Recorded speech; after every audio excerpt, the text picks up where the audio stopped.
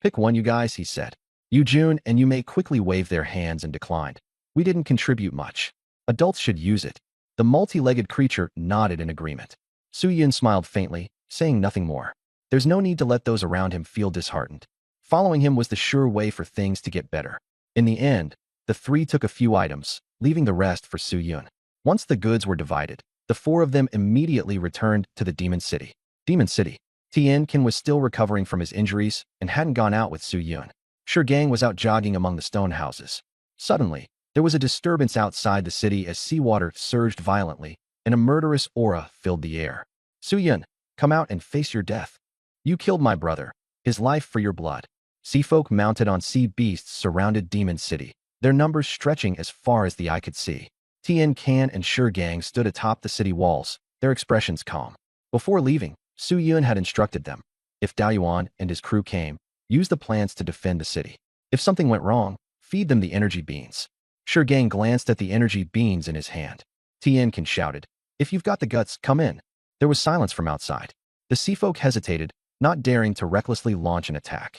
Someone, unwilling to wait, urged their sea beast forward, nearing the city wall. In the next instant, the fish-headed figure exploded, killed in one sharp blow. Standing atop the wall, the pea shooter glared at them coldly. Tiankin was stunned. A war general-level combatant, eliminated so effortlessly? Gang jumped in shock, his hand trembling, accidentally dropping an energy beam directly into the pea shooter's mouth. The pea shooter instantly perked up, a black helmet materializing on its head. Its mouth turned into a white Gatling gun barrel, Gatling mode activated. The other pea shooters below went berserk as well, unleashing a storm of firepower. The sea folk froze, utterly bewildered amidst the downpour of projectiles. Attack! Finally, the sea folk launched a full-scale assault.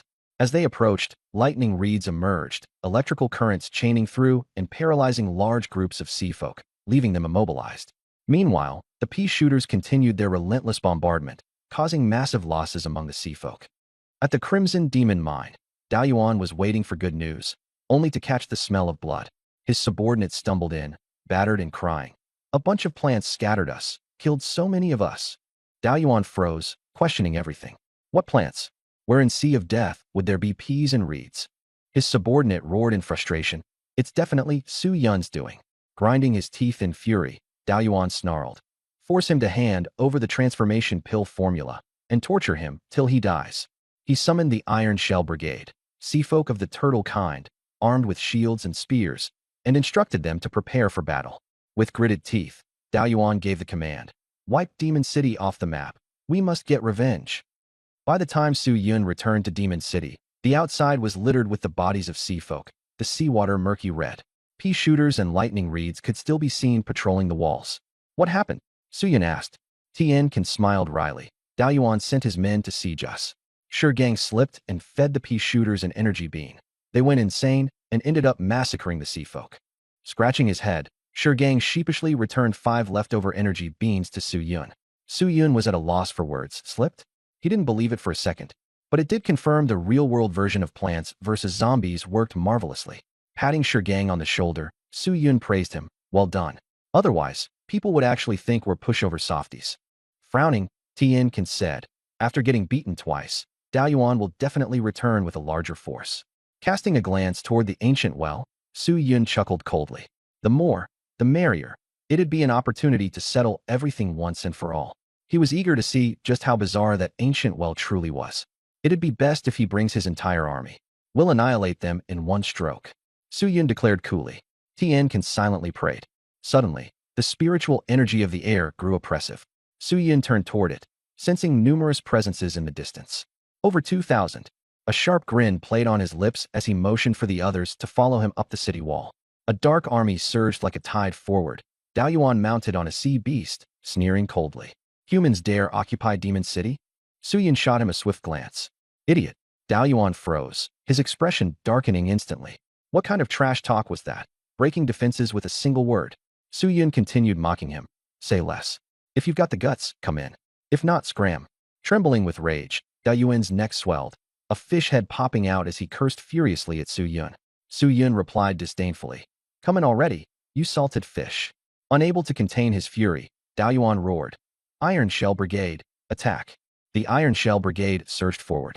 The pea shooters instantly opened fire, the shots ringing out clang clang as they bounced off the shields, eventually breaking them apart.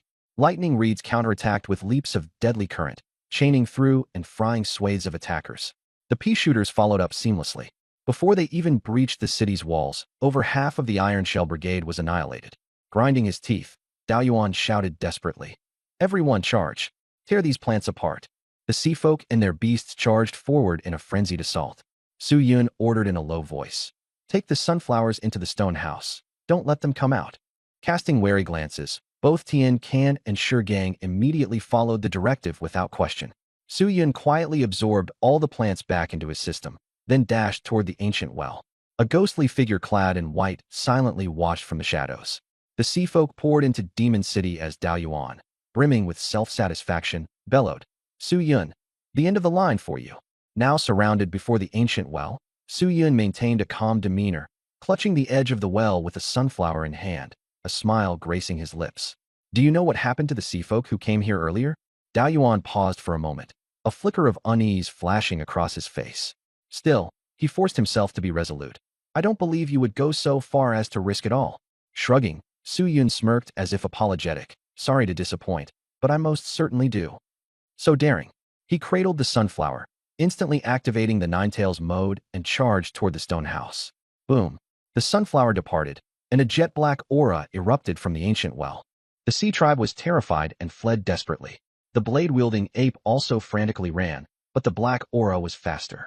Splat, splat, splat. The sea tribe exploded in seconds, all consumed by the black aura. The blade ape couldn't escape either. In just moments, thousands of sea tribe beings were annihilated. The ancient well released a strange fluctuation that spread throughout the entire seabed, even alerting the myriad races in the human territories. At this moment, the human realm seemed to fall into a deathly silence, as though on the verge of awakening. In the demon city, the jet-black aura raged, like a monstrous darkness unleashed, thirsty for blood. Su Yun and his two companions stood frozen in place, faces full of shock. Thousands of sea tribe beings disappeared in the blink of an eye, as if their essence had been devoured by the ancient well. Su Yun felt a chill down his spine, realizing that this thing was something he couldn't carelessly use. He might end up being consumed himself. With a loud rumble, the black aura surged toward the stone house where Su Yun stood. The sunflower desperately resisted, barely holding it back. Even Tian Can's voice trembled. "Young Master Su, what is this?" Su Yun shook his head.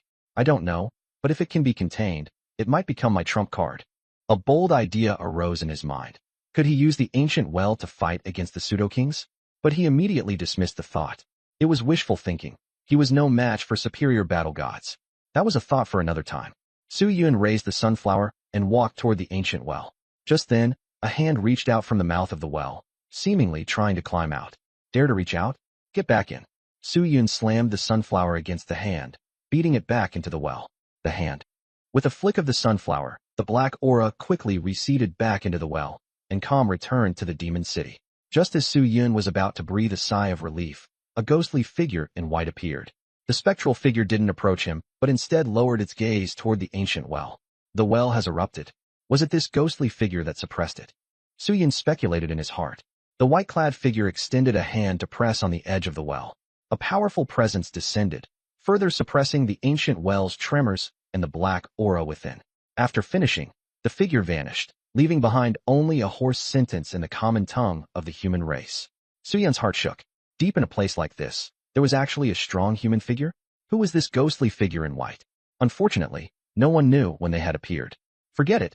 No use thinking about it. Su Yun dismissed his thoughts and returned to the stone house. There was something more important to focus on. Advanced Hand of God 201/200.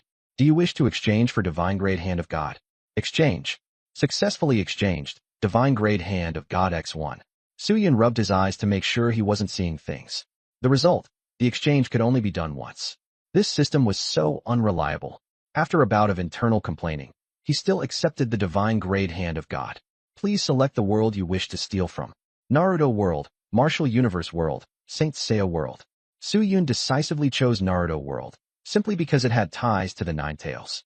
Theft successful. Acquired, Mangekyo Sharingan. Su Yun was instantly overjoyed. The system was actually useful for once. Who's Sharingan? Madara? Sasuke? Sure Sweat? From Uchiha Itachi. Left eye, Amaterasu. Right eye, Tsukuyami. Susanoo includes Tatsuka Blade, Yada Mirror, and Yasaka Magatama. No usage restrictions. Suyun was dumbfounded. It was from Itachi, and without limits. It was practically the eternal Mangekyo. Susanoo plus 9 tails? This was even more powerful than Sasuke's. Extract the eternal Mangekyo Sharingan. Suyun shouted excitedly. In the next moment, Suyun's pupils transformed into the blood-red shape of a shuriken, his aura growing cold as he looked down upon all creation. Boom. From his left eye, black flames erupted, setting the ground ablaze with roaring black fire. Shurgang and Tionkin noticed the eerie flames emanating from Suyun. What kind of fire is that? Tionkin's heart tensed. He had a gut feeling that even the slightest contact with it would reduce him to ashes. Shurgang, carrying the black heavy sword on his back, remained silent, continuing his training. When the flames subsided, Suyun's eyes bled, but his face couldn't hide his elation. Whoever dares provoke me, I'll burn them down, leaving not even ashes. He secretly reveled in his newfound power. Once things calmed down, Suyun took out resources from the Spirit Snake clan, swallowed some pills, and continued to strengthen his abilities. Power was the ultimate truth. He had to get stronger. At Tianming Academy. That day, new geniuses from myriad races gathered once more at the God Demon Dragon clan, surpassing previous numbers and talent. The new headmaster, Wang Gaolong, and Liu Beixiao watched the crowd with smiles as vast amounts of resources poured in. The human realm is truly remarkable. Even our bloodlines feel awakened. I heard there's a lunatic among the humans. Where is he? You dare glare at me? Believe it or not, I'll kill you. Every genius of the myriad races was arrogant, looking down on everyone around them. The human geniuses from various academies stared back at them with determined hostility, the atmosphere unbearably tense. A member of the Huafu race directly provoked. Dare to engage in a life-and-death battle? A demon race genius readily agreed. Wang Gaolong, however, coldly declared, for the next 3 months, life-and-death battles are prohibited. The students were visibly disappointed, thinking him too soft, that Tianming was a lost cause. The Huafu clan member left with a sneer. Some questioned Wang Gaolong's authority. In response, he simply stated, I am the headmaster. The demon race geniuses. Retorting moments ago, Wang Gaolong's face darkened. Where's Suyun? I want to challenge him, someone shouted sharply. At the mention of Suyun, the students' expressions dimmed. Everyone believed that if he were here, no one would dare to act arrogant under the dawn. Liu Beixiao spoke coldly. Don't bring up someone who betrayed the human race. The students angrily retorted, declaring Suyun had not betrayed them. Just as the scene was about to spiral out of control, Zhang Zhongqing stepped in to mediate. The crowd had no choice but to disperse. Wang Gaolong and Liu Beixiao snorted in dissatisfaction as they left. At Yoshin Garden, the congregating ground for geniuses of all races, the Tao protectors exchanged uneasy whispers. Did you feel it? There's the aura of that man at the 4 death seas, along with the trace of our ancestors' energy. The crowd lit up. The possibility that that man perhaps hadn't died years ago, or had perished within one of the 5 great seas, stirred excitement. However, the dragon race Tao protector's face turned grim. We cannot allow the emergence of someone like that again. The celestial race Tao protector issued a command. Suyun must be exterminated. They decided to mobilize the forces of foreign races, scheming to ambush and kill Suyun, while collaborating with the Sea Tribe to gather intelligence. The target was clear. Suyun must be eliminated. A Tao protector from the spirit-piercing tribe proposed sending young talents from the new academy into the Death Seas. The group agreed. Another hand would mean more strength. A new undercurrent began surging toward the Death Seas. Within the Sea God cult, the Supreme Lord commands us to enter the Death Seas. The believers knelt before a statue, chanting hymns. To serve their Supreme Lord, they were prepared to face death. The preparations began. At the demon god sect, chaos and darkness coiled within its core. Wild fluctuations of mental energy filled the air. Their faces were twisted and unrecognizable. The evil fiend tribe has arrived. Let's consider collaborating with the Sea Tribe, either using mental control on them or gaining new converts. We'll divide resources afterward. The groups whispered among themselves. A delicate, coquettish voice cut in. They also mentioned killing Suyun. The crowd instantly grew awkward, displeased by her interruption. Forget about Suyun for now. His will is too strong. Mental energy won't work on him. The human race is truly foolish, letting a dual talent like him escape, someone sneered coldly. Over at the mixed blood sect, emotions were running high. Everyone wanted Suyun dead after the losses he'd inflicted on them before. But the chief of the sect remained calm, stating, the Pansy Academy is hard to deal with directly. We can't afford to barge in. This silenced everyone. Yang City had already sacrificed many of its strongest warriors. Its foundations were still sturdy, but a head-on clash would lead to huge casualties. For now, let's focus on the Death Seas. Suyun can wait till later, he decided. The South Inspector suddenly interjected. I want to bring Suyun back to us. Another inspector exploded in anger, demanding if he had gone mad. Before the words had even ended, the South Inspector struck. His eyes flashed, and he killed the opposing inspector in an instant. The others quickly divided the corpse. The sect chief spoke indifferently. Suyun is no longer fully human. Perhaps he can be drawn into the mixed blood sect. Nobody dared to voice any disagreement. In the end, their strategy was set. First, explore the Death Seas, with Suyun's matter deferred temporarily. The South Inspector exited the hall, a cold sneer on his lips. Stay obedient, Suyun? That'll happen when the sun rises from the west. All foreign race sects received orders. Explore the Death Seas and trade with the Sea Tribe. Amid the Death Seas, Suyun remained oblivious to the external plots. I need people, fighters, gatherers, and I'll need to collaborate with the Sea Tribe, using shape-shifting pills as leverage. Heaven's Disabled frowned, pointing out that while some Sea Tribes outside could be negotiated with, those under Phasian's suppression certainly wouldn't dare rebel. Suyun pondered. Could the Sea Tribe practice the mixed beast method? As he delved deeper into his research, even Suyun found himself utterly engrossed. You rest and recover, old man. Stonehill, focus on your cultivation. As for me, I'll gather the materials for the shape-shifting pills. He was down to a single shape-shifting pill, far from sufficient. The seven-color ocean brimmed with resources. Walking along the seabed, Suyun observed his surroundings closely. Frost snow coral liquid could serve as a replacement. Boiling blood grass could be used for mid-tier Xian-level pills. This place has far more than the human territories. So many materials, yet lacking the manpower felt wasteful. Boom. A clash erupted in the distance, the shock waves rippling out. Suyun paid no attention, continuing to harvest plants. But the battle drew closer and closer. Red-scaled tribe, return all of you now, or be killed without mercy. Dozens of blood-red figures appeared, injured and brimming with killing intent. Suyun raised an eyebrow. The mermaid tribe?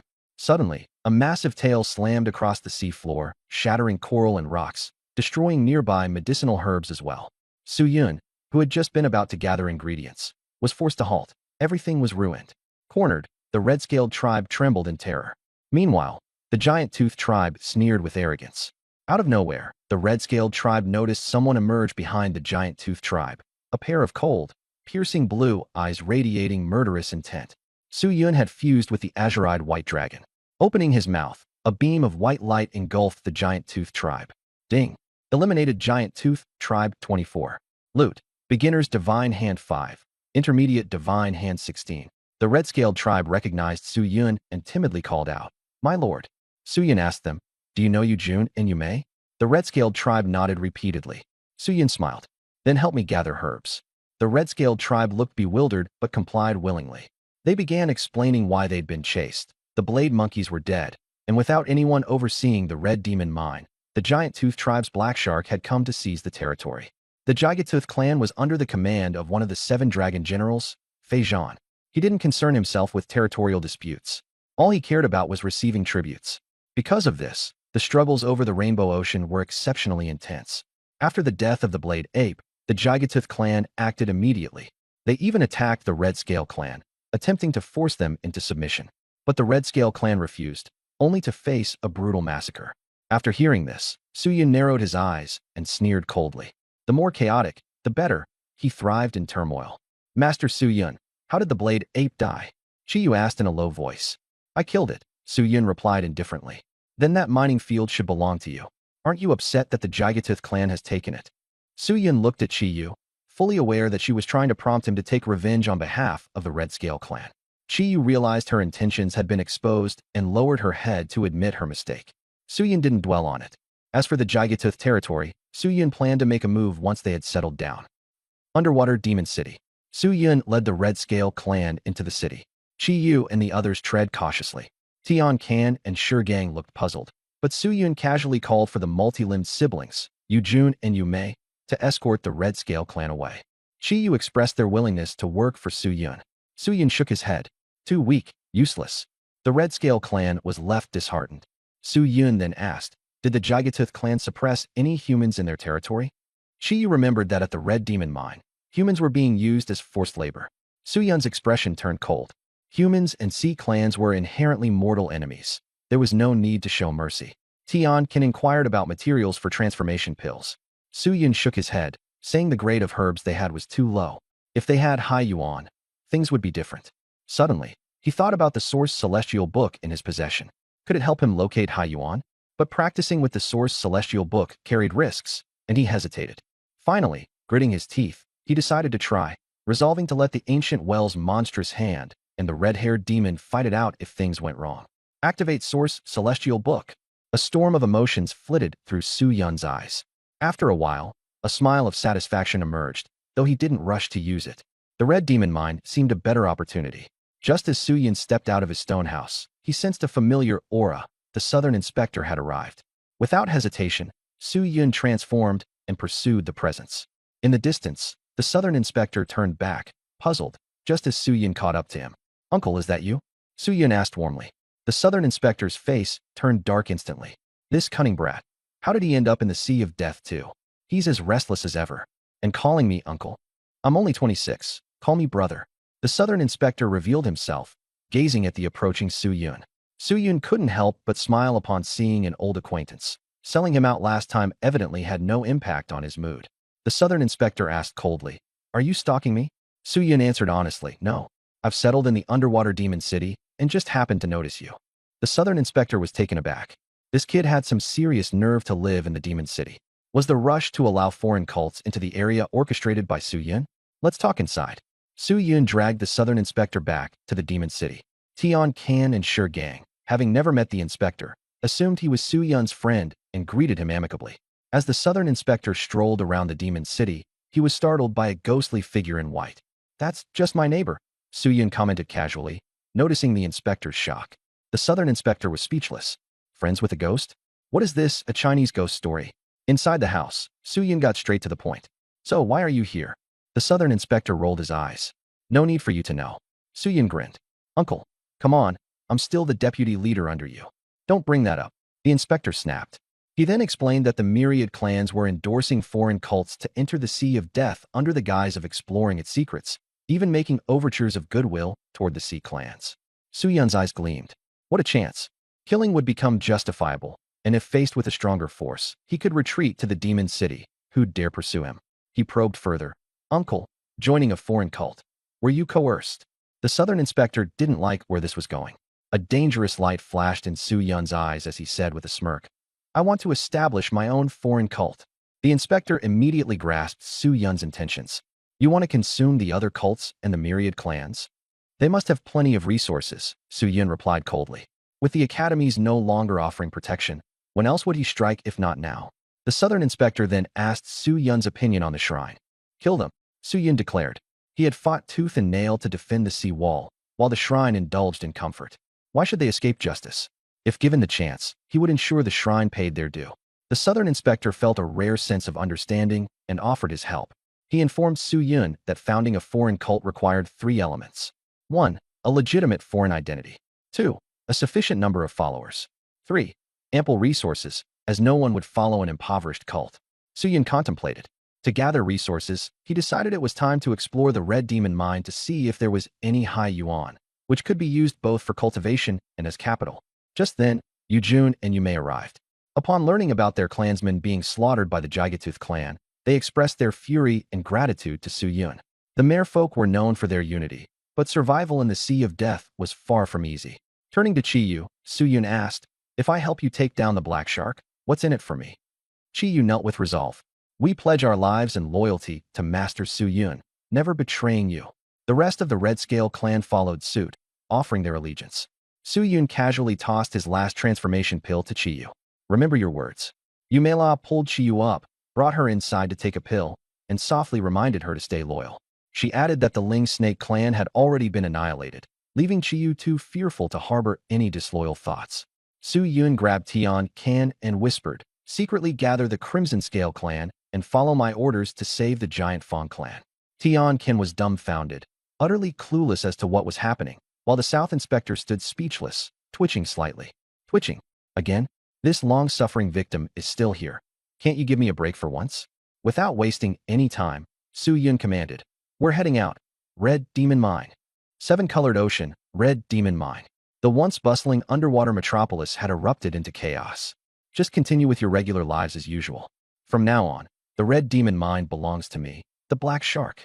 Outside the palace, on a throne, a monstrous black shark sat, laughing wildly. His entire body was covered with jet-black skin, and his blood-stained teeth made him look utterly terrifying. "Silence!" The black shark's war god roared by his side, slamming a blade onto the ground. Immediately, the entire assembly fell silent. The members of the sea tribe lowered their heads, trembling in fear. The black shark nodded. "Bring the blade ape's men forward. Move. Do you want to die? Crawl your way over here." The blade ape's subordinates had all been subdued, each one kneeling on the ground. "Surrender or die," the black shark declared coldly, looking down with no trace of emotion. A giant squid roared. "Black shark, did you ambush and kill my king?" Before the words were even finished, the squid was slashed into two halves by a single cut. The rest of them were left with no choice, either surrender or meet death. Blood flowed in front of the palace as the massacre unfolded. Such is the way of the sea tribes, brutal and unforgiving. "Bow to the great King Black Shark," the war god barked loudly. The sea tribes exchanged uneasy glances but reluctantly complied, shouting their praises. At that moment, someone laughed. "I wonder how delicious war god-level shark fins would taste." A murderous aura erupted from the giant Fong tribe's war god. The black shark roared furiously. "Who's there?" Boom. The palace doors were blasted apart. Su Yun strode in, followed by Duozu and Gang. The South Inspector watched from the shadows. How did this human manage to break in? The sea tribes immediately recognized Su Yun. The black shark sneered. "So you're Su Yun? I'm the one who killed the blade ape. His treasures are mine." Su Yun responded coldly. "If you dare touch what's mine, the consequence will be your clan's extermination." The giant Fong clan burst into laughter. Unfazed, Su Yun smirked, activating his Sharingan in his right eye. "Tsukiyami." The black shark froze in place, trembling uncontrollably. Within the illusion, Su Yun transformed into a towering giant, gripping the black shark in his massive hands. With a loud crunch, he crushed half of the black shark's head between two fingers, then ripped off both of his legs, sending blood splattering everywhere. The black shark howled in pain, begging desperately for mercy as his spirit was torn apart. Back in reality, the black shark suddenly screamed, startling everyone present into stunned silence. Su Yun ascended the steps, wielding his sword, Chongyun cutter, and pressed the blade against the black shark's neck. The black shark, already mentally broken, stared blankly at Su Yun. The South Inspector sighed inwardly, a true genius. The black shark had just been dragged into an illusion. In a chilling tone, Su Yun ordered, "Make them kneel." The black shark immediately bellowed, "Everyone kneel." The giant Fong clan's war gods all dropped to their knees. With a swift motion, Su Yun decapitated the black shark and incinerated the corpse with golden flames. Ding! The host has killed 25 members of the giant Fong clan, looting 21 intermediate-level hands of God and 29 advanced-level hands of God. Su Yun was quite pleased. He really enjoyed enemies who delivered themselves right to his doorstep. The sea tribes were utterly shocked. Just moments ago, the black shark had been dominating the scene, yet now he had been cut down and turned into fish food. The sudden turn of events was dizzying. Su Yun sneered. "You sea tribes enjoy enslaving humans, don't you?" As soon as the words left his mouth, he roared, "Then go die." With that, the black shark's corpse was split in half, scattering blood everywhere. Gang looked on with a sense of loss. What a waste of perfectly good shark fins. Ding! Successfully killed the black shark, looting 24 advanced-level hands of God. Duozu glanced at the remaining members of the giant Fong clan and barked, "Get to the Red Demon Mine, now." Terrified, they stood trembling and had no choice but to obey. Meanwhile, outside the Red Demon Mine, countless human laborers captured by the sea tribes stood silently, heads bowed, too afraid to lift their eyes when they saw Su Yun leading the group. Su Yun ordered Gang, "Escort them all back to Demon City. Those with potential will stay, while the rest will be turned over to Pan-Ocean Academy. Get as many as you can out of here." Su Yun knew this place was too dangerous and couldn't serve as a long-term haven. At that moment, Su Yun picked up a piece of ore, ordinary iron or mixed with water demon stone. His eyes gleamed as he began to use source arts to examine the Red Demon Mine. Those around him were stunned, unsure of what he was doing. Just as the South Inspector was about to ask, Su Yun abruptly declared, "I'm going to blow this place up." The sea clans were dumbfounded. The Red Demon Mine could still forge weapons, and he wanted to destroy it outright? After ensuring that all the human laborers had evacuated, Su Yun summoned Pikachu and commanded, Thunderbolt. A golden lightning strike ripped through the air, detonating the entire mine in an instant. It collapsed spectacularly. Countless laborers wept tears of joy on the spot, finally witnessing the destruction of the place that had oppressed them for so long. Su Yun approached the location. At the center of the ruins, with just a step, the source technique was activated. From beneath the ground, a burst of blue light surged upward, attempting to flee, but it was immediately sealed by an invisible restriction. The Southern Inspector was stunned. This is sea origin, the most mysterious resource from the 5 great seas, even beyond the perception of kings. How did Su Yun manage it? Su Yun casually collected the sea origin and turned his gaze toward the Gigatooth tribe. Now it's your turn. At that moment, a group of humans and sea tribes arrived. Leading them was a figure wearing a mask, exuding a cold and oppressive aura. Are you Su Yun? The masked one asked. Su Yun frowned. If you've got something to say, spit it out. We're here to protect the Gigatooth tribe, the masked figure replied with a sneer. The Gigatooth tribe was stunned but relieved to remain alive. Su Yun sneered in return. Outsider cults? I've killed and sold your kinds before. The Southern Inspector grew tense, fearing accidental harm to their allies amidst the conflict. The masked figure's voice turned icy. We are the Godslayer sect. Fear no one. If you don't yield, we'll kill.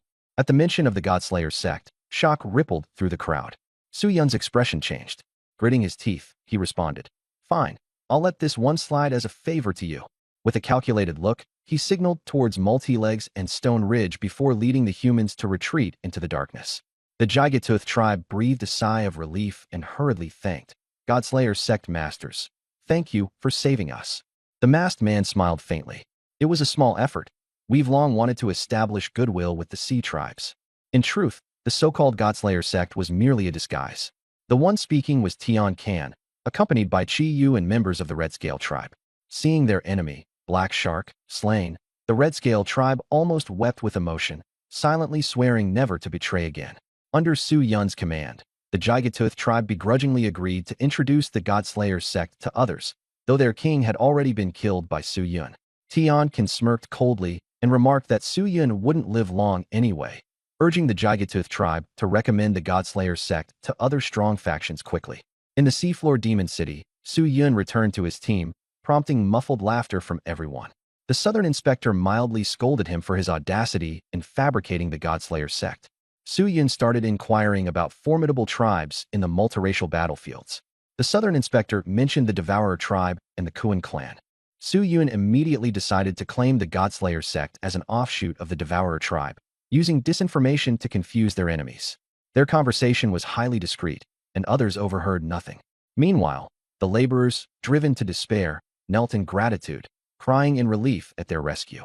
Su Yun offered them a choice. The blade, if you wish to stay and resist the sea tribes. The shoes, if you wish to return to human territory. This was the first time they were allowed to make their own decision, leaving them momentarily stunned. Su Yun didn't press them and tasked Stone Ridge with arranging for their needs. Afterward, Su Yun took out the sea origin. The Southern Inspector experimented by cutting into a spherical bone-like artifact and found it extraordinarily hard, struggling to open it. The liquid that flowed out transformed into the shape of a small whale. It turned out to be rare abyssal dragon profound liquid of immense value.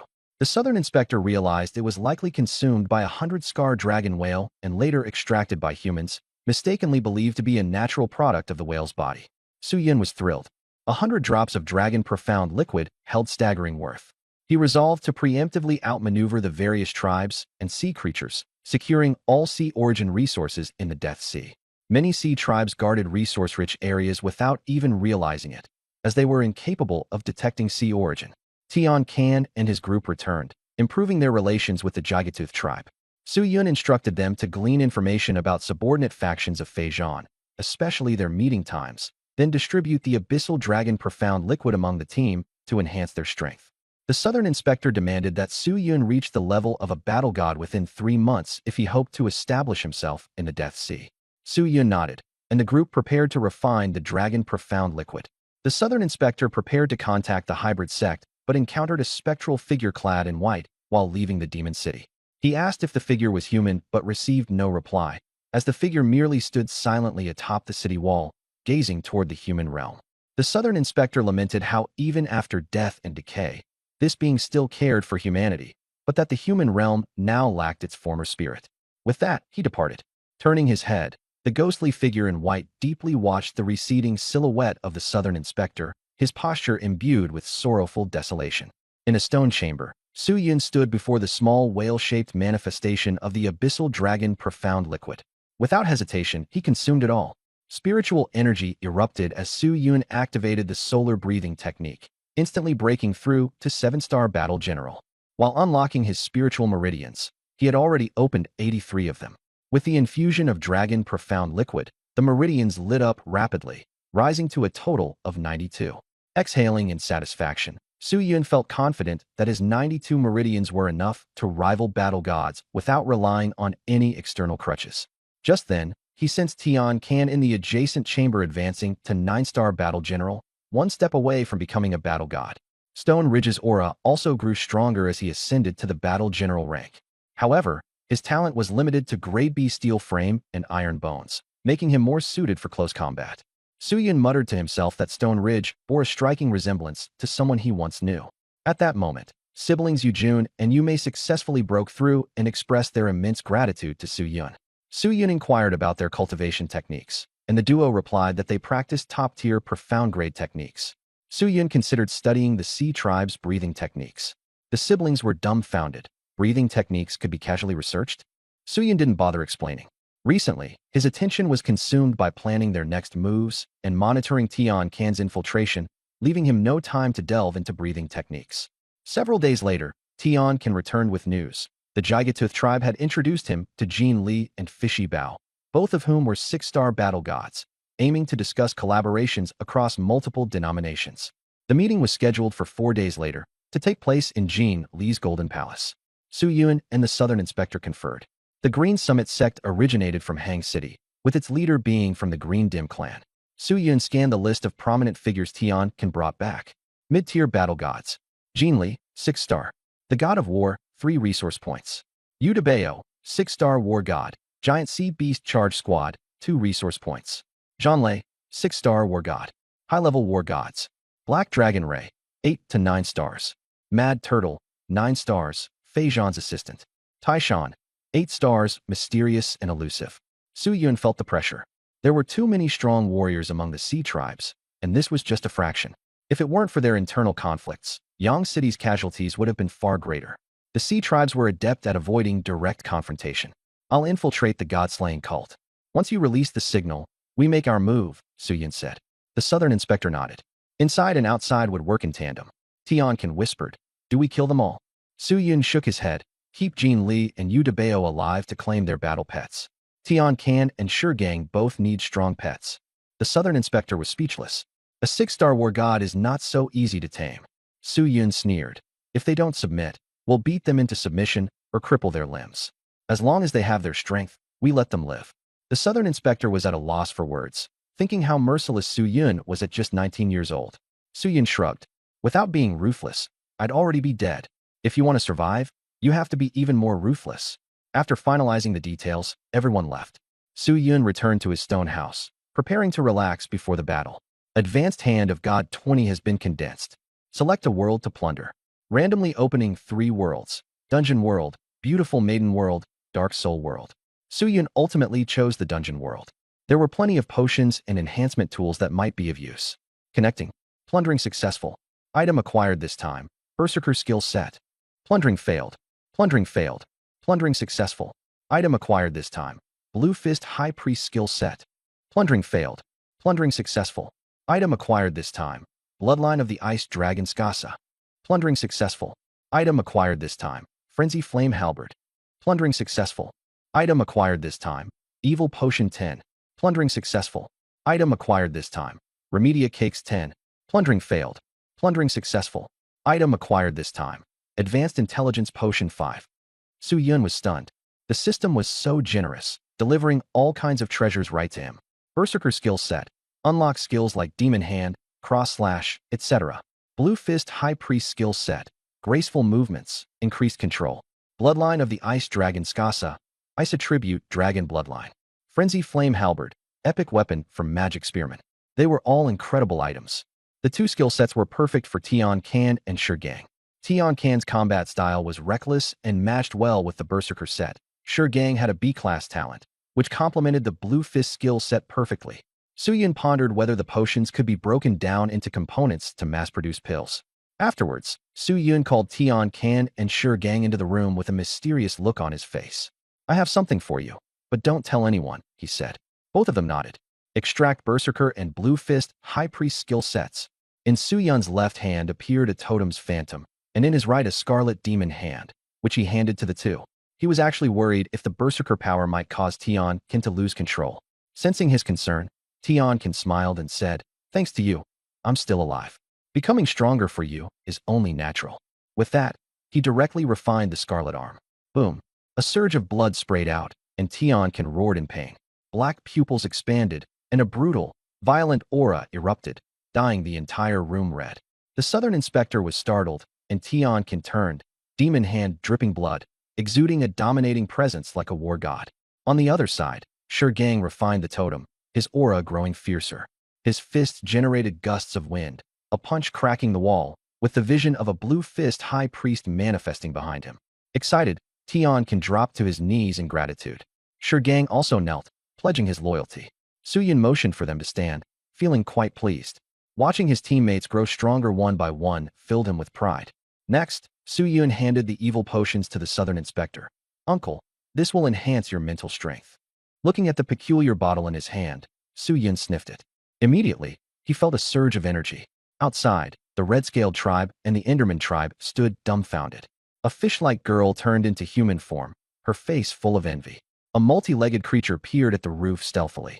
Everyone thought in unison, as long as we perform well, young Master Su surely won't let us down. After distributing the items, Yun was in a good mood and said, "Let's take a day off. I'll craft a weapon for Gang." Everyone listened to him without objection. The Southern Inspector wanted to ask a few questions, but seeing that Yun didn't explain, he could only hold back, assuming Yun had some unique heritage. In a hidden part of the Demon City, Yun asked Gang, "Do you want a scythe, a battle axe, or a totem?" Gang scratched his head. "Is there much of a difference?" Yun explained, "For your condition, the totem is the most suitable." Gang immediately agreed. The forging began. As the massive hammer struck, sparks flew, and a faint glow emitted from the forged embryo. 7 streaks, 14 streaks. It quickly reached 28 streaks and still did not stop. At the 29th streak. Afterward, it directly advanced to the profound rank, followed by the final totem's formation, a total of 35 rays of artifact light. Profound rank, low grade, Qingya totem. Use it for now.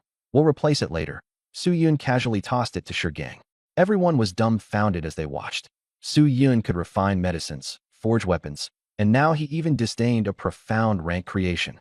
Yun instructed, "Get familiar with it first. Don't embarrass yourself." Gang strapped on the totem. The heavier it felt, the happier he became. Yun walked outside and summoned the azure-eyed white dragon. The dragon was even larger than he was. Holding onto its head, he gently said, "Eat this." He offered a blue crystal, secretly composed of ice dragon bloodline. Yun's heart raced with excitement. What would an azure-eyed white dragon combined with the ice dragon bloodline become? The dragon swallowed it in one gulp. Suddenly, frost erupted all around, its body encased in crystalline ice, exuding a terrifying aura. The Southern Inspector was astonished. Could it be this strong right after merging? Yun patted the ice-cased body, gazing at it with anticipation, then looked into the distance and murmured, "The show is about to begin." Beneath the 7-colored ocean, in Jinyu City stood 3 bustling, prosperous underwater metropolises. At the city center, human clans and foreign sects gathered for receptions. Inside the main hall, Yudabeo, a fish-headed humanoid dressed extravagantly, was chatting with Jean Li, a humanoid with blue skin and fish-like fins. Yudabeo worried that the newly arrived god-slaying sect might be trouble. At that moment, a Sea Clan messenger arrived, reporting that all sects had gathered. Jean Li instructed them to be invited in, while Yudabeo still harbored suspicions about the god-slaying sect. Jean Li's fish-like eyes turned icy. None of them leave alive. Footsteps echoed as 4 groups entered the hall one after another. The first group, clad in green robes, bearing leaf insignias, Qingfeng sect. The second group, burly men with ferocious faces, exuding menace. The third group, Sea God sect, their expressions calm and indifferent. The fourth group, God-slaying sect, emanating an aura of mystery. Jean Li smiled obsequiously. What resources does everyone bring? The Qingfeng sect warlord smiled faintly. Martial techniques, pill formulas, and artifact blueprints from the human clan. Udabeo sighed. Make sure they're high level, or else attacking Yang City will cost us another half of our forces. Jinli echoed. Attacking Yang City is truly difficult. The three foreign sects inwardly cursed, year after year of failed attempts. Yet the Sea clan still played the victim. The Fire sect warlord coldly interrupted. Enough chatter. Let's get to the task. Jinli grinned. Please proceed. Fire sect warlord. There has been unusual activity in the Sea of Death recently. Investigate the cause. Udabeo sneered. We know. It's the Demon City. Jinli added. We've heard that blade apes were drawn into Demon City by Su Yun, and that's what caused the incident. The moment the Fire sect heard Su Yun's name, they immediately grew agitated. Su Yun is in the Sea of Death? Qingfeng, Sea God, and God-slaying sects exchanged looks of amusement, as if mocking the Fire sect for being utterly outdated yet still eager to provoke. The Sea God sect spoke coldly. Su Yun must die. Qingfeng sect affirmed, I agree. From a hidden spot, Su Yun, concealed within the God-slaying sect, narrowed his eyes. The Qingfeng sect is courting death. Let them meet their end in the Sea of Death. While the three sects made their declarations, the God-slaying sect remained calm and unmoving. Jinli leaned forward inquisitively. What about the God-slaying sect? The Qingfeng sect seemed puzzled. Since when did Blue Star gain your kind? Tian Can from the God-slaying sect responded coldly. The Tunmo clan is my master. Everyone froze in shock. The Tunmo clan, monsters capable of consuming even demons, was now involved. Jin Li and Yu Debao exchanged calculating glances, already scheming how to take advantage of the Tunmo clan. Jin Li slyly asked, what does the God-slaying sect require? Tian Can replied calmly, nothing different from what they want. At the same time, outside Jinyu City, the southern inspector made his move. Consuming a vile potion, his spiritual power surged, and he charged toward the massive sea beasts. Silver Moon Meteor Swarm. Before the sea beasts could react, they were instantly slashed to pieces, their blood turning the waters red. Sea clans atop the city walls rang the alarm bells, calling for reinforcements as chaos erupted within the city. Back in the main hall, Jin Li and Yu Debao also heard the alarms, the three primary sects turning their attention to the commotion outside. Su Yun whispered, eat the cake, get ready. He handed out Remedia cakes to the group, temporarily boosting their strength, stamina, intelligence, and mental energy. However, the cake portions were tiny. After slicing it into dozens of pieces, each person could only take a small bite, embarrassingly frugal. Su Yun shouted, Sure gang. Sure gang removed the Qingya totem and smashed it down onto the hall. Boom. A surge of blue light rippled through, throwing the three sects, Jin Li and Yu Debao, into disarray. Kill. Tian Can roared ferociously. Yu Jun and Yu Mei unleashed their full strength, instantly obliterating over 10 Qingfeng sect members. Sure Gang's movements resembled a colossal statue descending with a thunderous force. Amidst the booming sounds, his blue-illuminated fists exploded with force, killing 3 fire sect members with a single punch. With a heavy step, his arm lashed out like a blue whip, shattering the jaw of a fire sect disciple, the ferocity of his fist unparalleled. Tian Can gripped his malevolent spirit blade. With one slash, a blood-red cross cleaved through the air, splattering a sea god sect warlord's blood as he fell lifeless to the ground, his essence drained dry. Rage burst. Tian Can bellowed, raising his demonic hand. A circle of blood erupted from the ground, blasting away the foreign cultists, their screams echoing as they were drenched in a crimson rain. Su Yun also joined the fray, activating Amaterasu. A Manjikyu Sharingan spiraled in his left eye, summoning black flames upon Jin Li. The six-star warlord had no chance to retaliate, wailing in agony as he crashed into the wall, buried beneath rubble. Yu Debao attempted to escape, but Su Yun flashed forward and pursued him. Utilizing his right eye's art, Tsukuyami, Yu Debao found himself plunged into it. The scenery in front of the treasure shattered. Bound atop the furnace, screams pierced the air as psychological collapse became inevitable. Su Yun swiftly threw out a diving sphere, spun it 3 times, and subdued his target successfully. Young Master Su, Jin Li has escaped. Tian Can shouted. Su Yun turned around and saw only severed limbs, with black flames still burning. A mere fledgling beast, trying to flee? Su Yun immediately gave chase. Jin Li was terrified. While escaping on one leg, he cried out for help. Members of the Sea tribe approached, but before Jin Li could finish his plea, a thunderclap roared behind him. Lightning crackled around Su Yun as he charged forward. Got you. In a flash, Su Yun electrocuted the Sea tribe lackeys. A war lance appeared in his hand. The shaft glowed a deep crimson, its tip swirling with fiery brilliance, radiating intense heat throughout the palace. Su Yun commanded the Inferno Lance, unleashing a burst of flames in a fierce assault on Jean Li. Jean Li's golden back fin shone like a sword, barely enduring a strike. The palace collapsed as fiery energy exploded from the lance's tip, severely injuring Jean Li, who now exuded a scorched aroma. Su Yun sarcastically quipped, "That's it." Then, he took out the diving sphere and captured Jean Li. Back at the palace, the forces of the three sects had been eradicated. Su Yun smiled with satisfaction. The battle was over in less than a minute. A truly successful blitzkrieg. Leave no survivors, Su Yun ordered. His followers finished off the stragglers, turning the palace into a living hell. Inside Devil's City, triumphant laughter erupted from the group as even a six-star battle god had been taken down. The Southern Observer spoke gravely. "The Godslayer Church is under scrutiny. How do you plan to address that?" Su Yun glanced at Tian Can and said, "Old man, explain it to the crazy demon turtle for me." Tian Can asked for details. Su Yun chuckled. "Tell them the Heaven Demon Church allied with me to launch the sneak attack." Everyone was astonished. Dragging the Heaven Demon Church into this mess too? The Southern Observer broke out in cold sweat, thinking to himself, "This kid is ruthless. He even calculates against himself." Su Yun instructed, "If you're going to act, sell the performance. Old man, bear with it." Tian Can nodded. Su Yun intricately controlled the illusion of manipulation using the kaleidoscope moon reader, ensuring flawless execution. Tian Can's face soon turned pale as sweat poured from him like rain, making him look as if he'd just been fished out of water. Seeing this, the Southern Observer nodded repeatedly. Fascinating.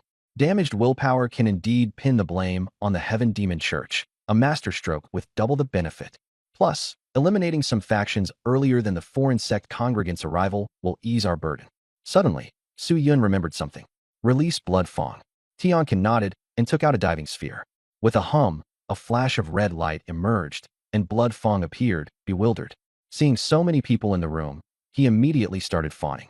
"Good morning, great lords. Wishing you an early New Year's blessing." Facing a crowd of battle gods, he didn't dare resist. Su Yun said nonchalantly, "You have two choices, death or..." Blood Fong immediately replied, "Choice 2. I pick choice 2, young Master Su." Smiling, Su Yun patted him on the back, then called out to everyone, "Quick, get the fire started. Blood Fong is willing to enhance our meal." Touched, everyone started wiping away tears and pulled out kitchen knives and pots. Blood Fong was nearly in tears. "Either I die, or I get stewed. This is too much for a fish to bear." Su Yun raised a hand to stop them. "Enough. Guard the gates properly and stay out of trouble, or you really will end up stewed." Once an offender who committed countless atrocities as part of the Bloodshark tribe, Su Yun could have killed Blood Fong several times over. But for assisting in tasks, he was spared and kept alive, with contributions clearly accounted for. Blood Fong repeatedly nodded. "I wouldn't dare, I wouldn't dare." Su Yun then retrieved 2 diving spheres and pokeballs, passing Jean Li to Tian Can and Yu Debao to Shigang. Upon refining them, the two immediately sensed an upgrade in power as their auras surged. Soon after, Jean Li and Yu Debao were summoned and glared at Su Yun, unable to utter a word. Jean Li was mortally wounded, while Yu Debao appeared dazed from mental attacks. Su Yun ignored them and nodded at Shigang and Tian Can. Both of them promptly activated the beast fusion technique. Jean Li transformed into a massive blue fish with a sword-like back fin and charged at Tian Can. Boom! Blue light engulfed the surroundings. When the light subsided, Tian Can stood with golden eyes and cascading blue hair, exuding a chilling aura. A magnificent golden sword materialized behind him, radiating awe. Shigang, on the other hand, was enveloped by black mist as his power spiked. As he tore through the mist, his transformed figure emerged. His face appeared distorted as if comically enhanced, his body covered in black scales, and his aura soaring to 5-star warlord levels.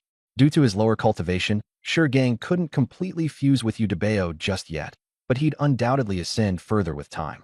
Seeing Shigang's bizarre appearance, Su Yun couldn't help but burst into laughter, as did everyone else. Shigang wore a bitter expression. "Brother, stop laughing. I still have my pride." Tears streamed down Su Yun's face from laughing so hard. "Use it for now. Once we find a better match, I'll, swap it out for you." Despite his comical appearance, Shigang's fusion with Yu Debao granted immense regenerative powers. His injuries and spiritual energy were vastly superior to before, making him more than capable of unleashing devastating moves without his body breaking down.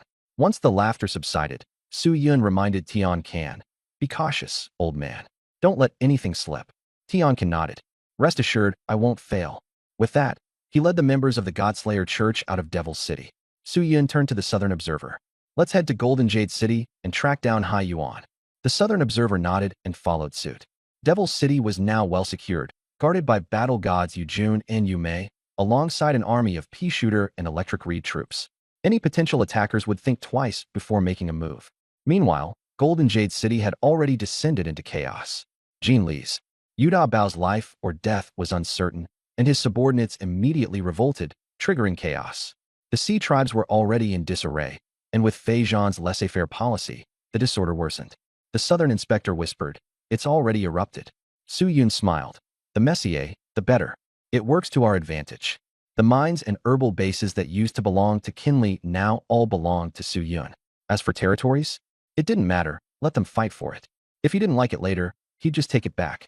Tiankin didn't directly seek out the Sea tribes like the Mad Turtle and others.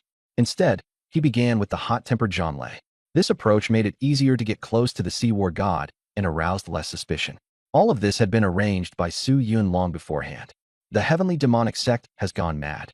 Zhanlei's pancake-shaped face was full of anger. Tiankin sighed. We were negotiating with Qinli and Yuda Bao when we were suddenly ambushed. Zhanlei stared at them with suspicion.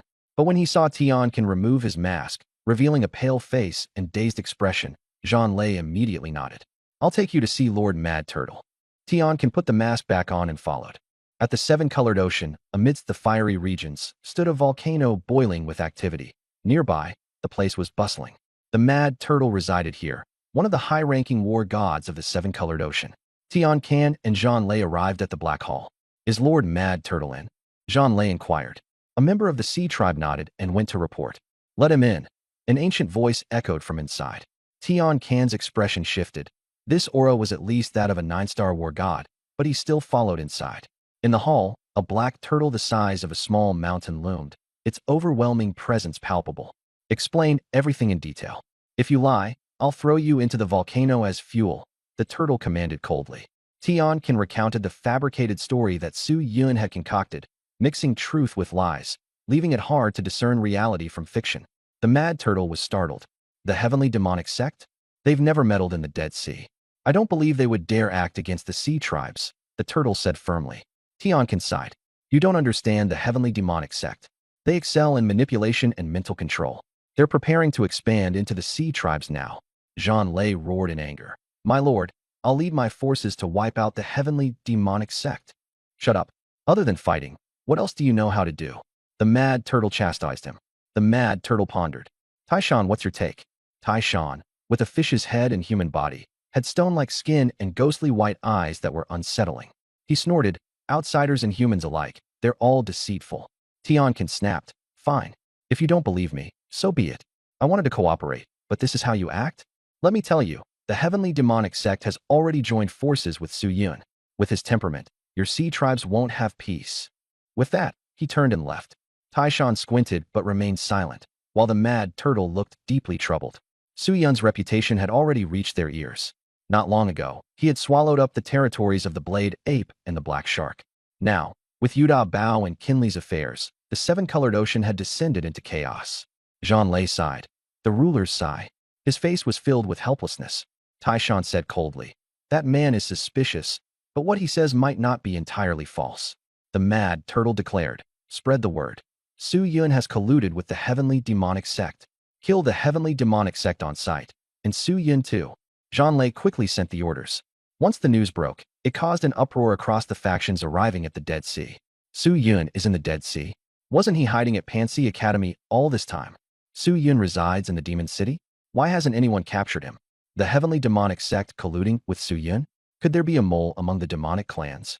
The various tribes were thrown into a frenzy. Meanwhile, the heavenly demonic sect itself was baffled. When did we collude with Su Yun? We don't even know ourselves. With the Sea tribes relentlessly hunting them, the heavenly demonic sect members didn't dare show their faces. What was the point of continuing this? At this moment, the heavenly demonic sect completely broke down. Seven-colored ocean, Pearl City. The entire city was adorned with massive pearls, dazzling and breathtaking. Yet, with Yuda Bao's disappearance, the city had fallen into turmoil. Su Yun and the Southern Inspector had just finished sweeping through Kinley's territory, acquiring 2 ocean essences and a stockpile of herbs. They hadn't even opened the crates yet, but the haul had left Su Yun in high spirits. 2 resource sites. Hopefully, there'll be some surprises, Su Yun said expectantly. The Southern Inspector remarked, "You focus on collecting the ocean essence. I'll handle the sea tribes." With that, he departed. Su Yun wasted no time, immediately closing his eyes to search for the ocean essence. At the first resource site, there were 3 traces of ocean essence. Su Yun acted quickly, summoning the heavenly flame of darkness to scorch the area and the golden flame cage to seal the surroundings. Unleashing the 9-tailed demon fox form, his claws struck fiercely. Waves surged, and the nearby sea tribes hadn't even realized what was happening before being annihilated. Soon, a crimson glowing ocean essence appeared, which Su Yun collected. Let's move to the second site. Su Yun didn't pause. He knew the sea tribes had already spread the news that he was in the Dead Sea, undoubtedly hoping to lure his enemies for a showdown so they could reap the benefits. He had no time to waste. The treasures within the ocean essence far exceeded ordinary finds. He had to act fast. It's the ocean essence. Quick, seize it. Hurry and inform the Lord. Su Yun has taken it. At this moment, the sea tribes of Pearl City swarmed out, eyes brimming with greed. The Southern Inspector frowned. There are quite a few of them. Then we kill them, Su Yun declared coldly. To carve out his own path, he had to kill. Otherwise, others would think he was an easy target. Since the words had been said, the Southern Inspector didn't intervene further. Boom. Su Yun appeared in an instant. In the crowd, the frenzied flame spear danced like a dragon. With the breath of the sun technique, a dozen more generals of the Sea clan were instantly slain, their bodies cooked on the spot.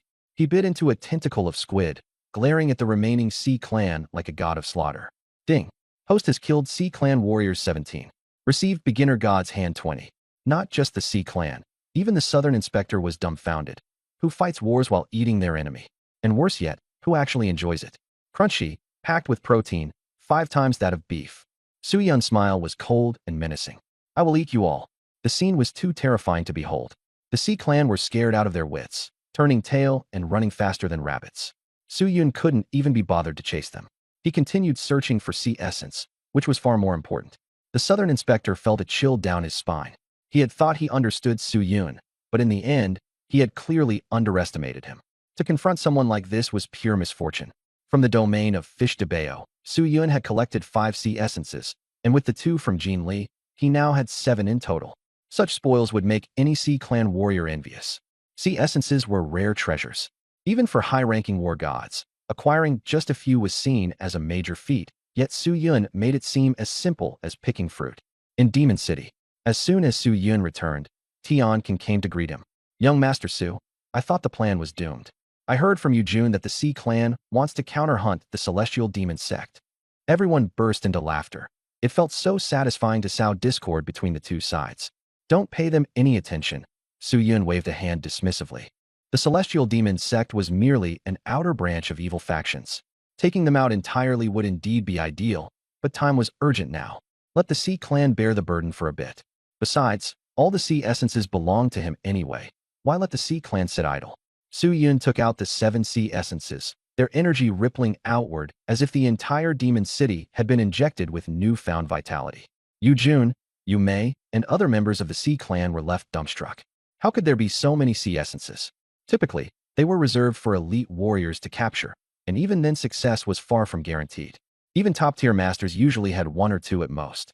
But Su Yun had acquired 7 all at once, leaving everyone astonished and humbled. Even a fake king wouldn't be able to collect this many. Open the largest one first. Su Yun was visibly excited, like a child opening their first blind box, his anticipation overflowing. The largest sea essence, over a meter tall, glimmered with purple and black light. As Su Yun unleashed a surge of spiritual energy, the brilliance scattered, leaving behind a bone-like spherical object. The Southern Inspector attempted to cut into it using his signature silver thread, but it was too tough, resisting all efforts. Try drilling a hole from the top, Su Yun suggested. The Southern Inspector nodded, and the silver thread bored into the sphere, finally creating an opening. In an instant, a radiant purple rain shot skyward, blanketing the whole of Demon City. These droplets were warm and gentle, falling on everyone, including the pea shooters, the lightning reeds, the sunflowers, and even the haunting white-clad specter. It's the rain of star spirits, the Southern Inspector exclaimed in surprise.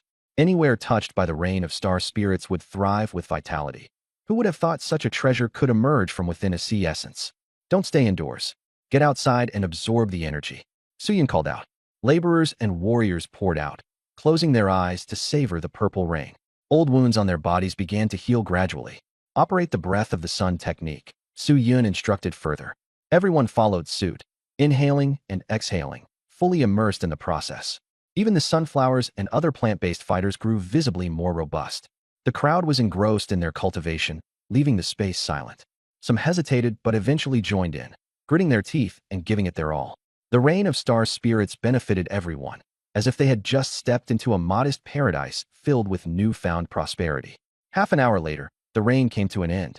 Suyun advanced to an 8-star war general, his spiritual apertures now numbering 95. Boom. Tiankin trembled as spiritual energy surged toward him, visible mist condensing in the air. War god level, Suyun remarked with a satisfied smile. Even the usually stoic Shurgang cracked a rare smile. He knew Tiankin had struggled his entire life, but meeting Suyun, a singular benefactor, had changed his fate entirely. At the same time, among the laborers, some had awakened latent talents through the breath of the sun. Some emitted steam with reddened skin. One manifested an amber blade in hand. Another's eyes spewed blood-red lightning, leaving craters in the ground. Suyun was visibly thrilled. While he didn't expect all of them to stay with him, he hoped they would use their newly awakened talents to carve out a skill of their own. The Southern Inspector marveled at the power of the breath of the sun technique. Awakening talents after the age of 18? That alone was unheard of and utterly mind-blowing. Thank you, Lord Suyun. The laborers knelt, bowing in unison. Over the past weeks, Shurgang had taught them much about the ways of the human race. They now understood how fortunate they were to have awakened their talents. Suyun only smirked faintly, then turned his attention to Tiankin. Tiankin stood in the same spot, shaking with emotion. Once, he had dreamed of becoming a war god and leading armies to slaughter countless foes. But in the end, he'd faced defeat and fallen from grace. Now, however, under Suyun's guidance, hope had reignited within him. Anything seemed possible. Tiankin bowed deeply in gratitude towards Suyun. The Southern Inspector elaborated. To become a war god, one must form a circulating loop of spiritual apertures resembling a nebula. The blood essence of myriad clans is not simply refined but nurtured within the star-like formation, allowing for inheritance of unique talents. This is the human race's cultivation system, and it's why it's nearly impossible for a war general to defeat a war god. Suyun nodded in understanding but secretly wondered, then why can I kill war gods so easily? Get lost. The Southern Inspector rolled his eyes, utterly annoyed by Suyun's provocations. Suyun grinned cheekily and turned to ask Tiankin, Old Master, have you decided which type of blood essence you want to absorb? Tiankin hurriedly retrieved a purplish-black essence, explaining that he had exchanged his merits for it. It came from the demon Wraith clan. Suyun took the essence into his hand, contemplating carefully. Do we really have to tread the old path? Is there truly no way to reform the cultivation system? He was worried. One day, the myriad clans might find a way to block humanity's path altogether. Clan path. A warrior, a war general, a titled king might manage, but a god of war could face serious issues. Suyun frowned but didn't speak. Tiankin asked urgently, Young Master Su, is there something wrong with this blood essence? Oh, it's nothing. Suyun came to his senses and asked the Southern Patroller what would happen if the blood essence was consumed later. The Southern Patroller replied that it wouldn't have much impact, but a unique ability exclusive to gods of war might be missed out. Suyun often encountered Sea Clan war gods, but had rarely faced human war gods. Thus, he thought consuming blood essence didn't matter. Thinking about it now, he assumed the human war gods consumed inferior blood essence, which made it less effective. Suyun instructed Tiankin not to consume it for the moment and wait until he became a god of war. Tiankin agreed. Suddenly, Suyun had a bold idea. Since the beast fusion method could modify the cultivation system, this step might not entirely rely on the blood essence of myriad clans. Perhaps there were items in the human realm that could replace it. The Southern Patroller gazed at Suyun and asked if he wanted to emulate Zunyu. Suyun smiled and said, something like that. In fact, only teacher Dongfang, teacher Zunyu, and senior sister Song Yi knew that the beast fusion method was his creation. The Southern Patroller seriously warned him not to recklessly alter the cultivation system, as it might lead to being obliterated by the laws. Zunyu had studied for decades, and the beast fusion method was merely an enhancement, not an alteration. Suyun patted his shoulder and said the beast fusion method was his creation. The Southern patroller was utterly shocked. Su Yun even jokingly said his experience was vast. It only took him one night. Everyone stifled their laughter. Glancing at the Southern patroller's grand 5-room, 2 living room apartment-sized feet, they burst out laughing even harder. Su Yun continued opening the Sea Origins. Inside the second Sea Origin was medicinal materials sealed by an essence, some of which could replace transformation pills. The third and fourth Sea Origins also contained medicinal materials, which would help improve his alchemist rank. Being an alchemist was essentially a career of throwing money and resources at. Opening the fifth Sea Origin, a corner-chipped iron block fell out, faintly emanating a domineering aura. No one recognized it, but the Southern patroller immediately snatched it up and whispered to Su Yun to keep it safe. Su Yun quickly stored it in the system's inventory, noting it as excellent forging material. The Southern patroller explained it was a King's Path Foundation fragment. The human realm could only produce pseudo-kings. The King's Path Foundation allowed for true king sealing. A fragment alone was hard to come by.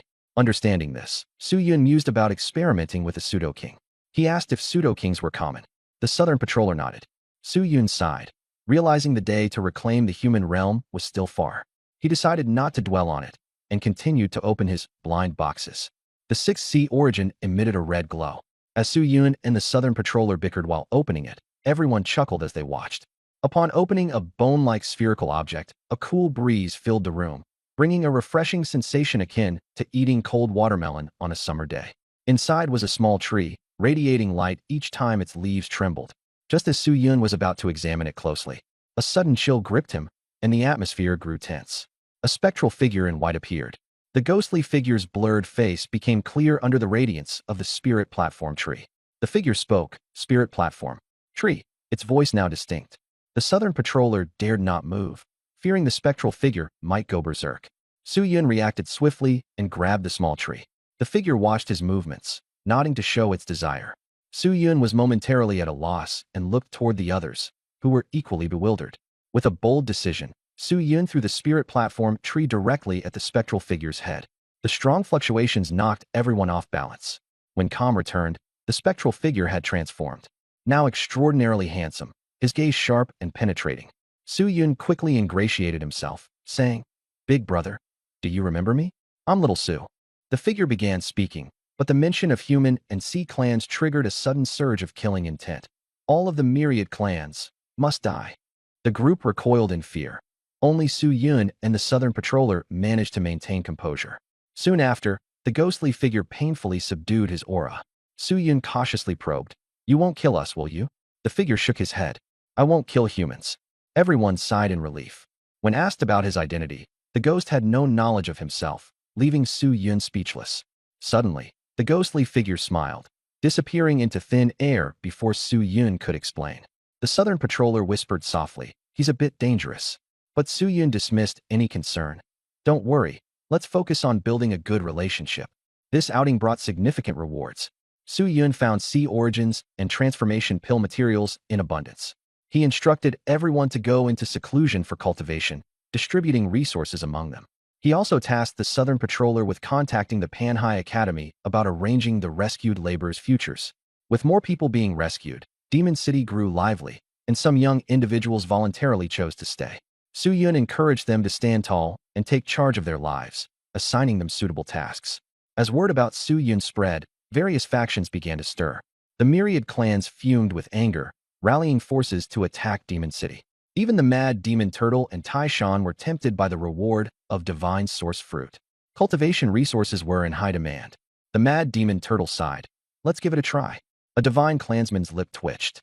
"Oh, stop pretending." Suddenly, Taishan interjected, "We also want the fragment of the King's Path Foundation." The divine clansman's expression darkened. "Don't get greedy." Taishan sneered while the Mad Demon Turtle added, "Kill Su Yun, and there are 2 fragments." The divine clansman fell into contemplation. Finding the trade fair, he ultimately agreed before leaving. Taishan smirked. "A human for 2 fragments. Seems like a good deal." The Mad Demon Turtle grinned maliciously. "Let them fight first, and in the end, we'll reap the rewards of the fishermen," Taishan said, knowing that Su Yun could craft form pills. The Mad Demon Tortoise, eager to challenge for a false king position, could only nod in agreement. The Mad Demon Tortoise asked again, "The Haiyuan festival is approaching, isn't it?" Taishan's eyes gleamed with anticipation. "I hope we can obtain the Haiyuan." The palace returned to a calm state, yet undercurrents of crisis brewed in the demon city. Beneath the sea, in the demon city, Su Yun was refining pills and training his subordinates. Here, the only way to survive is by killing, Su Yun stated bluntly. The crowd could only silently etch his words into their minds. Compared to their previous lives of grueling labor, life now seemed blissful. Suddenly, Su Yun sensed the encroaching presence of forces from various sides. Humans, sea tribes, sea beasts, and myriad clans. Killing intent surged within him as Su Yun's fury erupted. Tian Kan, Heaven's cripple, also sensed the murderous aura, shouting to shut the city gates and put everyone on full alert. In the darkness, elites from foreign clans, sea tribes, and myriad clans appeared, their jeers and provocations filling the air. Su Yun didn't rage. Instead, he smiled. Having left the human race, he no longer held any reservations. The mad demon Tortoise and Taishan quietly led the sea tribe army, standing by as spectators, ensuring no one entered the demon city. Taishan was puzzled as to why Su Yun remained unscathed, but the mad demon Tortoise told him not to question it. Elsewhere, the divine race's Kuze openly provoked Su Yun, to which Su Yun coldly responded, "Every time I see someone from the divine race, I'll kill them, and their flesh and blood will fuel my pill making." The crowd's expressions changed drastically. Infuriated, Kuze immediately gave the order to attack. The tension within the demon city thickened. Su Yun activated his Sharingan as battle became imminent.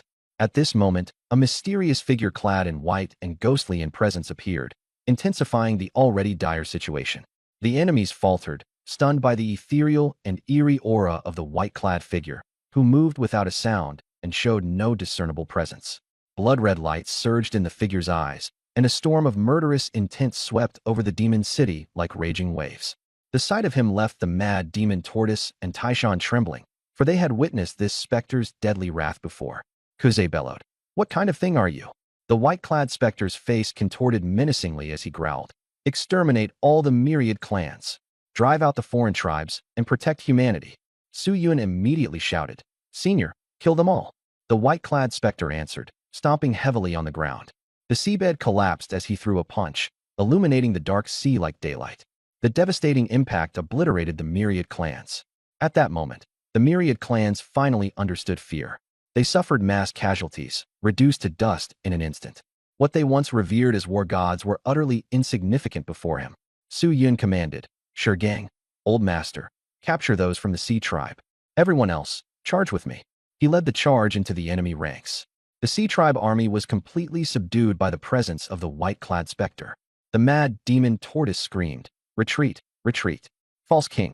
Yet the suffocating bloodthirst locked them in place. A blood-red vortex pulled in hundreds of sea tribe members before a flash of the blade reduced them all to corpses. Shurgong's movements were enigmatic. Harnessing the power of a divine tempest, his fists unleashed a whirlwind of blood that tore through the enemy ranks. Neither the sea tribes nor sea beasts could mount any resistance, annihilated entirely. Taking advantage of the chaos, Chi Yu and others captured several formidable enemies. The battlefield was a brutal, chaotic mess. The myriad clans suffered devastating losses. Although Kuze narrowly avoided the white-clad specter's ferocious attack, he'd been gravely injured and desperately tried to recover. In his terror, he shouted, "Retreat. We'll find another opportunity to kill him." But as soon as he turned around, Su Yun blocked his path. With eyes gleaming red, Su Yun trapped Kuze in a hallucination, binding him to a crucifix as he sneered coldly. Su Yun began his interrogation, eliciting anguished screams that shredded Kuze's psyche. Finally, with cold eyes, Su Yun forced him to swallow his own severed manhood. Kuze broke down sobbing uncontrollably, clawing at his throat in vain as it wouldn't come out. Expressionless, Su Yun ignored the fleeing enemies, focusing entirely on tormenting Kuze. Dragging him by the hair, Su Yun grinned darkly and said, "One more time." Kuze's pleas fell on deaf ears as he was thrust back into the hallucination, his screams echoing continuously. The gruesome and horrifying scene intimated even the likes of Yujun and Yumei, who trembled in fear at Su Yun's unrelenting rage. Only Gang and Tian can remain composed. The white-clad ghost appeared again, glaring coldly at Kuze, his killing intent palpable. Su Yun said, "Senior, this one is still useful. Don't kill him." On Su Yun's head, the spiritual tree atop his platform swayed, and under its influence, the white-clad ghost regained a sliver of reason. Even so, he spoke with a chilling tone, "Not a single member of the myriad clans must be allowed to leave. He lowered his voice. Suyun laughed. Don't worry. Alive, he's more valuable than dead. This victory was credited to the white-clad specter. Such a simple request was something Suyun readily agreed to. After all, he never intended to let any of the myriad clans go free in the first place. Let me go. Kuzei's face turned pale as he frantically struggled and shouted. Bang! Suyun's fist slammed into Kuzei's face, silencing everything at once. Whoever dares make a sound will be executed on the spot. Suyun unleashed his killing intent, pointing at the captured sea tribes and sea beasts. Terrified, the sea tribes and sea beasts nodded frantically, not daring to resist. After all, even the divine race had been captured by Suyun. How could they not be trembling in fear? Suyun dragged Kuzei into a stone chamber. Shiyu whispered. All this because he said one thing about young Master Su? Tianqian dismissed it. Serves him right. Shiyu was stunned. If, one day, young Master Su ends up in jeopardy on the battlefield against the myriad clans. Tianqian immediately interrupted her, and Shiyu realized her mistake, hurriedly clamping her mouth shut. Shigang gave her a cold glare. If you can't keep your mouth shut, someone will end up dead. Shiyu quickly apologized. Inside the stone chamber, Suyun began his research. He was determined to uncover the secrets of the myriad. Why are the Divine Clan, the Demon Clan, and the Dragon Clan so long-lived? The Golden Emperor burning heaven flame engulfed Kuzei, awakening him with a piercing scream. Before long, the screams ceased. Ding! Host has slain Kuzei. Dropped. Advanced Divine Hands X25. One day later, Suyun walked out of the stone house. He had uncovered two main reasons for the Divine Clan's longevity: bloodlines and the immense vitality of their internal organs and souls. And then there's the environmental influence, Suyun concluded. Unfortunately, the human realm had only begun its spiritual revival, and it wasn't sufficient. However, the solar breathing technique could still extend life. In his hand, he toyed with a blood-red flesh ball the size of a dragon's eye, exuding a dense life force. Suyun called out, Tianqian, bring Jin Li out. Tianqian released Jin Li, who had recovered decently, but was still very weak. Jin Li immediately bowed respectfully, radiating great reverence towards Suyun. Open your mouth, Suyun commanded coldly. Jin Li, after a glaring look from Tianqian, quickly complied, opening his mouth wide. Suyun tossed the blood-red flesh ball into his mouth, and Jin Li swallowed it in one gulp. He greedily asked if he could have another. Suyun was speechless. It was like watching Zhu Beiji eat a divine peach. Suddenly, a powerful wave of life erupted from within Jin Li's body, and flesh buds began to grow from his severed limbs. Tianqian was stunned. What kind of pill is this? Earth Tear. Suyun smiled and asked, how do you feel? Jin Li said excitedly. I feel as if I could live longer than a frantic turtle. Everyone laughed. The frantic turtle was a turtle, and you're a fish. How could you compare? Suyun left him with these words, still planning to flee. Jin Li immediately swore allegiance. I swear to serve you and Tianqian for life. At the entrance, Xueqi sighed, finally understanding. Follow young Master Su, and you'll eat well. Refuse, and you'll be eaten. Inwardly, Suyun calculated. The effects of the Divine Clan's body far surpassed expectations. No one would dare think of escaping anymore. During this time, Suyun had no plans to leave. He stayed in the Demon City, refining medicine and crafting, slowly digesting his recent gains. After all, no one dared invade the Demon City. The ghostly figure in white, one single punch had terrified all the 10,000 clans. Want to enter the city? Weigh your strength first. Meanwhile, those who had escaped the 10,000 clans were hiding in shadows, trembling with lingering fear. Did you notice? That human hasn't left the Demon City. He must have limitations. He can only act within the Demon City. Good thing too. Otherwise, this fake king would have slaughtered us all. After a while, the 10,000 clans recovered somewhat. Teeth gritted, they were filled with shame and anger. Right upon entering the Sea of Death, they'd suffered heavy casualties. Not to mention killing Suyun, they had been toyed with. A sheer disgrace. How many fake kings did we send into the human realm? A powerful evil demon clan member asked. A strong golden dragon clan member shook his head. Not many, and besides, the human clan wouldn't allow it. Don't forget, Suyun's no longer considered a part of the human clan. Voicing resignation, someone added. He has the protection of a fake king and no longer has anything to do with the human clan. Silence fell over them. With things as they were, entering the demon city was impossible, much less investigating anything. But their clans had issued ironclad orders to find the key point. It was proving to be extremely difficult. Let's get the noble clans to pressure Suyun, someone suddenly suggested. Everyone paused in surprise, then understood. Suyun had severed ties with the human clan. but his situation couldn't be divorced from the actions of the noble families. If they could provoke further conflict between Su Yun and the noble clans, they stood to benefit immensely. There are plenty of noble families who wish to kill Su Yun. To incite more tension, we can rope in Hai Yuan. The 10,000 clans sneered. Word of this began to spread, and soon, all major academies were aware. Su Yun had left. He was now in the Sea of Death. This kid has guts. I've heard there's a mysterious resource in the 5 Great Seas, known as Hai Yuan. They say it produces incredible treasures. Su Yun has taken over an undersea demon city. He must have plenty of Hai Yuan in his hands. Hai Yuan was mystical and rare. The human clan had only heard of it, but were incredibly envious. After all, the seas were far vaster than the human clan's territories. How could there be a shortage of Hai Yuan? The human clan became excited in no time. Chen Zixu, Elder Zhou, and Principal Zhou all sighed when they heard this. In the end, we couldn't keep it a secret. Principal Zhou sighed as well. We've done everything we can. Hopefully, he can hold on. If only he could grow for another 10, 20 years. Chen Zixu asked. Su Yun's asked me to head to the demon city. What should I do? Elder Zhou replied. Wait until the academy's meeting is over before deciding. She gazed at the gloomy sky outside the window, murmuring to herself, why the sudden interest in the Sea of Death?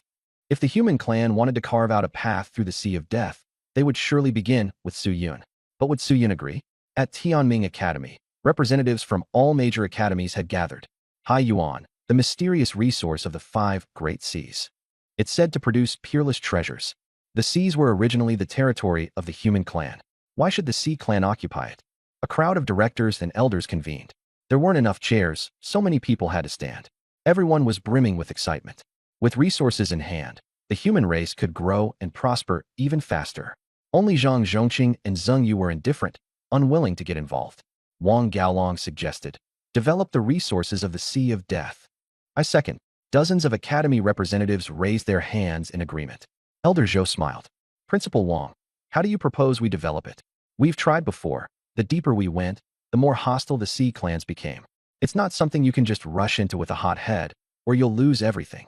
3 consecutive questions left Wang Gaolong glaring coldly at her. At this moment, Wei Yinsong from the Shanglong Academy grinned and said, Su Yun has been doing quite well in the Sea of Death. Maybe we could reach out to him. Other prominent figures chimed in. Having detached himself from the human race, shouldn't he now repay the human race? He spent 19 years living among humans. He should understand what gratitude means. If he can establish roots in Demon City, then we can as well. Director Feng sneered.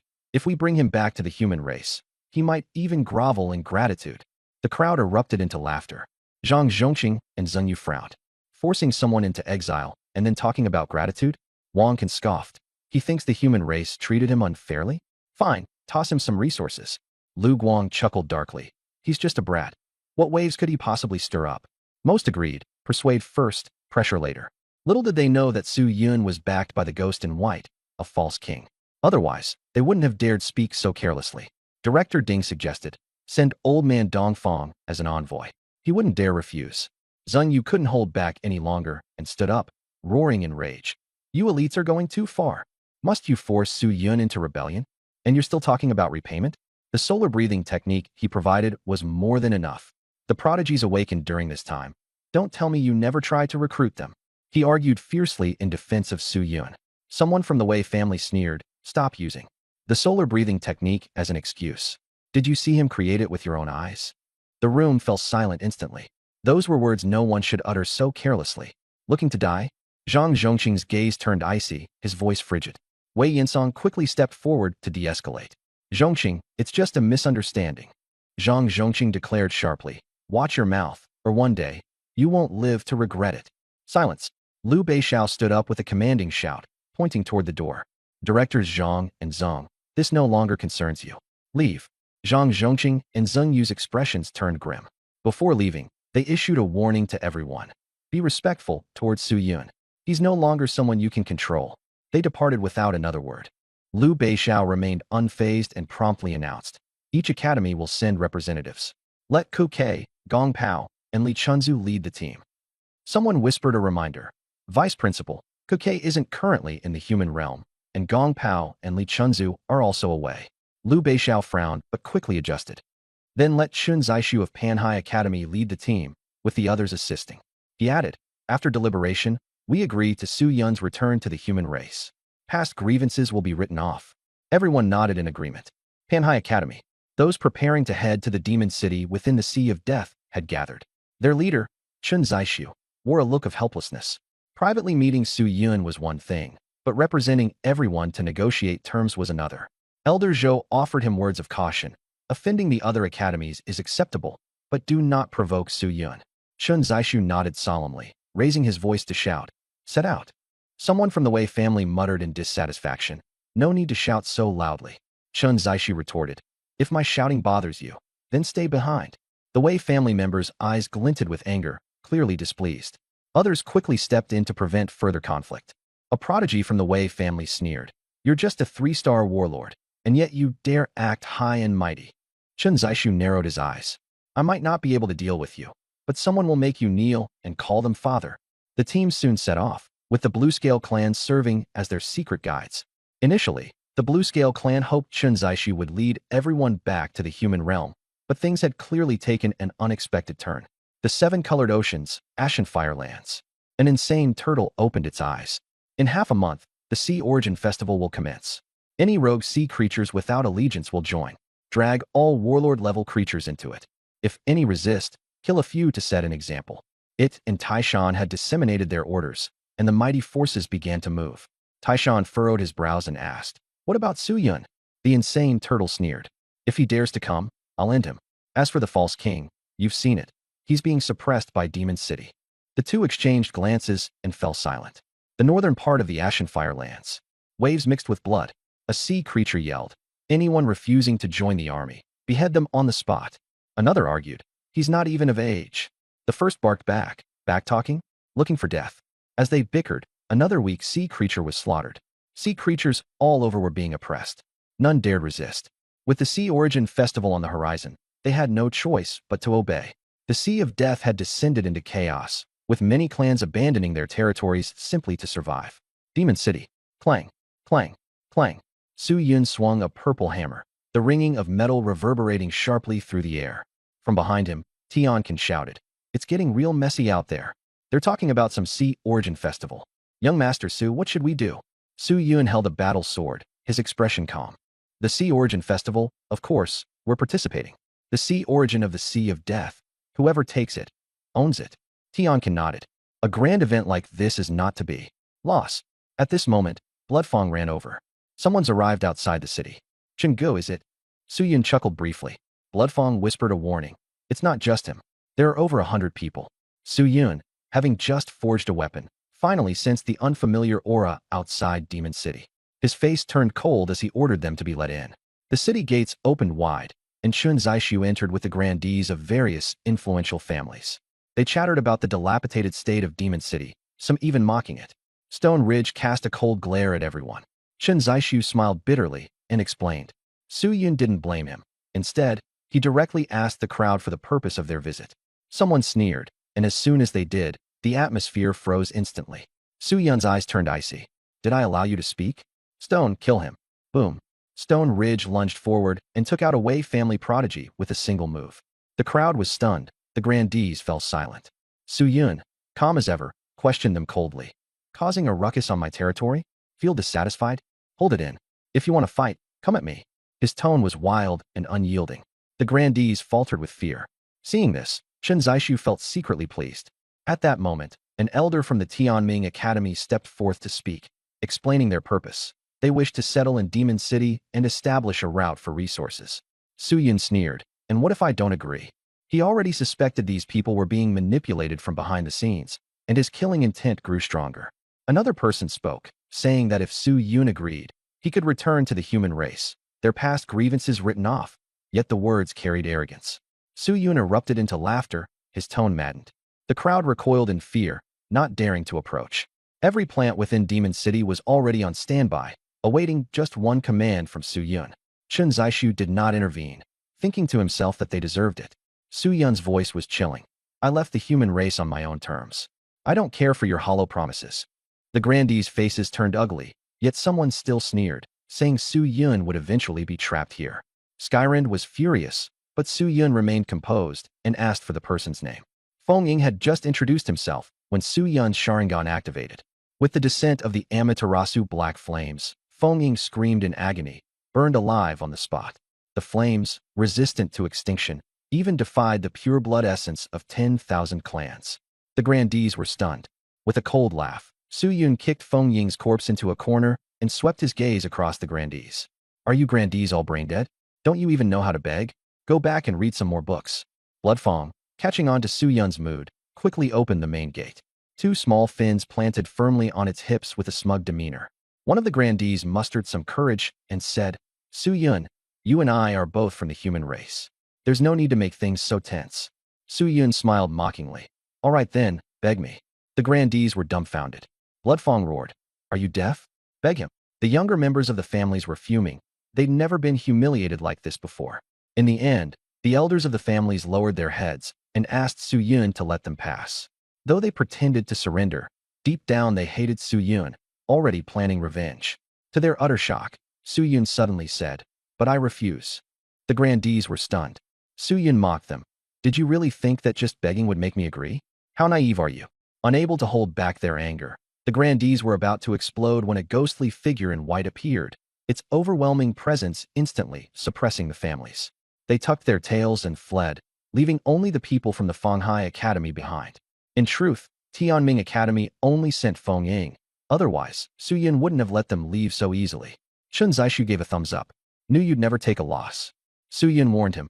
These grandees won't let it go. They're a ruthless bunch. Chun Zishu shrugged indifferently. It wasn't his business. Su Yun assigned the management of human race members in Demon City to Chun Zishu. Visit once every half month. Chun Zishu nodded. Su Yun asked, How are they? Chun Zishu hesitated. Kukai left the human realm. His fiancée ran into trouble, and his parents lost their jobs. Gong Pao and Li Chunzu are still protected by their families. Su Yun fell silent, his gaze fixed on the distant horizon, murderous intent flashing in his eyes. Be careful on your way back, he reminded. Chun Zishu took his people and left. Su Yun approached Feng Ying's charred body. Blood flowed tirelessly from his burnt legs. Gritting his teeth, Feng Ying roared, If you dare, just kill me. Su Yun remained expressionless as he struck down with his fist. Punch after punch, bones cracked and flesh tore. The black flames burned even more fiercely. From roaring to wailing, and finally silence, Feng Ying fell completely lifeless. The crowd watched as Su Yun's relentless fists bore down relentlessly. The atmosphere was suffocating. Skyren reminded, Young Master Su, he's dead. Su Yun nodded. I know. He said this, delivering yet another blow. Feed him to the fish. Only after hundreds of punches did Su Yun stop, his tone indifferent. Bloodfang hurried forward, swallowing Feng Ying in one bite, then scurried back to the city gates, too scared to linger. It's all good. Everyone focus on your cultivation. Su Yun reassured them as he turned and stepped into his dwelling to refine medicine. The others sighed helplessly, unable to offer any help. Elsewhere, all the grandees gathered in Coral Grounds. Is that how it is? Such posturing. Always putting on airs, and look where that got us. When you return, how will you explain yourselves? Someone roared in anger. A powerful figure from the Wei family wore a dark expression. Explain? Explain what? Without him, are we just cut off? He alone cannot determine the fate of the human race. Others scoffed. Exactly. As long as all the academies send the strong, that's enough. If not, borrow someone from the Divine Palace. With just a few sentences, everything was decided. However, there were those who felt uneasy, not wanting to get involved. To face Su Yun head-on? That's courting death. There were far too many examples of that before. In the end, the people heading to the Sea of Death split into two groups. One stayed, and the other left. A strong fighter from the Wei family sneered. Once we get the sea essence, don't even think about taking a sip of soup. They then led their group to hide, waiting for an opportunity to overturn the situation. Their hearts suppressed with anger, they vowed to make Su Yun regret. Late at night, Su Yun sat on the rooftop, keeping an eye on the sea tribe in the distance while contemplating a breathing technique. Should sea tribe breathing be robust or gentle? The nature of water is both firm and gentle. It can also blend. Calm in normalcy, raging like massive waves when furious. He murmured to himself. The immortal chaos physique allowed him to comprehend quickly, and he soon immersed himself.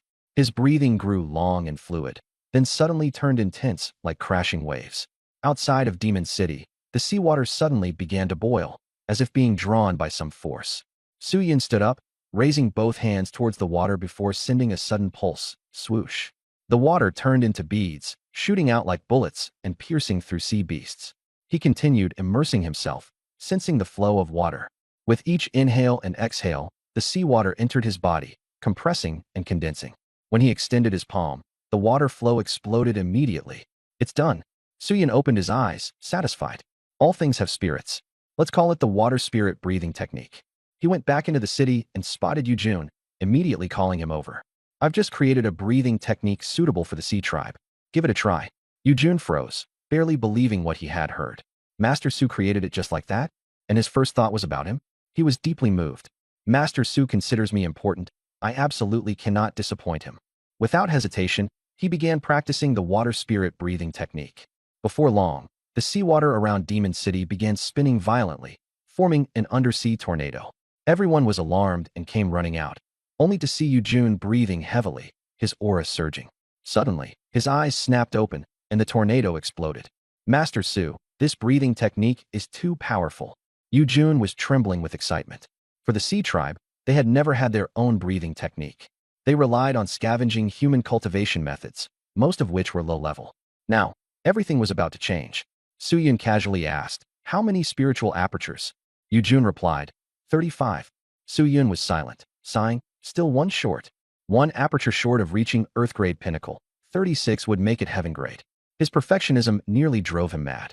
Chi Yu and the others teased from the side. Earth-grade pinnacle isn't good enough? Besides, this is a breathing technique. It far surpasses cultivation methods. With a wave of his hand, Suyin relented. Just use it for now. Still feeling it wasn't perfect, he planned to refine it further.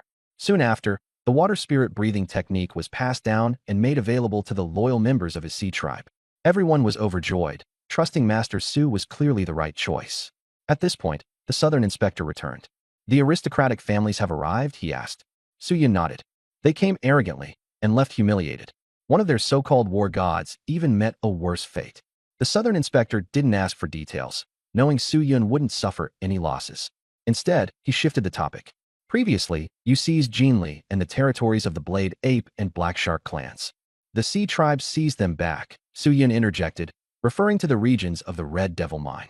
You have so many people under your command. Why give those territories away? The Rainbow Ocean is currently in chaos. A major city without a ruler invites everyone to fight for it, the southern inspector questioned. Suyin countered with a question of his own. Is it chaotic now? Very chaotic. The southern inspector nodded. Suyin smirked. That's exactly what I want. When things get chaotic, the common people will yearn for a hero to save them. At that time, governance will become much easier. I haven't given up. I'm waiting for the perfect moment. The southern inspector suddenly understood. Suyin was advancing by retreating. Suyin shouted, Tian Can, Stone, Yujun, Yumei multi-limbs. The five instantly assembled. Suyin issued his orders. Tian Can, head to Jinyu City. Kill any resistance. Stone and multi-limbs, head to the Red Devil Mine. Kill any resistance. Yujun and Yumei, take Meiju City. Kill any resistance. The five obeyed and set out on their missions. The southern inspector noticed the heavy killing intent emanating from Suyin, feeling a chill down his spine.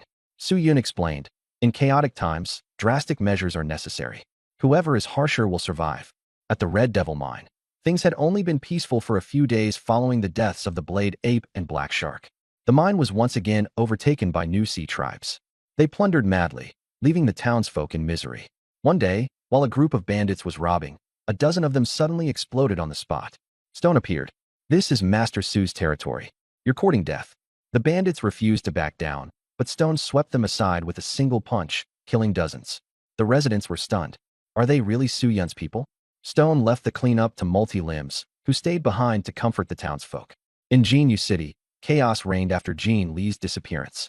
But when Tian Can led their forces in, they wiped out all resistance. Those who remained dared not act out.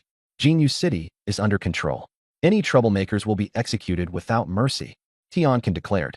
In Meiju City, Yujun and Yumei led the blue-scaled and red-scaled tribes on a rampage. No one could stop their advance. They loudly proclaimed, under Master Su's orders, we will not slaughter indiscriminately. This city will no longer see chaos. Finally, the residents felt a sense of security. In the Rainbow Ocean, Su Yun's reputation soared. He not only secured his territories, but also won the hearts of the people. All the medicinal ingredients were successfully transported back to Demon City. Su Yun was preparing a grand alchemy for his followers. gearing up for the Sea Yuan offering. His plan was ruthless, to claim every ounce of Sea Yuan for himself and leave not a single drop for his enemies. Qiyu, spread the word about the shape-shifting pill. Tell every sea tribe with enmity towards Mad Turtle and Fei Zhan that as long as they join Demon City, they'll get one. Qiyu immediately set to work. As soon as the news of the shape-shifting pill broke out, the Sea Tribe members were itching with excitement and intent. At that moment, someone approached respectfully. Lord Su Yun, may I ask for your guidance? Su Yun looked over at the young men gathered around. They were all between 20 and 28 years old, with their talents newly awakened. These were exactly the kind of people he needed. The one who spoke was Lu Yi, tall and lanky. To demonstrate his ability, mist began to rise from his body, spewing out steam like a high-pressure cooker. The crowd joked that his ability was perfect for steaming fish or ribs, with some even teasing that he should become a chef. But Su Yun was quite satisfied. To him, Lu Yi's ability was reminiscent of second gear used by Straw Hat Luffy. Lu Yi felt a bit awkward, laughing at himself and calling his power useless. Su Yun reassured him, there's no such thing as a useless talent. Only people who don't know how to use it. He instructed Lu Yi to try compressing the steam and then releasing it explosively. Lu Yi gave it a try. His body swelled up like an inflated balloon before deflating with force, bursting forward like a cannonball and crashing through a stone hut. Though he ended up battered and bruised, the sheer power left everyone stunned. Su Yun, elated, praised his comprehension and asked him to guide the steam toward his heart. Lu Yi followed the directive, his skin turning red, but pain racked his heart. Upon examination, Su Yun found signs of fractured bones and damaged heart muscles. He handed him a pill, promising that he would recover in 3 days. When utilized correctly, Lu Yi's steam-based ability could provide remarkable speed and explosive power, similar to Luffy's second gear. Lu Yi gratefully accepted the pill, and even the others stopped making fun of him, coming over to help him. The camaraderie created a harmonious atmosphere. The group exchanged cultivation insights while Su Yun observed them. Content. This was exactly the kind of environment he wanted, free from disdain and scheming, unified with a single goal of becoming stronger. 2 days later, Qiyu brought in a sea creature of 2-star war god level named Demon Lamp, whose head resembled a glowing bulb that flickered with light. Su Yun promised him a shape-shifting pill in exchange for loyalty. After some hesitation, Demon Lamp agreed, and Su Yun immediately fulfilled his promise. Not long after, 2 more 1-star war gods arrived, accompanied by a 4-star dual-horned battle whale. The battle whale questioned Su Yun, "Aren't you afraid I'll just take the pill and run?" Su Yun confidently responded, "If I dare to give it to you, I have the means to make you stay." The battle whale, sensing Su Yun's extraordinary nature, consumed the pill, transforming into a muscular 2-meter-tall man. He then revealed that he possessed alchemy skills, much to Su Yun's delight. Word spread rapidly, and more sea tribes began gathering near Demon City. On the other side, Mad Turtle and Taishan sneered at the news. They mocked that the shape-shifting pill merely altered appearances without offering any substantive power, claiming that those who had been annihilated would still remain weaklings. They even plotted to send men to infiltrate and scam a few pills for themselves. Outside Demon City, an ever-growing number of sea tribesmen arrived, though none dared to enter recklessly, fearing the city's notorious reputation. Entry required Su Yun's approval. At that moment, a sea creature knocked on the city gate, shouting that they wished to defect. Claiming to be a war god, they asked for a shape-shifting pill. The gates opened slowly, and Xueqi appeared, lazily wielding a massive bone, asking who they were. After letting them in, Xueqi shut the gates. Su Yun was conversing with the newly arrived war god when he suddenly sensed murderous intent. With a sweep of his observation haki, he precisely identified the source. Black Oyster, Demon Lamp, now in human form with black hair, spoke coldly. Su Yun asked if he recognized them. Demon Lamp lowered his voice. He's one of Zhang Lei's men. Black Oyster, with shells on his back and a smirk on his lips, retorted, I left Zhang Lei long ago. Is there a problem with that? A burly blue-haired man mocked. You're just here to scam some shape-shifting pills, aren't you? Black Oyster ignored him, instead fixing his gaze on Su Yun. Su Yun waved dismissively. The pills, either you get them or you don't. Just say the word. Black Oyster sneered. If you won't give them to us, we'll just spread some rumors. Qiyu shook his head. What a bunch of idiots. Su Yun's smile turned frosty. Is that supposed to be a threat? Feigning innocence, Black Oyster replied. How could I dare? It's entirely up to you, Lord Su Yun. Su Yun's smile grew colder. Then forget about leaving. Boom. Instantly, Demon Lamp and the blue-haired man subdued Black Oyster and his accomplices. Black Oyster still smirked. Isn't this against the rules, Su Yun? Just because we were once with Jean Lei. Su Yun's gaze turned icy. Rules? I am the rules. He drew the Song Yun blade and, without hesitation, brought it down. All but Black Oyster were decapitated in one clean motion. Black Oyster froze, utterly stunned that Su Yun would kill with such decisiveness, disregarding how it might look to the other sea tribes. Ding. Host has eliminated 13 sea tribe members. Obtained 14 mid-grade hands of God and 9 high-grade hands of God. Su Yun casually added, smash his claws. A war god stepped forward, shattering Black Oyster's limbs into fragments amid his agonized screams. Gripping Black Oyster's head, Su Yun delivered a chilling message. Go back and tell that turtle not to play games with me. Xueqi stepped forward, using his tail to slap Black Oyster into the distance before shutting the gates behind him. Inside, Xueqi couldn't help but gloat internally. I fought a war god too now. What a catch. Meanwhile, Black Oyster returned bawling to his leaders. Mad Turtle and Taishan erupted in fury. Let's see how you survive beyond Demon City. Without Demon City, what is he even worth? He had wanted to kill Su Yun for a long time, but the figure in white always stood in the way. The Demon City couldn't act rashly, as the Haiyuan festival was fast approaching, and Su Yun had to leave the city when the time came. Then, and only then, would victory or defeat be decided. At this moment, a member of the High Clan entered, their body radiating intense cold. Just as they reached the center of the hall, their entire form shattered into fragments, a severed hand still clutching onto a letter. The frenzied demon turtle's expression changed dramatically. Lord Isox. Taishan read the message, his tone heavy. Lord Isox will return after the Haiyuan festival. We need to prepare to receive him. The frenzied demon turtle let out a sigh of relief. Prepare for full combat readiness. The frenzied demon turtle roared with conviction. Before the Haiyuan festival, if any outsiders dare to intrude, kill them without mercy. Taishan ordered. Understood. Beyond the hall, the High Clan's powerful warriors gathered in tight formation, the atmosphere tense. In the Demon City, 19 Sea Clan war gods assembled. Among them were 15 ranging from 1-star to 3-star and 4 4-star to 5-star, all seated before Su Yun, the mood somber and heavy. Su Yun broke the silence and asked, do you have any questions? Malamp spoke first. Do you have resources? Su Yun nodded. I do. Malamp seemed satisfied and said no more. What do you want us to do? Another person inquired. Su Yun spoke indifferently.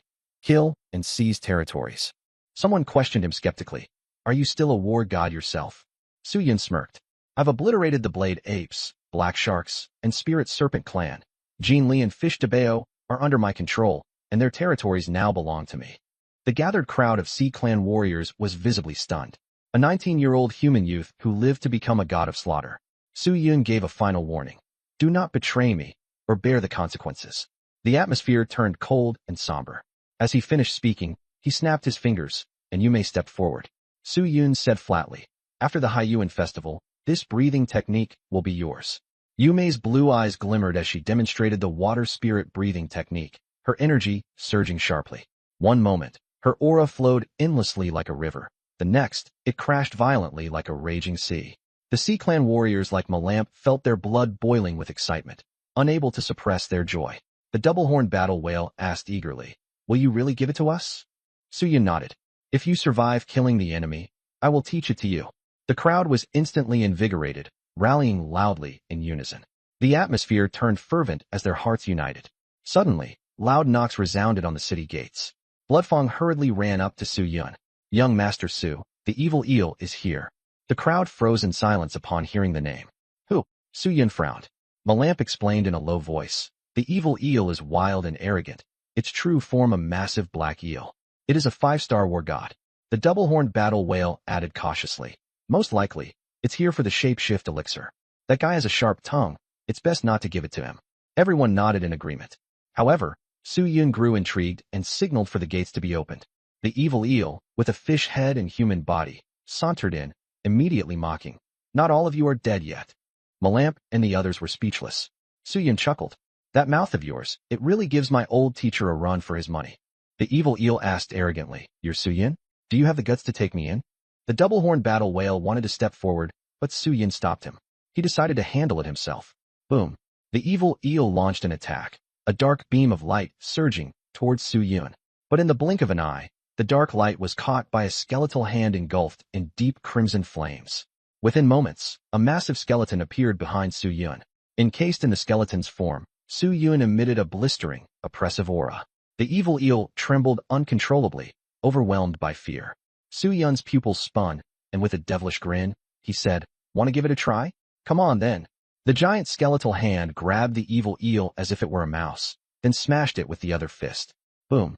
The evil eel spat blood. The blood evaporated on contact with the heat, leaving it unable to resist. Malamp whispered in hushed awe. "From now on, never provoke young Master Su." The others nodded, completely subdued by his display of power.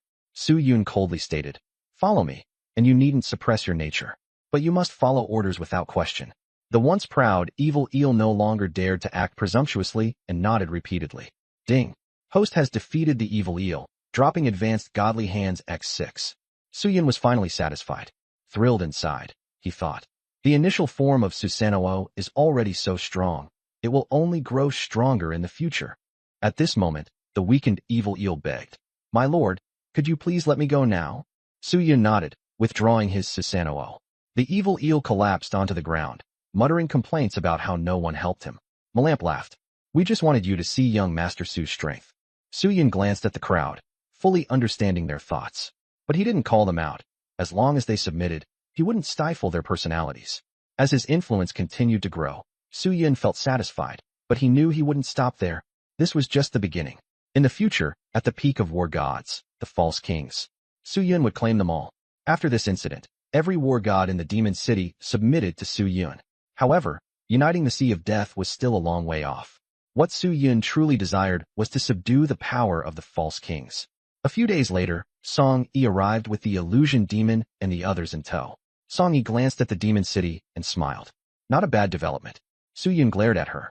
"You almost got me killed, and yet you dare to show up?" Song Yi grinned cheekily. "Because I believe in you." Behind her, the illusion demon stared at Su Yun with a melancholic expression and spoke softly. "You promised I could. Me." What was even more outrageous was that illusory demon had applied a deathly Barbie pink lipstick, causing everyone to get goosebumps. Su Yun, in particular, turned his head away to avoid looking. Hurriedly, he asked Song Yi, "Can you still contact the Heavenly Demon Sect?" Song Yi shook her head helplessly. "The Heavenly Demon Sect is in a miserable state right now. They've been hunted by the Sea Tribe, pursued by humanity, and nearly exterminated by the demonic tribes themselves. They can only hide." Su Yun said directly, "I'm giving you a chance to take down the elite families. Are you in?" The illusory demon immediately perked up. "How do we do it?" Su Yun replied, "When the Ocean Origin Festival starts, have the Heavenly Demon Sect hide in the shadows and attack the elite families. I'll handle the Sea Tribe and the myriad races. Don't get too close." Song Yi and Illusory Demon didn't ask too many questions and agreed. Su Yun had it all planned out, already preparing his source art to seal the sky and lock the earth. If it didn't work, he had a second plan. For Su Yun, there was always a way. With everything arranged, Su Yun waited for the Ocean Origin Festival to begin. The Ocean Origin Festival of the colorful ocean attracted countless attention. That day was destined to be an eventful one. The Ocean Origin Festival? I heard it produces lots of ocean essence, but you need sealing techniques to actually obtain them. Who cares? Just take it by force. Within the ruined city, the elite families of humanity were plotting. If we encounter Su Yun, kill him on sight. Everyone agreed in unison. The myriad races were also rooted within a ruined city. Ocean essence isn't the real target. Kill Su Yun first, then explore Demon City. What about the Pretender King? We'll deal with him when the time comes. Killing intent filled the air as everyone sought to uncover the secrets of the Sea of Death. On the surface of the colorful ocean, all seemed calm, but undercurrents were surging. When the Ocean Origin Festival started, a great battle would inevitably break out. In the ash-gray plains, the Sea Tribe army had already assembled, brimming with murderous intent, ready to launch an assault. Move out! Out! The command of the frantic demon turtle echoed, and the vast army of sea beasts surged toward their destination. The location for the Ocean Origin Festival was a southern expanse of seagrass and coral plains, a breathtakingly beautiful place. However, no trace of ocean essence could yet be seen. Suddenly, an aged voice rang out. Frantic Demon Turtle and Taishan both showed grim expressions. Opponents had arrived. Opposite them, a silver-scaled dragon led its troops into view, emanating an overwhelming aura. Shortly thereafter, the myriad races, foreign cults, and human elites also arrived, the atmosphere instantly becoming tense. Exchanges of mockery flew back and forth, with the situation on the verge of erupting. Frantic demon turtle felt a headache coming on, his anxiety growing. The sea tribe's internal conflicts were relentless, and now 3 additional factions had joined the fray. The scene was descending into pure chaos. Ever since Su Yun showed up, the colorful ocean has been in utter disarray. Exactly, all his fault. That guy's nothing but a plague. Frantic demon turtle pushed all the blame onto Su Yun, growing angrier by the moment. Taishan, standing coldly atop his turtle shell, declared, "The Ocean Origin Festival belongs to the Sea Tribe. Outsiders, do not interfere. The ocean essence is ours alone. Anyone who tries to take it, I'll kill you." Frantic demon turtle roared, releasing a burst of spiritual energy. A shockwave swept across the crowd, causing many faces to pale in fear. The silver dragon, however, remained unfazed. "The rules stand. Whoever grabs it, keeps it." Frantic demon turtle threatened the silver dragon. "After this, you won't be able to survive in the colorful ocean." Yet the silver dragon merely smirked, unbothered. Someone among the myriad races whispered, "Where's Su Yun? He hasn't shown up yet. Keep hidden. Strike when he appears." A faction of people concealed themselves, waiting for the right moment. Meanwhile, on the human side, the sentiment was straightforward. Take both the ocean essence and Su Yun down. Everyone held their breath, ready to settle old scores. Suddenly, the coral plains began to tremble, and projections of more than a dozen ocean essences emerged. Everyone's eyes locked on their targets. The water's aura surged, and the true bodies of the ocean essences fully materialized. Experts from all directions lunged toward them. "Kill anyone who dares snatch the ocean essence. Leave none alive." Frantic demon turtle and Taishan roared. The Sea Tribe army, with unmatched momentum, charged forward.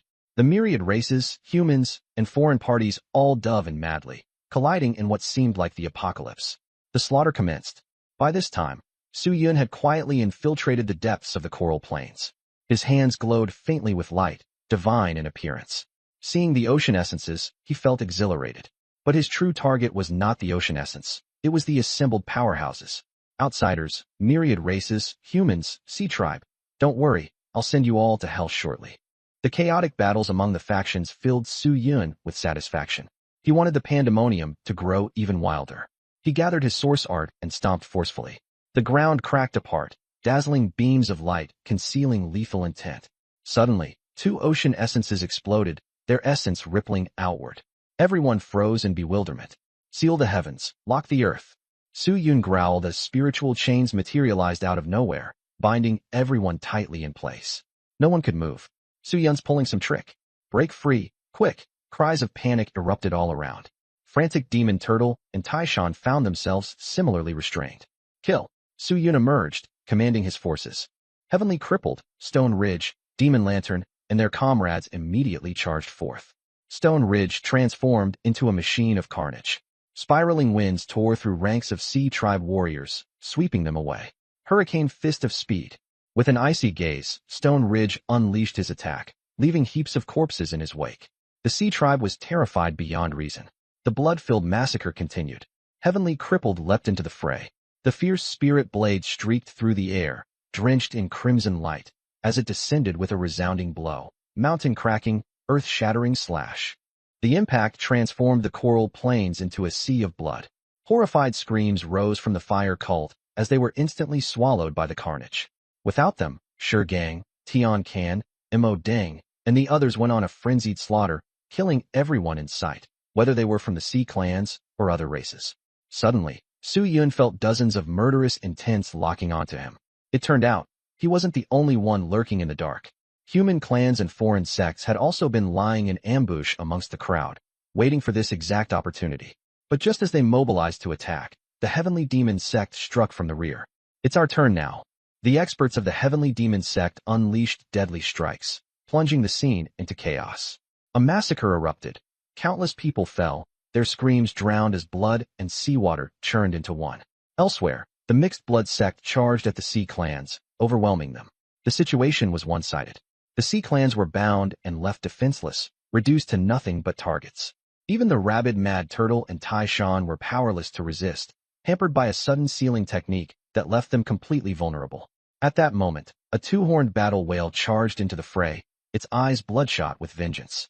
Taishan, just preparing to counterattack, was struck down, blood gushing from his nose and mouth. Mo Deng led his men to bombard the mad turtle relentlessly. Cracks spiderwebbed across its shell, and blood flowed without end.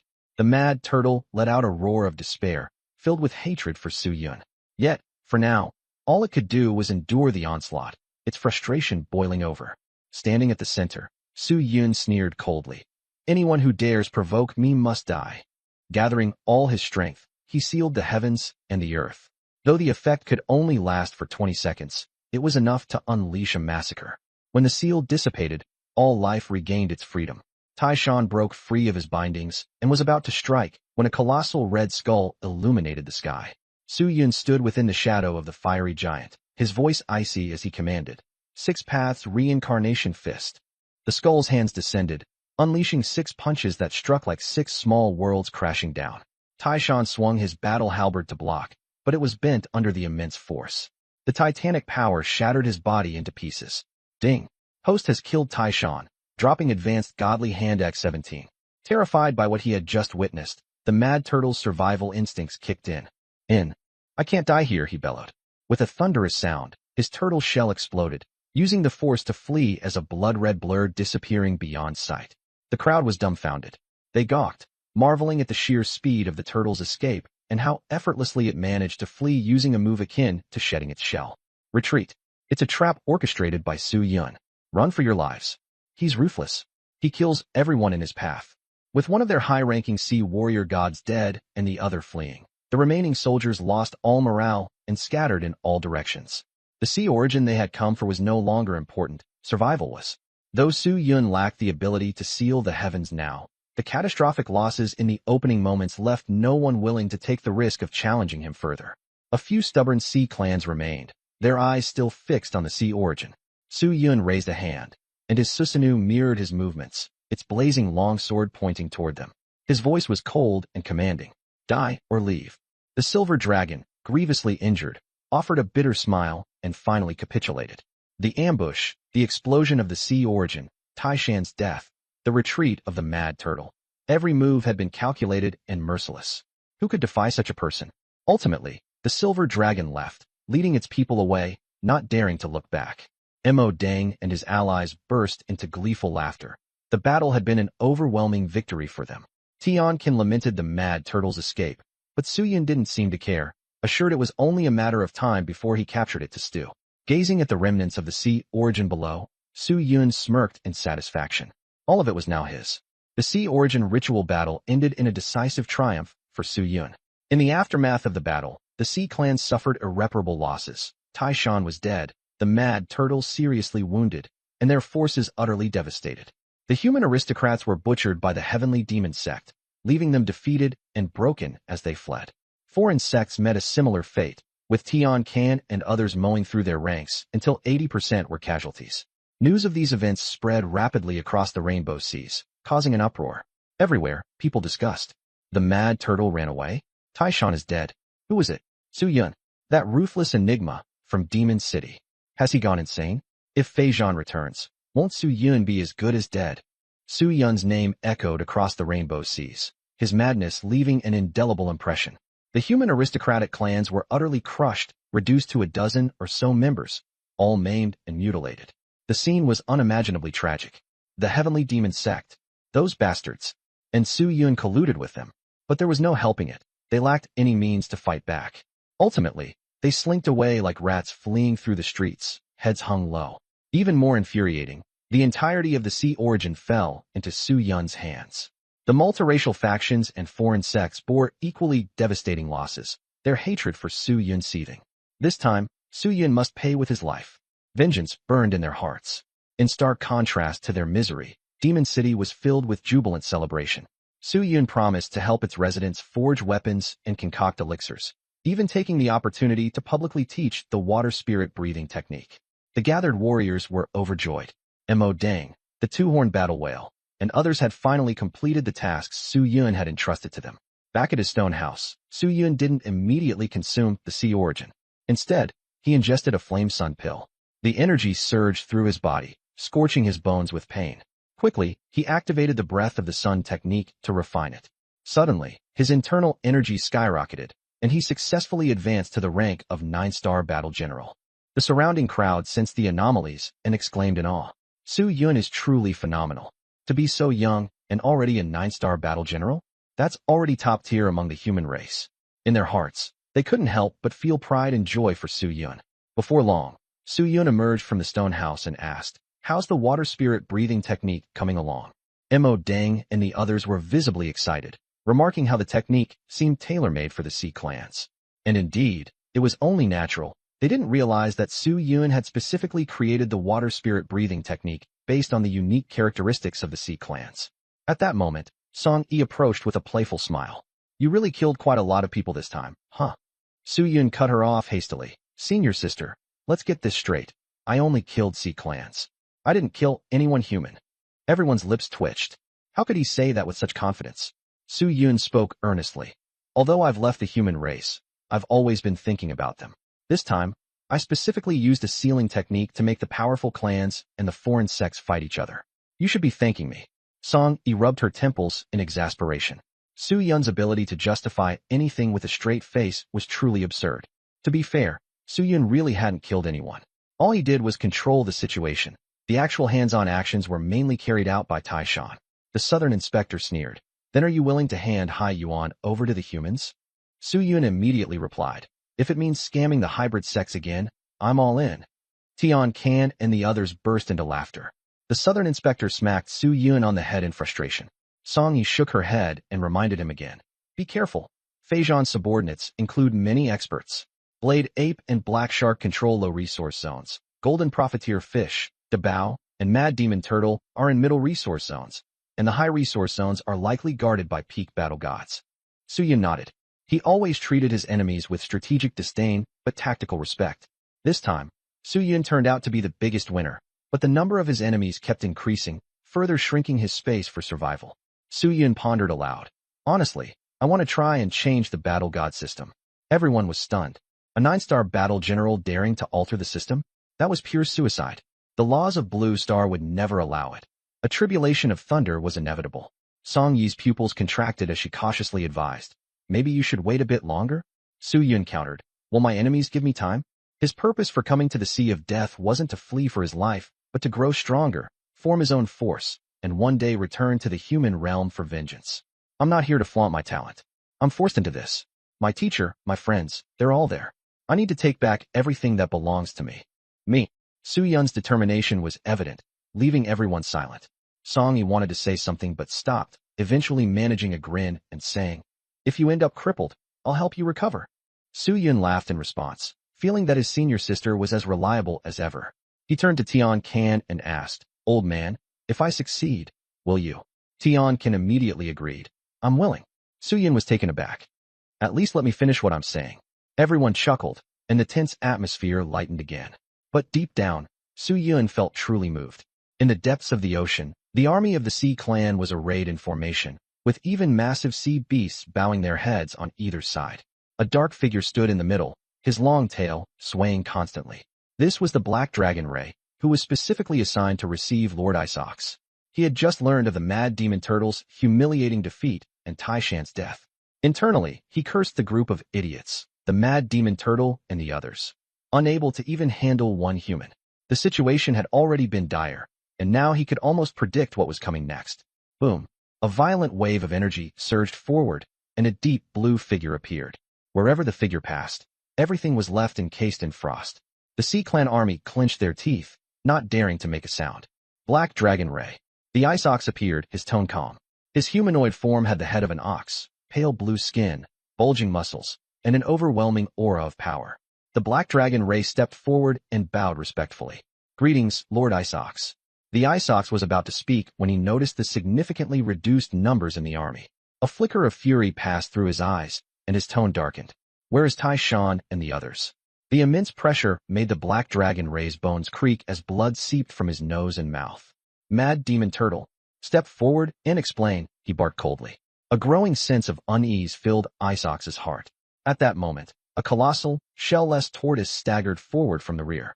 Covered in wounds, bleeding profusely, and utterly unsightly, the Mad Demon Turtle's state was so pitiful that even its subordinates struggled to stifle their laughter.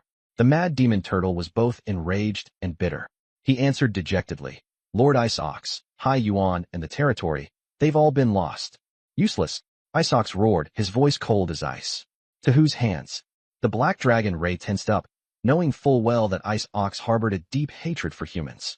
If the territory had fallen into human hands, there would definitely be consequences. Speak. Are you mute now? Ice Ox snapped impatiently. The mad demon turtle hastily responded. It wasn't the Sea Clan. It was the humans. The air immediately became frigid, suffused with a murderous aura. Ice Ox's gaze turned terrifying as he growled. Mad demon turtle. Do you realize how hard Lord Feijan has been fighting outside? And this is how you guard our lands? If Feijan finds out, you're as good as dead. His voice was mechanical and icy, sending shivers through everyone in the Sea Clan ranks. The mad demon turtle trembled in fear. The black dragon Ray quickly added, Lord Ice Ox, the human is highly unusual. The mad demon turtle eagerly chimed in. His name is Su Yun. He's taken over Devil City, and there's even a false king inside. Ice Ox squinted, intrigued. This piqued his interest, and he decided to investigate personally. Let's go to Devil City, he commanded. The mad demon turtle and black dragon Ray wanted to dissuade him, but didn't dare to speak. They could only follow along, internally praying that if something went wrong, they wouldn't be held accountable. At Devil City, the atmosphere was heavy with tension. Everyone knew Su Yun was about to undertake something significant. It was the calm before the storm. Inside a stone house, Su Yun contemplated whether to test his luck by stealing something. High-level hand of the Divine 30 condensed. Please select a world to steal from. 3 random worlds available. Pokemon World, The Last of Us World, Cat's Eye Sisters World. Su Yun felt like pulling his hair out. Clearly, the system was playing games with him again. Every time the Cat's Eye Sisters came up, it always led to socks and underwear? Such a pervert. The Last of Us. Other than zombies, what is there to steal? What could you possibly take in an apocalypse? Complaining about the system's peculiar sense of logic, Su Yun finally chose the Pokemon World. Connecting to Pokemon World. Successfully stolen. Thunderstone X5. Successfully stolen. Friendship Ball X20. Successfully stolen. HP Enhancer X10. 3 failures. Successfully stolen. Tyranitar. Successfully stolen. Flamethrower. Successfully stolen. Attack Enhancers X14. Successfully stolen. Speed Enhancers X11. Successfully stolen. Full Restore X3. Several failures. Failed. Su Yun was stunned, his mouth forming an O shape. Holy crap. Not only did I get Machamp and Tyranitar, but I also managed to snag Pokemon skills. If I could breathe fire, wouldn't I basically be the red boy from mythology? However, he was satisfied. Machamp would be perfect for giving to Shurgang. Tough, massive, and with 4 arms, very practical. As for Tyranitar, he'd naturally keep that one for himself. The Thunderstones would be for evolving Pikachu into Raichu. After allocating everything, Su Yun called in Shurgang and had him release Fish DeBeo. As soon as Fish DeBeo emerged, still bewildered, Su Yun silenced it with a commanding, not a word, and took it away immediately. As for DeBeo's future, that would depend entirely on its luck. After extracting Machamp, Su Yun carefully handed over the Pokeball to Shurgang. Treat it well. A partner is also a friend. Shurgang froze, his eyes reddening. You're not leaving us, are you? Su Yun's gesture of gifting a Pokemon and repeatedly giving instructions felt like he was saying his final goodbyes. Su Yun chuckled, patting Shurgang on the shoulder. Relax, villains live long lives. I'm not about to die anytime soon. What he didn't say out loud was that he intended to push for another breakthrough, to become a war saint.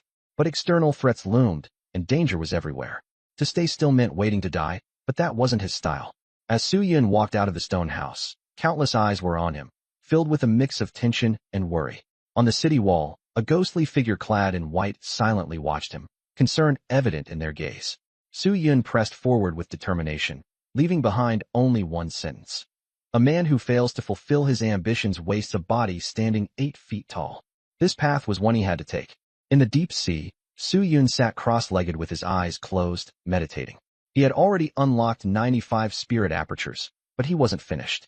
Now, he seized the opportunity to charge towards opening all 108.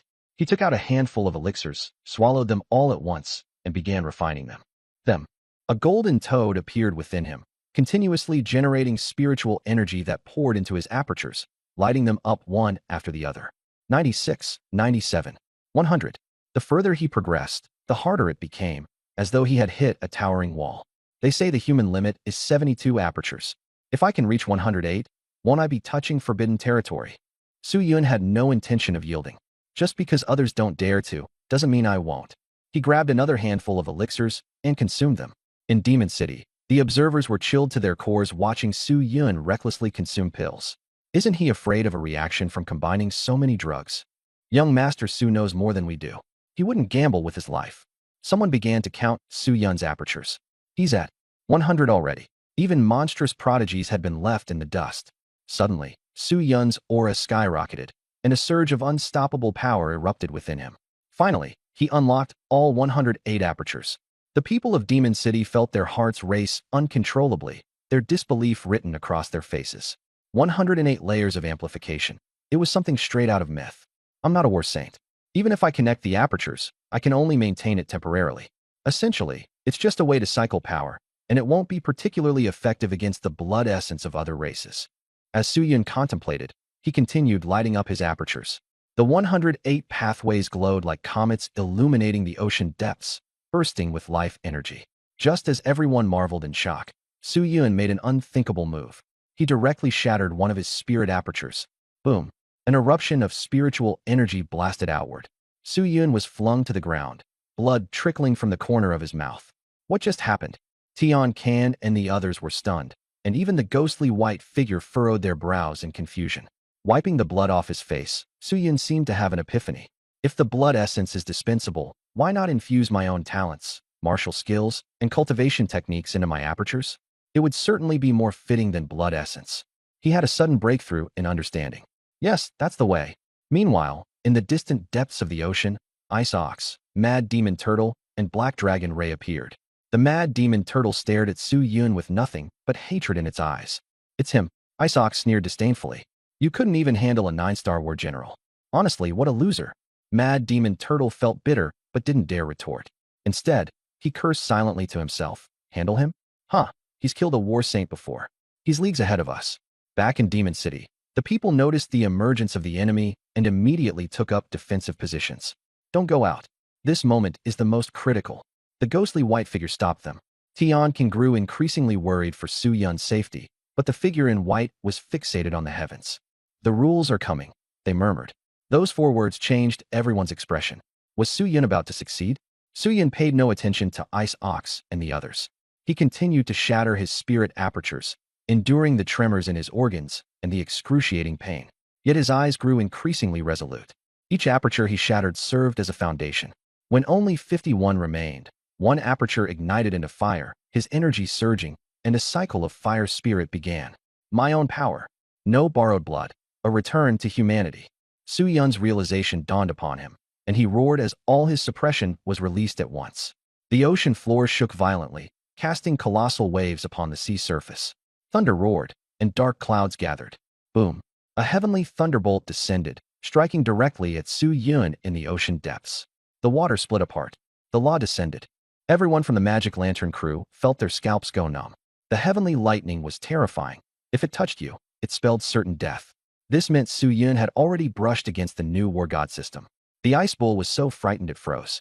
Laws of heaven and earth. What kind of madness are the humans bringing upon themselves? Boom.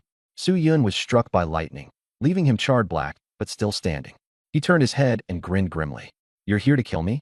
The ice bull, the mad turtle, the black dragon ray, and the sea army all shook their heads frantically. Bro, we're just passing by. As they turned to flee, Su Yun transformed into a streak of lightning and shot toward them. Since you're here, why don't you endure these laws with me? He grabbed the ice bull in a bear hug, leaving it completely stunned. Boom. The laws struck again. The sea army turned to ash on the spot, while the mad turtle and black dragon ray were electrocuted to death in quick succession. The ice bull was on the verge of tears. If I had known, I wouldn't have left home. It desperately erected walls of ice to block the lightning, but they shattered instantly. The beast collapsed to the ground, half dead. Su Yun, coughing blood, roared commandingly. Get in there, or face the consequences. He tossed out a friendship ball. The ice bull hesitated, but the next bolt of lightning struck. Without wasting a second, it activated the ball's switch. In a flash of red light, the ice bull became his battle pet. Su Yun was ecstatic. Even a peak war god belongs to me now. Feijan would probably be losing his mind with fury. There were already so few peak war gods, and now Su Yun had claimed one for himself. Boom, boom, boom. The laws continued their descent. Lightning rained down, leaving over a dozen bloody scars across Su Yun's back, with patches of his bones exposed. His eyes burned with fierceness as he howled. Ninetales mode. In a flash of golden light, he activated his tailed beast transformation. A colossal nine-tailed fox materialized at the ocean's depths. Raising its head, it unleashed a tailed beast bomb straight toward the heavens. Boom! The black energy sphere pierced through the deep sea, rocketing skyward. The heavenly lightning and the tailed beast bomb collided, staining the sea and sky in chaotic hues. Gigantic waves ripped across a solitary island, shattering and submerging it into the abyss. The people of Demon City and the spectral white ghost shadows were stunned senseless. What had they just witnessed? A mere mortal body, standing against divine lightning? The rumbling thunder still brewed ominously. Suyun's face darkened. Seriously? You're going to strike me again? Fine. I'll give you my most majestic Ninetales appearance. He declared, and shockingly, the storm clouds began to dissipate, the ocean returning to tranquility. Scared you off, didn't I? Suyun muttered indignantly, grumbling under his breath. Deactivating his tailed beast form, his wounds healed instantaneously, his regenerative abilities downright frightening. Everybody stared at Suyun in complete awe. He was only 19. To summon heavenly lightning and still walk away alive. Was he insane or just incredibly gifted? A white-clad, ghostly figure interrupted. Hey, put some clothes on. Stop showing off. Suyun looked down and realized his situation. Flustered, he quickly got dressed, muttering stiffly. Nothing happened. Young Master Su, what did you say? My eyesight's not the best, someone teased. Everything seems blurry to me. Another chimed in. Uff, stop making excuses. Can't see my feet. Maybe your face got athlete's foot. Everyone played along, saying they saw nothing, though inside, they boiled with envy over his innate talent. Tian cautiously asked, Young Master Su, has the new system been established? Close enough. It would have been done faster if not interrupted by the heavenly laws, Suyun sighed. While others feared lightning as a death sentence, he'd confronted it head-on. But hey, I shattered dozens of spirit apertures and figured out some patterns from them. Once I reach the war god rank, this new system will become reliable. People won't need the blood essence of other races anymore. Suyun grew more excited as he spoke. Tian Can and the others were both exhilarated and terrified. Shattered dozens of spirit apertures? There was no one else on Blue Star who dared to pull such a reckless stunt. Even Song Yi was dumbfounded. What kind of brain did this guy have? And yet, he actually succeeded. She quipped, the scenery earlier was pretty nice. Suyun blushed. Stop making things up. Everyone pretended nothing had happened, offering awkward laughs. Shurgang brought up the serious matter. What do we do about the ice bowl? Only now did they remember. The ice bowl had been captured by young Master Su. It came to investigate, only to suffer a complete defeat. Talk about unlucky. The Mad Turtle, Black Dragon Ray, and the entire sea army, all annihilated. Suyun retrieved the friendship ball. With a shake of light, the ice bowl flopped to the ground like a dead fish. The ice bowl stared at Suyun, its murderous intent gone, its expression conflicted. Its mind had already been brainwashed. Suyun is my master. I cannot resist. The pet ball's effect had sealed their bond. Suyun inspected its appearance. Like a minotaur, though sadly, its hair wasn't golden. Bending down, he smirked sinisterly. Want to get struck by lightning again? The ice bowl shook its head desperately. No, that's enough. Suyun grabbed its horns and demanded, why did you come looking for me? The Mad Turtle was defeated. I returned to see what kind of person you are. The ice bowl answered honestly. When will Feijan return? I'm not sure. He's out somewhere battling alongside the Tsong King. The ice bowl obediently replied. Suyun glanced around as the magic lantern crew nodded in agreement. He's telling the truth. Feijan has been gone for a long time. Letting go of the ice bowl, Suyun declared indifferently, from now on, stay by my side. And you'd better not have any second thoughts. Absolutely not, the ice bowl quickly promised. A madman who'd willingly go down with his enemies. What wouldn't he dare to do? Everyone was overjoyed, their faces beaming with excitement. With a peak war god in their ranks, their strength had skyrocketed. Suddenly, dispatched envoys to establish trade routes with our city. They said they'd share rare resources in exchange for collaborating on exploring the sea floor and dividing the spoils. Suyun laughed joyously. Well, it's finally our turn to bask in the benefits. Ice Bull scratched his head. Feels like they're sucking up to us, as if flattering their superiors. It's only natural, Suyun replied nonchalantly. Once the word spread that we struck it big, who wouldn't want to curry favor? We won't decline their offers. Let them provide the groundwork for us first. We can negotiate later. The group nodded in unison. Suyun's reasoning was impeccable. Resources were always short in supply, and with many powerful beings converging, preparation was everything. A few days later, Suyun, now seated in his chambers, thumbed through a weathered tome detailing historical encounters with a mysterious, heavenly abyssed sea, a dimension said to connect countless worlds. Legends claimed the rarest treasures emerged only when certain celestial phenomena aligned over that expanse. Scanning through, he muttered, "Heavenly abyss sea, a realm interacting with multidimensions? Seems the rumors aren't entirely fiction." Just then, Red Fish, a loyal messenger, rushed in, her breathing frantic, holding a signal bead.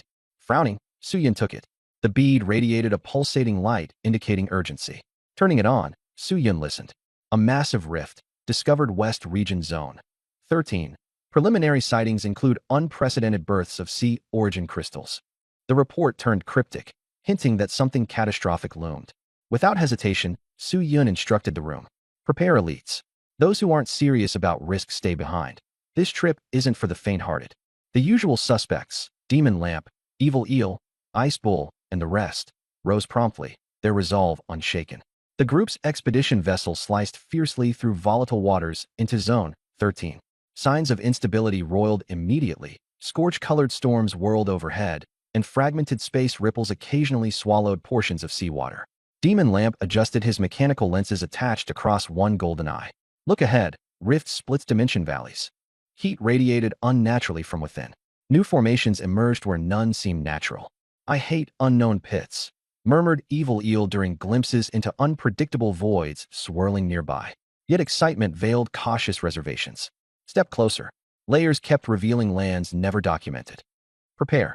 Su reminded tactically, and welcoming massive structured object details began unfolding next part beyond. Dialogue and trimmed suggestive intrigue, trail motif, perennial classic adventure, yet diligence rewards adequate responsive lexicons, tones draft twilight, bow boundaries edge frontiers romantic grim flare evokes, invite trailing subtle tones, shreds detail, mystical grim plot epic embellish worthy.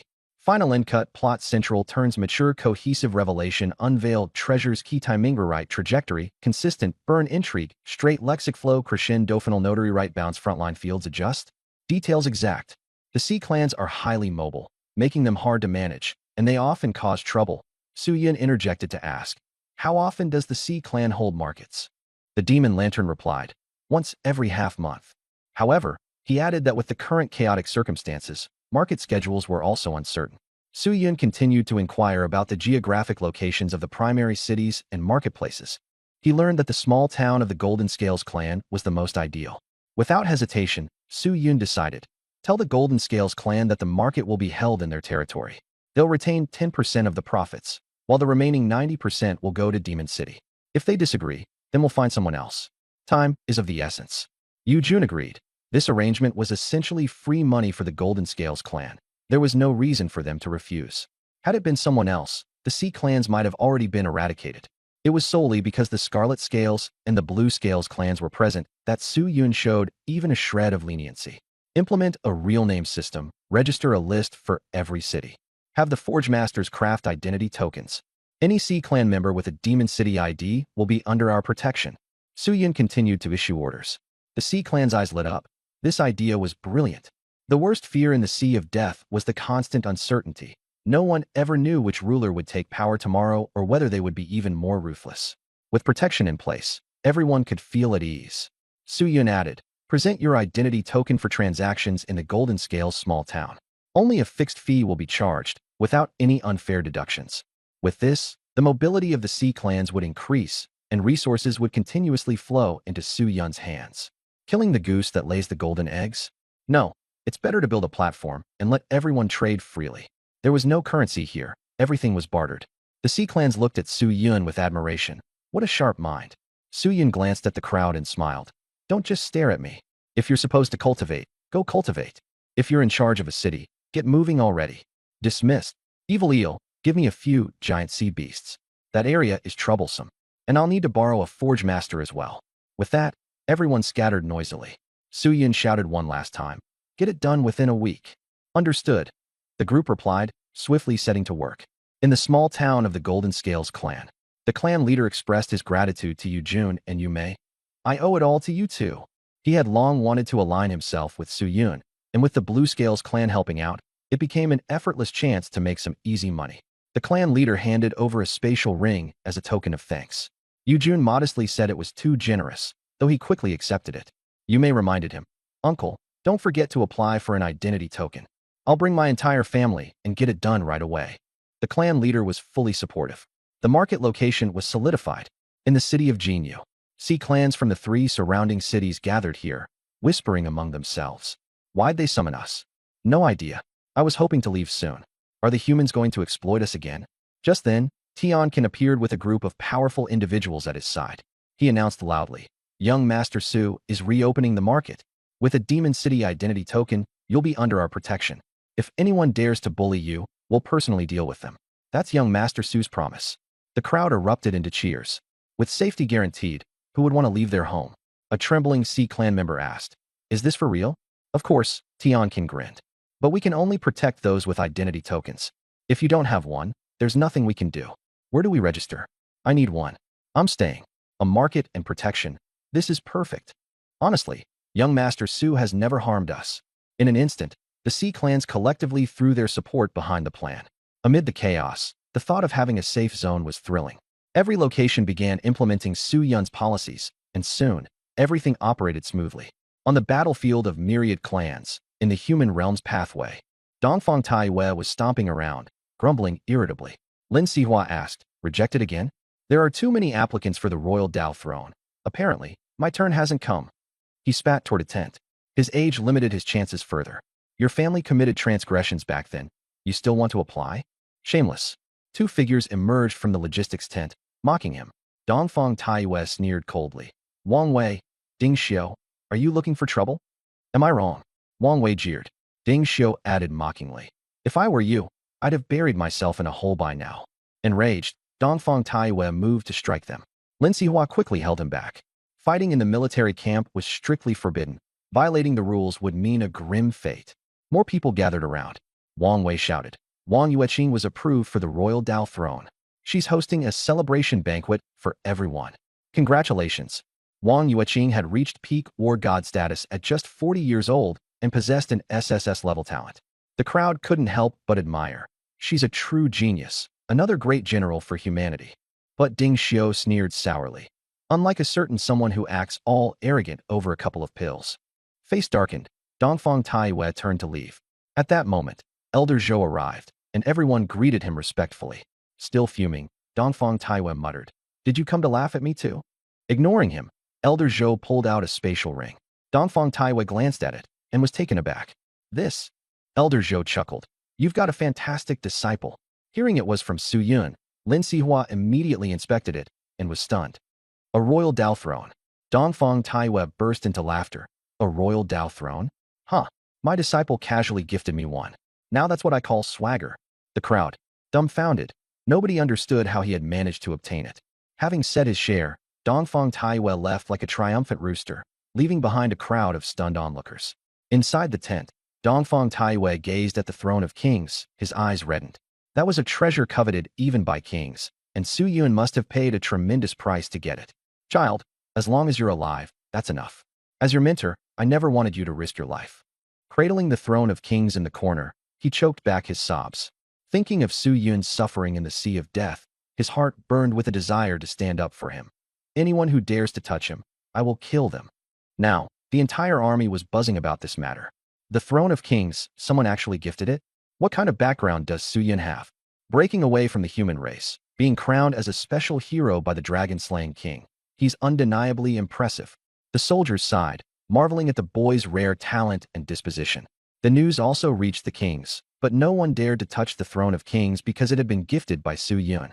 The dragon-slaying king declared, 2 days from now, at the coronation ceremony, we'll see another Dongfang Taiwei added to the ranks of kings. Meanwhile, the 100-spirit king coveted the throne. "We need the divine palace to take action. Only then can the Wang family secure more kings." The Demon Eye King muttered in a low voice. "This time, 3 are attempting to reach kingship. Let's hope nothing disrupts the process." The Broken Illusion King snarled angrily. "Since when has any attempt gone undisturbed?" The dragon-slaying king responded in a cold tone. "Sweep the surrounding territories over the next few days. If that's not enough, kill further out. Kill until no one dares to come." Across all races, the throne of kings was highly sought after. Whenever the opportunity arose, no one would let it slip. That very day, The human army mobilized, its momentum unstoppable, its strength overwhelming. With the mixed beast technique and the solar breathing technique, their power had skyrocketed. Soldiers awakened new talents one after another, and their combat abilities surged. The armies marched toward their enemies, killing all who obstructed their path.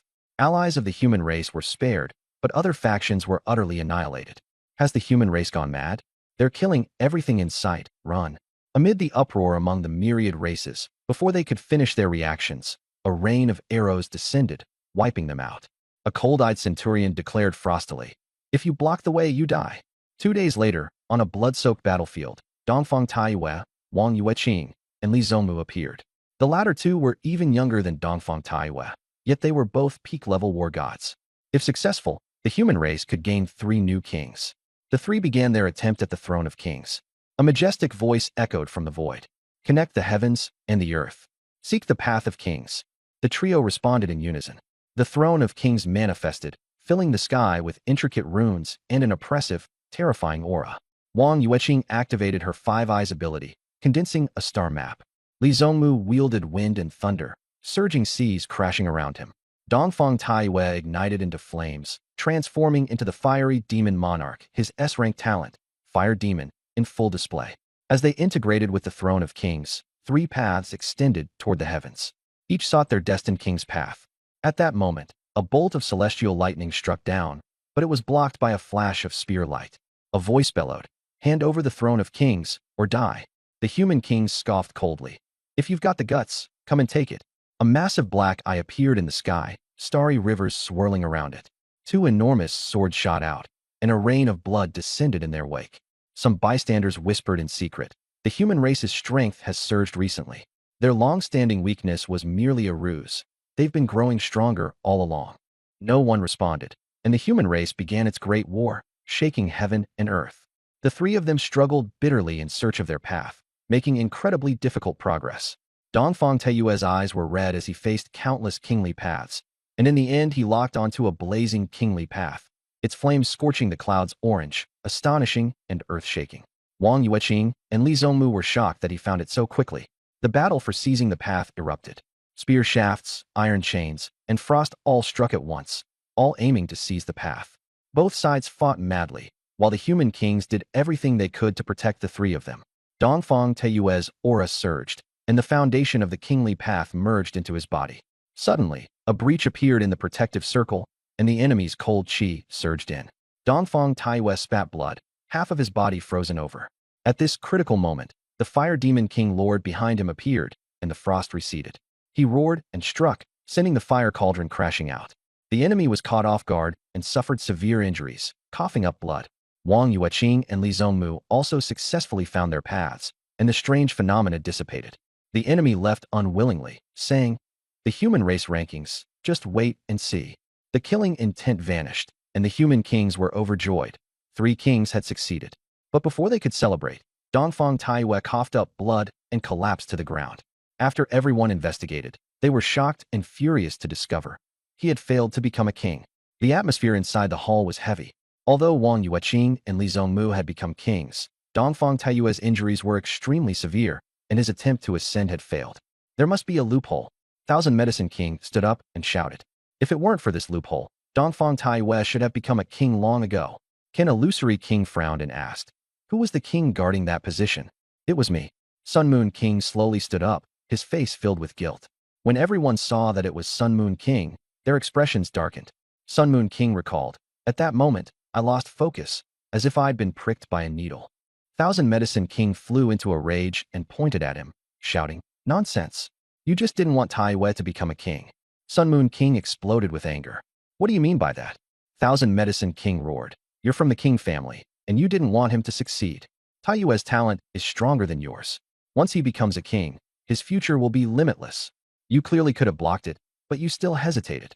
Sun Moon King felt ashamed and sat back down. Thousand Medicine King was the only king among the Medicine Kings. If there were one more pill-refining king, the human race's logistics would be even stronger. Slaughter Dragon King said coldly, "Sun Moon King neglected his duty. From today onward, he will garrison the Fallen Heaven Road. He may only return after killing 10 pseudo-kings or 1 king." Sun Moon King had no choice but to accept. Thousand Medicine King stormed off angrily. Bring the human realm attitude to the front lines, and the human race will be doomed sooner or later. The atmosphere was heavy. Iron King stepped in to smooth things over. Artifact refinement and medicine refinement both come with bad tempers. Don't blame him. Thousand Medicine King snorted and left. 100 Spirit King remained silent the whole time, and in the end glanced at Sun Moon King, the corners of her mouth moving slightly. Inside the tent, Dongfang Taiyue's face was pale, but his expression was calm. Kuke, dressed in black, stood guard beside him and asked with concern, "Does it still hurt?" Dongfang Taiyue nodded. "Much better." A trace of anger flashed in Kuke's eyes, and she suspected someone had secretly interfered. Dongfang Taiyue interrupted her, saying, "Don't overthink it. Take Su Yun's resources and cultivate." Kuke lowered her head and silently left. Dongfang Taiyue gazed at the tent in a daze and murmured, "Failed to become a king?" Not necessarily. He burned away the stone needle and rested quietly. On the other side, Wang Wei and Ding Xiu were gloating. Failed to become a king. This is retribution. Someone asked in confusion. He didn't become a king, so why didn't the kings of the 10,000 races kill him? Wang Wei didn't care. If he failed, he's trash. With the Wang family having just added another king, he was even more pleased with himself. Ming City, Divine Palace. News came secretly. Wang Yueqing and Li Zhongmu had succeeded in becoming kings, while Dongfang Taiyue had failed. The key point was that the Sea of Death had a kingly path foundation. Who is willing to go? We must seize the kingly path foundation. The Sea of Death is in chaos. And there's also Su Yun. In the courtyard, flowers filled the air with fragrance as people talked, and the atmosphere was peaceful. An old man said coldly, "What is a boy who betrayed us worth?" The old woman instructed, "Let the war god take the lead, and have the pseudo-kings follow secretly." Everyone nodded, unwilling to step into the spotlight, all for the kingly path foundation. The middle-aged man sighed. It's all for the human race. Everyone smiled as they drank tea and wine, acting as if nothing were amiss. The old man asked, "What should we do about Su Yun? He's refusing to open a resource path for us." The middle-aged man said coldly, "Does the Death Sea get to be ruled by him? If there's a chance, kill him. He's killed many geniuses, and he might even have high yuan." Everyone let out cold laughs. At this moment, an old man walked over angrily. "My heart is gone." Someone sneered. Old Li said angrily, "You hide every day. What's the point? Why not go to the battlefield and fight? Even if I die on the battlefield, I don't want to keep watching you cower here every day." As he spoke, he coughed up blood, and everyone hurried to support him. Old Li was the oldest person in the Divine Palace, but now he no longer had any power. He cursed again. What's the use of playing tricks? Going to the 10,000 races battlefield to kill enemies is what makes me proud. Everyone remained unmoved, and some even grew impatient. They were already tired of hearing it. Soon, a majestic voice rang out, "Send them back." Old Li shouted, "I'm not leaving. I want to kill enemies." In the end, he was still forcibly taken away. The Death Sea must be entered, and the more Wangdao seat foundations the better. The Divine Palace can only protect the human race's flame. Remember this point, whatever we do is right. Everyone obeyed and nodded.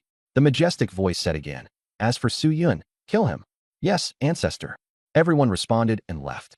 This operation into the Death Sea must not go wrong. Anyone who dares to obstruct it will be killed. If they enter the Death Sea on such a large scale, the sea race will definitely not agree, and the original balance will be broken, leading to the outbreak of a great war. Death Sea, seven-colored ocean. Zhang Lei trembled in fear, not daring to look ahead. We've only been gone for so long, and the rear has already become like this. Useless fools. Furious roars shook the hall, and terrifying might pressed down. Zhang Lei fell to the ground, bleeding non-stop, while the sea race outside also knelt down. Lord Giant Tortoise, it was all Su Yun's doing. Zhang Lei quickly shifted the blame. The giant tortoise had a crab's head and a black armored shell on his back. He stared coldly at Zhang Lei. "Where's Ice Ox?"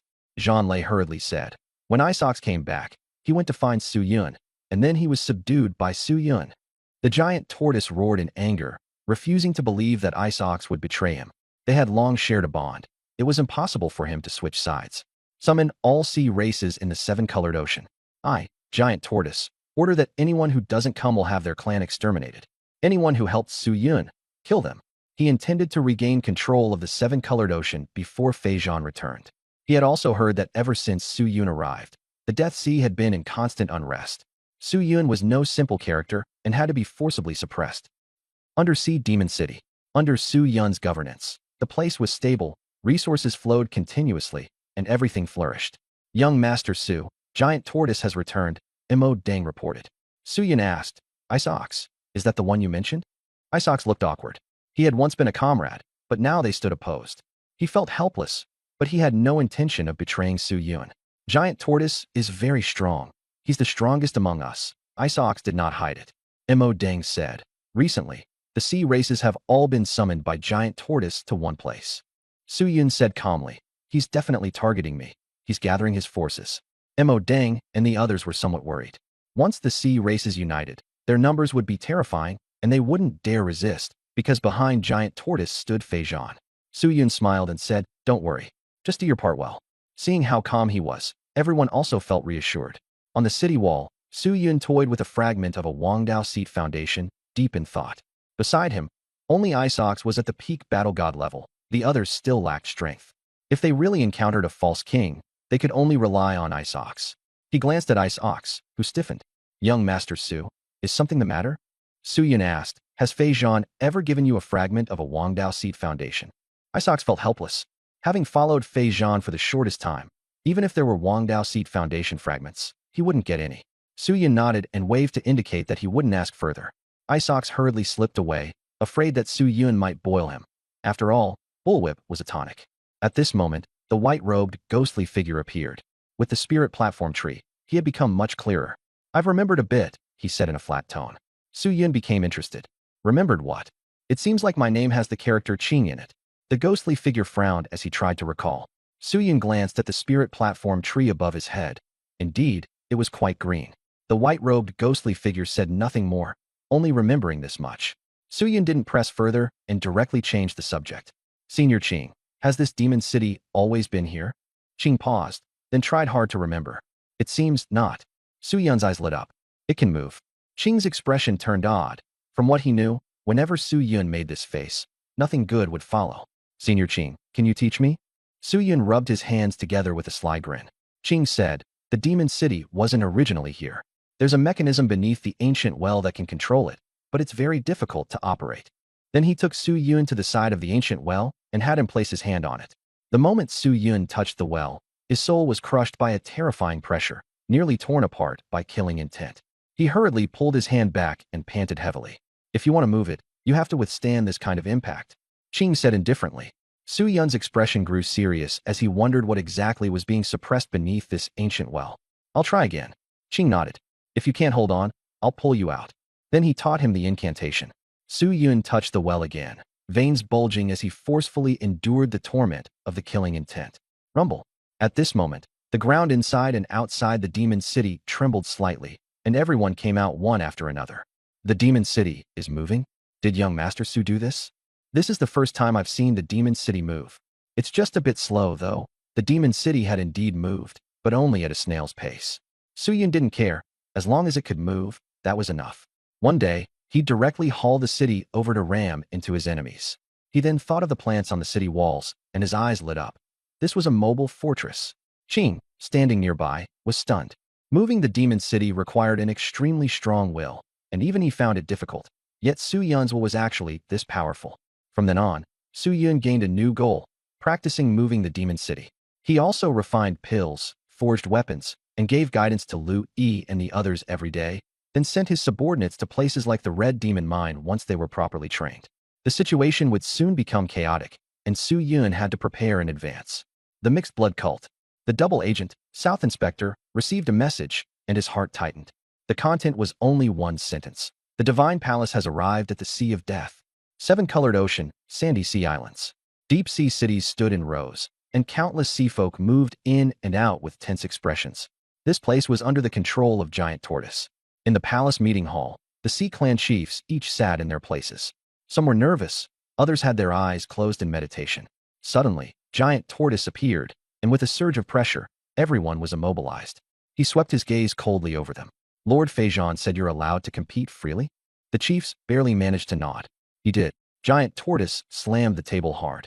And that means letting the human race ride on your necks? Mad Turtle, Tai Shan, Jean Li, and Yu DeBeo are all missing. None of you sent troops. The sea folk were berated until they couldn't lift their heads. Giant Tortoise issued a grim order. Use every available man to drive all humans out of the Sea of Death. A chief asked, should we expel the foreign cults too? Giant Tortoise said coldly. If they're willing to stay after being given enough resources, then let them, but don't let them touch the sea essence. The chiefs all expressed their understanding. Giant Tortoise stared at them and warned. Anyone who dares not to put in their full effort will see their entire clan exterminated. With Feijan backing him, no one dared resist. By the way, when you go back, remember to put. After sitting down, Giant Tortoise's tone eased. Everyone must contribute their resources. One chief immediately asked, then if we go to war, do we get rewards? Giant Tortoise's expression turned cold. The fact that I haven't killed you is reward enough. The chiefs could only swallow their anger, and the Sea Clan was forced to send out all its forces. A ruined city had gathered over 100 humans, including those who had survived the last massacre by the heavenly demon cult. Wang Gong and Lu Bin, genius members of the Divine Palace's Wang family, were also among them. Everyone above the level of 5-star war god was an expert. Some people were eager for revenge, but Lu Bin said coldly, "What's the rush?" Wang Gong said calmly, "Something has happened to the Sea Clan. A chaotic situation is more beneficial to us." Someone mentioned Su Yun, and Wang Gong's killing intent flashed. Su Yun of course has to die, but the most important thing is Hai Yuan. Everyone agreed. The objective was clear. At the same time, the myriad races and the foreign sects also learned that the Divine Palace had arrived. It's getting more and more interesting, three-way chaos. If there's a chance, we must kill Su Yun. We have to get into the demon city. The myriad races issued a death order. The southern inspector of the mixed blood sect also found out, and remained silent with bitterness. Su Yun's situation was getting more and more difficult. Demon City. The strong returned, and the tense situation escalated. The southern inspector quietly told Su Yun that the Divine Palace and the myriad races were both making their move. Su Yun said calmly, if they dare fight for territory, they should be prepared for this. He went up onto the city wall and shouted, "Everyone, you all understand the current situation, right? How many of you were slaughtered by Feijan's men, had your possessions forcibly seized, and still had to swallow your anger?" Su Yun's voice grew increasingly impassioned, each word stabbing at their hearts, and the emotions of the Sea tribe were ignited. This battle must be won. While Feijan hasn't returned yet, will heavily damage his forces. He shouted, "Liberate the Sea tribe. Unify the Sea of Death." The whole scene erupted, and the Sea tribe was invigorated. Everyone had long since decided that as long as Su Yun led the way, they were willing to follow. Su Yun generously promised, anyone who fights bravely will be rewarded. Hai Yuan, elixirs, weapons, armor, cultivation methods, all of it is yours. Winning hearts and boosting morale, he killed 2 birds with 1 stone. The southern inspector beside him was speechless, only feeling that Su Yun was far too good at stirring people up, but the promised rewards were indeed all being fulfilled. The myriad races, foreign sects, the Divine Palace, and the Sea tribe. If you meet them, just kill them directly.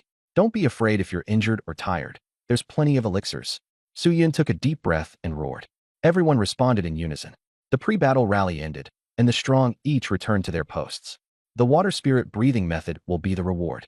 Alchemy, forging, and repairs all count as merit, and those who perform well can even help you break through to War God. The Sea tribe alchemists and smiths were instantly tempted, howling as they got to work. The atmosphere was intense, and Demon City became lively. "You're staying in the rear?" the southern inspector asked. Su Yun shook his head. "No, I have to be at the front lines.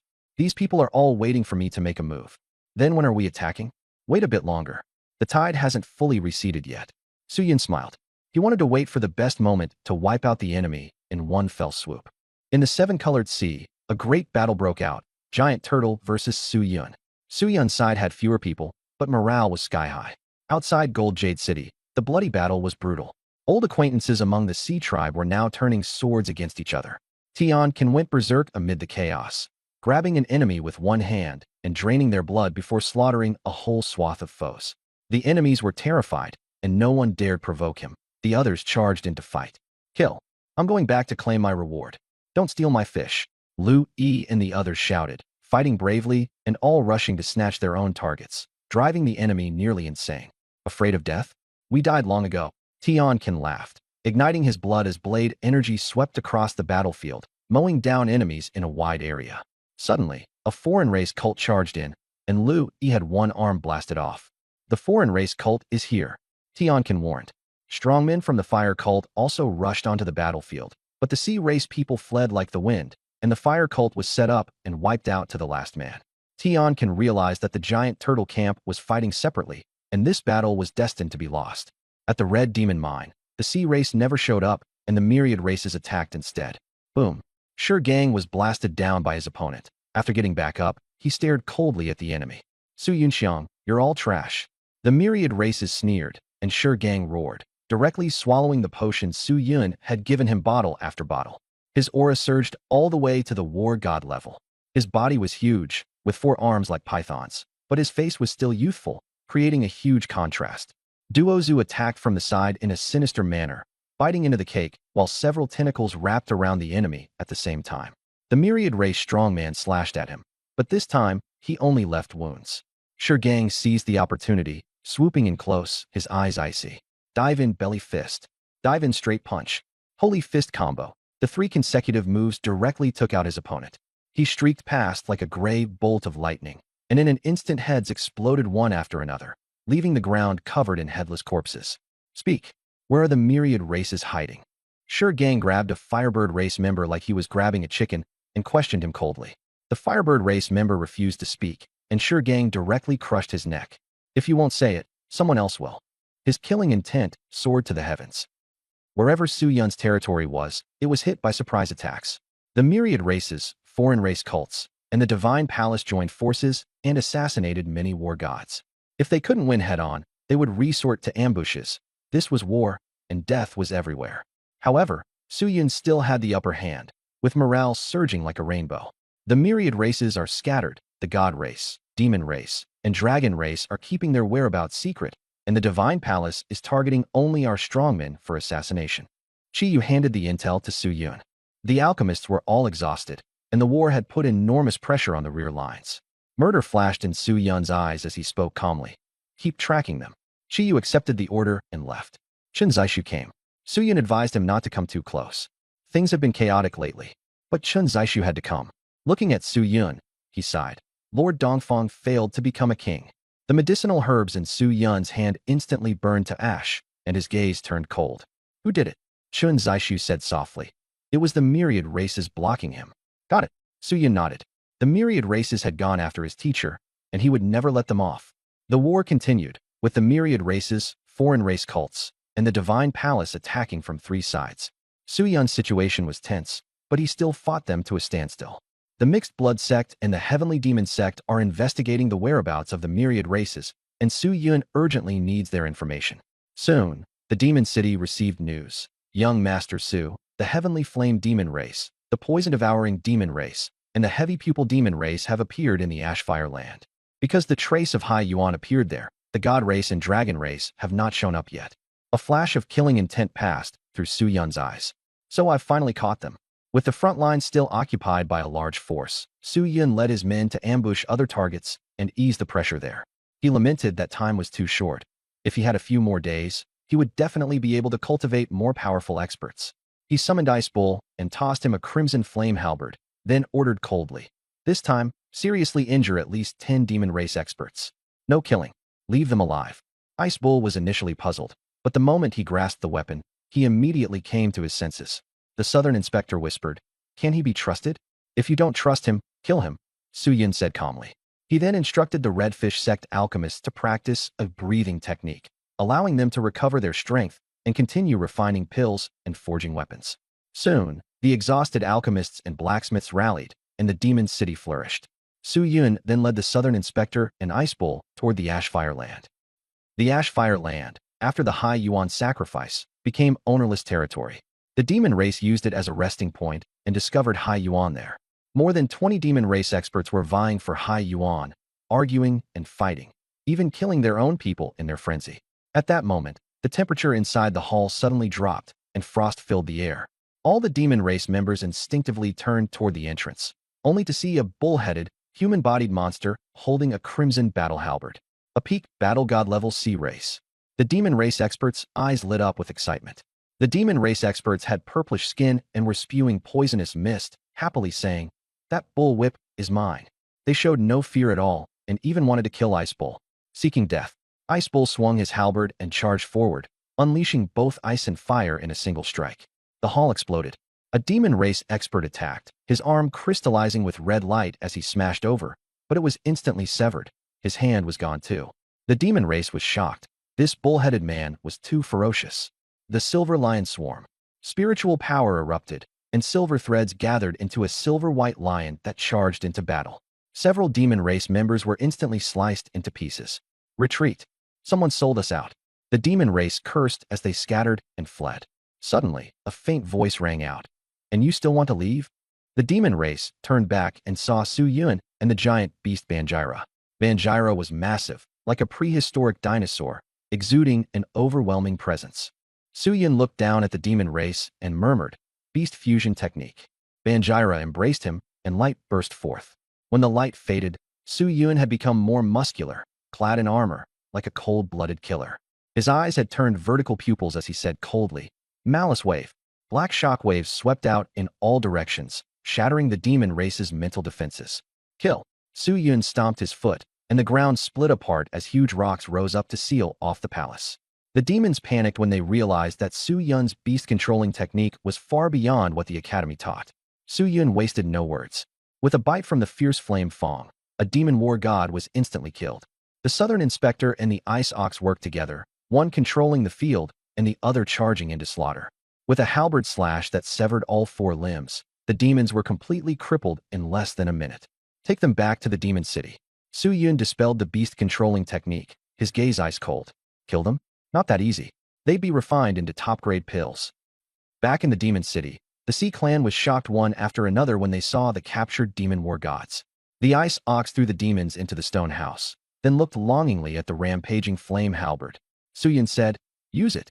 The ice ox was thrilled, feeling that Su Yun was worthy of his loyalty. Su Yun said solemnly, "Without my order, no one is allowed to come near." The crowd dispersed. Inside the stone house, the demons were still shouting and provoking them. But when they saw Su Yun's cold gaze, none of them dared to keep acting up, and a chill rose from the depths of their hearts. Those eyes made him seem more like a demon than they were. Boom. Golden flames enveloped the demons, and their screams rang through the demon city. At the gate of Demon City, Blood Fong was shocked. They really caught so many. The foreign cultists were also bound up. Magic Lamp sighed. If it weren't for the Divine Palace causing trouble, we could have captured even more. Su Yun walked out of the stone house and tossed Magic Lamp a pale purple meatball. Eat it. Magic Lamp swallowed it in one gulp, and his aura soared, rising directly from a 2-star to a 3-star war god. The others were stunned. What was this? Not only did it break through a minor realm, it also stored demon energy inside the body and could even feed back into cultivation. Magic Lamp was also dumbfounded, trembling with excitement. "Young Master Su, this is far too precious." Su Yun said calmly, "You're worth it." Those simple 3 words nearly brought tears to Magic Lamp's eyes. His expression turned determined, and he vowed to repay him with his life. The defeated Sea clansmen beside him were even more stunned. Su Yun not only gave rewards, but also encouragement. He was on a completely different level from Giant AO. Su Yun took out a knife and said coldly, "You have 2 choices. 1. Submit and go to the battlefield. 2. Refuse and be executed on the spot." He meant what he said, with no pointless talk. Obey or die. Hesitate or die. Fleeing deserters die too. One Sea clan member said timidly, "Can we not fight?" Su Yun raised his knife, and a fish head fell. Ding. Killed Sea clan member *1. Dropped beginner divine hand *1. The other Sea clan members immediately declared, "We're willing to submit." Su Yun said, "Kill enemies and earn merit, and you'll receive rewards." Everyone's eyes lit up. Su Yun was way too generous.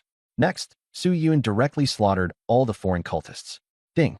Killed cultists *37. Dropped beginner divine hand *12. Intermediate divine hand *29. Send these to the front lines.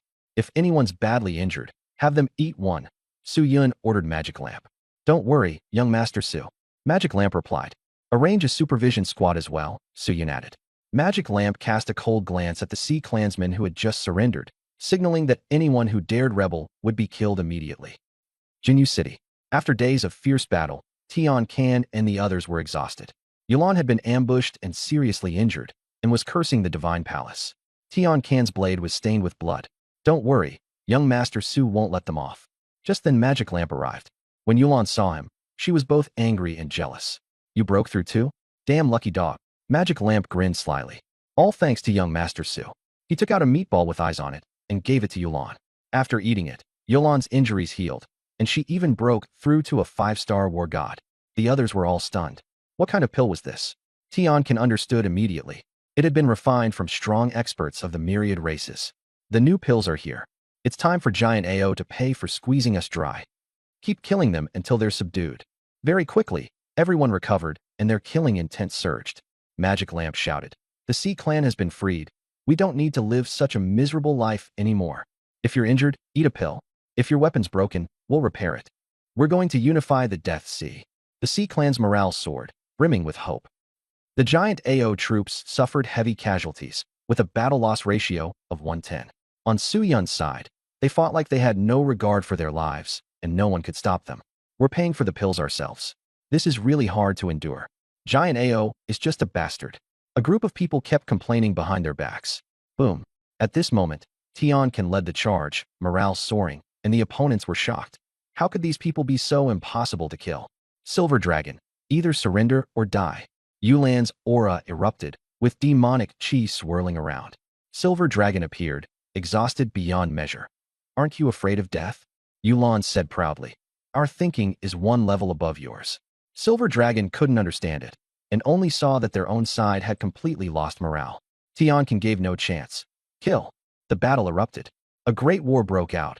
Lives fell like grass, and the seawater was dyed with blood, icy and piercing. Silver Dragon couldn't hold on any longer and screamed for surrender. Only then did the fighting gradually subside. Tionkin ordered the battlefield cleaned up and led everyone to the next place. Meiju City. A giant sea beast was pierced through by more than a dozen light spears and died miserably. Shingong Wanggong's gaze was icy as sacred light surrounded him. He easily incinerated a group of sea tribe members. Yu Jun, Yu Mei, and the others wore grave expressions. This was the human race's talent, the destruction of the battlefield. Wang Gong said arrogantly. Tell Su Yun that I'll settle the score with him from the elite families. Yu Mei gritted her teeth and shot back. Young Master Su doesn't care about you at all. The Shingong people sneered. Suddenly, a black spear came killing in, aiming straight for Yu Mei's head. Yu Mei counterattacked with water spirit breathing technique, but the sound waves shattered instantly. The black spear drew near, and Yu Jun stepped in to block it, only for his arm to be shattered into a mist of blood. Lu Bin was surprised. The sea tribe can also use breathing techniques? Wang Gong sneered and declared that Su Yun would die here. Then the people of Shungong left. Xia Meng and the others rushed over, but it was already too late to pursue. Yu Jun gritted his teeth in fury. Shingong was too strong. They ambushed and then withdrew immediately, making it impossible to defend against. The South Patrol envoy hidden in the shadows was also having a headache. Yet another huge mess had been stirred up. After Su Yun learned the news, his expression turned gloomy.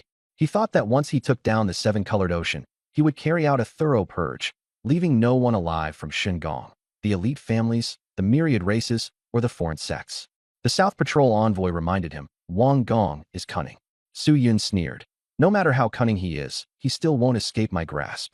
The South Patrol envoy realized that Su Yun wanted to use the sea origin as bait. Su Yun shook his head. This isn't fishing. It's catching them all in one sweep. Giant AO just lost, so he's definitely anxious. The sea origin is perfect to lure him out. Shingong probably has a pseudo-king hiding as well. We'll deal with that too. Kill the myriad races if we can. The rest can be cleaned up later. Su Yun took out 5 sea origins and instructed, spread the rumor that a sea origin has appeared at the Red Demon Mine. Chi Yu took the order. The South Patrol envoy sighed inwardly. What a huge gesture. He's even willing to part with 5 sea origins. Su Yun continued. Bring the Slaughter God cult into this as well. Let's make this charade more convincing and lure everyone in. Chi Yu replied once more. The Southern Inspector couldn't help but remark. Back then Su Yun rose to prominence by relying on this very move, and now he had become an accomplice himself. It was really exhilarating. After everything was arranged, Su Yun looked at the ancient well. It's time to move it to the Red Demon Mine. In the sandy sea islands of the seven-colored ocean, Giant AO smashed the table and roared, a bunch of trash. You have more people and more territory, and you still lost to Su Yun? Lose again, and you can wait to die. The sea tribe experts knelt on the ground, trembling, and grumbled in their hearts. He won't even give rewards and only knows how to squeeze us. Why would we risk our lives? After cursing for a long time, Giant AO waved them away. At that moment, a trusted aide came to report.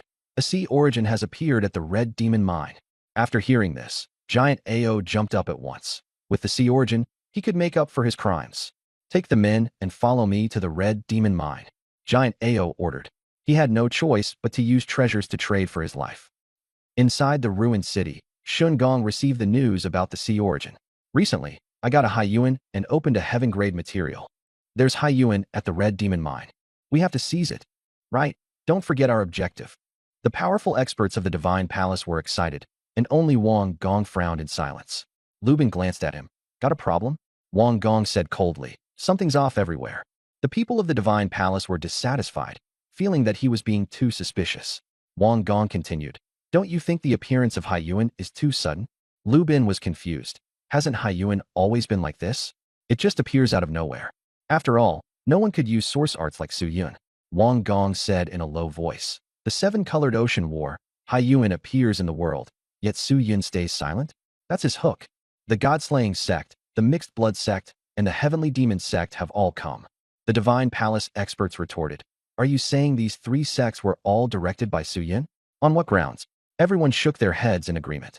After being persuaded, although Wang Gong felt there was some sense in it, he still couldn't shake his unease. If you don't want to go, then stay here. We're leaving. Wang Gong looked at the seawater, his heart sinking. With Uncle Zhonghan here, I should be able to stay alive. In the end, he still decided to follow along. At this moment, Demon City was already covered in seaweed. Su Yun placed both hands on the ancient well, controlling Demon City's movement. After arriving at the Red Demon Mine, he withdrew his hands. Everything was ready, and all that remained was for the show to begin. Taking advantage of the lull, Su Yun slipped into the stone house and, as usual, stole a few things first. 30 advanced hands of God have condensed 3 worlds randomly opened: the martial world, the war god world, and the full-time world. After hesitating for a moment, he chose the martial world. System bro, just give me an ancestral symbol. Connecting. Steal successful. Devouring ancestral symbol. Steal failed. Steal failed. Steal failed. Steal successful. Qingtan's original cloth shoes. Steal successful. Space stone. Steal failed. Steal successful. Azure heaven transforming dragon art. Steal successful. Ling Qingzhu's bloodstained clothes. Steal successful. Primordial pagodas. Steal failed. Su Yun was dumbfounded. He actually got the ancestral symbol, the devouring ancestral symbol. As for the other random odds and ends, he wasn't surprised. The key was that he had obtained the ancestral symbol, the space stone, and the primordial pagoda fragments. Huge profit. Suddenly, the huge ice block in the corner of the demon city exploded with a dragon's roar. A frigid pressure swept across the city. Su Yun immediately stood up, excitement surging through him. Blue Eyes White Dragon and Ice Dragon Skasa had successfully fused. The silver-blue giant dragon spread its wings, scales shimmering, energy raging, its pale golden dragon eyes looking down on everything. The demon city was covered in silver-white frost. Su Yun's heart surged with excitement. White dragon main bloodline, Ice Dragon. Skasa's bloodline is too mixed, Su Yun thought to himself. He called out, Little White, and the Blue Eyes White Dragon turned its head to look, then immediately pounced over, nearly crushing Su Yun to death. This dragon was way too big. The white-clad ghost shadow appeared, and, looking at the Blue Eyes White Dragon, sighed at its terrifying bloodline. Su Yun rode on the dragon's neck and asked, Little White and the true dragon clan, which is stronger? The ghost shadow said, Wait until it becomes a king before talking about that. Right now it's hard to say who's stronger, but it will definitely be formidable in the future. Su Yun smiled. With the Blue Eyes White Dragon and Ice Dragon Skasa's 2 powerful bloodlines, how could it be weak? He jumped down from the dragon's neck and whispered, Help me kill people later, leave none alive. The blue-eyed white dragon was murderous and nodded in agreement. Su Yun then summoned the ice ox. As soon as the ice ox saw the blue-eyed white dragon, it was terrified. Dragon clan. The ice ox couldn't help trembling. Even breathing made him shiver from the cold. Despite clearly being a cultivator of the ice path, he was still afraid of the cold. Su Yun couldn't be bothered with him and gave the order directly. Kill everyone from the Divine Palace. If you do well, I'll reward you with a false king. The ice ox was thrilled and immediately promised, Just watch me. I'll start killing. Su Yun had confidence, with 2 powerful experts protecting him. He glanced at the white-robed ghost shadow, who nodded in understanding. If a false king made a move, he would follow. That was the reason Su Yun had brought the magic city over. They're here. Su Yun suddenly sensed a powerful aura rapidly approaching. On the other side, in the coral land lush with seagrass, sea essence churned up and down, drawing the attention of the various factions. There really is sea essence. Quite a lot, at least 5. Everyone stared fixedly at the sea essence. At this moment, The Slayer God sect and the Heavenly Demon sect suddenly broke into a fight, cursing each other as they battled, making the scene even more chaotic. The other forces saw this and felt it was even more credible and began to stir. The giant turtle quietly asked a sea clan expert to try and see whether he could seize the sea essence. The man, steeling himself, casually grabbed and actually picked up a sea essence with ease. Everyone was stunned. The giant turtle thought it was too easy and personally took another one, and it still went smoothly into his hands. At this point, the Divine Palace, the myriad races, and the foreign clans all went crazy. Was this sea essence being given away for free? With a single order, everyone surged forward to snatch it, and the situation spun out of control, turning into a frenzy of slaughter. Blood dyed the seawater red, and the giant turtle's aura erupted as he killed even more viciously. Wang Gong and Lu Bin watched anxiously, but in the end they also rushed in. Wang Gong always kept a sense of crisis in his heart. "Retreat!" he roared. Wang Gong grabbed Lu Bin and retreated in a burst of holy light. The others still thought he had gone mad. Suddenly, a bizarre figure appeared in the seagrass, Su Yun. He spread his arms and smiled brightly. "Everyone, the auspicious hour has arrived. I'll send you to hell. Throw away Hai Yuan now." Wang Gong shouted, but it was already too late. "Seal the heavens and lock the earth." Su Yun stamped the ground, and source patterns spread outward. Hai Yuan rose into the air, its light dazzling, then suddenly exploded. Boom! A chain of explosions followed. Heaven and earth were sealed, and everyone was immobilized. Killing intent filled Su Yun's eyes as he roared. "Xiao Bai! Ice Bull! Kill them!" Boom! The azure-eyed white dragon burst out from the deep sea, spewing white flames. Wherever the white light passed, the enemy was annihilated. Coral shattered, seagrass vanished, and the enemies had no power to fight back. On the other side, the ice bull swung the frenzied flame halberd. Ice and fire intertwined as powerful foes were sliced apart. Flames exploded, and flesh and blood flew everywhere. The scene turned into a hellish slaughter. "Ice Bull!" The giant armored beast roared in fury. Ice Bull wiped away the blood and said coldly, "I had no choice before.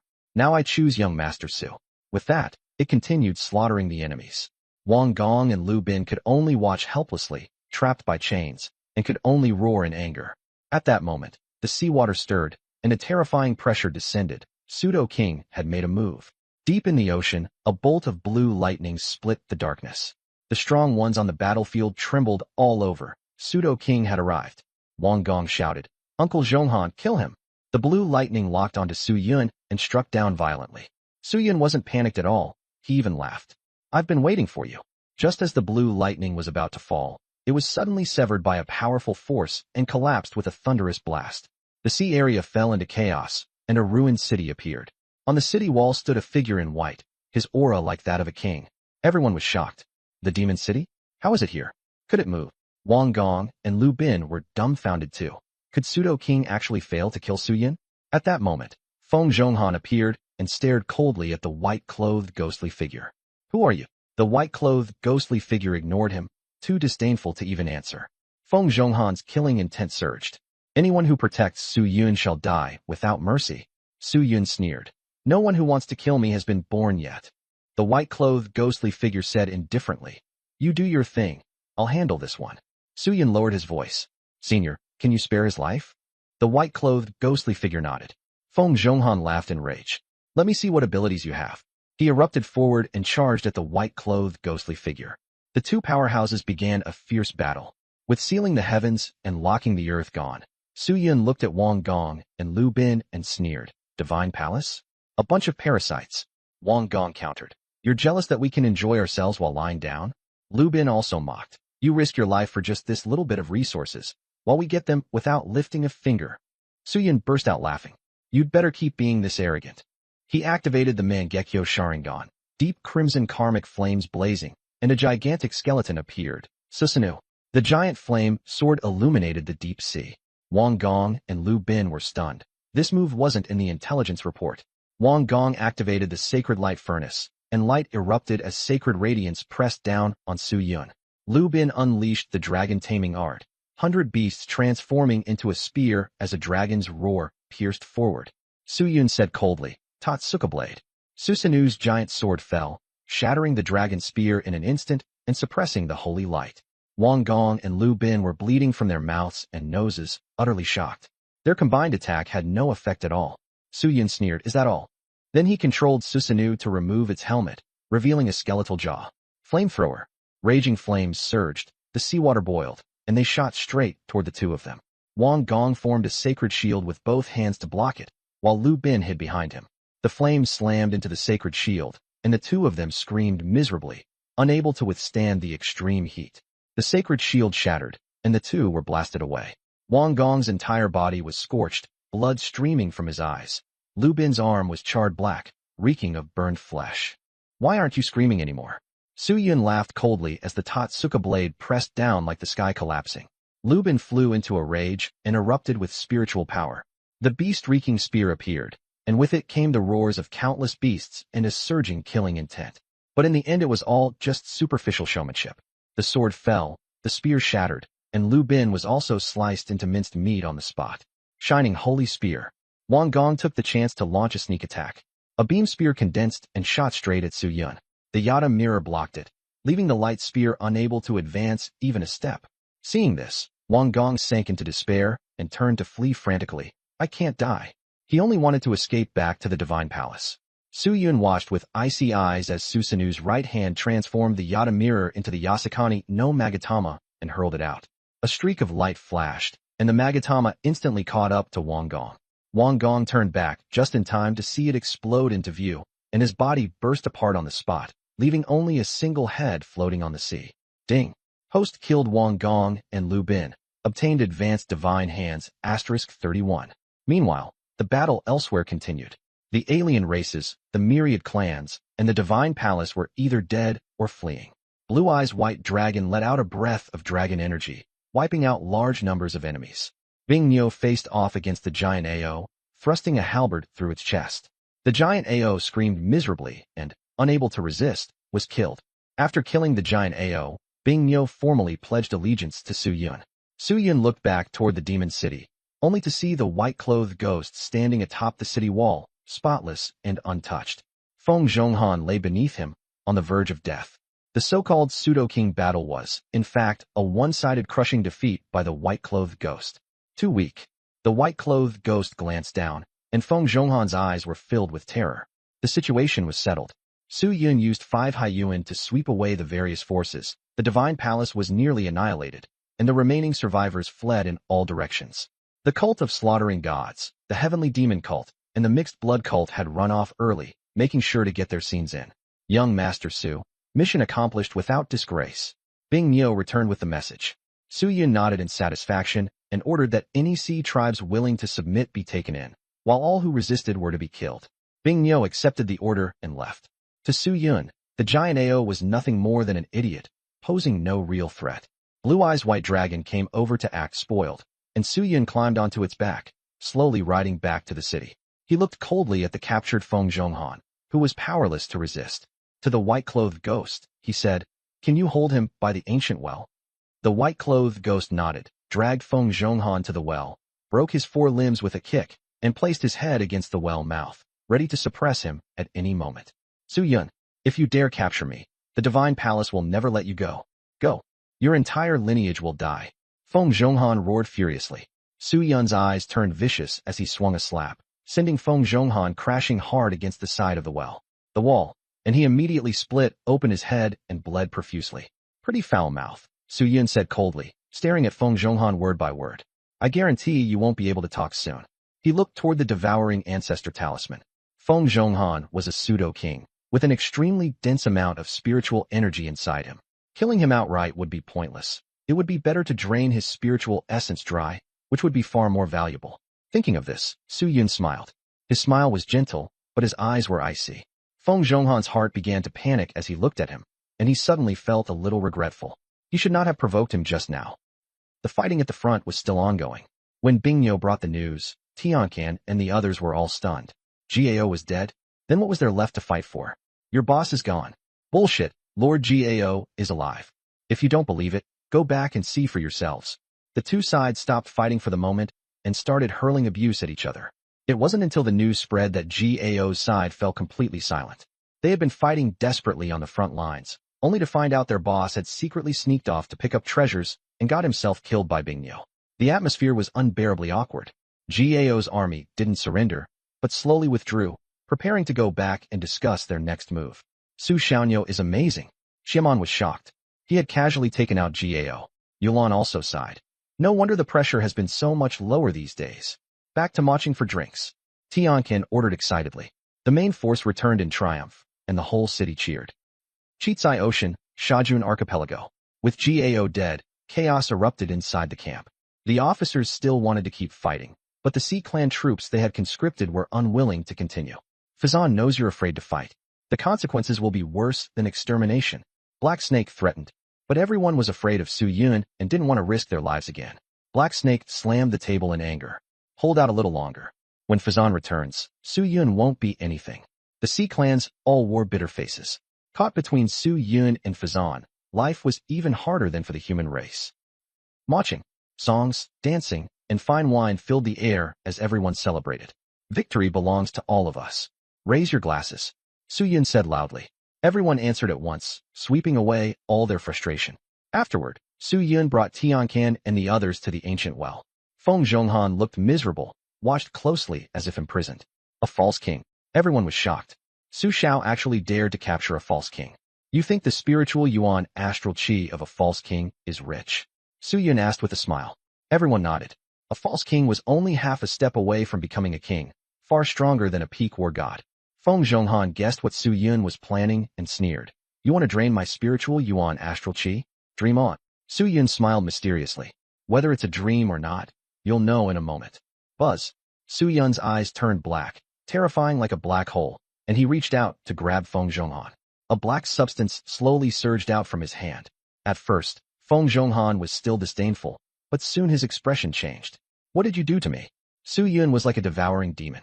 Ancient runes appeared in his mind, radiating a swallowing force. Feng Zhonghan couldn't resist at all. His spiritual yuan astral chi was slowly stripped away, and his entire body grew paler and paler. The spiritual yuan gathered by Su Yun's left hand condensed into several small jade-like balls. Try them, Su Yun said in a hoarse voice. Although Tianqian and the others were uneasy, they all took one and swallowed it. A surge of intense spiritual energy flooded through their entire bodies. In an instant, Qi filled their entire bodies, even more ferocious than a Xian-rank pill. I just advanced 1 star. So satisfying. Does Su Xiao have any more? I ate it too fast, I didn't even taste it. Everyone was no longer afraid and shouted excitedly. Su Yun laughed heartily, thinking this really was the devouring ancestral symbol, so overbearing. This was exactly the effect he wanted. Using a false king to cultivate his own faction, Chizai Ocean was only the beginning. His goal was to dominate the Sea of Death and contend with Song Wang. Take 3 days to rest, then purge the rebellious Sea Clans. Su Yun ordered. Tianqian, Moding, and the others accepted the order. As long as they had the jade-like balls, nothing would be a problem. Everyone went back to celebrate, leaving only Feng Zhonghan weakly lying beside the well, so thin he barely looked human. He was on the verge of tears. He finally understood what it felt like to be drained dry. If he had known earlier, he wouldn't have tried to act tough. Chizai Ocean, Shajun Island. Black Snake was deploying troops and arranging formations. Confident with Lord Fujian backing him, he wasn't afraid of Su Yun at all. In fact, he felt Su Yun should be the one afraid of him. Suddenly, killing intent descended, and the powerful beings of Shajun Island trembled in fear. Black Snake panicked. A Sea Clan messenger urgently reported, Lord Black Snake, outside. Black Snake led his men out and immediately froze in shock. A Sea Clan army was charging in like a tide, giant sea beasts spearheading the assault, coral shattered, sea rocks collapsing, crushing everything in their path. Leading them were Tianqian, Shigang, Madong, Yulan, and Xiaomon. Why are they here again? What method is Su Yun using? Does he not need to recover? All the Sea Clan experts were terrified. Logically, after such a battle they should have been resting, but Tianqian and the others completely ignored that. Tianqian stood in front, saying arrogantly, Black Snake, young Master Su asked me to bring a message. Black Snake was so frightened he couldn't say a word. Tianqian said indifferently, hand over your territory, submit, and you can live. Black Snake's expression turned vicious, thinking that once Fei Zhan came back, you'd all be dead for sure. Tianqian said coldly, this isn't a negotiation, it's charity. Since you won't agree, then die. Black Snake and the others panicked. Tianqian was no longer wasting words. Your chance is gone. Seize their territory. Kill anyone who resists. Yulan roared. The Sea Clan army and giant beasts howled together, their momentum shaking the heavens. War erupted, and without suspense, Black Snake and the others had no chance to flee. They were all killed, leaving no burial place for their bodies. The days of being exploited are over. Under young Master Su's rule, the seven-colored ocean will never know strife again. Peaceful days begin today. Today, Tiankin stood on the city wall and announced loudly. The residents of Kunsha Island thought they were dreaming. Peace had really come. Mo Deng, Yulan, and the others were all extremely excited.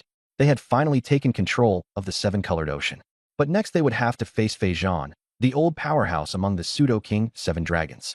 However, Su Yun told everyone to rest assured. When the enemy came, he would send a general to block them. He already had arrangements in place. At this moment, the magic city was moving. Bing Niu told Su Yun the return route of Fei Zhan. Su Yun immediately decided to use the magic city to block the road, kill if possible, and if not, still strip them of a layer of skin. The magic city moved even faster. By the ancient well, 10 sunflowers were basking in the sunlight. They fell into the well, and that hand tried several times to come out, but was suppressed. Now it was completely unable to get out. Execute the cleanup plan. When you encounter the divine palace, the myriad races, or foreign sects, either expel them from the seven-colored ocean or kill them on the spot. Su Yun ordered. He wanted everyone to understand that the seven-colored ocean was fought for with blood. If anyone wanted to cause trouble, they should first see how many lives they had. In the Fire Ash land, the experts of the myriad races were temporarily hiding. We never thought we'd see this day too. Su, has Yun gone mad? He's already the master of the seven-colored ocean, and he's still driving people away? The myriad races were completely bewildered, confused, and unwilling. Their living space squeezed until they could barely breathe. Boom. A blood-red tornado suddenly appeared, and several people died miserably. Tiankin appeared carrying a blade, and said coldly, "Starting today, the myriad races must either get out of the seven-colored ocean or die." The myriad races threatened. Doesn't Su Yun fear our wrath?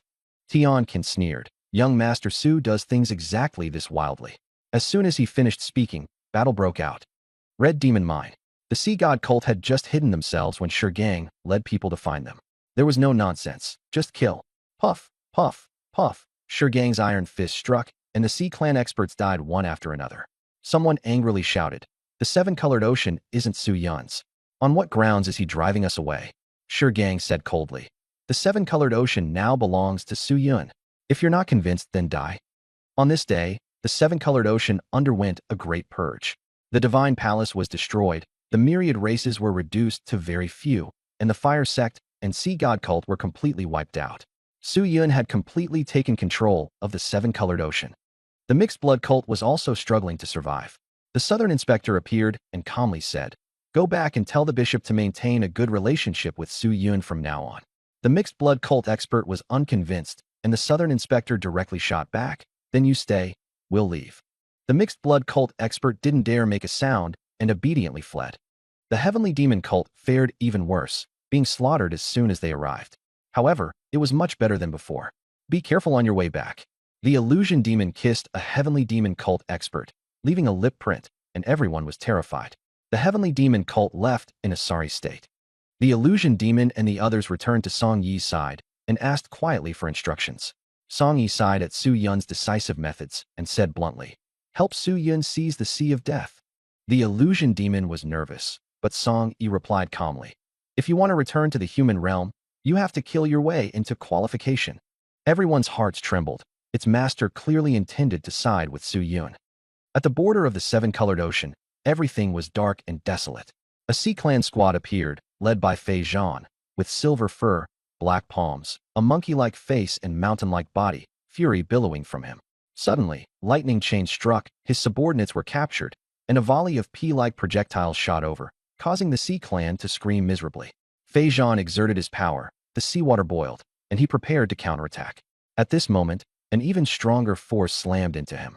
Fei Zhan was on alert and found a mysterious demon city appearing before him. He froze, certain he hadn't gone the wrong way, but the demon city was just there.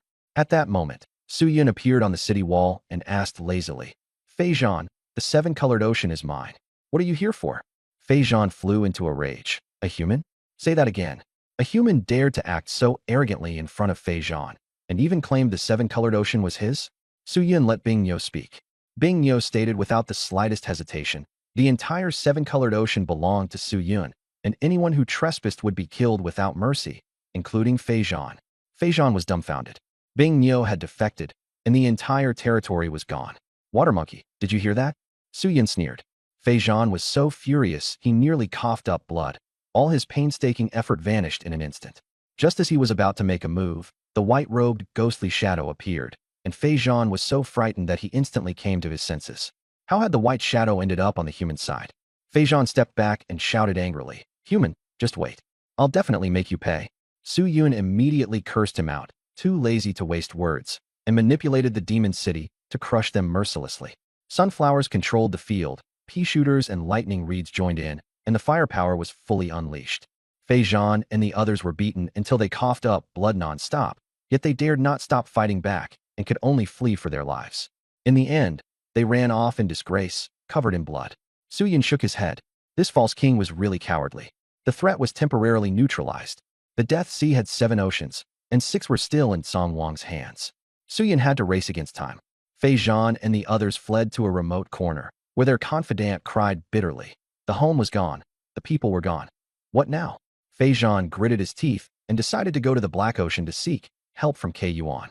There was a secret between them, and Kei Yuan would definitely make a move. At the same time, the people of the 7-colored ocean Divine Palace fled back. Once the news came out, both the Divine Palace and the aristocratic clans were shaken. Wang Gong and Liu Bin were both dead. Feng Zhonghan had been captured, and the Divine Palace was completely enraged. Tianming Academy also received the news, and Wang Can and the others were shocked and furious. The false king had been captured by Su Yun. There was simply no way to explain it. In Yoxin Garden, Zhang Zhongqing, Zheng Yu, and the others were all laughing. After Su Yun broke away from the human race, he finally let loose. Zheng Yu even said that the Divine Palace should have been taught a lesson long ago. Zhang Zhongqing, however, worried that things would only get more chaotic next. The East was facing a failed king-sealing attempt, and perhaps things were not as simple as they seemed. Inside the demon city of the 7-colored ocean, Su Yun's various policies were being implemented, and the situation was stabilizing. He paid no mind to miscellaneous matters, focusing instead on improving his strength and preparing to charge into the God of War level and compete for supremacy in the Death Sea. At that moment, he came before Feng Zhonghan and activated the devouring ancestral talisman, absorbing large amounts of Feng Zhonghan's spiritual essence and astral energy, turning them into jade-like pellets. The onlookers even felt a little sorry for Feng Zhonghan. He looked weak, his face deathly pale, his cheeks sunken, his eyes dull. One word: frail. When the others saw the 50-odd jade-like pellets in Su Yun's hand, they all went wild with delight. Squeezing a false king dry really was satisfying. Su Yun instructed, "Feed him more pills. Don't let him die." Chi immediately stuffed a pile of pills into Feng Zhonghan's mouth. Feng Zhonghan was on the verge of tears. He felt that he was not even as good as a breeding stallion. Even if he wanted to self-destruct, the white-robed, ghostly shadow was staring him down tightly, leaving him completely unable to move. Su Yun couldn't be bothered with him and turned to walk out of the demon city. He felt the pressure growing stronger and stronger. Fei Zhan had left, and the news could not be concealed. The false kings would react soon enough. Su Yun had to become a god of war, or else the situation would be doomed to failure. No one has walked this road before. I'll open it myself. Su Yun took a deep breath, sat down cross-legged, and swallowed all the jade-like pellets. Boom. Spiritual energies surged wildly. The seawater trembled, and the shattered spiritual apertures quickly condensed, connected, and began to glow. 83, 84, 108. All spiritual apertures were filled. Su Yun kept swallowing pills, broken general pills, dragon bone hidden yuan pills, great flood pills, one after another. Refinement, then devouring ancestral talisman, all in one seamless motion. Everyone was stunned. Treating jade beads like candy and pills like snacks, Su Yun was unbelievably tough. The deep sea roiled, spiritual energy surged wildly, and 108 spirit apertures lit up like stars, making the seabed bright as day. The new God of War system is to smelt all techniques, martial skills, and innate talents into the new spirit apertures, Su Yun muttered. As the medicinal essence was infused in, suddenly a series of crack, breaking sounds rang out. Tian Can and the others froze. The white-robed ghost shadow said in a low voice, "It's not breaking on its own. It's being shattered by the impact." Everyone was horrified. If it were anyone else, they would have been completely ruined by now. Song Yi thought to herself, "Even if you're ruined, I can help you recover, but I hope you can succeed." Boom. Blue Star's laws struck down with heavenly thunder again, blasting Su Yun until only a dozen or so spirit apertures remained. his entire body covered in blood as he vomited blood continuously. I'm not wrong. Suyin laughed madly. If you want to break me, then let's break together. Grinding his teeth, he crushed all the remaining spirit apertures. Boom. Spiritual essence and astral energy turned into a thick mist, and the seabed fell into complete chaos. Everyone in Demon City was dumbfounded. Even the white-robed ghost Shadow and Feng Zhonghan were shocked. Abandon the old system and forge a new one, Suyin shouted. His injuries recovered rapidly. The shattered spirit apertures fused back together, still numbering 108, but they had transformed into a massive star. Thunder rumbled again, but this time it did not fall. The dark clouds dispersed. The white-robed ghost Shadow stared blankly for a long time before finally squeezing out a sentence. He really made it. Demon City erupted in cheers. Song, he revealed a smile. Suyin rose from the deep sea, his bones crackling all over as he grimaced in pain and cursed. Damn it, that hurts like hell. The smugness at the corners of his mouth was impossible to hide. Everyone rushed out of Demon City and looked at Suyin excitedly. They had just witnessed the birth of the new God of War system. The Pathfinder was right before their eyes. Suyin briefly explained that this system was suitable for both the human race and the sea race. When a warrior advanced to a war general, they could cultivate the new system without crushing their spirit apertures. Those who were already God of War would need to crush their spirit apertures before switching to the new path. Xueqi asked for his name, and Suyin thought for a moment before replying, New Divine Method. Yulan curiously asked Suyin how strong he was. Suyin demonstrated the New Divine Method, and the 108 spiritual apertures within his body transformed into giant apertures, surging with immense power. Yulan also exerted himself, but was effortlessly defeated by Suyin. Everyone else was shocked. Suyin was able to suppress Yulan, a 5-star war god, with nothing but the New Divine Method. Everyone immediately begged to learn it, regardless of how many spiritual apertures they had, all expressing willingness to shatter their apertures. Some worried that their realm would fall too sharply, and Suyin responded grandly that spiritual essence and astral energy were boundless, so there was nothing to fear about dropping in realm. He pointed at Feng Zhonghan, and everyone burst out laughing. Feng Zhonghan pleaded desperately for mercy, only to be kicked unconscious by the white-clad ghost Shadow. Everyone gave a thumbs up, and Song Yi, Huanimo, and the others also wanted to learn it, which Suyin readily agreed to. The first test subject was Tian Can. Following Suyun's guidance, he shattered his spiritual apertures, and his realm plummeted as he coughed up blood. Suyin personally guided him in circulating the New Divine Method, and with spiritual essence and astral energy pouring in, the spiritual apertures within Tian Can's body reassembled into a star, and giant apertures formed. Suyin reminded him to fuse with the fierce spirit saber. Tian Can did as instructed, and saber chi burst forth, leaving everyone exhilarated. Very soon, they would also be able to possess this power. Everyone thanked Suyin for his selflessness, and Suyin was equally excited inwardly. He firmly believed he had not strayed from his path. The one best suited to himself was the most important. Yulan asked whether, as a double-horned battle whale, his true form could also fuse with giant apertures. Suyin answered affirmatively.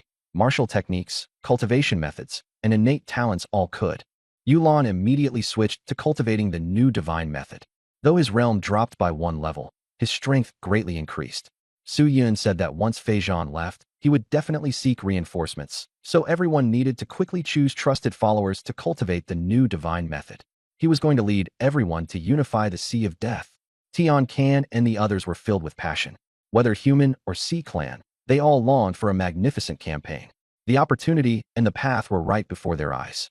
In addition to promoting the New Divine Method, Suyin also needed to search for the 7-colored ocean sea essence to see whether he could obtain a kingly Dao foundation or fragments. Pseudo-kings were the force he needed most at the moment. Time waits for no one, so they acted at once. The channel to the human race in the Myriad Races battlefield. Recently, the Myriad Races battlefield had been in turmoil, with many kings fighting over resources and killing enemies. Inside the military camp, Dongfang Taiwei had failed in his last attempt to become a king and had not yet recovered from serious injuries, so Lin Sihua was taking care of him. Nai asked, "What about your pills?" Dongfang Taiwei coughed weakly. "I've damaged my foundation. I need to recuperate slowly." After saying that, he got up and left, and Kuke hurried to follow. Qian Yaowang sighed. "Why don't you return to the human realm to recover? Come back after you've healed." Dongfang Taiwei smiled bitterly. "That's the only choice. I can't help much right now." The other kings had no objections. They all felt his injuries were too severe, and that the human realm's environment would be better for recovery. The Demon Eye King said, "Recover for a year, then come back." After speaking, he suddenly froze, thinking something was wrong. Dongfang Taiwei had failed to become a king. What about his kingly Dao foundation? Historically, whenever someone failed to become a king, they would either leave behind a kingly Dao foundation or be killed. Yet this time, neither was there. His gaze deepened, but in the end he did not stop him. After all, some things needed to be released, and the rear lines needed to change. Before leaving, Dongfang Taiwei handed the pills he had refined to Quebec. "I won't be here, so take care of yourself." Kuke nodded heavily and said only, "Hall Master, please take care." Dongfang Taiwei smiled. "I'll be back very soon." Watching the Hall Master leave, Kuke silently put away the pills. Now that both Su Yun and the Hall Master were gone, he could only rely on himself. He muttered softly, "Su Yun, forgive me for taking matters into my own hands." Usually he was very quiet, but whenever he encountered Su Yun, he became different. In the end, Kuke left too, without going with the army. He wanted to roam the myriad races battlefield. That place suited him better. At Tianming Academy, the students were stunned to see a figure who was both familiar and unfamiliar. The Secret Medicine Pavilion, the last property of the Dongfang family in Tianming Academy, and also Dongfang Taiyue's lingering attachment, was now nothing but ruins. Dongfang Taiyue touched the ruins, his eyes red. Good that it burned. He understood that Su Yun had done it. If it was going to be destroyed, it was better to destroy it himself. That attitude moved him even more. He knew Su Yun understood what this pavilion meant to him. Sun Yu looked at him, wanting to say something but swallowing it back, and could only sigh. Zhang Zhongqing arrived. Dongfang Taiyue, with his back to him, said in a hoarse voice, "Thank you for helping him." Zhang Zhongqing shook his head. "Now that you're back, just recover properly and don't think too much." At this moment, Wang Gaolong and Liu Beixiao walked over and asked in surprise, "Why are you back?" Dongfang Taiwei didn't even turn around. "My family has lived here for generations. Do I need to report my return to you?" Liu Beixiao frowned. "As the dean, you should set an example." Wang Gaolong added. "Su Yun became rebellious because he learned it from you." Liu Beixiao sneered. No wonder he betrayed the clan. The teachers and students around them were all displeased. Was this really something the principal should say? Zhang Zhongqing said coldly, "Cut the crap. Are you looking for death?" Wang Gaolong and Liu Beixiao were instantly stunned. Suddenly, Dongfang Taiwei burst into laughter and said to Zhang Zhongqing, "I succeeded." Zhang Zhongqing and Sun Yu were stunned, then immediately understood something. Boom. Dongfang Taiwei rushed straight at Wang Gaolong and roared, "How dare you insult my disciple?" Die. With a single palm strike, Wang Gaolong's limbs exploded instantly, turning him into a human stick as he was pinned down. Before anyone could react, flames erupted, and a phantom of the fire demon god appeared behind Dongfang Taiwei, burning Wang Gaolong to ashes. The new principal of Tianming Academy died on the spot. Liu Beixiao was terrified. Just as he was about to run, Dongfang Taiwei raised his hand and grabbed him, subduing him. The revolt erupted. Dongfang Taiwei laughed wildly. "That's right. We were born to kill hypocrites like you." The fire demon king roared, and the blazing flames swallowed Liu Beixiao. Amid the screams, Liu Beixiao turned to black ash, and the vice principal fell. The entire scene fell silent. Zhang Zhongqing came to his senses and hurriedly said, "Taiwei, you're being too impulsive." Dongfang Taiyue's eyes were bloodshot as he said hoarsely, "I only listen to my heart. Anyone who bullies my disciple won't be allowed to live." After his roar, he soared into the air and headed straight for the divine pavilion. Zhang Zhongqing followed helplessly. The divine pavilion turned into a sea of fire, and Wang Qin was captured. Dongfang Taiwei sneered, "I won't kill you. I'll make sure you suffer for the rest of your life." He crippled Wang Qin and didn't spare Lu Guang, Feng Dong, or Ding Dong either. Anyone who had bullied Su Yun was crippled. After doing all this, Dongfang Taiwei looked into the distance and flew away. Zhang Zhongqing called after him, "Where are you going?" "To kill the vermin." Dongfang Taiwei vanished into a river of fire. Tianming Academy fell into chaos, and everyone was terrified. Wang Qin screamed miserably, "Dongfang Taiwei has gone mad. He deserves to die." Someone hurriedly reported to the front lines, and the situation spiraled out of control. Ming City, the human sanctum of Blue Star, the city's operations center. Suddenly, a streak of fire fell, and Dongfang Taiwei appeared, shocking everyone. Is he heading to the Divine Palace? Dongfang Taiwei wore a cold expression and went straight to the Divine Palace. The high-level battle general guarding the entrance shouted, "This is not a place for you to act recklessly." He roared one word, "Die." The entire army of battle generals was instantly slain. Dongfang Taiwei stepped into the Divine Palace and shouted, "Where are the living? Get out here." Heaven and earth changed color. and a giant wind and thunder shadow struck. Dongfang Taiyue laughed madly. The fire demon King Venerable appeared, and a huge flame fist blasted into the sky. The two sides clashed head-on. The void trembled, and the buildings were all destroyed, turned into ruins. The giant wind and thunder shadow was swallowed by flames and vanished without a trace. Dongfang Taiyue, you two want to betray the human race, someone in the divine palace roared. A blade light slashed down like the Milky Way with astonishing momentum. Dongfang Taiyue cursed angrily. It's you parasites who have harmed the human race. The fire demon King Venerable gathered flames into a red fist imprint, resisting the blade light. Crack! The blade light shattered, unable to withstand the fist imprint. At that moment, three pseudo-kings appeared: Wei Maqian, Feng Yinyu, and Wang Ning. Wei Maqian warned in a deep voice, "Anyone who dares offend the sacred land shall be killed without mercy."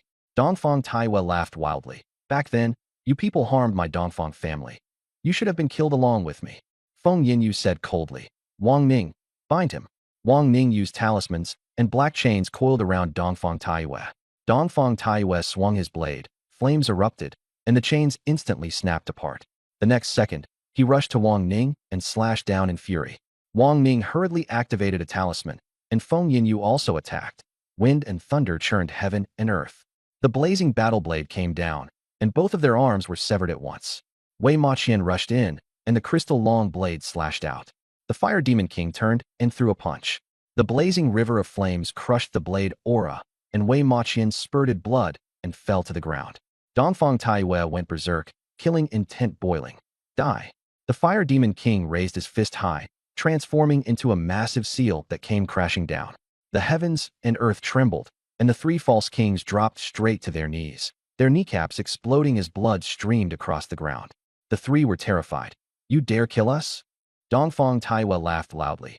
"What's there I wouldn't dare?"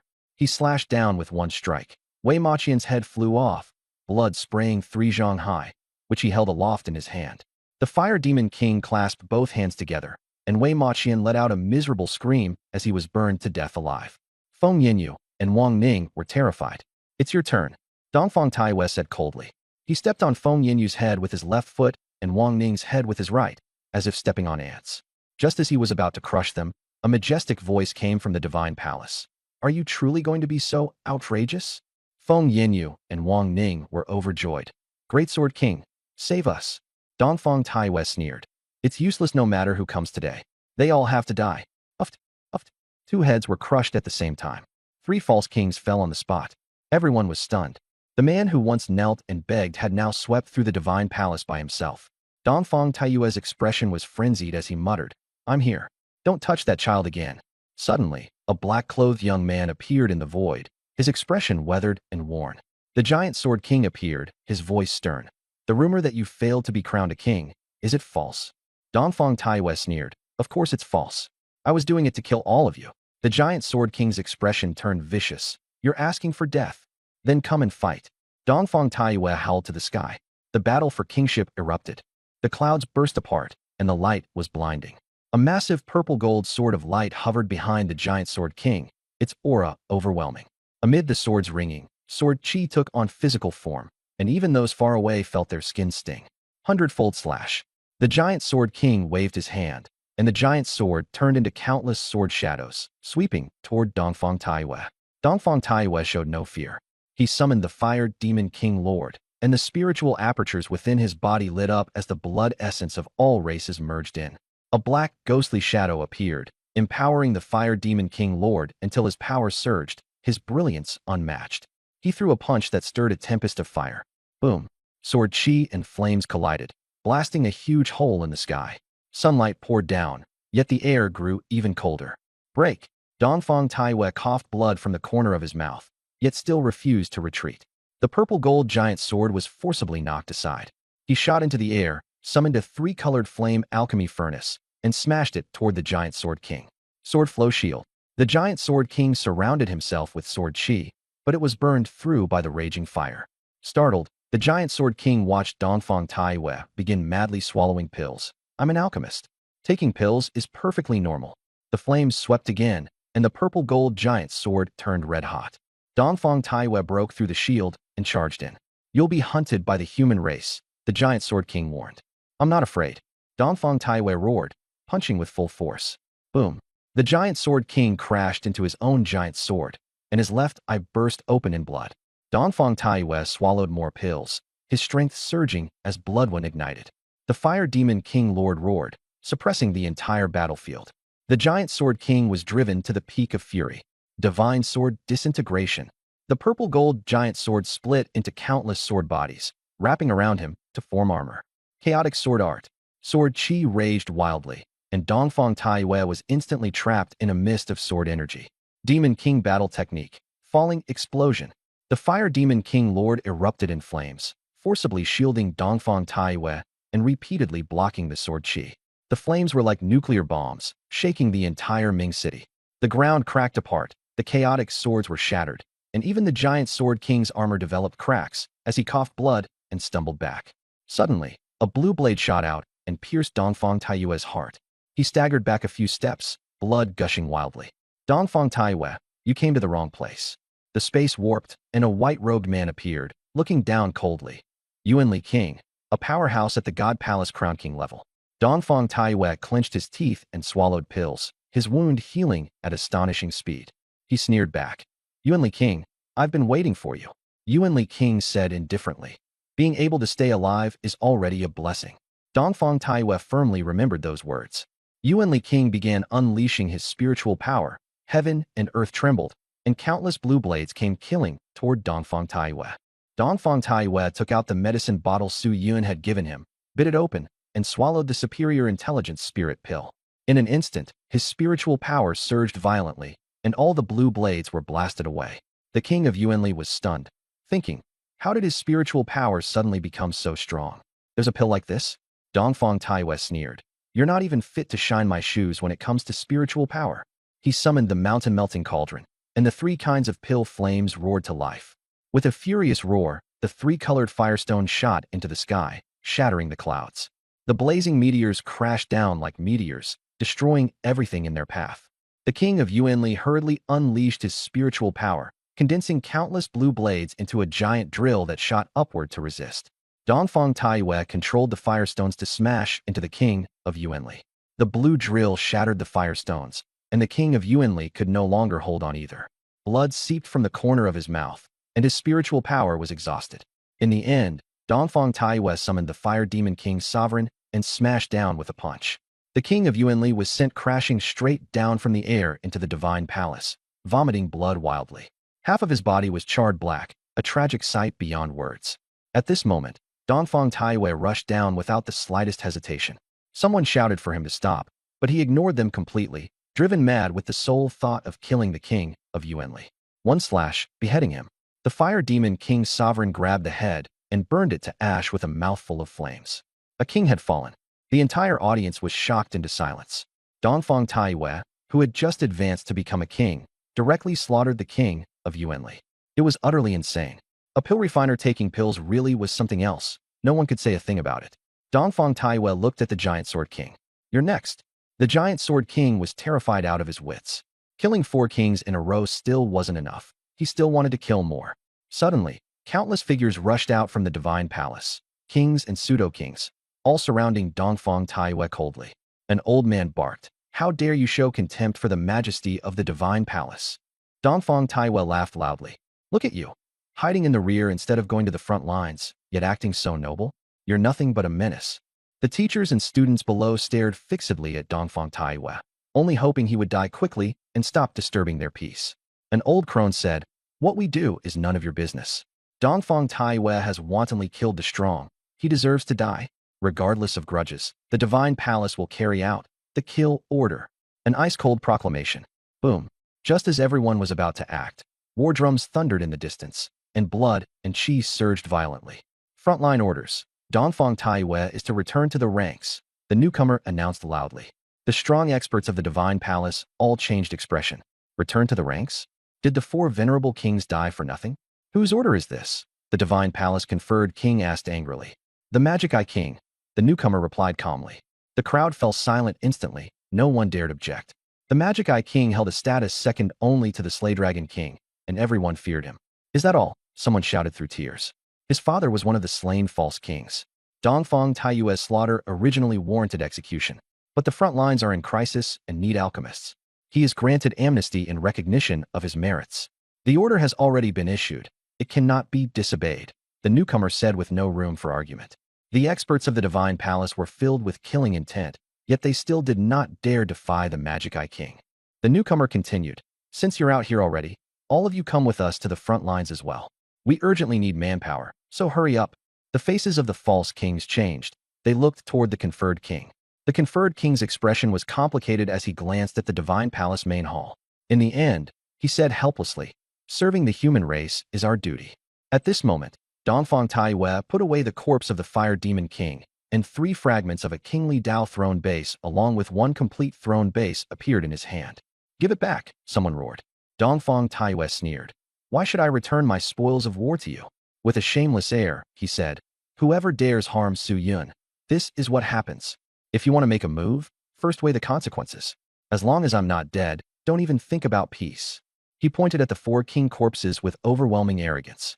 The crowd was stunned, remembering that Su Yun was still his disciple. Now that Dongfang Taiyue had been conferred as a king, who would dare act rashly? They would have to think twice. After saying that, Dongfang Taiyue turned and left. It is worth mentioning that Dongfang Taiyue actually did not know that the Demon Eye King had long seen through his plan and had even used it to root out the termites within the Divine Palace. The Demon Eye King's mind was far too deep. Not long after, everyone dispersed, and this farce that had stirred up the human realm came to an end. After everything calmed down, deep within the Divine Palace, someone sneered, "The Dongfang family? This time, let's eliminate them completely." Tianming Academy. Upon hearing that Dongfang Taiyue had killed the 4 kings, Zheng Yu and the others were shocked. Zhang Zhongqing sighed that the conflict could no longer be resolved, and the fall of the 4 kings would only make the situation even more dangerous.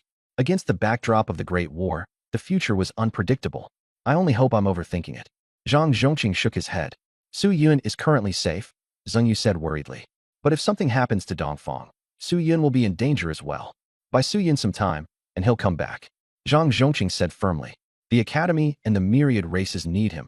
He cannot be allowed to leave." At the same time, the news spread completely, and the myriad races also learned of it. That old fossil actually became a king. The myriad races sneered. "Perfect. Makes it even easier to kill him on the battlefield. First kill Dongfang Taiyue, then wipe out Su Yun." On the myriad races battlefield, Dongfang Taiyue returned. King Thousand Medicine was the happiest of all. Finally, there was another kindred spirit. "Ha ha ha. The 2 of us will refine pills together." King Thousand Medicine was as happy as a child. Lin Sihua glared angrily. "You old bastard even deceived me." Dongfang Taiyue was disdainful and directly ignored Lin Sihua. He thought to himself, "This guy talks too much. If he found out, the whole world would know. How would I ever go back to killing people then?" The Divine Palace still wanted to salvage the situation, but the Demon Eye King interrupted. "Enough. Dongfang Taiyue will devote himself to refining medicine to make up for his mistake. Report to the front lines tomorrow. If he offends again, I will deal with him personally." Dongfang Taiyue lazily replied, "Understood." Then he turned and swaggered off with King Thousand Medicine and Lin Sihua. Human Earth-rank alchemists were already few and far between, all of them treasures. The powerful members of the Divine Palace were stifled, their expressions unpleasant. The black ocean of the Sea of Death was pitch black, and spiritual power found it difficult to penetrate, as if wrapped in a viscous liquid. The seafolk of the Black Ocean were sinister and adept at ambushes. Deep within the Black Ocean, in a giant shell city, Fei Zhan arrived here with his trusted aides. A voice came from within the hall. "Fei Zhan, why aren't you in the 7-colored ocean? What are you doing here at my place?" Fei Zhan said helplessly. "If I had a territory, I would have gone back long ago." The gate swung open, and the black octopus Chu Yuan appeared, staring coldly at Fei Zhan. "Speak," Fei Zhan said awkwardly. "My 7-colored ocean was stolen." Chu Yuan froze for a moment, then burst into wild laughter. "One of the 7 dragon generals actually lost his territory? Hilarious," Fei Zhan said angrily. "Do you think I wanted this?" Chu Yuan grew serious. "Who did it?" Fei Zhan lowered his voice. "Demon City." Chu Yuan immediately restrained his laughter, his expression turning solemn. "Anyone who entered Demon City died. Even King Tsang did not dare barge in recklessly." Fei Zhan recounted what had happened in the 7-colored ocean. Chu Yuan frowned. "This human has some ability. He'll be hard to deal with," Fei Zhan said mysteriously. "Don't forget the ocean essence we've hidden at the border between the 2 oceans." Chu Yuan interrupted him and immediately closed the door. King Song had decreed that anyone who found ocean essence must turn it in. Those who hid it would be executed. Yet the two of them had risked their lives to hide a batch, all in hopes of increasing their strength. But after such a long time, they still hadn't improved. At this rate, they'd only ever remain underlings. Let's retake the seven-colored ocean first, Chu Yuan said. Feijan nodded. At that moment, someone knocked outside, and a Sea clan member reported, "The rebel army is causing trouble again." Chu Yuan grew irritated. Those useless trash stir up trouble every day, endlessly. Feijan was surprised. It still hasn't been dealt with. The rebel army was made up of Sea clans opposing Chu Yuan's rule. They had repeatedly caused trouble at the border and become a thorn in Chu Yuan's side, but he had never been able to suppress them. At the Black Ocean border, a city had just finished suppressing a riot. The rebel army withdrew after looting a large amount of resources. The Squid King, Alay, someone from Miss Song Yi's side has arrived, one person said. At the head was the Squid King, with a human body and a squid head. Beside him was Alay, a female squid. Alay sneered. This woman showed up out of nowhere. She must be up to something. The Octopus King said solemnly, "She has helped us." Not long after, Phantom Demon walked in and said in a sweet voice, "Octopus King, long time no see. I've missed you so much." Even the octopus could not stand it. Goosebumps fell all over. The Octopus King hurriedly asked, "What orders does Miss Song Yi have?" Phantom Demon smiled and said, "Seven-colored ocean has already been taken down by the master's friend." The rebel army was shocked, and Alay started to entertain some thoughts of her own. The Octopus King said in delight, "Could you come to Black Ocean and join forces with us?" As long as there was cooperation from both inside and outside, Black Ocean could possibly be taken down. Phantom Demon smiled and said, "We do have that intention, but not to talk with the master, rather, with young Master Su." Young Master Su? To the rebel army, all of this was unfamiliar. But the Octopus King did not hesitate. "No problem, Alay, you all make the trip." Once it was settled, they set off immediately. As they were leaving, the Octopus King asked, "Is young Master Su of the Sea tribe?" Phantom Demon replied, "No, he's human." At the mention of a human, the rebel army's expressions changed at once. A human? Humph. In the deep sea, the demon city moved slowly forward. Recently, Su Yun had reaped plenty of rewards, opening 2 fragments of the Kingly Tao Foundation and picking up a pile of materials for medicine, refining, and artifact forging. His cultivation had also improved rapidly. With Feng Zhonghan's help, Su Yun was close to advancing to a 3-star war god. The merfolk in Demon City had all improved greatly, but since no one knew when the Tsang King would return, Su Yun had not yet decided on the next territory to target. The more, the better. He had always been looking for an opportunity. Find a time to let the Ice Bull advance into Pseudo King, Su Yun thought. With a Pseudo King in hand, he could seize territory and fight all he wanted. He continued studying the system skills. 30 Advanced Hand of God *30 Condensed. Please choose a world to steal from random 4 worlds. Saint Seiya, Spy, Bear Infestation, Teenage Mutant Ninja Turtles. Su Yun was speechless. Steal for turtles? And use them as a side dish in the sea? Fine then. Spy World, Bear Infestation, whichever one I pick, it's at least a 3-year sentence. In the end, he chose the Saint Seiya world. Don't ask, he really loved it once. Stealing in progress. Failed, success. Stardust Revolution success. Athena's 10-year Collector's Edition Suspenders success. Shun's Original Underwear success. Scale Armor success. Saint Cloth Forging Technique success. Rosen 100 Dragons Force. Su Yun's pupils shook. Stardust Revolution plus Rosen 100 Dragons Force. Absolute greatness. Stardust Revolution. Ares Shine's skill. Summons meteorites. Rosen 100 Dragons Force. Libra Doko's ultimate move. A chaotic dance of divine dragons. Scale Armor. Exclusive armor of the Sea Generals. Su Yun felt a little regretful that he hadn't stolen the Gold Saint Cloth or the God Cloth. Even Pegasus Cloth would have been fine. System, you're not very good at this. Try harder next time. System. Joking aside, Su Yun was actually quite happy. Stardust Revolution was absurdly powerful. Suddenly, Su Yun noticed the Saint Cloth forging technique. He was already a blacksmith himself, so maybe he could mass-produce scale armor. Once everyone put it on, their combat strength would skyrocket. Full of motivation, Su Yun was getting ready to start. At that moment, Song Yi entered with Alay and the rebel sea tribe. "Want to talk?" Song Yi smiled. Su Yun nodded. "You're from another ocean?" Song Yi gave a brief introduction. "The Black Sea Rebel Army. What they do is pretty much the same as you." Su Yun sized up Alay and the others, and found them very arrogant, as if they didn't take him seriously at all. In the eyes of the Sea Tribe, humans were lowly and unwelcome. The only exceptions were Sea Tribesmen who had been won over by Su Yun. Alay stepped forward. We're here to seek help. We hope you'll do everything you can to help us take down the Black Sea. Follow the rebels, and every sacrifice will be worth it. She looked utterly superior. Chi Yu, Lu Yi, and the others all frowned. Was that how someone asking for help talked? Song Yi was also somewhat displeased. Su Yun asked with a smile. Then what do I get out of it? I'm providing manpower and resources, so I should get some return, right? Everyone nodded one after another, feeling it was reasonable. Reasonable. Alay snorted coldly, her face darkening. You humans simply don't understand the suffering of the Sea Tribe. So many Sea Tribes have been displaced, and we rebels are here to rebuild a new order. And you're still talking about benefits? In Su Yun's eyes, she was just an idiot. Su Yun looked at Song Yi, who could only spread her hands.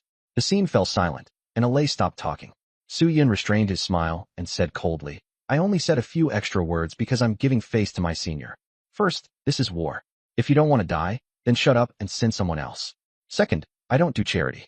If you want a free ride, get lost. With his aura fully unleashed, the rebel army was completely suppressed. Alay trembled with anger, and just as she was about to retort, one of her arms was severed on the spot by the ice bull, blood gushing out. The ice bull warned coldly, point around like that again, and I'll cut off your head. The rebel soldiers quickly forced out smiles and begged for mercy. Young Master Su, don't be angry. She doesn't know how to speak. Su Yun only felt that the Sea Tribe were all idiots. Ignorance made them fearless. He said indifferently, for my senior's sake, I'll agree to send troops. Once the Black Sea is taken, I want 60% of the territory. The rebels were greatly relieved. Alay lowered her head to admit her mistake, but Su Yun couldn't be bothered to pay her any mind and told her to get lost. In the end, both sides reached an agreement, with illusory demons serving as the liaison. Before leaving, the rebels reminded them that troops were gathering in the Black Sea and that they should be careful, then turned and left. After they were gone, Su Yun complained helplessly. Senior, what kind of level are your friends at? Song Yi also spread her hands. The King of Squid is easy to get along with. I'm not familiar with this Sea Tribe. Su Yun rolled his eyes. The rebels' arrival had locked in his target, the Black Sea. But trusting the rebels? Dream on. He ordered Mo Deng, teach them the new method. Take the god-slaying cult to infiltrate the Black Sea, gather intelligence, and keep a close eye on the conflict between the rebels and K Yuan.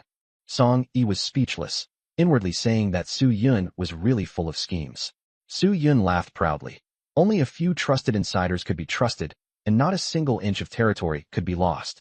Mo Deng understood the seriousness and set off immediately. Su Yun suddenly thought that near the seven-colored sea was the Poisoned Sea, the territory of another pseudo-king. If they could be made to fight each other, Su Yun smiled. And that smile sent a chill through everyone, because the last time he smiled like that, the colorful ocean was gone. Song Yi asked in surprise what he was planning. Su Yun said plainly that he wanted Fei Zhan, K Yuan, and Du Hai Sasa to slaughter one another. Everyone was shocked. To scheme against three false kings at once took enormous delay. But Su Yun just smiled and said it was only a small trick. Even Bing Niu and the others wiped the sweat from their brows, sighing that Su Yun was ruthless and merciless. Su Yun then asked Song Yi, is the Squid King also a false king? Song Yi shook her head. He tried to refine the remaining fragment of the King's Dao Foundation, but failed. Su Yun said disdainfully, Bing Niu, get ready to become a false king. Bing Niu was overjoyed, and the others were also filled with expectation. As long as they followed Su Yun, they would all have a chance to become false kings in the future. Su Yun combined kindness and authority, and everyone was utterly convinced. Su Yun was fully at ease with the art of controlling people. Outside the demon city, Alay covered her severed arm and said through gritted teeth, this human simply doesn't understand the hatred of our sea race. The other sea clans hurriedly tried to persuade her, don't be rash. We must put the bigger picture first. Alay sneered, I don't care about my personal grudge. I just want to find more helpers for the sea race. Any of the 10,000 races will do. In her heart, she viciously marked Su Yun down. Just wait. At this time, Bing Niu was preparing to fuse the fragment of the King's Dao Foundation. Su Yun had specially prepared two kinds of pills. One was the Nine Heavens Ascending pill, used to assist in sensing martial skills. The other was the Dragon Origin Steelbone pill, used to temporarily strengthen the body. Inside the demon city, everyone watched Bing Niu and prayed for success. Bing Niu solemnly promised Su Yun, young Master Su, I won't let you down. After speaking, he rushed out of the demon city and rose straight into the sky. Su Yun and the others followed closely behind. Rumble, the heavens and earth changed color, violent winds and torrential rain descended, and the scene was terrifying, as if disaster had arrived. Bing Yo stepped on layers of frost and ascended into the sky, gripping the fragment of the King's Tao foundation as he roared. Seek the King's Tao. Thunder split the dark clouds, and cracks spread across the void, like spider webs stretching across the heavens. Su Yun suddenly sensed different auras of the King's Tao. There was the Frost King's Tao, the Ice Sovereign King's Tao, and even the Giant Beast King's Tao. He asked, "Can you feel it?" Everyone shook their heads. Su Yun realized that it was his own primordial immortal body that could sense the great Tao. Looking again at Bing Yo, after he swallowed the Nine Heavens Ascending pill, his perception became even clearer, and the atmosphere around him grew incomparably tense. Su Yun asked Song Yi, what was the reason for the failure to attain the Tao? Song Yi said, too much time passed, so he was rejected by heaven and earth. The Southern Inspector suddenly interjected. Also, the longer the time spent seeking the Tao, the stronger the rejection, making failure more likely, unless there is a treasure that can increase the success rate. Su Yun nodded, understanding now. Crack. The temperature dropped sharply, Bing Yo's frost power exploded, and the cracks in the sky were filled in. The chilling air was overwhelming. Bing Yo swallowed the Dragon Origin Steelbone pill and clenched his teeth to hold on. The fragment of the King's Tao Foundation began to slowly merge into his body. But at the critical moment, the fusion stalled and could no longer move forward. Ice Bull was both puzzled and anxious. Did I choose the wrong path? But I specialize in the ice path. There's no way I'd be wrong. The Southern Inspector sighed. Damn, he searched for the wrong path. Everyone else was helpless too. Many war gods had fallen at this very step. At that moment, Su Yun suddenly roared. Take the third path with your left foot. That's the one that suits you best. Everyone froze. Could young Master Su actually see the king path? Ice Bull didn't hesitate. He followed Su Yun and abandoned the original route. Fragments of the King Path Foundation fell away as heaven and earth shook violently. A brand new power of the King Path descended. Ice Bull rose into the sky, his fur shimmering like crystal, and he entered the ranks of the crowned kings.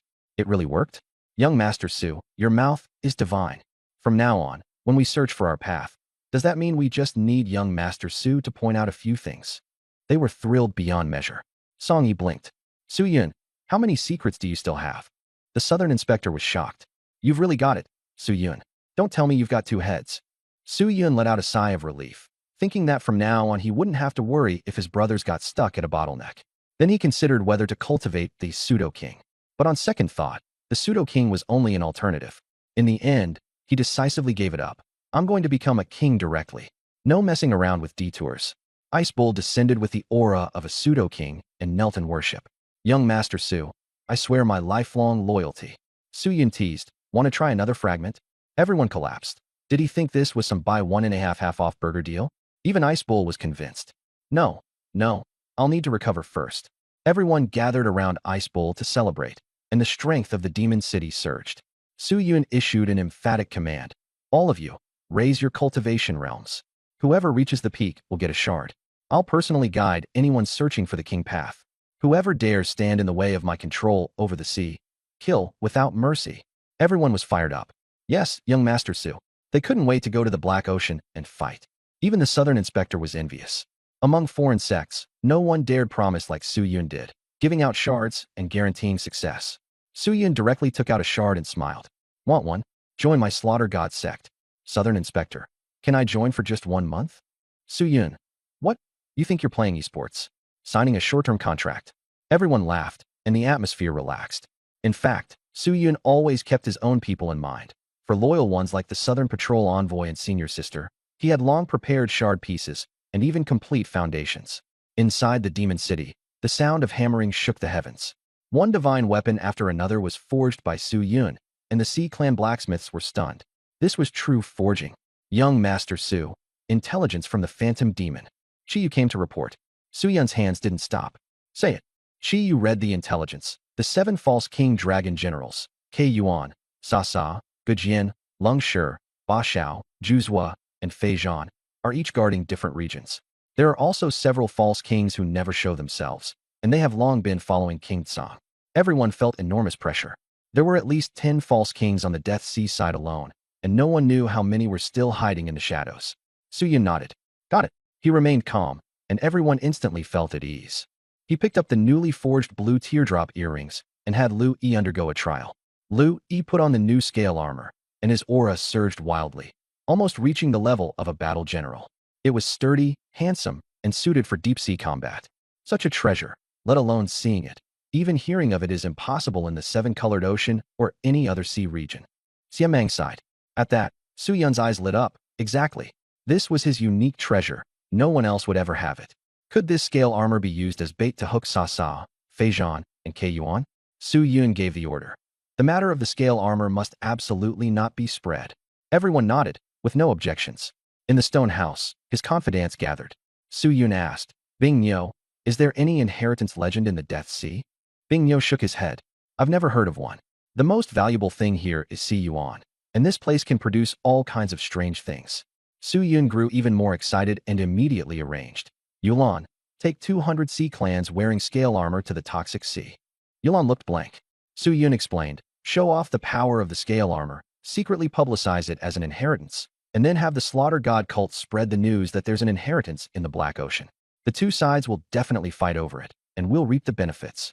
Everyone gasped. So young Master Su really wanted to deal with the three false kings in the shortest time possible. The others set out from the seven-colored ocean to attack the Black Ocean's territory, leaving only Su Yun and Yulan. Su Yun said earnestly, Yulan, there will be sacrifices on this trip. Yulan smiled. Young Master Su has given me a chance to avenge myself. Use this life of mine however you want. Those who survive will be rewarded, and I'll support the descendants of those who sacrifice themselves. You may even have a chance to become a false king. Yulan was so moved that he knelt down. I am willing to die for young Master Su. In the open ground, Yulan gathered his brothers. There's danger.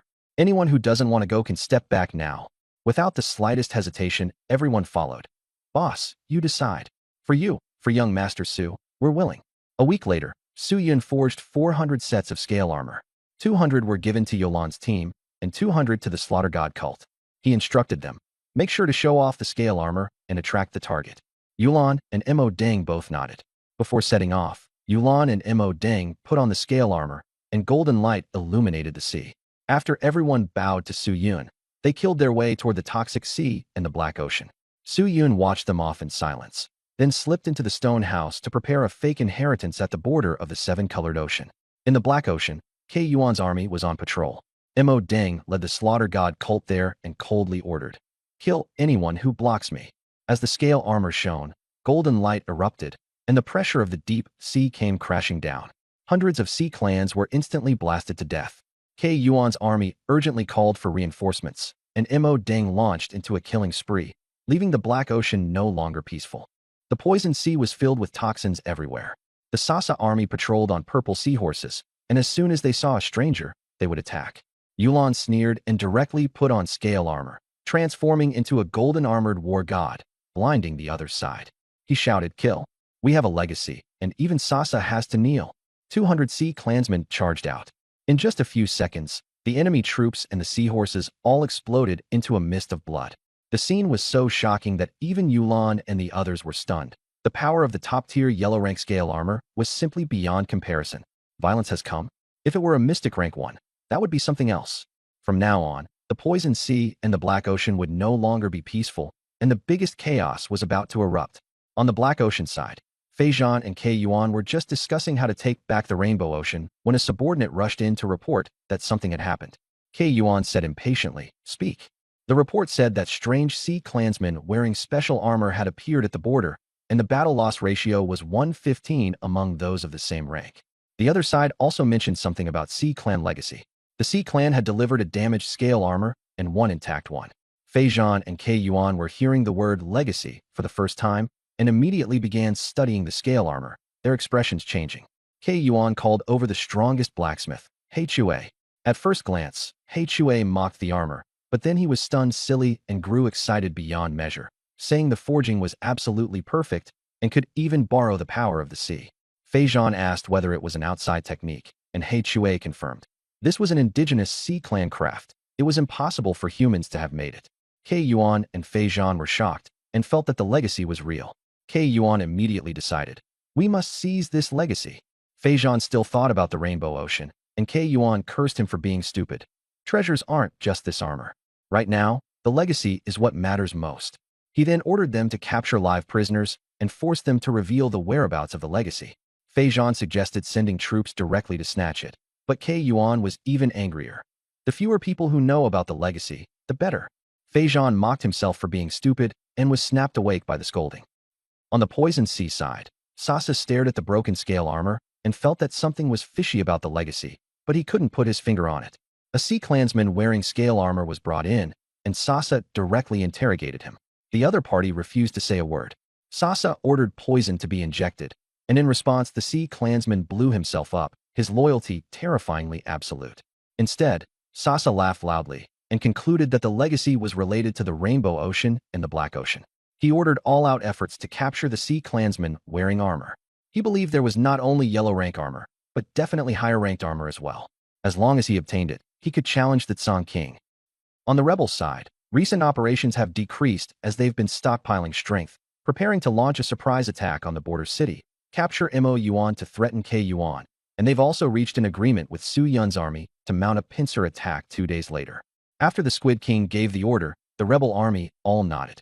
Only Alii remained silent, quietly walking to the corner. "You're here?" she asked coldly. The seagrass swayed, and someone laughed. "We've been waiting a long time." Members of the myriad races appeared. Alii had already reached an agreement with the myriad races. They would seize the city and split the treasures, and they would also wipe out Su Yun's army. The myriad races smiled. "Working with us is a very wise choice." Alii sneered. "Humans are treacherous. I'd rather trust the myriad races." She did not trust humans, and in fact had cooperated with the myriad races many times. The myriad races narrowed their eyes. "Once this is done, if the Squid King says anything more, we'll simply support you as the new king." Alii looked calm on the surface, but her heart surged. She had long been dissatisfied with the Squid King. Perhaps it would be better if she took his place. 2 days later, at the Black Ocean Frontier Fortress, while the Sea Tribe was patrolling, a steel army came killing in from afar, with the evil eel leading the reinforcements to support the rebel army. The alarm sounded, and the city hurriedly released giant sea beasts to meet the enemy. The two armies fought fiercely, and blood flowed like a river. With the rebels attacking from both inside and outside, the slaughter never ceased. "Lord Muying, we're surrounded," a soldier said in panic. Ma Yuan, Qi Yuan's nephew, roared. "The rebel army has actually joined forces with humans and the myriad races?" He wanted to break out and report the situation, but under attack from all 3 sides, the fortress was quickly lost, and the slaughter continued. The evil eel charged into the city, saw Alii and the myriad races, and frowned. Alii waved dismissively. "You can leave now." The evil eel sneered. "The city and the treasures go to you, but I want half the loot. Otherwise, don't even think about me leaving." Alii sneered and mocked him. He shot back.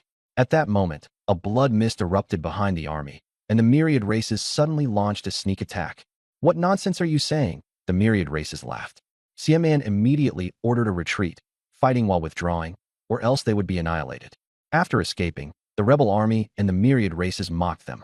Xiaman wiped the blood from his face and said calmly, "You're finished." At 7-Colored Ocean Demon City, Su Yun was busy forging battle armor. The South Inspector asked curiously, "How are you so sure you can lure out 3 pseudo-kings?" Su Yun asked, "Is inheritance important?" "Extremely important," the South Inspector replied. "If you discover an inheritance, do you make it public or keep it for yourself?" Su Yun asked again. "Of course you keep it for yourself." Su Yun smiled. "I buried an inheritance at the junction of the 3 seas, stirring up their greed and getting the 3 pseudo-kings to fight each other. In the end, I'll clean up the mess, and the Black Ocean and Toxic Sea will naturally collapse." The South Inspector was shocked. "Who are the 3 pseudo-kings?" Su Yun said calmly. "Bai Yi, Bing Niu, and the third one myself." The South Inspector froze. "You're just a 2-star battle god." "Oh, you're already a 3-star now, never mind." "Actually, how can this be never mind? A 3-star battle god dares to challenge a pseudo-king? Even if the other side is injured, there's still a pseudo-king." Su Yun simply smiled mysteriously and gave no further explanation. Since he dared to say it, he was definitely confident. He glanced at the ancient well and kept hammering away. Just then, Chi Yu arrived, looking grim. "Speak." Su Yun didn't even turn his head. Chi Yu said anxiously, "Young Master Su, the rebel army has joined forces with the myriad races and killed half of Xiaman's troops." Clang. The final hammer rang out. Su Yun's expression turned cold. "The rebel army? I thought they had ideals, but what now?" "Senior sister, they simply don't want to live anymore." He took a deep breath, his tone icy. Su Yun walked out of the stone house and shouted, "The rebel army colluded with the myriad races. What should we do?" "Kill, kill, kill." Tian Can and the others roared in unison. To be clear, Man and the others were only a small squad. The main force had not yet moved. They killed my people, so the entire rebel army must disappear for me, Su Yun said angrily. The azure-eyed white dragon let out a furious roar as the large force set out. Black Ocean, Border City. King Squid looked at what was in front of him, and the whole squid was trembling. Killing the forces at GK Abyss was one thing, but Alay actually killed Su Yun's soldiers, and she had offended the rulers of 2 major sea regions at the same time? He's Funglet. You're crazy, King Squid cursed. Alay sneered. You're old. Your old tricks don't work anymore. The myriad races watched the show. This old thing doesn't want to live anymore, does he? Boom. A loud boom suddenly came from outside the border city. The rebel army all flinched and turned back, shouting, Su Yun is here. The sea race and the myriad races immediately prepared for battle. King Squid sneered. Just wait to be beaten. Alay said disdainfully. Let him break the city first. Outside the city, Su Yun arrived first, with Bing Niu following behind. He dismounted and coldly stared at the repaired city wall. Boom. Terrifying pressure erupted from within Su Yun. A river of stars appeared, illuminating the deep sea. Countless meteorites gathered from the Star River and spun at high speed. Stardust rotation art. Rumble. The meteorites fell, smashing the city wall with terrifying force. Sea race soldiers were sent crashing and dying in waves. Su Yun clenched his fingers, and the meteorites exploded. Boom. The city wall shattered directly. The shockwave swept across the entire city, sending everything flying. Military equipment and formations were all destroyed. Man and the others were completely stunned. The city wall made of special materials was gone in one move. The myriad races and the rebel army were also stunned. It was gone without even fighting. King Squid shook his head, wanting nothing more than to kick Alay to death. He finally believed that saying, don't mess with beautiful squids. I want to live, so kneel. If you don't kneel, you die. Amid the ruins, Su Yun walked out slowly, his expression always calm. The king of squids wanted to speak, but he was locked onto. His heart skipped a beat, a pseudo-king. Alay roared, kill. The rebel army fought desperately. They could only charge and head on. Roar. A dragon's roar shattered all morale. A white destructive light covered everything, freezing it all before blasting it apart. The rebel army, the remnants of Kuyuan, and the myriad races were annihilated. Kill. Evil Eel shouted excitedly, and the army moved like machines of slaughter, mercilessly reaping lives. It was a one-sided massacre. We surrender. Don't kill us. It's all Alay's fault. The rebel army couldn't hold on and knelt down, dumping all the blame on Alay. By now, Alay was finally afraid, trembling all over. The king of squids also lowered his head, utterly despairing. The defeated troops knelt on the ground, not daring to make a sound, and Alay knelt too. There was no pride, no confidence left, only disarray and fear. Su Yun, Miss Song, he wants you to join forces with us. Please, don't kill me. I'm willing to be the vanguard. Alay begged for mercy with tears in his voice, leaving the rebel army stunned. Su Yun held the broadsword in his hand and looked down coldly, saying nothing. Uffed. As the Tsung Yun blade fell, Alay died miserably, blood spilling across the ground. Ding. The host killed Alay, dropped advanced hand of God *2. The rebel army trembled all over. Su Yun was too ruthless, acting directly and decisively. Su Yun asked coldly, King of Squids. The King of Squids answered instantly, Young Master Su. I'm here. He no longer dared to act tough. Su Yun snapped. And you still think you're fit to be the rebel leader? Your seat is already at the end of the line. The King of Squids was miserable inside and didn't dare retort. Su Yun announced, you have 2 choices. Either join my army as the vanguard, or be executed on the spot. The King of Squids immediately agreed. I'm willing to be the vanguard. The rebel army finally breathed a sigh of relief. Su Yun's gaze turned icy as he stared at the rebel army. The ones who just killed my people, step forward on your own. The rebel army looked ashen. Su Yun ordered, kill. Evil Eel swung his blade, and dozens of rebels were instantly slaughtered in a bloody scene. The King of Squids couldn't stand it anymore and shouted, enough. Su Yun gave him a cold, mocking glance. The reason you're still alive is because I gave you a chance. Say one more word, and we all die together. The King of Squids immediately shut up and urged the others to come out on their own. In the end, over 100 sea clans crawled out. Su Yun struck out with a palm, and over 100 rebel soldiers instantly turned into minced meat. Ding. The host killed rebel troops *103, dropped beginner hand of God *29. Su Yun gave his final warning. Anyone with ulterior motives will have their entire clan exterminated. The rebel army fell silent in fear. Su Yun turned to mock the myriad races. Where's your pseudo-king? Why hasn't he come? The Heaven Fire Demon race weakly said. There isn't one, Su Yun sighed. What a pity. I was hoping to catch one more. Azure light swirled around Su Yun as he blasted out 100 dragons with both hands, and the pressure swept across the myriad races. The other side coughed up blood, and all fell prone to the ground. Su Yun said lightly, I'm really afraid I'll accidentally beat you all to death. Evil Eel and the others were so impressed they were speechless. With the situation stabilized, Evil Eel brought the unconscious Mo Yuan over. Su Yun's eyes shifted, and he smiled. This person was perfect for provoking the pseudo-king. Black Ocean. Yuan and Feijan received news from the border. Feijan angrily said, the human race is unbelievably bold. Yuan calmly analyzed. The inheritance is at the border between the seven-colored ocean and the Black Ocean. Su Yun still doesn't know the exact location. For him to act is pure ignorance. Only then did Feijan understand. Yuan decided to let the front lines fight in chaos while he went to investigate the inheritance himself. As for his nephew's death, all he thought was, I'll take revenge later. See. Sasa put on his new scale armor and also knew that the inheritance was right at the border.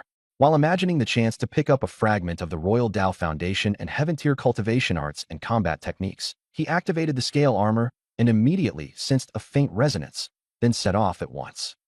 Demon City. Su Yun had just come back and immediately started messing with Mo Yuan, deliberately letting Sasa of the Poison Sea know that Mo Yuan was also wearing scale armor.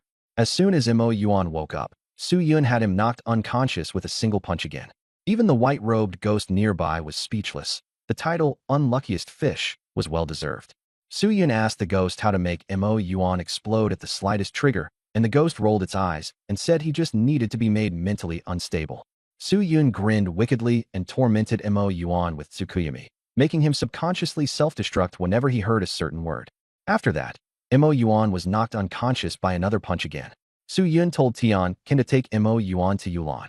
Then he dealt with the strong warriors of all races he had brought back, directly refining them all with the Golden Emperor burning Heaven Flame for resource recycling.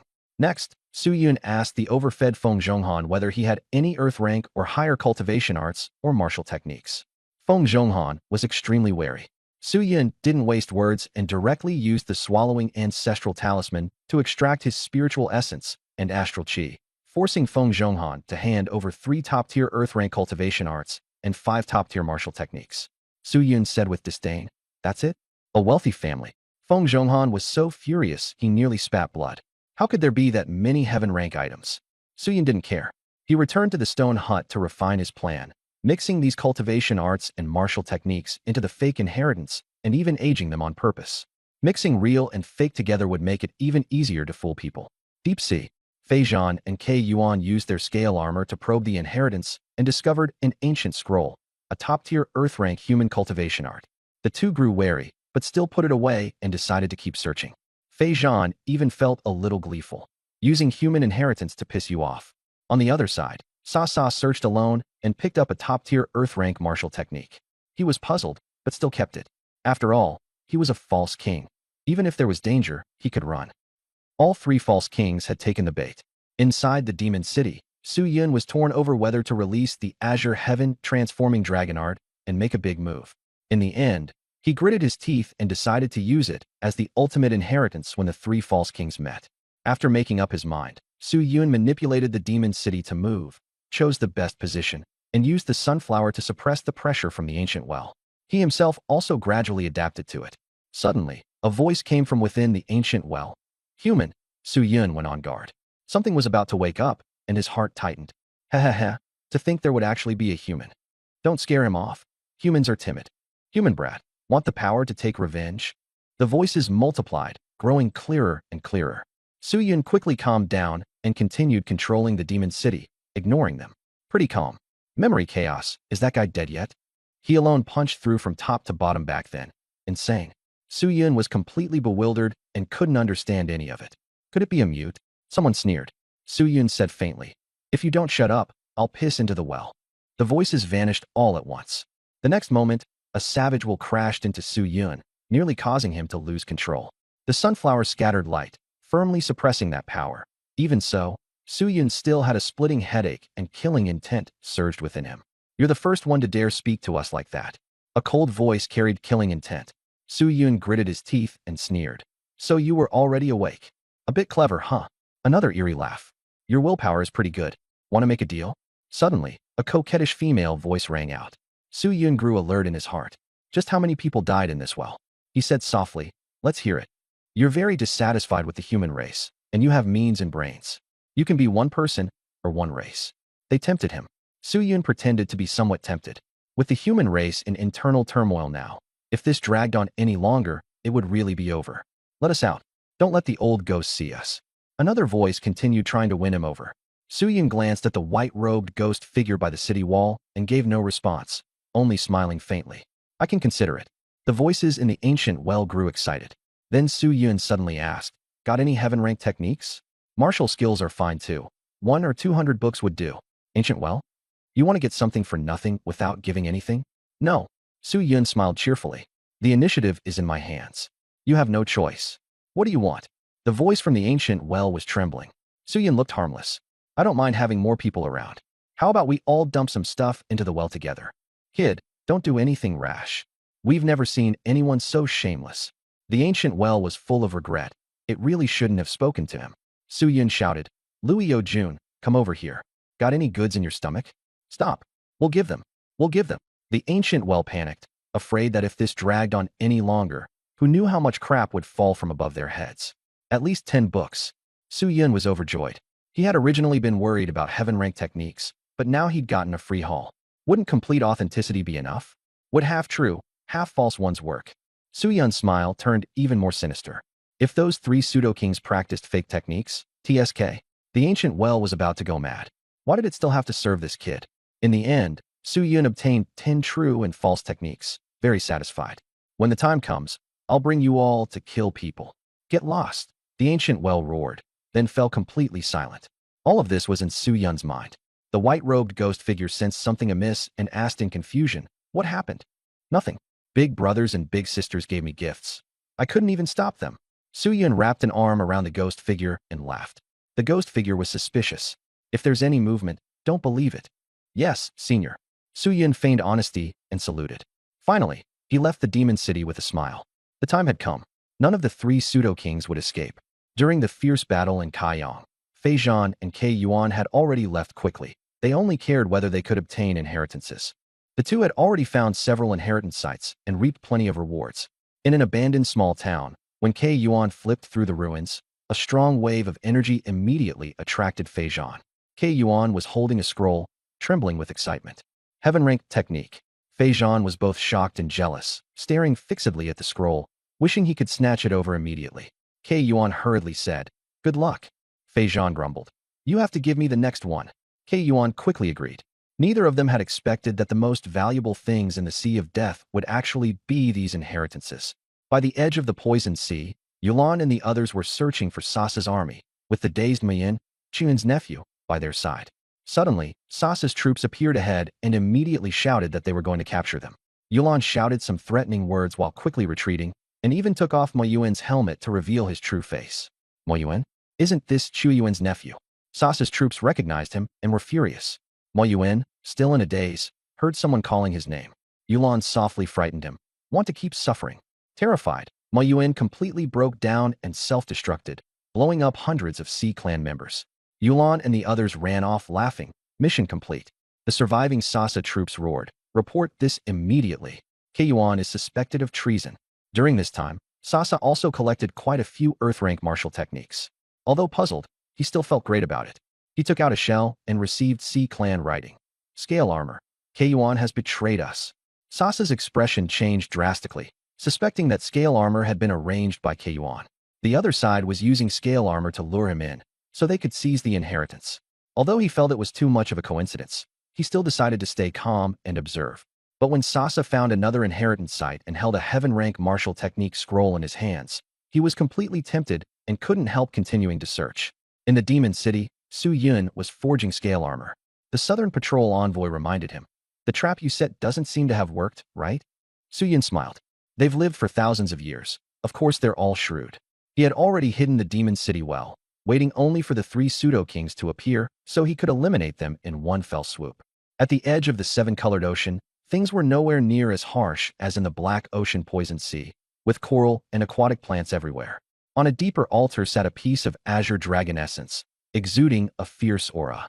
Sasa entered the altar with the help of scale armor, and at that moment, Feijun and Keiyuan also arrived. The three sides stared at each other before the altar, and the air instantly froze. Sasa's expression changed drastically. All the doubts were confirmed without question. It was all Chu Yuan's doing. Keiyuan frowned. Why are you here? Sasa sneered. That's my line. You almost succeeded. Feijun and Keiyuan looked utterly baffled, completely unable to follow the logic. What was this guy talking about? For reckless behavior, I will report it truthfully to King Tsang. Sasa stared at the azure dragon essence, his eyes full of greed. This inheritance will count as your compensation to me. Just as he reached out, a black tentacle suddenly slammed into him and sent him flying. Xu Yuan said coldly, Sasa, don't spread slander. This Sasa had suddenly appeared, suddenly spouted nonsense, and then even made a move. Had he gone crazy? Feijun was also hot-tempered and roared. Sasa, this inheritance is mine today. He shot forward like lightning, grabbing for the dragon essence. Sasa's eyes turned red too. Fine, then let's tear each other apart today. The three forces collided violently. Boom.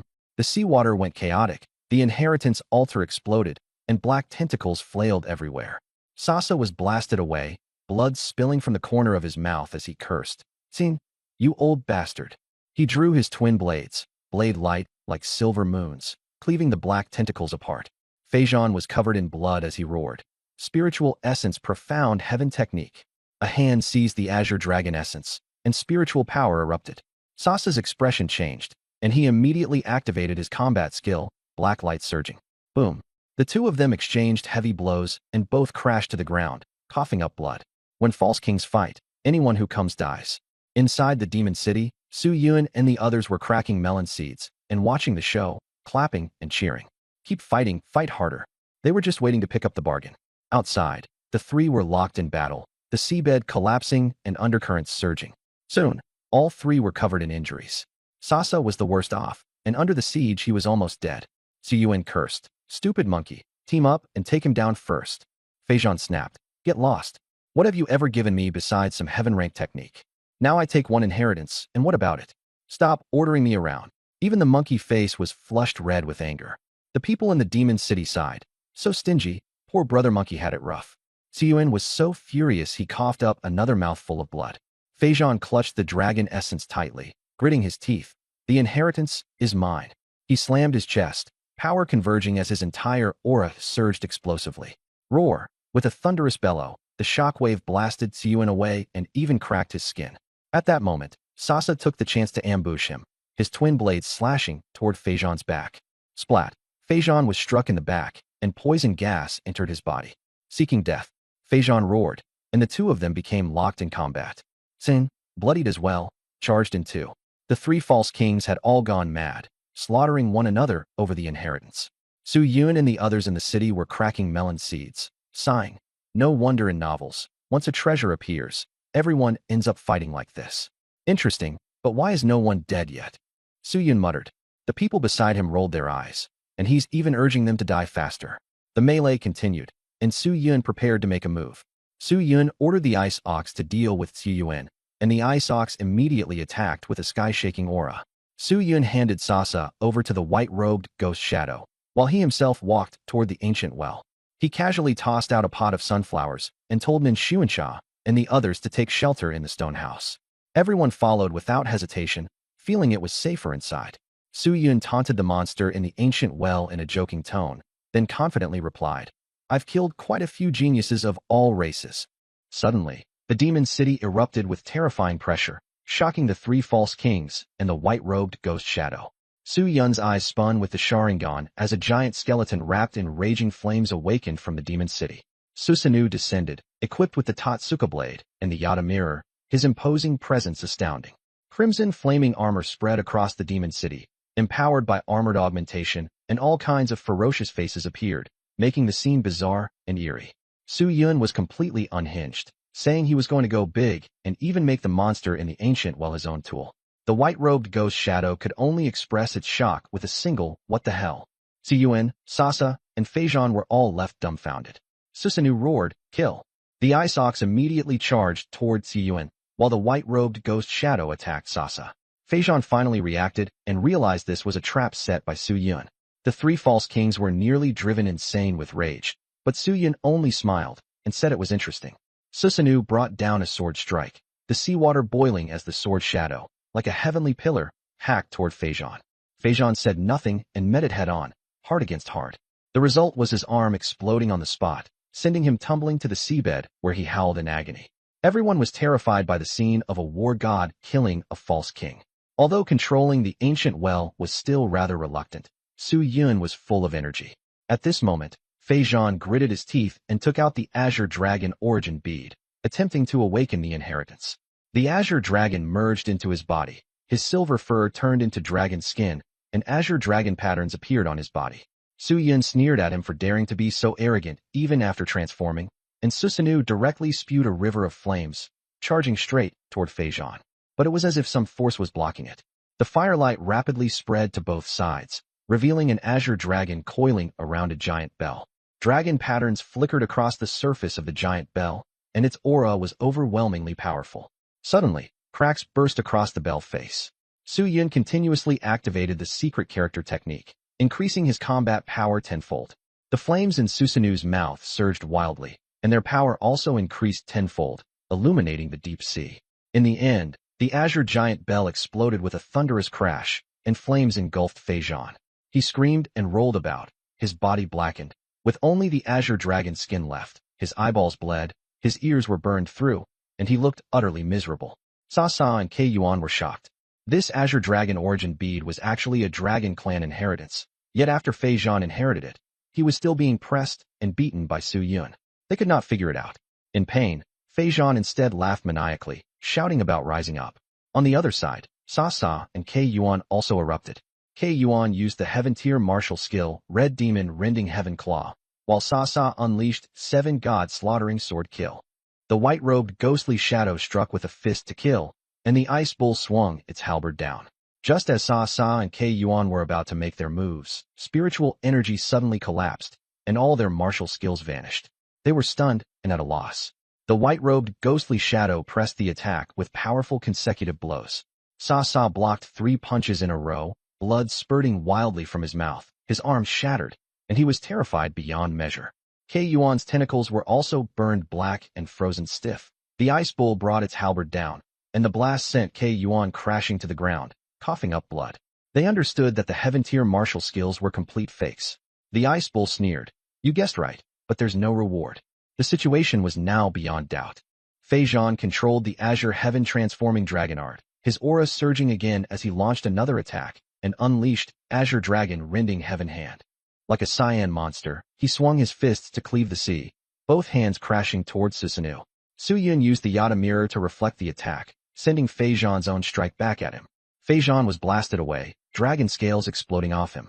At this moment, Susanoo directly unleashed Russian 100 Dragon Dominance, as hundreds and thousands of dragon shadows roared forth to slaughter.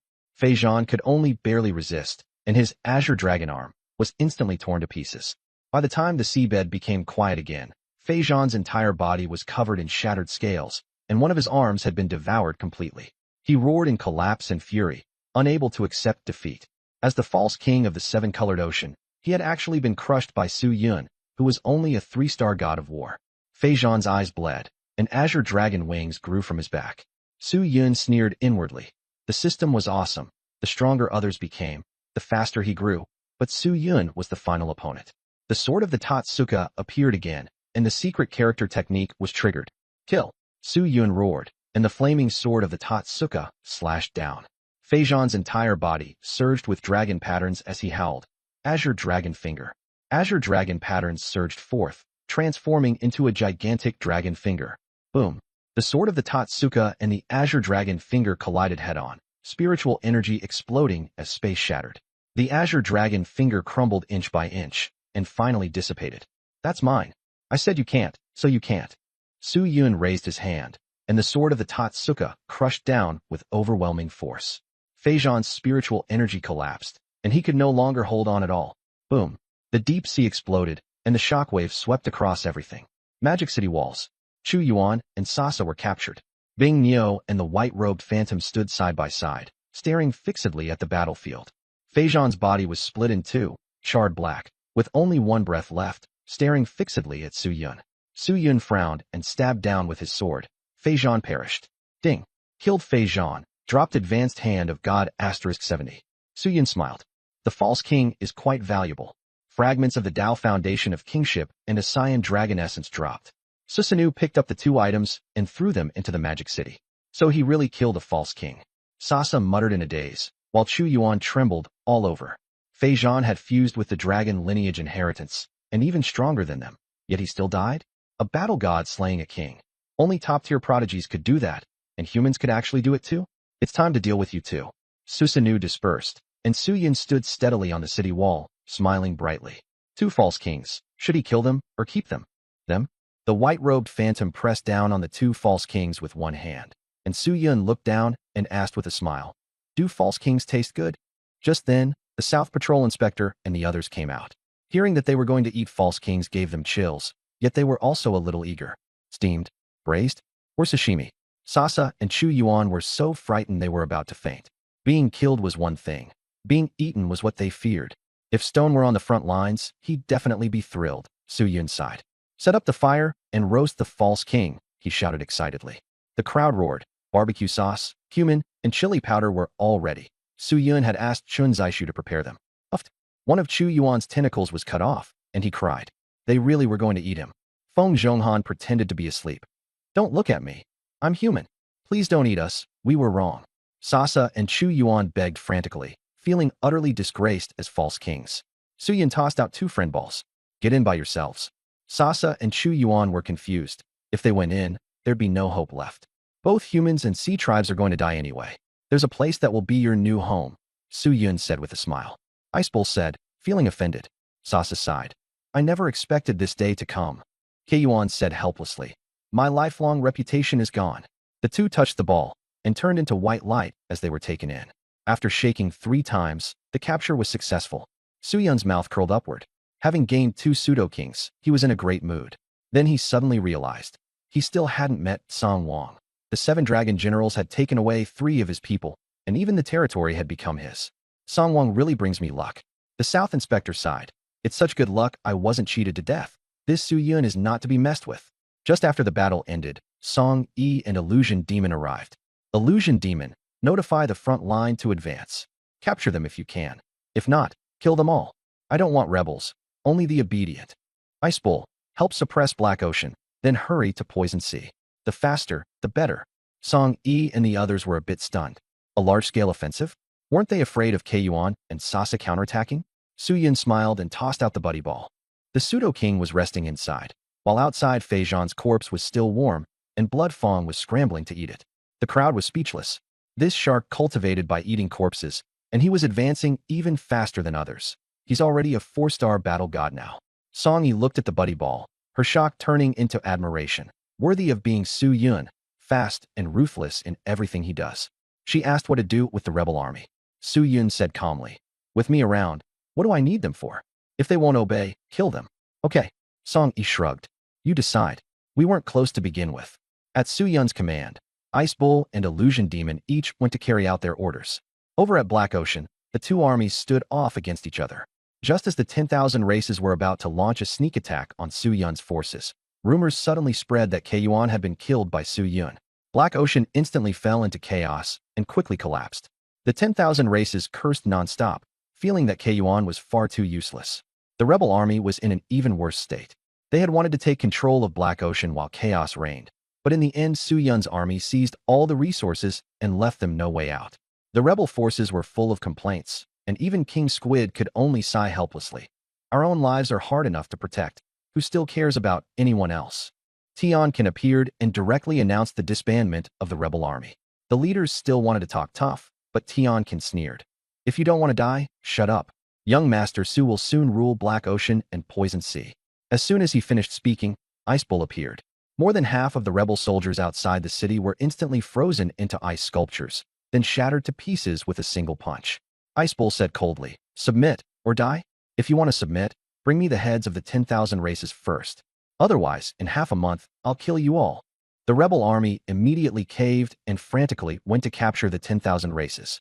Life for the 10,000 races was even worse than for dogs. They were running for their lives everywhere. Resistance? They were beaten awake on the spot. In everyone's hearts, there was only one prayer. May Su Yun not be too ruthless, or else they'd be left with nothing but being stewed in an iron pot with themselves. Chu Yuan and Sasha entered the Friend Ball, and Poison Sea and Black Ocean both fell under Su Yun's control. The Demon City advanced, and a real name registration system was put into effect. Only those with a Demon City ID could enter the market or the city. Otherwise, entry was strictly forbidden. Su Yun drove the Demon City into the Black Ocean and entered Wuhai City openly and above board. The Seafolk residents watched in terror. You will all surely be able to live and work in peace and contentment from now on. If you don't believe it, you can go ask in the Seven-Colored Ocean. If you have any grievances, report them without hesitation. I'll make the decisions myself. Su Yun stood with his hands behind his back, staring straight at the crowd, his voice firm. The Seafolk residents murmured among themselves, full of suspicion. First, they didn't trust the human race. Second, could Su Yun really make the decisions? The Chu Yuan army has a Long Ting in it, and he always bullies us, a Seafolk whispered. Su Yun said sharply, "Where's Long Ting?" In the army. Long Ting trembled as he stepped forward and knelt to beg for mercy. "Young Master Su, I'm willing to contribute," Su Yun said coldly. "Kill him." Stone Gang threw a punch, and Long Ting's head exploded. Everyone was stunned. He actually killed him. Hope quietly rose. Compared with the rebel army and Chu Yuan, Su Yun was a savior. Demon Lamp asked softly, "You just suppressed the army and then killed someone. Won't that?" Su Yun said indifferently. "Since I can suppress them, I can kill them. Useless people need not be kept. I'll directly win their hearts." Everyone's hearts tightened. "Today, I only kill people." Su Yun sat down, his expression cold. The Chu Yuan army panicked. Su Yun added, "Not only will I kill, I want you to kill your own people too." He pointed out those who bullied the weak, killed, plundered, and seized by force. Kill. Puffed. Thousands of heads fell to the ground. Blood flowed like a river. The Seafolk residents burst into cries. Years of grievances were unleashed all at once. Kill. Another round of heads fell. Corpses lay everywhere, and blood stained the entire city. Some tried to resist, but the moment they opened their mouths, they were swallowed by the azure-eyed white dragon. The others immediately fell silent. Su Yun carried the slaughter through to the end. If they wouldn't submit, he would kill them until they did. "This is the explanation I'm giving you. Are you satisfied?" Su Yun asked the Seafolk residents. "The Demon City is mighty. Young Master Su is mighty." Everyone shouted their support. On the surface, more than 10,000 soldiers had died, but Su Yun had instead won the people's hearts. His military strength grew stronger, and the army's morale was more united than ever before. Poison Sea adopted the same approach. In a short time, the army grew stronger, united from top to bottom, and absolutely obedient to Su Yun. Death Sea, Fire Sea. Here, flames burned year-round without extinguishing, and the sea's surface was blood-red. Are you sure you weren't dreaming? The Seven-Colored Ocean, Black Ocean, and Poison Sea were all lost? Humans? Su Yun. Gongjian was both furious and shocked, his whole body armored like a red monster. The deserter said bitterly, "The three lords Chu Yuan, Fei Zhan, and Sasha are all missing, life or death unknown." Gongjian was alarmed. There were already not many pseudo-kings stationed here, and losing three all at once was a huge loss. Immediately notify Frost Swallow Sea, Black Mountain Cliff, and Mixed Sea Ocean to remain on full alert and wait for King Song's return. Gongjian swiftly gave the order. His subordinates departed. Gongjian couldn't figure it out. How did the human race suddenly fight their way here? Who exactly was this Su Yun? Once King Song returns, Death Sea will be reshuffled, Gongjian said with a low sigh. The myriad races also suffered a disastrous defeat. The strongest in the Seven-Colored Ocean, Poison Sea, and Black Ocean were all cleared out. They had truly lost utterly and completely. Tianming Academy. The Guardians were furious. Su Yun is growing too fast. He must be related to that person. The sun-breathing method and the Demon City both carry that person's shadow. Su Yun and the others had to enter the Demon City as soon as possible. No one could delay any longer. Everyone argued fiercely, and there was only one goal. Su Yun must die. The God Clan Protector calmly reminded him, "We can't act recklessly this time." The Dragon Clan Protector asked, "Wait for the right chance to strike." The God Clan Protector nodded. Su Yun has taken control of the three seas. The Master of the Sea of Death definitely won't accept that. Everyone felt that King Song had a fiery temper and would surely lash out. They decided to have the false kings cover for them, and only move when Su Yun and King Song started fighting. They also planned to order the 10,000 races battlefield to focus fire on Dongfang Taiyue. Once Dongfang Taiyue died, Su Yun would surely panic, and that would be the perfect time to strike. The God Clan Protector also said that the person from the Divine Palace should repay his debt. He had once obtained the fire source of the purple sun black nether phoenix, and it was time for him to act. Just as everyone was discussing it, the God Clan Protector suddenly waved his hand, and the restrictions were lifted. Outside the door, Moke Duoluo calmly reminded them, "Don't push too hard. Be careful of backlash." The protectors could only smile and nod. At this moment, the 10,000 races battlefield was a mountain of corpses and a sea of blood. The army charged forward as bolts of lightning rained down like arrows. The 1,000-man commander shouted, "Radiant Moon Shield." A white light formed a massive shield that blocked the lightning arrows. Then he ordered the soldiers to take their pills and charge. The soldiers fought as one, their morale soaring. Suddenly, demonic fists crashed down from the sky, shattering their formation. At the critical moment, flames surged upward, and the Fire Demon King Venerable blocked the demonic fist. It was Dongfang Taiwei himself. He cursed, "Even I, a pill refiner, have to go to the battlefield?" Just then, reinforcements arrived. A giant hammer appeared and smashed the demonic fist to pieces, shaking the void. Dongfang Taiwei sensed that today's assault was far more violent than usual and felt that something was wrong. Then a special squad suddenly appeared, stabbing straight at the enemy's lower body, leaving the 10,000 races in misery. Again, "Kill them quickly. My kidneys." Dongfang Taiwei immediately understood that it was Ku Kei leading his own troops, all of them trained in the ghost god breathing technique. They would retreat the moment the fighting was over, disappearing without a trace. Several figures in the distance stared at Dongfang Taiwei and ordered reinforcements. "Send more people. The Death Curse Clan, Ancient Demons, and Spiral Clan must all take action. Dongfang Taiwei and Su Yun must die." In the demonic city, Kei Yuan and Sa Sa were lying on the ground. Su Yun looked at them with a smile. "You've been secretly hoarding sea essence. You know what to do, right?" Kei Yuan still wanted to argue, but when he saw Gang drooling with bloodshot eyes, he was so frightened he didn't dare say another word. Sa Sa immediately pledged loyalty. "I didn't hide anything." Su Yun told him to get up. Sa Sa was moved to tears. Su Yun stared coldly at Kei Yuan. "Confess, and you'll be treated leniently. Resist, and you'll be treated harshly." Kei Yuan gave in. "I surrendered. Fei Zhan and I hid 7 in the border between the Black Ocean and the 7-colored ocean." Su Yun rolled his eyes. "Only 7? I thought it would be dozens." Kei Yuan was almost furious to death. "Only 7? That's already too few. Lord Sung only has a dozen or so." Su Yun casually waved his hand and poured out more than 20 sea essences with a clatter. Kei Yuan was speechless, could only give a thumbs up, and everyone laughed. Su Yun smiled as he put away his playful mood and said seriously, "Now that the 3 seas are pacified, we need to prepare for the future." He rewarded Yulan. "You've made a great contribution this time.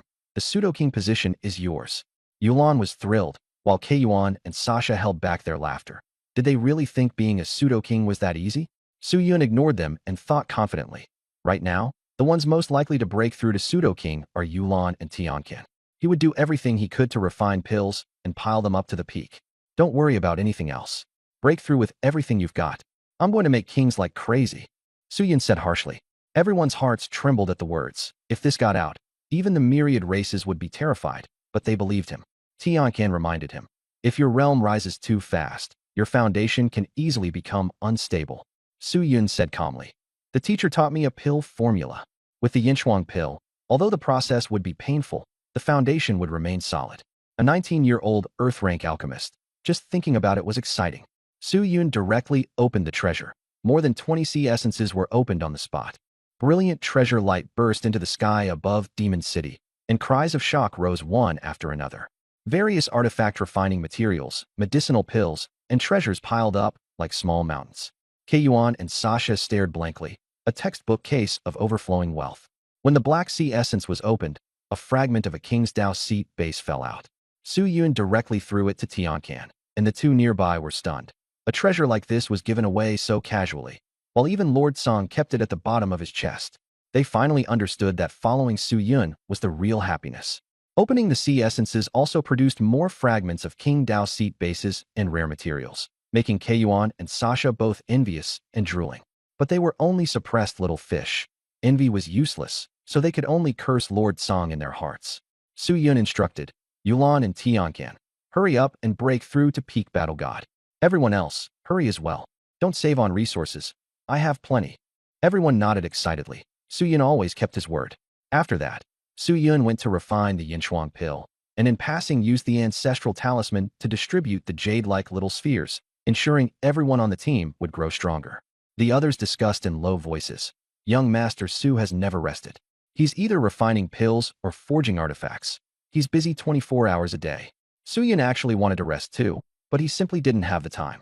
Lord Song was pressing in step by step. Powerful experts of the myriad races were lurking, foreign cults were watching covetously, and he still had to fight his way back to the human domain.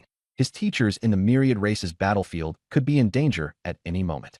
Time was precious, so he seized every moment to forge scale armor and refine pills, not daring to stop. Tianqian told everyone to take care of their own matters, and Su Yun had his own sense of judgment. Everyone nodded and hurried off to cultivate. Su Yun didn't know about their conversation. He only looked at the Black Sea and murmured, "It's been half a year." Half a year ago, he had nothing at all. Only through life and death battles did he reach where he was today, with countless powerful subordinates and control over 3 seas. But he knew it was still far from enough. Su Yun took out the Black Demon Cauldron and recalled the Yinshuang pill formula.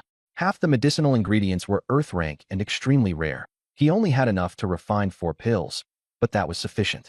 The Golden Emperor incinerating heaven flame rose, and the temperature of the demon cauldron surged. The fruits of the flowing fire liquid melted and dissolved, were refined, and then put away. The ice demon fruit looked like a blue peach. If the temperature was too high, it would be ruined, so it had to be refined with the weakest flame, then properly stored. The fire vein iron root had to be smashed open first. Su Yun remembered his teacher's words, smiled, and did as instructed, continuing the refinement. Several days passed, and Su Yun still hadn't left the room. Suddenly, the stone house shook, and blue-red mist filled Demon City, drawing everyone's attention. The fragrance of pills overflowed, and the crowd exclaimed in wonder, never expecting Su Yun to actually refine an earth-rank medicinal pill. The ghostly figure in white appeared, shocked beyond measure. A 19-year-old earth-rank alchemist. No one in the entire human domain had ever even heard of such a thing. The pill fragrance swept across Demon City, and the Sea Clan and other cities thought some family was holding a banquet, not understanding at all what an earth-rank alchemist was. Inside the stone house, an Yinshuang pill floated in the Black Demon Cauldron, red on top and blue below, resembling yin and yang. The pill was about to flee, but Su Yun grabbed it in one motion, and a wave of killing intent swept over it, making the pill quiet down. The crowd surged into the stone house, excitedly offering congratulations. Su Yun casually flicked the yin frost pill to Tianqian, telling him to take it only when he reached the pinnacle of War God. Tianqian was overjoyed, and the others secretly clenched their fists, determined to train as hard as they could. Young Master Su was simply too generous. He handed out a Tear Earth pill without a second thought.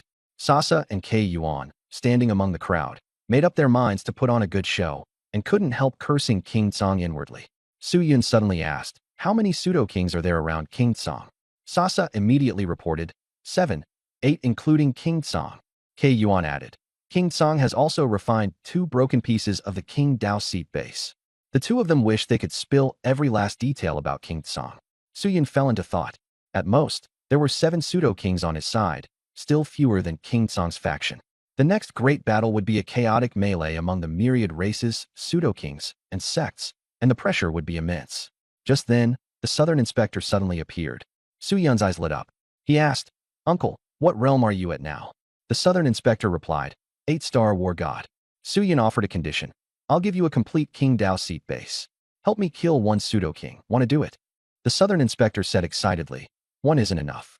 I'll kill 2. Song Yi and the Phantom Demon returned to the Demon City and were stunned by what they saw, feeling as if Su Yun were handing out bonuses, utterly extravagant. Su Yun didn't care. Resources only have value when they're used. Keeping them is just trash. Half a month later, Tianqian and Yulan had become peak war gods, with spiritual yuan and astral qi leaking out, their realms still unstable. Su Yun said calmly, "Take the yin frost pill." The two swallowed the pills, and the effects erupted. Tianqian's entire body burned, flesh and skin exploding apart, the pain tearing through him. Yulan's whole body froze, breath turning to frost, cold air overwhelming. Just looking at them made everyone's scalps tingle with fear.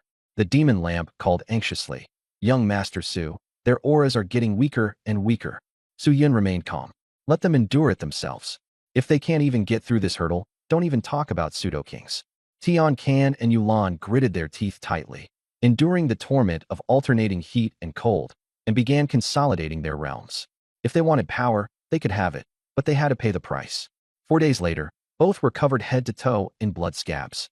Their spiritual yuan and astral qi had completely reined in, their realm stabilized, and their auras were formidable. Su Yun bellowed, "Take the fragments and seek the King Dao." Tian Can and Yulan rushed onto the sea surface, and heaven and earth changed color as dark clouds pressed low. Tian Can raised the fragment and roared, "King Dao, enter my body." Yulan transformed into a whale and cried, "Rise." The void trembled, and the power of the King Dao emerged. Following Su Yun's guidance, the two found the King Dao suited to each of them. Tian Can fully fused with the fragment, and the fierce spirit blade was formed, its pressure overwhelming the world, as if a demon king had descended. Yulan's body surged in size, spiritual energy vast as a mountain. Sasa and Kei Yuan stared in dumbfounded silence. Pseudo-kings could be made this easily? Even the King Dao was personally chosen by Su Yun? Blood Fong sneered. Nothing to be surprised about. Young Master Su can do things like this. As he spoke, he took out a small notebook and started writing and sketching. A new achievement unlocked. Su Yun created pseudo-kings and acted all pretentious in front of them. As long as he had enough time, Su Yun could mass-produce pseudo-kings. Although they were only fused from fragments, their strength was still formidable. A swarm of ants can bite an elephant to death. With enough resources, even King Song could be taken down. Sasa and Kei Yuan were completely convinced. The heavens and earth returned to peace. Tian Can and Yulan bowed in gratitude to Su Yun, and Su Yun responded indifferently. This was a height Tian Can had never even imagined. He was so happy it felt like a dream. Su Yun encouraged everyone. So what if they were pseudo-kings? Their target was the myriad races battlefield. Everyone's blood surged with excitement, and even the Southern Inspector and Song Yi were stirred to the core. Su Yun urged the Southern Inspector to go cultivate, and the atmosphere among the group was relaxed and joyful. In the Sea of Death, the ocean of mixed seas, King Song's imperial palace stood on an island. Ba Xiao returned first, learned of the change, and furiously killed several subordinates. The army returned. King Song took the field, and killing intent surged. King Song was 4 meters tall, with a human body and dragon head, his might terrifying. He had failed in the struggle for resources and was in a foul mood. The pseudo-kings reported that a human, Su Yun, had seized 3 seas and caused the loss of 3 pseudo-kings. King Song flew into a rage and laughed coldly, cursing his subordinates for their incompetence. King Song ordered the army to march and wipe out Su Yun. Feng Luo tried to dissuade him, believing that it was not a good time to act, and suggesting they first stabilize Su Yun and recruit him instead. King Song calmed down and began considering Feng Luo's suggestion. A report came from under King Song. Su Yun is no simple man. He broke away from the human race, started from scratch to build the demon city, and even seized 3 seas. If we can win him over, he'd be a great general. King Song nodded and ordered the Sea Clan expert Lu Hui to go and recruit Su Yun. Lu Hui, with a fish head and human body, arrogantly promised he won't dare resist. Then he led his men away. Feng Luo still wanted to persuade him, but King Song instead ordered everyone to hand over their spoils of war. No one dared disobey. Feng Luo sighed inwardly. It's over, they sent a fool. On the demon city side, Su Yun, with the help of Feng Zhonghan, had broken through to a 4-star war god.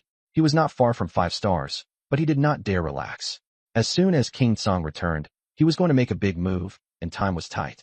Shiyu reported, Lu Hui is here. Su Yun looked confused, and Shiyu explained that he was King Song's envoy. Very soon, Lu Hui entered the city, and the Sea Clan members held their heads high, not putting Su Yun in their eyes at all. Lu Hui spoke. Su Yun, by order of King Song, you are guilty of occupying the 3 great seas. But seeing that you've broken away from the human race, we are willing to take you as a subordinate. Submit or die. Su Yun sneered. Take people in as dogs? What does King Song take me for? Lu Hui said arrogantly. Act like a dog and you live. Act like a human and you die. Su Yun and the others surrounded Lu Hui, and Yulan directly released the aura of a pseudo-king, suppressing Lu Hui and the others. Su Yun ordered, thank King Song for the seafood. Stew it all. After a whole pot of fish stew, everyone ate until their mouths were dripping with oil. Su Yun laughed, don't throw away the bones. Gather them up and return them to King Song. Inside King Song's palace, after receiving a pile of fish bones, he was so furious that he gritted his teeth. Lu Hui had gone to deliver a message, only to turn into a full fish banquet, and the bones were even deliberately sent back. This was sheer humiliation. His subordinate requested permission to lead a team and kill Su Yun, but Feng Luo hurriedly advised, King Song, don't be provoked and fall for it. If war breaks out, The other Cs will definitely laugh and reap the benefits from the side. King Song's gaze turned cold, and he only then realized the key issue. If he fought Su Yun and both sides suffered heavy losses, wouldn't that just benefit the other C regions? But he could not swallow this anger. In a deep voice, he asked Feng Luo, "What do you suggest?" Feng Luo grinned wickedly. "Spread rumors, ruin Su Yun's reputation, sow discord between him and his subordinates, and throw his camp into chaos. If it works, it weakens him. If it doesn't, it still causes trouble." King Song was half skeptical, while Gu Jian impatiently said, "We'd be better off just attacking directly." Feng Luo only smiled and said nothing. Very soon, all kinds of rumors were flying everywhere. In the seven-colored ocean, the poison sea, and the black ocean, people were saying, "Su Yun is a spy, trying to seize control of the Sea clan. He's using drugs to control people. Su Yun has something going on with the Mermaid clan." Everyone had originally had a good impression of Su Yun, but now they had begun to doubt him as well. In a city of the Black Ocean, Tiankin heard the rumors and said murderously, "Whoever spread that, kill them." The Sea clan was stunned. Tiankin said coldly, "It must be King Song stirring up trouble. Why keep such people alive?" He had always used thunderous methods. Anyone who dared spread nonsense would die on the spot. Facing his subordinates, Shigang asked coldly, "Who spread it?" The Sea clan members were so frightened they shook their heads, not a single one speaking up. Shigang directly smashed one to death with a punch. If no one would talk, then he killed them one by one, enforcing order with iron and blood. On the Demon City side, Su Yun merely found the rumors ridiculous. Such underhanded tactics made King Song's image plummet in his eyes. The others all laughed. "Young Master Su, we know best what kind of person you are." Then they left. Song teased Su Yun, "I helped buy you some time. How are you going to thank me?" Su Yun complained that the idea was awful, but Song didn't care. As long as it works. Su Yun was speechless. Forget the other rumors, but saying he was involved with a mermaid was taking it too far. Still, despite his complaints, Su Yun admired Song Yi. She had actually managed to plant an informant by King Song's side. Song sighed. Song Yi smiled as she left. "Asking a girl her age is very rude." Su Yun secretly muttered, "You? A girl?" The serious business came first. 5,000 sets of scale armor had been forged, and the pills were fully prepared, capable of boosting combat strength and survival rate. In this battle, Su Yun was determined to win. Su Yun went back to his room to continue building up his luck. With 30 high-level god hands, the system opened 4 worlds: Marvel, Oolong Courtyard, Mr. Amnesia, and Black Cat Sheriff. Su Yun chose Marvel, and the system began stealing items. Successfully stolen: Black Widow's white underwear, Scarlet Witch's holy panties, Hulk's matching shorts, control over storms. Failed: Cyclops, Thor's hammer, regeneration. The stealing progress not yet complete, omitted below. The strawberry little panties. Su Yun stared wide-eyed, completely dumbfounded. "System, have you gone crazy? Why steal so many pairs of underwear? And Hulk-style underwear? What the hell?" Despite his complaints, Su Yun still quietly put on the new underwear. No matter how intense the fights got in the future, this pair of underwear would be able to suppress the aura of the devouring python. Thor's hammer, Thor's weapon, can summon lightning, can fly self-healing. Injuries recover rapidly. Laser eyes. Shoots lasers with tremendous power. Master of storms. Controls hurricanes and thunder. Su Yun began distributing them. He kept Thor's hammer and self-healing for himself. He planned to give laser eyes and Master of Storms to his teammates, so everyone could become stronger overall. "Lu Yi, get Li Kuei and Wu Nan in here." Lu Yi agreed, and soon Li Kuei and Wu Nan came in and stood neatly in place. Li Kuei, B-rank talent, Crimson Demon Eyes. Wu Nan, C-rank talent, Snake Pattern Blade. The two of them had always been honest and diligent, so they were worth cultivating. "You two are already at the War General level?" Su Yun asked with a smile. Li Kuei grinned honestly. Thanks to young Master Su's promotion. Wu Nan also expressed his gratitude. Su Yun nodded and took out the rewards from the system. In his left hand was a pair of high-tech glasses, and in his right, a mass of thunderous storm energy. Su Yun gave the laser eyes reward to Li Kuei. Li Kuei's eyes turned red, and he directly fired lasers that pierced through the stone house, the power absolutely explosive. Wu Nan received Master of Storms, instantly enveloped by thunder and wind, his aura exploding as if he were the goddess of disaster. Su Yun was thrilled. The elemental-type trump card he had been waiting for was finally here. The others were stunned when they saw it. He had awakened a new ability again? Li Kuei quickly put on the glasses, while Wu Nan could hardly contain his excitement. Grateful to the core, they knelt and swore to follow Su Yun to the bitter end. Su Yun felt confident. This battle was a sure win. After handing out the rewards, Su Yun brought out Thor's hammer. The silver hammerhead was wrapped in lightning, mysterious and domineering. He thought to himself that he might be able to fly like Thor now too. He swung the hammer, thunder booming loudly, and was directly carried aloft by it, soaring into the sky. Everyone was stunned. Damn, he can even fly like this? Su Yun flew over the deep sea and landed on an island, then swung the hammer again to take flight, laughing freely and heartily. After holding himself back for so long, he finally felt relaxed at this moment. Under the starry sky, on the island, with the wind and moonlight, Su Yun's long-missed laughter echoed across the horizon. Miss Song-yi, South Inspector, how long has it been since you heard him laugh like this?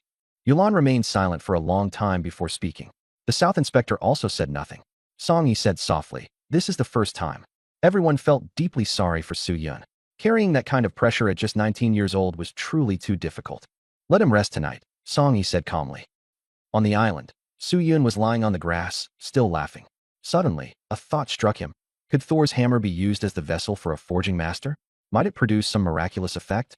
He immediately tried the Lin Clan fusion artifact method. Rumble, rumble. Thunder shook the heavens. Thor's hammer burst with lightning, and both the night sky and the ocean began to tremble. The entire island was instantly split into several pieces. Su Yun was fully focused, the purple hammer in his left hand and Thor's hammer in his right. As the two hammers drew near, overwhelming pressure erupted. Lightning exploded, and all his clothes were shattered, leaving only a single pair of underpants intact. Hulk underpants, impressive. His spiritual power surged out, wrapping around both hammers as they gradually fused. Whoosh! Su Yun's eyes turned blue-white. Lightning coursed over his entire body, and even the night was torn apart. After a long while, everything returned to calm. Su Yun burst out laughing. So refreshing. Too refreshing. He waved his hand and tossed out Thor's hammer. The hammer flew back, and he caught it again. Since they're both hammers, maybe I can forge weapons? A new inspiration came to him again. After returning to the Demon City, Su Yun activated Hai Yuan. There were only a few dozen Hai Yuan left. The quantity was not much. Qian Kuan Stone, used to stabilize space.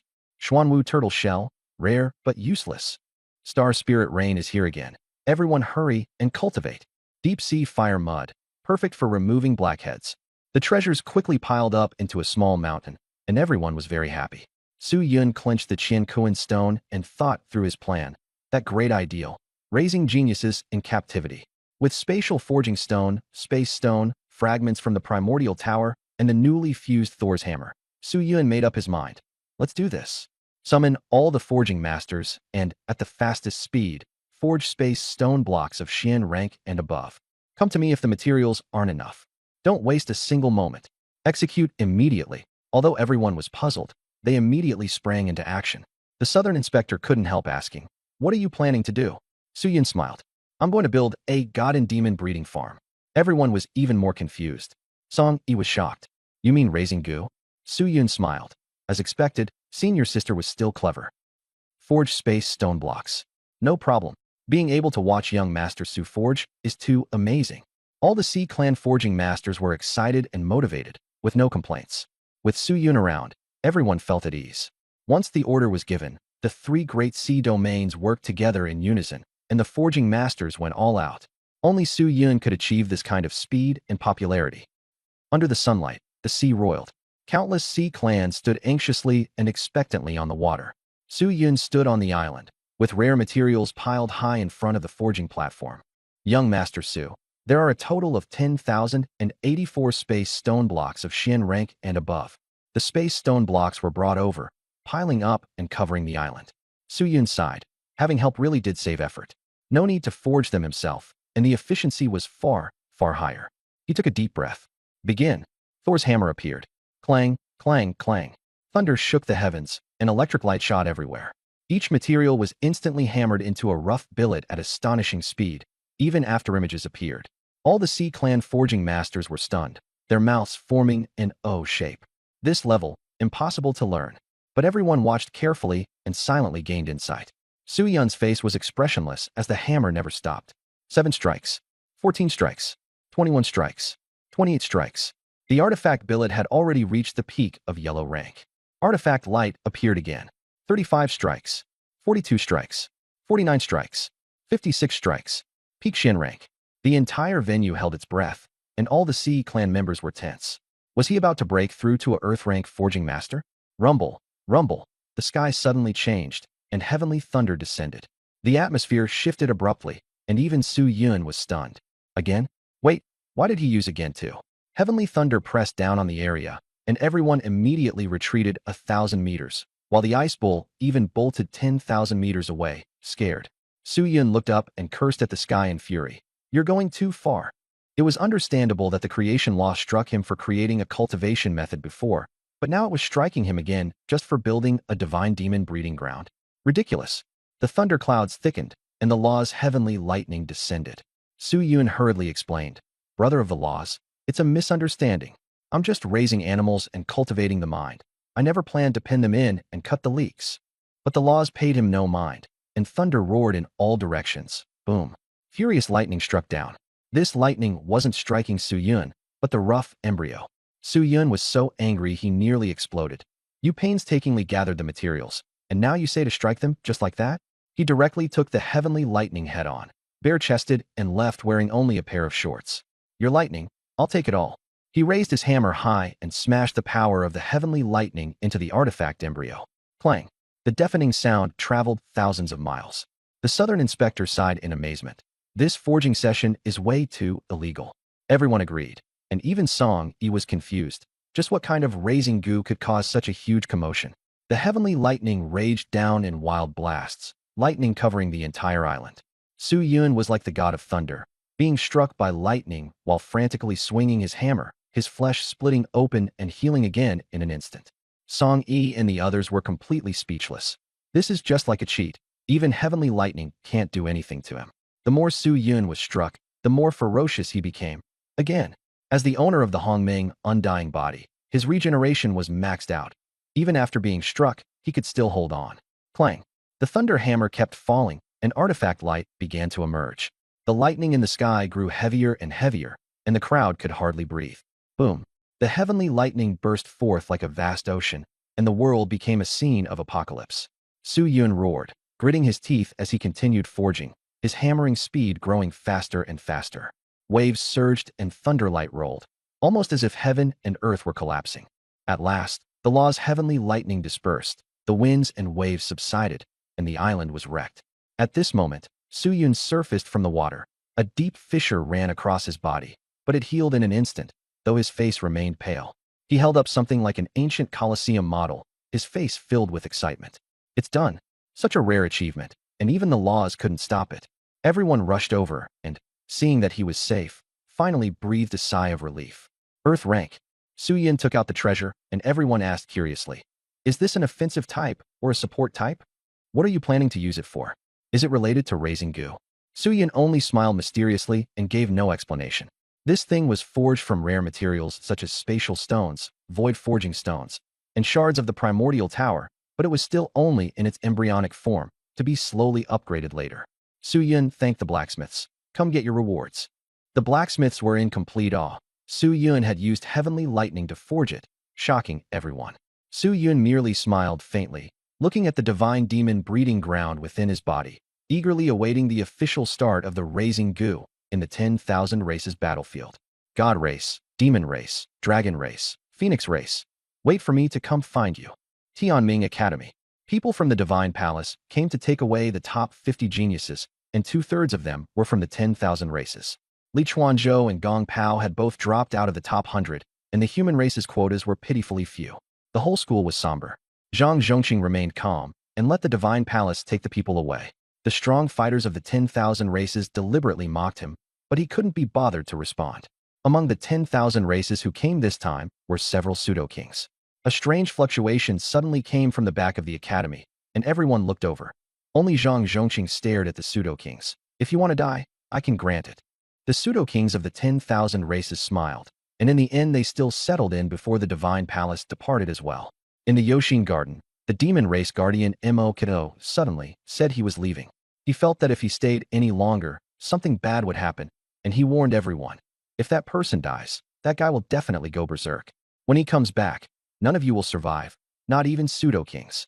Someone asked if he was talking about Su Yun. Mo Kido's steps paused, and he replied coldly, I've been through it. I know. Outside, all the sects had already begun moving.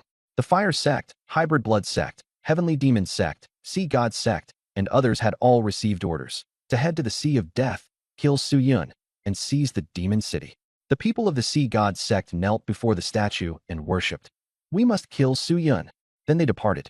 The fire sect's base was noisy and bustling, full of rough men, perfectly matching the word fire. Su Yun must die. New grudges and old scores were settling them all this time. If Su Yun doesn't die, I will. A group of burly men shouted and ranted. Only the fire cult's chief priest remained somewhat calm, reminding them, remember, when the war starts, kill Su Yun first. Everything else is fair game. The members of the fire cult answered in unison. The mixed blood cult side was a little quieter. Chief priest, what do we do? A believer asked bitterly. Repeated defeats had made the heavenly fire demon clan disdain them, and they weren't even given resources. Life was hard. The chief priest tapped the table and asked, are you 50% sure you can kill Su Yun? Everyone fell silent. Su Yun had a huge territory, abundant resources, and a host of talent. How could they dare to guarantee that? Go find the southern inspector first. We'll follow his arrangements for everything, the chief priest instructed. The others could only nod. They had only wanted to gain some standing so they could exchange for bloodline power, but instead things had only become harder and harder. The chief priest watched the crowd leave with grim faces and muttered, when exactly can we wipe them all out in one sweep? At the heavenly demon cult's gathering place, everyone wore worried expressions. What should we do? We've been so unlucky lately. Are we in a bad streak? Ever since we ran into Su Yun, when have we ever gotten lucky? Even the chief priest was dejected. How about we take refuge with the human race? Everyone looked at him with contempt. Weren't we the ones who defected from the human race in the first place? Do you think being a turncoat is that easy? The chief priest had a headache and could only say, let's contact the illusion demons from the Sea of Death first. The others had no better ideas. The Sea of Death, the boundless ocean. King Tsong was impatient and wanted to attack Su Yun. Suddenly, a suffocating aura came from the distance, frightening even King Tsong. Feng Luo came to report, Su Yun is gathering the major forging masters. It seems he's refined a earth-tier treasure, but it's hard to tell whether it's true. King Tsong was overjoyed. It was absolutely true. He ordered Feng Luo to notify Su Yun to hand over the treasure. Feng Luo said helplessly, he definitely won't agree. King Tsong sneered. If he doesn't hand it over, we'll see who the true master of the Sea of Death is. He was confident and not afraid of Su Yun at all. Demon City. Su Yun hurriedly prepared pills, weapons, scale armor, and other supplies. The battle against the Pseudo-King was the real key. Uncle, break through to the Pseudo-King realm quickly. Su Yun urged. The southern inspector rolled his eyes, being force-fed pills like a fattened goose 3 meals a day. If this keeps up, I'll be an idiot. The southern inspector gritted his teeth. You don't even want to become a king? Only an idiot wouldn't want that, he blurted out instinctively, then smacked himself after saying it. Everyone secretly laughed. He had a tough mouth, but his body was brutally honest. Su Yun climbed onto the city wall and looked at the gray sea, letting out a breath. Nervous? Songy asked. Not really. She asked softly, will you miss the past? Heavenlight Academy? I hated that place to the bone. What rules? Bah, my friends and teachers were there, and I still look down on it. Su Yun said disdainfully. Song Yi asked with a smile. After unifying the Sea of Death, what do you plan to do? Su Yun stroked his chin and was thinking it over when Tiankin suddenly appeared and said, Young Master Su, King Song has sent someone to deliver a message. Su Yun's expression turned cold. Say it. Tiankin repeated. He says he knows you have a earth-tier treasure, but that can't make up for the gap between us. Hand over the treasure, and you may become the Lord of the Three Seas. Otherwise, we'll bring the whole army down on you. Song Yi frowned. King Tsong had acted faster than expected. Su Yun said expressionlessly, where's the sea race messenger? Tiankin replied, he killed himself. Su Yun sneered, bring the whole army down on me. He still wants to threaten me? He shouted, all troops, listen up. The strongest in Demon City stepped forward in unison. Within 7 days, reorganize the army. I want to fight King Tsong to the death on the sea. If he dares threaten me, he'll pay the price. Yes, young Master Su. Everyone took the order and immediately moved to carry it out. The southern inspector was completely dumbfounded. He hadn't even gotten in the car yet, and the army had already set out. The army was reorganized, the soldiers assembled, and the 3 oceans fell into a state of activity. Quick, head to the border of the Black Sea. King Tsong has oppressed us for too long. It's time to strike back. With blades in hand, follow me. Kill King Tsong and fight for freedom. Roars echoed throughout the city. Sea Race soldiers bade farewell to their families, reluctant to part, but they knew this battle had to be fought. Once King Tsong gained the upper hand, the 3 seas would be hard-pressed to hold out. Amid the rumbling, The army advanced into the dark Black Sea, fearless like a torrent. The Black Sea border. Countless Sea tribe soldiers, murderous and full of ruthless characters. Push straight through all the way. If there's any movement, kill. If they don't obey orders, kill. Only victory can bring true peace. Suyin stood on the city wall and shouted loudly. Kill. The cries of slaughter shattered the silence of the seabed. Tiankin asked, Young Master Su, what are we supposed to do? Suyin instructed, Sasa and Kei Yuan will take the lead. You all hide in the shadows. Tian Kan and Yulan, as false kings, would wait in reserve in the dark. Sasa and Kei Yuan wore bitter expressions, inwardly helpless, but did not refuse. Su Yun promised, if you achieve merit, you'll have a chance to be crowned king.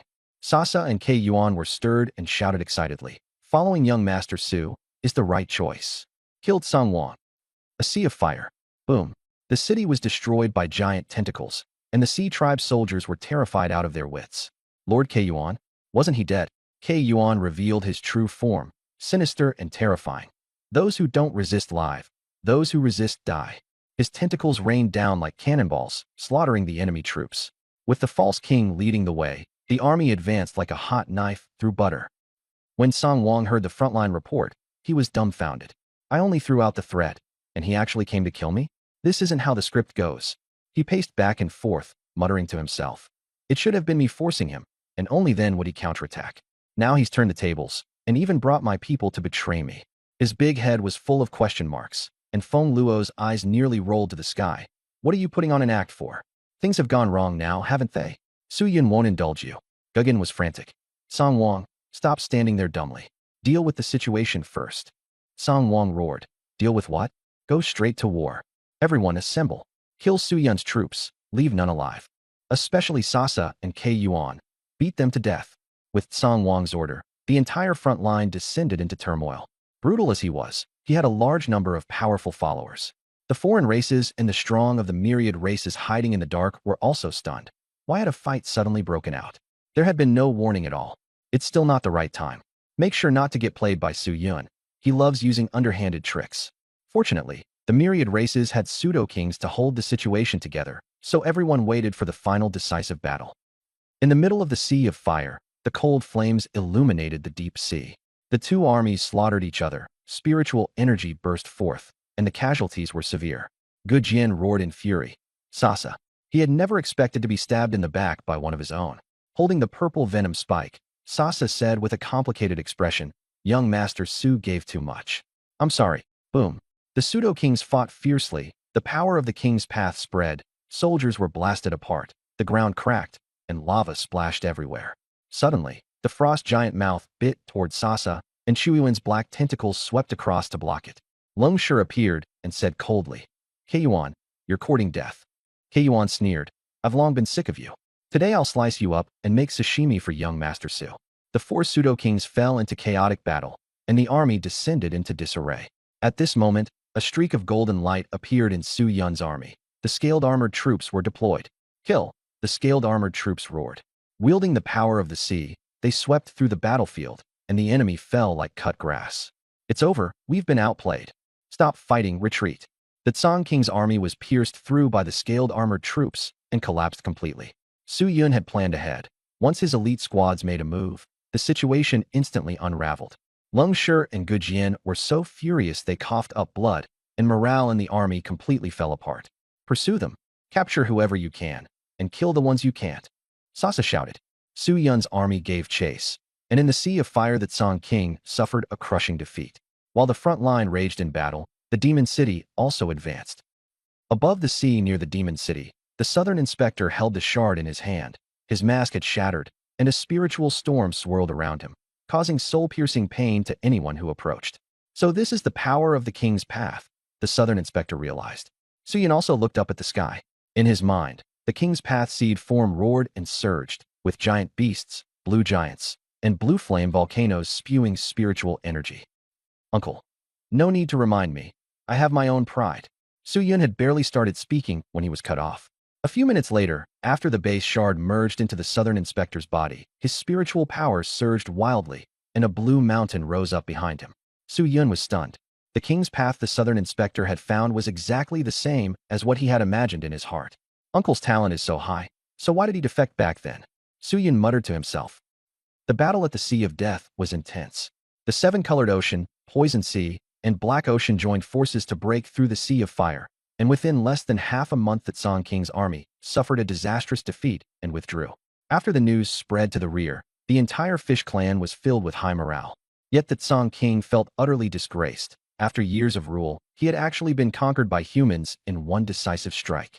At this time, that Song King was gathering people in the Mixed Sea to discuss matters.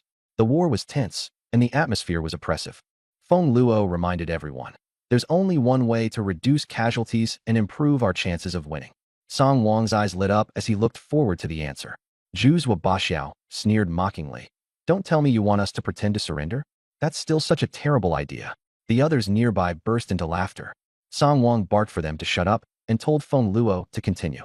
Feng Luo analyzed. Su Yun's army has high morale. If we fight head-on, we'll be at a disadvantage. Better to contract our front lines and make the Mixed Sea the final battlefield. That way we can concentrate our strength, and with Song Wang here, victory is guaranteed. Song Wang thought this method was simple and effective. As long as he didn't lose, that was all that mattered. Zhu questioned, does that mean we're just giving up Shuangtan Sea and Heishan Cliff? Feng Luo said, sacrifice the small to preserve the large. Once Su Yun dies, that army won't amount to much. Everyone listening thought it made sense. Song Wang made the decision on the spot. Do as Feng Luo says.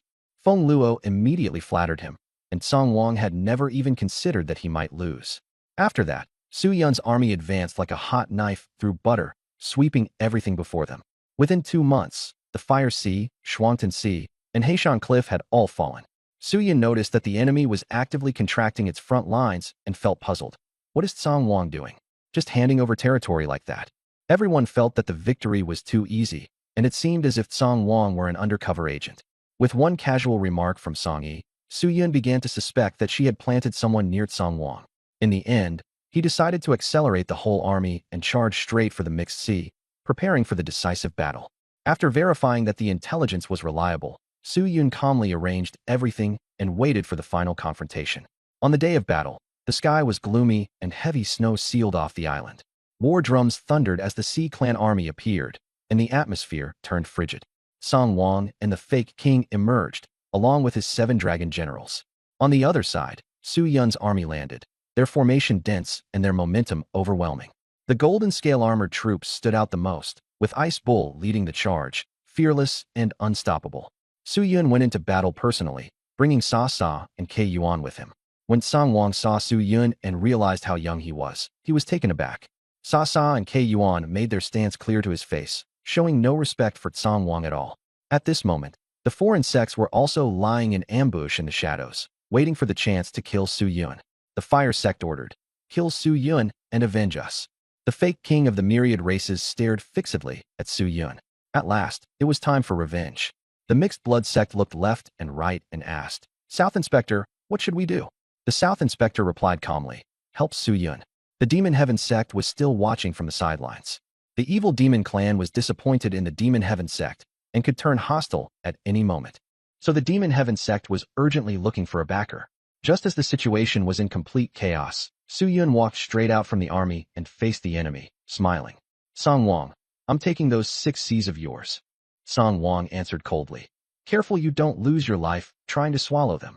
Even though Su Yun was only at the war god level, Song Wang still did not dare to underestimate him. Su Yun smiled even more arrogantly. Whether they can be swallowed is not up to you. As he walked, he kept provoking them, and all the enemies were watching him, yet none of them noticed anything unusual. When Su Yun reached the front of Song Wang's army, his expression suddenly changed. So stupid. Boom. He exploded with Conqueror's Haki, and the pressure swept across the battlefield. Invisible lightning burst through the void. Great swaths of Song Wang's army collapsed, falling like wheat being harvested, and the fake king's hearts hammered wildly. Ding. Host killed Sea Clan soldiers *211189. Dropped elementary, divine hand *7955. Su Yun was in great spirits, and the number of elementary divine hands instantly broke 10,000. Song Wang reacted and slammed out a furious palm. Dragon Claw Water Thunder roared towards Su Yun. Su Yun swung the Thunder God Hammer and narrowly dodged.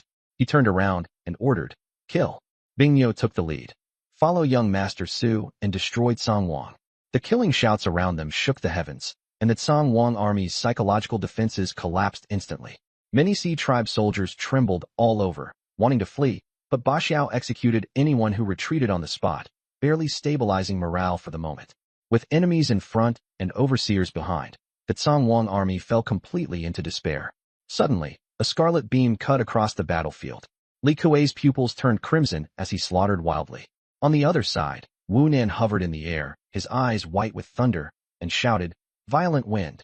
Massive waves surged across the sea like heavenly pillars, as if a natural disaster had descended, sweeping away large numbers of Sea tribe soldiers. Whales rose all over the battlefield, and the sea was dyed red with blood. Su Yun was dumbfounded. Elemental powers were too fierce.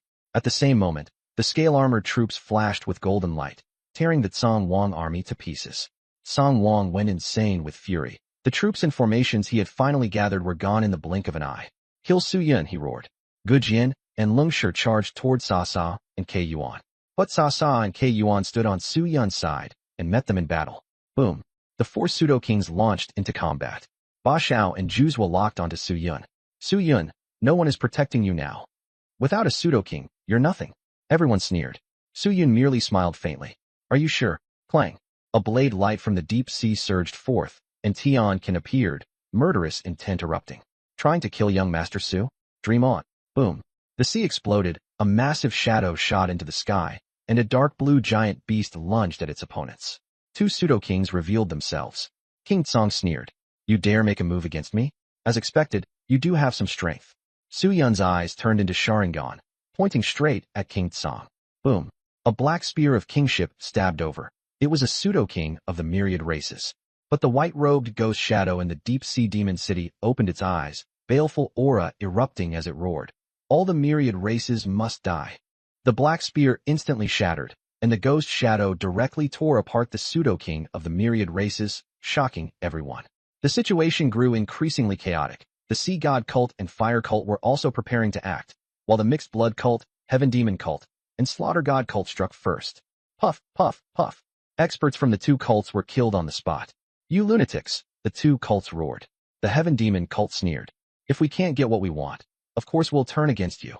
The slaughter god cult shouted, while someone from the mixed blood cult scratched their head. "Orders from above. Don't blame us." All sides plunged into a melee. Internal strife erupted everywhere, and everything completely spiraled out of control. King Tsang shouted furiously. "Feng Luo, why aren't you killing Su Yun yet?" Feng Luo sneered. "Fine, I'll do it."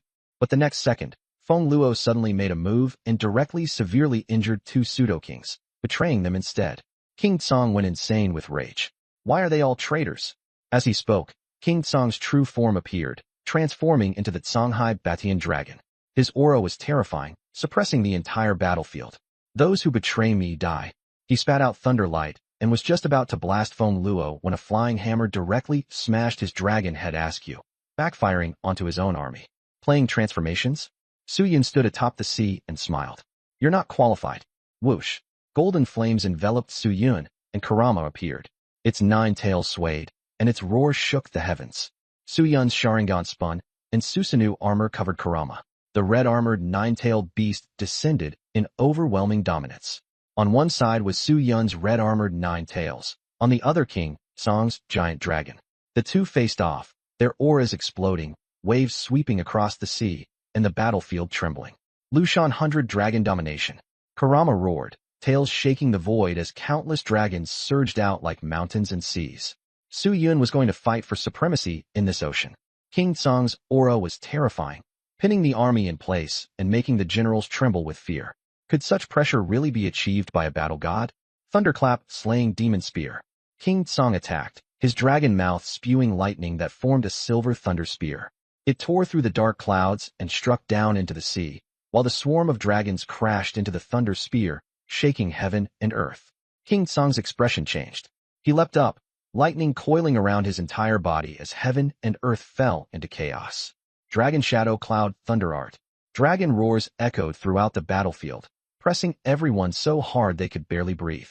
Even pseudo-kings like Ice Bull and Dark Blue couldn't endure it. Heaven and earth warped, and dark clouds gathered. A gigantic dragon shadow emerged, wrapped in lightning, and pounced towards Su Yun. Su Yun did not retreat at all. His fighting spirit surged. Kurama held the Yata mirror in its left hand and the Tatsuka sword in its right, while Suyin simultaneously erupted with a new divine art, causing his combat strength to soar tenfold. Reflect.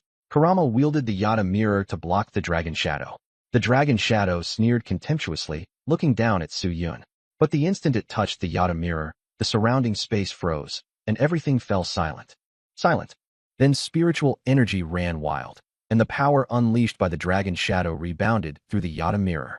King Tsang was stunned and had no time to react. Boom. The dragon shadow exploded, King Tsang's scales shattered, and dragon blood dyed the sea red. The other pseudo-kings could hardly believe it.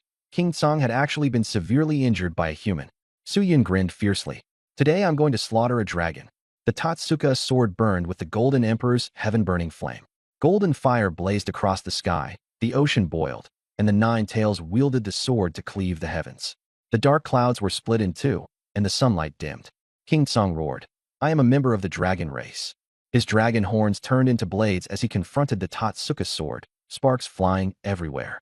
Suyin erupted with armament hockey, and the nine tails donned black steel outer armor before slashing again. Clang! King Tsang was blasted back, dizzy and dazed. Slash! The Tatsuka blade, blazing with golden flames, came crashing down, severing one of the dragon horns clean off. Everyone was stunned. Is this really a human? He's even fiercer than the gods and demons. Song King flew into a rage. With one dragon horn cut off, he had completely lost his status. Just then, a dragon's long roar came from the seabed, and the azure-eyed white dragon burst out of the sea. Bangila stood on its back, with Pikachu crouched atop Bangila's head. The azure-eyed white dragon was slightly smaller in size, yet it still gave Song King an overwhelming bloodline suppression. He felt panic and even a sense of grievance. There were just too many monsters on the other side. In an instant, Bangila let out a long howl, and a sandstorm swept across the sea, leaving the army dumbfounded. Boom! Pikachu leaped into the sky, unleashing thunder and lightning that bombarded Song King's army's area. The sandstorm and lightning sealed off everything in an instant. The Sea Clan soldiers screamed continuously, slaughtered until nearly none remained. Suyin mocked, "It's useless to just talk tough. Keep it up and you won't even have any soldiers left." Song King trembled with rage, but had no words to refute it, because Suyin was right. Seizing the victory, Suyin pressed the attack. Kurama's tails lashed out, and a galaxy of meteors fell from the sky with astonishing momentum, even making Song King fear. Song King gritted his teeth and unleashed his ultimate move, spitting out Dragon Blood Thunderlight, condensing it into a Blood Thunder Dragon Claw that crashed down, blotting out the sky and sea. Suyin sneered, "Useful? Explode." The meteors exploded, the force rebounded violently, the Blood Thunder Dragon Claw shattered, and Thunderlight blasted apart the dark clouds, letting sunlight pour down. The terrifying energy swept across the area. Song King's dragon scales crumbled, blood stained the sky, and miserable screams rang out nonstop. Suyin used the Yata mirror to reflect the impact, adding injury upon injury and leaving Song King's fur claws rotting and ruined. At this point, the situation had become one-sided. Suyin was suppressing everything, and everyone was in despair. Suyin roared, "Kill without mercy anyone who resists. Death to anyone who disobeys." Kurama let out a long howl, and everyone struck together. The various pseudo-kings and their companions joined the assault, and the deadlock was completely broken. Seeing that the tide had turned against him, Song King tried to flee. Just after shouting a final threat, he turned and transformed into lightning to escape. The army was stunned, then all started cursing and surrendering, and the formation collapsed completely. Suyin was utterly enraged and directly used the Yasukani no Magatama to hunt down Song King. The Magatama turned into light and shot off, instantly catching up to him. With a tremendous boom, Song King plunged into the sea. Kurama rushed over, the Sharingan activated. Amaterasu, black flames burned on Song King, impossible to extinguish no matter what. Song King screamed in despair, "What is this? Why can't it be put out? Position given to you."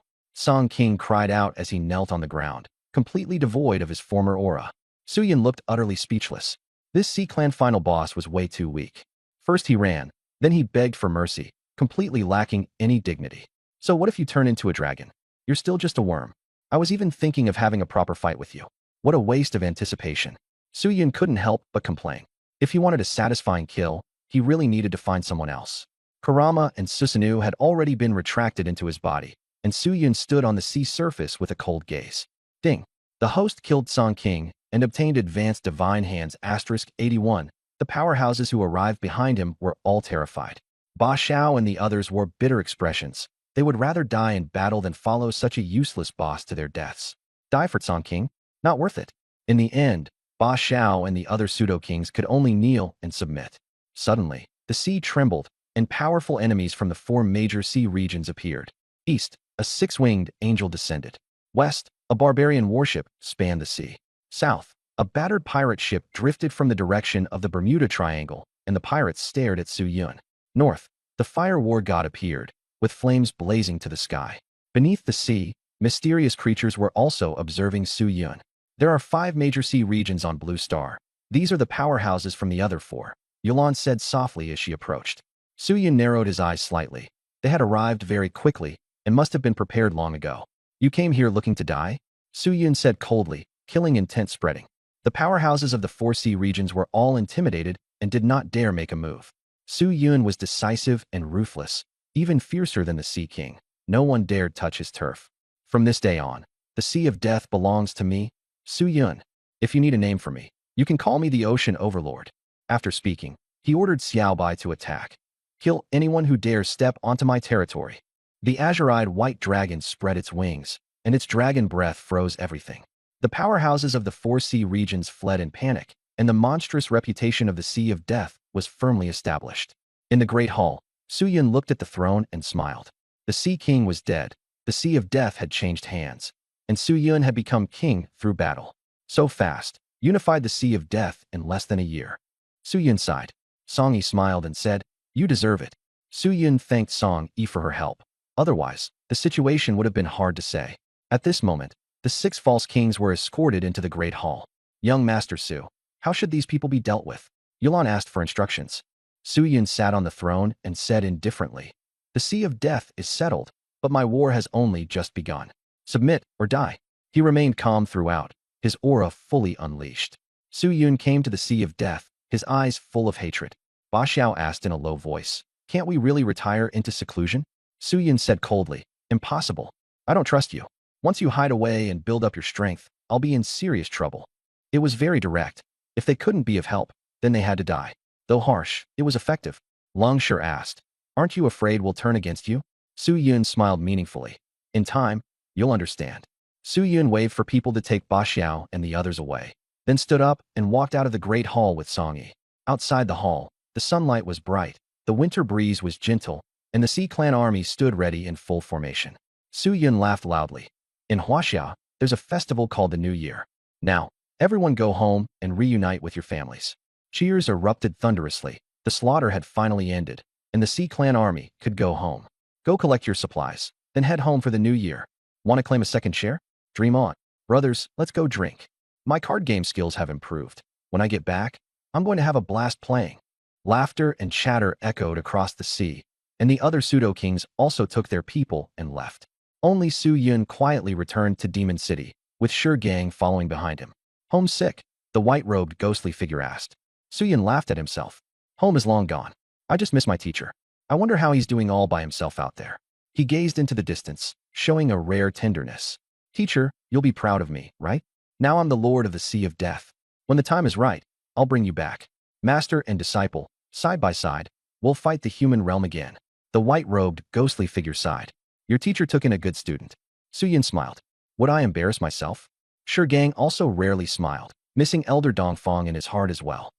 On the myriad races battlefield, in the Shura-held demon lands, demon mountains stretched endlessly, shrouded in a bleak, icy demonic aura.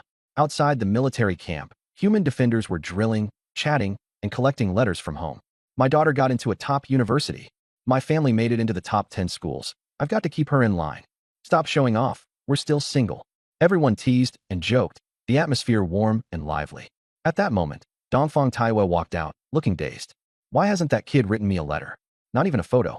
It's almost New Year, and I'm still alone again." He was also worried about whether Su Yun was doing well in the Sea of Death. A king title holder came over to tease him about drinking, but before he could finish speaking, the sky suddenly darkened, and a huge bone club fell from above, like a meteor smashing into the military camp. The defensive runes could only barely hold it back. Boom. As the bone club landed, it stirred up a gale, and the soldiers in the camp were instantly wiped out. An angry roar rang out. The human army urgently assembled, but this was only the front line, so the momentum was limited. A group of king-ranked powerhouses appeared in the void. The giants were 60 meters tall, shrouded in black mist, standing on the void as they coldly looked down at Dongfang Taiyue. The man wrapped in colorful bandages had his face covered as well, leaving only one black eye exposed. He stared at Dongfang Taiyue and suddenly sneered. The ancient demon-human race, the Curse of Death clan, the Spiral clan, the 10,000 Tree Divine clan. Nearly 10 king-ranked powerhouses have come. Weird. This isn't a key resource area, so why did so many come? Dongfang Taiyue and the others were shocked and couldn't understand why such a huge force had been mobilized. The king-ranked powerhouse of the Curse of Death clan said coldly, the human race's second king-ranked alchemist. Their target is Taiyue. Call for help now. A human king-ranked powerhouse suddenly realized and shouted. The ancient demon-human king-ranked powerhouse laughed wildly and swung his giant bone club. Boom. Heaven and earth collapsed, and murderous intent surged forth. Dongfang Taiyue roared. If you want to kill me, you'll die too. A fierce battle erupted. Human camp. A distress signal has come from the Shura prison demon land. The Demon Eye King immediately dispatched personnel, but attacks were breaking out everywhere at the same time, and he felt uneasy. Sun Moon King, Iron King, Thousand Medicine King, head to the Shura prison demon land at once. Een Summoning King, Ice Wing King, Xuanwu King, hurry to Iron Sea to provide support. Wind Thunder King, contact the Dragon Slaying King and the others immediately. The actions of the 10,000 races were highly unusual, and the Demon Eye King sensed that something was terribly wrong. He only hoped that nothing would happen to Dongfang Taiyue. After all, he was the human race's second king-ranked alchemist. The army set out in emergency, and the king-ranked experts rushed to the front line. The sky was overcast, and the Demon Eye King's brow was tightly furrowed. Someone comforted him. The Balance King is nearby. He's already been informed. The Demon Eye King murmured, I hope nothing goes wrong. On the myriad races battlefield, the Shura prison demon land. Boom, boom, boom. The power of the King's Tao raged wildly, and the ancient demon-human race swung their bone clubs, causing the human king-ranked powerhouses to vomit blood repeatedly. Demon King Battle Art. Dongfang Taiyue roared. Starfire Shield Strike. The Fire Demon King's true form appeared, unleashing a roaring punch that directly confronted the demon-human race. Clang. The opponent was blasted backward. Taiyue immediately took out a pill and swallowed it, but a green line wrapped around his neck. Green light flickered, and the trees around him grew wildly, turning into a cage that trapped him. Save Taiyue. His companion tried to rescue him, but was blocked by the enemy. The ancient demon race shouted, Golden Chi. The bone club shimmered with golden light as it smashed fiercely toward Dongfang Taiyue. At this critical moment, a golden sun rose into the sky, and a giant bird wrapped in golden flames came rushing in. It's the Balance King. But the giant bird was intercepted halfway by a Spiral Clan King, who shattered it with one punch. The next moment, the massive bone club struck Taiyue. The tree prison was shattered, and Taiyue flew out from within, crashing heavily to the ground. He coughed up blood, his head nearly severed, blood staining his entire body. Balance King, take Taiyue and retreat first, someone shouted anxiously. Wrapped in golden flames, the Balance King remained cold and silent, only staring fixedly at his opponent. Dongfang Taiyue coughed and clutched his neck tightly. I'm not dead yet. Dongfang Taiyue hurriedly swallowed medicine, but blood kept being drawn out of him, turning into red streams that rose into the sky. The Balance King was shocked to learn it was the Curse of Death clan. The spirit-locking king of the Curse of Death clan made a casual move, controlling Dongfang Taiyue's blood. The blood twisted and changed like rubber. The Balance King was dissatisfied that he was being attacked by a mob, but the spirit-locking king insisted it was very necessary. The world suddenly turned frigid, as if an invisible hand had clutched his throat and dragged him toward death. The spirit-locking king's single eye shot out black light, cursing Dongfang Taiyue with blood. The Balance King shouted for him to be killed quickly, and the powerful kings of the human race frantically attacked the spirit-locking king, but the curse could not be stopped. Dongfang Taiyue stood frozen, breathing heavily. His soul began to collapse, his memories shattered piece by piece, even his memories with Su Yun breaking apart. The heavens and earth changed color as the curse tightly coiled around him. The spirit-locking king condensed blood into a blood arrow and shot it straight at Dongfang Taiyue. No one could stop it. The blood arrow pierced through the center of his brow, striking directly at his soul. The human race's kings roared in fury. The brilliance on Dongfang Taiyue's face faded as he fell to the ground, his soul like an oil lamp about to go out. The spirit-locking king ordered the human race to retreat, confident that no one could break the blood curse. The myriad races withdrew. They only wanted Taiwei. The human kings hurriedly picked up Dongfang Taiwei and withdrew to the camp, with the Balance King following as well. No one saw the smile at the corner of his mouth. Back at the human camp, the Thousand Medicine King came out of the tent. Everyone watched nervously and with anticipation, but in the end he shook his head with tears in his eyes. The blood curse was beyond cure. The kings all fell silent. Inside the tent, Kukai knelt beside Dongfang Taiwei, gravely wounded. Lin Sihua called out to him in a trembling voice. Dongfang Taiwei's face was blackened, his breathing faint, black blood spilling from his mouth, and he kept muttering that he was still worried about that child, afraid that after his death no one would protect him. He forced himself to refine pills, his hand trembling as he held up the 4 herbs, the pill fire unstable, yet his eyes were full of concern for the child. After a long while, he managed to refine an ugly little spirit-returning pill. Let the child take it and sell it for merit points. Dongfang Taiwei revealed a kindly smile. The pill rolled to the ground, and he no longer had the strength to catch it. Father, I failed to avenge you. I've come to apologize to all of you. The light completely faded, and his life drifted away with the wind. Tears streaming down, Lin Sihua picked up the pill and summoned a black hammer to knock off a fragment of his soul, carefully putting it away. Softly, he said, Dongfang, I'll take you home. Dongfang Taiwei strode away, with Kukai following silently behind him. The king-level powerhouse at the human realm passage watched silently as Lin Sihua departed, the atmosphere heavy and oppressive. It was dark. At the human realm Tianming Academy, Zhang Zhongqing was leisurely reading a book when someone suddenly knocked urgently on the door. Zhang Yu rushed in with red-rimmed eyes, staring fixedly at Zhang Zhongqing. He immediately sensed that something was wrong. What's wrong? Dongfang is gone. Zhang Yu's voice trembled. Zhang Zhongqing froze, then roared. What happened? There was a buzz of discussion outside. Kukai carried a crystal coffin on his back, walking toward the secret medicine pavilion, which had already been destroyed by Su Yun. He stood there motionless, utterly lost. Teachers and students sighed, while the children of wealthy families looked gleeful. Zhang Zhongqing and Zheng Yu appeared, looking at Dongfang Taiwei and the coffin with complicated expressions, then wordlessly at Lin Sihua. Li Chuanzhou and Gong Pao rushed over to help, carrying the coffin. No matter what, this was their friend's teacher, and they had to step in. Wang Can, Lu Guang, and the others, having resumed cultivation under their family's protection, were in high spirits. That old dog Dongfang is finally dead. We've waited for this day too long. Only that little brat is left. They laughed arrogantly. Wang Can even said he wanted to seize the land where the secret medicine pavilion stood. What's the point of land if the people are dead? Lu Guang asked in confusion. Even if I didn't kill him myself, at least I can discuss them a little. Wang Can laughed viciously. At the same time, when the 10,000 clans learned the news, they were even more excited, hurriedly spreading the death report to the Death Sea, hoping to drive Su Yun into collapse. Sheng En and Ku Di whispered as they withdrew. My divine revelation has come true. And the result? The human realm is in turmoil. Ku Di's expression was solemn. Zhang Zhongqing asked Lin Sihua what he planned to do. I'm going to see Su Yun with Kukai, Lin Sihua said firmly. Zhang Zhongqing earnestly advised them to keep it secret, but Zheng Yu coldly refused. Some people are just hoping something goes wrong. Zhang Zhongqing sighed. Lin Sihua patted the coffin, and after kowtowing, Kukai followed him away. Zhang Zhongqing sank helplessly into his seat. It's chaos. This sky has truly fallen into chaos.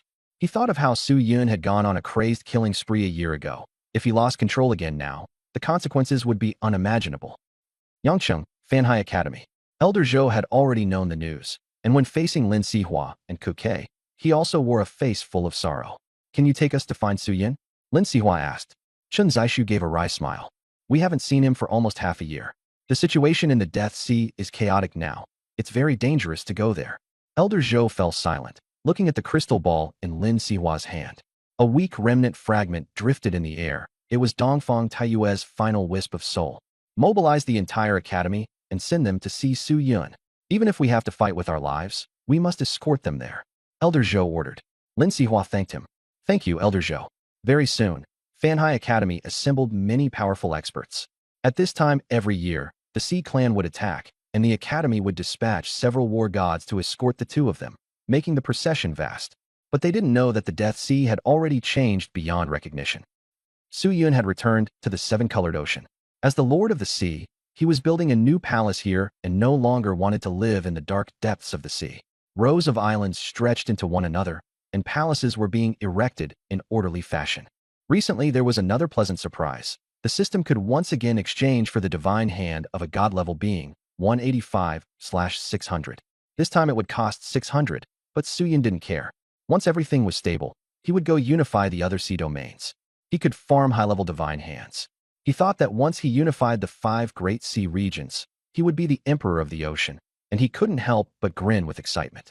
Su Xiao, are you satisfied? Qi Yu asked, holding the palace blueprint. Su Yun said helplessly, as long as people can live in it, just don't make it too exaggerated. Qi Yu's palace design was 10 times more luxurious than King Tsang's. As the Lord, everything has to look imposing. If there aren't enough materials, go grab some. Everyone was very proud, and Su Yun could only smile bitterly. Sitting on the steps, he suddenly felt an inexplicable emptiness. Song Yi asked him what was wrong, and Su Yun shook his head, saying only that he felt empty inside. At this moment, Tianqin hurried in, his face pale, as if he had something to say but hesitated. Speak. A sudden unease rose in Su Yun's heart. Teacher Lin Sihua from Tianming Academy and Ku Ke have come. What about my teacher? Su Yun asked sharply. Tianqin lowered his head and shook it, his face full of grief. At the entrance of the main hall, Lin Sihua and Ku Ke appeared. The moment Ku Ke saw Su Yun, tears streamed down her face. She had little reaction when seeing the others, but when she saw Su Yun, she could not help but sob. With tears in his eyes, Lin Sihua took out a crystal ball and handed it to Su Yun. Old man, did you see this child? Su Yun froze. Looking at the fragments of the residual soul inside the crystal ball, he instantly understood everything. Holding the crystal ball, his eyes were hollow, devoid of soul or light, like a puppet. Lin Sihua then took out a small restoration pill. Su Yun suddenly smiled. He remembered that this was the first pill his teacher had taught him to refine. You're gone, and you're still worrying about me, he murmured. Everyone watched Su Yun and felt that something was wrong with him. He didn't cry or scream. He just held the crystal ball and the pill, smiling foolishly in a daze. The hall was silent, and the atmosphere was unbearably oppressive. Young Master Su, please give your orders. Whether it's the human realm or the myriad races, we will support you. Everyone tried to comfort him, deeply worried that something might happen to Su Yun. At that moment, Gang ran in. Seeing the residual soul in the crystal ball, tears burst from his eyes. Memories of how the pavilion master had once looked after him came flooding back, and now they could only be separated by life and death. Song Yi walked up to Su Yun, looking at his vacant eyes with great pity. Don't hold it in. Crying it out will make you feel better. Su Yun looked up and shook his head. Have Kake stay. Everyone else, get out. Tian Can and the others hesitated. Song Yi persuaded everyone to leave, and she also withdrew. The hall doors closed. Sunlight shone in through the window, brightening the floor, but it could not light up Su Yun's heart. He beckoned Ku Ke over, and Ku Ke wiped away her tears and hugged Su Yun tightly. Like a wounded little cat, Ku Ke lay on Su Yun's lap and soon fell asleep. The hall was silent, with only Su Yun's muffled sobs breaking the stillness. He held the crystal ball and cried in pain. I lost my home at 19, and my teacher at 20. Why? Crouched in the corner, he couldn't shout a single word, left only with utter silence. Outside the hall, everyone was anxiously pacing like ants on a hot pan. The door had been shut for 5 days with no movement at all. Some complained that those people in the human realm were too ruthless, saying that Su Yun had no family to begin with and now his teacher was dead. Why was he not even angry? Song Yi said calmly, not everyone can let it go. He just can't get past this hurdle. Everyone let out long sighs. Only Chen Zaixiu and the others, while worried, were also shocked, thinking to themselves, how had Su Yun changed so much? At night, only faint breathing remained in the hall. Su Yun opened his eyes and slowly activated the Sharingan, Tsukuyami. He and the remaining soul within the crystal ball entered the illusion together. In the darkness, blood-red patterns spread beneath their feet. A street extended outward, buildings appeared, and students and teachers came and went. This was actually Tianming Academy. Su Yun always said he hated this place, but deep in his heart, every memory was carved into him. The sun was bright, and the street was bustling. Some asked him to sell pills, others told him not to cause trouble. Li Chuanzhou and Gong Pao argued with him about making battle armor, and Su Yun smiled and agreed. He walked into the intact mysterious medicine pavilion. The door opened, and Gang and Ku Ke came out. Su Yun pressed his lips together and asked, Teacher, are you still here? As he was speaking, Dongfang Taiwei appeared, kicked Gang and Ku Ke flying, and slapped Su Yun on the head, reminding him not to slack off in class. Su Yun ran off with a smile, and his teacher watched him leave, his eyes full of tenderness. That day, Su Yun returned to the days at the beginning, attending classes, chatting, bullying the sons of wealthy families, everything peaceful as before. At night, Su Yun quietly pushed open the door of the mysterious medicine pavilion. Seeing his teacher drinking, he went to the backyard. Suddenly, his teacher said, "Child, you've finally grown up." When Su Yun heard this, he finally couldn't hold back his tears. He fought so hard, only to seek justice for their master-disciple bond. At that moment, his teacher gently stroked the top of his head. "Seeing you like this, teacher is very satisfied. You've become capable, and no one can bully you anymore." It was teacher. At this moment, he was very gentle. Su Yun lowered his head and cried, tears blurring his vision. "Teacher, I miss you," he choked out, turning around and tightly hugging Dongfang Taiyue. Dongfang Taiyue's eyes turned red as he softly comforted him. "I know. I miss you too. I will avenge you and kill all your enemies. I will definitely bring you back to life, no matter what it takes. I'll also clear the Dongfang family's name." There was hatred in Su Yun's eyes, and there were vows. Whatever his teacher wanted to do, he would surely accomplish it, even if he had to fight with his life. Dongfang Taiyue helped him sit down and said gently, "It's enough that you're alive." Su Yun just silently looked at his teacher, afraid that if he looked away, he might never get another chance. "All right, stop crying. What kind of look is that?" Dongfang Taiyue laughed and scolded him. Then he added, "Tomorrow remember to bring me 2 scallion oil cakes. Same old rule, no scallions." After saying that, he whistled and went upstairs. Su Yun wiped away his tears and complained, "What kind of scallion oil cake doesn't have scallions? What a hassle." Yet a smile appeared on his face, as if his teacher had always been there. But illusions would eventually disappear. Su Yun rubbed the crystal ball and returned from the illusion to reality. Having seen his teacher one last time, there was no longer any regret in his heart. But the dead would never come back. He desperately held back his tears. Taking a deep breath, Su Yun opened his eyes, and his killing intent grew deeper and deeper like a dark pool. In the dark corner, he was like a lone wolf, and the pack would not allow him to sink any further. "Su Yun," Kukei called out to him. Su Yun sat up and answered softly. "I was too useless," Kukei said with his head lowered, his voice muffled. Su Yun said calmly, "It's fine. The academy, the myriad races, and the divine palace will all have to pay the price." "What do we use to fight them?" Kukei asked with red eyes. Su Yun said coolly, "The entire sea of death is mine. We have plenty of resources. Give me just half a month, and I can pile up enough pseudo-kings to crush a human realm king." His tone was flat and without fluctuation. At dawn, Su Yun helped Kukei to his feet and walked out of the hall. Outside, everyone gathered around. "Young Master Su, how are you? Just give the order, and we'll rush back to the human realm anytime." Song Yi looked at Su Yun worriedly. "Just say the word, and I'll do it." Su Yun said calmly, "Half a month. Desperately pile up resources. I'm going to create kings, mass-produce kings, one batch after another. For those who become pseudo-kings, I'll give you fragments so you can keep charging upward. Even if you can't become kings, you must reach the peak of the pseudo-king realm." The crowd shouted in unison, "Yes, young Master Su." In Su Yun's heart, only one goal remained.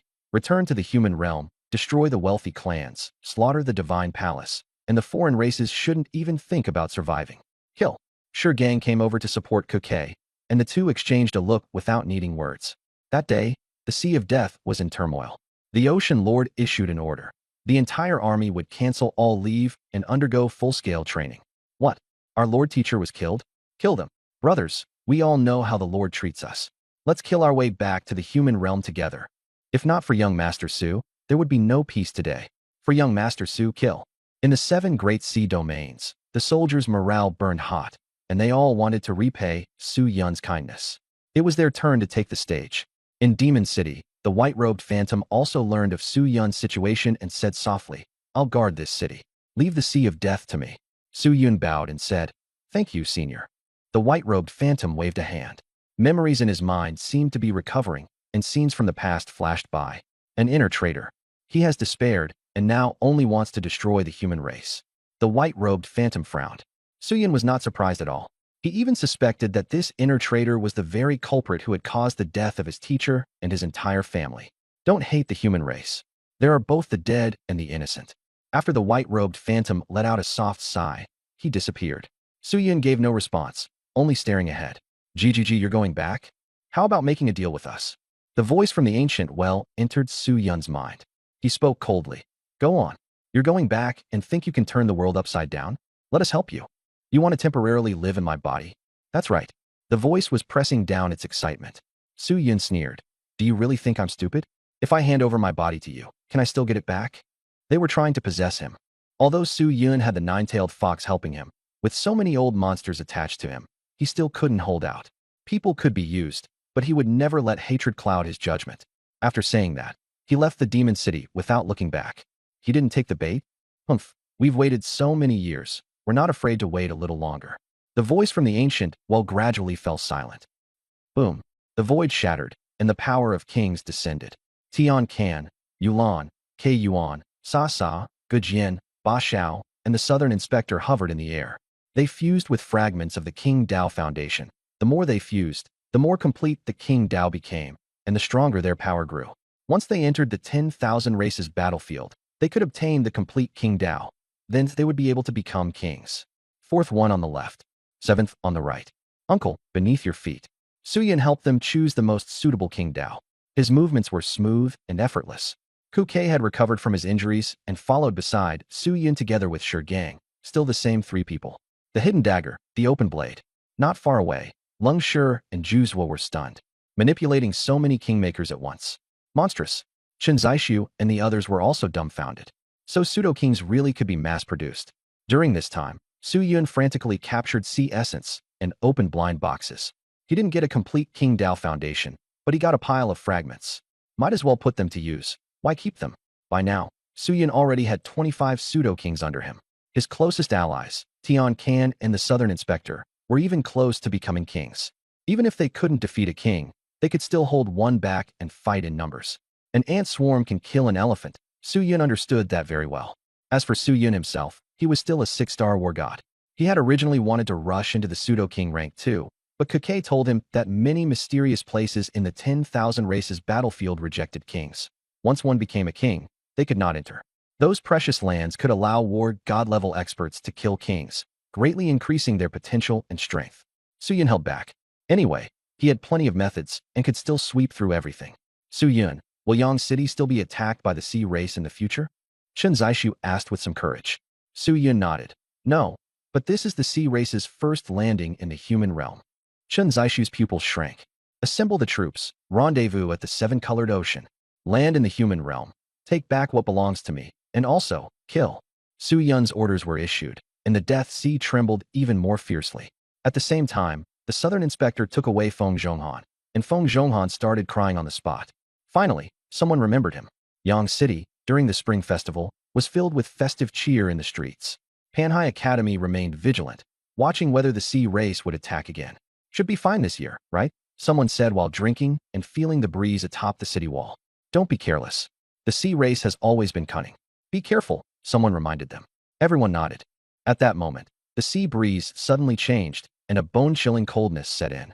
Everyone on the city wall looked toward the sea, fear in their eyes. Far out on the sea, an endless sea race army emerged from the water, in numbers beyond imagination, 10 times more than before. Massive sea beasts appeared one after another, blotting out the sky and sun. The sea race is attacking, someone on the city wall shouted. The experts of Panhai Academy sensed the threat and rushed over immediately.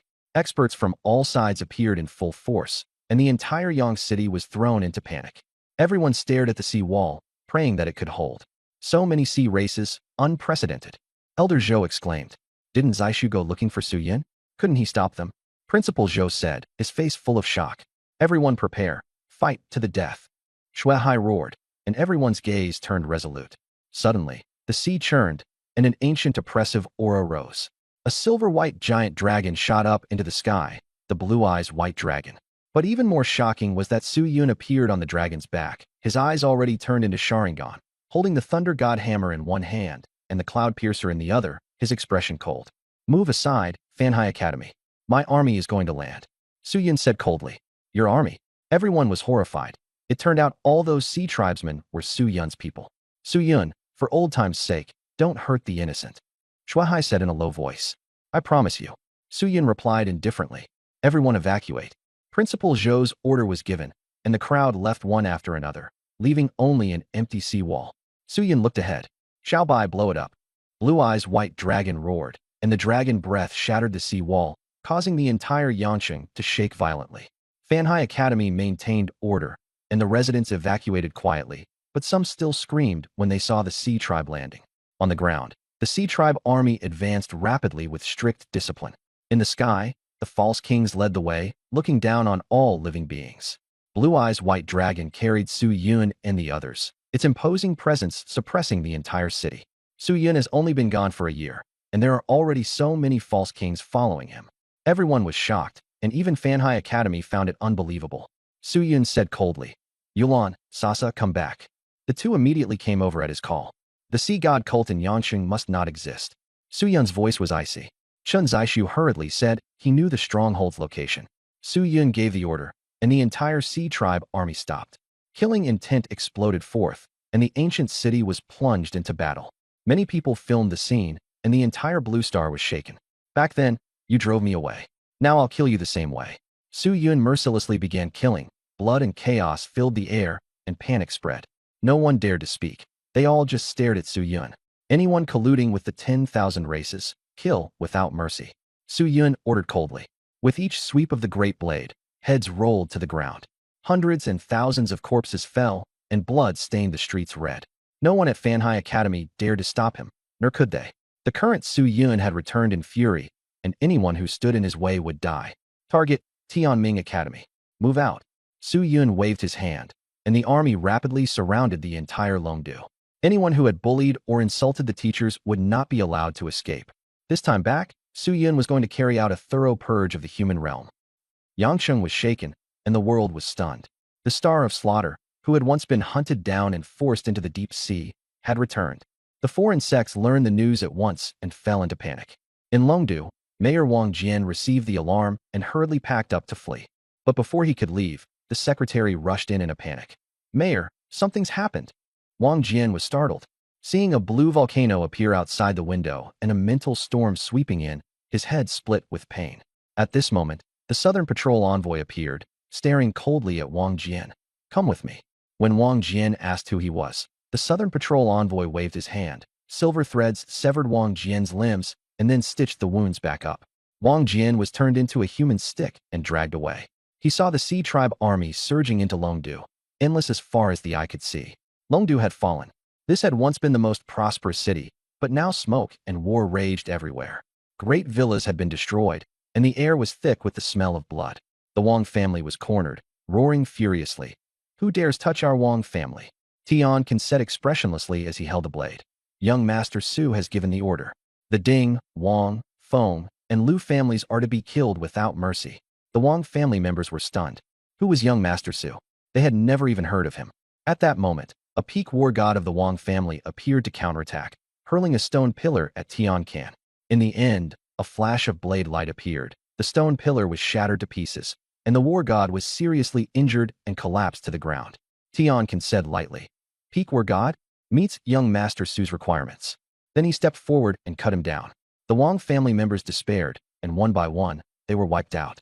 At the same time, the other three great families were also slaughtered to the last. The Sea Tribe army destroyed all the wealthy families' industries, leaving no blade of grass behind. Outside Tianming Academy, the Sea Tribe army had it surrounded layer upon layer, leaving no one able to escape. Inside the academy, chaos reigned, and the scions of wealthy families were all in mortal peril. At the school gate, Su Yun, Shigang, Kuke, and Song Yi slowly pushed the door open and entered. Su Yun looked at the familiar scene, and killing intent surged within him.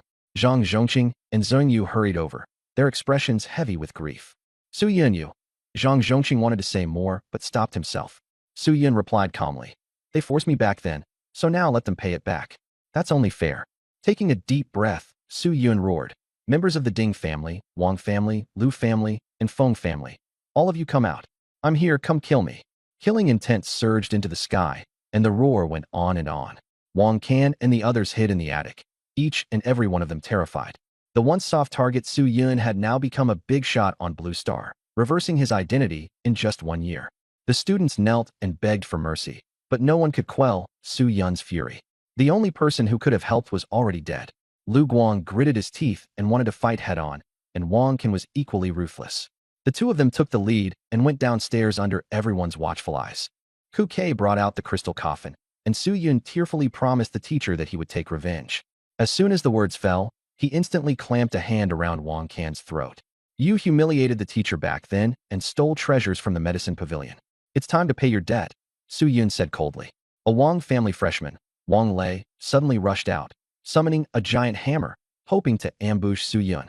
Everyone exclaimed that he was a genius, but before Wang Lei could even get close, Su Yun's cold gaze pinned him in place, scaring him so badly that he didn't dare move. Smash Wang Kin to death, or you die. Su Yun issued the order. The entire crowd froze, chills running down their spines. Wang Lei refused. He screamed and rejected the order. Su Yun's Sharingan appeared, and Susanoo struck down. Wang Lei exploded into a cloud of blood mist in an instant, shocking everyone present. Wang Kin went mad, cursing wildly, but Su Yun directly pressed on his eyes, exerted force, and tore him alive into two halves, blood staining the sky. The scene was so bloody that many people vomited. Su Yun has gone crazy. Kill him quickly. Lu Guang panicked and urged everyone to resist. With Su Yun's single line, "Let me see who dares to move," the entire field went still. No one dared step forward. His overwhelming aura suppressed everyone. Su Yun called out, "Xiaobai." A dragon's might descended from the sky, and the azurized white dragon landed on the ground, shattering everyone's spirit. Su Yun smiled and gave Lu Guang a dragon egg, but instead the azurized white dragon breathed out ice flame, freezing Lu Guang into a statue in one move, then smashing him into powder. Anyone the teacher couldn't kill, I'll kill. Anyone the teacher couldn't finish off, I'll help him finish off. From this day on, I will be your nightmare. Su Yun swore coldly. The entire place fell dead silent. The children of wealthy families were frightened to tears and begged Principal Zhang Zhongqing for help. Zhang Zhongqing clenched his fists, his expression torn. He no longer knew what to choose. On one side was Su Yun, who had gone completely berserk. On the other, his long-held principles. "Principal, teachers, I advise you not to do anything reckless." Su Yun's tone was icy. "I don't want blades and spears to be drawn against each other." Teacher Zhu and Teacher Xiong simply stood silently to the side, protecting the other students, but not the wealthy families. Zheng Yu also stepped out, making his position very clear. "Su Yun, let them go to the front lines." Zhang Zhongqing still wanted to argue for them. Su Yun's manic laughter made everyone's skin crawl. The front lines? Are they even worthy? Or should we wait until they grow up and keep harming others? My most respected teacher, my only family, died on the battlefield. Su Yun grabbed Zhang Zhongqing by the collar and roared at him, then flung him aside. Zhang looked decades older all of a sudden, his eyes utterly lifeless. Zheng Yu let out a long sigh. The situation was already beyond saving. The wealthy families had brought this upon themselves. Su Yun looked coldly at Director Ding. "Tsukuyami." The space shattered, and Director Ding plunged into the abyss, his frantic screams unable to stop the fall. At the bottom, Dongfang Taiyue and the Fire Demon King were waiting. The Fire Demon King opened its mouth, bit down on his body, and slowly tore and swallowed him. The cold-hearted disciples killed by the Ding family tore his soul into fragments. A dozen seconds later, Director Ding returned to reality already insane. "Ha! I killed people. Han Tianfeng was killed by me. He died miserably, and I had so much fun killing him." Saliva dripped from his mouth as he raved madly. Everyone was shocked. Han Tianfeng, the most promising commoner genius back then, whose death had been ruled a suicide, had actually been murdered by the wealthy families. "How much evil have you wealthy families done?" the teachers cried in anguish. Susanoo crushed Director Ding to death in one hand. Then a pile of minced flesh and blood was thrown onto the ground. Su Yun turned to look at Director Feng. The other man's heart trembled, and black flames Amaterasu instantly engulfed him. Director Feng screamed as he was burned alive into ashes, piled together with Director Ding. Tian Can and the others appeared, throwing the other important members of the wealthy families to the ground, along with several nine-star war gods. "Zhang Zhongqing, what are you standing there for? Hurry up and kill these traitors, especially Su Yun." The wealthy family experts shouted urgently, but Zhang Zhongqing stared fixedly at the Southern Inspector, his eyes reddening. The Southern Inspector sighed. "You're old." Zhang Zhongqing gave a bitter smile. "Yeah, old enough that I don't even know how to choose anymore."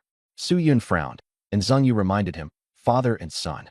Su Yun understood the source of the Southern Inspector's talent.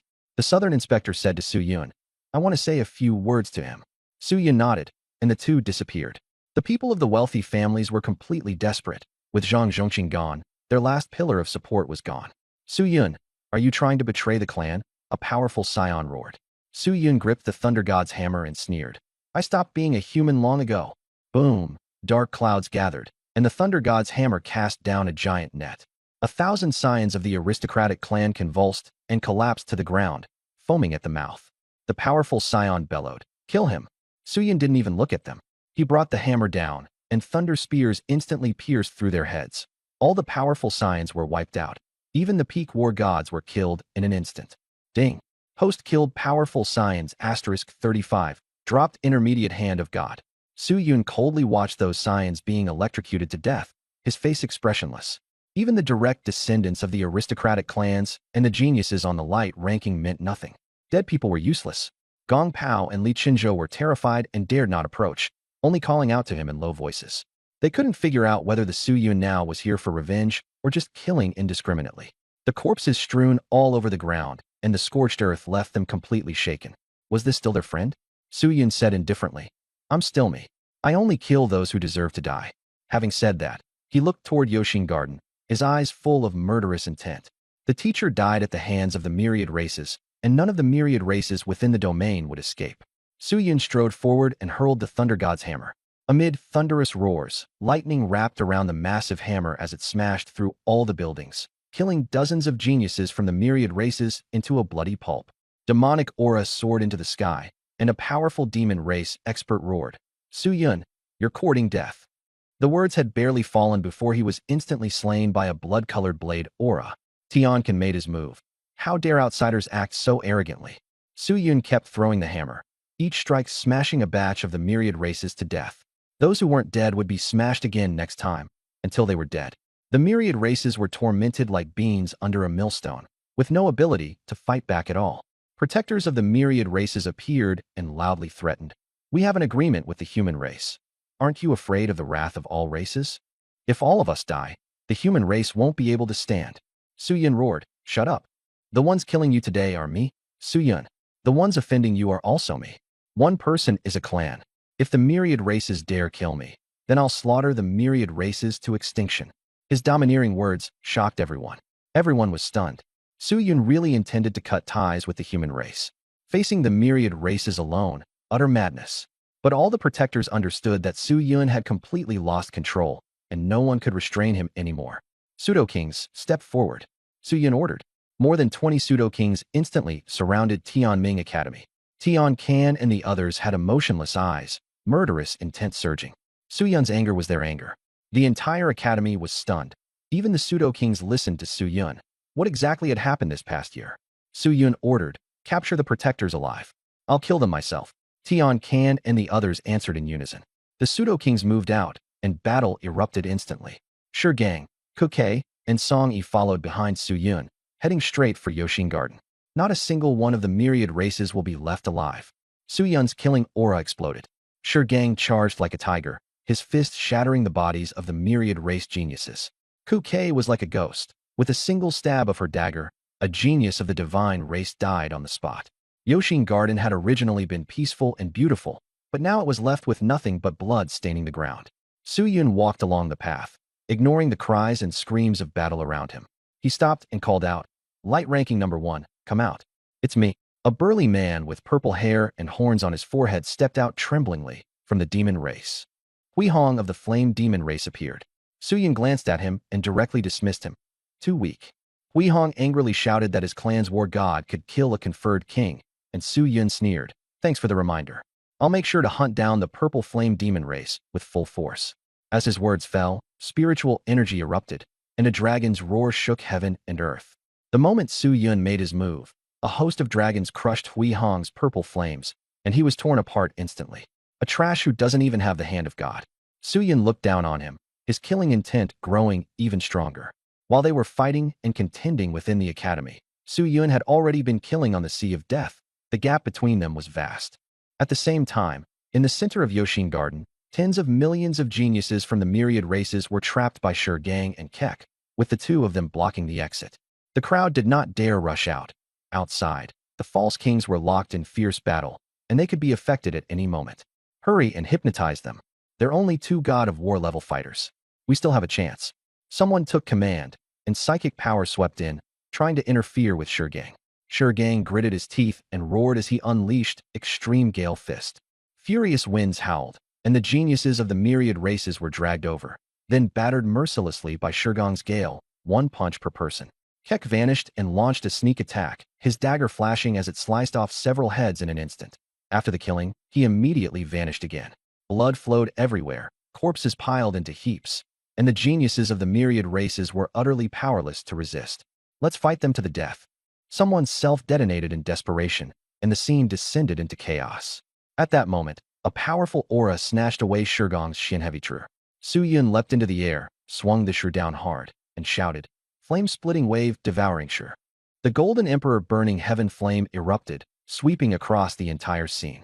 All the geniuses of the myriad races were smashed into meat paste, then swallowed by golden flames, everything reduced to ash.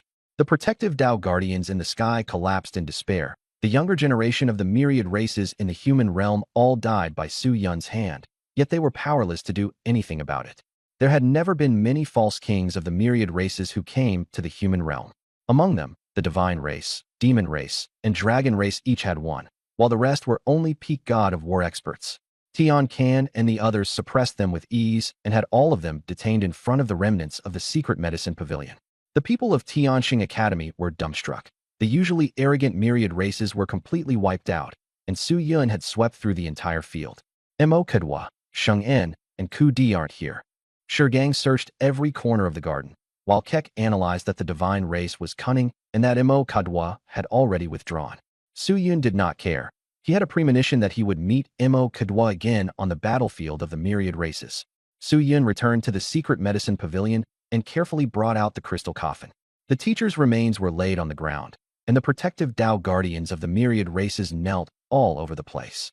The divine race's protective guardian was still threatening them, but Su Yun said coldly, "What happens to the human race has nothing to do with me. Right now, I only want to use your blood to pay tribute to my teacher." After speaking, he raised his blade and struck down. More than 10 heads fell to the ground, blood spraying across the sky. Ding! Host killed protective guardians *17, dropped advanced hands of God *211. Su Yun knelt and kowtowed. "Say, teacher, this is the first gift." He stood up, his gaze icy, and looked into the distance. A divine palace, completely cleared out. The 4 great aristocratic families of Dragon Capital and Tianxing Academy were killed clean. In the human realm, not a single member of the myriad races remained. They were all exterminated. But Su Yun knew that there were even more people in the divine palace, especially those geniuses recruited every year. He could not let them go. More importantly, the humiliation the teacher suffered in the divine palace must definitely be repaid. Su Yun carried the crystal coffin out, and everyone looked at him with complicated expressions. Killing the myriad races made him a hero, but killing the children of aristocratic families, what was that? No one could say for sure. But with Su Yun's blade, the aristocratic families no longer dared to bully the common-born. "You're siding with Su Yun?" Zhang Zhongqing frowned at the southern inspector. The southern inspector said calmly, "We have the same goal." Zhang Zhongqing sighed. "Do you know what the consequences of doing this will be?" The southern inspector asked back, "If we're bullied and can't fight back, and the divine palace can only curry favor with the powerful, is that what stability is?" He said angrily that so many geniuses entered the divine palace only to either join the corrupt or be secretly eliminated. The powerful lived freely, while ordinary people suffered. Zhang Zhongqing fell silent, then sighed. "The human race still needs time." The southern inspector smiled. "I agree with that, but we don't need it. We're no longer human. If we want to remedy this, then investigate the foreign cults." He took to the air and said coldly, "The great reckoning starts here, the next divine palace." After saying that, he landed beside Su Yun and removed his mask, causing gasps to erupt on the spot. The Academy's #1 genius, the principal's son, was still alive. At that moment, Mo Deng ran over and said, "Young Master Su, someone outside wants to see you." Su Yun went out and saw a large group of people, led by someone hovering in midair, around Su Yun's age. The man said, "Lord Su Yun, we are all people who have received your kindness. Linhai City, Lin Chaoran, S-rank talent, Steel Body. Nanyuan City, Chun Hage, SS rank talent, Poison Abyss. Dragon Capital, Alec, A-rank talent, Golden Source." They introduced themselves, all having come from the lower rungs before, and now having awakened their talents through the sun-breathing technique. The young man cupped his fists and said, "Jiang Chun." Only then did Su Yun notice that 2 iron plates were supporting him beneath his feet.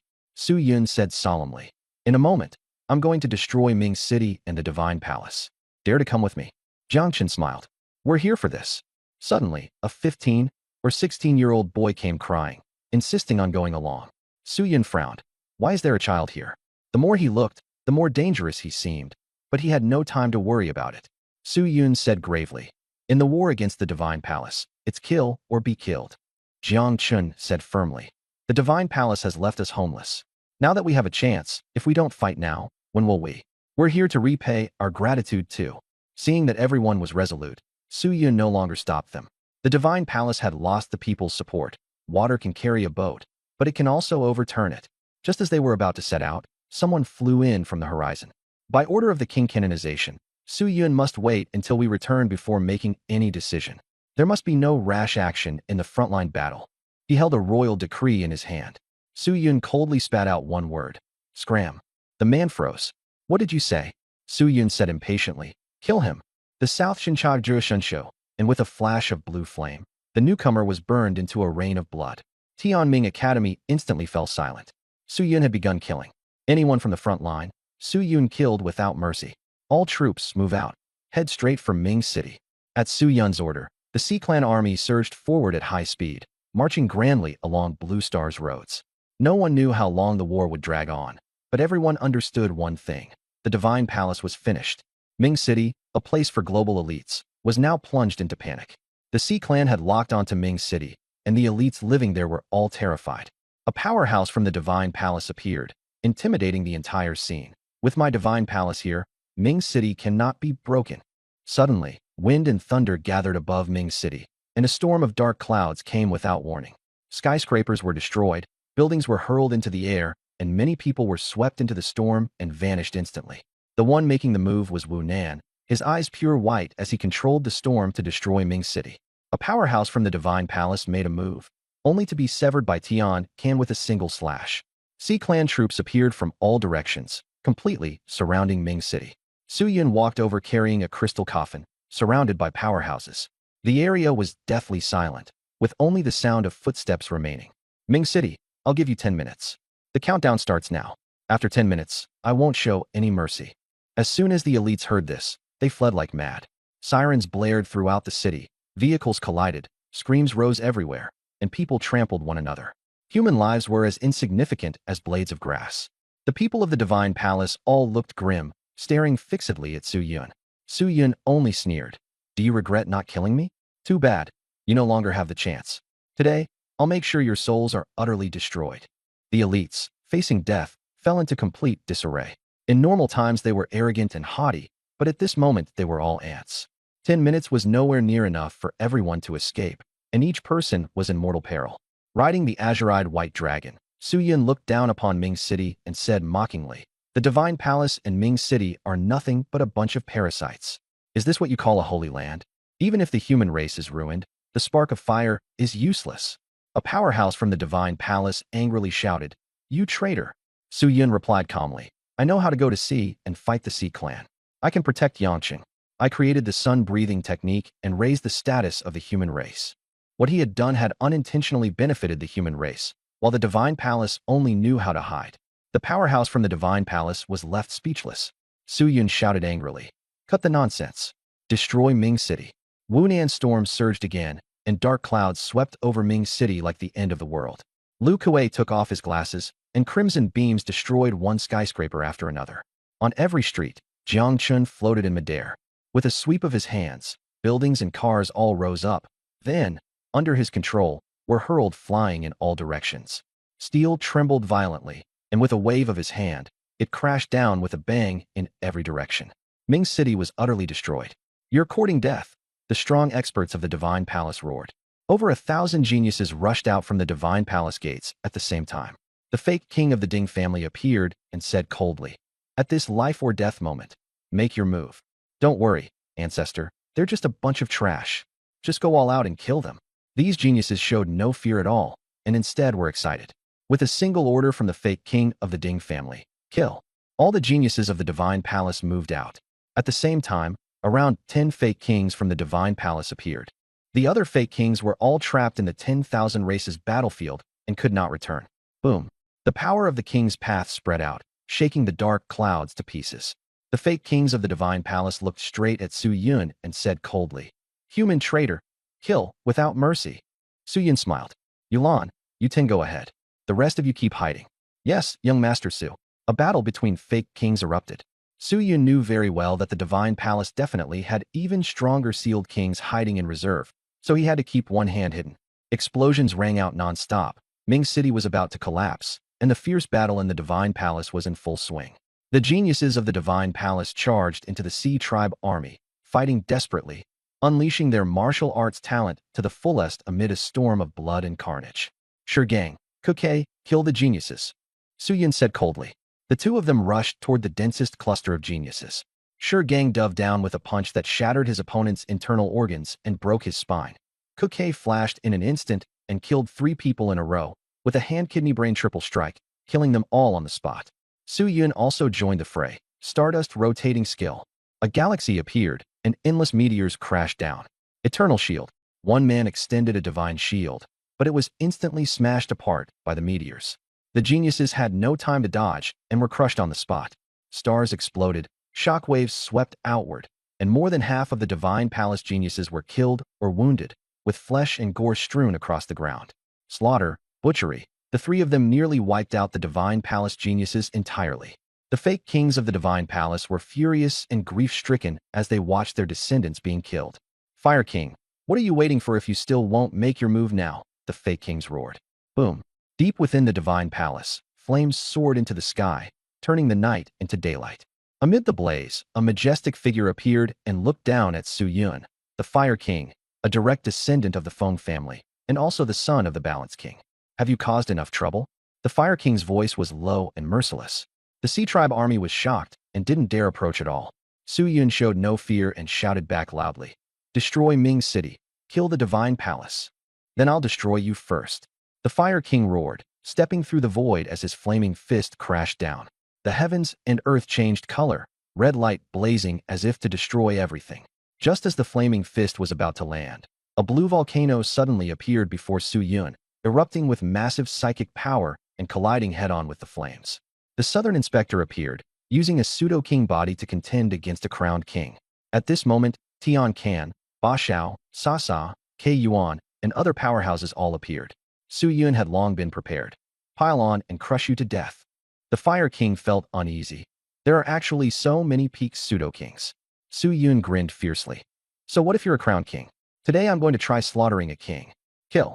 Exterminate the Divine Palace. Leave none alive, kill them all. Su Yun's eyes were icy as he shouted sharply. Everyone's killing intent surged. Yulan and the others entangled the pseudo-kings, while Tian Can and the Southern Inspector held off the Fire King. Su Yun charged straight at the Divine Palace geniuses, wielding the Thunder God Hammer as he killed his way forward. Suddenly, someone flashed out like a shadow, holding a star-crushing saber as he hacked at Su Yun. Clang! The Thunder God Hammer blocked the strike. Su Yun sneered. A nobody, not worth killing. The other party said in a low voice. A branch of the Fire King's lineage, Feng Xiu. Su Yun scoffed. Never heard of you. Then he smashed the hammer down. Feng Xiu couldn't block it. The bones in his hands shattered, and his face was filled with terror. Su Yun raised his hand and pressed down, activating the ancestral swallowing symbol. Feng Xiu's body shot over uncontrollably, and in desperation he bit down on the blade, trying to fight to the death. Su Yun smiled mockingly. In an instant, the ancestral swallowing symbol drained the essence of the star-crushing saber, turning it into scrap iron. Feng Xiu was seized by Su Yun, screaming and struggling. Su Yun transformed into the azure-eyed white dragon. With a flap of his dragon wings, he flew before the Fire King and openly devoured Feng Xiu. Feng Xiu wailed pitifully as he withered. Ancestor, save me. The Fire King was thrown into chaos, revealing an opening and getting struck. Su Yun sneered. Back then you besieged my master. Today I'll make sure your line ends. With a shake of his hand, Feng Xiu exploded into a mist of blood and died. The ancestral swallowing symbol activated again, and a large number of Divine Palace geniuses were pulled towards Su Yun. Like a fiend, with black hair dancing and eyes like black holes, Su Yun frenziedly devoured them all. The Divine Palace geniuses screamed, Ancestor, help! He's sucking away my power. The scene fell into utter chaos, and the Divine Palace experts were enraged. Su Yun ignored him completely and swept him with a cold glance. A bunch of trash. At that moment, a pseudo-king, self-detonating the remains of his throne base, charged in frenziedly.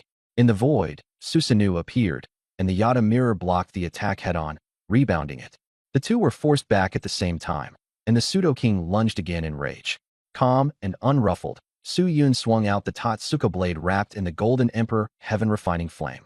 The pseudo-king forcefully met it with the power of the stars, unleashing a deafening roar. The divine palace collapsed violently, and the genius died on the spot. Susanoo spewed fire, and the pseudo-king, caught off guard, was swallowed by the blazing flames, screaming without end. Su Yun activated the all-character secret, and the flames surged tenfold, burning the pseudo-king to death by sheer force. With the pseudo-king fallen, the remains of the throne base crashed to the ground. Ding. Host killed Wei Xian, obtained advanced divine hand *50. Su Yun coldly swept his gaze around and locked onto the other geniuses of the divine palace, his killing intent undiminished. Just now, he had casually exterminated a king as if swatting a fly. Only then did the geniuses finally realize that they had provoked a monster. Even if the powerful experts at the front line arrived, Su Yun would not fear them at all. In his eyes there was only slaughter. The Thor's hammer summoned lightning, and Su Yun bathed in thunder, roaring like a heavenly boom. Every divine palace genius touched by the lightning was instantly charred black and killed. Watching their descendants die off one by one, the pseudo-king was tormented with rage, yet utterly powerless. Only to discover that Su Yun had appeared above the divine palace. His expression twisted. The human race's holy land? Su Yun sneered. To hell with your human race's holy land. Golden light erupted all over his body, and the Nine Tails mode activated. Kurama manifested and transformed into a tailed beast form. Black light gathered in its mouth, and a terrifying aura spread. Kurama shook its head, and the black energy sphere blasted into the center of the divine palace. Boom! A giant mushroom cloud rose, and the shockwave destroyed the divine palace and half of Ming City. The bustling city instantly turned into ruins. The so-called human holy land vanished into ashes in the blink of an eye. The divine palace was utterly destroyed. Fire King and the others were splitting their eyes with fury and grief. Centuries of inheritance were destroyed in an instant. Su Yun shouted, "Keep killing." The divine palace could be rebuilt, but once the geniuses were dead, they could never be replaced. He was going to kill every single genius in the divine palace, cutting off its lineage completely. Su Yun, you are a sinner for all ages, the pseudo-king of the divine palace roared, denouncing him for destroying the future of the geniuses. Su Yun sneered. A bunch of insects hiding in the rear, what if they die? Today, not only will they die, you won't live either. His killing intent grew even stronger. He was doing all of this only for his teacher. Very quickly, the pseudo-kings of the divine palace could no longer hold on at all, and were no match for the Sea Tribe pseudo-kings who had fought their way up through bloodshed. One after another, the pseudo-kings were slain. After dealing with the pseudo-kings, Yulan and the others surrounded and attacked Fire King. Su Yun's stance was resolute. Fire King had to die today, and no one could talk him out of it. The ruins of Ming City were engulfed in war. The human elites in the distance witnessed everything and were completely stunned. The Holy Land was destroyed by a single young man. No one dared believe it. In the sky, Fire King burst forth like the blazing sun, but was blocked by Tian Kan, the southern inspector, and others, unable to withstand the many pseudo-kings. You are aiding a tyrant in his evil deeds. Fire King coughed up blood and roared. Is it worth it for some little bastard? The Sea Tribe pseudo-kings did not care at all. We already betrayed the human race. Young Master Su's orders are commands. Fire King was speechless. These people had come purely to avenge Su Yun. Words were useless. Boom. Tian Kan's black hair whipped wildly as the fierce spirit blade crashed down. Mountain-crushing and earth-splitting slash. Blood chi spread for 1,000 meters. Fire King summoned the Holy Spirit Cup, and the fire liquid within the flaming cup transformed into a spiraling river of fire to protect himself, but it was corroded by the blood chi, and the Holy Spirit Cup shattered. Southern Inspector, Silver Moon Meteor Shower. Silver light tore through the sky, and powerful spiritual power erupted. Fire King's cup shattered, and he fell, spitting blood as he collapsed to the ground. Yulan revealed her true form, and her enormous body smashed in violently, making Fire King cry out in agony and cough up blood again. With more than 20 pseudo-kings besieging him, even if they fought head-on, they could wear him down to death. Su Yun watched coldly from the sidelines, then suddenly hurled the Thor's hammer at the Fire King. The Fire King, though injured, reacted swiftly, dodging aside and grabbing the Thor's hammer. You killed the false king. Do you think you can kill me? The Fire King's smile vanished in an instant, replaced by shock. He actually couldn't lift the hammer. As a crowned king, he was being suppressed and forced downward. Su Yun flashed to the Fire King's front, his gaze icy with killing intent. 6 Paths Reincarnation Fist. The intent of the six paths erupted, power surging as his fist crashed down. Bang! The Fire King's neck twisted, half his face exploded, his teeth shattered, and even his eyes burst, an utterly horrifying sight. Su Yun took back the Thor's hammer and said indifferently, "Cripple him." Tian Can and the others were shocked and hurriedly answered. They could not imagine anyone daring to confront a crowned king head-on. The Fire King roared in fury. At that moment, Su Yun was holding someone, Feng Zhonghan. Feng Zhonghan was a direct descendant of the Feng family, and he too stared at the Fire King with fear in his eyes. "Su Yun, don't hurt him." The Fire King panicked. "Come at me." Black energy enveloped Feng Zhonghan. "You helped me before, so don't be afraid. It'll be very easy to die later. Look into my eyes." Bloodwheel-eye Tsukuyami. Kuke walked over and swung his blade down. Feng Zhonghan's head fell. The Fire King went mad, charging over with a shriek. Su Yun sneered, injecting the devouring ancestral talisman and the Golden Emperor's burning heaven flame into the head before hurling it at the Fire King.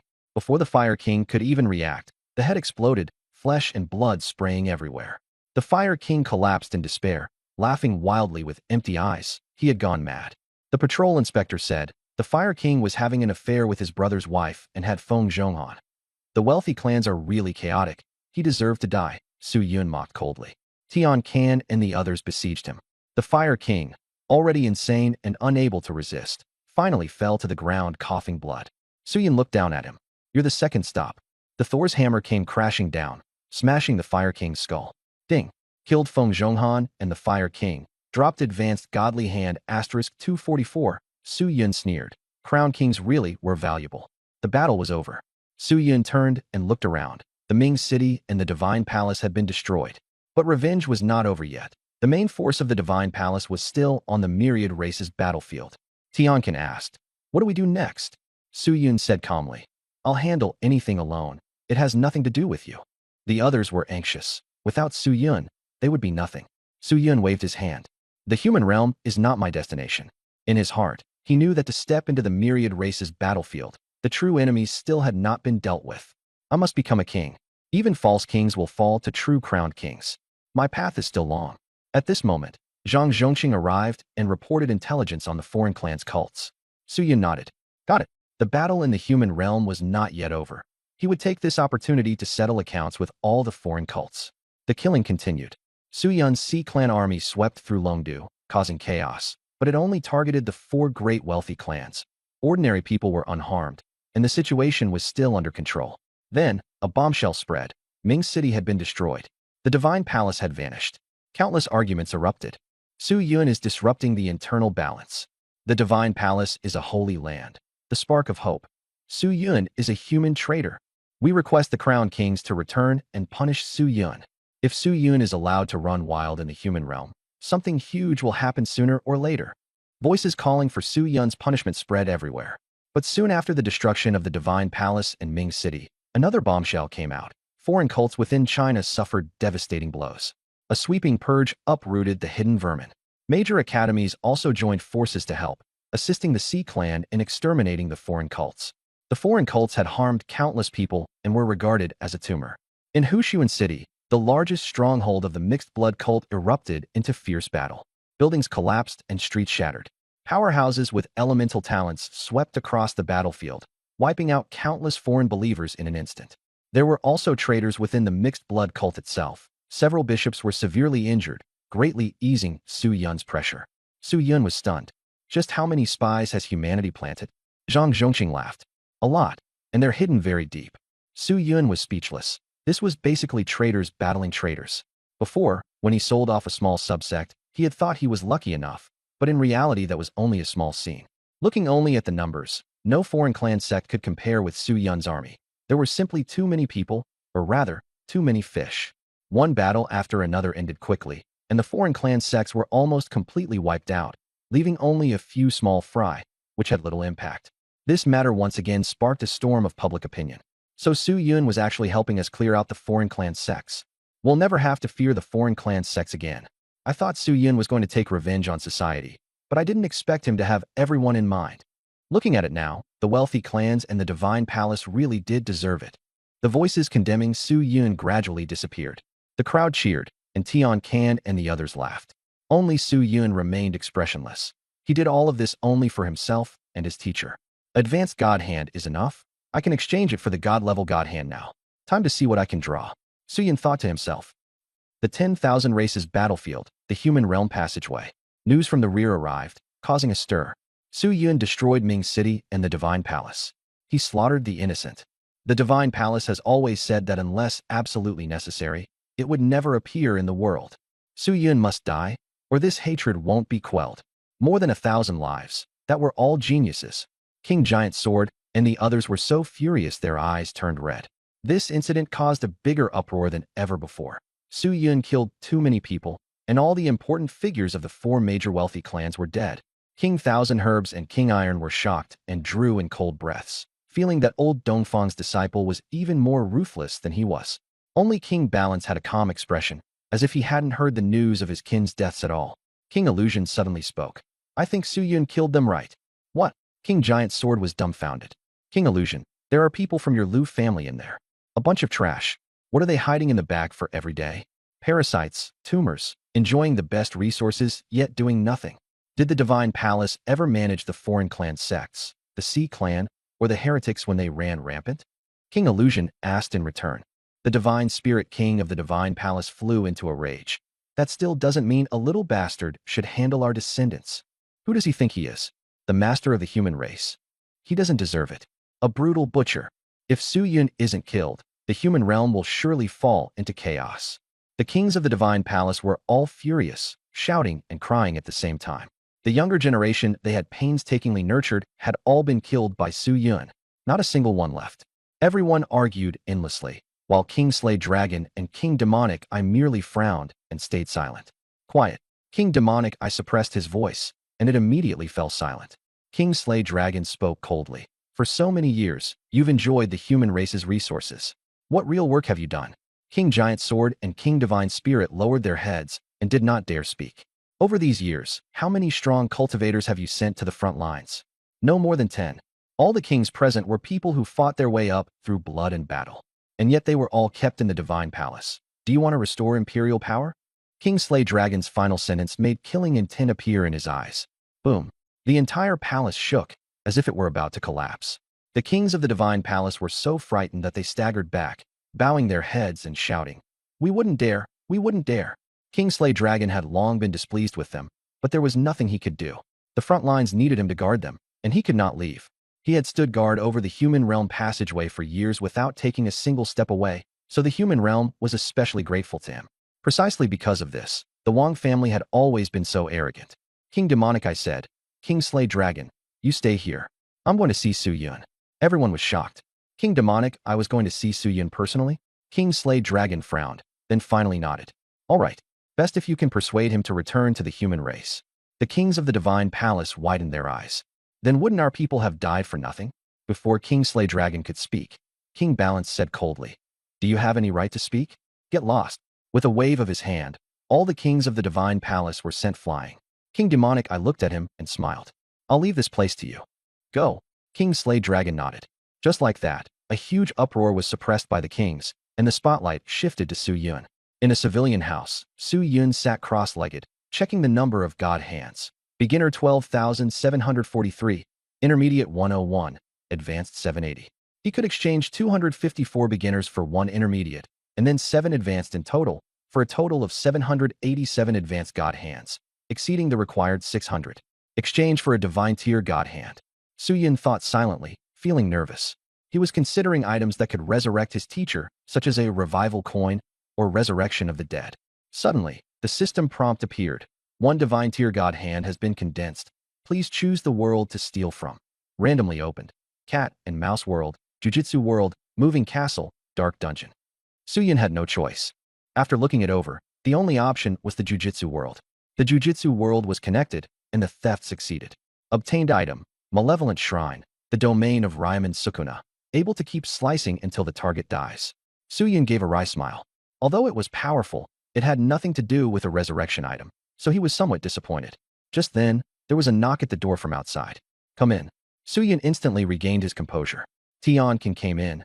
Young Master Su, the demon-eyed king has arrived. Su Yun's eyes narrowed. Even the second most important figure among the human race had come in person to see him. The demon-eyed king entered. Suyin noticed that his black eyes were very strange, with stars appearing at times and galaxies disappearing at others. But Suyun quickly shook off that peculiar power. His strong will even surprised the demon-eyed king. Suyun spoke with self-mockery. Has the demon-eyed king come in person to deal with me? The demon-eyed king asked back. Knowing the consequences, why did you still kill so wantonly? Suyun said indifferently. Does that affect me killing people? Knowing but not fearing, doing without regret. That was Suyun. The demon-eyed king smiled. You went too far this time. There are many at the front line who want to kill you. Ming City has fallen, the divine palace is gone, and the human sacred land has also been destroyed. The demon-eyed king looked solemn as he spoke slowly. Suyun had always respected these kings who fought on the front lines year after year. Without them, the human realm would have collapsed long ago. After thinking for a moment, he said, if you wanted to kill me, you wouldn't come here to negotiate. The demon-eyed king nodded. Smart. Killing the Dragon King was actually meant to bring you back into the human race. It was recognition of your strength. Good conditions, but I refuse. Suyun was very direct. The demon-eyed king frowned, feeling that Suyun had no reason to refuse. For Suyun, although the divine palace seemed to have been destroyed, there were still experts surviving. The people who framed the Dongfang family had not been caught, and the traitors were still operating in secret. Asking him to return to the human race was no different from sending a sheep into a wolf's den. The human race is too filthy and chaotic. I'm not going back. Suyun refused outright. The demon-eyed king narrowed his eyes. What would you do if you were in charge of the human realm? Kill whoever should be killed. Kill those connected to the myriad races. Kill those fighting for power and profit. Kill those who refuse to obey orders even more. Suyun's tone was icy and merciless. The human realm was in grave danger now. Soft methods were useless. The demon-eyed king was silent for a long time. He sighed that Suyun, so young yet so ruthless, was a talent. It was a pity for the human race to lose him. In the end, he said, the human race welcomes your return at any time. Suyun gave no response, only looked at him. The frontline and the myriad races all hate you.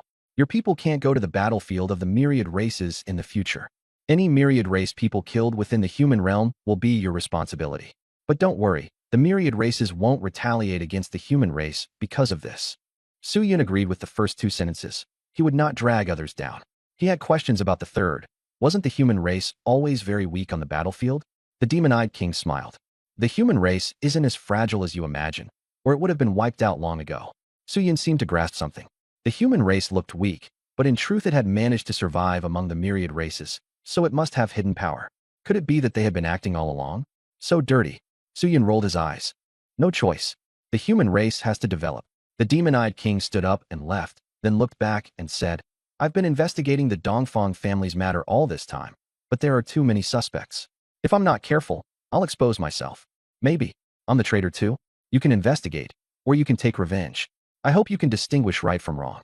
With that, he left. Suyun sat there in a daze, not expecting even the demon-eyed king to be helpless against the internal traitor. It's difficult for you lot, but I've got a way. He won't get away. As long as he grew stronger, he would pull out every suspect one by one and interrogate them slowly. In the end, they would have to tell the truth. In Yang City, by the seaside, the Sea Tribe army stood at attention, filled with respect for Suyun. He was the first lord to lead them into the human realm. There was bitterness and unwillingness in the eyes of Tian Can and the others. Don't hang your heads. Stand up straight, Suyun barked. Tian Can and the others obeyed, but all of them looked miserable. Hold your ground. If foreign enemies attack, no one may enter the demon city. Anyone who disobeys will be killed. Let the matter of being crowned as kings wait for now, Suyun sighed. The demon-eyed king was right. If he took these pseudo-kings to the myriad race's battlefield, they would only be watched closely by every faction. The human race would suppress them, and the myriad races would retaliate. He could only put it off for the time being. Especially the myriad races. Right now, Suyun simply couldn't withstand the fury of the myriad races. Rather than forcing a fight, it was better to let everyone stay in the rear first and wait until the time was right before all of them were crowned kings together. Young Master Su, I'll go with you, Tiankin said, somewhat worried. After all, he could still risk his life and fight a king. Suyun smiled. I don't want to lose half my men before the fighting even starts. Endurance is for a better explosion. He patted Tiankin on the shoulder. The sea roared and surged. The Sea Tribe army departed, and in the end only Ku Kei, Shigang, and Song Yi remained by his side. Can the two of you now kill pseudo-kings alone? Suyun asked Ku Kei and Shigang. The two looked at each other, and both shook their heads. Ku Kei said, With an excellent opportunity, maybe I could try. Gang simply said, I can't. Even the mysterious heavy scale axe wouldn't be enough to save my life. Su Yun thought for a moment, then gave the Azure Sky Dragon transformation art to Gang to cultivate. Kei's talent had already reached its limit. What he needed was only a higher realm. Within a year, you must kill a pseudo-king on your own.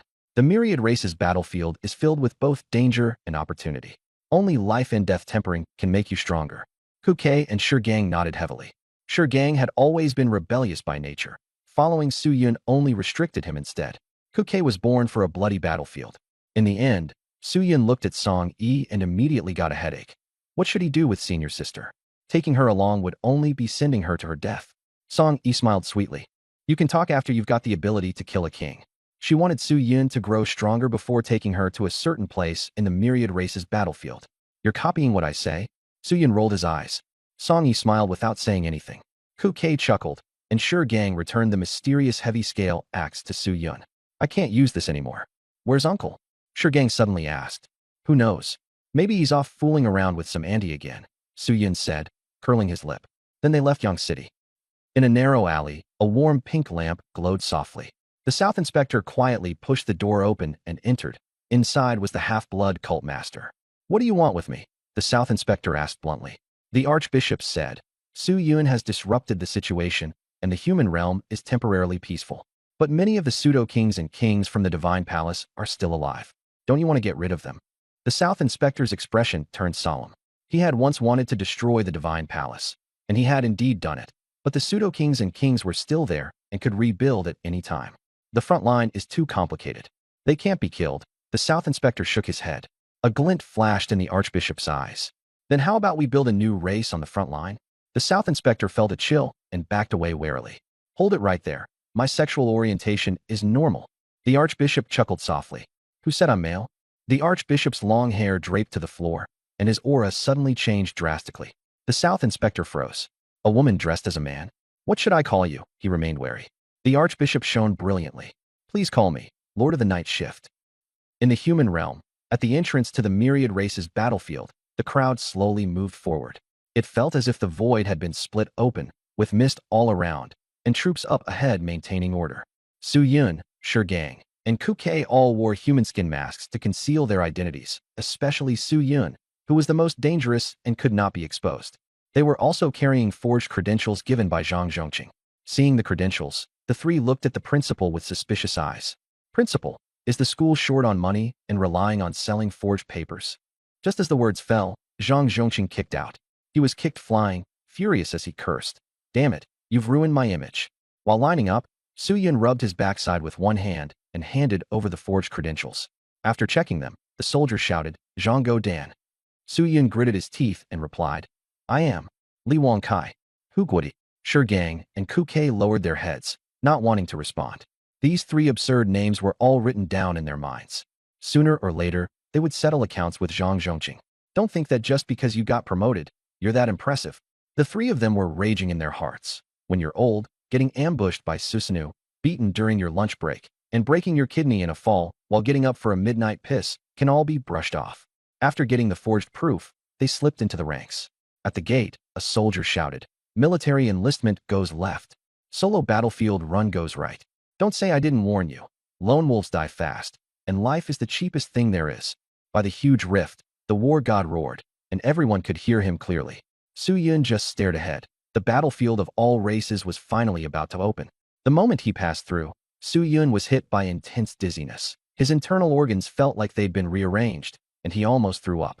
The stench of blood hit him in the face, and even he, who had experienced slaughter, couldn't help frowning. Ugh, I'm fine. This damn place is nothing like I imagined. No wonder they told us not to eat. Several new recruits around him were also vomiting, while the patrolling veteran soldiers were used to it and didn't even blink. Su Yun, Kei, and Gang exchanged glances, saying nothing. The meaning in their eyes was already enough. Kei restrained his aura and vanished. Gang carried the totem and strode down the main road, while Su Yun stood in place and looked ahead. In the distance, military camps stretched into a long dragon.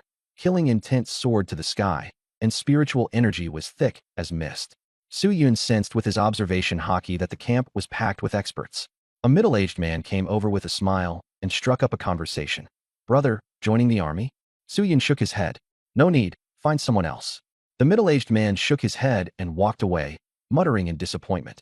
At your level, being a soldier isn't a bad choice. When people came to the battlefield of all races, most of them enlisted in the army. It was safe, there were rewards, and if you performed well, you could even get promoted, but only if you survived first. Suddenly, thunder crashed and lightning flashed, and demonic aura and divine radiance appeared at the same time. Su Yun felt an overwhelming presence. The dragon race, the demon race, and the god race had arrived. The dragon-slaying king appeared, blade light piercing the heavens. Quit talking nonsense. The myriad races roared. The human race is bold, killing our strong ones. Today you must give us an explanation. An oppressive pressure instantly covered the entire field. Su Yun's heart turned cold. This was the human stronghold, and the myriad races still dared to make such a scene here. Too arrogant. Su Yun was puzzled. Why did the myriad races hate the human race so much? What exactly about the human race threatened them? The dragon might shook the sky, and the dragons roared in unison. A huge dragon had appeared. Long Yunxiang died in your human realm. Hand over Su Yun, or we'll start a war. The human-titled kings all came out and stood shoulder to shoulder with the dragon-slaying king. The demon race sneered. Su Yun hasn't been human for a long time. Why come looking for us? Someone said sarcastically. Who would believe you aren't colluding with him? The dragon-slaying king replied calmly. The divine palace was destroyed by Su Yun's hand, and even the human aristocratic families were taken out by him. If you don't believe it, go investigate. The scene instantly fell silent. A deathly silence. Has the feud between Su Yun and the human race really escalated to this point? Go in if you want, but if you die, it's your own fault. The Demon Eye King added. The meaning was clear. Going into the human realm was fine, but if Su Yun or anyone else killed you, no one would save you. A powerful god race expert narrowed his eyes. What about Su Yun? He's not in the human realm.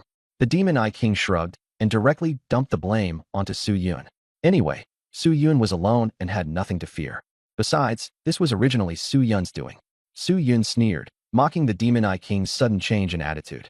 But this outcome was exactly what he wanted. The more people chased him, the more he could use the divine demon breeding ground to improve his strength. He didn't even need to look for enemies. They would automatically come knocking. The myriad races could tell that Su Yun had already arrived on the battlefield of the myriad races, and they fell silent before finally leaving one by one. Figuring out Su Yun's location was their chance of victory.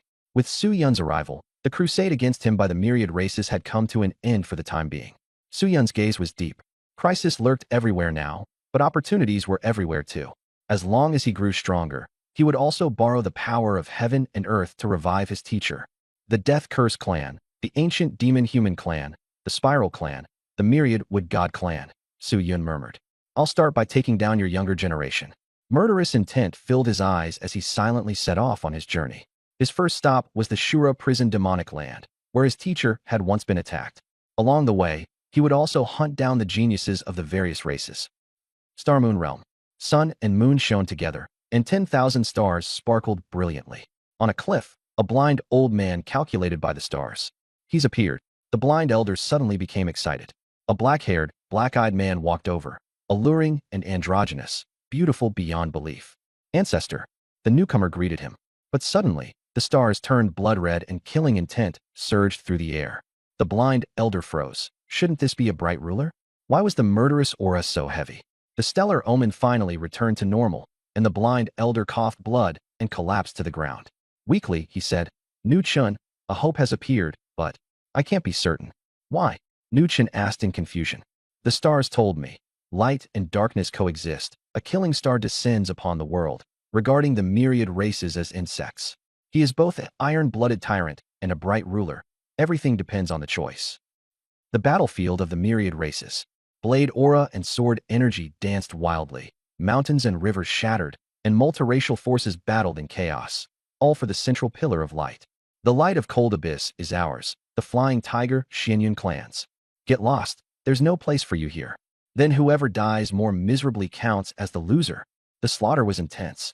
Suddenly, purple-red battle chi swept across the field, and many powerhouses were blasted to death on the spot. The terrifying demonic aura appeared, Imo Kidwaluo. He was overwhelmingly domineering, and everyone retreated in fear. The light of Cold Abyss is just right for body tempering. He reached out with one palm and took it in, transforming the light of Cold Abyss into a crystal. Clang. The human powerhouse Luo Guang drew his sword, sword aura surging like a gale as he charged at Luo. Luo merely glanced at the human passage and murmured, "He's here." The next moment, the demonic aura condensed, and a black arm swept out with a casual wave. With a crack, the hurricane shattered, and Luo Guang's long sword broke. Luo Guang spat blood, his face full of shock. As a peak war god, he had actually been defeated in one move. Luo turned around and chuckled. "Among the human race, only he is worthy of entering my eyes." His long hair flew wildly as he spoke coldly, and thunder boomed. Luo Guang exploded on the spot, dying without a complete corpse. Luo didn't even look at the others as he strode away and vanished. Before leaving, he said excitedly, "The real show has only just begun." Everyone was stunned. How did Luo become this strong? Did returning to the human realm change him so much? He only recognizes one human? Who exactly is it? Everyone was buzzing with discussion. On the 10,000 races battlefield, Su Yun had been here for several days and had seen many things. Lone wolves were swallowed up by armies in an instant. Scavengers waited to loot corpses, bandits blocked the roads, and countless races were mixed together. Su Yun looked off into the distance. That was the world tree. The ancient tree held up the sky, spiritual energy lingered around it, and its leaves were like stars. Every time the leaves rustled, terrifying storms were stirred up, and even title-level kings did not dare to forcefully endure them. As Su Yun was watching with fascination, his observation hockey detected people surrounding him. A smile appeared at the corner of his mouth. Perfect, he had something to ask. The ground trembled, dust rose into the air, and a band of bandits appeared, targeting Su Yun. They mocked him. If a human has treasure, that's best. If not, he can still be eaten or sold off as a breeding vessel. The bandits came from all kinds of races, forming a strange group. Su Yun swept his gaze over them. 45 people, all at war general and war god level. Su Yun asked calmly, "How long have you been on this battlefield?" Everyone froze. The leader of the small giant race said arrogantly, 3 years. Su Yun was satisfied. "Then I'm relieved." Suddenly, his movements changed as he formed hand seals, his smile turning crazed. Domain expansion. The power of curses erupted, the heavens and earth turned dark, and the ground became damp. Shrines appeared, bones piled up, and within the huge bloody maw, the entire Broken Mountain bandit group was terrified out of their minds. "That's the Tonta seal," someone said in a trembling voice. Su Yun narrowed his eyes. As expected, they were deserters. Su Yun sneered, "I ask, you answer." The bandit group was just about to question him back when Su Yun lifted a hand, instantly dismembering more than 10 of them, blood gushing everywhere in a horrifying scene. "Sorry, I'm not familiar with this move. I meant to kill one person, but I ended up killing a whole bunch." Su Yun scratched his head. The remaining bandits dropped to their knees on the spot. "Bro, go ahead and ask." "Su Yun, what is the World Tree Rankings? What are the benefits of getting on the rankings? How do you become number 1? Su Yun asked 3 questions in a row. The bandit leader hurriedly explained, "The World Tree Rankings are even older than the 10,000 races battlefield, but we've only heard of them." Su Yun was somewhat surprised. A tree was actually older than the battlefield? But after thinking it over carefully, he felt something was off. Without the battlefield, where would the World Tree have come from? Could it be that this battlefield had once disappeared, and only the World Tree had always existed? He found it interesting. This world was becoming more and more mysterious. The members of the bandit gang regretted it deeply. They had thought they had run into a newbie, but in fact they had kicked a hornet's nest and met a ruthless person. What are the benefits of getting on the rankings? Su Yun pressed. The bandit leader said, "The World Tree Rankings are divided into the 108 Genius Rankings, the 72 Monster Rankings, and the 36 God Rankings. Only those under 100 years old can make the list. Earth-shattering events will be recorded, such as the war god killing a false king. There are rewards for killing enemies above your level, but how to reach the top, we really don't know." After hearing that, Su Yun fell into thought. The numbers on the rankings held special meaning for Huaxia, but the information was still too limited to draw any conclusions. He confirmed again, "You can get on the rankings just by killing people?" "Yeah, more or less. But our strength is too low, so even if we kill someone, it's useless." Su Yun was speechless. He also had no intention of getting on the rankings. Doing so would only expose his whereabouts to others. During this time, he planned to gather geniuses and focus on nurturing goo worms instead. The bandits pleaded, "Sir, you are compassionate. Could you spare our lives? If we go out to rob again, may the whole band die." Su Yun withdrew the domain and had them explain the difference between a false king and a crowned king. The bandit leader explained, "A false king is a helpless choice in a small world, while a crowned king has a kingly foundation, but the difficulty is extremely high. Crowned kings are also divided into 4 tiers: lower, middle, upper, and peak, and their spatial control is completely different. Su Yun had an epiphany and understood why a crowned king could refine a small world. After asking what he needed to know, Su Yun turned and left. These people were too weak. Killing them would gain him nothing. The bandits breathed a sigh of relief. The business had barely started, and they had nearly been wiped out. Being a bandit was really hard. Very soon, another boy with a buzz cut arrived, carrying a totem on his back like an ascetic monk. He tossed down the totem, and cyan ripples spread out, instantly paralyzing the bandit group and exposing them. The boy directly threw a punch, wiping out the entire bandit group. After searching the corpses and finding nothing valuable, he left. Things like this were very common on the 10,000 races battlefield. On the other side, in a ruined temple, the main hall shimmered with a pale golden light, and the seal flickered on and off. The moment the seal disappeared, someone rushed in to snatch the treasure. Ha! This top-grade Xian-rank demon pill is mine. Ah! Killing cries rose all around. Su Yun stood on top of the hall, watching in a daze. He saw a fat pig killing people, holding a nine-tooth rake, wearing a black robe, and with a massive frame. The silver light of the nine-tooth rake flashed as it stabbed through several people at once. A man covered in scales roared, "Zhu Yongxiang, you're asking for death." He jumped up, wrapped in a poisonous gale as he charged toward Zhu Yongxiang. Zhu Yongxiang remained calm. With a stamp of his foot, the ground cracked open, and several stone pillars rose up to block the poisonous wind. The Snake Clan man had no way to respond, and was instead directly pinned to death by the nine-tooth rake. The others were so frightened that they hurriedly fled. Su Yun recalled that the Peng clan was one of the top races on the 10,000 races battlefield. But he couldn't help but complain. So the Peng clan turned out to be boors after all? At this moment, Zhu Yongxiang turned his head and looked at Su Yun, squinting as he said, "Human? Perfect, we're short of a brother-in-law." Su Yun disliked his rudeness. "Can you speak with your eyes open?" Zhu Yongxiang raised his eyes and roared, "Shut up! The Peng clan doesn't make enemies with the human race. Come back with me and get married." Su Yun was completely dumbfounded. Why was everyone so abnormal? A few minutes ago, someone wanted to sell him off, and now someone else wanted him to get married. The 10,000 races battlefield was truly full of weirdos. Su Yun stood up and sneered. "It's been a long time since I've had charcoal grilled pig ears." Pig Yongxiang also laughed. The nine-toothed rake smashed towards Su Yun, while 9 streaks of silver light shot towards Su Yun's limbs, aiming to capture him alive. Suddenly, heaven and earth transformed. Black mist surged, and white bones covered the ground. Su Yun stood on the bones, spreading his arms wide.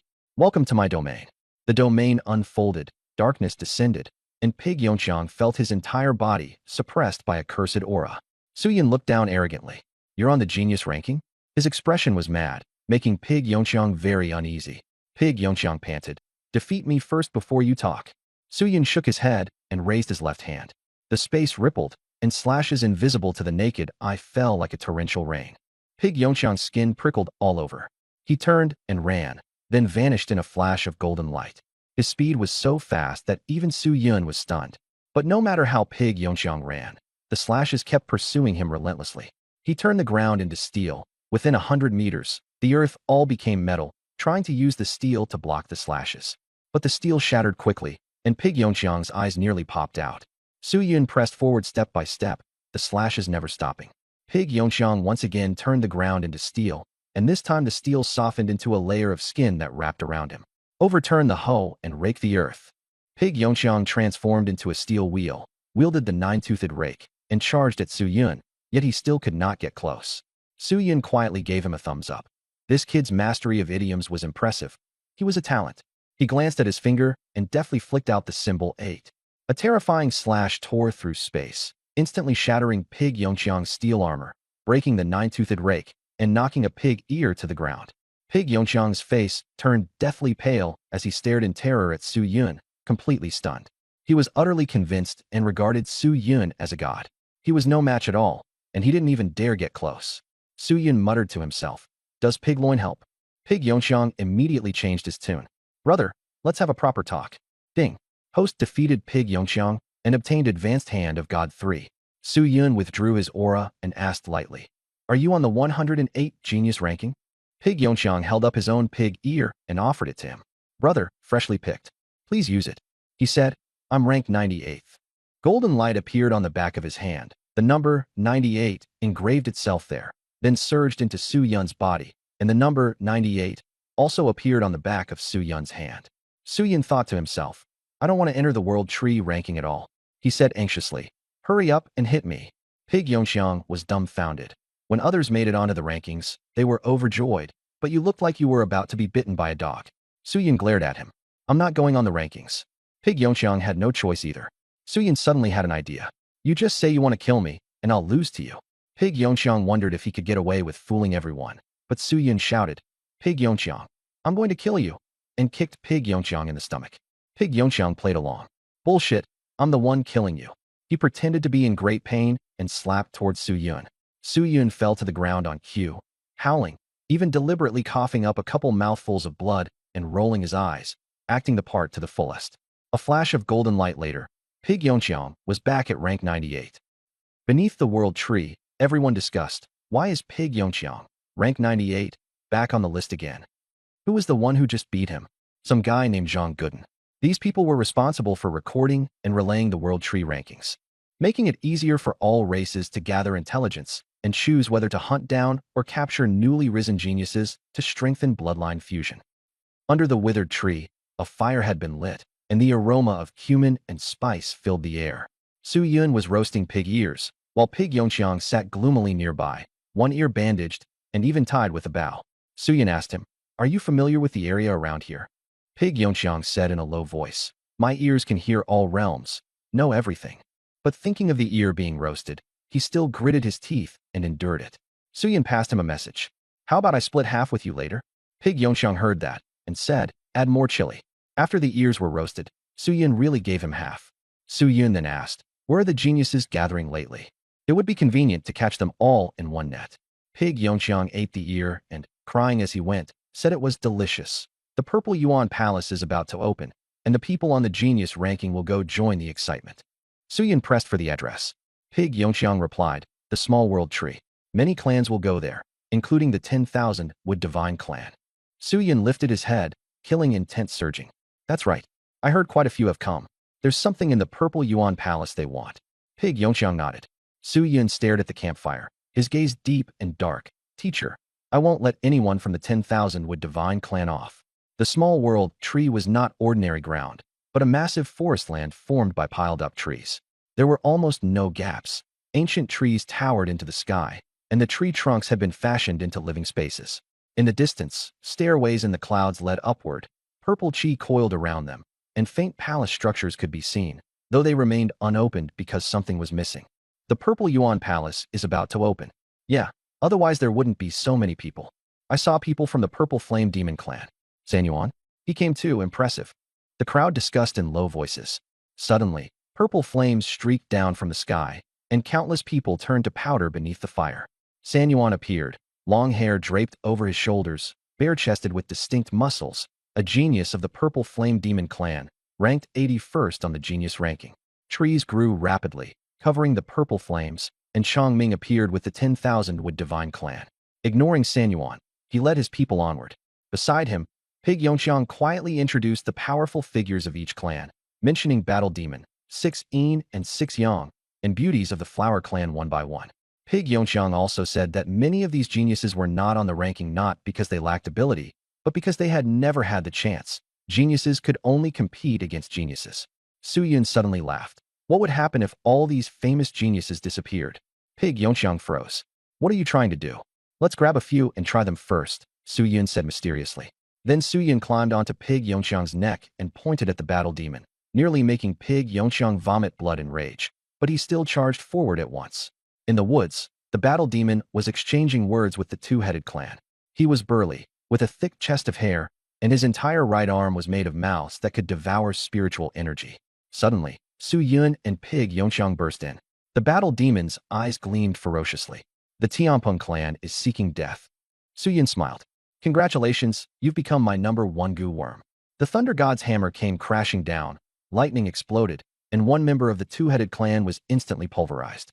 The Battle Demon roared, and countless mouths on his right arm swallowed the lightning. His whole body flickered with thunder light. The mouths glowed and fired out lightning beams. Suyin raised an eyebrow, finding it somewhat interesting. With a motion of his left hand, the ancestral devouring talisman transformed into a black vortex, and the lightning beam shot in and vanished instantly. Pig Yongxiang charged ahead. Suyin swung the Thunder God's hammer and smashed it down hard on the battle demon. The battle demon remained calm. Dozens of mouths spewed out spiritual energy astral force, and the black little spheres fused into a huge black light ball, launching a fierce attack at Su Yun and Pig Yongqiang. Su Yun's expression did not change as he activated the new divine technique.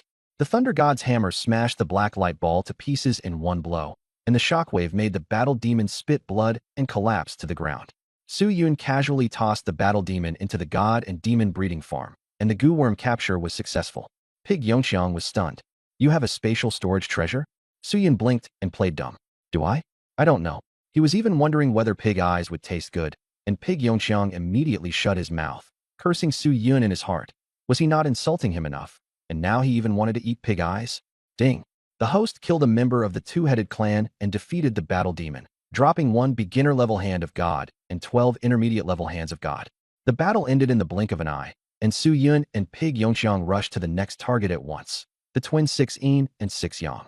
These twins from the Bright God clan suddenly felt space distort, and a cold, eerie aura spread out.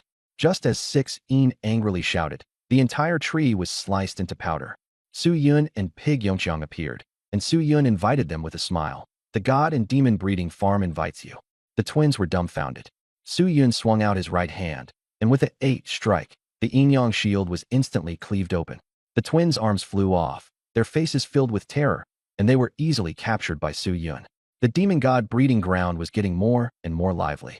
Insects multiplied, a huge black light shield appeared over the small world tree, trees burst apart, the ground cracked, and a streak of golden light vanished. The crowd was buzzing with discussion. Someone is riding a pig at full speed. Could it be the Heavenly Martial clan? Looks like a human. Changming of the Myriad Woods Divine clan grabbed a wisp of black light and found a powerful curse force. He suspected the Death Curse clan was behind it, but he couldn't be sure for the moment. San Yuan looked at the golden light in the distance and murmured, "A human? Su Yun? That attack method is very unfamiliar." By then, Su Yun had already thrown Zhang Mo, the twins, the Flower Clan, and the others into the demon god breeding ground. This treasure was specifically used to imprison demons and gods, and with fragments of the primal chaos tower suppressing it as well, escape was simply impossible. Su Yun returned to the tree dome to rest, and told Zhu Yongqiang to call him if anything came up. Zhu Yongqiang secretly rejoiced. Now no one would snatch the treasure from him. Su Yun closed his eyes. His divine sense entered the giant acupoint space opened up by the new divine art, with the demon god breeding ground suspended in the center. With a single thought, he knew the prisoner's condition. Life as a goo cultivator begins now, Su Yun said with a smile as he moved forward. The lower level was dark and oppressive, and every cage inside was a 5x5-meter room, with a food tray and a water basin placed inside. How dare you imprison us? Strong experts from my clan will tear you apart. Human, you attacked us. This debt will be settled sooner or later. Stop shouting. We can't use our power here. A group of geniuses were yelling, including those Su Yun had casually caught just to make up the numbers. Liu Yang of the Bright God clan looked at his severed arm and said calmly, "Imprisoning us must mean something. Just wait." Footsteps sounded on the stairs. Zhang Mo and the others glared ahead. Sure enough, it was that human who had ambushed them. Su Yun stood high above them, his gaze indifferent, as if he were looking at a herd of livestock. "If you've got the guts, fight me head on." Zhang Mo warned. Su Yun glanced at him. "Kneel." Boom. A terrifying pressure crashed down, and Zhang Mo's knees slammed into the ground, the pain unbearable. Everyone's pupils contracted. The power of the law. What place is this? What do you want to do? Liu Yin of the Divine Light clan asked in a low voice. Su Yun smiled faintly. "To train you." Those 4 words stunned everyone. Could Su Yun be a good person? But what Su Yun said next made their scalps tingle. "Kill each other. Satisfy me, and you'll be qualified to challenge me. Win, and you can leave alive." The beautiful women of the Flower Clan looked at one another, shocked and furious. This was captivity. "Who exactly are you?" Liu Yang stared at Su Yun, wanting to see his face clearly. Su Yun slowly removed his mask and smiled. "My name is Su Yun." Su Yun. Everyone's hearts shook. All of them had heard this name. The great devil of the human race, the reaper of 10,000 races. "From now on, call me master. You are my goo worms. Behave, and you can live. At the very least, you'll still be alive before the slaughter begins." Su Yun put his mask back on, his expression always gentle, but in the eyes of the crowd he looked like a demon. No one dared to speak anymore. Only fear and despair remained. "Su, master, if we serve you, can you spare our lives?" A beautiful woman of the Flower Clan asked in a deliberately seductive tone. Su Yun smiled. The Flower Clan thought they had a chance, and were secretly delighted. But Su Yun said, have the two from the Flower Clan come out and fight each other. Jean Mo and the others couldn't help but laugh out loud, feeling that the Flower Clan had brought this upon themselves. Su Yun snapped his fingers, and the two members of the Flower Clan appeared in the arena, while everyone else could see them clearly. Names? Su Yun asked. Mei, Bing Lian. The two of them spoke in trembling voices. Their names appeared in the void. Su Yun rested his chin on his hand and said calmly, 10 seconds start now. If you don't move, you'll both die.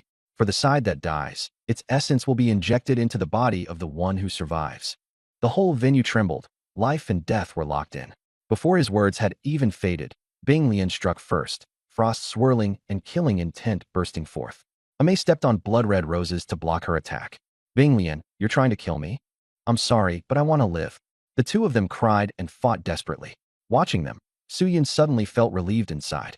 Back then, when Blue Star tried to strike him down, it was true. Even he felt that he deserved it. This place was a goo insect breeding ground.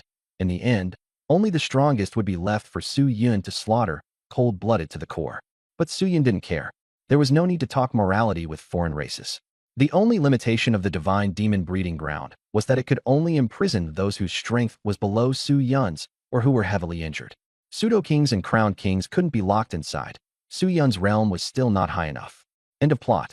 It's hard to say. The god demon breeding farm may still be able to level up. Below, the battle was over. Mei's head was shattered by the ice lotus. Her beautiful head burst apart in an instant like a blooming rose. The god demon breeding farm trembled slightly. Mei's essence was absorbed by the ice lotus, and the ice lotus rose from a 5-star war god to a 6-star one. But ice lotus cried. She had killed a member of her own clan with her own hands. You're not human, she cried to Su Yun. Su Yun stood up. When you were slaughtering the human race, did you ever think someone like me, a devil, would come along? Don't be afraid. Soon the 10,000 Wood Divine Clan and the Purple Flame Demon Clan will come to keep you company. Welcome to the God Demon Breeding Farm. Su Yun looked down at the crowd, his eyes in the corners of his mouth, both carrying a sinister air. Everyone's hair stood on end. They felt he looked like a vicious ghost. With his consciousness withdrawn, Su Yun smiled. He was very satisfied with the God Demon Breeding Farm. Scientific, efficient, and pollution-free. It wouldn't be long before those goo worms grew. Zhu Yongxiang leaned over. A lot of people just use their spiritual power to scan you. Su Yun waved it off. Ignore them. My target isn't the Purple Yuan Palace. Zhu Yongxiang froze. If you're not here for the treasure, then what are you here for? Su Yun asked in return. When does the Purple Yuan Palace open? Zhu Yongxiang thought for a moment and said it would be soon. The opening times of these ancient palaces were usually about the same. Su Yun noticed the words, these ancient palaces. Apparently, there was more than one similar palace. As time passed, more and more geniuses gathered at the little world tree. Su Yun's eyes gleamed even brighter. He had no ill intentions. He just wanted the breeding grounds to be livelier. At the same moment, Chang Ming of the 10,000 Trees Divine Clan kept glancing at Su Yun.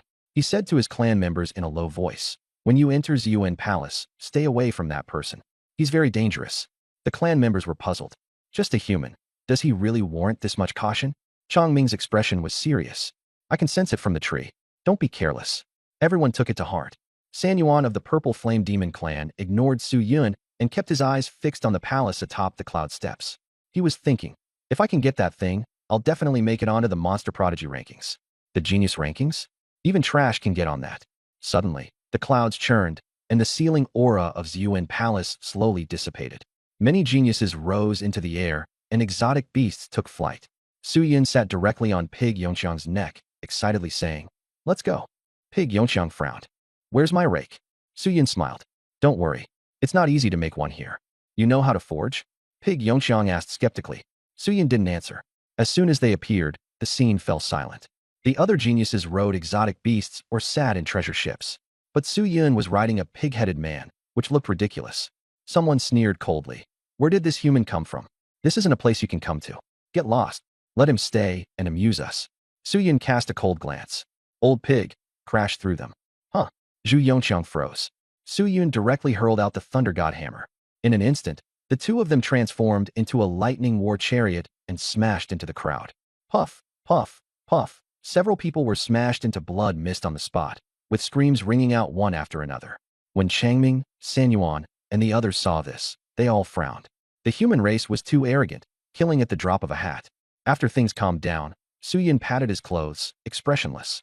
Zhu Yongxiang's whole body went numb, thinking, don't burn me too. But would roast pig taste good? Su Yun tucked Zhu Yongxiang under his arm and swung the hammer straight toward the purple Yuan palace. Slow down, and don't clamp your legs so tight. Zhu Yongxiang shouted. Free ride, and you're still not happy. Su Yun shot back. The two men and one pig cursed all the way as they flew off into the distance. Changming said in surprise, this hammer is really powerful.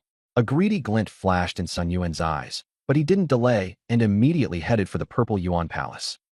Outside the purple Yuan palace, Su Yun felt that this place was completely different from the myriad races battlefield. Clouds and mist swirled about. Ancient tall white jade pillars rose high, and the palaces were hidden within the fog like a fairyland. Su Yun asked in confusion, the purple Yuan palace is really part of the myriad races battlefield? Zhu Yongxiang said, these palaces have a history of several thousand or even tens of thousands of years. Su Yun was shocked. At that moment, a gust of wild wind dispersed the clouds and mist, revealing the grounds and several hundred stone statues, some human-shaped, some beast-shaped, and others with the appearances of various races. In the next instant, all the stone statues' eyes glowed red, staring fixedly at the newcomers. Su Yun was shocked. Why do these stone statues look like the faculty members of the academy? Just as he was thinking, someone charged at a stone statue and shouted, knock them down, absorb the purple light, and enter the palace. A battle erupted instantly. Zhu Yongxiang asked excitedly, what should we do? Su Yun smiled mysteriously. Of course, we pick up the leftovers. Not far away, a 5-meter-tall brute swung an iron rod at a stone statue and shouted, so hard. Suddenly, a flash of golden light appeared, and a giant hammer smashed the brute down. The beast farming ground of gods and demons had opened. Looking at the various geniuses, Su Yun felt disdain in his heart. All of them are useless seedlings. I need to quickly take them away and cultivate them. At that moment, a stone statue suddenly swung its blade towards Su Yun. Su Yun burst forth with his domain, and Fumo Imperial Chef descended, unleashing non-stop consecutive slashes. The stone statue retreated frantically, its body cracking apart before exploding with a boom into dust. Ding! Host killed a stone statue, dropped advanced divine hand 1. At this moment, a weak voice rang out. Your subordinate has done his best. Su Yun froze. This was actually authentic Huaxiao language. After killing the stone statue, purple energy surged into Su Yun's body, resonating with the purple Yuan palace, as if he had obtained a key that allowed him to enter and exit at any time. Su Yun's thoughts churned. Could these stone statues be related to the human race? But humans only entered the battlefield 300 years ago. The timeline doesn't add up. Suddenly, he thought of the ancient well in the demon city. Could the battlefield of all races be below it? What about above it? What exactly is the relationship between the human race and this place? The more he thought, the more his head hurt, and he rubbed his temples. Su Yun kept his domain active. Others could only see a black cover and had no idea what was happening inside. So they were all busy smashing stone statues, fighting for purple light, and snatching palace treasures. Su Yun asked casually, do you think there'll be a treasure in the palace that can bring people back to life? Zhu Yongxiang scratched his head. I'm not sure. Maybe. Su Yun's eyes lit up. Zhu Yongxiang asked, where are we going later? Su Yun stared in the direction of the gathered crowd, poised and ready. Su Yun asked back with a smile. Zhu Yongxiang's heart tightened. He felt like he'd been forcibly dragged onto a pirate ship, then beaten down with some heavy-handed PUA. On the east side of Ziyuan Palace, the fragrance of pills wafted everywhere, and geniuses gathered. Good elixirs could improve aptitude. I've gotten an Xian rank high-grade netherworld pill. The Xian rank middle-grade dragon scale pill I have is pretty good too. It contains dragon blood. Just as everyone was happily celebrating, someone said coldly, hand them all over. Qing Yuan appeared, his body shimmering with green light and his aura powerful. Qing Yuan of the 10,000 Trees Divine Clan? You want to rob us? Everyone became wary. A green herb appeared in Qing Yuan's palm as he smiled. No need to force it. You're giving them voluntarily. His aura was too overwhelming. No one dared resist. Everyone could only grit their teeth and, kneeling, hold the pills above their heads in extreme humiliation. Qing Yuan was pleased and was about to take the pills when the ground suddenly turned to steel and the vines were severed. Qing Yuan shouted angrily, who dare steal my pills? Yours? Let's see if they'll acknowledge you first, someone said teasingly. The onlookers were speechless. Here came another robber? Su Yun slowly walked over while riding on Zhu Yongxiang's neck. Qing Yuan said coldly, a mere human dares to meddle? Su Yun sneered, who said I'm human? I'm from the Su clan. Everyone was stunned. What was the Su clan? Qing Yuan thought he was being played and flew into a rage, unleashing his divine arts. Trees and vines coiled around him as he transformed into a 100-meter-tall giant tree to attack. Suyin calmly responded, changing hand seals. Darkness descended, a Buddhist shrine appeared, and the aura of a bullhead skeleton turned chillingly sinister, engulfing everyone. Kill! Suyin waved his left hand. With the activation of Jia, slashing strikes fell like a starry rain, and all the leaves were shattered. Qing Yuan changed tactics, turning the giant tree into a life deity and releasing a green divine light technique. Just as the green light was about to hit Su Yun, it was shredded by the slashes. Su Yun moved again, activating Ba with his right hand, and in one strike he severed the giant tree. The giant tree collapsed and instantly turned into fragments. Qing Yuan reappeared, coughing blood, utterly shocked. Everyone else was stunned as well. 2 moves to break a top-tier divine art. Zhu Yongxiang transformed into a golden light and appeared, and Su Yun punched Qing Yuan, shattering the bridge of his nose. Qing Yuan was sent flying and passed out. Ding! Host defeated Qing Yuan, dropped intermediate divine hands 20. Su Yun looked at the crowd and said coldly, "Submit, or die." The others had no choice but to obey. Qing Yuan had been defeated in an instant. They dared not resist. The first few dozen people entered the god-demon breeding ground. Seeing pills scattered all over the place, Zhu Yongxiang's eyes lit up. Su Yun casually threw him a few bottles, keeping the rest for himself or feeding them to the goo worms. Su Yun felt that these goo worms were of mediocre quality and that he still needed to find people from the genius rankings. He and Zhu Yongxiang continued forward, locking onto the Purple Flame Demon clan and the 10,000 Wood God clan. None of them would be allowed to escape. The two reached the center and climbed the steps. At the end stood a white stone plaque bearing the 3 bold and forceful characters, Purple Yuan Palace. Su Yun suspected that the character Yuan had been replaced by someone, and that the real name might actually be Purple Micro Palace. But no matter what he did, he couldn't pry it loose. Zhu Yongxiang didn't care and simply thought Su Yun couldn't read. Su Yun pondered that the human race had once ruled the 10,000 races battlefield, yet now it had fallen into decline, and the words of the demon I King seemed related to this. He cut off his thoughts and decided to deal with it later. Su Yun led Zhu Yongxiang straight toward the central palace, his momentum majestic. Just as he was about to push the door open, purple flames erupted behind him and the palace shook violently. San Yuan of the Purple Flame Demon clan appeared, staring fixedly at the palace, wanting to seize the treasure. At the same time, the Wanmu God clan also showed up. Changming and San Yuan mocked each other. Then their eyes fell on Su Yun and Zhu Yongxiang. San Yuan attacked directly, slashing down with a savage purple flame battle blade. Dark clouds suddenly appeared, thunder fell, and in an instant the blade was shattered. Su Yun wielded the hammer of the Thunder God and went straight at San Yuan. With one hammer strike, San Yuan's fist twisted and he was sent flying backward, only barely managing to grab the ground to steady himself. Seeing this, Changming was shocked. Su Yun's eyes, glowing with lightning, turned toward him as he said coldly, "Wanmu God clan, you're next." Changming hurriedly begged for mercy, but it was useless. As Su Yun's hammer fell, thunderlight surged like a sea. Changming summoned vines and ancient trees to block the lightning. The trees smoked continuously like lightning rods, but the thunder still could not reach him. Su Yun was slightly surprised.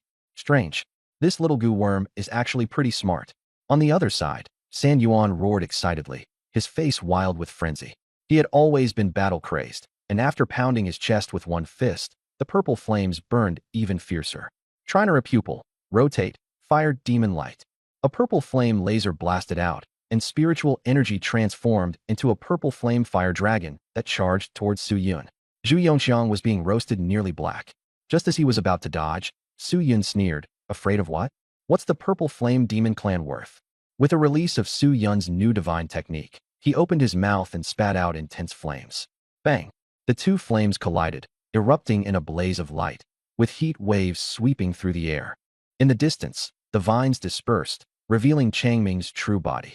He glared viciously at Su Yun, both hands surging with green light as he slammed them hard into the ground. The earth shook and roots surged up, while a tree dragon lunged forward, trying to crush Su Yun and Zhu Yongxiang, shaking mountains and trembling the earth. Zhu Yongxiang stomped the ground, summoning stone spikes that blocked the tree dragon. Boom! Su Yun's flames scattered the purple light, and the raging fire swept over San Yuan, engulfing the entire scene in flames. "Nice reflexes, little pig," Su Yun said, wiping the corner of his mouth. Zhu Yongxiang said proudly, "Of course. I'm also on the genius ranking." After speaking, he turned into a beam of golden light and charged toward Changming. Changming hastily retreated and shouted, "Join forces." The myriad Wood Divine clan shouted in unison. Green light surged forth, towering trees rose up, and Changming bit open his finger. Divine blood stained the trees, and a phantom of a deity appeared. Domain expansion. Su Yun raised a hand, and darkness spread, a darkness even gods could not break through. He activated 8, and with a slash, it came down. Clang. The old ancestor and the giant trees were all split in half, and even the space itself was cleaved apart. Myriad Wood Divine clan? That's all. Su Yun sneered. Slash after slash fell like a rainstorm, and the Myriad Wood Divine clan collapsed to the ground, vomiting blood, their auras growing weak. Ding. Host defeated Changming and the others. Dropped Intermediate Divine Hands 21, Advanced Divine Hands 6. The scene was horrifying. Their arms and legs were left only hanging by skin. Su Yun squeezed his legs together, and Zhu Yongxiang immediately understood, charging straight toward them. The Divine Demon Breeding Farm welcomes you. Su Yun smiled brightly, but it sent chills down the Myriad Wood Divine clan's spines. He waved his hand and took them all in. Just as Changming disappeared, the characters, 79, appeared on the back of Su Yun's hand. He rolled his eyes, speechless. Again? Was he still supposed to have fun pretending to be a pig to eat the tiger? At that moment, San Yuan burst out from the flames and roared. "Who exactly are you?" Su Yun chuckled softly. "You'll know in a moment." With that said, Zhu Yongxiang leaped forward, and Su Yun's Thunder God hammer smashed toward Sun Yuan's arm. Crack! His bones broke, and Sun Yuan's whole body, like a giant turtle, spun several times in midair before crashing heavily to the ground and vomiting blood. Ding! Host defeated San Yuan, dropped Advanced Divine Hands 3. Su Yun directly took San Yuan into the breeding farm, feeling greatly pleased. As expected, the genius rankings were truly worth money. The garbage drop of the same tier. Then Su Yun and Zhu Yongxiang staged a fake fight and handed the rank over to him. Zhu Yongxiang's mouth twitched. With a higher ranking, who knew if he'd be hunted down? Su Yun comforted him. "Relax, no one can stew you first, bah? Rescue you." Zhu Yongxiang stared with wide eyes. "Your tongue slipped." Su Yun acted like he didn't see it and pushed open the palace doors. Light shot in, driving away the darkness. The hall wasn't large. On the central raised platform sat an item. Su Yun walked over to take a look. Su Yun found a palm-sized light gray model, like an unpainted city. The moment he picked it up, cracks appeared on its surface. So fragile. Su Yun froze. "I didn't even use much force. Is it about to shatter?" As a ground-tier blacksmith, he knew the condition of an item very well. At that moment, a stream of information flooded into his mind. This thing was called the King City Phenomenon, a combination of reality and illusion. What King City Phenomenon? Teacher Lin never taught me that. Su Yun complained, suspecting his master hadn't taught him everything. Combination of reality and illusion? Is this some oversized projector? What's the use of that? And it's single use too. Breaks after one use. What a ripoff. At that moment, Zhu Yongxiang came in and asked, "Bro, what did you get?" Su Yun turned back and asked, "Do you know about the King City Phenomenon?" Zhu Yongxiang shook his head. "Never heard of it. This model is about to break. Your luck is really bad. The Purple Flame Demon clan got the Imperial Steelwood before. That was the good stuff." Su Yun didn't think much of it and put the model away. Maybe he could still use it later. The man and the pig left Ziyuan Palace. Along the way, whenever Su Yun found a good goo worm, he collected it. If it was too poor, he stepped on it and killed it directly. Back at the Divine Demon Ranch, just as Su Yun reached the floor below, he heard a violent crashing sound. Where exactly is this? The Heavenly Lotus clan had better be ready to be wiped out. Save it. This is the Divine Andemonic Breeding Ground. Someone was shocked. This person is Su Yun? The intel never said he had something like this. The goo worms captured and brought and told Changming and San Yuan about Su Yun's information, and everyone found it hard to believe. The atmosphere suddenly went quiet. Su Yun stood at the stairway with his arms crossed, smiling. Seeing these goo worms back home, he felt it was worth it. San Yuan slammed against the cage in fury. "I'd rather die in battle than suffer humiliation." Su Yun sneered and casually pointed a finger. "Kneel." In an instant, San Yuan was forced flat to the ground. Su Yun grabbed San Yuan by the hair and stuffed a pill into his mouth. Sun Yuan's bones crackled, and his broken arm healed rapidly, though the process was a bit painful. Changming stared coldly at Su Yun. "If you keep imprisoning the geniuses of the myriad races like this, trouble will come sooner or later." Su Yun stood up, revealing a crazed smile. "I'm dying for them to come to me. That way, the goo worms will keep coming." Changming's heart tightened. This guy was really insane.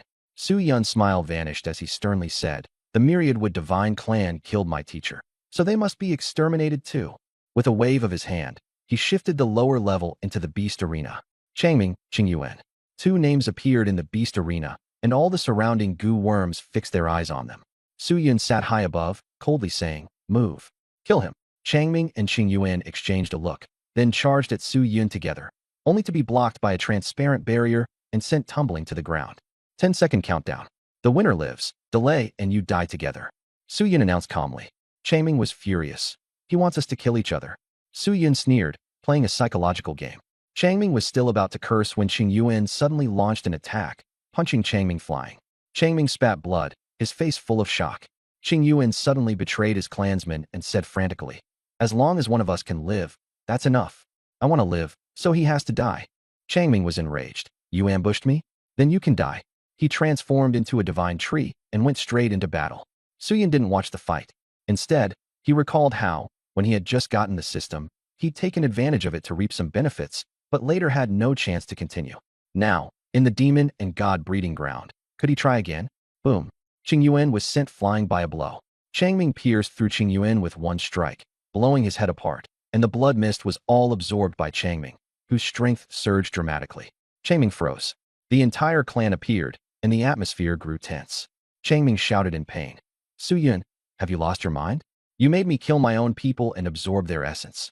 You're too ruthless." Su Yun, however, sneered. "In my eyes, you're all just bugs. Since you colluded with traitors to kill me, I'll make you kill each other. If you're talking about ruthlessness, you're no match for me." Threatening them with Chunyang pills if they refused to act, the atmosphere instantly turned strange. The Wanmu clan fell into despair and decided to die willingly, letting Changming kill them himself so he could avenge the clan. Changming broke down, but in the end he still killed all of his clansmen with his own hands, absorbed their essence, and knelt on the ground weeping. Su Yun flicked a finger and sent him into the dungeon. In the next round, San Yuan was sent onto the arena, and Su Yun personally went down to fight. San Yuan had thought he might find an opening, but he was suppressed by Su Yun instead. With a slash from the Ten-Fist sword, San Yuan screamed miserably, his arm severed, utterly defeated. The system prompt showed the drop was even less than last time, and Su Yun frowned slightly. He immediately retracted Susanu and shoved a top-grade Dafu Yuan Dan into Sun Yuan's mouth. The medicinal power surged out, and the wound healed rapidly. Again, this time Su Yun stepped back a few paces, reluctant to beat the goo worm to death. San Yuan staggered to his feet, trembling, his mind on the verge of collapse. "No, why not just kill me outright? What's the point of tormenting me like this? Kill me," he was almost crying. Su Yun shook his head. "No can do. I have to make sure you're safe." As he spoke, he struck again, crashing down with 8 extremes collapse. San Yuan was sent flying once again, his arm shattering with 8 explosive cracks, white bones piercing through his skin, an extremely tragic and gruesome sight. Ding. Host has defeated San Yuan, dropping 10 intermediate divine hands. Su Yun was dissatisfied. "System, he's 2 stars higher than me. So why is it only intermediate?" The system remained silent and ignored him. Su Yun felt a little guilty, suspecting that his little tricks had been discovered. On the other side, San Yuan leaned against the wall, eyes dull, his mind filled only with how to find release. "Take your medicine." Su Yun walked over to feed him the pill and, as if by the way, pushed the bones back into place. San Yuan completely collapsed, really burst into tears, and knelt on the ground begging for death. The goo worms watching from the side twitched at the corners of their mouths. Even a tough guy was crying like this. Su Yun patted his shoulder. "There are no obstacles in life that can't be overcome. Rest up properly, and I'll come looking for you again when I get the chance." San Yuan immediately fainted. Su Yun looked around, thinking that the breeding farm's freedom was too limited and the goo worms had nothing to do. He had to let them fight freely, otherwise, he would have to come personally every time. The breeding farm needed an upgrade. He released all the goo worms and left with his consciousness. In the real world, Zhu Yongxiang was rushing forward desperately. Su Yun opened his eyes and asked, "Where nearby can I find forging materials?" "There are some in Bullhead Ancient City. There's a gathering there recently," Zhu Yongxiang replied. Su Yun waved his hand. "Let's go to Bullhead Ancient City." Zhu Yongxiang protested. "Don't call me little piggy." "Su Yun, I'll also get you a rake built." Zhu Yongxiang gritted his teeth. "Sit tight." On the wasteland, a humanoid pig moved forward at high speed, making for a ridiculous sight. Su Yun took the opportunity to think about the direction of the breeding farm's renovation. He felt that the current breeding farm was too oppressive. Once the goo worms went in, it was basically a death sentence. The freedom level should be raised. For example, Turn it into a small nation and regularly let the goo worms engage in beast battles, survival of the fittest. That way, the ones left behind would become even stronger. Su Yun mocked himself. For the sake of making the goo worms stronger, I've broken my back. As expected, I'm just too kind. Then he decided to reward himself with a wave of stealing. Advanced God's Hand 50 has been condensed. Please choose a world. Yuanchi world, Fire Emblem, Diablo, Yu world. Su Yun hesitated, and in the end chose Diablo. Connecting. Theft successful. Yang's recurved bow. Theft failed. Theft successful. Hot pursuit. Theft successful. Enfeeble. Failed. Theft failed. Theft failed. Theft failed. Theft successful. Obtained. Multi-shot. Theft failed. Theft successful. Obtained. Skeleton mage. Theft failed. Steal failed. Theft successful. Obtained. Bone spear. Steal failed. Steal failed. Theft successful. Obtained. Ring of omniscience. Steal failed. Theft successful. Obtained. Endless fear potion. Theft successful. Obtained. Endless recovery potion. Theft successful. Obtained. Endless tower potion. Su Yun's eyes dimmed, then brightened again. A smile curved at the corners of his mouth, excitement overflowing. With the necromancer skills in hand, he was about to take off. Haha, they're all skills and passives, with only one weapon. The demon hunter's multi-shot plus Yang's recurved bow were set. As for the ring of omniscience, the fire attribute happens to work perfectly. Su Yun rubbed his hands together and began checking what he had obtained. Yang's recurved bow increases multi-shot speed and damage. Multi-shot, a fan of arrow rain, instantly covering an area. Heat-seeking, attack speed up on hit. Decrepify, slows and weakens enemies. Skeleton mage, can be summoned continuously as long as mental strength is sufficient, short duration. Bone spear, a spear forged from bones, used to pierce enemies. Omni-element ring, temporarily enhances damage of a single attribute. Endless fear potion, restores health and induces fear. Strength depends on cultivation level, reusable multiple times. Endless tower potion, same as above, boosts defense. Endless recovery potion, same as above, greatly increases self-healing for a short time. Su Yun was very satisfied and nodded. All the skills of the necromancer were now complete. It was time to stir up the storm. The Oxhead ancient city had to be made into a scene. Thinking of this, he let out a sinister laugh. Under him, Zhu Yongqiang shivered all at once. That laugh definitely meant no good. I know nothing. I'm just an innocent little piggy. With his head lowered, Zhu Yongqiang charged forward, heading straight for the Oxhead ancient city. The Oxhead ancient city was weathered by the years. On the city wall, phantom ox heads seemed to drip blood, but up close it was merely an illusion. At this moment, the city was bustling with activity, with all kinds of hawking voices rising all around. No money, don't touch. You can't afford this thing. This monkey isn't for sale. Touch it for $5. A pair of underpants worn by a king, 1 pill per pair, impervious to water and fire. A sea of people, with a scorching atmosphere. Su Yun rode the pig and ambled to the city gate. The city guard stopped them. There is a fee to enter the city. Zhu Yongqiang craned his neck and barked. Get lost. There wasn't a fee last time. Last time was last time. Now the 9th prince is in charge, the guard said smugly. 9th prince? Su Yun thought about it. He had killed the 10th prince, and now he had run into an acquaintance's relative. What a coincidence.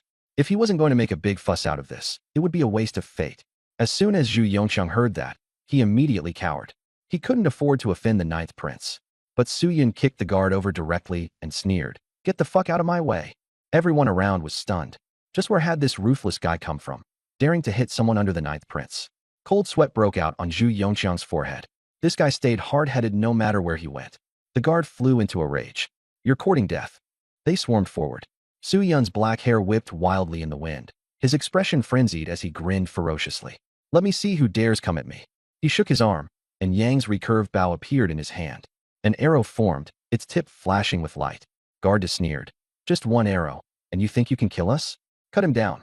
As soon as he finished speaking, dozens of people charged up, unleashing all kinds of elemental power. Just one arrow? Su Yun gave a cold laugh. The instant he released the string, spirit arrows turned into a rain of light filling the sky. Dozens of martial artists were instantly pinned to the city wall, each of them bristling with spirit arrows like rows of hedgehogs, a sight that made one's scalp tingle. Su Yun said indifferently, You really are tired of living. The onlookers were so frightened that they hurriedly made way. Pig Yongqiang was instantly fired up. Su Yun was riding on him, openly confronting the 9th prince, and even killing a whole group of people. That was insanely cool. If he hadn't brought Su Yun here, there wouldn't have been such a grand show.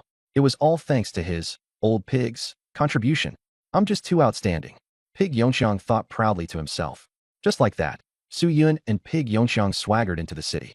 Inside the tower in the city, the aroma of wine and dishes drifted through the air, and flattering voices rose one after another. The ninth prince will surely become a future overlord. The ninth prince is mighty, and yet so humble. I heard the ninth prince has mastered the dragon race's supreme arts.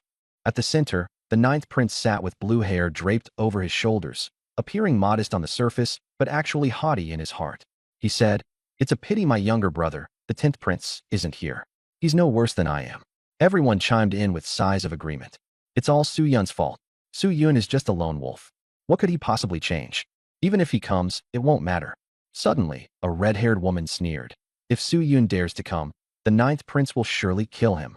Everyone felt that the human race was useless and that the 10,000 races battlefield was the true territory of the strong.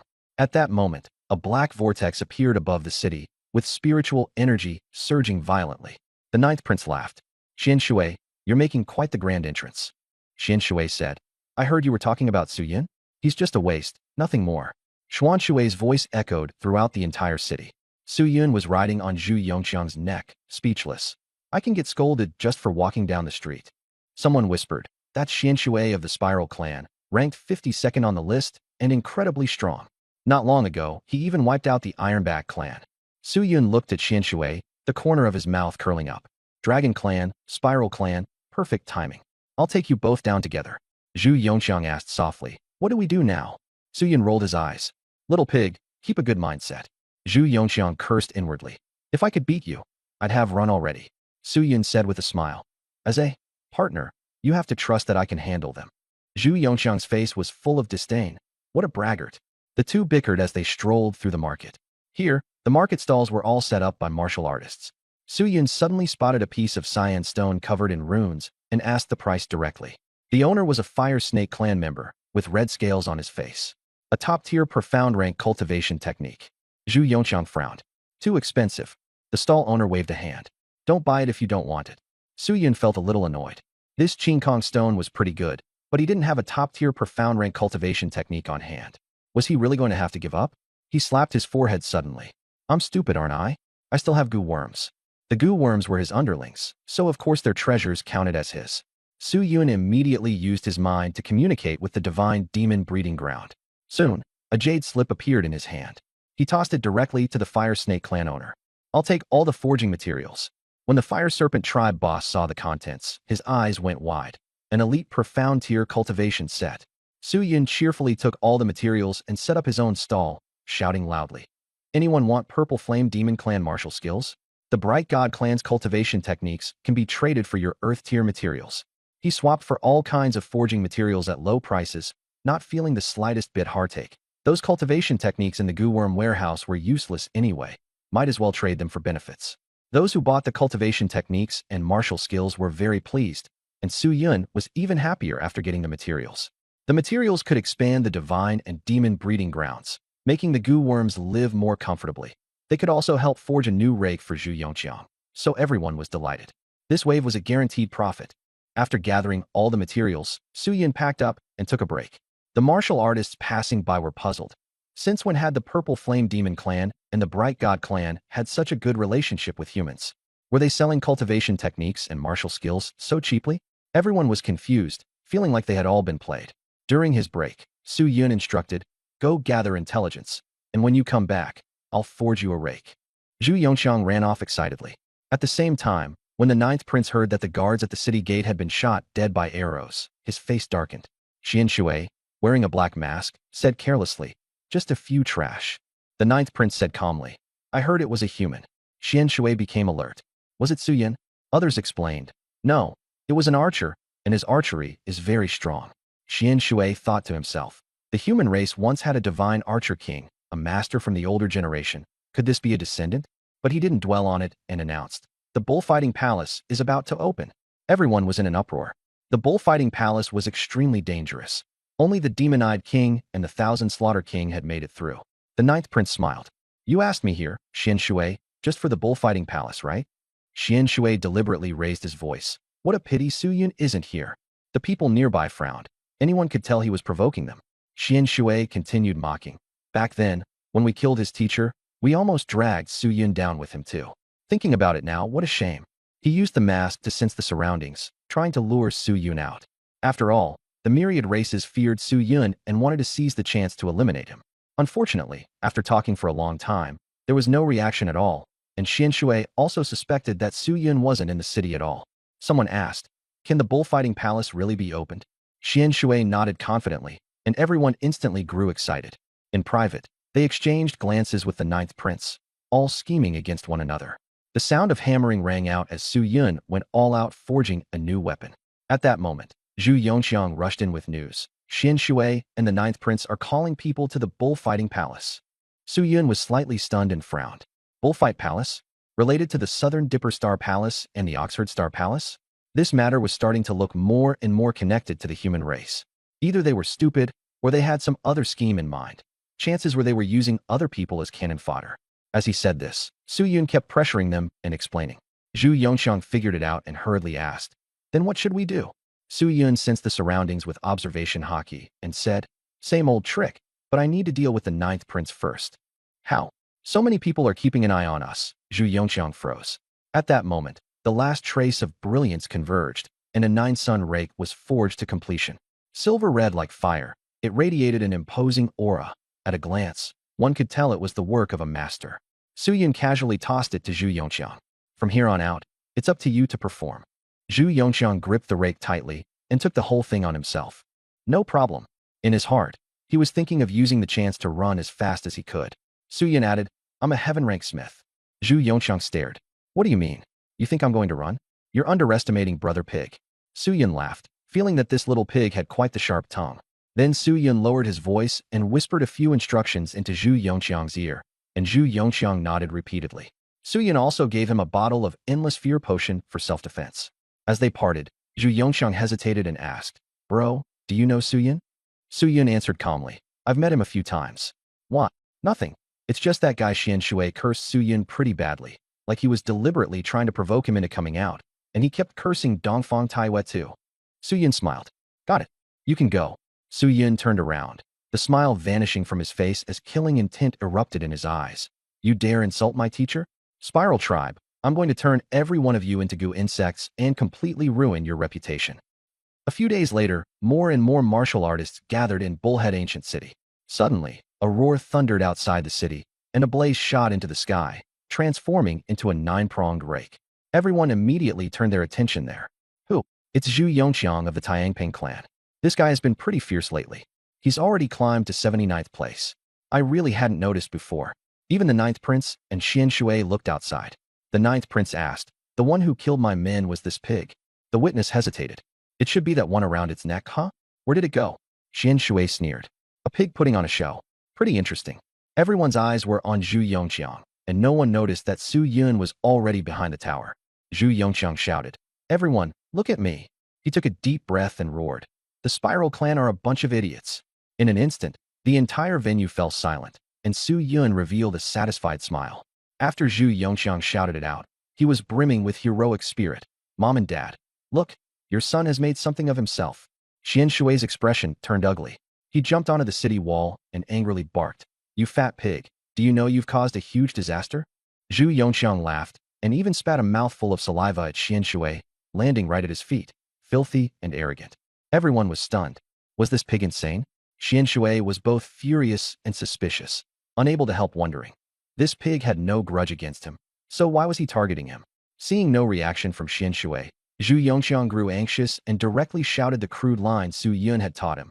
"Your daddy and I are brothers, and your mom and I are tight." Xian Shui flew into a rage. The black spiral mask gleamed as his power exploded outward. Zhu Yongxiang turned and ran, and Xian Shui immediately gave chase. What's so bad about what this pig said? The onlookers were all dumbfounded. Someone inside the tower flattered the ninth prince. "Your Highness, please rest. Lord Xian Shui will be back any moment." Before the words had even finished, the man was instantly shot into a pincushion by spiritual arrows. The ninth prince abruptly turned around and looked out the window. A human was standing by the window. "Your target is me. Leave Xian Shui out of this." He immediately understood. Su Yun grinned. "He's still useful, Otherwise, I would have dealt with you already. The next second, the top of the tower exploded, and the vast sea surged into waves. Riding the raging sea, the ninth prince shouted, "Heaven-piercing dragon claw!" The blue crystal dragon claw fell like a mountain, smashing the tower to pieces. The moment Su Yun dropped, he grabbed Yang's bow, drew it to gather energy, and shot arrows like a torrential downpour, piercing straight through the blue crystal dragon claw and causing it to collapse completely. With a flash, Su Yun summoned Mjolnir in his left hand, swung it to launch himself, and in the blink of an eye arrived behind the ninth prince. He drew and fired wildly, arrows pouring down like rain. The ninth prince spread his dragon wings and tried to escape, only to be cursed by Su Yun. Wither. The ninth prince's dragon wings went limp, and his expression changed drastically. You can actually use curses? While he was still stunned, the spiritual arrows arrived. The ninth prince roared, submerged the heavenly sea. 3 blue crystal walls rose up, barely blocking the arrow rain. Su Yun raised an eyebrow, thinking his opponent was actually pretty capable. The fierce battle shocked the entire city of Bullhead Ancient City. Who would dare hunt down the Dragon Clan prince? The ninth prince said coldly, "You'll regret this." Su Yun sneered, "I don't even know what regret means." Another wither, and the ninth prince's movement slowed. But then he suddenly activated his bloodline. Submerged the heavenly sea, weapons of the dead. Weapons surged within the blue crystal walls, slashing spears, swords, and halberds all flying out. And even the spiritual arrows that swallowed arrows struck back as well. Su Yun's magic ring flashed with red light, like the flame of rebirth. His bow was wrapped in golden flames, firing 1,000 arrows at once, tracing out a golden crescent moon. Countless buildings were pierced and burned down by the arrows. Fire arrows rained wildly, weapons were shattered by the shots, and those who couldn't block them fell to the ground. The ninth prince was dumbstruck. This human's eerie archery combined with curses was far too terrifying. Su Yun thought to himself, new divine technique. He fired again, and this time the spirit arrows became pure piercing shots. The ninth prince roared, "See dragon burial heaven art." 3 walls of blue crystal exploded into fragments, turning into a vast wave that surrounded Su Yun. Su Yun sneered, "You want to compete with me in range?" 3 consecutive volleys, arrows filled the sky. The tsunami was blasted apart on the spot, and the shockwaves destroyed buildings, sending blood mist everywhere. Blood trickled from the ninth prince's nose and mouth as he hastily retreated. Su Yun then activated Wither, and his speed surged dramatically. Surprised? Or not? He approached with a devilish smile, and the ninth prince still wanted to struggle, but his body had become like a decaying old man awaiting death. Su Yun brought his palms together, his finger gestures shifting, taunt to seal. What the ninth prince saw of Su Yun changed. One side wore a crazed, ferocious grin, while the other was cold and devilish. Domain, unfold. Su Yun said indifferently. Heaven and earth turned upside down. Darkness surrounded everything, leaving only the shrine, the ox skull, and Su Yun. The ninth prince felt suffocated and oppressed. The ninth prince cried out in terror, "Another curse. You're not human." Su Yun sneered. "I never said I was human." Purify, activated. Countless slashes fell. No matter how tough the ninth prince's scales were, they were still stripped away. In an instant he was left a bloody mess, white bones visible, his eyes trembling. This dragon felt powerless for the first time. Su Yun stepped closer and looked down at him. "Forgot to mention, my surname is Su." The ninth prince's eyes widened. It was him. The next second, Su Yun smashed his chin with a punch and casually tossed him into the divine demon breeding farm. Ding. Host defeats Long Dongyun's ninth prince. Drops advanced divine hands 9. The appetizer is done. Time for the main course.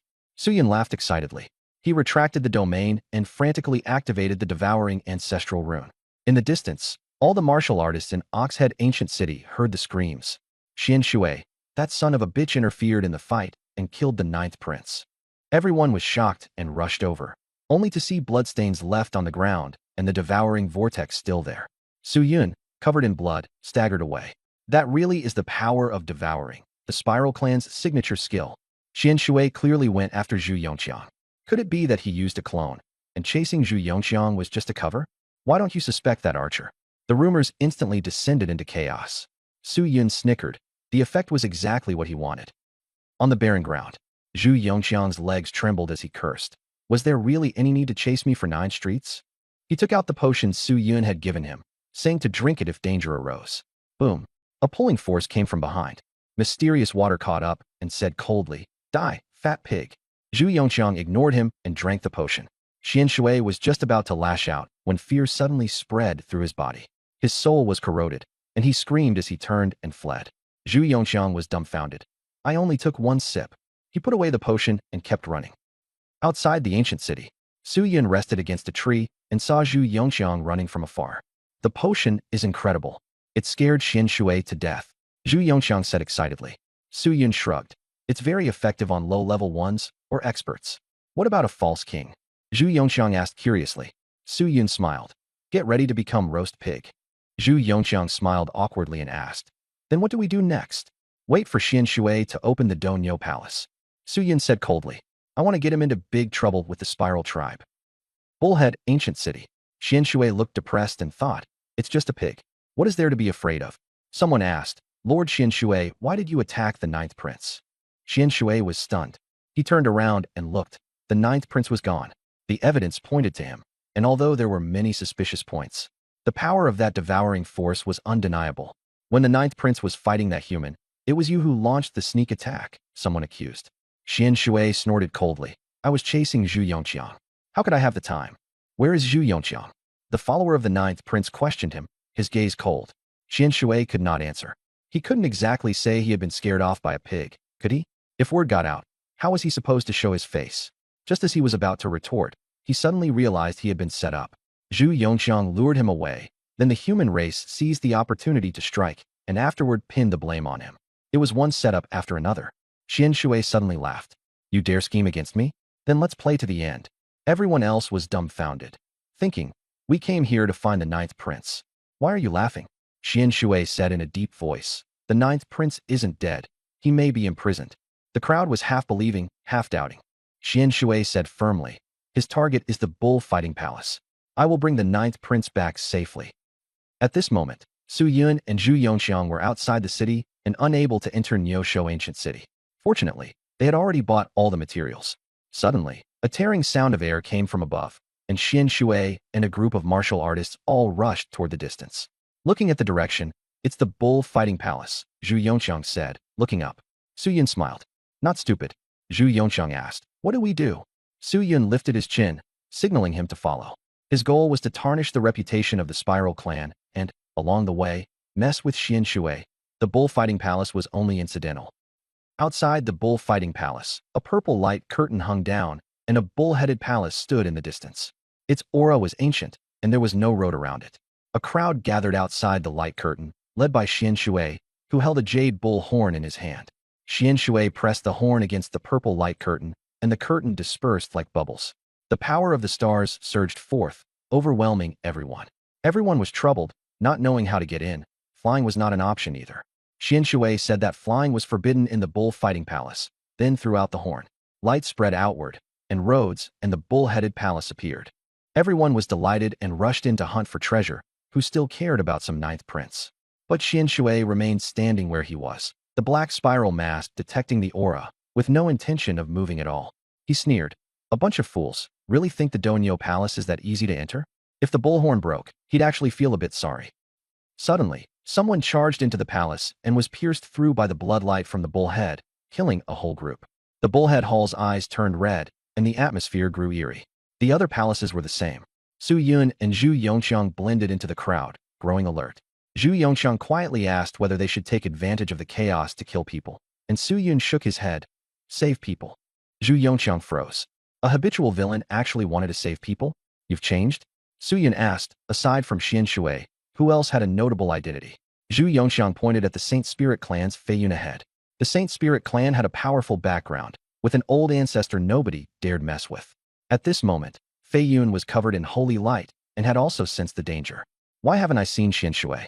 Is he also trying the palace? Fei Yun muttered. At this time, a group of martial artists passed by and attacked. Fei Yun cursed inwardly. Idiots. The bullhead palace was struck, and its eyes flashed red. Before the martial artists could react, they were all reduced to ash. The red light did not stop and also enveloped Fei Yun. Fei Yun was speechless, cursing that group of people dozens of times in his heart. Saint Spirit Divine Sword, he shouted lowly.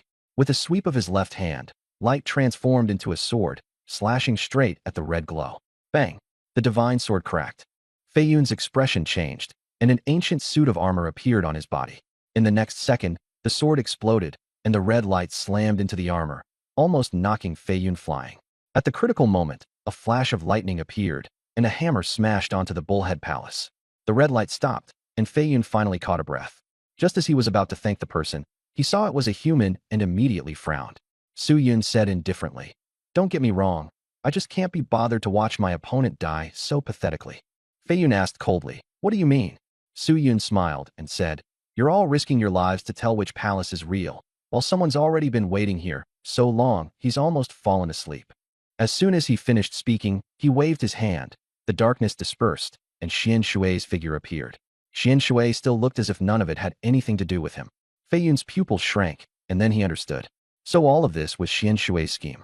The Donyo Palace had only one treasure. If the ninth prince got involved, who would it belong to? Xian Shui was manipulating everything from behind the scenes, trying to let everyone else test and make mistakes so he could pick up the bargain himself. So ruthless. Fei Yun gritted his teeth, feeling like he had become a pawn. Su Yun looked at him, the corner of his mouth twitching as he complained inwardly. Has this guy watched too many palace intrigue dramas? But he didn't expose it, only hoping Fei Yun would direct his anger at Xian Shui. Fei Yun glanced at Su Yun and said earnestly, "The human race is indeed relatively upright. I owe you a life." Su Yun smiled. "What favor? I just think it's more enjoyable to see 100 schools of thought contend than to walk alone." With that, he turned and left. Actually, Su Yun was quite embarrassed inside, but he still acted carefree. Looking at his departing back, Fei Yun was filled with admiration, and then loudly reminded the crowd, "Don't go into the palace anymore. It's all Xian Shui's conspiracy." The crowd burst into uproar. Where did Xian Shui go? We've all been played.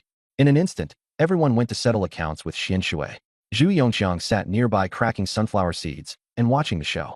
Su Yun ignored him and began using his observation hockey to probe the surroundings. But all the Oxhead palaces were exactly the same, and he couldn't tell anything unusual.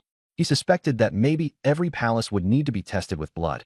Suddenly, he thought of the image of the royal city in Ziyuan Palace and tried taking out that shattered royal city image. Buzz. When the royal city image appeared, the Milky Way in the sky parted, revealing a palace. The ox head even had a huge nose ring, as if it could tug at the stars. At the same time, a palace to the south with an ox head resonated with the palace in the sky, and the two palaces formed a line, within between. A faint purple aura condensed into a purple-gold ox horn and fell into Su Yun's hand, heavy and very ancient. Zhu Yongqiang asked excitedly, "What's it for?" Su Yun looked at the royal city image, then at the ox horn. They seemed to be a matching set. Pig Yongqiang was instantly disappointed. The Wanghai icon was an incomplete item, and the matching set was useless. Su Yun put away the items and smiled. "Forget it, it's our turn to appear." At the entrance of Donyo Palace, a huge argument broke out. Someone questioned Xian Shui. "Using so many lives, doesn't your conscience hurt? Was the ninth prince killed by you?" Fei Yun exposed him directly. "You've been here the whole time. Stop pretending." Xian Shui kept trying to explain, but no one paid him any mind at all. In the end, he couldn't hold back and roared, "All of you, shut up." The power of the black spiral mask erupted, directly tearing several people apart. The crowd at the scene was horrified. Xian Shui had been angered by the noise. Fei Yun mocked, "Why are you panicking? Guilty conscience, huh?" Xian Shui was furious beyond measure. "Fei Yun, you're asking for death." At this moment, thunderclouds churned in the sky, and lightning crashed down. Xian Shui forcibly diverted the lightning, and Su Yun appeared holding the Thunder God hammer, shouting, "What's the point of playing tricks? A real man should face the battle head-on." Xian Shui was infuriated. "So I'm the one who has to take all the blame?" Xian Shui made his move, and the power of the spiral stirred the stars into chaos. Su Yun directly threw the hammer out. Everyone froze. "Throwing away your weapon right after the fight starts?" Xian Shui sneered, trying to use the spiral to whirl the hammer away, but the hammer stood motionless. Instead, Ichin shattered his power, and Xian Shui was knocked dazed, leaving his defenses wide open. Su Yun muttered, "Aging." The curse descended, and Xian Shui instantly went weak all over, unable even to move a finger. Su Yun placed his hand in blue light and summoned a skeleton mage. A large group of skeleton mages appeared, filling the space behind him, a terrifying sight. Xian Shui had just recovered when he found the world had changed. Skeleton mages everywhere, green flames piercing straight into the soul. Su Yun said coldly, "Kill." The skeleton mages all swarmed Xian Shui in a joint attack, and a tide of light swept over him. Xian Shui panicked. Great void rotation art. The black spiral mask exploded with power, but it still could not withstand the impact. Cracks spread across the mask, and it finally shattered outright.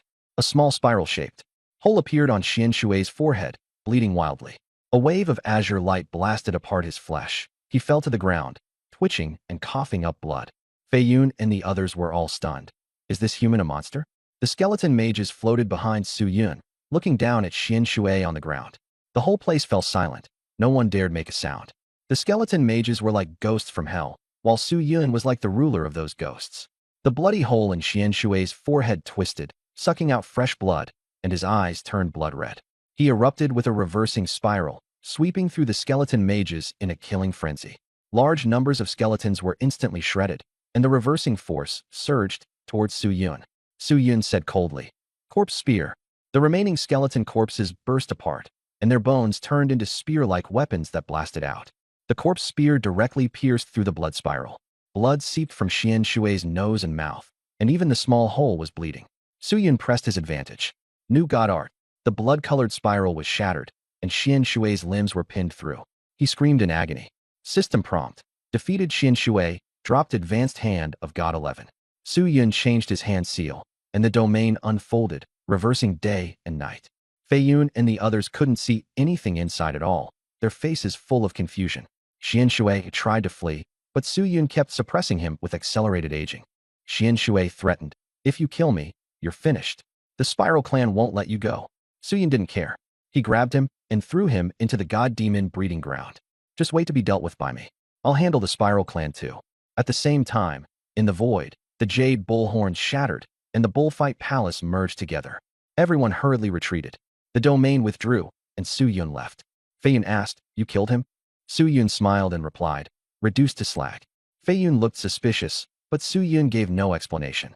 He left the bullfight palace and continued riding Zhu Yongqiang toward the Azura Hell Demon Land. News spread rapidly outside. The Dragon Clan's 9th prince was missing, Xian Shui was suspected dead, and the Spiral Clan had opened the bullfight palace with the lives of all races. The minor races were angry but dared not speak out, while the Dragon Clan and the Holy Spirit Clan cursed them outright. The Holy Spirit Clan's ancestor, Holy Sword King, angrily pointed at the Spiral Clan big shot, Old Topa. "Using the younger generation of my clan as sacrifices. Just you wait, Spiral Clan." A giant dragon head from the Dragon Clan appeared and roared, "Where is the 9th prince?" Public outrage surged. Old Topa was seething with anger, but he could only cry innocence. Xian Shui's life token is still here. He's still alive. We'll investigate it thoroughly. Holy Sword King and the Dragon Clan were both stunned. Xian Shui isn't dead? Has Xian Shui already been killed? Old Topa frowned. "Don't rush. There's something fishy about this." The giant dragon stared at the crowd. "Can you find the Star Moon Clan?" The Holy Sword King shook his head. "The Star Moon Clan has never appeared before. They're very mysterious and hard to find." Old Spinning Top said, "We can ask the Xian Turtle Clan. They know divination." The Holy Sword King and the Dragon Clan said in unison, "Then you pay."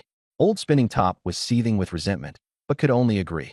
"Fine." Soon, the Xian Turtle Clan arrived, led by the pseudo-king Gue Qiansui, looking leisurely and carefree. The giant dragon spoke, "Figure out where the 9th prince is for me." Old Spinning Top handed over the Xian Water Essence blood. "Also calculate Xian Water's location." Gue Qiansui took out a crystal turtle shell and said, "Who's paying?" Old Spinning Top had no choice but to brace himself and agree, feeling miserable inside. Gue Qiansui used the essence blood to make a divination. Copper coins floated in the air, and an image appeared, a human riding a pig. Suddenly, the turtle shell exploded. Gue Qiansui said in shock, "This person's fate is hard." Then he made Old Spinning Top compensate, and Old Spinning Top could only grit his teeth and pay. Then Gue Qiansui divined the 9th prince again, and it exploded once more, still showing that same human riding a pig. The giant dragon and Old Spinning Top looked grim. Was the 9th prince captured by him along with Xian Water? The Holy Sword King asked in alarm. When did the human race produce such a monster? A strong member of the Dragon Clan suddenly asked, "Can you find out where Su Yun is?" Gue Qiansui tried using a blood-red turtle shell to make a divination, and the result was still the image of that human riding a pig. Gue Qiansui coughed up blood and collapsed. He's heading toward the meteor crater vein. Only then did everyone confirm that Su Yun was indeed in the 10,000 races battlefield and was frantically hunting geniuses. The Dragon Clan and the Spiral Clan immediately issued a kill order, offering huge rewards. A storm was about to come. Golden lights swept across the wilderness. Su Yun was riding a pig at full speed when he suddenly frowned. I feel like someone's spying on us. Pig Yongxiang shook his head, then reacted. Could someone be calculating your location? Su Yun looked into the void, sensing that he was being repeatedly divined. Pig Yongxiang quietly hid behind a pile of rocks. There are plenty among the myriad races who can divine, but how are they locking on to you? Su Yun said helplessly. Probably through the ninth prince and Xian Shui.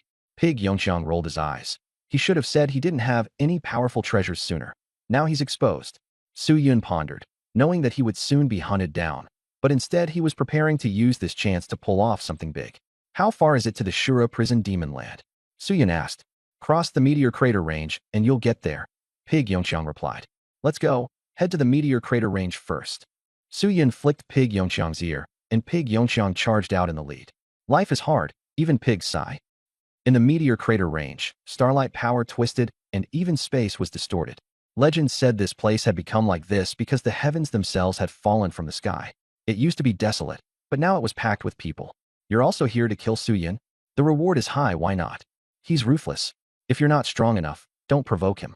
Hundreds upon thousands of people had gathered, and pseudo-king experts from multiple races had arrived. Boom. The ground trembled. Heat waves surged upward. Everyone stepped back and looked toward the newcomer. The newcomer was 10 meters tall, like an iron tower, with disheveled hair and a golden staff in his hand. His bronze skin and ferocious eyes made him look terrifying. Rank 72 on the demon prodigy list. Yin Gu, someone cried out. Even the genius list didn't dare face him. He had once severely injured a pseudo-king and nearly killed him. Truly deserving of being the infernal prison demon man. The dragon race fake king sighed. Yin Gu swept his gaze over them coldly. Where is Su Yun? Many people have gone to look for him. The fake king replied respectfully. Yin Gu frowned and looked into the distance. He knew about Su Yun and guessed that Su Yun would head to the Shura infernal demon land. After some thought, he gripped the golden staff tightly, stomped the ground, and with a boom, flames shot away. Rather than waiting for news, it's better to sit and wait for the rabbit to run into the trap, he decided inwardly. Everyone let out a sigh of relief. Yin Gu's oppression was too strong, making even breathing difficult. As time passed, more people from the talent rankings arrived. Look, Ao Guang from the demonic dragon clan is here. The Ice Snow clan and the monsters from the demon monster ranking have all come too. The promised treasures from the various clans were too tempting, and the geniuses were itching to try. The intel says there's a heavenly purple earth spirit fruit.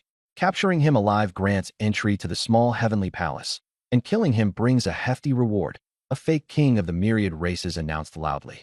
Everyone immediately scattered in all directions. Su Yun had become a hot commodity, and everyone wanted a piece of him. Moreover, this was the myriad race's battlefield, not human territory. No one could protect him. Su Yun must die, the fake king said in low voices. Somewhere in the fallen star pit vein, a genius from the Fire Serpent clan was being held hostage by Su Yun and Zhu Yongqiang. Shut up, or I'll stew you, Su Yun threatened. The Fire Serpent clan genius was so frightened that he kept nodding, staring at Su Yun and the pigs salivating beside him. Su Yun asked, how many people have come? Basically everyone in the top 50 of the talent rankings is here, along with people from the demon monster ranking. There are also over a dozen fake kings, people from the Spiral clan, the evil demon clan, the dragon clan, and others. After saying that, the Fire Serpent clan genius was on the verge of tears. I only came to check on the news.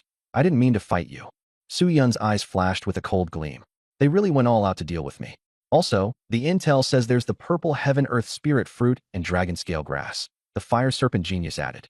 Zhu Yongxiang exclaimed, what a huge investment. The purple heaven earth spirit fruit can strengthen the body, and dragon scale grass can enhance physical potential.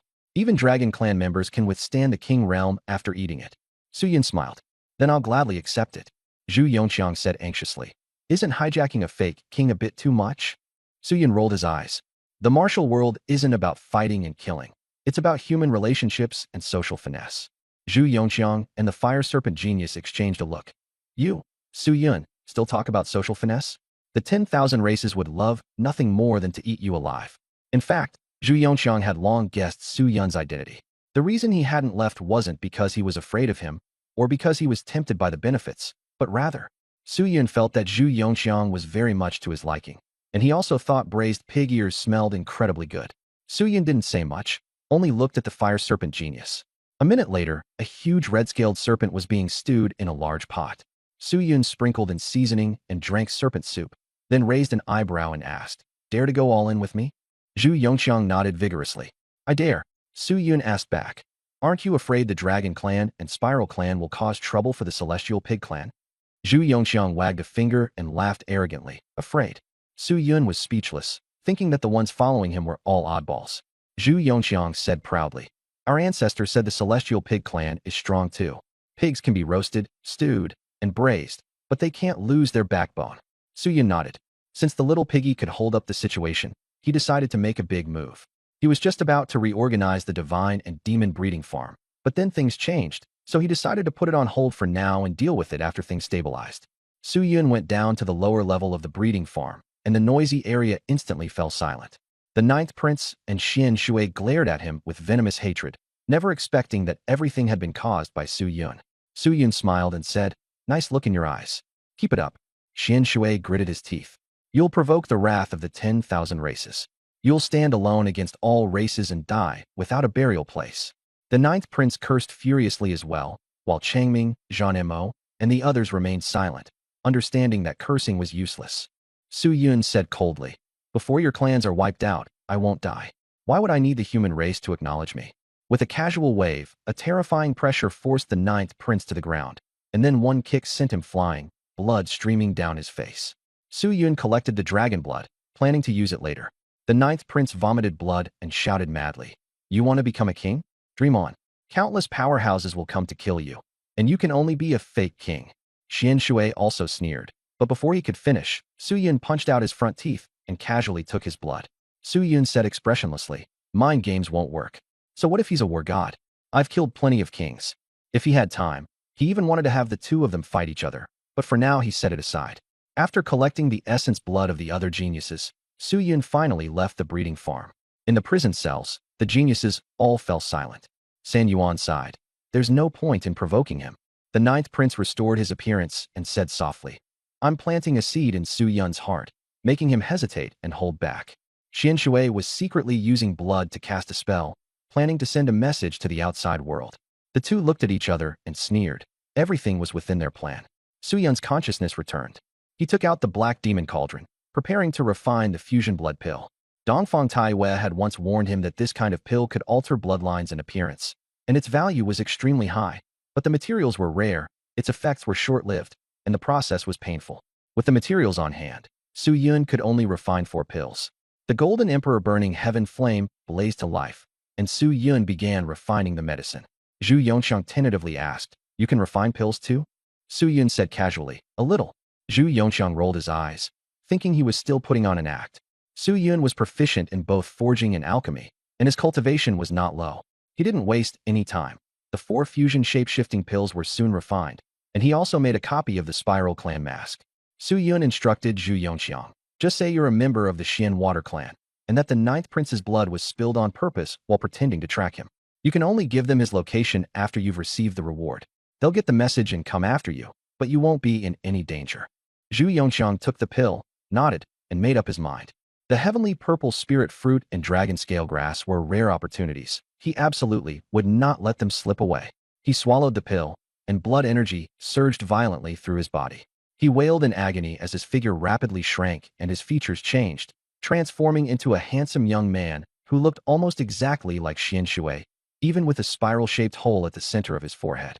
Su Yun handed him a black mask, and Zhu Yongqiang put it on before asking narcissistically, Am I handsome? Su Yun smiled and said, Stunningly handsome. Zhu Yongqiang set off immediately. Meteor Sink Pit Vein Stronghold. As soon as Zhu Yongqiang entered, he shouted, I just saw Su Yun. Instantly, everyone's attention focused on him. A powerhouse from the Spiral Clan was just about to approach when Zhu Yongqiang raised the ninth prince's blood and said, I happened to obtain dragon blood while chasing Su Yun. Please verify it. The Dragon Clan members excitedly confirmed it. The crowd erupted. Su Yun really was nearby. Where is he? Everyone asked urgently. Zhu Yongqiang didn't answer, merely rubbing his fingers together. The Dragon Clan experts immediately handed over the dragon scale grass, then looked toward the Spiral Clan. The Spiral Clan were a little displeased, but still gave their share. Zhu Yongqiang held the heavenly treasures in his hands, overjoyed. In just 3 sentences, he had secured treasures from both clans. Su Yun is on the west side of the Meteor Sink Pit Vein. He was just fighting there, he said, and the crowd scattered in a rush to chase Su Yun. Zhu Yongqiang pretended to follow them, then turned around and slipped away at high speed. A few hours later, the experts returned cursing and swearing. Forced to swallow their frustration, they had lost Su Yun. Half a day later, Su Yun disguised himself as a member of the 10,000 Wood Divine clan, with a head of emerald green hair, and strode into the stronghold with his chin raised. Bring out the person in charge. The crowd was puzzled. What business did this 10,000 Wood Divine clan member have? He raised his hand and slapped away a blocking Wood Pig clan member, acting arrogantly. Get lost. No one found it strange. Arrogance among the divine clans was common enough. A pseudo-king of the dragon clan asked his purpose, and Su Yun went straight to the point. Important information: 2 dragon scale grass and 2 heavenly purple spirit fruits. The entire place fell silent, and the experts silently cursed. You came here to rob us of our treasures? The Spiral clan said coldly. At most, 1 dragon scale grass and 1 fruit. Su Yun insisted confidently. My intel is worth this price. The powerful experts exchanged glances and, after some hesitation, nodded. Indeed, at a critical moment, it was worth it. Su Yun revealed the location and added a bombshell. Su Yun knows curse techniques. Even a false king can't withstand them. Everyone's expression changed, and they grew deeply wary. The dragon clan still wanted to haggle, but Su Yun immediately shouted as if calling for help. The dragon clan is reneging on the dead and stealing my treasure. Ancestor, come help me. And the Spiral clan are scoundrels too. You promised to do it together, yet you're acting shamelessly with the dragon clan. No integrity at all. Su Yun suddenly collapsed to the ground, throwing a tantrum and howling loudly, and the atmosphere shifted abruptly.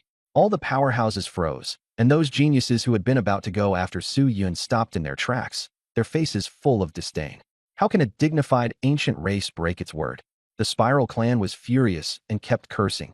The dragon clan dumped the blame and said with an embarrassed expression, "We'll give you 3 stalks." Lying there, Su Yun directly held up 3 fingers.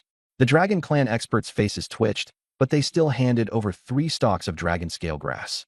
Afraid that Su Yun would make trouble again, they simply chose to settle it quickly. The Spiral clan was also helpless and threw out 3 heavenly purple earth spirit fruits, glaring at the dragon clan with deep resentment. What are you standing there for? Hurry up and go catch Su Yun. Su Yun put away the reward and even reminded them. A dragon clan powerhouse narrowed his eyes. You can't leave. Wait here until we come back. No problem. I'm staying openly and above board. Su Yun said without a care. Everyone looked at each other suspiciously, wondering if this was really Su Yun in disguise, but the aura was right, and he still dared to stay. Move out. The expert set off again. Su Yun already had an escape plan in mind and wasn't panicking at all. Just after they left, a powerful fluctuation suddenly erupted in the distance. A station powerhouse appeared, and a green-haired man came from afar, holding a wine bottle as he charged in aggressively. You little beast, you still dare come here and scam people. How did our Myriad Wood God clan end up with scum like you? Get lost. Get the hell out of here. He angrily kicked Su Yun in the butt, leaving everyone dumbfounded. Who was this? In fact, it was Zhu Yongqiang acting. Su Yun looked aggrieved. What's wrong with me exchanging intelligence for resources? He even forced out 2 tears, cursing Zhu Yongqiang in his heart for abusing public office for personal revenge. You still dare talk back? I'll beat you to death when we get back. Zhu Yongqiang ignored him and directly dragged Su Yun away. A battle god wanted to stop him, but Zhu Yongqiang took a swig of the wine, and an aura of terror surged through the entire scene. The powerhouses who tried to approach all panicked and fled in confusion. Zhu Yongqiang swept his gaze over everyone and said coldly, "Be thankful. Otherwise, this place would already be a pile of bones." With that, he grabbed Su Yun and left, disappearing in an instant. Not long after, the powerhouses of the various clans came back, only to have their efforts come up empty twice, infuriating them to no end. "Where is the Myriad Wood God clan?" someone shouted. The station powerhouse explained what had happened, and everyone was left speechless. The Dragon clan and the Spiral clan looked at each other, furious beyond words. They'd been fooled again. Somewhere in the Fallen Star Pit vein, Su Yun and Zhu Yongqiang had succeeded and were secretly delighted. 4 heavenly purple earth spirit fruits and 4 stalks of dragon scale grass were easily obtained, and they had even toyed with everyone in the whole place. How satisfying. There's still 1 blood-melting exotic pill left. Keep going, Zhu Yongqiang said, not quite satisfied. Doing it again is much harder, Su Yun pondered, and Zhu Yongqiang thought along with him, but got stuck after just 3 seconds. A flash of inspiration struck Su Yun. I'll deliberately expose my whereabouts. Someone will come sell intelligence. Have you keep an eye out and snatch it. Zhu Yongqiang grinned. Classic move. The 2 quickly made preparations. Su Yun sneered. The The meteorite crater vein was only the appetizer. When the time came, he would borrow the power of the stars to set up a big scheme, ready to reap a brutal harvest. Inside the human race passageway, blood filled the great hall. King Slaying Dragon had just returned, still covered in blood, clearly having experienced a fierce battle. Handle the dead according to the rules. The ancient demon folk are really ruthless. We were ambushed, that's why it ended up like this. The other kings sighed helplessly. After speaking, King Slaying Dragon added, the myriad races are hunting Su Yun, and their target is the meteorite crater vein. The entire room fell silent instantly. The experts of the divine palace's eyes lit up, their faces full of delight. Send people to support him, King Slaying Dragon suggested. Absolutely not. Su Yun is slaughtering the myriad races in the human realm. If we help him, we'd be opposing the myriad races. He's already separated from the human race. We don't need to intervene. King Slaying Dragon, he's outstanding, but not worth taking such a risk. The whole room was filled with refusals. Many kings from the divine palace and the military camp objected. Magic Pupil King's cold gaze swept across the crowd. He didn't argue, only noted it down. The meeting ended unhappily, with too many objections and the topic brought to a halt. The Broken Illusion King, the Thousand Medicine King, and the Iron King, all of whom liked Su Yun, were out on missions, and no one spoke up for him. Only the Dragon Slaying King and the Demon Pupil King remained in the hall. The Demon Pupil King sighed and said, it's too hard to come back. The Dragon Slaying King said, he won't come back. This human race isn't worth him coming back for. He has helped the human race countless times, yet no one stood by him. After Dongfang died, he had already given up on the human race. The human race owes him too much. The Demon Pupil King fell silent and let out a soft sigh. The Dragon Slaying King could not openly say that he would support Su Yun, so he could only instruct the Demon Pupil King. Have the Divine Arrow King secretly support Su Yun. The Demon Pupil King nodded and gave a bitter smile. Su Yun won't change his opinion because of this. Go. The Dragon Slaying King waved his hand. The Demon Pupil King left, leaving only the Dragon Slaying King alone. Sitting there by himself, he looked very lonely and helpless. The Dragon Slaying King stared at the ceiling, showing his first trace of disappointment. He was a veteran titled king. The human realm brothers of the past were all at the front lines, while the younger generation enjoyed the benefits. But now, the human realm had changed, making him feel unfamiliar with it. Fight for the human race. The Dragon-Slaying King closed his eyes and opened them again, his expression firm. He was the backbone of the human race. He could not bend, and he could not soften. No matter how hard or tiring it was, he had to bear it. Meteor Pit Vein. Su Yun was being frantically hunted. With the elixir and Zhu Yongqiang's running away, he escaped every time. He wasn't cowardly.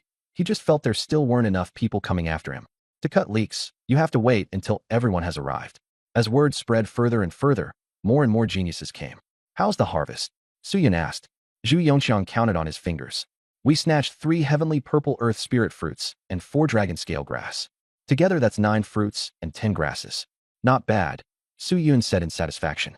They tricked geniuses into delivering intelligence, then followed the trail to kill them. Their cooperation was seamless. More and more people are coming. Are we still waiting? I'm afraid a king might arrive, Zhu Yongqiang worried. No more waiting. Start harvesting. Su Yun grinned. He had already surveyed the fallen star pit vein and could set up a source arts formation at any time. Anyone who could be killed would be killed immediately.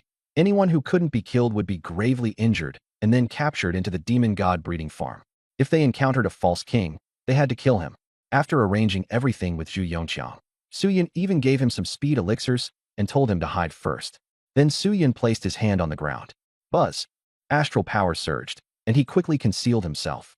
Strange patterns spread all over the ground, crazily drawing in starlight, the range growing larger and larger. The madness in Su Yun's eyes grew deeper and deeper. Fallen Star Pit Vein Stronghold. The powerhouses of various races and the false kings all looked depressed. In these past few days, they had been receiving intelligence reports on Su Yun non-stop, and the vast majority of them were fake. Only occasionally did they actually run into Su Yun. What infuriated them the most was that the Tianzi Dylan fruit and Longling grass had really been handed over. They felt like they were leeks, being harvested wave after wave. At that moment, someone shouted, "My lord, Su Yun has appeared." Someone hurried over to report the news, but the fake kings impatiently told him to get lost, and nobody believed him. Then another person rode a beast over and shouted that Su Yun was fighting with a genius of the demon race. The demon race fake kings still didn't believe it, thinking they were being tricked again. But as more and more people came back with the report, everyone finally believed it, and immediately asked for the reward. The fake kings had no choice but to say they'd pay later, and the crowd immediately rushed toward the scene. Inside the meteorite crater vein, battle erupted as terrifying energy raged wildly. Su Yun punched the demon race genius into a bloody mess, the scene brutal and savage. The others shouted in fear for him to hold out, saying the fake kings would arrive soon. Su Yun questioned the 10,000 races coldly, still putting on an act, his aura fully unleashed. At that moment, a dragon roar came from the sky, and a giant dragon claw came crashing down. It was Ao Guang of the Demon Dragon clan. Immediately after, the heavens and earth turned icy cold, snow and frost blanketing everything, and a genius of the Ice Snow clan also arrived, shouting that they would surround and kill Su Yun. The geniuses from all sides appeared one after another, completely surrounding Su Yun. Ao Guang roared, "Kill him!" and all kinds of attacks rained down on Su Yun like a deluge. But Su Yun watched coldly, not moving in the slightest. Susanoo appeared, blocking all the attacks, then sending them all rebounding back. The enemy suffered heavy casualties on the spot. The geniuses coughed up blood madly, and they looked at Su Yun as if he were a monster. Su Yun sneered and called them trash, swinging the Tatsuka blade, and instantly killing everyone in his path. The system prompt sounded as he killed a huge number of martial artists and geniuses, gaining massive rewards as blood stained the earth red. Suddenly, a king-level powerhouse roared from afar, and a sea of lightning crashed down, completely engulfing Su Yun. But Su Yun, still inside Susanoo, remained calm. His Sharingan rotated, Amaterasu descended, and the black flames directly burned the lightning away, shocking all the geniuses. The fake kings finally appeared, staring fixedly at Su Yun. This time, they hadn't missed, and they felt immensely satisfied. But Su Yun wasn't afraid at all and laughed loudly to provoke them. The Dragon Clan fake king cursed him coldly, and Su Yun mocked him back. Just then, starry power erupted from underground. Iron chains shot through the air and trapped everyone, leaving even the fake kings unable to move. Damn! Cracks covered Su Yun's entire body, blood flowing non-stop, and Susanoo was also covered in fissures, on the verge of collapse at any moment. The geniuses and fake kings roared in fury. Madman!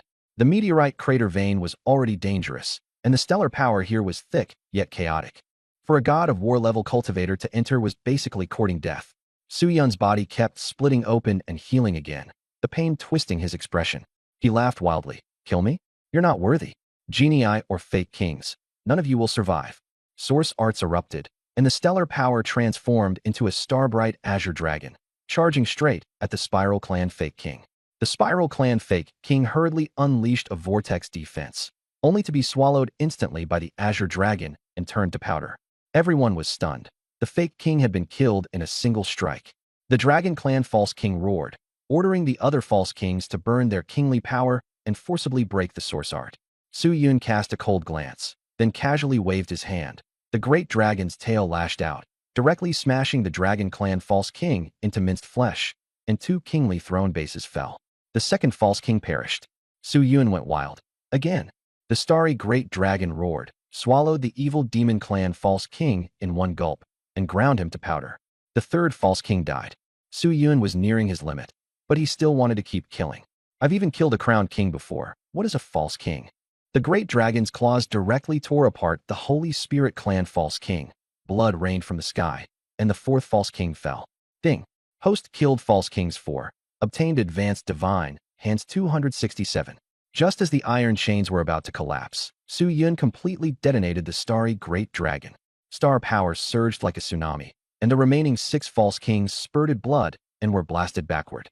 In the distance, the geniuses were all turned into minced flesh, with only a very small number of top geniuses surviving in grave injuries by luck. Su Yun was utterly exhausted. Susanoo vanished, and he plummeted from midair. Gritting his teeth, he shouted, "Piggy!" A flash of golden light. Zhu Yongqiang carried Su Yun and charged toward the heavily injured geniuses. At this moment, Su Yun's body was covered in bloody wounds that were healing, and Zhu Yongqiang felt a chill at the sight. But Su Yun was extremely excited, waving his hand to collect all the heavily injured geniuses into the god-demon breeding farm, reaping a rich haul. The 6 false kings were furious to the extreme and immediately took pills, fixating on Su Yun. At the critical moment, a sudden change occurred, and the sound of the great Dao rang out. Purple chi came from the east, and a beam of light descended onto Su Yun's hand, turning into a scroll. Everyone was stunned. This was the reward from the World Tree. Su Yun was also dumbfounded. I'd almost forgotten about the world tree, and it's still giving me a reward? The false kings were all red-eyed. A heavenly rank martial skill reward. Whoever got it would be able to challenge a crowned king. Before they could make a move, the great Dao voice sounded again. Su Yun was promoted to first place, and the character 1 appeared on the back of his hand. The whole scene was shocked. He had killed 4 false kings and was rewarded with first place on top of it, something never heard of before. Su Yun was also baffled, becoming number 1 without even being on the rankings. That works too. Anyway, the genius rankings have almost been stripped bare by me. Next target, the monster rankings. Su Yun quickly calmed down. The purple chi gradually dispersed, and light returned. In the distance, the purple origin palace also quieted down. At this time, Zhu Yongxiang frantically popped pills and dashed forward like golden light. Because he could sense the false king's killing intent, it was even stronger than before. Little pig, I'm counting on you next. Su Yun encouraged him. Su Yun himself had completely run out of physical strength and spiritual power, so he could only rely on Zhu Yongxiang. Zhu Yongxiang gritted his teeth. If I'm going to keep doing work this exhausting, you've got to pay more. Both of his pig legs were practically afterimages now, his speed like lightning. Behind them, the 6 false kings kept relentlessly in pursuit. Su Yun's gaze darkened as he summoned the Skeleton Mage Legion. A swarm of skeleton mages charged toward the false kings, but they were quickly blasted apart. Su Yun then cast the aging curse. The 6 false kings suddenly slowed dramatically and briefly stalled. Shock surged through all of them. Su Yun had far too many tricks up his sleeve. Quick, kill. Before the false king could finish, arrow light shot from a distant mountain peak like stars, and with a single shot to the head, 1 false king was killed on the spot. Who is it? The remaining false kings were stunned. That aura was clearly at the king's ceiling level. There on the mountain peak stood a man in black armor, holding a giant bow, staring coldly at Su Yun. With me here, don't even think about laying a hand on him. Su Yun was certain he didn't know this person. I've seen him before. It's the human race divine archer king. Zhu Yongxiang cried out in shock. Su Yun was puzzled. Why would a human race king sealer save him? But at a time like this, escaping was the most important thing. Zhu Yongxiang immediately sped up, carrying Su Yun away at full speed. The false kings were firmly pinned down by the divine archer king's gaze and no longer dared to give chase. So Su Yun really is from the human race after all, the false kings raged. The divine archer king only sneered. You killed my race's king sealers and geniuses. Today, it's time to settle the score. With that, he drew his bow again, spiritual energy converging as his terrifying aura surged. Su Yun and Zhu Yongxiang ran all the way until they confirmed no one was following them before stopping. Su Yun's injuries healed on their own. Zhu Yongxiang teased. You said you didn't want to be on the rankings, and in the blink of an eye you became the top-ranked one. Su Yun sighed helplessly. I'm hopeless too. Since he had already been exposed, being on the rankings didn't matter anymore.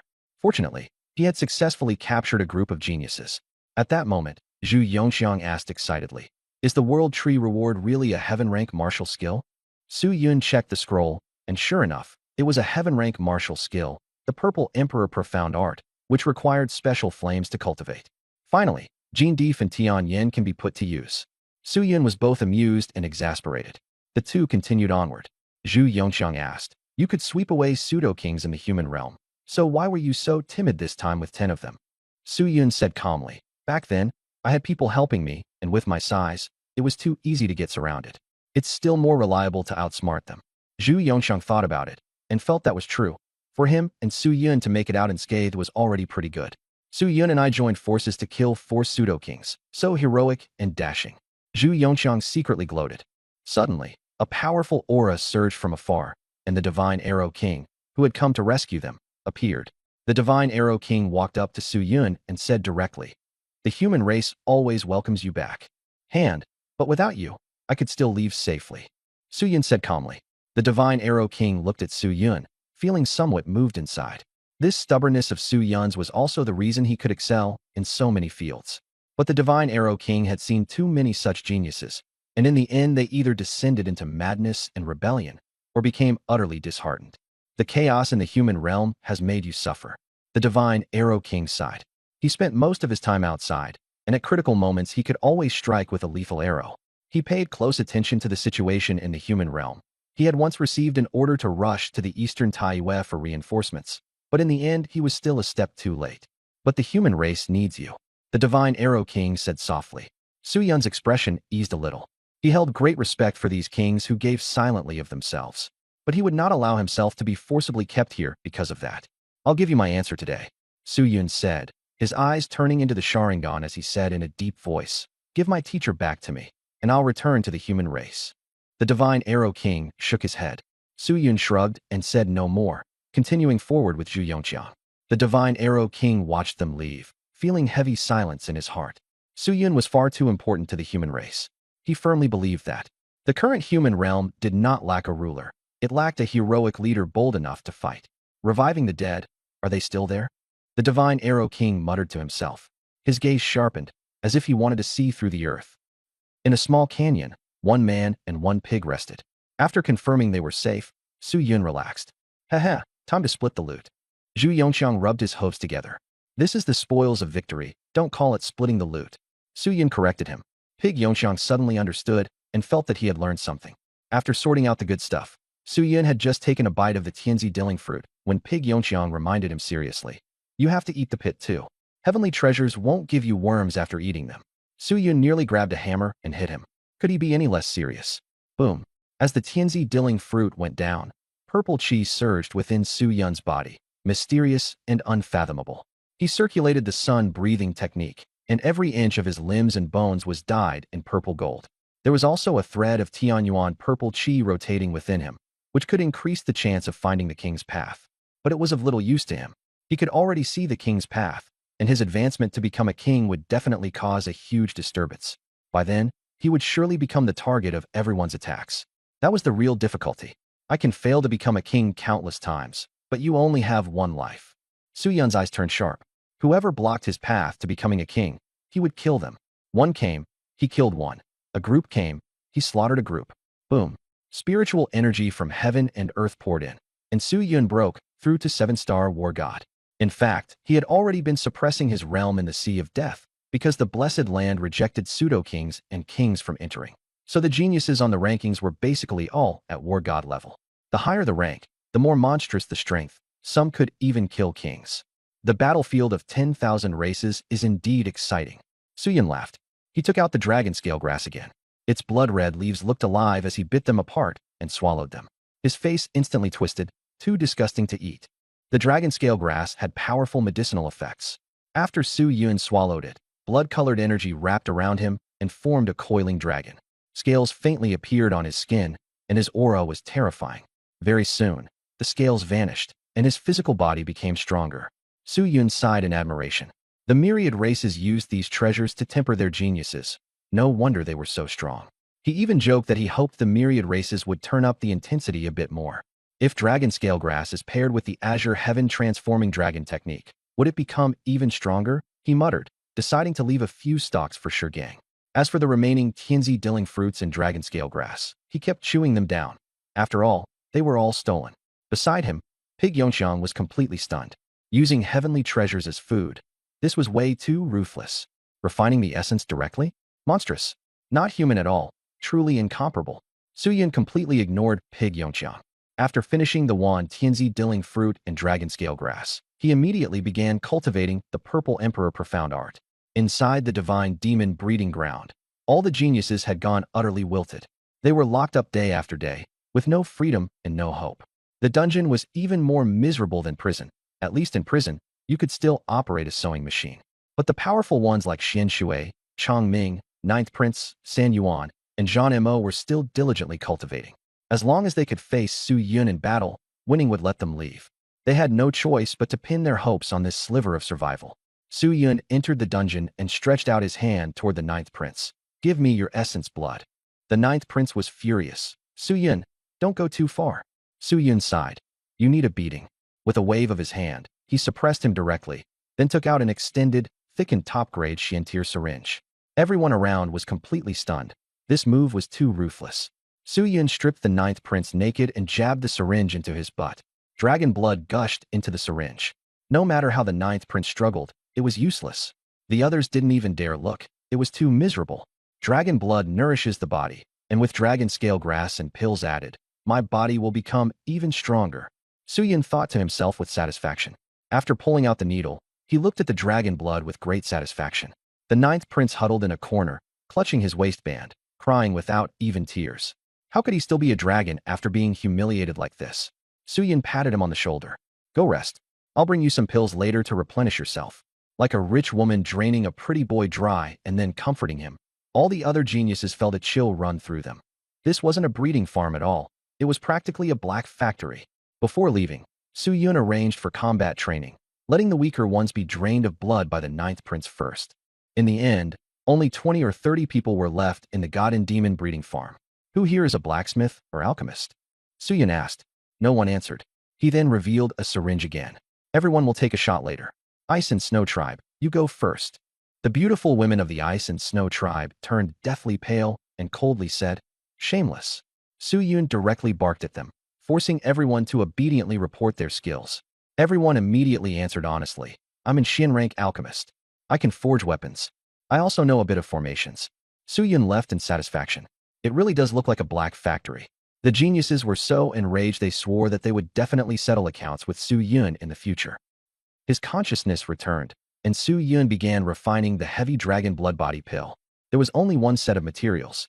He carefully refined them as dragon blood roiled in the golden flames, with strands of essence blood entwining through it. Truly strange and wondrous. While Zhu Yongxiang was refining the fruit, he asked, whose is it? The ninth prince's. Zhu Yongxiang immediately shut his mouth. He didn't know anything, and focused on refining. Su Yun also asked casually, does dragon meat taste good? Zhu Yongxiang said, you can give it a try. Barbecue or braised, either works. The two of them chatted carefreely, as if it were nothing. The heavy dragon blood body pill was an earth-rank pill that required dragon essence blood, dragon scale grass, ghost liquid, ancient tree bark, tiger bones, and more. The alchemy process was complicated, but Su Yun had the golden emperor burning heaven flame, so his technique was clean and efficient.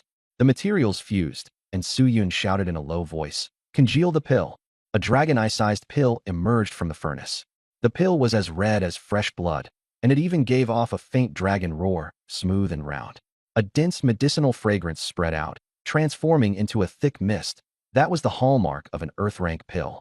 Suddenly, the heavy dragon blood body pill trembled and let out a piercing dragon roar, actually trying to flee the black demon cauldron. Su Yun remained calm and caught it with one hand. Even the dragon clan's prince has to listen to me, so you pill had better not be arrogant. Murderous intent burst forth, and the pill instantly went quiet. Zhu Yongxiang inhaled madly, exclaiming that it was too fragrant, even more fragrant than pig ears. Outside, noisy voices rose. Someone had discovered that a person had refined an earth-rank pill and wanted to rush into the small canyon. Su Yun sensed it and wasn't surprised. Refining pills outside always caused trouble. On the myriad races battlefield, all sorts of people existed, and once the commotion got big, everyone came running. Zhu Yongxiang became alert, but Su Yun said indifferently, kill them all. We still have to hurry. Man and pig charged out together and instantly wiped out the scavengers. As he walked, Su Yun said, we're almost at the Shura Hell Demon Ground, right? Zhu Yongxiang said it was almost there, but there was a human military camp over there. Su Yun patted him and mounted him before setting off. Arriving at the Shura Hell Demon Ground, mountain peaks were shrouded in demonic chi, and far away one could already see the human military camp. Killing intent rose in Su Yun's heart, and he silently swore that one day he would destroy this place. He knelt on the ground, poured wine in tribute to his teacher, and softly promised to avenge him. Su Yun, I've been waiting for you for a long time. At that moment, someone appeared. Zhu Yongxiang grew wary, but Su Yun did not move, saying coldly, don't interrupt me. The newcomer was Yen Gu, a genius of the ancient demon-human race, ranked 72nd on the prodigy list, and extremely powerful. He looked down at Su Yun and sneered, saying he would capture him and take him back. Su Yun met Yen Gu's gaze and suddenly erupted, throwing out a punch, Six Paths Reincarnation Fist. Yen Gu also made his move, with a lava burst kick. The two clashed head-on, splitting the ground and sending rocks flying. Yen Gu was forced back a step, his trouser leg exploding apart, and only then did he truly take Su Yun seriously. Su Yun's scarlet eyes burned as he whispered like a demon, what gives you the right to interrupt me and my teacher? He directly swallowed the heavy dragon blood body pill. Blood light surged, his black hair turned blood red, and his ferocious form was fully revealed. Dragon chi erupted, and Su Yun's aura soared to its peak. The azure-eyed white dragon appeared, its massive figure blotting out the sky, even more oppressive than Yen Gu. For the first time, Yen Gu was stunned. Su Yun charged in with a hammer in one hand and a blade in the other. The ground trembled as if a dragon's fury was sweeping in. Yen-gu swung the golden staff, its power terrifying as the staff bent into an arc. Su Yun slashed with flames blazing, and blade and staff collided head-on, sending shockwaves roaring through the sky. The two powers clashed violently. Yen-gu was forced back as he tried to suppress Su Yun with brute force. Su Yun roared, his spiritual energy surging, and the blade's edge repelled Yen-gu, severing one of his fingers. Yen-gu acknowledged Su Yun's strength, retreated 1,000 meters, stopped the bleeding, and prepared to counterattack. The golden staff, slick with magma, slammed heavily into the ground. Fiery red light spread outward, and the earth was covered in lava. Yen-gu absorbed the energy and grew larger, his height nearing 20 meters, his aura even more terrifying. Su Yun summoned the azure-eyed white dragon, and man and dragon fused. Blue-white light erupted, frost spread across the sky, and the ground froze over. Su Yun transformed into a half-dragon form, his aura astonishing. Zhu Yongqiang was shocked, exclaiming that Su Yun looked incredibly cool. Su Yun flapped his dragon wings and shot forward, spitting blue-white flames toward Yen-gu. Yen-gu struck with all his might, the golden staff gathering magma as it smashed into the flame beam. The magma turned charred black, and the staff was knocked from his hand and sent flying. With a heavy blow from Su Yun, frost spread all around. Yen-gu unleashed his full power, his giant arms sweeping up magma flames as he exchanged ice and fire blows with Su Yun. After that, Su Yun turned his dragon claw into a fist and smashed Yen-gu's magma giant arm to pieces. Yen-gu's arm exploded apart, and he fell silent. He was blasted backward and hit the ground, rolling like a sack. Zhu stood far away, his upper body frozen and his lower body sweating, feeling unbearably cold and hot at the same time. Yet he was still stunned by the scene before him. Yen-gu, the gatekeeper of the Demon Prodigy rankings, had been severely wounded by Su Yun. Su Yun had just reached the top of the Genius rankings and was already challenging the Demon Prodigy rankings. Bang! Yen-gu hit the ground and bounced up, blood streaming from his nose and mouth, his right arm twisted. He stared at Su Yun with gritted teeth and a savage grin. In the human race, someone as brutally violent as you is rare. I'll capture you alive if that's all right. Spiritual energy in the air surged wildly, and the temperature rose crazily. A phantom volcano appeared behind Yen-gu, madly devouring spiritual energy, and soon turned solid. Su Yun felt the pressure and narrowed his eyes slightly. Even the gatekeeper of the Demon Prodigy rankings was this strong? Just how monstrous would the even stronger ones be? Instead, he smiled. The quality of the goo worms was guaranteed. From afar, Zhu Yongqiang shouted, Yen-gu is a mutated bloodline of the ancient demon-human race, an inferno demon-human. Su Yun waved to show he understood and to reassure him. Yen-gu stood on the volcano peak. It won't help even if I remind you. As soon as he finished speaking, he threw himself backward into the volcano. Boom! The volcano erupted, with magma shooting 1,000 meters into the sky. The clouds on the horizon turned red, like the end of the world. Roar! A magma giant crawled out of the volcano, with black eye sockets and blazing flames. With every move, heaven and earth trembled. Pig trembled from afar, but didn't run. The reason? Dieting. Su Yun frowned. What's so great about a false king? He can kill a false king. But he feared nothing. Purple Emperor mystic art, king-slaying wheel. Golden fiery liquid flowed. Purple light merged into it, forming a golden round wheel that released a terrifying pressure. The void shattered. Su Yun gripped the wheel and twisted his waist before hurling it out. Yen-gu roared. You can't withstand the wrath of an ancient demon man. He raised his burning magma arm and smashed it down, as if heaven were collapsing and the earth were sinking. Boom.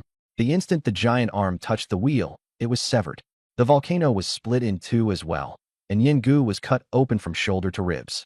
Pig Yongqiang shouted, Heaven rank martial skill, awesome. The volcano completely collapsed.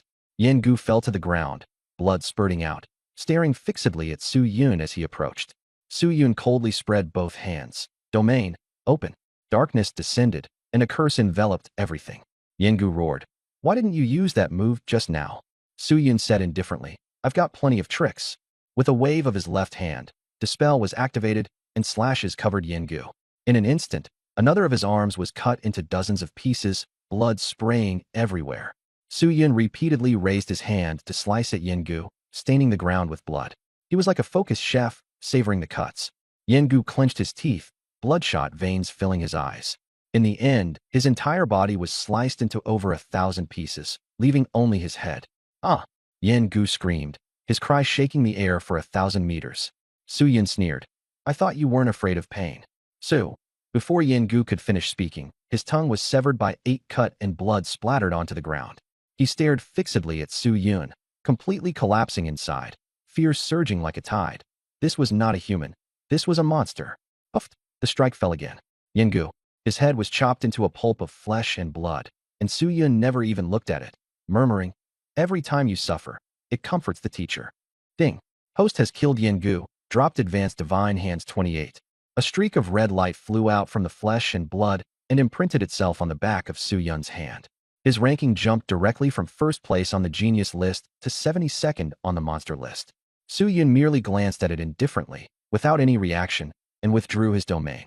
Seeing the pile of minced flesh on the ground, Zhu Yongqiang didn't ask much, but still resisted the nausea and dug out a diamond ring from it. Gu's spatial ring. "Let me see what good stuff there is," Zhu Yongqiang said cheerfully. Su Yun rolled his eyes at him.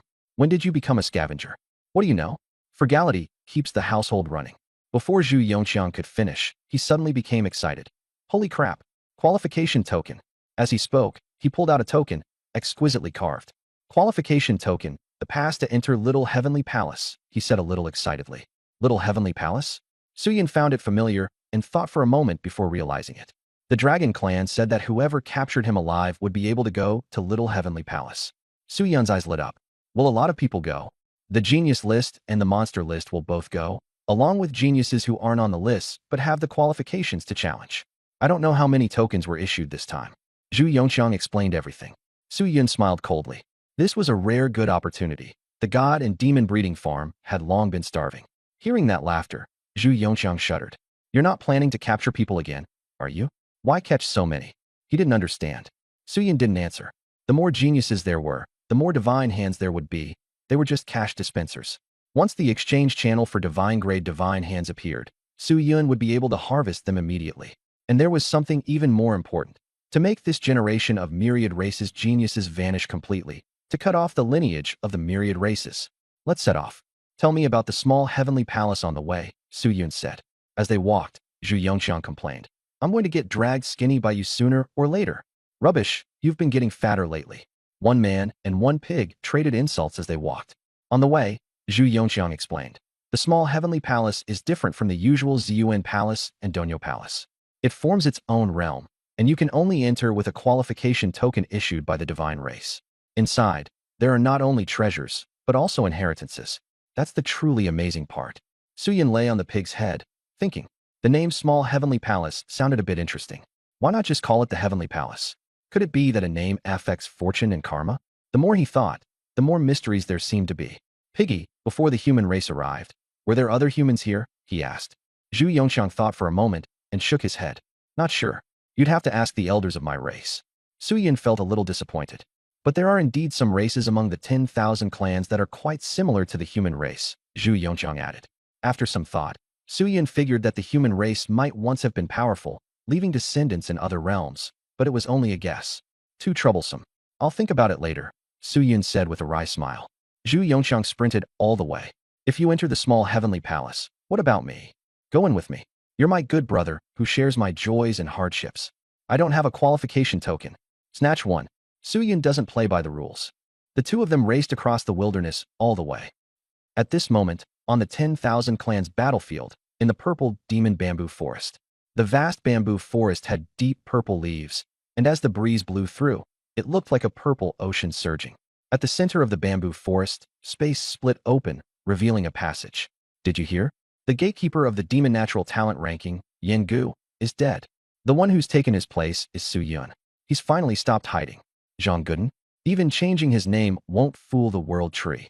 The powerhouses and geniuses of all races kept talking nonstop. As soon as everyone brought up Su Yun, they all knew this man's talent was heaven-defying. In a very short time, he had risen onto the demon natural talent ranking, which only made the various races even more determined to kill him.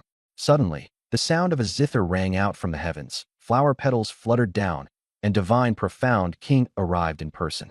When a king was asked how many qualification tokens the gods had issued this time, divine profound king said there were about 500, then mocked the human race for spending a fortune just to buy 2.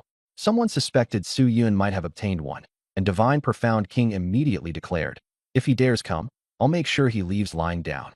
At that moment, The experts from the talent ranking and the demon natural talent ranking arrived one after another, gathering the heroes of all sides. Divine Profound King hinted to the kings of the various races to be wary of Su Yun, because many prodigies from the races had recently gone missing, and he suspected they had all been secretly captured by Su Yun. They had to drag him out. On the other side, resentful Lady Chun appeared, troubled as he searched for Su Yun, but the battlefield of the 10,000 races was far too vast, like looking for a needle in the ocean. He recalled the latest prophecy of the Xingyue clan, divine demon forbidden goo insects, old ministers of the heavenly river, the faint traces of the celestial palace. A slaughter is about to come. It was all riddles, and resentful Lady Chun was completely baffled. There was also a group secretly observing the movements of the 10,000 races. South Inspector Nicholas Shu and the Lord of Night Shift had changed their disguises and were quietly waiting for Su Yun, hoping to draw him into their own camp. Both of them felt they had to find Su Yun as quickly as possible, lest he be targeted by the 10,000 races. At this time, outside the purple demon bamboo forest, Su Yun and Zhu Yongxiang were robbing people. With one punch, he subdued a young man, directly took the qualification token he had stolen, and even sent the guy to the god demon breeding farm to work. Su Yun sighed at the thrill of bullying the weak and immediately swallowed the blood-integrating alien transformation pill. His appearance changed drastically as he slipped into the purple demon bamboo forest, carefully avoiding Divine Profound King. This was a true king. Although the human race's kings couldn't compare with the powerful races like the gods and demons, just this one alone was enough to make people nervous, and there was more than one. When Zhu Yongxiang saw that there were at least 3 kings present, his legs nearly went weak, and he whispered, "How about we retreat?" Su Yun said impatiently, "Don't panic. Just act like it. Don't show weakness." Seeing how calm Su Yun was, Zhu Yongxiang felt much more at ease. This was the power of a role model. Su Yun was surveying the surroundings, trying to figure out exactly how many powerhouses had arrived. Are these people here for me? Or have they already found out I'm coming? The kings of the gods. This is going to be troublesome. Trying to scheme against them all by myself is a bit risky, he complained inwardly. Suddenly, the entrance leading to the small celestial palace erupted in rainbow light, and an ancient world appeared within it. Elders of all races warned the younger generation. Only qualification tokens can get you in. Forcing your way in means death. If the juniors are going in, you old geezers stay away. The group of geniuses slowly approached the little celestial palace. Su Yun and Zhu Yongxiang mixed into the crowd and edged forward. Near the entrance, several sealed kings were sweeping their gaze across the entire scene, clearly searching for something. Su Yun's heart tightened. Crap, they really are here for me. It's too conspicuous to retreat now. The only option is to force our way in, he said in a low voice. Little piggy, charge when I say so. Zhu Yongxiang nodded nervously. Just then, the cloud and mist in Xinxian King's hand shot upward with a booming blast, drawing everyone's attention. Su Yun and Zhu Yongxiang took the chance to move closer. Someone said in confusion, "This is true spirit rain? There's no mind vein here. What does Xinxian King want to do?" Zhu Yongxiang's eyes widened. Damn, this old man is vicious. True spirit rain would force hidden people to reveal themselves. Once Su Yun and Zhu Yongxiang were hit by the rain, they'd be exposed immediately.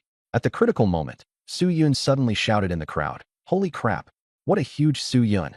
The crowd burst into an uproar. "Where is Su Yun? This brat captured my clan's genius. Kill him." The scene instantly descended into chaos, with the noise raging nonstop. Su Yun directly climbed onto Zhu Yongxiang's neck, activated his 9-tailed mode, and with the power of the 9 tails boosting Little Piggy, golden light exploded beneath their feet as they charged straight toward the little celestial palace. They were going to be exposed sooner or later anyway. Might as well take the initiative and rush in. Xinxian King and the others spotted Su Yun and Zhu Yongxiang in an instant and roared angrily. "Su Yun is over there. Stop them now." Spatial pressure crashed down as the methods of the sealed kings descended. Su Yun and Zhu Yongxiang nearly suffocated. But when the power hit the edge of the little celestial palace, it actually shattered directly, and the two instantly felt relieved and continued sprinting. 10 meters, 9 meters, 8 meters. The distance was closing fast, a race against death. Xinxian King struck, God Spirit seizing on her hand. Space fell silent, as if it could do anything. The Thunder Clan sealed king shouted, "Lightning space chain." A chain of lightning shot towards Su Yun's neck. Su Yun suddenly whipped around, his eyes cold and sinister. Aging, the power of the curse descended, and the two sealed kings' movements paused for a moment. The crowd was shocked. This curse could even affect sealed kings. The other pseudo-kings reacted, and killing intent descended. In an instant, the pressure was overwhelming. Su Yun and Zhu Yongxiang could barely hold on. Just then, a blue volcano erupted, spiritual power swept across the area, and a batch of pseudo-kings were blasted back. The ground suddenly split open, black light surged forth, and screams rang out everywhere, like the abyss of hell. Someone was secretly helping Su Yun, and not just one person. Su Yun finally had a chance to catch his breath, and immediately, Chakra grabbed the ground with one hand and hurled himself and Zhu Yongxiang toward the entrance, just 1 meter away. As they were about to rush into the small heavenly palace, the space was once again sealed and shattered, pausing them briefly. Lightning chains wrapped around little pig Piggy's hoof, and the man and the pig were zapped until smoke poured off them, filling the air with the smell of roast meat. Su Yun cursed under his breath, pulled out Thor's hammer to absorb the lightning, then exchanged a glance with little pig Piggy, and Zhu Yongxiang nodded fiercely. Su Yun drew out Song Yun cutter and directly hacked off the pig hoof. Blood spurted everywhere, and Zhu Yongxiang charged into the small heavenly palace. The Thunder Clan's king-level expert rushed over, but Su Yun turned and kicked him flying with armament hockey, using the force to enter the small heavenly palace. This scene left everyone staring dumbfounded. In the distance, the Southern Inspector and the Lord of Night Transformation finally breathed a sigh of relief, feeling that if Su Yun went a day without causing trouble, he would feel uncomfortable all over. The Lord of Night Transformation took the Southern Inspector and the others away quickly. The Divine Profound King appeared, and, sensing the fluctuations had vanished, became suspicious that Su Yun was related to that group of people. Fear showed in his eyes as he fell into deep thought.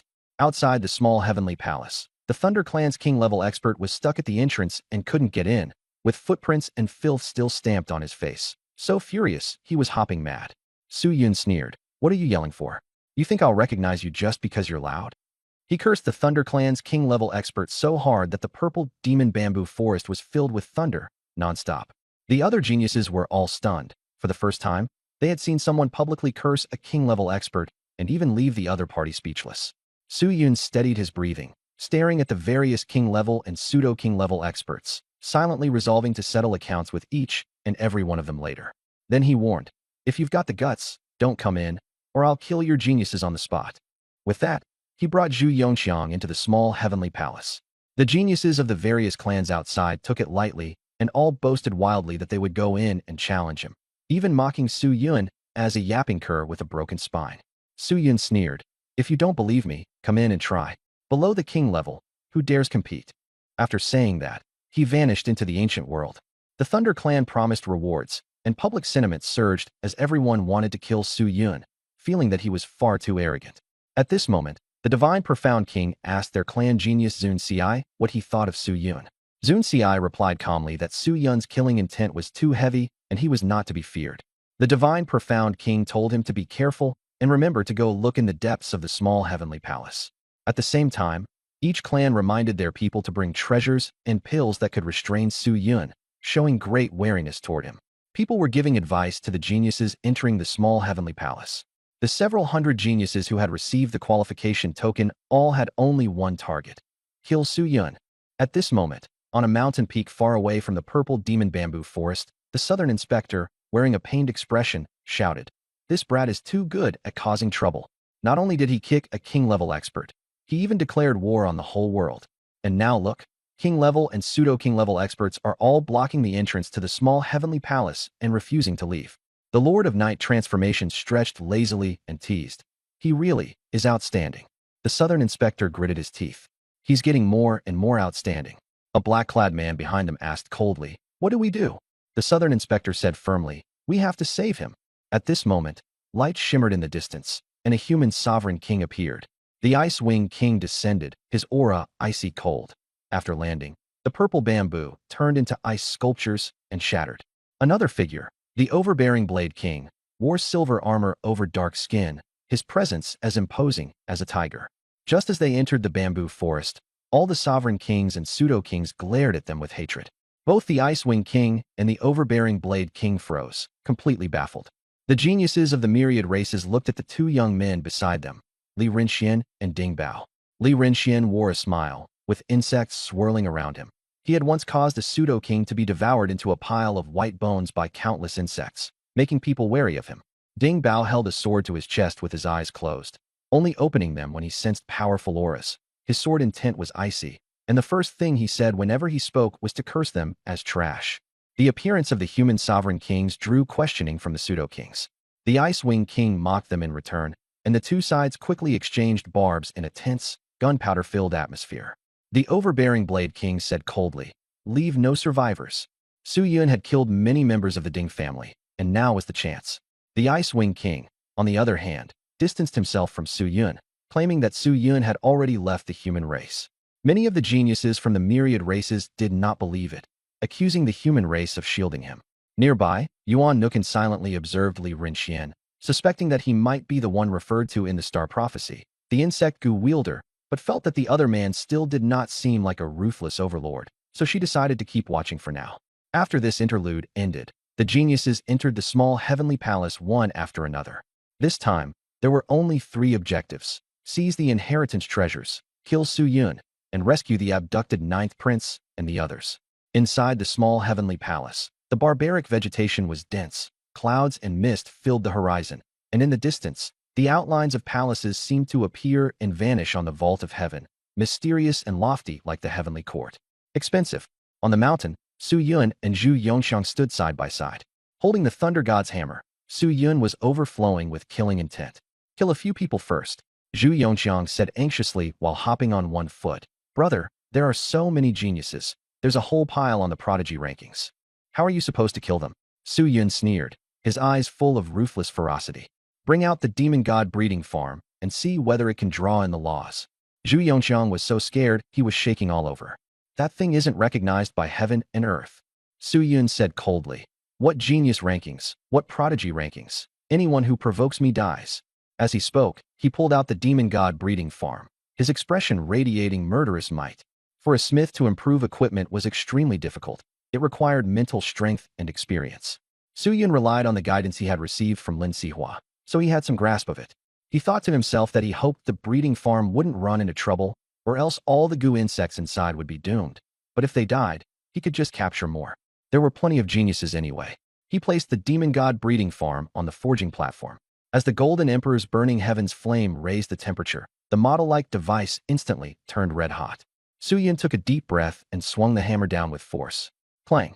Thunder boomed, and dark clouds pressed down from the sky. Pig Yongxiang cried out, "Holy shit, just one hammer, and it brought down the rules." Su Yun was used to it. He quickly took out the materials he had bought. Golden flames flowed over the forging table, and the Thunder God hammer came crashing down one blow after another. Lightning flashed wildly, and the scene was explosive. Pig Yongxiang was stunned. The materials were forged, and in the end they were all thrown into the divine demon breeding farm. At that moment, dark clouds rolled in and thunder roared like a warning to Su Yun. Su Yun complained inwardly. The laws of the myriad races battlefield are pretty good-tempered. If this were Blue Star, I'd have been struck down already. Inside the divine demon breeding farm, a bunch of geniuses screamed and shouted in chaos. "What is Su Yun doing making pancakes? My feet are burned raw. Let me out, stop barbecuing us." The usually aloof geniuses were now hopping around. If they weren't here, they could probably have staged a crosstalk act. The 9th prince had originally been forcing himself to endure, but after his butt was scorched black, he slammed straight into the ceiling. Miserable as it was, they could all feel the farm upgrading, the space growing larger, with iron windows added, and the outside looking like a brand new city. Someone asked suspiciously, "Is Su Yun building this for us?" Everyone wants freedom, even goo worms. But Su Yun didn't care how the goo worms thought. He only knew. The laws couldn't hold back anymore. As soon as the divine demon breeding farm leveled up, bolts of law lightning rained down in a frenzy. But to Su Yun, it didn't matter. He picked up the divine demon breeding farm and charged toward the entrance of the small heavenly palace. Boom! Thunder struck down, battering Su Yun until blood streamed from him and white bones were exposed. Pig Yongxiang was dumbfounded. That thunder is way too ruthless. Can Su Yun handle it? But Su Yun's regenerative power was terrifying. His flesh and blood visibly healed, as if he had never been injured at all. Pig Yongxiang looked utterly dazed. Can this still be called a human? With a crazed smile all over his face, Su Yun searched everywhere for the geniuses inside the small heavenly palace. Just then, a group of geniuses walked in. The geniuses had all been fantasizing about how to brutally crush Su Yun, but suddenly they felt a surge of murderous intent and all turned around. Su Yun charged over, grinning from ear to ear. "Come die with me." The geniuses froze. The next second, law thunder fell from the sky, and everyone panicked. "How did you attract the laws? Run! Su Yun, have you gone crazy? You want to drag us to our deaths." They didn't dare fight back at all, only desperately rushing toward the entrance of the small celestial palace. But Suyun wouldn't let them get what they wanted. With thunder rolling around him and blood splattering everywhere, he looked just like a hellish blood Azura, slaughtering his way through the entire scene. Boom, boom, geniuses were blasted into pieces one after another, flesh and blood flying everywhere. The remaining people were terrified out of their wits and desperately squeezed into the entrance, long forgetting any clan loyalty. Survival was the only truth. At this moment, the sealed kings and pseudo-kings outside found it strange. Why were they screaming the moment they went in? Ancestor, save me. A genius from the Flying Tiger clan clung tightly to the exit, scared nearly out of his mind. But if he didn't enter, he would be struck to death. If he did enter, he couldn't escape. He could only steel himself and charge forward. The Flying Tiger clan pseudo-king was still in confusion when Suyun had already appeared behind the genius. With one hand gripping the god and demon breeding ground, and the other seizing the opponent's head, he wore a wildly arrogant expression. Suyun, how dare you? The pseudo-king roared. Suyun sneered and smashed the head directly, blasting the skull into a mess of red and white as blood sprayed through the passage. Then Suyun grabbed another genius of the Wind clan and forcibly ripped out his spine, leaving white bones stained with blood. The scene was brutally savage. The Wind clan's pseudo-king roared in despair, but Suyun didn't even bother to look at him, casually tossing aside the bloody remains of the spine. Throughout the whole time, he remained expressionless, continuing to slaughter the descendants of the various clans right before the eyes of the kings. Head explosions, dismemberment, burning alive. His methods were vicious beyond measure, showing no mercy at all. All through the heavens and earth, only Suyun's crazed laughter echoed. He had entered the small celestial palace with the resolve to die. Since he couldn't get out, then he would drag more people down with him. The powerful experts of the myriad clans could only roar in fury like madmen, but they could only glare helplessly, unable to kill Suyun. They were suffocating to the extreme, angry enough to vomit blood. Suyun wiped the blood from his face and laughed up at the sky. You want to kill me? Then I'll kill all your descendants first. If I'm going to die, I'm taking enough with me to make it worthwhile. The purple demon bamboo forest was in utter chaos, and all the myriad clans were roaring. We absolutely cannot let him leave alive. Once the small celestial palace opens, we must destroy him. Some were desperate, some were frenzied. In the distance, the southern inspector, the Lord of Night Shift, and the others looked at each other, speechless and silent. Why bother saving him? Suyun has become the center of attention again. Should we just withdraw? Someone said with a bitter smile. The southern inspector didn't pay him any mind and continued watching the upheaval in the small heavenly palace. Not possible at the moment. The Lord of Night Shift looked toward the entrance of the small heavenly palace and said softly, "Then it'll depend on his luck." The laws dispersed. Suyun had killed more than a dozen people at the entrance, and the rest were all blasted to ash by the law lightning. Only his underpants remained unharmed. Hulk-exclusive underpants, quality you can trust. Suyun and the Devouring Serpent were both very reassured. Ding. Host killed 14 geniuses, obtained high-tier Divine Hands 15. He had only killed the lower-ranked geniuses on the talent leaderboard. He hadn't gone after the truly top-tier geniuses indiscriminately. After putting away the divine demon breeding farm, Suyun felt sore all over. If not for his perverse self-healing ability, he would have already been crippled by the lightning. Zhu Yongxiang stared at Suyun and asked, "Why not use your underpants to block the lightning?" Suyun was speechless. "Do I still want any face?" And let the Devouring Serpent's reputation spread throughout all races. Zhu said seriously, "Humans and pigs both come into the world naked. As long as you can accept it calmly, there's nothing to be ashamed of." Suyun almost fell over. To be able to talk about exposure so seriously, he was convinced. However, Zhu was now left with only one pig hoof, so his movements were far too slow. Suyun asked, "Can the divine race regrow severed limbs?" Zhu Yongxiang thought for a moment and said, "Probably no problem. The divine race, phoenix race, and dragon race all have ancient bloodlines, so limb regeneration shouldn't be difficult." Suyun nodded, wondering whether he could capture a divine race member and refine a severed limb regeneration pill from his blood. If not, he'd simply refine a divine race member into meatballs to feed Zhu. Having only one pig hoof was too pathetic, and he'd always been reluctant to eat it. Find a place to rest for a bit, then continue exploring the small heavenly palace. Okay. The man and the pig strolled away leisurely. Worth mentioning, the geniuses entering the small heavenly palace came in batches. The ones who had just died were only one batch. Even more had entered before them. The demon and god breeding ground. After the transformation, this place was no longer just an arena for beasts. It had become a small city. Suyin looked down at everything and nodded in satisfaction. The rank hadn't increased, but the structure had been upgraded, and he was already very pleased. For the sake of the goo worm's health, I've really gone to great lengths. These were all exchanged for their techniques. I didn't embezzle a single bit, absolutely taking from the goo worms and using it for the goo worms. The myriad races should give me a good person award. Of course, the prison hadn't been left idle. It could be used to hold newly arrived goo worms, wear down their edge, and incidentally draw some blood, and so on. Everything had long been planned. Suyin walked into the prison and spread his hands. You're free. The ninth prince and the others were all stunned. This guy was actually showing such compassion? Only free here. Suyin smiled and transferred all the geniuses outside the arena. The bluestone ground, stone and wood houses, and sparse greenery made it feel like they had returned to primitive times. From now on, you'll live here. Play however you want. If you don't go to the competition, I'll erase you. Suyin looked down coldly. When everyone heard this, their hearts sank. They understood that Suyin was going to keep them captive like livestock, without dignity. Don't talk reason to me. Let the karma come if it wants to. I've already got nothing left to lose. After saying that, Suyin vanished. The ninth prince and the dozens of others looked at one another. To treat dignified geniuses like this was utterly humiliating. Train, spar, and push yourselves to your very best. We only have one goal. Kill Suyin, and then everyone will be free. Everyone encouraged one another, still carrying a sliver of hope. Little Heaven Palace. The man and the pig continued forward, while Suyin walked and remained vigilant, scouting ahead. Suyin worked hard to find geniuses. Once he caught one, he'd throw them into the demon and god breeding ground.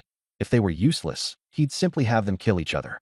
As the group passed through the dense forest, they suddenly saw a broken river of stars in the sky, with countless starlights crashing down to the ground. Suyin marveled at the spectacle, but Zhu Yongxiang said that was the heavenly river, not the Milky Way. He also proudly claimed that his clan had a small heavenly river, revealing that his family was very wealthy. Suyin was surprised and thought of Marshal Tianpeng and the heavenly court, wondering why the human race had declined and whether gods and immortals really existed. Zhu Yongxiang also bragged about bathing in the small heavenly river, and Suyin jokingly said he wanted to eat pig ears. Zhu Yongxiang immediately changed the subject and said dragon meat was even better. Staring at the heavenly river, Suyin suddenly had an idea. If he could use the sacred robe forging technique to recreate mythological figures' tokens, such as Marshal Tianpeng's emblem, he could create a mythic sacred robe. The idea was wildly ambitious, but he was deeply tempted. Suddenly, space twisted, and a bolt of lightning struck Suyin, even knocking down Zhu Yongxiang. Suyin was blasted into an explosion of frizzy hair and complained that he had only been thinking about it, yet he got struck by lightning. Zhu Yongxiang was also depressed. Being struck himself was totally unfair. Suyin didn't dare say anything more, afraid of being zapped again, mainly because he was worried about Zhu Yongxiang. The idea of a mythic holy garment took root in Suyun's mind. He felt he had to give it a try, but ordinary materials definitely wouldn't do. At that moment, Suyun thought that since Xiaoshinggong had the heavenly river, it might also contain the inheritance of the heavenly court. Just as that thought crossed his mind, a net of lightning emerged from the sky and enveloped the two of them. Zhu Yongxiang reacted quickly. With a flash of golden light, he escaped death. Lightning struck the ground, shaking the earth with an explosive blast. A group of geniuses appeared and mocked Zhu Yongxiang for only having one leg left, yet still daring to be on the genius rankings. They were preparing either to kill Suyin or capture him. The temperature plummeted, and the surrounding trees froze solid. Qing Mo of the Ice Snow clan appeared and stared coldly at Suyin. I heard one of my clansmen fell into your hands. Suyin smiled and said, You want to reunite too? The others urged, Cut the crap, just do it. The genius beside them shouted. Suyin clamped his pig mount, instantly turning into a streak of golden light as he charged out. With Chongyun in hand and scarlet flames blazing, he swung his blade like a dragon, killing toward his opponent. But as the eerie, icy aura swept by, all the flames were instantly extinguished. In the distance, the blue-haired girl held a black stone and absorbed the flames. Suyun frowned, but his assault did not let up. Using armament hockey, he brought down the black steel longblade and killed a genius with one strike. Don't give him a chance. Suppress him, Qing Mo shouted. Suyun sneered. You people are worthy? A thunder god's hammer appeared in his left hand, lightning flashing. But the black-haired young man summoned a 10-meter steel pillar covered with talismans, instantly absorbing all the lightning. Suyin narrowed his eyes. These people were targeting him with every trick they had. Pig Yongxiang reminded him. It's Wei'er and Yu Wu, the top geniuses on the rankings. As soon as he finished speaking, the ground shook, countless clods of earth exploded, and a wave of force made Su Yun feel heavy all over, his speed restricted. Around the perimeter, a wall of water mirrors appeared, reflecting Su Yun and the others, sealing off the Sharingan. Su Yun smiled lightly. Quite a few tricks. Qing Mo and the others looked ugly, threateningly saying, "You won't be laughing in a moment." Qing Mo unleashed a blast of cold air and charged straight at Su Yun with an ice spear, brimming with killing intent. Su Yun counterattacked, pulling out Yang's recurved bow. Fully drawn, spirit arrows shot out, and countless arrows sealed off Qing Mo's retreat. Behind Qing Mo, Air Xiao appeared, clad in armor and absorbing the entire arrow rain. Taking the chance, Qing Mo thrust the ice spear fiercely towards Su Yun's heart. Su Yun struck back with a heavy punch, the Six Paths reincarnation fist shattering the ice spear. The cold vanished completely. Qing Mo's arms exploded, and flesh and blood flew everywhere. Absorb? I'll let you absorb all you want. The all-purpose magic ring switched to fire attribute. The Golden Emperor's burning heaven flame coiled around the fire arrow, and with a single shot, the stone that absorbed flames was blown apart by golden fire, while the blue-haired girl was pierced by the stone fragments. Immediately afterward, fire arrows rained down in rapid succession, Air Xiao's armor exploded, and both sides perished together.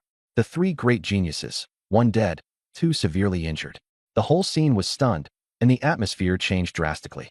The remaining geniuses were terrified. It was supposed to be Su Yun who was being suppressed, but in the end, they were all crushed by Su Yun. On the other side, Zhu Yongqiang swept across with the nine-sun rake, transforming into a spinning top. With one rake strike, the enemy's brains burst out. Point the earth into steel. Zhu stamped the ground, and the earth turned into steel. The nine-sun rake smashed down mercilessly, snapping tendons and breaking bones, sending the enemy down in agonized screams. Don't be fooled by Zhu Yongqiang's usual errand-running role. He had eaten plenty of heavenly treasures and earthly treasures, and his strength had skyrocketed. On Su Yun's side, green mist surged from both hands, taking on the shape of evil spirits. On the ground, skeleton mages wearing tattered robes gradually appeared. As the skeleton mages appeared, blue light waves surged wildly, smashing stone pillars and directly blasting Wu Yu to death. With Wu Yu dead, the gravity disappeared, and Su Yun and Zhu Yongqiang were freed. Su Yun sneered. "You don't even have the strength, and you still want to work together? Ridiculous." The remaining geniuses looked grim. Su Yun was too strong. They were simply no match for him. No wonder he could kill Yengu. Qing Mo struggled to his feet, his severed arm turning into an ice arm as he stared fixedly at Su Yun and said in a cold voice. Su Yun mocked, "You're far worse than Yengu. Your body is so fragile, and you still dare to fight in close combat. Where did you get the guts?" Qing Mo gritted his teeth and struck out. Ice blast. Countless giant ice balls fell from the sky, sealing off every gap, leaving nowhere to hide. Su Yun waved his hand. Star dust spinning art. Meteorites from the Star River and ice balls collided. Energy swept through the surroundings, and the earth churned violently. Some of the geniuses were directly crushed into flesh paste. Qing Mo shouted, "Shatter!" All the ice balls exploded at once, ice mist blotting out the sky. The meteorites froze and cracked apart.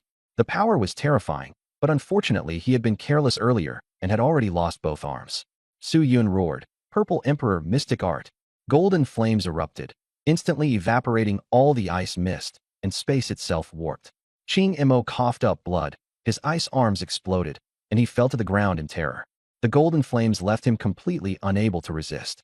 Qing Mo tried to flee, but the destroying king wheel appeared in Su Yun's palm. He stepped forward and swung his hand, sending the destroying king wheel flying out.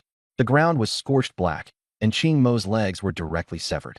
Su Yun grabbed Qing Mo's head and stored him into the god and demon breeding farm. The surrounding geniuses were all in panic. Su Yun smiled. "You're all going to die? They must be heartbroken, right?" He was thoroughly enjoying their fear. Su Yun shouted, Zhu, leave none alive, kill them." Zhu Yongqiang charged while shouting, grabbing and killing as he went. No one could escape. After the slaughter, the ground was a river of blood, with severed limbs strewn everywhere. Ding. Host defeated 5 people including Qing Mo and killed 22 people including Wu Yu, dropping 20 beginner god hands, 9 intermediate, and 38 advanced. Zhu Yongqiang laughed heartily, relying on Su Yun to enter the top 30 of the genius ranking. Su Yun also advanced 1 place, reaching 71st on the prodigy list. At this moment, he sensed danger approaching. Clang. A streak of sword light, bright as a star. Su Yun's expression turned cold as he grabbed Zhu Yongqiang's shoulder with one hand and threw out a punch, shattering the sword light. Zhu Yongqiang was so scared his hair stood on end, cursing, "Are you guys ever going to stop?" Su Yun remained silent, looking at the figure across from him. Little Sword King Ding Bao had arrived. Living in this place simply wasn't worth being remembered by so many king-ranked powerhouses. Ding Bao held his sword coldly, his tone icy and hard. Zhu Yongqiang shrank his neck and said softly, "Ding Bao, you're ranked 69th on the human race demon genius list." Su Yun narrowed his eyes. The Ding family? The human race camp still had talent like this hidden away. He said indifferently, "I thought the Ding family had already been wiped out by me." Upon hearing this, Ding Bao gripped his sword even tighter. The blade slowly slid out of its sheath, sword chi soaring into the sky, splitting the darkness apart and bringing forth a stretch of daylight. Su Yun's eyes deepened to black. He reached out his hand, and a black-purple vortex appeared. Space spun like a cage. Ding Bao's sword chi slashed into it, but there was no reaction at all. He frowned, knowing Su Yun's methods were troublesome and far beyond his expectations. Su Yun smiled, cold and ruthless. "It's been a long time since I killed a human genius. My hands are a little rusty." Ding Bao's features darkened. Hugging his sword in his arms, he let its might leak out, pressing down the atmosphere before even making a move. Su Yun had no feelings toward ordinary humans, but toward the four great families. He was filled with hatred. Purple light appeared around him. He stepped forward, the ground cracking beneath his foot as he charged toward Ding Bao. Ding Bao opened his eyes, killing intent erupting. As the sword in his hands trembled, sword chi burst forth with flames, sharp and ruthless. Su Yun's domain unfolded, heaven and earth overturned, darkness pressing down, and the aura of death enveloped Ding Bao. With his left hand, Decompose activated. Slashes came surging in like mist, so dense that Zhu Yongqiang's scalp went numb. Slashes and sword chi collided, and even space was on the verge of being torn apart. Ding Bao looked around, his brows tightly furrowed, feeling extremely uncomfortable. Su Yun pondered, "Do all these slashes have to be unleashed from my body? A domain should be controllable at will." His eyes lit up. With a lift of his hand, slashes suddenly erupted from beneath Ding Bao's feet. Ding Bao was shocked and immediately unleashed his strongest sword intent to meet the attack. But this time, two blood streaks appeared on his face. Su Yun tried again, left, right, even in all directions. With a flick of his fingers, slashes surged up in swarms. Ding Bao's face darkened. The irregular, endless slashes were maddening. Ding Bao drew his sword. Fiery sword chi spread into rings and neutralized the slashes, revealing a sliver of light. But Su Yun swept his left hand again, and slashes came pouring in like a torrential rain, endless and relentless. Ding Bao's sword dance was like a dragon's. The slashes continued to be shattered. He gritted his teeth. If he didn't close the distance, he had no chance of winning. He could only use the demonic sword. Ding Bao's eyes turned blood red, his aura grew violent, and demonic energy raged in all directions. He swung out the pitch-black demonic sword, sword force exploding like a blazing star, forcibly tearing through the slashes and charging straight at Su Yun. Su Yun's expression remained unchanged. He pressed down with his left hand, and the slashes grew even fiercer. The black sword force was instantly annihilated. Su Yun sneered, "At your level, you can't even be considered human, and you still dare call yourself a demon?" The slashes kept coming, tireless, enduring, and unsolvable. Despair rose in Ding Bao's heart. Facing such endless slashes, there were only two ways out. Either overwhelm completely, or endure them head-on. The second one was hard, and it suited Ding Bao, so he decisively chose the first method. At this point, Ding Bao began to question his life. Su Yun kept slashing. Wasn't he losing stamina? Wouldn't his spiritual power run out? Endless sea. Ding Bao swung his sword and shouted, "Sword of the Sea." The demonic sword turned blue, sword light swirling around it, preparing to grind down Su Yun in a battle of endurance. Su Yun curled the corner of his mouth in a cold smile, utterly unconcerned. Blue sword light and slashing strikes kept bursting apart, stars of light scattering everywhere. Ding Bao frowned, sensing danger, but still stared warily at Su Yun. He saw Su Yun raise his right hand. Sword flow. Ding Bao rode his sword through the air, charging towards Su Yun. Before he even got close, he felt immense pressure, as if Su Yun were a towering mountain blocking his path. Su Yun exerted force with his right hand and suddenly flicked it. 8. Activated. A domineering slash tore through the sky and split the earth. Ding Bao hurriedly raised his sword to block it, but his whole body trembled and his skin split open. Bang! Ding Bao was blasted away, his long sword knocked from his hand, his arm severed, blood splattering everywhere. Su Yun sneered, "Your strength's average, but your moves sure are flashy." So cringe. Ding Bao was both ashamed and furious, wounded in body and mind, extremely unwilling to accept it. He had actually lost. Su Yun no longer bothered with him and directly activated. Release. Countless slashes fell without the slightest gap. Puff, puff, puff. Ding Bao's other arm was severed, then his legs. Blood sprayed wildly, his body left mutilated. Ding Bao was covered in blood, staring at Su Yun like a wild beast. Zhu Yongxiang shivered nearby, suspecting that Su Yun was even more ruthless toward his own kind than toward foreign races. Aren't we supposed to help each other as members of the same race? Su Yun said lightly, "Don't look at me. You asked for this." After saying that, he dragged Ding Bao straight to the demon and god breeding farm. Ding. The host defeated Ding Bao and obtained high-level Divine Hand 24. Su Yun accepted the reward, feeling delighted. Not only did he gain insight into the technique, he also conveniently got 24 high-level Divine Hands. Simply perfect. At this time, the number on the back of his hand had changed to 69. Brave little piggy, no fear of hardship. Let's go, continue hunting geniuses. He shouted. Zhu Yongxiang complained. Where did you learn that slogan? The one man and one pig bounced away together. Xiaoshinggong, west side. Buzz, buzz, buzz. The chirping of insects never ceased. In the dense forest, a swarm of azure bees flew swiftly, as fast as lightning, their stingers chillingly sharp. Li Rinxian, are you crazy? Give you everything I just got. This guy has so many bugs. Ahead, the prodigies of all races were cursing as they ran. Behind them was Li Rinxian. He held a small flute in his hand and followed closely behind, moving at a steady pace. Suddenly, the flute melody quickened, and the blue bees erupted into frenzy. One person failed to dodge in time and was stabbed to death on the spot. The swarm then lunged at the next target. The prodigies fell one after another, dying miserably. Li Rinxian was calm and elegant, killing one man with every 10 steps, his clothes untouched by blood. Suddenly, black mist spread, and a shadowy figure appeared, launching a sneak attack on Li Rinxian with a knife. Li Rinxian didn't move. The flute sound changed abruptly. His black hair fluttered as a golden ladybug appeared. The ladybug protected him, blocking the sneak attack head-on. Clang! The attacker was knocked flying, one arm exploding apart. Li Rinxian continued changing the flute tune.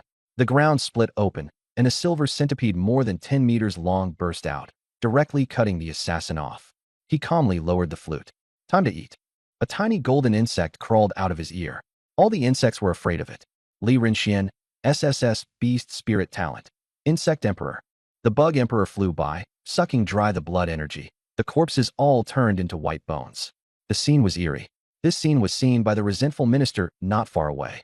He nodded slightly. They really treated all races as bugs for the little golden bug to devour. At this moment, the bug emperor flew back to Li Rinxuan's ear. Li Rinxian asked calmly, "You've followed me for a long time, and you haven't made a move. Why exactly?" The resentful minister no longer hid and slowly stepped out. Li Rinxian frowned. This person looked too much like a human, the only difference being a star mark between his brows. "My name is Yuan Nukin." He introduced himself. Li Rinxian showed no expression. The name was strange, but the names of the myriad races were all strange, and he was already used to it. Seeing that Yuan Nukin had no ill intent, Li Rinxian asked, "What is it?" Yuan Nukin asked in return, "If one day you ruled the myriad races battlefield, what would that scene be like?" He didn't mention the star prophecy, only probed indirectly. Li Rinxian was puzzled. What kind of question was that? He had imagined being king too, but he had no intention of telling others. "I have no obligation to tell you." Yuan Nukin said urgently, "Don't misunderstand. I'm from the Star Moon clan." Hearing this, Li Rinxian became serious. The Star Moon clan was a neutral faction among the myriad races and never took part in conflicts. Li Rinxian pondered for a moment. Eradicating the myriad races isn't realistic. We can only assimilate them slowly. That way the damage is smaller, and it's also more convenient for the development of the human race. Once the human race becomes strong, we can talk about other things. Yuan Nukin asked again, "What do you think of the myriad races? Are they enemies?" Li Rinxian answered directly, "Yes. The human race and the myriad races have deep enmity. It can't be resolved." Yuan Nukin frowned. "That's not right. It doesn't match the star prophecy." But up to now, only Li Rinxian was the closest to the prophecy. Seeing that he was silent, Li Rinxian said warily, "Anything else?" Yuan Nukin fell silent in thought, and Li Rinxian shrugged and turned to leave. Among the broken walls and ruins, a trace of mysterious aura still lingered. As the breeze blew, space trembled faintly, and a weak, resentful voice sounded. "You're in again. Myriad races, you've come again." The voice turned angry, then choked with sorrow. Master, are you still there? I couldn't protect our home. Didn't you say you'd come back? I'm so tired. Suddenly the voice changed, becoming excited. Such a familiar scent. Has that little girl come back? It's been 21 years since she was taken away by that eye monster kid, right? The voice rose in excitement. If she is here, the inheritance must be activated. This originally belongs to us. At this moment, above the heavens of the small heavenly palace, boundless stars suddenly surged forth in all directions. But these stars quickly shattered, and more constellations vanished. The prodigies looked up in excitement. Has a legacy appeared? The inheritance of the little heavenly palace is extremely precious. Even the other war zones are jealous. Most of the inheritances have been destroyed. Could there really still be one left? To the east, Su Yun and Zhu Yongxiang also looked up and saw stars piercing through the sky. Zhu Yongxiang was excited. It really is an inheritance. Su Yun thought to himself that this opportunity must not be missed, and he could also verify his own idea to see whether he could create a mythic holy garment. Just as he was about to withdraw his gaze, Su Yun suddenly noticed that the stars in the sky looked very much like the Eastern Seven Mansions from Huaxia mythology. The more closely he looked, the more they resembled them. But the Eastern Seven Mansions seemed to be badly damaged. In the little heavenly palace, inheritances appeared in the east, west, south, and north, and countless prodigies swarmed toward them. The stars were shattered, and the inheritance was destroyed. To the east, the palaces were dilapidated, some reduced to ruins, some with half of them gone. Dust and bloodstains were everywhere, and the prosperity of the past was nowhere to be seen. The sixth inheritance site is destroyed too. It's this broken, and you still want to keep it? Maybe the last one has something decent in it. Though the prodigies were complaining, they did not give up and charged straight toward the final inheritance site. At that moment, golden lights soared into the distant sky. Ancient aura swept over everything, and there was a sonorous dragon roar. A golden dragon? The golden dragon clan came too? How strange, but the inheritance really is there. Everyone was puzzled yet excited, and immediately rushed toward the golden dragon. The golden dragon hovered in midair, its aura ancient, and within its body a delicate dragon scale appeared, an inheritance token. Everyone fixed their eyes on the palace beneath the golden dragon. Amid the ruins, a wisp of spiral light flickered. That was the inheritance. Suddenly, violent lightning shot over, and more than 10 people were instantly blasted into bloody mist. Lei Bao of the Thunder tribe appeared. 3 meters tall, bald, and muscular, with lightning flickering around him, he pressed down on the entire scene. He said coldly, "Don't block the way. Are you looking for death?" The prodigies all automatically stepped aside, just charging him blindly. You Thunder tribe might as well go farm. As the sound rang out, everyone looked over.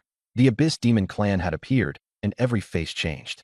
The demon man had blood-stained hair and wild eyes as he shouted at Lei Bao, "Fight me." Lei Bao was annoyed. "I can't be bothered to play crazy with you.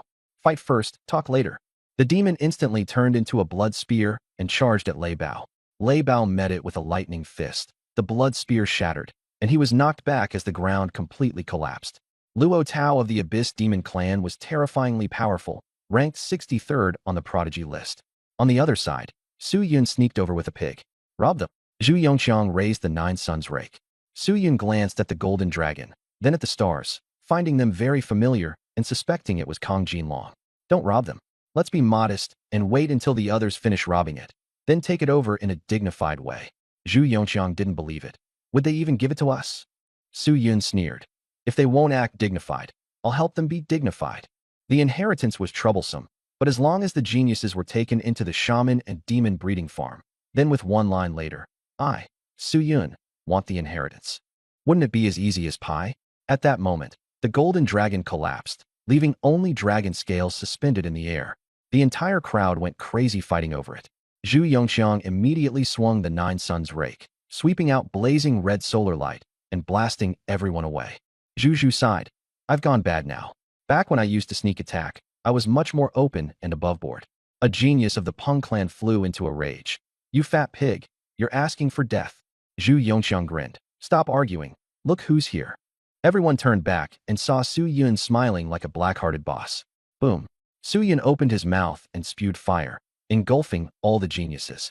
The air was thick with the smell of burning flesh as the half-dead geniuses were thrown by him into the god and demon breeding ground.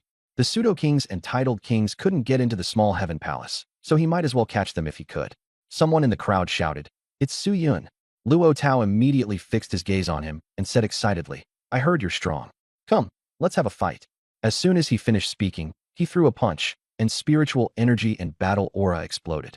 Su Yun casually suppressed it, and the force was instantly pinned down. Su Yun smiled at Luo Tao, a member of the Abyss Demon clan. Not bad. He had just been thinking of studying the flesh and blood of top-tier races, and Luo Tao had taken the initiative to come to him. While the other geniuses were snatching dragon scales, Su Yun and Luo Tao started fighting. Luo Tao spread his wings and rushed over at high speed, kicking fiercely with both feet. Su Yun activated the nine tails, black light gathering in his hand. Tailed beast bomb. Black light blasted out, sending up a mushroom cloud and a deafening roar that swept everyone away. As the dust cleared, Luo Tao appeared inside a white bone sphere, blood trickling from the corner of his mouth, yet his expression was frenzied. It hurts, but it feels amazing. Su Yun, come kill me. The more he fought, the crazier and stronger he became, with a sinister aura surging from within him. Luo Tao went berserk, slapping the ground as spiritual energy and battle aura erupted like a volcano, a blood pool spreading out beneath him, and he shouted, "Abyss secret art, skeleton corpse demon." The atmosphere at the scene grew oppressive. A giant hand wrapped in rotting flesh reached out from the blood pool. A gigantic corpse demon appeared, 50 meters tall, its bones entwined with rotting flesh, half of its face a blur of blood and meat. It then let out a roar, and black-green mist surged towards Su Yun, leaving no blade of grass alive wherever it passed. Su Yun stood in full readiness, transforming into a tail beast form as golden light shot into the sky. Nine Tails faced off against the corpse demon. With the tailed beast bomb unleashed, black light collided with the mist, and another mushroom cloud erupted, sending a new wave of shockwaves flying toward the geniuses. The corpse demon forcibly endured the attack, with rotting flesh falling off and corroding the ground. Luo Tao laughed wildly, clutching the corpse demon's ribs. Awesome. Su Yun, let me feel death. Luo Tao then took out a pile of headless human corpses from his spatial ring, clad in armor and armed with weapons. Su Yun, within the Nine Tails, had a cold gaze, and the other geniuses also felt a chill of fear. The demons were perverse enough, but the Abyss demons were even more so. Luo Tao shouted, "Corpse-melting demon spear." The blood pool devoured the headless corpses and condensed into a 40-meter demon spear. Flesh and blood formed the shaft, the spine became the spear tip, and as it was swung, screams and wails rang out nonstop. The skeletal corpse demon roared furiously, blood aura surging into the sky. It thrust its spear toward Kurama. Just as it was about to strike, Su Yun's Sharingan spun. Amaterasu, black flames burned along the demon's spear, and a foul stench filled the air. Su Yun sneered, "You want to die? I'll grant your wish." An imposing aura descended. A red-armored Nine Tails enveloped his form. Su Yun held the Yata mirror and the Totsuka sword, his presence icy and menacing. The Ten-Fist sword was swung out, and a violent wind erupted. Luo Tao laughed wildly. "Come kill me." The corpse demon spewed black mist intertwined with black flames, charging towards Su Yun. Spear and sword clashed. The magic spear shattered, blood rain splattered, and the scene was bizarre and horrifying. Su Yun's heart stirred. The Yata mirror transformed into the Yasakani no Magatama. He hurled it hard, and it vanished and reappeared, striking the corpse demon dead on. The corpse demon was knocked over, its massive body pierced through. Luo Tao coughed up blood, his face twisted with ferocity. The warm-up's over. Let's add some excitement. The Nine Tails vanished, and Su Yun landed on the ground, forming the Xanten T seal. The domain unfolded. With his left hand activating Dispel, he stared straight at the corpse demon, dismantling it like a chef preparing ingredients. Clang, clang, clang. He hacked wildly, striking the same spot again and again, breaking the corpse demon down into white bones. Su Yun, great. As expected, you can let me taste death. Luo Tao's face was pale, yet he still laughed madly. Su Yun's eyes turned cold, and his right hand activated 8. Puff, puff, puff, puff. Luo Tao's limbs were severed, and he crashed heavily to the ground, but his face wore a sickly bliss. He still wanted to shout, but even his tongue was shredded. Su Yun looked down at him, revealing a perverse smile. "I'm very satisfied with you. You're my experiment subject." Luo Tao could no longer speak, only letting out bizarre, flushed mad laughter. He was insanely depraved. With a wave of his hand, Su Yun threw Luo Tao into the god demon breeding grounds. Ding! The host has defeated Luo Tao, dropping Goji Senjutsu 30.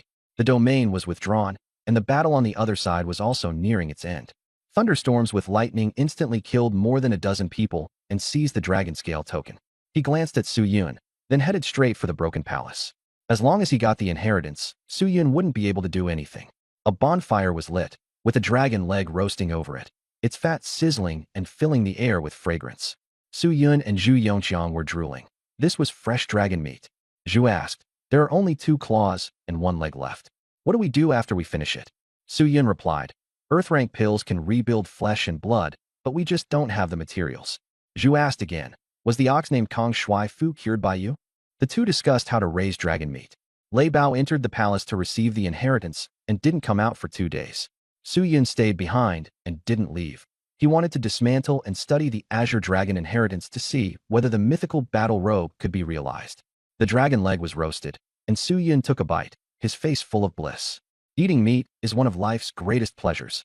Zhu Yongqiang was moved to tears, thinking that being able to eat dragon meat in his lifetime made it all worthwhile. There had to be a place for him in the history of the Peng clan. The man and the pig gorged themselves, leaving behind a mess. A brilliant light burst from the palace as Lei Bao strode out. He had become arrogant and confident, his aura explosive. But when he saw Su Yun, he was a little stunned. "What the hell are you doing?" "Outdoor barbecue." Su Yun stood up, wiped his hands, and raised an eyebrow. "Hand over the inheritance to me." Lei Bao burst into laughter, his gaze cold. "Su Yun, I heard you're pretty arrogant. Today, let me see what you're made of." Su Yun's expression turned stern, and a recurve bow appeared in his hand as his aura surged. Lei Bao struck first, transforming into lightning as he killed in. Su Yun remained motionless, drew his bow, and unleashed a multi-shot burst. Spirit arrows fell like rain, sweeping toward Lei Bao. Lei Bao roared, "Thunder Fist." The fist radiance blasted countless spirit arrows away, but the recoil forced him back. Su Yun's expression remained cool as he continued drawing his bow, firing wave after wave of spirit arrows that blotted out the sky. Lei Bao dared not hold back and immediately activated his inheritance. A star lit up, golden radiance surged forth, and he was clad in golden scales, his aura exploding as he held a pair of guns in his hands. Lei Bao charged with his guns, a golden dragon coiling around him, the spear radiance like lightning as it stabbed straight at Su Yun. Su Yun drew his bow and directly shattered the spear radiance. Lei Bao said smugly, "Su Yun, I'm not the same person I used to be."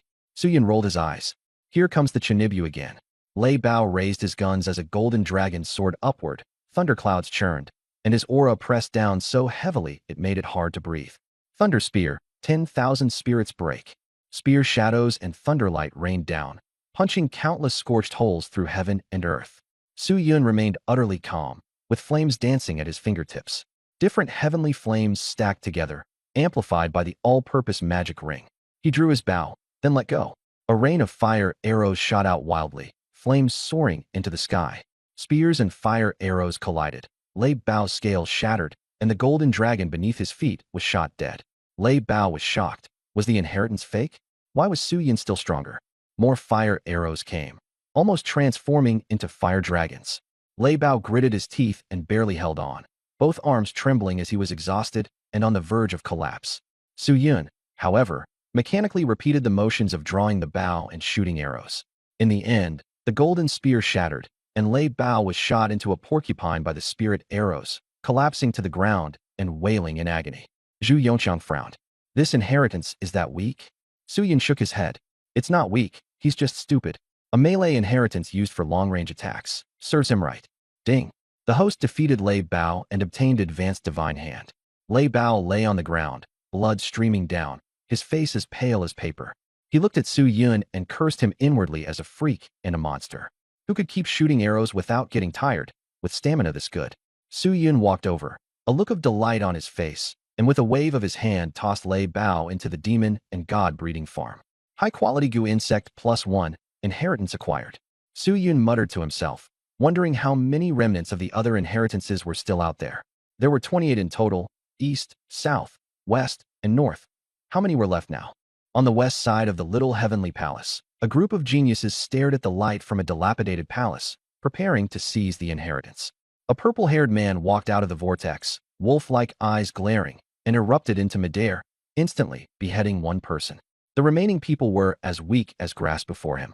He said smugly, "The Kuei Wood Wolf inheritance is pretty interesting." His eyes burned with longing to fight a strong opponent. In the south, screams rang out nonstop. Everyone fled in terror, discussing the 6-meter-tall black ram-headed monster. With a charge from its golden horns, It pierced through 6 or 7 people at once, blood gushing everywhere. The ram-headed man laughed aloud. Starting today, I, Chao Ping, am no worse than any of you.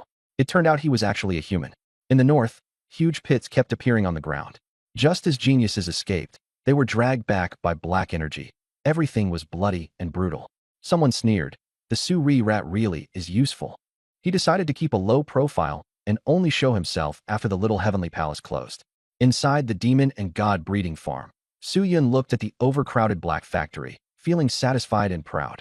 He called everyone to assemble, and over 100 geniuses came out with sullen faces. Su Yun smiled and said, "If you want to live well and avoid fighting, then you have to work hard." He announced, alchemists, blacksmiths, array masters, and talisman masters of the profound rank and above would be exempt from fighting for 7 days. Those willing to help with experiments would also be spared combat, and if they performed well they could even get some time outside. Whoever could become a Earth rank master would be exempt from fighting for life, and would also receive a little red flower and be allowed to make requests. Everyone's eyes lit up, and they all voiced their determination. "Master, I can do anything." "Boss Su, can my blood be exchanged for a little red flower?" Xin Shui, Zhang Imo, and Chang Ming looked even more remorseful, almost on the verge of tears. "Learn alchemy and smithing properly, or you'll truly regret it at a critical moment." The anti-Su Yun alliance organized by the Ninth Prince and the others collapsed in an instant. Now they only wanted to stay alive. Su Yun nodded in satisfaction.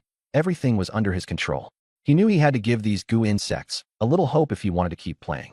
He walked into the prison cell and saw Ding Bao lying motionless on the ground. Ding Bao gritted his teeth and cursed angrily. "Su Yun, how dare you treat your own people like this?" Su Yun kicked him in the face through the bars and sneered, "You're qualified to talk about our own people?" His brain was hopeless. Even locked up, he still wouldn't shut up. Just as he turned to leave, he heard a sound. Luo Tao saw Su Yun and became wildly excited, his expression manic. Su Yun was very speechless. What kind of freaks are these demon clan people, especially Luo Tao, blushing while looking at his face. He couldn't be bothered to pay attention to him and turned to the barely breathing Lei Bao. Lei Bao spoke in a trembling voice, and Su Yun reached out coldly. "Hand over the inheritance to me. If you don't, I'll beat you to death." Lei Bao hurriedly took out the golden scales of the Kong Jin dragon inheritance. Su Yun complained, "I still prefer how arrogant you looked before." Lei Bao leaned against the wall in despair, tears streaming down his face. In the end, Su Yun locked onto Luo Tao, pulled out a large syringe, and drew blood with one shot. The blood was a pale color tinged with black, and after the draw Luo Tao looked even paler, yet was clearly excited. Su Yun stuffed a pill into him, thinking to himself, "The goo worms need to be raised properly, and the freaks can't be ignored either." A textbook black-hearted boss. After coming out, Su Yun pondered the effect of the demonic blood and directly dripped it into the Golden Emperor burning heaven flame. As the flame refined it, bloodline patterns emerged. Su Yun only felt his chi and blood surging through his body, guessing that demon blood could strengthen the body. As he continued refining, black-red bloodline patterns spread within the demonic blood with a very obvious inheritance, and there was also a power of the kingly path. Su Yun analyzed it. Luo Tao had the bloodline of a powerful monarch-level expert. After purification, the bloodline would greatly benefit the physical body, while the power of the kingly path was useless. As he studied it, Su Yun grew more and more excited, considering whether he could use abyss demon blood together with medicinal materials to refine a new pill. He began to act, adding all kinds of medicinal materials and demon blood. The black demon cauldron rumbled with thunder and lightning, and the room shook slightly. Su Yun remained calm, forcibly merging them with his spiritual power, and finally refined a light blue pill. On the pill's surface were black-red skull patterns and 2 hand prints, with a tacky rich kid vibe. After checking it, there was no problem. It was his completely new formula. A top-tier Earth-grade pill. Who should I give it to? Su Yun muttered, and suddenly thought of Piggy. If there were no mice, then a pig would do. In the little woods, Pig Yongxiang was secretly grilling dragon meat. He kept muttering, "Parents, ancestors, it's not that I don't want to save some. It's that dragon meat is a disaster. It has to be eaten up." While sprinkling seasoning, he wiped his saliva, looking ridiculously comical. Su Yun opened his eyes and smiled. "Stop eating. I've got a pill for you." Pig Yongxiang quickly swallowed the meat and shouted, "Who stole the food? Don't talk nonsense." He took the pill and, looking at the skull on it, doubted, "Is this poison?" Su Yun gave him no room to object. "Eat it." Pig Yongxiang yelled about some shady move, then swallowed it directly. The next moment, black flames surged out from inside him. He shouted while running wildly, Black impurities seeped from his pores, and soon he turned into a black pig, his value skyrocketing. Cleansing the meridians and washing the marrow, pretty effective. Su Yun was satisfied. After Pig Yongxiang stopped, his eyes lit up. My body's stronger. His legs hadn't grown back, but his physique had improved. Su Yun asked with a smile, does that count as poison? Pig Yongxiang played dumb. What poison? Who's spouting nonsense? Su Yun's face twitched, speechless. Then Su Yun started naming it. Demon blood pill and marrow cleansing pill sounded too ordinary. Pig Yongxiang snatched the chance and said, Piggy divine body pill. Su Yun rolled his eyes. Fine, this one it is. Pig Yongxiang looked smug, feeling like he was practically a pill master too. Su Yun ignored Piggy's narcissism and continued refining pills, preparing to eat one himself as well. Inside the divine demon breeding grounds, after Su Yun finished tinkering with Luo Tao's demonic blood, he prepared to work on the inheritance of the golden horned dragon.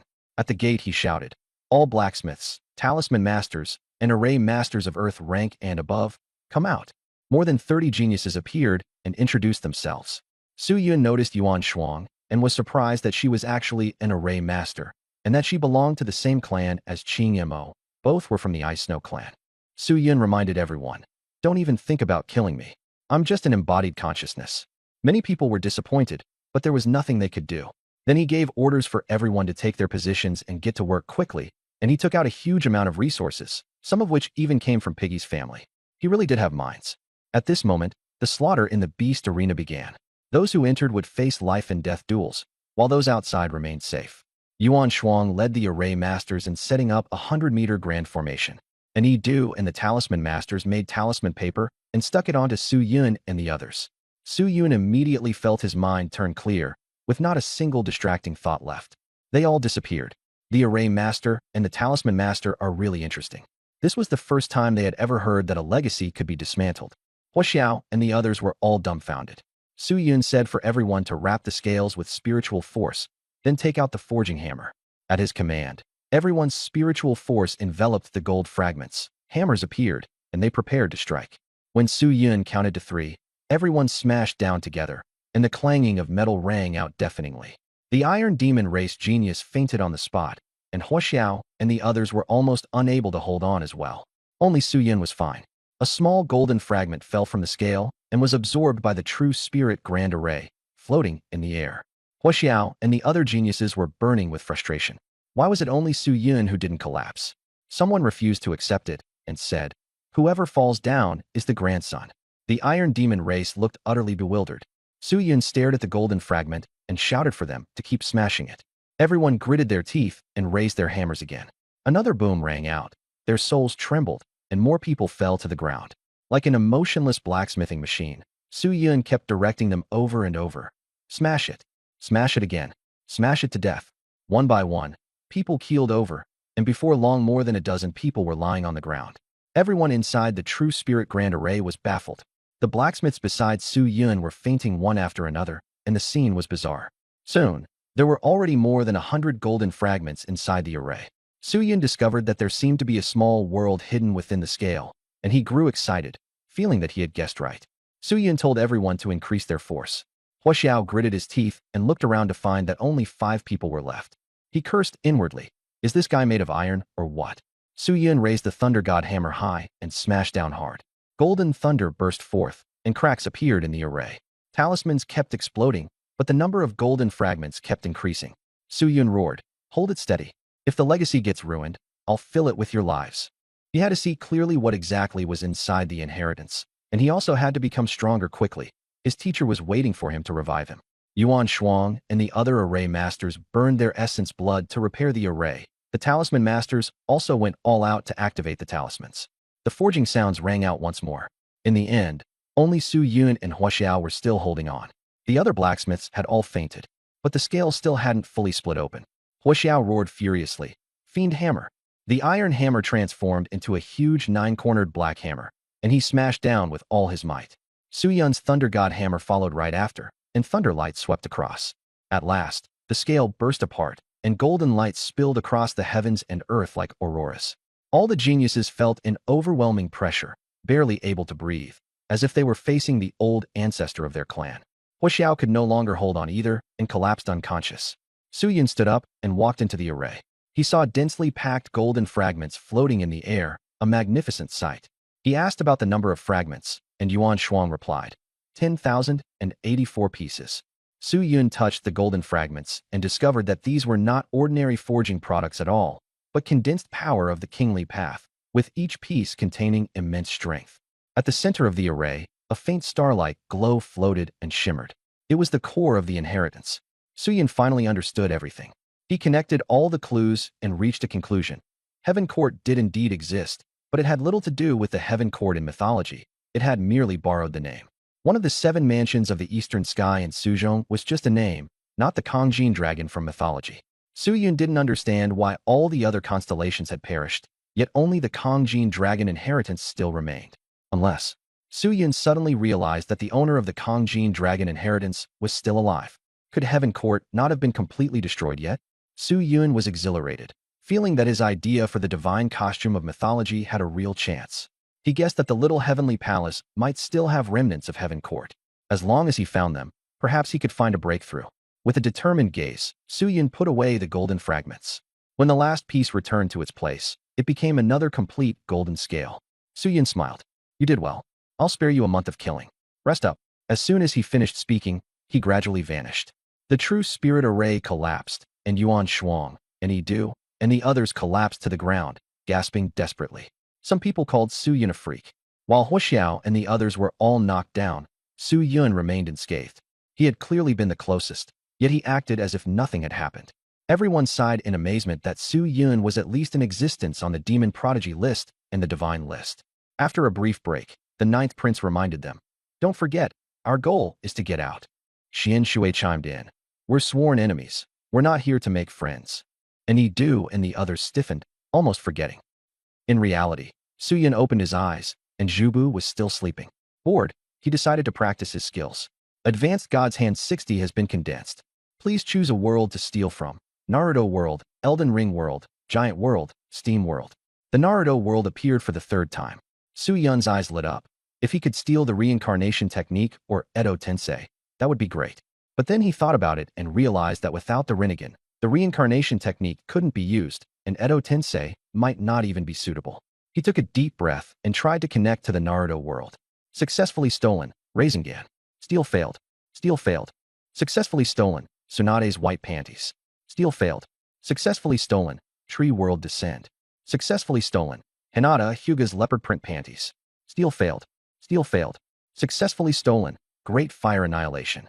Successfully stolen, Wood Release, 4-Pillar House. Successfully stolen, Lightning Release, Strong Whirlwind. Stealing failed. Stealing succeeded, Conan's paper underwear. Stealing failed. Stealing succeeded, Water Style, Great Waterfall Technique. Stealing succeeded, Sakura Haruno's fake breast vest. Stealing failed. He still hadn't stolen any method of resurrection, and Su Yun sighed. But he quickly recovered. He'd try again next time. There would always be a chance. Looking at the pile of underwear on the ground, Su Yun's expression was complicated. This system really loved making a scene. The first few times had been normal, but now it had started acting up again. However, this time he had obtained the Rasengan, and Su Yun was overjoyed. He finally had something new to play with. Deep in the dense forest, 1 man and 1 pig were on the move. Su Yun decided to go after the genius, as well as search for the remaining Heavenly Court members, carrying out both tasks in parallel. Pig Yongqiang waved away mosquitoes while shouting, "There are too many mosquitoes here. Even I, your pig grandpa, can't take it with my thick skin." Su Yun noticed that these mosquitoes carried a faint aura, as if they were being controlled by someone. He sneered, "Looks like someone's deliberately causing trouble." As soon as he finished speaking, a swarm of azure bees surged in from ahead, and Li Renxian appeared, holding a small flute, looking at Su Yun with a complicated expression. Su Yun folded his arms and said, "Go ahead, I'll give you a chance to explain." Li Renxian raised an eyebrow, while Pig Yongqiang said awkwardly, "Bro, don't steal my line." How's he supposed to respond? Li Renxian asked calmly, "You killed Ding Bao?" Su Yun shrugged. "You could say that." Li Renxian frowned and shouted, "You've broken away from the human race, yet there's still human blood in your veins. Why must you kill your own kind?" Su Yun nearly laughed out loud, seeing him look like some saintly white lotus. Get lost. He couldn't be bothered to waste words. If not for Li Chuanzhou's sake, he wouldn't have bothered with Li Renxian at all. Li Renxian was puzzled. Why was someone like this rated so highly by the king candidates? And he still acted so high and mighty, too arrogant. Just as the man and the pig were about to leave, the ground suddenly trembled, and a silver centipede blocked their way. Li Renxian stopped Su Yun. Ding Bao also had SSS rank talent and could become a king in the future. Were you just venting a personal grudge? Haven't you killed enough in the human realm? You should be benevolent. Don't slaughter the innocent. He thought he could persuade Su Yun with a whole sermon about benevolence and righteousness. Su Yun sneered, his eyes turning cold. Are you stupid? If it weren't for the Li family's face, you'd already be dead. Ding Bao ambushed me. Was I supposed to just sit there and wait to die? You're being way too two-faced. This is the 10,000 races battlefield. Since when do we talk about kindness here? Don't tell me your mom is named Chung Xin. You accuse me of slaughtering the innocent? If your brain doesn't work, then don't come out here and disgust people.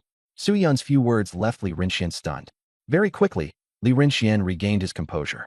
He didn't believe Ding Bao would ambush Su Yun and only felt that Su Yun was twisting the facts. Seeing that he still didn't believe him, Su Yun said coldly, "Don't get it? I'll wake you up." He formed hand seals, his chest bulged, and a water sphere burst out of his mouth, swelling into a huge wave that instantly engulfed the forest. In an instant, a waterfall appeared and blasted Li Renxian flying. Zhu Yongxiang stared in disbelief. Didn't expect your spit to be this much. Su Yun wiped his mouth, flicked pig ear, and continued forward. He would only give Li Renxian one chance. If he came again, Su Yun would kill him outright. He hated this kind of saintly bitch the most. Total brain damage. In the distance, Li Renxian struggled up from the water, completely drenched, and instantly felt sober. I really was wishful thinking. Su Yun even dares to kill someone from the human realm. Would words like that even work on him? He was already beyond saving. Regretful, Li Renxian looked into the distance with a gloomy expression. Su Yun's existence will only drag down the human race. Secretly, Yuan Nukin fell into thought. These two had completely opposite philosophies. Li Renxian followed the path of benevolence and righteousness, while Su Yun used violence to suppress violence, yet always kept it within bounds. The Star of Slaughter, Yuan Nukin suspected that Su Yun was the prophesied Star of Slaughter. No matter what race it is, meeting him means death. The resentful woman minister followed after him. The channel to the human race in the myriad races battlefield. The dragon-slaying king had always been as steady as Mount Tai, but now he was clutching his head in pain, while the demon-eye king wore a helpless expression. They suspected that Su Yun must have lived by the sea before, because he was just too unruly. It had only been half a month since the battle at the meteorite pit vein, and Su Yun had already gone to cause trouble at the small heavenly palace again, even attracting a swarm of crowned kings and pseudo-kings to surround him. In the past, whether Tianming Academy was chaotic or not, Su Yun had the final say. Now, wherever Su Yun went, the 10,000 races battlefield descended into chaos. One man creating chaos, absolutely the number one figure. The dragon-slaying king regretted it. We should have locked him up in the human realm forever and never let him out. The demon-eye king said helplessly. Don't look at the rear now. Without Su Yun here, the human realm is finally stable. If he comes back, the two big shots exchanged a glance, so angry they wanted to smack Su Yun to death. Save him. Su Yun causes trouble every single day. Don't save him, and this time he's definitely done for. The demon-eyed king reminded them that the Ice Wing King and the Tyrant Blade King were also there, but the Tyrant Blade King wouldn't help. After some thought, the Slaughter Dragon King said, he dared to cause trouble, so he's got the ability to do it. That reason is enough. We must rescue him. But keep it low-key. We can't let the myriad clans find out, and we still need to put on a show. The demon-eyed king nodded and left immediately. Outside the hall, he looked toward the human passage, a hint of nostalgia in his eyes. It's been a long time since I last saw that little girl. I heard Su Yun gets along with her pretty well. I'll have to keep a close eye on her in the future and make sure Su Yun doesn't lead her astray. After saying that, he put away his tenderness, his gaze turning toward the battlefield as he prepared to face the coming storm. The news that Su Yun was trapped in the small heavenly palace spread across the battlefield. The gods, demons, and dragons were all thrilled. So what if a mere battle god level could kill pseudo-kings? This time, the ones besieging him were pseudo-kings and titled kings. Could he still survive? Everyone felt that Su Yun was doomed. Some even guessed that he was related to that person, and even the breathing technique he created was viewed with suspicion. Killing intent surged in the sky, and the storm was about to erupt. Outside the purple demon bamboo forest, the South Inspector and the Lord of Night Shift and the others were deeply worried. The sky was oppressive, a light drizzle fell, and the atmosphere was icy cold. They saw more than a dozen lower-titled kings descend, along with even more pseudo-kings. The scene was so overwhelming it made it hard to breathe. The South Inspector asked the Lord of Night Shift whether reinforcements could be sent. The Lord of Night Shift sighed. They're still waiting for an opportunity. They need a trigger or a key before they can come out. The South Inspector frowned, thinking to himself, Su-Yun can't die. The bamboo forest was deathly silent, and no one dared approach. In the cavern of the small heavenly palace, the purple-haired man, Bajia, was meditating. A flash of light flickered outside, and he opened his eyes coldly. Zun Si here to fight? Zun Si walked over with a smile and asked whether the Chaos Demon clan had issued any orders.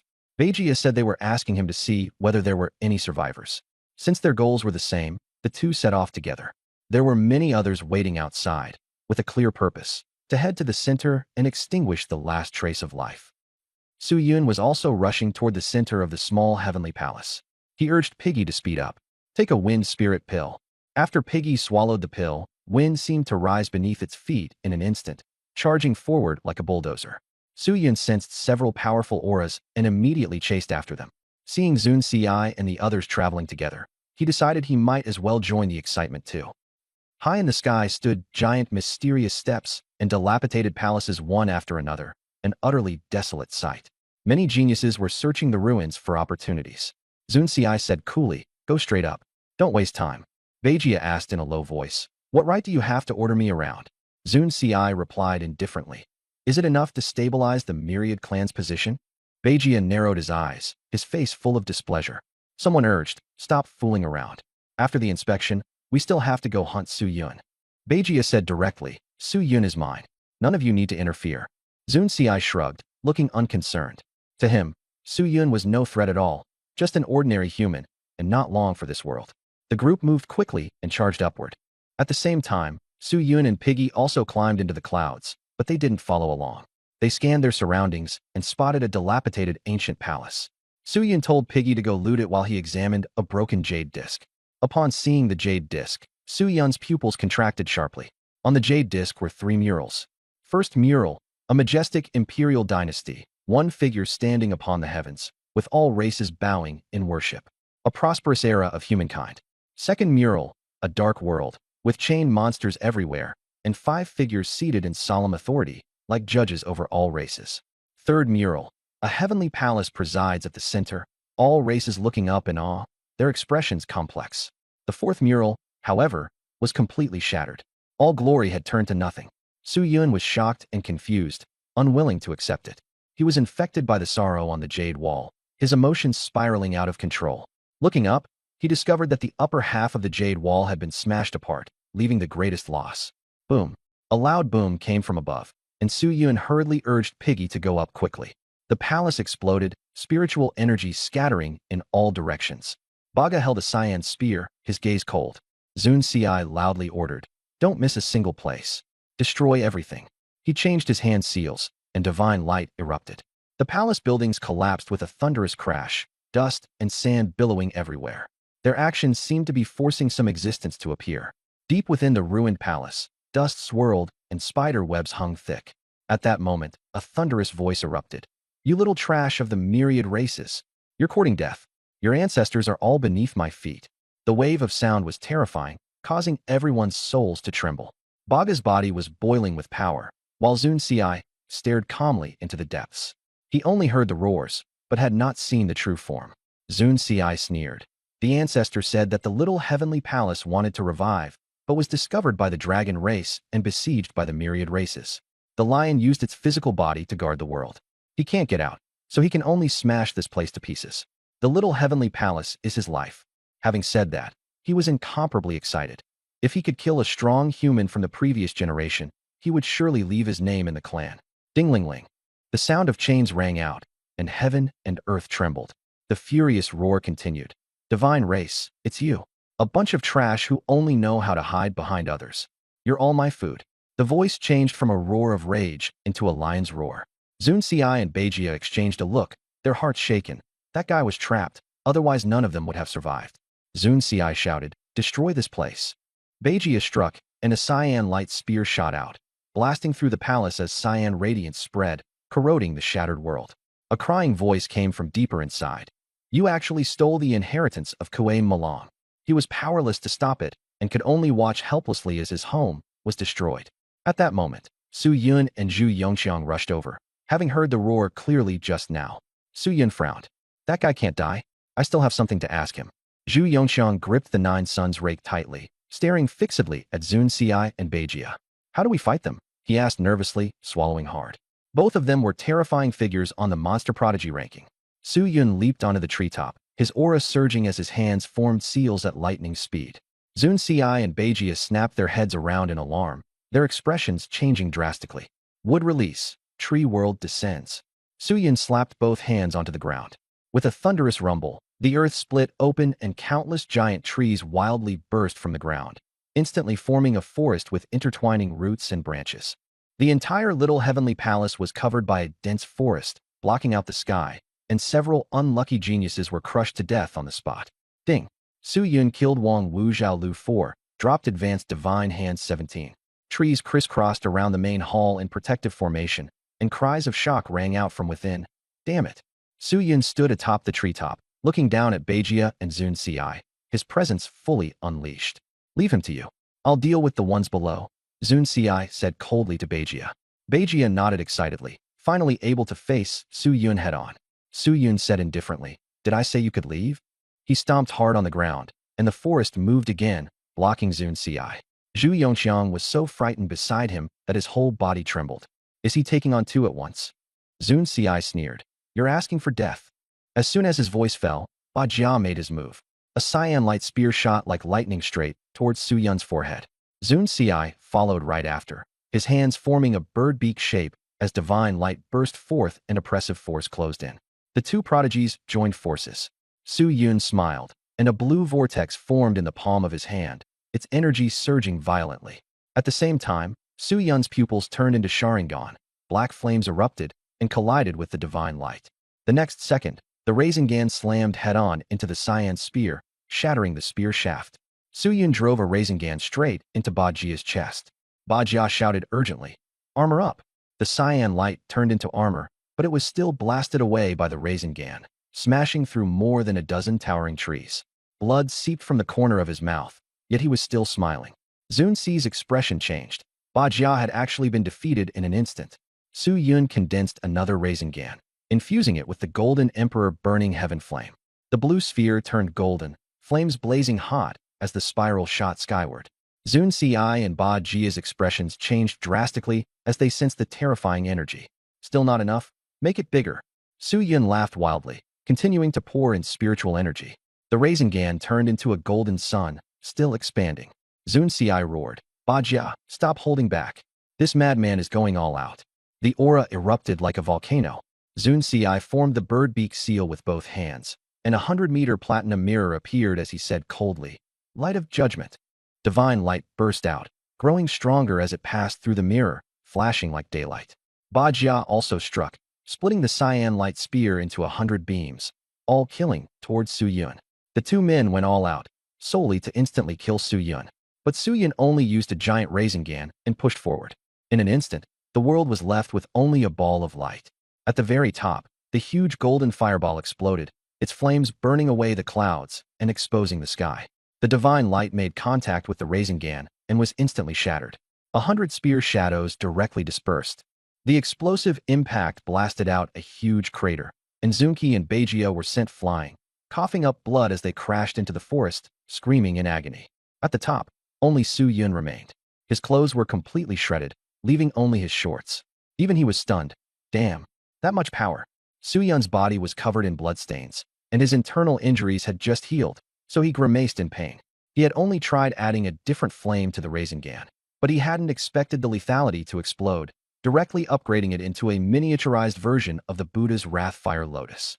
Su Yun had a sudden insight. What if we add the wind element? Would it turn into a spiral shuriken? What would happen if I add a tailed beast ball? His eyes sparkled as all kinds of wild ideas kept popping into his mind. On the other side, Zunki was lying on tree roots, covered in injuries, his gaze filled with fear. He had never expected Su Yun to be this perverse. Ha ha. Beijia stood up, laughing madly while coughing up blood. Su Yun, you really excite me. Su Yun sneered. Then you're going to get even more excited next. Su Yun landed, formed hand seals, opened his mouth wide, and spewed flames. Fire style. Great fire annihilation. The blazing flames surged like waves, sweeping across the sea of forest as countless trees burned and heat waves roiled. Zunki spat blood and roared, Beigia, you idiot. Don't drag me down with you. Cursing, he fled in a frenzy. Beigia instead charged into the sea of fire, black light surging across his chest. Chaotic demon body, demon soul arm. His right arm turned into black metal, and he smashed out with a roar, tearing open a vacuum. But he was also scorched by the heat and fell to the ground, smoke rising from him. Su Yun stared at Beigia and said coldly, Demon tribe, you're ruthless. Beigia was slain in battle. Ding. Host killed Beigia, dropped Advanced God's Hand 31. At this moment, Zunki was fleeing desperately, with only fear left. Suddenly, thunder rang out in the woods. Su Yun was wrapped in lightning, transforming into a bolt as he gave chase. Zunki turned back and saw Su Yun sneering, killing intent surging. Thunder plow hot knife. Su Yun struck like thunder, slamming down violently and toppling trees. Zunki was blasted away by the blow, crashing through trees and walls, blood streaming from all 7 orifices. Su Yun looked at the lightning in his hand as he put it away and said indifferently, The thunder plow hot knife is actually meant to be used by 2 people. Su Yun smiled, thinking that using the pill alone wasn't bad either. He quickly stuffed the pill into Zunki's mouth to prevent him from dying, then threw him into the Divine Demon Ranch. God Clan Goo Insect unlocked. Test subject +1. Ding. Host defeated Zunki, dropped Advanced God's Hand 25. At this time, the battle on the other side had also ended. Zhu Yongqiang swung the 9 Suns rake and killed off the remaining geniuses, completing the harvest. This trip to the small heavenly palace had caused heavy losses to the various races, with a large number of geniuses dead, yet their goal still hadn't been achieved. Su Yun was already looking forward to seeing them rage and howl in fury. Now, he quite enjoyed being hated by everyone. Simply, it felt great. Zhu Yongqiang picked up Beijia's Kuei Mulong inheritance, which was a small science spear. Pig grinned smugly. Finding treasure off the ground is better than anything else. After the trouble was dealt with, Su Yun looked toward the depths of the palace and patted Pig, signaling him to go in together. Pig Yongqiang's pig trotters were trembling as he asked softly, Why do I have to come along? Su Yun said seriously, At the very least, when you die, I'll be there with you. Pig Yongqiang. Thanks a lot. The man and the pig passed through the woods and arrived at the end of the palace complex. Su Yun pushed open the door, and the inside was completely empty, but he could sense that there was a very powerful person inside. Suddenly, someone spoke excitedly. The Peng clan. You're still alive? Pig Yongqiang's mind spun rapidly. Then he shouted excitedly. Ancestor, is that you? That voice immediately cursed. Bullshit. I'm not that pig of a Peng. Su Yun almost laughed out loud. This person's Mandarin was amazingly standard. Pig's face darkened, feeling like he'd just been called a pig. At this moment, something was scanning Su Yun. It's you. You have her aura on you. No, you have that person's aura on you. Is he still alive? The voice was disappointed at first, then suddenly shouted in excitement. Woof woof. A woo. Oink oink. Su Yun and Pig were speechless. This senior's language was really mixed. Su Yun asked tentatively, Senior, who are you talking about? The voice fell silent, then said in a low tone, I don't dare call his name directly. He was once one of the Lord's subordinates, an Imperial Lord. Imperial Lord? Su Yun quickly ran through the divine titles in his mind. Ziwei Imperial Lord? Gaochen Imperial Lord? Zhenlu Imperial Lord? But he had absolutely no memory of having met any of these Imperial Lords, and his head was full of question marks. Those matters were too distant, so he turned to ask something practical. Senior, I have a few questions I'd like to ask for your guidance. The voice laughed. I'm just the guardian lion of the East Heavenly Gate. Call me Nineling Holy Lion. Su Yun's eyes lit up. Senior Nineling, does the Heavenly Court have any way to revive the dead? Nineling Holy Lion hesitated for a long time before saying, The Heavenly Court hasn't really studied resurrection. It has basically given up on it. Su Yun frowned. The Heavenly Court doesn't even do resurrection? Nine-legged Saint Lion explained. Back then, the Heavenly Court was unimaginably powerful. The Master only pursued the path of immortality and never interfered in matters of life and death. Su Yun and Zhu Zhu both drew a sharp breath when they heard that. The path of immortality? That was so mystical. Su Yun pressed on. Did the Heavenly Court really have immortals? Nine-legged Saint Lion sighed. All I can say is that it was possible. Later, something happened. He didn't finish, perhaps unwilling, or perhaps unable to. However, what you said about resurrection, there is actually a way. Su Yun was instantly excited. How do we do it? Nine-legged Saint Lion said. Humankind has 3 eras. First is the Xia Dragon Dynasty, the true ruler of ancient times. Its inheritance has long been severed, and very little remains. Second is the underworld, which governs death. After death, all races return to them. Third is the heavenly court, the last grand golden age of humankind. So we must. If he wanted to find a path to resurrection, he could only start with the underworld. Nine-legged Saint Lion explained it in great detail. After Su Yun heard it, he was stunned. The murals were literally the history of human development, dynasty, underworld, heavenly court. It was just like the myths and legends. As expected of the ancestors, they really knew how to play. Su Yun was overjoyed. The teacher was saved. But Nine-legged Saint Lion advised him not to be too optimistic, saying the underworld might be even more ruined than the heavenly court. Su Yun was full of confidence. As long as there was even a sliver of hope, he could make something happen. Zhu Yongxiang beside him nodded frantically. He believed only in Su Yun, this troublemaking son of a bitch. Nothing else was reliable, but he was. Su Yun hurriedly asked the next question. Is the inheritance of the 28 constellations related to mythology? Nine-legged Saint Lion answered bluntly that it was. The master had arranged it on purpose. Su Yun's eyes lit up, and he asked whether the token and the techniques could be used to recreate the powers of mythological figures. As soon as he finished speaking, he was struck by a legal lightning bolt, collapsing to the ground and convulsing wildly, his whole body giving off the scent of roasted meat. Su Yun hadn't even reacted before he was ambushed. Nine-legged Saint Lion looked baffled and asked whether Su Yun was trying to borrow the Tao or follow a symbiotic Tao. Su Yun asked what borrow the Tao and symbiotic Tao meant. Nine-legged Saint Lion explained. Borrowing the Tao means borrowing another person's royal path to enhance combat power. Usually only blood relatives can do it, but it damages the body and may even affect one's own chance of becoming a king. The symbiotic Tao means several people walking the same royal path together. They can grow stronger together, but cultivation is slower, and the others have to be willing. Su Yun paced back and forth twice, then asked seriously, can we just snatch it directly? Zhu Yongxiang was so impressed he gave a thumbs up again and again. Even Nine-legged Saint Lion was stunned. He said that according to your idea of divine mythic armor, as long as the bloodline problem was solved, there was no need to forcibly steal it, but he advised waiting until after becoming a king, since the war god was too fragile. Su Yun only heard the first two sentences. He directly chose to become selectively deaf to the last one. Zhu Yongxiang looked at Su Yun, his smile turning eerie, and hurriedly asked how a war god could slay a king. Nine-legged Saint Lion said there were 3 levels. A mortal body could dominate those of the same rank. A lesser king body could fight a false king. Only an emperor body could kill a crowned king. Some with powerful spiritual energy could even kill enemies across ranks. Finally, Nine-legged Saint Lion judged Zhu Yongxiang to have a lesser king body, while Su Yun was nearing an emperor body, yet he still thought they were weak. Su Yun and Zhu Yongxiang were raging in their hearts with non-stop curses. Weak? Then how strong would the heavenly court have to be? At that moment, the little heavenly palace was about to collapse, and Nine-legged Saint Lion told them to leave quickly. Su Yun wanted to ask about the function of the treasures, so he took out the image of the royal city and the purple gold bull horn. Nine-legged Saint Lion was shocked when he saw them, and asked how Su Yun had obtained the image of the royal city. Su Yun said it was given by Ziyuan Palace. Nine-legged Saint Lion muttered to himself, and his expression instantly grew solemn. It's a gear, it's a key. It can awaken the old era. The omen of the king's city is a combination of reality and illusion. The purple gold bull horn is the matching horn. Yet the nine-spirit sacred lion says that the omen of the king's city is a gear, a key. Su Yun frowned. Could there be some accident if we use it? The nine-spirit sacred lion sighed. The dead should stay out of this. This is no longer their era.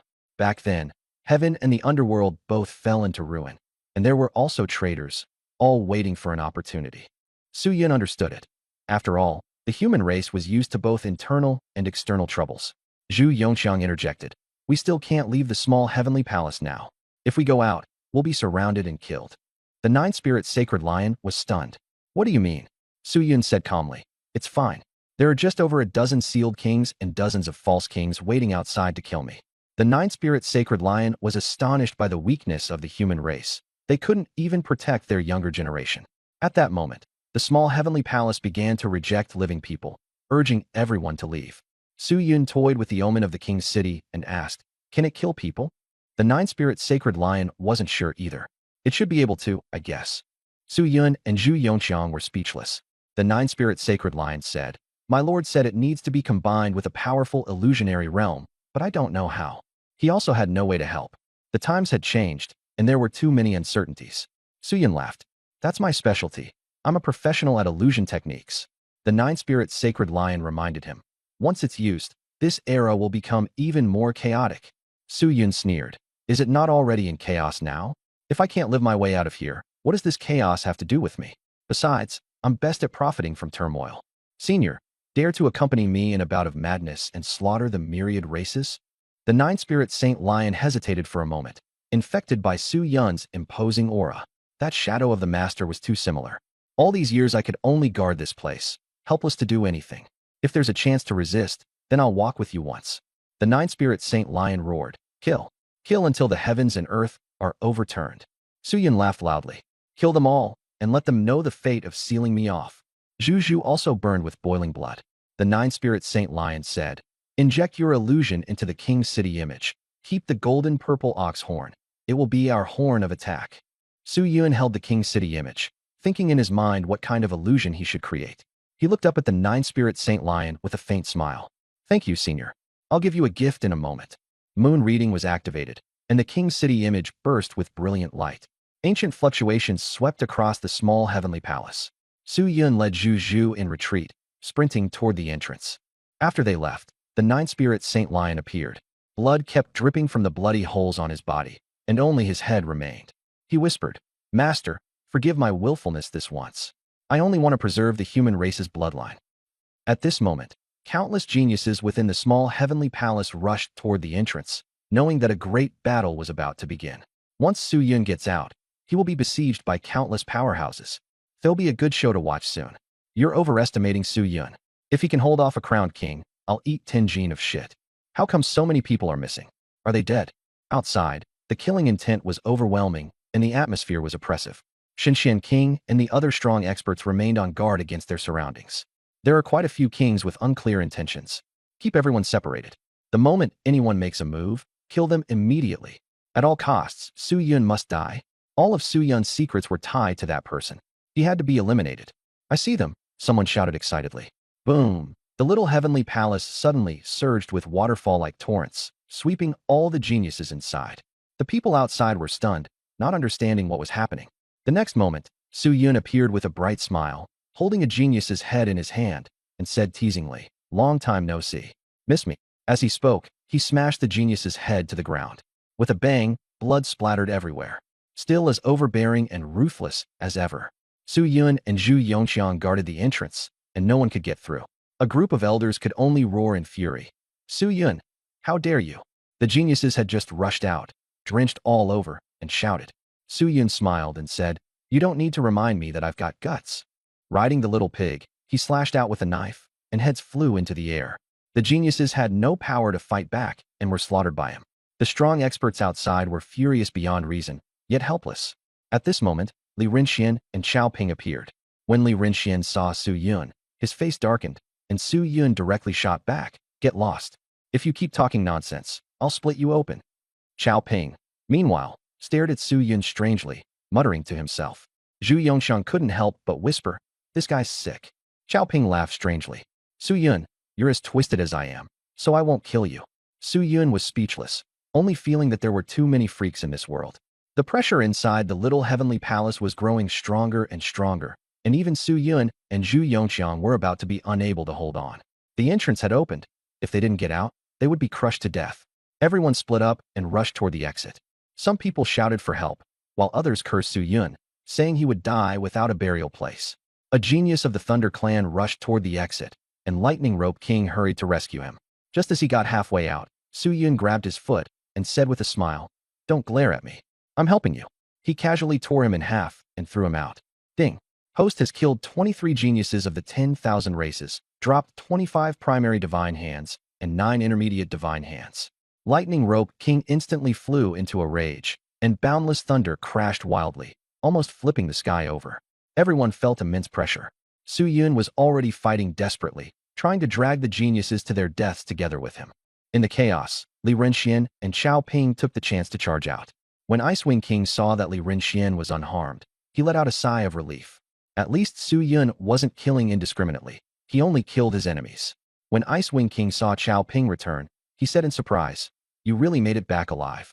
Chao Ping gave a strange laugh and said that as long as he was alive, he could return to the military camp.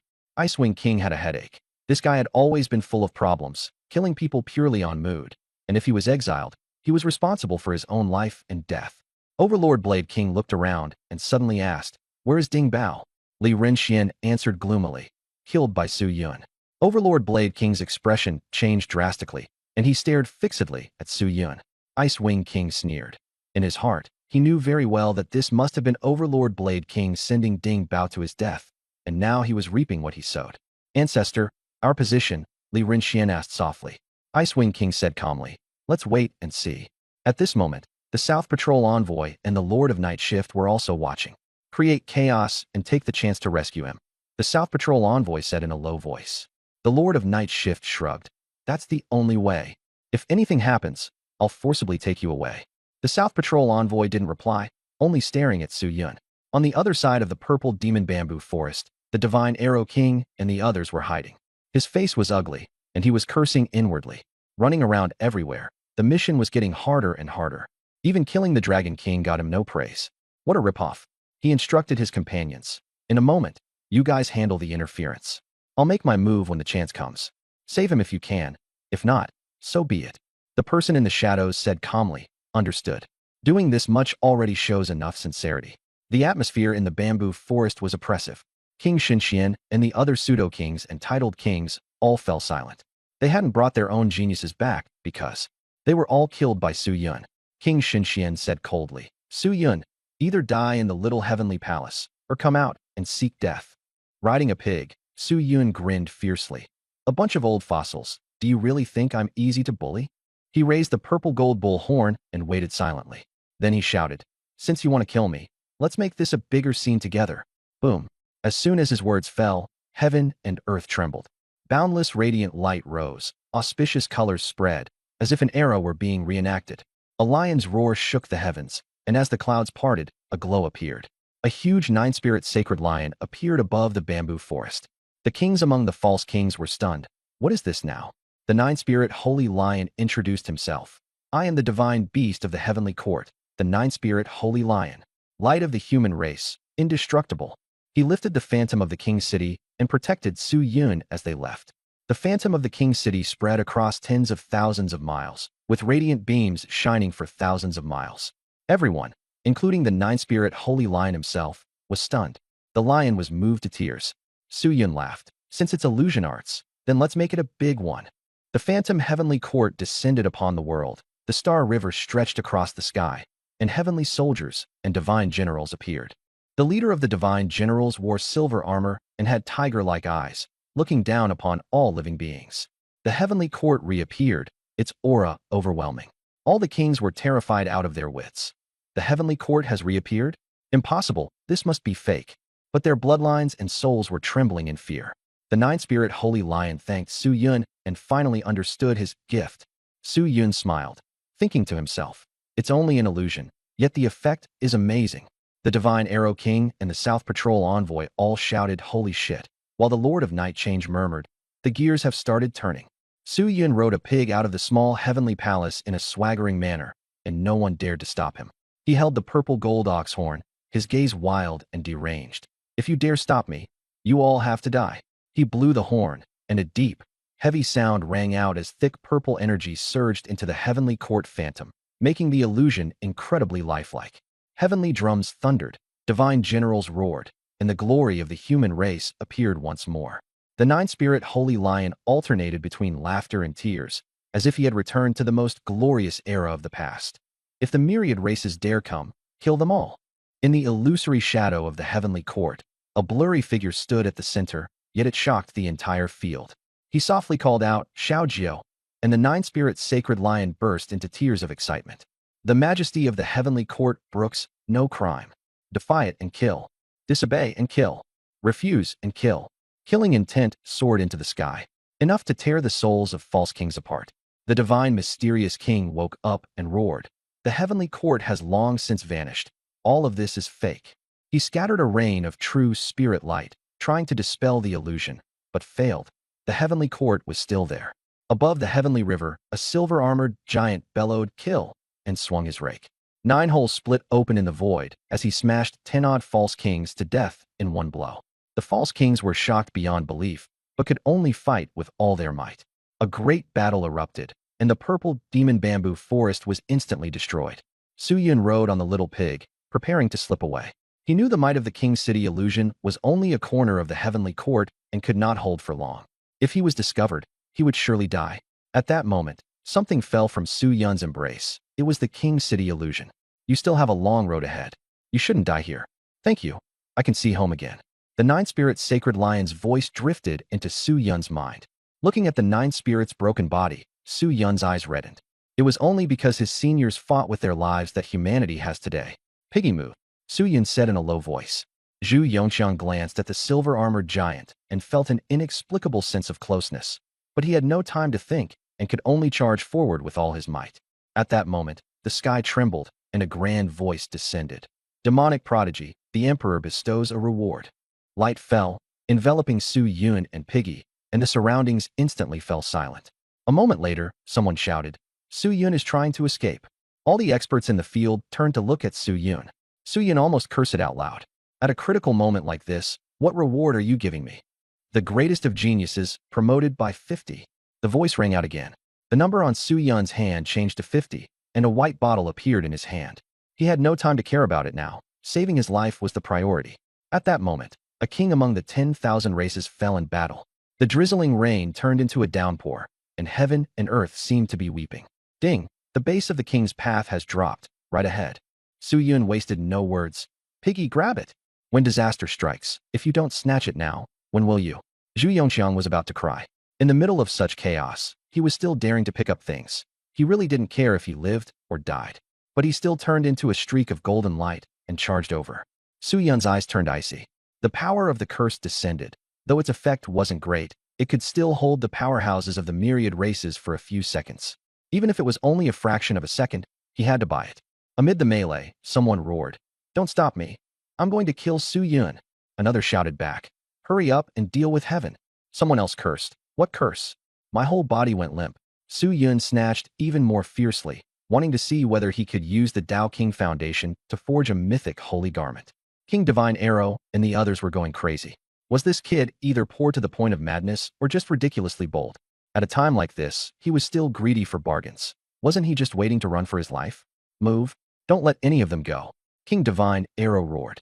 The human camp seized the opportunity to launch a rear attack, and the pressure on the myriad races surged. In the corner, resentful woman minister's eyes shone. This killing star from the prophecy was definitely Su Yun. Apart from him, no one else could scheme against a false king en route to being crowned. Piggy, retreat. Su Yun flicked Zhu Yongqiang's pig ear and grinned. In the blink of an eye, he had grabbed 3 pieces of Tao King Foundation and more than 10 fragments, a huge haul. Zhu Yongqiang howled as he darted wildly through the crowd, finally breaking out of the purple bamboo demon forest. At this moment, a familiar voice shouted, "Brat, this way." Su Yun turned and saw the South Patrol envoy. The Lord of Night Change reminded him in a low voice, "Hurry up. It's about to get even more chaotic." Boom. The ground split open, and King Electric Cable roared as he fell into a deep pit. Above him, a figure with wings on his back, wrapped in wind and thunder, face dark green, with a thunder god's beak and fangs bared. The second figure was fierce and menacing, gripping a golden cudgel, eyes cold. With one strike, thunder exploded, and King Electric Cable was instantly smashed into a pile of flesh, dying a miserable death. King Divine Mystery fled madly, filled with terror. On the ancient heaven above, that person clenched 5 fingers and blasted him apart directly, killing a god race king with a single blow. This was a massacre. The kings and false kings of the myriad races had nowhere to escape, all headed for death. Kill Su Yun and drag him down to be buried with us. The kings of the myriad races roared. Heaven rumbled, and a red-tasseled spear descended from the sky as magma erupted. A figure appeared with 3 heads and 6 arms, wildly arrogant in aura. Hurry and go. Don't look back. Nine Spirit's sacred lion was heavily injured and bleeding, transmitting to Su Yun. Su Yun endured the pain and followed the South Patrol envoy and the others away.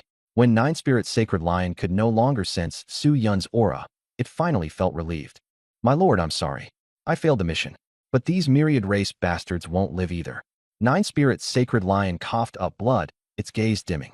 The heaven and divine generals in the sky gradually turned illusory. It turned out everything was fake, created only by the image of the king's city, the purple gold bull horns, and Nine Spirit's sacred lion burning its soul. Every one of the human race, get far away from here. Nine spirits sacred lion shouted, and King Divine Arrow and the others immediately retreated. Facing the remaining members of the myriad races, nine spirits sacred lion sneered. I'm going to sleep, and none of you will live either. It erupted in a thunderous outburst, divine generals slaughtering all, and the entire scene turned into ruins. On this day, the purple demon bamboo forest was reduced to ruins. 10 kings from the god race, demon race, and thunder race perished, and countless false kings were killed or wounded. What had originally been a siege ended in total annihilation. Deep within the battlefield of the myriad races, darkness and silence reigned. Suddenly, a voice rang out. This era has begun. The battle in the purple demon bamboo forest shook the entire field, and all 5 battlefronts were stunned. Is the heavenly court still around? Someone refused to believe it. The veterans all knew that the heavenly court had once been the absolute pinnacle of the myriad races. Impossible. This is just the old lion of the East Heaven Gate making a dying strike. Don't you know? All of this was done by Su Yun. Su Yun used the lion's hand to annihilate 10 kings. In the battlefield of the myriad races, Su Yun's name spread instantly, even hotter than the evil genius rankings and the god rankings. To wipe out 10 king-level powerhouses in one go, something even geniuses could not do. Although his reputation remained a mystery, he was now being hunted by the entire world in an utterly miserable state. In the divine realm, the death of divine profound king made the god race certain that Su Yun was related to that person from back then. Otherwise, how could he have connections with the heavenly court? Su Yun must die. Keep the bounty hunt order in place. Kill him no matter the cost. Don't let the human race help him. Force the other races to encircle him. The god race wore grim expressions. Being slapped in the face by a newcomer, they had lost all dignity. Behind the god race, beneath the red leaves of an ancient tree, coffins were buried. Suddenly, the red leaves turned black, and sinister chi spread. I smell the aura of the heavenly court. Don't rush. It's not time for us to emerge yet. The heavenly court and the underworld both must be eliminated. This generation of the human race is nothing to fear. As the whispers spread, space froze in a bizarre stillness. In the demon realm, the demon kings were equally furious. They can't just die so casually. Wouldn't it feel great if he died? Luo Tao and Ba Jia should have made it onto the god rankings. Ba Jia's life token has shattered. Luo Tao is still alive, so he's definitely in Su Yun's hands. Pursue Su Yun. Take him back. The demon kings roared, their voices shaking the heavens of the demon realm. Deep in the demon realm, there was a blood pool. Half of a blood-red skeleton was soaking in the pool. Make those little ones quiet. They're too noisy. The heavenly court has appeared, and the underworld will surface too. Don't worry. Someone in the underworld will deal with it. Back then, it was they who escaped. The Death Curse clan, perhaps, and several other races split from the heavenly court.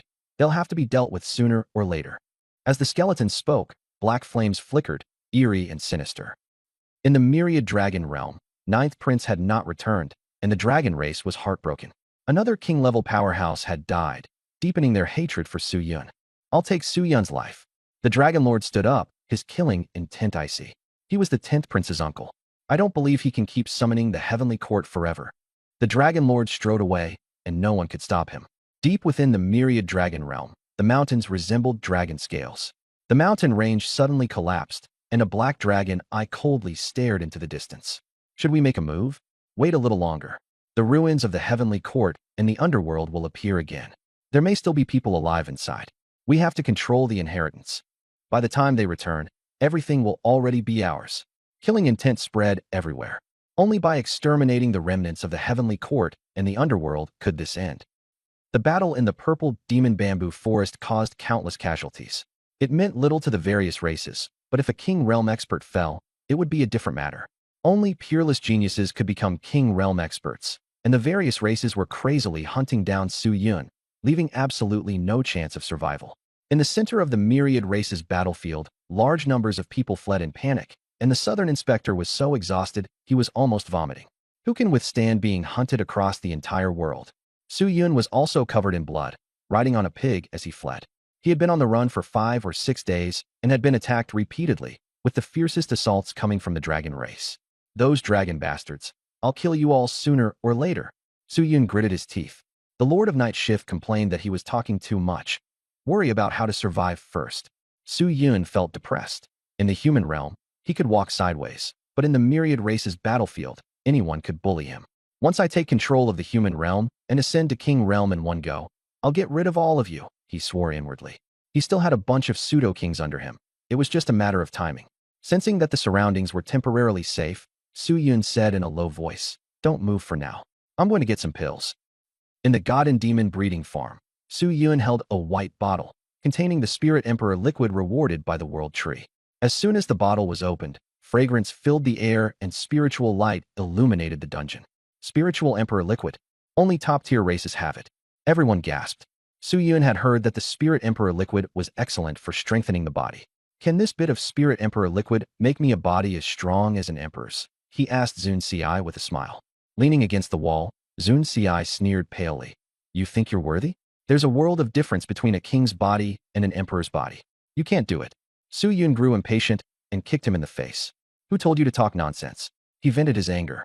The situation was critical. Enemies were everywhere, and Su Yun had to seize every second to increase his strength. Strengthen himself. So, he pinned Zun Ci down, stripped himself naked, and jabbed the needle in directly. Zun Ci looked quite handsome, but the sound he made was like a husky. Only after Su Yun pulled the needle out did he realize he had jabbed the wrong place. Chrysanthemum ruined, but in pain. Zun Ci lay on his side on the ground, looking at Su Yun in agony, gritting his teeth. "You won't die a good death," Su Yun said earnestly. "To make it up to you, I'll give you another shot." He even deliberately wiped the needle clean with Zun Ci's clothes. The other geniuses in the dungeon were trembling with fear. What kind of black factory was this? Not only did they lock people up, they also drew blood at random.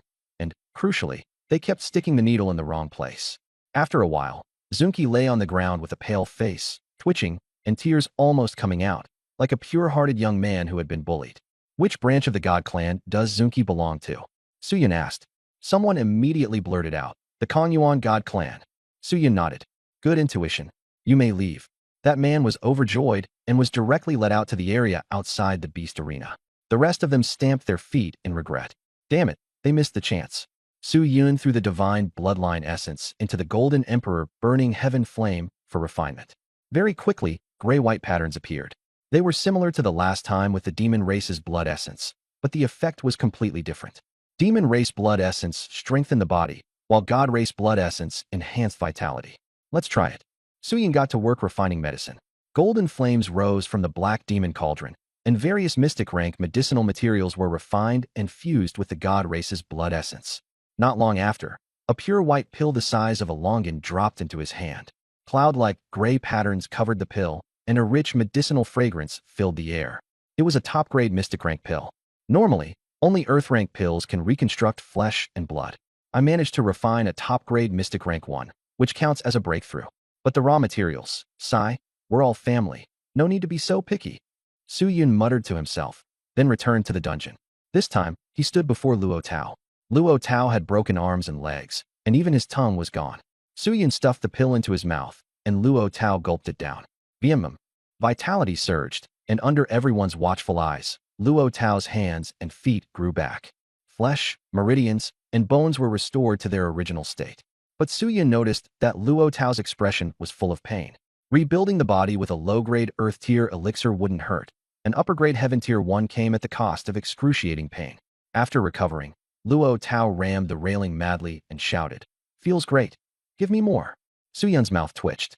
"You demons are all this perverted?" Luo Tao grinned fiercely. "What's wrong with that? Born for battle, and enjoy the pain." Su Yun sighed, finally understanding why the demon race was so powerful. In an atmosphere like this, you wouldn't survive if you weren't strong. "I'll give you another chance to challenge me, but you have to answer my questions." Luo Tao was excited. "Ask. I'll tell you everything." Nearby, Zun Ci covered his butt and rolled his eyes, thinking that all demons were lunatics. "I'm being hunted. Where can I hide?" Su Yun asked. Luo Tao's eyes darted around as he grinned. "Go to little hell." Many of the geniuses were stunned when they heard this, thinking it was no different from walking to your death. Zun Ci said sarcastically, Yes, Su Yun can go there." The others chimed in as well. "That place suits you best. You'll definitely be fine." In truth, they were all hoping Su Yun would die. Su Yun had also heard of Little Hell. The mischievous, hated, and unruly members of all races were thrown there, and the death rate was extremely high. But those who could come out alive would be reborn, with their strength soaring dramatically. Su Yun was somewhat tempted. Damn it, if we're really being forced to the wall like this, we might as well go into the small hell. That way, we can both hide from the pursuit and maybe have something to do with the underworld. Maybe it can even bring the teacher back to life. Thinking of this, Suyin no longer hesitated. Teacher, for your sake, I dare to break into hell and the underworld. Let's go? Just as Su-yun was about to leave, he suddenly turned back and said coldly, if I really die, none of you will survive either. The dungeon instantly fell into despair, with only Luo Tao frantically smashing into the wall, instead looking extremely excited. With a mental pull, the wind howled furiously, and Su-yun started running for his life again. He took out a pill and stuffed it into Piggy's mouth. Piggy didn't care and swallowed it directly, immediately filling his whole body with vitality. It hurts like hell. Su-yun, are you jealous that I'm handsome and deliberately fed me poison pills? As soon as he finished grumbling, Piggy's ears and hooves instantly regenerated, and his excitement drove his speed up sharply as a streak of golden light shot off. The South Inspector and the Lord of Night Shift were both stunned. He just popped a pill and hacked the system? Everyone started running for their lives again. On the battlefield of the 10,000 tribes, the darkness was like hell. Jingle, jingle, the chains rang as two figures slowly emerged from the gloomy depths. The black-clad woman was elegant and graceful. The white-clad man was tall and silent. They stopped and stared coldly ahead, old grudges and killing intent filling the air. A figure suddenly appeared. The era has ended. The underworld is forbidden. The black-clad woman sneered. Your Dead Curse clan were nothing but the underworld's dogs back then. A powerful member of the Dead Curse clan said indifferently, black and white impermanence, it's your turn to exit as well. The white-clad man replied calmly. Who will have the last laugh? We'll see which era wins. Boom. The battle erupted instantly. Blue Star Human Realm, Yang City. Song-yi stood on the balcony looking into the distance, feeling a faint, strange summons. She held a stone in her hand. Faint threads appeared on its surface, as if linking to something. The Heavenly Court has actually emerged. A report from the Phantom Demon appeared, describing in detail the changes in the 10,000 races battlefield. Song-yi blinked and sighed helplessly. Wherever that disaster star goes, chaos follows, and it's even related to Su-yun. She wiped the stone and softly said, what he's doing is also for me. Su-yun promised to take her anywhere she wanted to go. The Phantom Demon hurriedly said, you can't go now. Hiding is the safest. If you show up, Su-yun will be even more in danger. Song-yi gave a bitter smile. I could help if I went. But, would they still remain loyal? She didn't dare take the risk. 10,000 races battlefield, human realm passage. A king remarked, isn't that old man Dongfang's disciple a little too crazy? He's being hunted by the entire world now. Good thing he left the human race early, otherwise we'd all be in trouble. Now that the plague god is gone, I can finally relax. Some praised Su-yun, but more people were cursing him.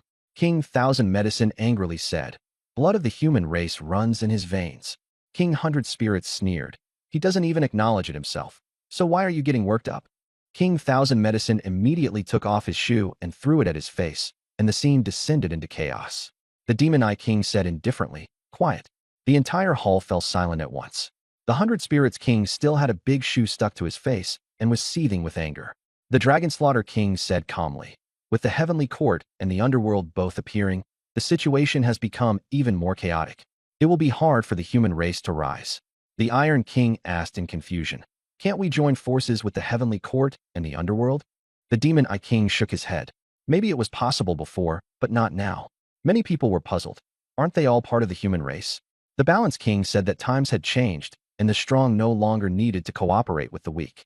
Now, among the two incomplete factions, not all of them were necessarily human. The Demon Eye King and the Dragon Slaughter King nodded in agreement. At that moment, the Tyrant Blade King said coldly that Ding Bao had died at the hands of Su-yun. The kings all sighed. Ding Bao was just gone like that. Did they still need to seek revenge on Su-yun? Why provoke a killing star? Just then, someone rushed in and reported that the ruins of the Heavenly Court and the Underworld had appeared in the world. The atmosphere in the hall instantly tightened.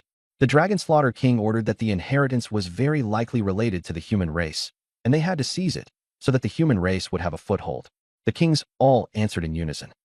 On the battlefield of the myriad races, at the Abyss Sea on the eastern front, a sea floated in the sky, with huge waves surging, yet it was cut off by some kind of force, so the water would not spread.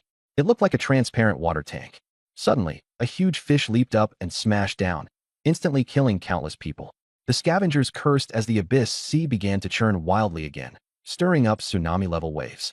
Above the sea, a massive palace emerged, covered in coral and blazing with dazzling light. Everyone was stunned. Even the fighting stopped. On the plaque of the palace were two ancient characters. The palace was filled with dragon might. Even a single wisp of it could cause a scavenger to explode to death. This scene was not appearing in just one battlefield. In the middle of the myriad races battlefield, Su Yun and the others had fled for half a month, each of them exhausted, and even Piggy had lost 10 pounds. Everyone complained that the Thunder Clan's ambush had left them on the verge of collapse and questioned whether Su Yun's directions were accurate. Su Yun calmly peeled off the scabbed blood, killing intent surging from him. "No more running," he said. His teammates thought they were waiting for death, but Su Yun explained that he had been laying out preparations all along. The one pursuing them now was precisely the Dragon-Breaking King, with a 10-minute gap from the other kings. He planned to ambush and kill the Dragon-Breaking King. Everyone was stunned. He really dared to do it. The Southern Inspector and the Lord of Night Shift both felt it was far too difficult, but in the end they decided to go all in and trust Su Yun. Su Yun immediately began setting up the formation, and then suddenly saw that the system's divine God's hand exchange was about to reach the threshold, filling him with ecstatic joy. He mobilized the demon and monster breeding ground, announced that everyone had to report to the Beast Arena when their names were called, and anyone late would be erased on the spot. Everyone on the genius ranking list was summoned and had no choice but to obey. Facing death, all those whose names were called entered the Beast Arena.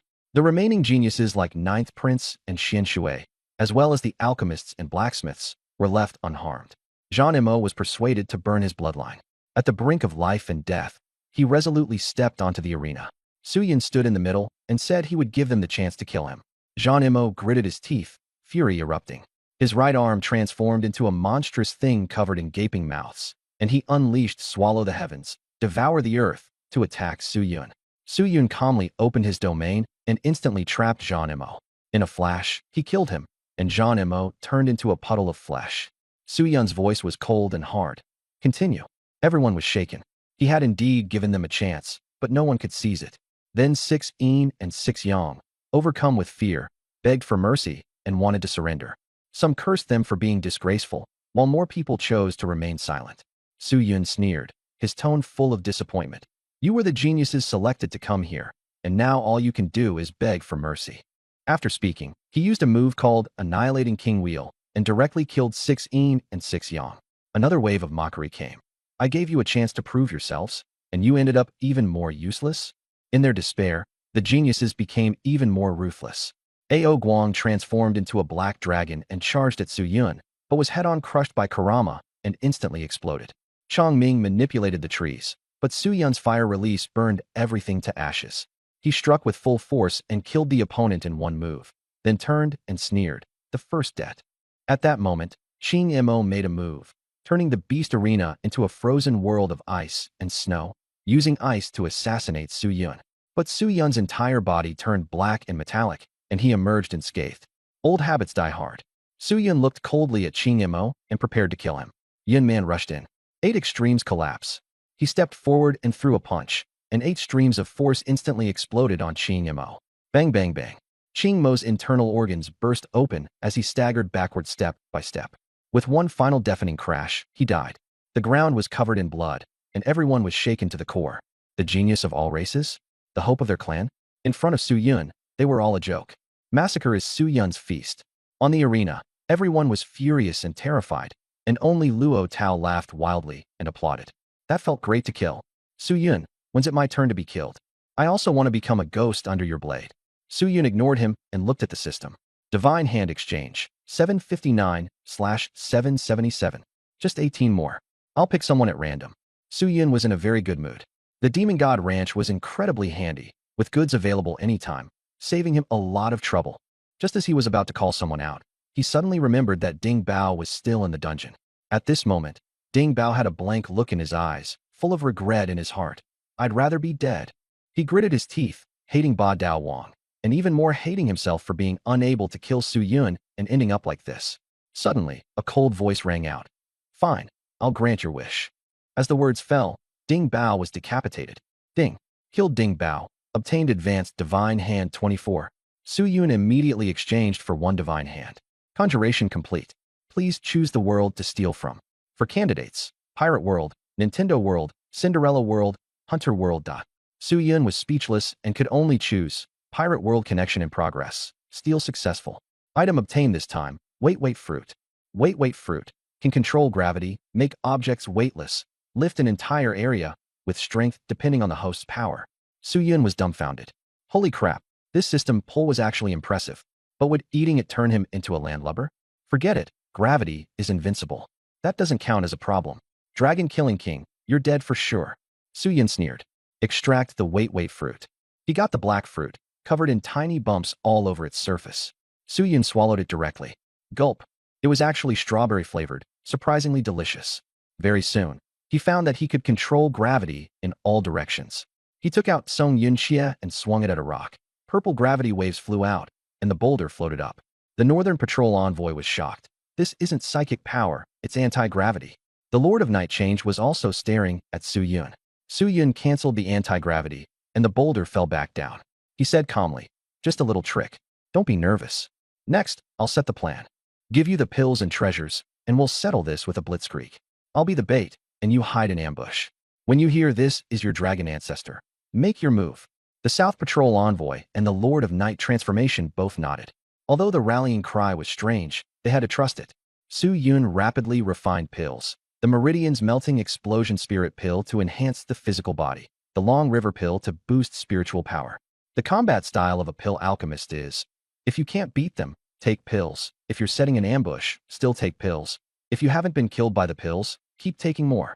Then take out the potion. 1 Remedia cake for the followers of the Lord of Night transformation. 2 bottles of evil potion and 2 bottles of intelligence elixir for the Southern Inspector and the Lord of Night transformation. Remember, when I'm talking to him, you drink them immediately, but make sure to suppress your aura. Su Yun instructed. Everyone nodded in agreement. Zhu Zhu rubbed his hooves nearby and asked, what about me? Su Yun handed Zhu Zhu 2 pills, Wind Spirit Pill and Blood-Boosting Blood Pill. At the critical moment, before he could finish, Zhu Yongxiang immediately interjected. I know, when your life is hanging by a thread, run for it. The crowd fell silent. That really is you. Su Yun rolled his eyes. At the critical moment, take me to steal the head. No, steal the dragon head. Zhu Zhu looked complicated. He had wanted to avoid danger, but ended up charging at the front. In hindsight, he might as well have played dead. Everything was ready, and only Su Yun and Zhu Zhu were still standing. Su Yun dragged Ninth Prince out of the god demon breeding farm and casually broke his hands and feet. With the honor bestowal, there was nothing to fear. Ninth Prince cursed angrily. Su Yun you. Su Yun said calmly. Zhu Zhu, plug his mouth. Zhu Yongxiang searched for a long time, dug out a stinky sock, and sighed. Consider yourself lucky.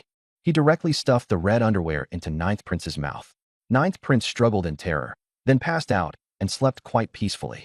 At this moment, the sky darkened and a fierce wind arose. A gigantic dragon appeared across the sky. It was the Dragon Extinguishing King. Seeing only Su Yun and Zhu Zhu, he immediately became alert. There was a trap. Before he could react, Su Yun lifted out Ninth Prince. Dongyan. The Dragon King roared in fury, killing intent surging as he shouted. Su Yun, surrender at once, or you'll die without a complete corpse. Su Yun clutched the Ninth Prince by the neck and sneered. Too much nonsense. Believe it or not, I'll kill him. In the shadows, the South Inspectors group began taking pills to boost their condition. The Dragon King stared at Su Yun, calculating in his mind. Use the Ninth Prince to threaten him and bargain? First stabilize him, then find a chance to counterkill him. He asked in a low voice, state your conditions. Su Yun grinned. First, let's see who this is. A green-eyed white dragon appeared, and the Dragon King was stunned. Its bloodline was too pure. Only the first prince or the second prince could compare. Su Yun said coldly, your dragon ancestor has arrived. Boom. Spiritual energy exploded all around, and a blue volcano erupted with mental force. The South Inspector made a move. Iron chains smashed through the air toward the Dragon King. The Lord of Night also attacked, and the others lunged out as well. The Dragon King suddenly realized, what negotiation? This was an ambush. He roared, you ants die for this king. But a cursed power landed on him, leaving his body weak. Light of gravity. Su Yun directly swung out Changyanki, and a purple gravitational wave enveloped the Dragon King, causing gravity to surge violently as the void shattered. Bang! The surrounding ground caved in, and the Dragon King was instantly suppressed, plunging toward the blue volcano. The volcano's mental force slammed straight into his abdomen, blood splattering everywhere. Iron chains smashed into his back, snapping his spine, and the Dragon King screamed miserably. The flurry of attacks was so fast and ruthless that the Dragon King was heavily injured before he could even react. Su Yun jumped onto Piggy and shouted, charge! Piggy Yongxiang swallowed a pill and roared, I'm going to braise this dragon leg red braised style. Piggy flashed with golden light and surged forward at incredible speed. In an instant, Su Yun reached in front of Juelong Wang, and Song Yun's slash was wielded wildly. The next moment, the sky turned crimson, and a giant star fell from above. Gravitational light waves swept across the heavens, forcibly dragging down an entire star. The star stone hung in the air, wreathed in flames, illuminating the entire scene. Juelong Wang could not move and could only grit his teeth, bursting out with the power of the royal path. The void trembled, energy surged, and mountain peaks were severed. Juelong Wang was shattered and scattered away with the wind. Su Yun and Piggy took the full force head-on and were blasted away by the energy. Fortunately, the azure-eyed white dragon spread its wings to shield them, its scales shattered and dragon blood pouring out, but it protected them. Juelong Wang was not so lucky. Already gravely wounded, he was then struck head-on by the star stone. His massive dragon body bled profusely and crashed to the ground. "Piggy, go!" Su Yun shouted, blood at the corner of his mouth. The Southern Inspector and the Lord of Night Transformation were both stunned. Had the Dragon Clan's king truly been killed? "Move in," the Southern Inspector shouted. Su Yun used the gravitational fruit ability to suppress Juelong Wang, forcing the dragon head deep into the ground and temporarily rendering him unable to control himself. The Southern Inspector and the others seized the opportunity to attack and prevent him from recovering. In the end, Su Yun raised Song Yun slash high and roared, "This is the price for chasing me." A flash of blade light erupted, directly severing the dragon head. But it wasn't over yet. Su Yun activated his domain, the 8 slash, completely destroying the dragon head, splitting even its soul in two and leaving no chance of resurrection. Ding. Host killed Juelong Wang. Obtained high-level God Hand 231. The Kingslaying succeeded. Su Yun personally set up the ambush, was the main force throughout, and carried out a righteous sneak attack. Unlike the last time when Fire King was besieged, this time manpower was limited, and he relied entirely on himself. Su Yun picked up the foundation stone of Juelong Wang's throne and said, "Quick, take the corpse away." Yes, yes, yes. Dragon meat sausages, cured sausages, and blood sausages all need to be kept. Piggy was thrilled. The Southern Inspector nearly went insane. He had just slain a king, and he was already thinking about eating? Not to mention, there was still a group of king-level pursuers behind them. Su Yun said softly, "Uncle, Auntie, don't follow me. You two go quickly, that'll be safer." The Southern Inspector grew anxious. "You can't face them alone, can you? We only won this time because of ambushes and tools. A direct fight definitely won't work." Su Yun remained calm. "Go get reinforcements, or intercept them halfway. It'd be even better if you can ambush a few more king-rank experts." He wanted to stay alive, run the Black Factory, revive his teacher, and absolutely never fight an unprepared battle. The Lord of Night Shift said softly, "Do as he says." She took a drop of Su Yun's blood and formed a clone. "It's a pity it isn't nighttime now, otherwise it would be even more convincing." Su Yun urged, "Hurry up and go. Spread out the attention of those king-rank experts." The Lord of Night Shift reminded him, "Remember, take the edge of the central front. Absolutely do not enter the little hell. Your killing intent is too strong. You'll become the prey." Su Yun nodded silently, then shouted, "Go." The Southern Inspector turned back and roared, "Kid, don't die. Come back alive."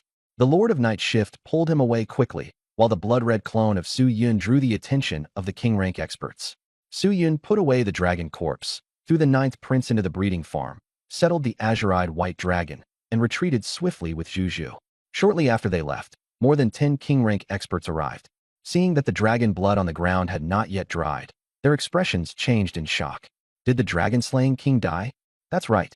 The king-rank experts exchanged glances, shock surging in their hearts. This kid was growing too fast, to the point that he had actually slain a king. King Qingfeng analyzed calmly. This aura wasn't created by Su Yun alone. King Lilei looked at King Honglin. "It's your turn." King Honglin came from the heaven-piercing flame snake clan. She had a hot figure and a seductive appearance. She stuck out her tongue to catch the scent. "There are 2 Su Yun auras." The kings were astonished. This guy certainly had plenty of tricks. But King Qingfeng stopped them. "Don't rush. Wait a bit longer." The others were puzzled. "What are we waiting for?" "They're about to run." In the distance, Su Yun pressed his palms together and prayed, "World Tree, please don't reward me. Keep a low profile. Sending it quietly is fine too." But things did not go as hoped. The World Tree's leaderboard rewards descended with auspicious radiance in an instant, and Su Yun and Juju became the center of attention in the entire field. Even invisibility was useless. Everyone could see them. Su Yun cursed angrily. so furious that he wanted to chop down the tree. Zhu Zhu was almost crying. I really can't run anymore. Su Yun gritted his teeth. Roast dragon meat tonight. Zhu Zhu instantly became serious. Protecting my brother is my duty. It frantically took pills to speed up. Although it usually wasn't faster than the king-rank powerhouses, Su Yun had so many pills that he forcibly burst out king-level speed. King Qingfeng pointed at the auspicious light. He's there, chase him. The kings immediately gave chase. On the other side, the southern inspector and the Lord of Night Shift quickly retreated, but when they realized no one was chasing them, they couldn't help feeling puzzled. The southern inspector said nervously, "The world tree exposed Su Yun's whereabouts." The Lord of Night Shift said anxiously, "Go find reinforcements." Everyone withdrew at top speed, secretly thinking, Su Yun, hold on. In the middle of the battlefield, the fighting was brutal. Corpses littered the ground, and heaven and earth were collapsing. The scavengers frantically snatched treasures, only to be killed at any moment. A black-haired man, holding a hammer and chisel, unleashed a thunderous strike and blasted a pseudo-king to death. He was Wang Zhendong, ranked 59 on the prodigy list, grandson of the Dragon King, and raised in the military.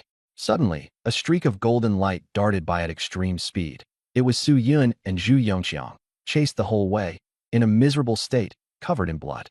Su Yun cursed the world tree in his heart. The pursuit never stopped, and his bones were almost falling apart. Suddenly, a furious roar rang out, and space was sealed off. A king-rank powerhouse had made a move. Zhu Zhu desperately erupted with golden light and narrowly escaped. The entire battlefield fell silent, and everyone was stunned. Over a dozen kings chasing one person and one pig. Was that really necessary? Oh, it's Su Yun. Then that's fine. Wang Zhendong led his troops and frowned at the sight. Was this the Su Yun his grandfather had mentioned? He shouted, "Form up! Dragon-slaying art!" The 1,000-man commanders shouted in unison. Boom! Spiritual energy soared to the sky, and dazzling radiance burst forth in all directions. In the void, a long blade took shape and was seized by an invisible giant hand, then slashed toward the front. Boom! Tens of thousands died instantly, and even the spatial blockade of King Qingfeng and the others began to waver. Su Yun and Zhu Zhu's pressure suddenly lessened. Zero gravity control. Su Yun looked coldly at King Qingfeng and the others and roared. Within 1,000 meters, gravity became chaotic. Corpses and experts flew into the sky, spinning and colliding. Su Yun waved his hand. Gravity shifted abruptly, and all the corpses and experts were slammed toward their opponents. Troublesome. King Honglin snorted. A gleam flashed in her pupils, and all the flesh and blood that came crashing in instantly shattered into blood-colored petals that drifted down. Corpse spear. Zhu Zhu focused on running, while Su Yun disrupted and attacked. Corpses exploded and turned into white-boned spears that blotted out the sky. Boom! King Li Lei flung out his hand, and a lightning spear struck down, shattering the white-boned spears. By stalling for time, Zhu Zhu took the opportunity to escape. King Qingfeng stared darkly at Wang Zhendong, gnashing his teeth. You're courting death? I don't know. Wang Zhendong replied coldly. A group of crown kings wanted to kill Wang Zhendong, but Su Yun was more important, so they immediately pursued him. Have you ever seen so many crown kings joining forces to surround and kill someone? Yeah, the demon tribe's Moke Duoluo caused such a scene once. He made it onto the divine rankings, frightening talent.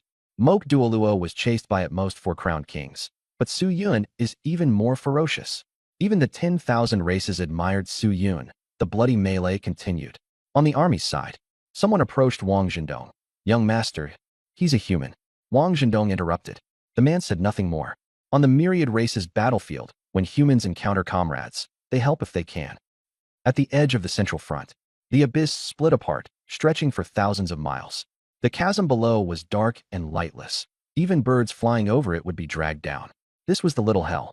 A flash of golden light appeared, and Su Yun and Pig Pig materialized. Holy shit, little hell. Pig Pig yelped and shrank its pig head back.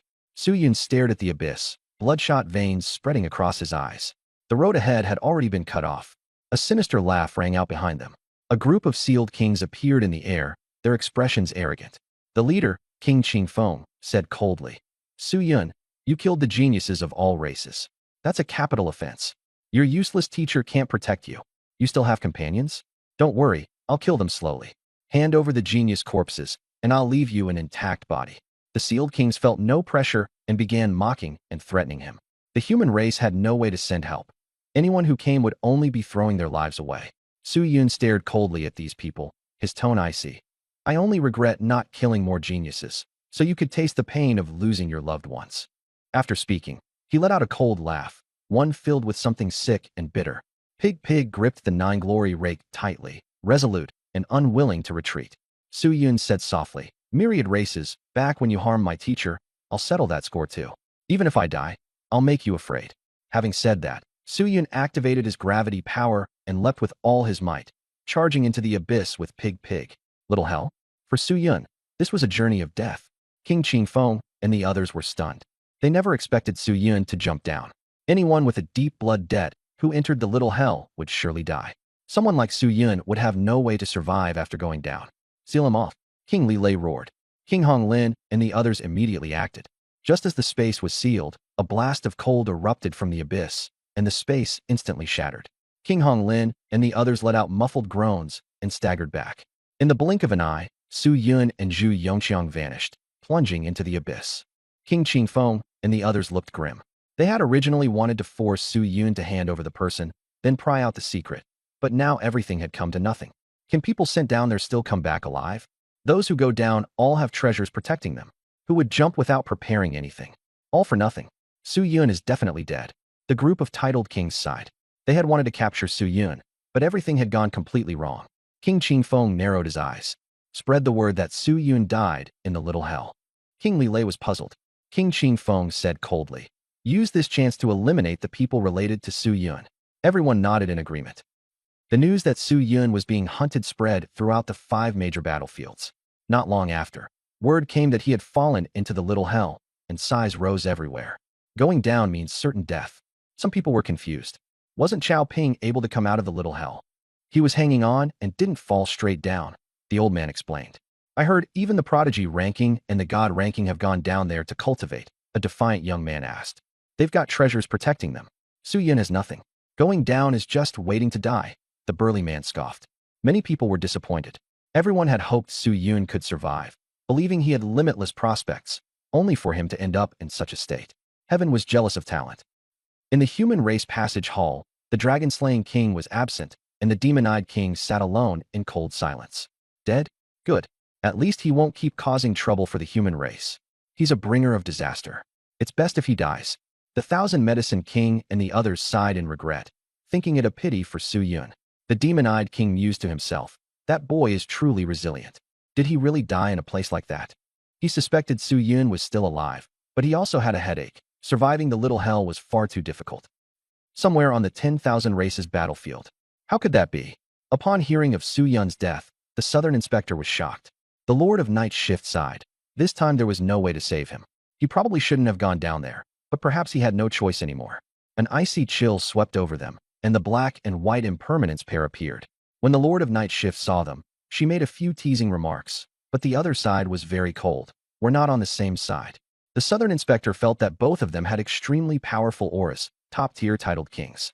The Lord of Night Shift asked, "You're injured?" The black impermanence snorted coldly.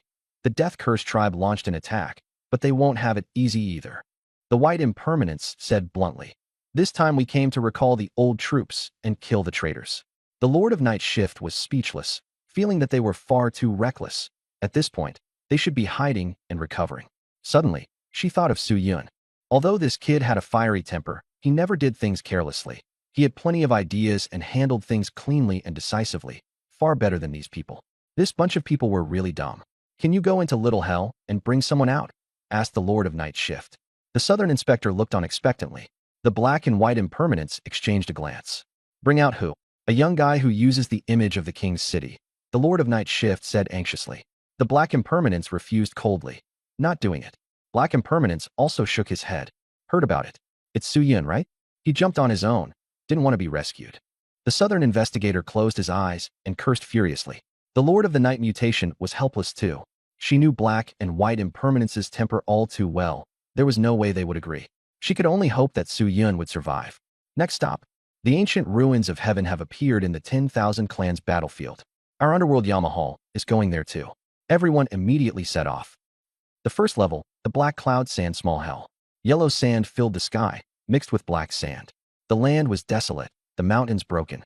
Many living beings were covered in festering wounds, oozing pus mixed with black sand. Amid eerie laughter, strange figures with hooks and iron chains walked out, snatching souls and taking lives. Amid cries of anguish, the wails were piercing. Damn, why did you jump down without discussing it? Discuss what? Weren't they about to arrest us? Complaints drifted from the air. Boom. Two figures smashed directly into the strange beings. The people in the cave were stunned. They even crushed the ghost soldiers. As the dust settled, Su Yun and Zhu Yongxiang were stacked together with the ghost soldier, falling from so high and being fine. This hell is really gentle. Su Yun patted himself off. Yeah, I thought I'd been flattened into a meat pie. Pig Yongxiang said in shock. A voice from below complained. You're the ones crushing us. Su Yun and Pig Yongxiang awkwardly moved their feet aside. A sinister aura swept over them, and dozens of ghost soldiers appeared, staring coldly at Su Yun and the pig. Su Yun found it strange. These guys didn't look human. More accurately, they were ghosts. Some had human forms, some beast forms, all dressed the same, and their weapons were iron hooks and chains. First offense won't be pursued. If you offend again, even with your lifespan not yet exhausted, we'll still take you away, a ghost soldier said coldly. Pig Yongxiang breathed a sigh of relief. It was best not to make trouble. Just as he relaxed, the ghost soldiers locked onto Su Yun again, their faces full of deathly energy, faintly excited. How long can he last? He didn't bring any treasure. At the fastest, 3 days. At the slowest, 5 days. He'll definitely be dragged away.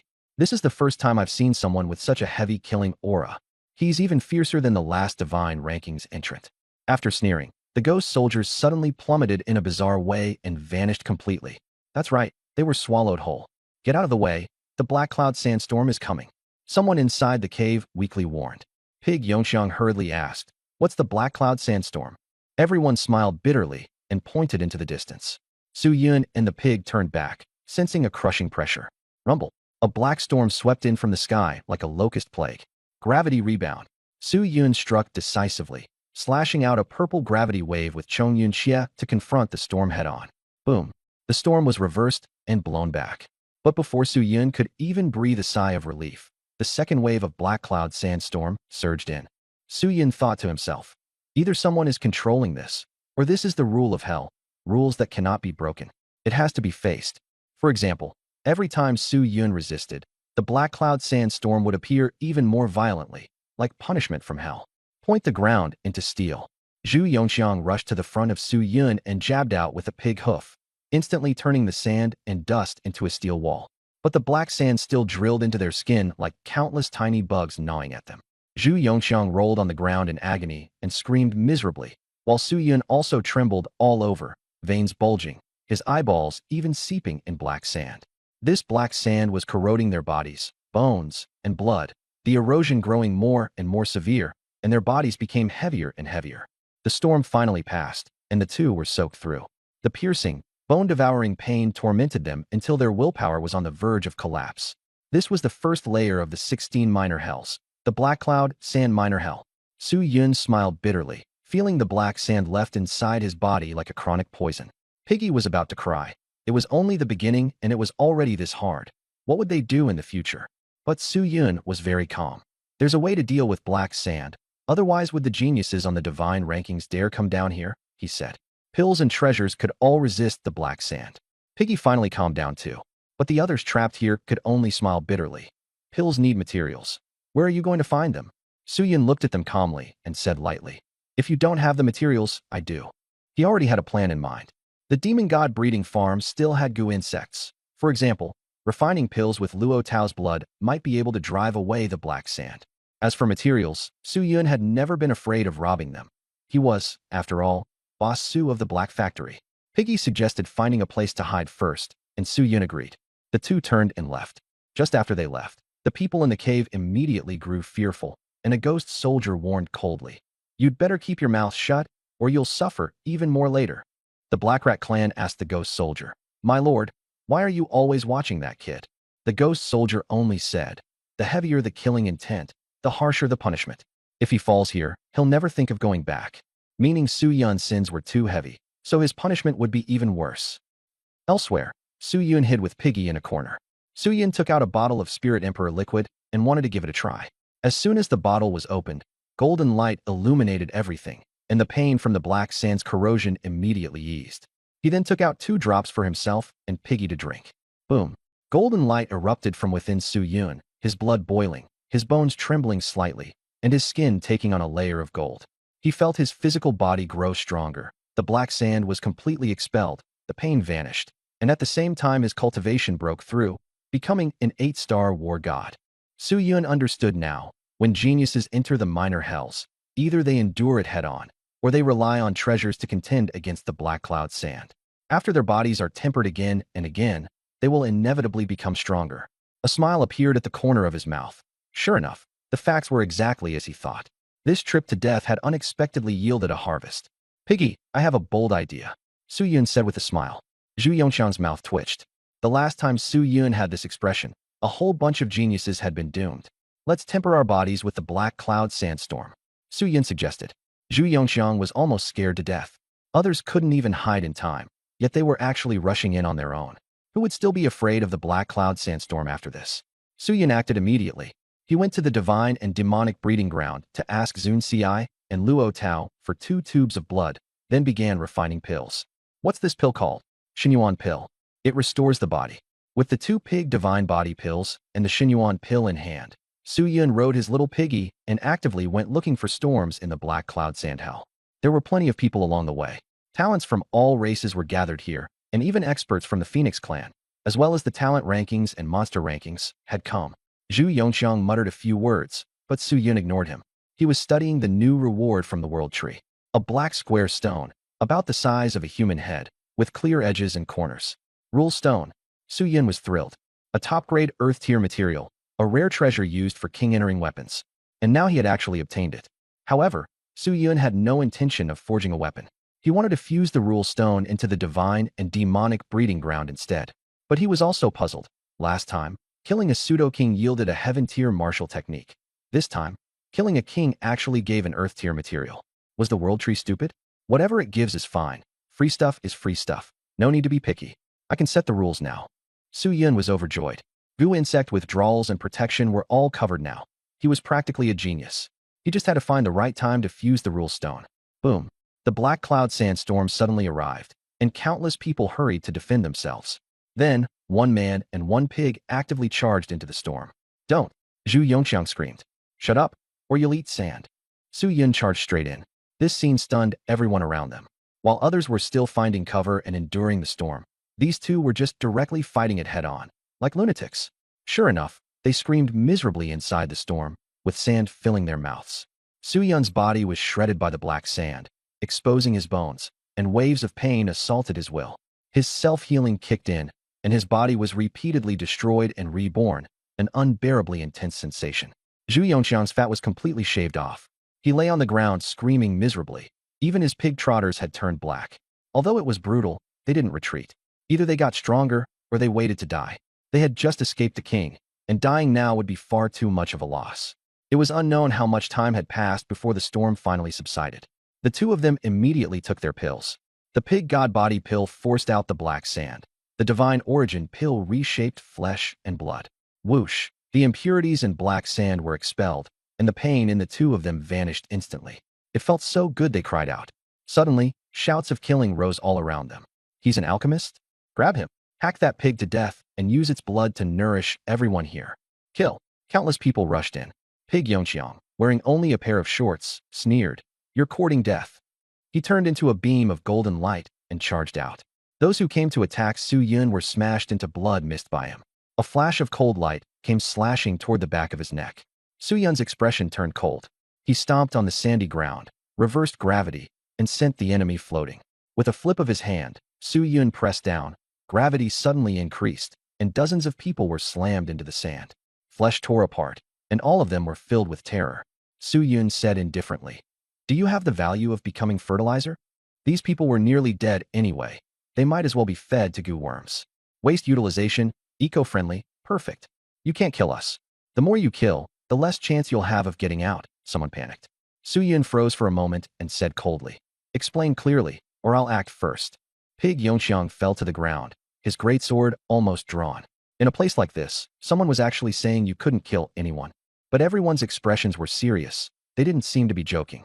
Su Yun noticed that these people had been eroded by the black sand, and their bodies were rotting, yet they were still managing to hold on. They said bitterly, In the little hell, aside from the ghost soldiers, you can't kill people. We don't have pills or treasures, so we can only rely on primitive methods to resist the black sand.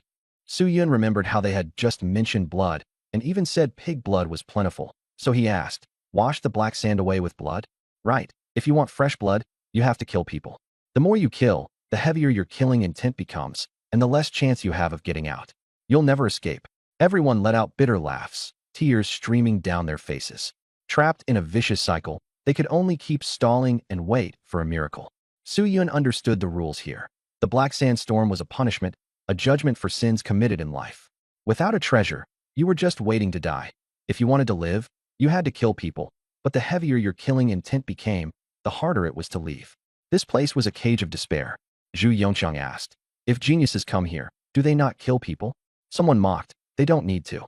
Their subordinates do the killing, and they even bring treasures. As Su Yun thought, he used gravity to crush one person to death, and as a result, a red light surged into his chest, confirming their words. Suddenly, a ghost soldier appeared. He looked at Su Yun and sneered. Your killing intent is the strongest. Even the geniuses aren't as ruthless as you.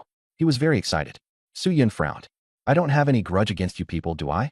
The ghost soldier smiled. No grudge. We're just looking forward to you joining us. Zhu Yongqiang pointed at himself, and the ghost soldier said indifferently, the Tianping clan? Just right. We don't have ghost soldiers like that here, but we can take you in. Zhu completely broke down, pulled out dragon meat, and indulged in despair. If he was going to die, he might as well eat his fill first. Su Yun stared at the ghost soldier, lost in thought. The more people you killed, the heavier your killing intent became, the harder it was to leave, and once swallowed by the black sand, you would eventually be assimilated into a ghost soldier. So this was actually a trap set by the underworld, creating countless ghost soldiers.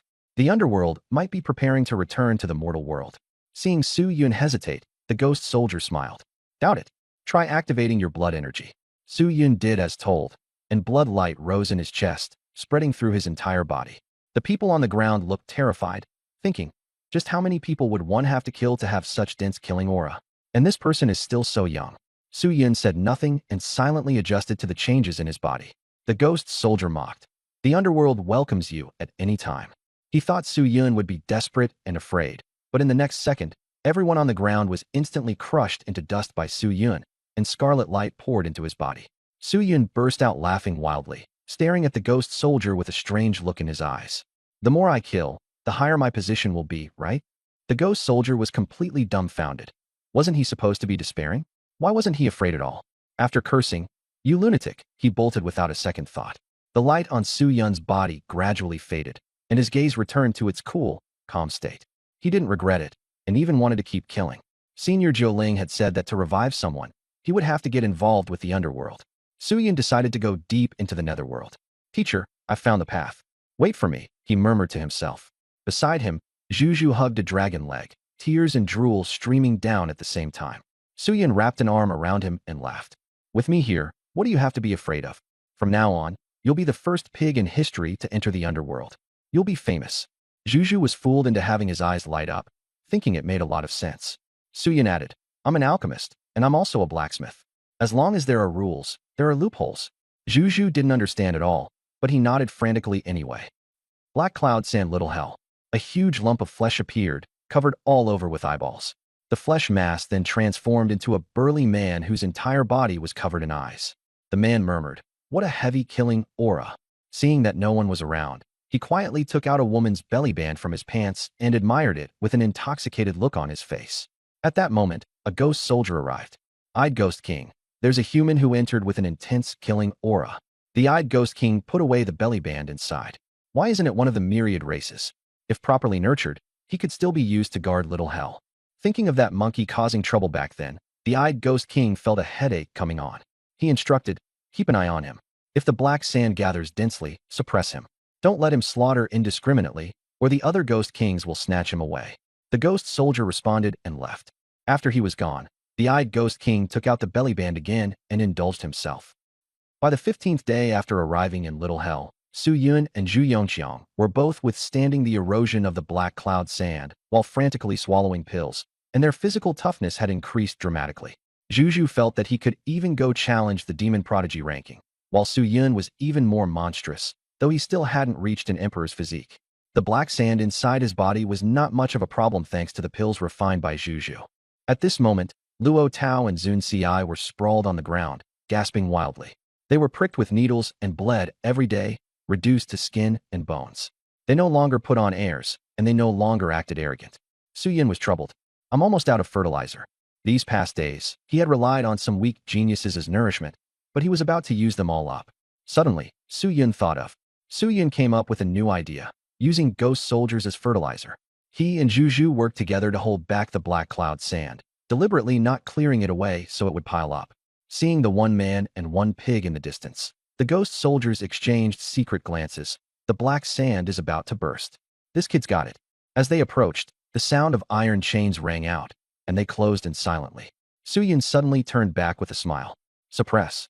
With a long howl, the mountains and rivers seemed to collapse. Massive rocks came crashing down, gravity changed, and the ghost soldiers were instantly smashed down. Juju looked at them and shook his head. That's it. The ghost soldiers roared, "We'll be back." Just as they were about to escape, they found the ground had turned into steel and they couldn't move. Su Yun increased the gravity. The ghost soldiers cracked apart and were all thrown into the demon god breeding farm. The whole operation was completed in one smooth flow. Immediately after, he swallowed a pill, drove away the black sand, and the two of them quickly left. By the time the other ghost soldiers arrived, there was only emptiness left on the ground. In the dungeon, the ghost soldiers were trapped, and Su Yun greeted them with a smile. The ghost soldiers grumbled. He actually fooled us, the brat. Someone threatened him, and the next second was sent to the beast arena, where Luo Tao beat him to death. Using ghost soldiers as fertilizer had mediocre results, but it was free, there were plenty of them, and they were just not very edible. Luo Tao nearly threw up. Su Yun extracted information and asked how to get out. The ghost soldiers said that he could either wait for rescue or pay a price to have the Ghost King pardon him. But Su Yun shouldn't even think about getting out. He kept pressing, and the dog-headed ghost soldier explained. Taking pills or using treasures could temporarily restore a physical body. In other words, returning to the living. Su Yun understood. The little hell had rules too. Ghost soldiers could trade with the geniuses outside, and as long as the treasures were in place, they could be commanded at will.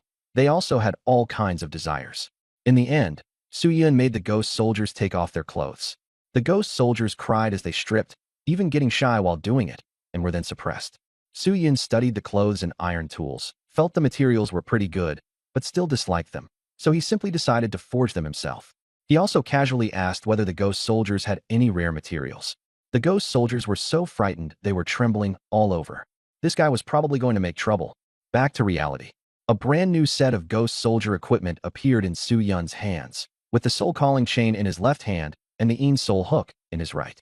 New clothes. Juju came over to take a look. Su Yun directly threw him a large set and said with a smile, "I'm going to transform the demon god breeding farm.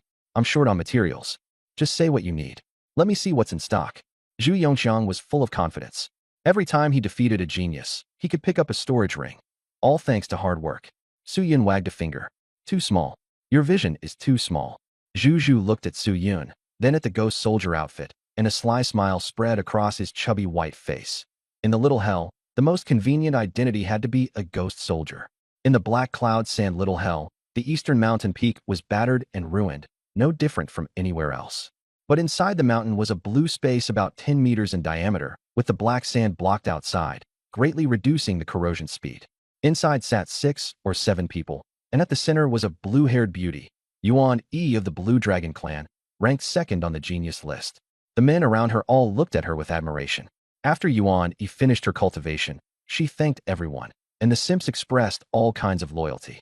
At that moment, Yin energy suddenly surged forth, bells rang, and the ghost soldiers had arrived. 2 figures appeared.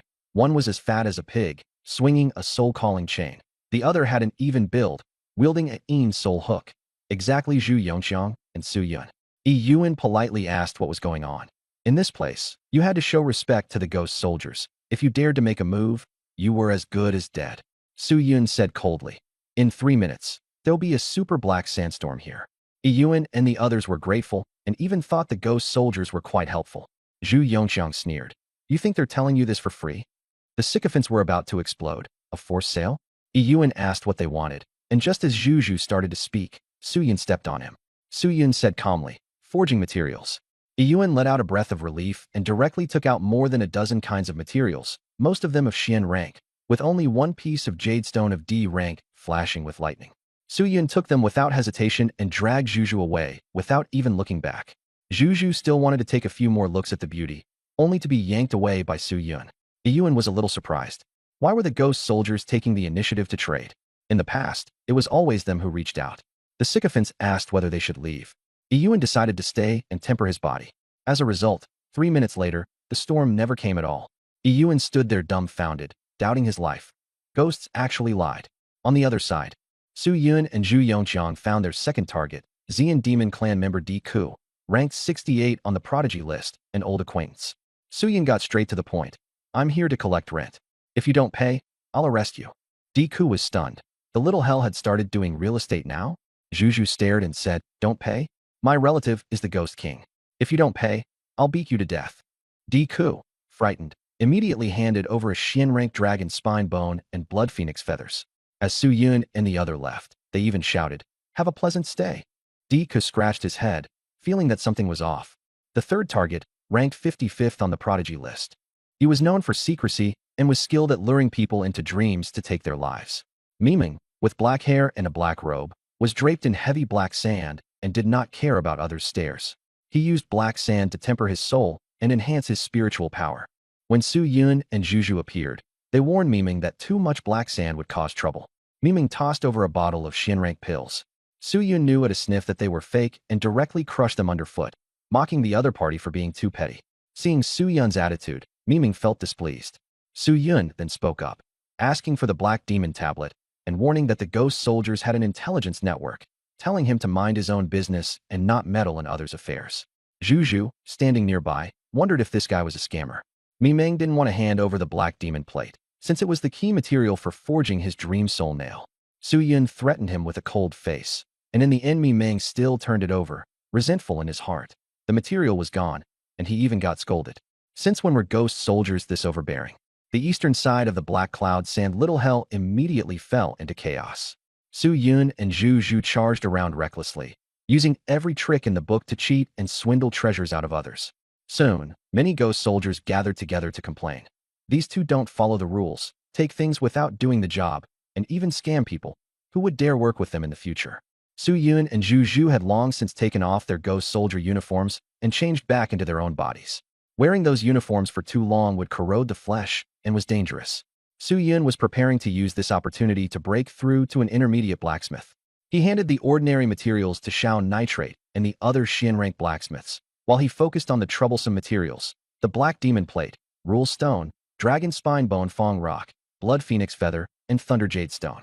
Only the Golden Emperor Burning Heaven Flame could handle these. The forging began.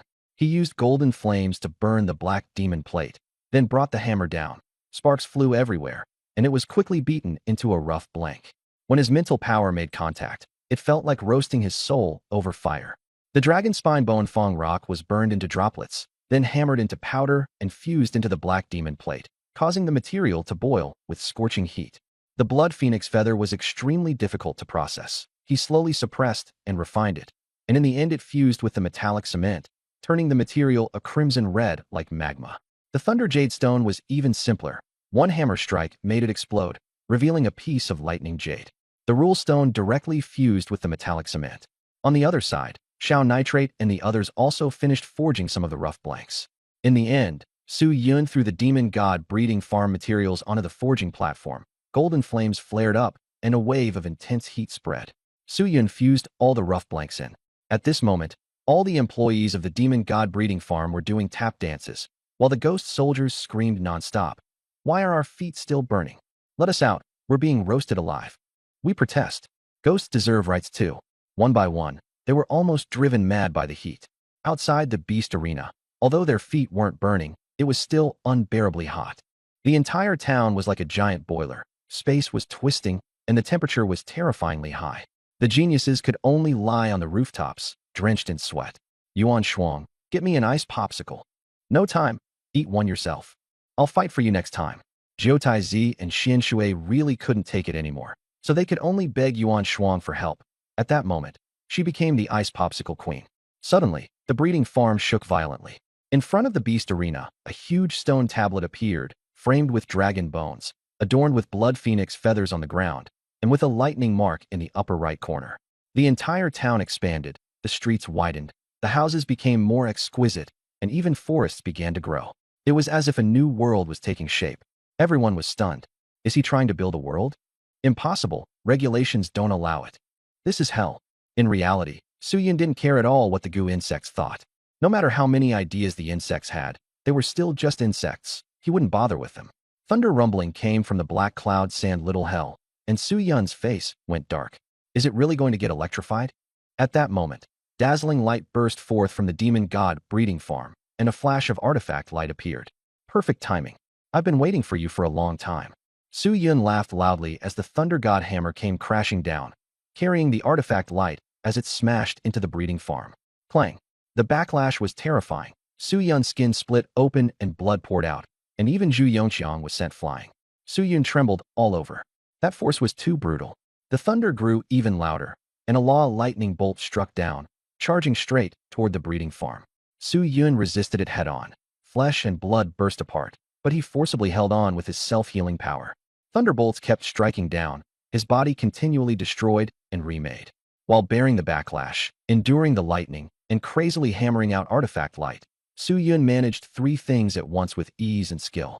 The commotion was too great, and many people were drawn over. In the distance, the ghost king of 10,000 eyes woke up in surprise. It attracted the law. Only perverted geniuses would attract the law. Could it be? People from the divine rankings are hiding here?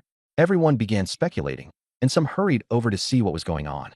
In the end, with the final streak of artifact light merging in, the demon god breeding farm advanced to the middle tier of the earth rank, and Suyun also became a middle-tier earth rank artifact refiner. He was covered in blood, but his eyes were full of excitement and pride. Someone's here.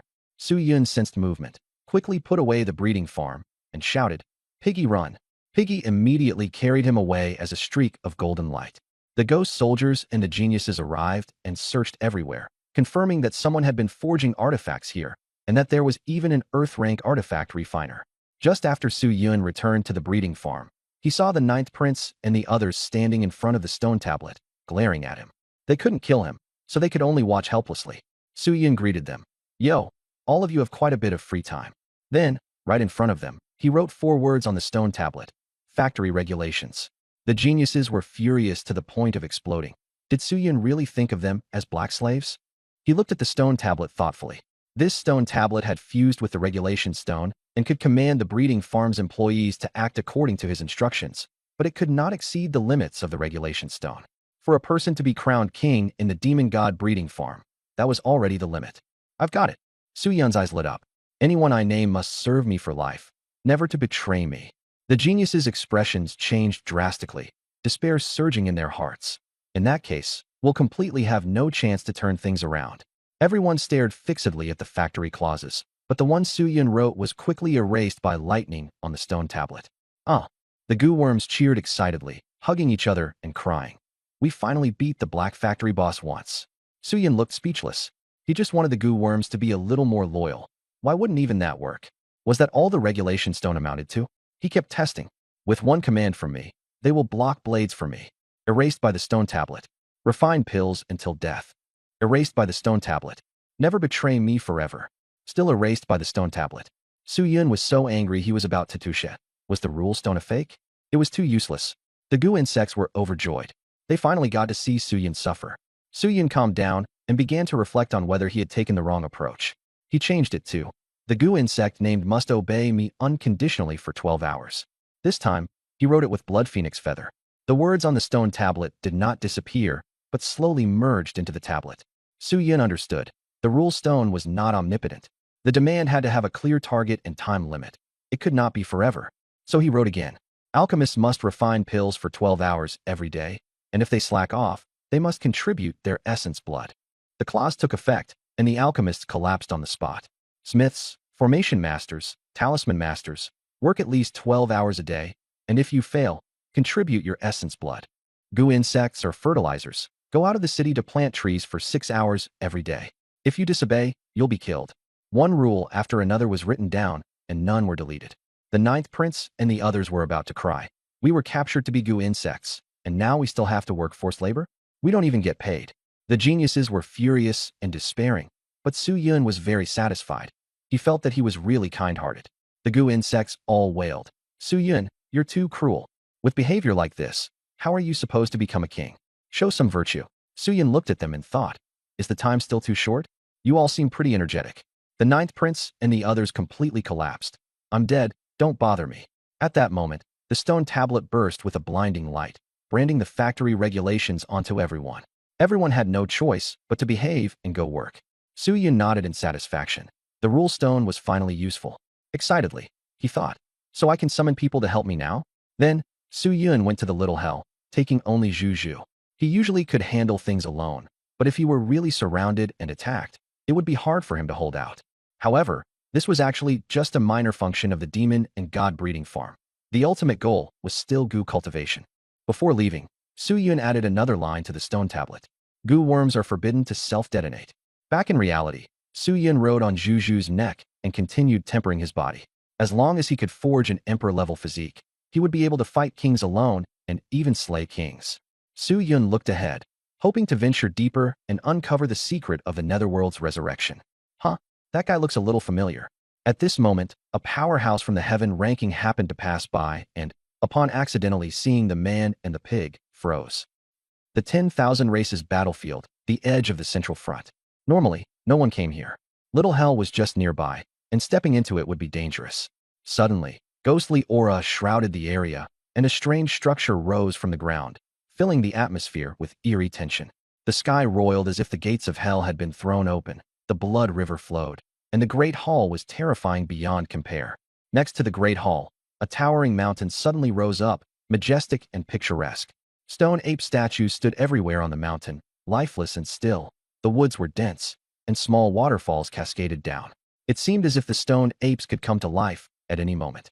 The hall symbolized death, the mountain symbolized vitality, one death, one life, utterly opposed.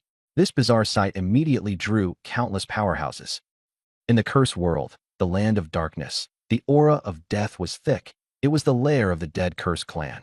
There was no light here at all, yet the fluctuations were similar to those of the Netherworld.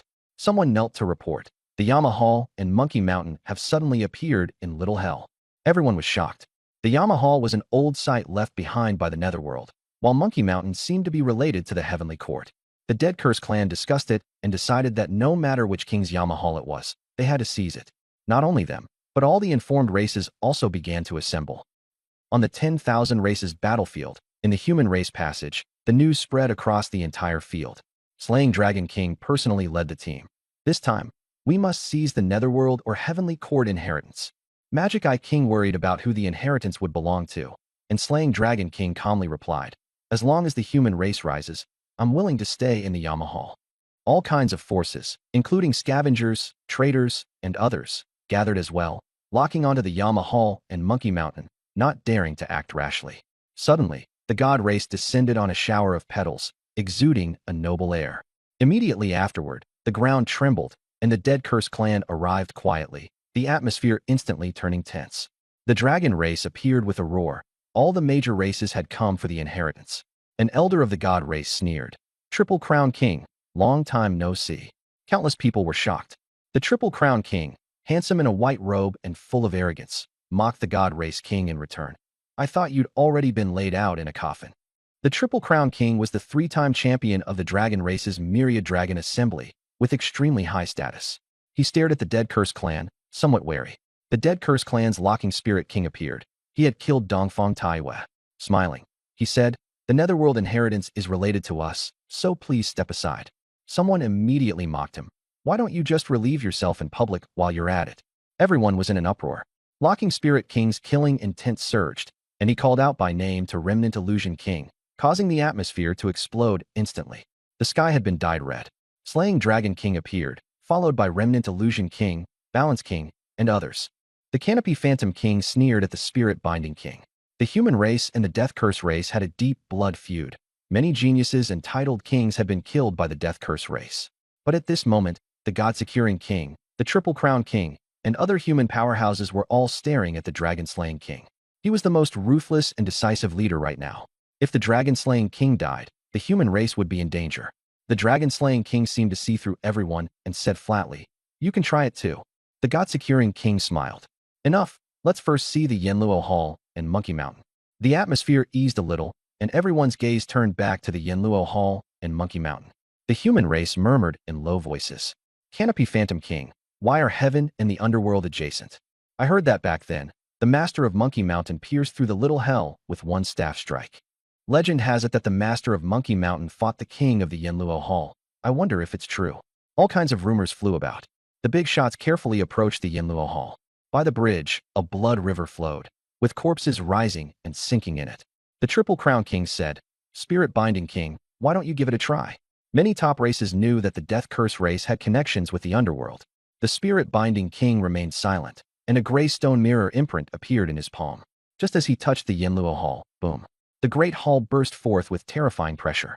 The kings hurriedly retreated. The spirit-binding king coughed up blood as he was forced back, and the imprint dimmed. "You want to get everyone killed?" A titled king cursed angrily. The spirit-binding king said coldly, "If you want to charge ahead yourselves, what the hell does that have to do with me?" His expression was solemn. He couldn't figure out what was going on. Since they couldn't enter the Yenluo Hall, everyone turned to look at Monkey Mountain. At this moment, Monkey Mountain suddenly erupted with golden light, condensing into a golden staff that came crashing down. A false king failed to escape in time and was smashed to death on the spot.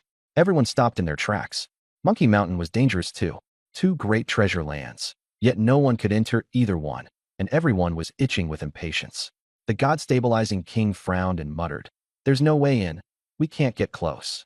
The Three-Crowned King said, "Could it be that the entrance isn't here?" Everyone thought that made sense. The Shattered Illusion King lowered his voice and asked, "Could the entrance be in the small hell?" The Balance King and the others rolled their eyes. "Nonsense," the Shattered Illusion King said disdainfully. "This is called using your brain." The Dragon-Slaying King actually thought there was some truth to it, but if kings like them entered the small hell, they'd probably be finished. The Dragon-Slaying King said decisively, "Send the young geniuses in. This is their chance." On the other side, the God-Stabilizing King had someone contact Saint Grace, while the Dragon Clan's Three-Crowned King sent the 8th Prince to investigate. For a time, all races called their own geniuses over, preparing to delve deep into the small hell. East of the Black Cloud Sand Small Hell, Su Yun impersonated a ghost soldier and nearly extorted every genius there. No one suspected a thing. He made a killing, but it was soon exposed that the ghost soldier was actually Su Yun. Everyone cursed him out, especially Yun of the Blue Dragon Clan, who hated being conned the most. Mimung of the Eerie Resentment Clan, Dyke of the Purple Flame Demon Clan, and others also found out. Inside the cave, Miming asked grimly, "It really is him?" "There's only one pigman," the informant said with a smile. Miming nodded, her gaze cold. "You dare make a move on me, Su Yun? You really don't know how to live. Let them test the waters first. I'll make my move later." Though furious, Miming remained calm. That day, Su Yun and Juju put on ghoul soldier uniforms and went out to scam people again. He didn't fear the ghoul soldiers at all, nor did he take the little ghost king seriously. As long as he was strong enough, one slash would do. If not, then a few more slashes. The Blue Dragon Clan's little girl is loaded. Gotta squeeze some out of her. Su Yun went to find a Yuan. Suddenly, his observation hockey sensed that quite a few people were hiding around them. Could his identity have been exposed? Su Yun didn't think there was a problem and looked at Pig Yongqiang. Juju said solemnly, "I have a way to solve the current trouble." "Let's hear it." Su Yun was surprised. He hadn't expected Juju to use his brain. Pig Yongqiang said seriously, "I'll ride you. That way no one will suspect us." Su Yun slapped his forehead speechlessly. Could that pig brain still be used, even if it was rusted? A pig riding a person? Was he trying to make a name for himself? "Hide well. If someone ambushes us, help me." Su Yun kicked Juju flying and strode grandly toward the ruined mountain peak. With gazes gathering from all directions, he remained expressionless. "I'm here again to deliver intelligence. A new storm is coming," Su Yun said directly. Iyuan and her subordinate sneered. Iyuan said in a cold voice, "Thanks for coming to remind me again." Su Yun. As her name fell, killing intent surged, and 50 or 60 people surrounded him. Someone slapped the ground. Sword Star subduing demon array. Sword light intertwined, binding Su Yun. "Kill!" Iyuan shouted sharply, blue dragon claws lunging straight at him. At the same time, spear gleams, blade chi, flames, and frost all came attacking at once, their momentum terrifying. Su Yun sneered. Gravity rebound. Purple gravitational waves spread out, and all attacks were bounced back in their entirety. Everyone panicked, injured by their own people and their own weapons. Yuan's blue dragon claws turned back on her own side, throwing the scene into complete chaos.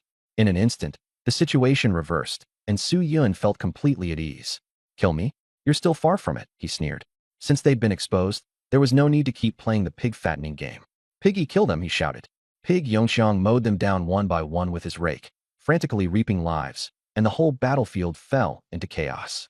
Su Yun charged forward with his blade in hand. A burly man blocked the way, raising a hand shield to meet him. Yuan and the others were preparing to seize the chance to surround and attack. Su Yun laughed grimly.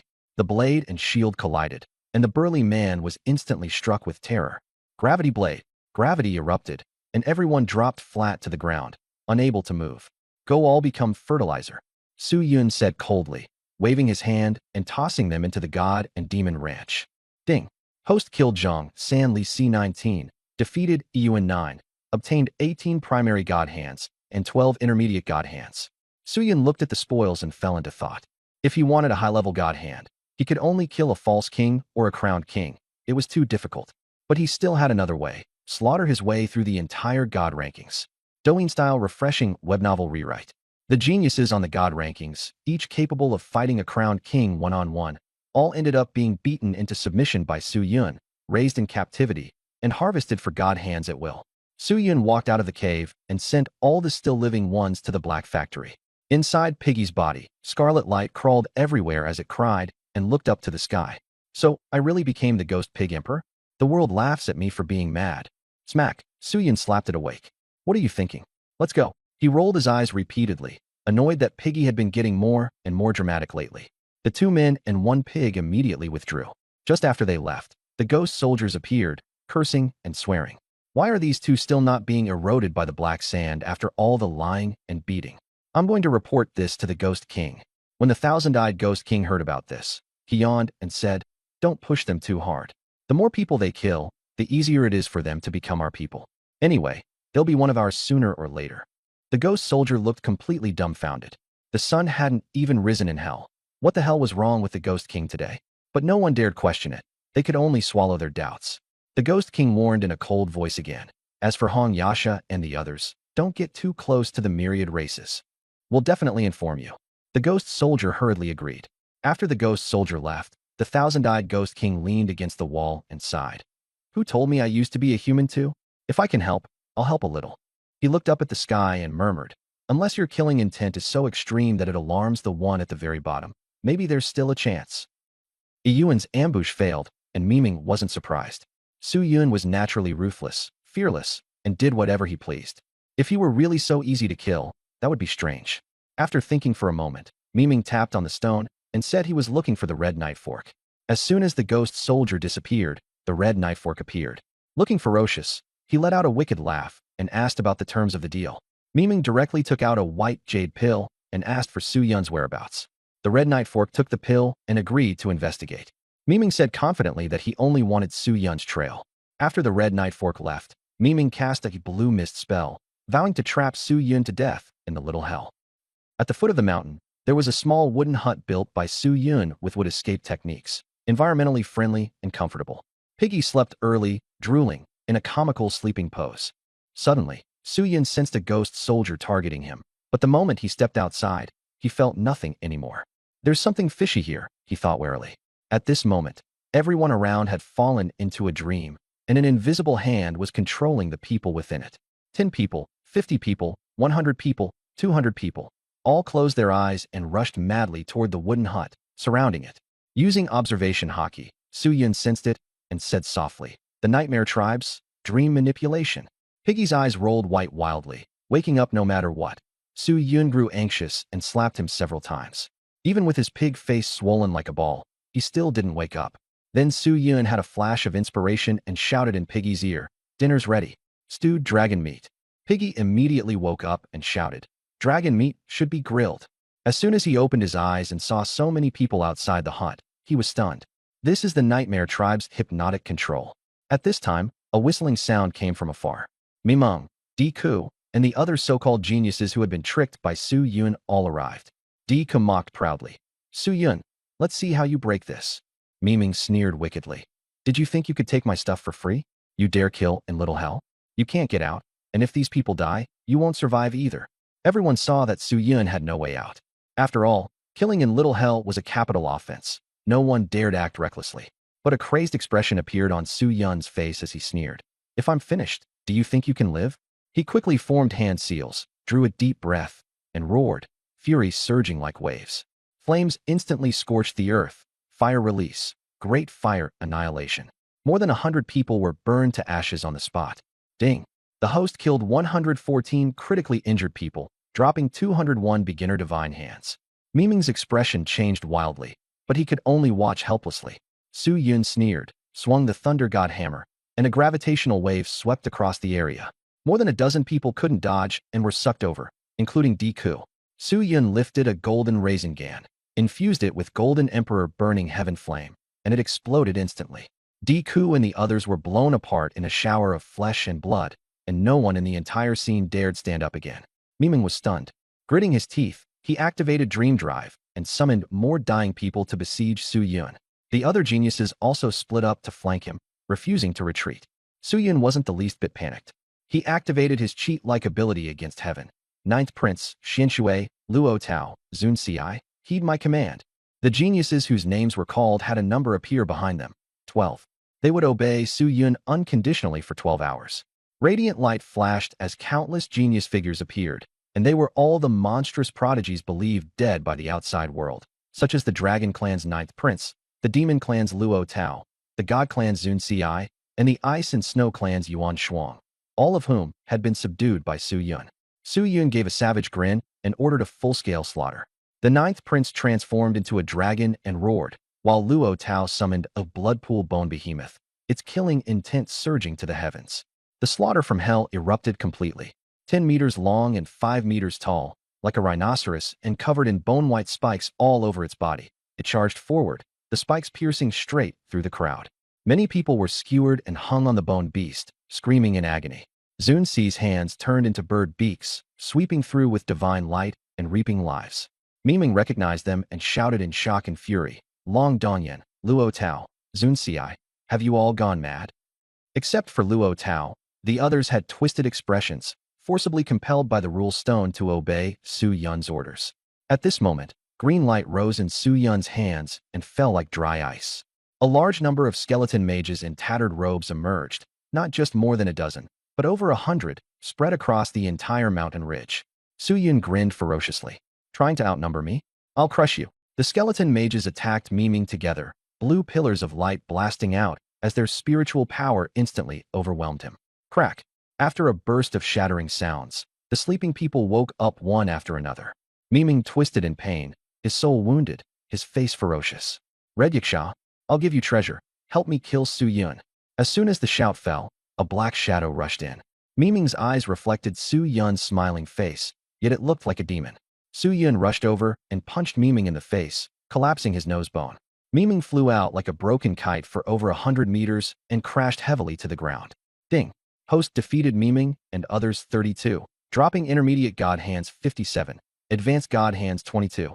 Su Yun grabbed Miming and sneered. Trying to trap me in a dream? Sorry, I never sleep.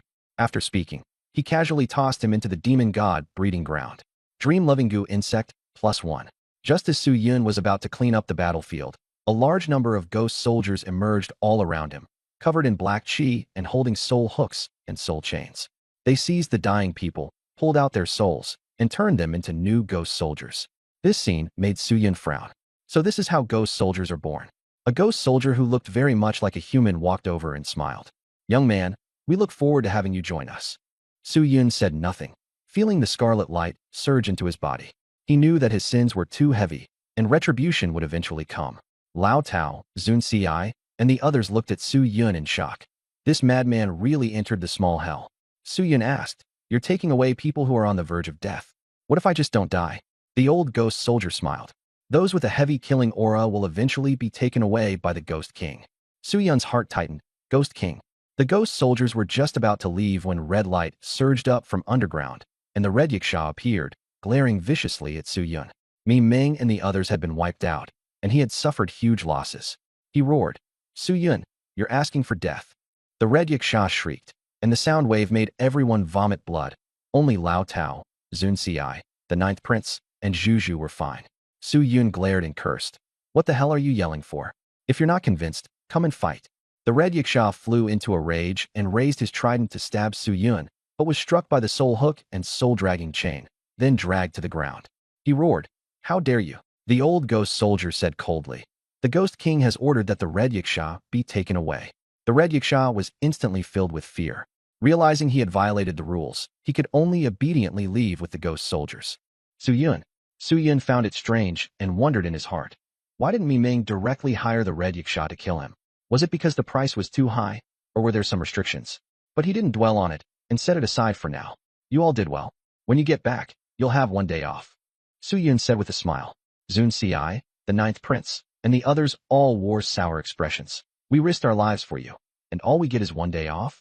Exploitation. Only Lao Tao was smiling especially happily. When can you abuse me again? He asked shyly. Su Yun's mouth twitched, and he had no choice but to brush him off. We'll talk about it later. Lao Tao, however, only grew more excited. The goo worms returned to the demonic beast breeding grounds. Juju, meanwhile, picked up spatial rings from the ground, toiling like a farmer transplanting rice seedlings. Today is another day of Juju's hard work. Pygtyrannosaurus was deeply moved by his own effort. Su Yun was speechless. Go look for any top-grade Xian rank medicinal herbs. The pig haggled. Dragon meat in exchange, no credit. After cleaning up the scene, the two men and the pig headed straight west. In the black cloud sand little hell, Hong Yacha was brought back under escort. He knew danger was coming. The next second, a mass of flesh mud gushed out, covering Hong Yacha and transforming into the thousand-eyed Ghost King. The thousand-eyed Ghost King grabbed Hong Yacha by the neck with one hand, like pinching a chick, and the atmosphere froze. The ghost soldiers all lowered their heads and did not dare look.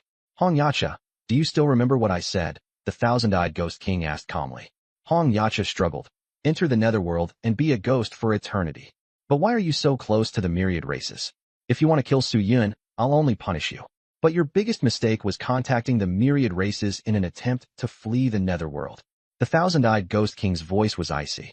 Hong Yacha shouted angrily in excitement. Boss, we've been trapped for countless years. How many years has it been exactly? The heavenly court has reappeared, and the Yama Hall of the netherworld has reopened. I don't want to wait anymore. I want to return to the mortal world. The ghost soldiers were all trembling, resonating with his words. The netherworld had once been glorious, but now everything had changed. It was tasteless, and there was no joy left. After listening quietly, the thousand-eyed Ghost King only said indifferently, if you want to return to life, that's fine. I just hate the myriad races, that's all. Then Hong Yacha was crushed on the spot, flesh and blood splattered everywhere, and he fell. The thousand-eyed Ghost King put away the fragments of the kingly throne foundation and tossed them to the old ghost soldier. You may trade, but don't get too close, and don't mention the netherworld's affairs. With that, he vanished. Yes, Ghost King. The ghost soldier lowered his head and replied. At the divine demon breeding ground, Su Yun was preparing to refine the Starry Sky pill, a top-grade Xian rank pill that could stabilize the war god realm and strengthen the body. The materials were all ready, but he handed the pill refinement over to the goo worms. If asked why, the answer was simple, voluntary overtime. He saw ghost soldiers chatting with geniuses. Why do you look like a ghost? Because I am a ghost. You're that old? You've seen the myriad races battlefield, right? Calling me old ancestor is fine too. 3 quick lines, and they drove the geniuses away, thinking these ghosts only knew how to spout nonsense. The ghost soldiers were helpless. Even when ghosts told the truth, no one believed them. How cold and cruel the world was. When the ghost soldiers saw Su Yun arrive, they hurriedly stood up and bowed and scraped. Who would dare offend him? Su Yun asked, how many ghost kings are there in the small hell? The ghost soldier replied, there were originally 16. Now that hell is damaged, only a few remain. Our first layer is the thousand-eyed Ghost King. He's not a bad guy, except for his hobby. At this point, the ghost soldiers looked awkward. Su Yun was puzzled inwardly. Even the small hell can be damaged. This small hell didn't seem like some spiritual treasure cave heaven. It felt more like an object. This was a smith's intuition. What hobby? Su Yun pressed. The ghost soldier leaned in secretly. He likes women's lingerie and underwear. Su Yun's face darkened, and he cursed inwardly. This Ghost King is really bizarre. Is the underworld full of weirdos? Suddenly, an idea struck him. The system storage happened to have a pile of intimate lingerie, leopard print, lace, sheer cutout styles, everything.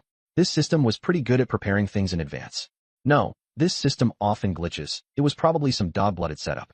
Still, As long as there was a way, that was enough. Thanks for letting me know, Su Yun said with a smile. The ghost soldier rubbed his hands together. We performed pretty well, right? When will you let us go? Where are you going? Su Yun blinked blankly, then turned and left. The ghost soldiers all cursed angrily. Back at the small wooden hut, Su Yun spun the star-refining pill in his hand. It was just an ordinary pill, good enough. Just as he was about to eat it, a chilling aura suddenly came from outside. Piggy woke up groggily, complaining that it was too cold and telling him to close the door, then go back to sleep.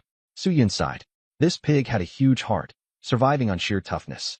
He stepped outside, and the thousand-eyed ghost king was waiting there, staring at him and praising him as a promising talent, saying that he had already escaped no longer. Su Yun said he had come willingly and could do whatever. The ghost king admired him even more, saying that he would bring him into the underworld system in the future. The situation up top was in chaos lately, and many people would be coming down.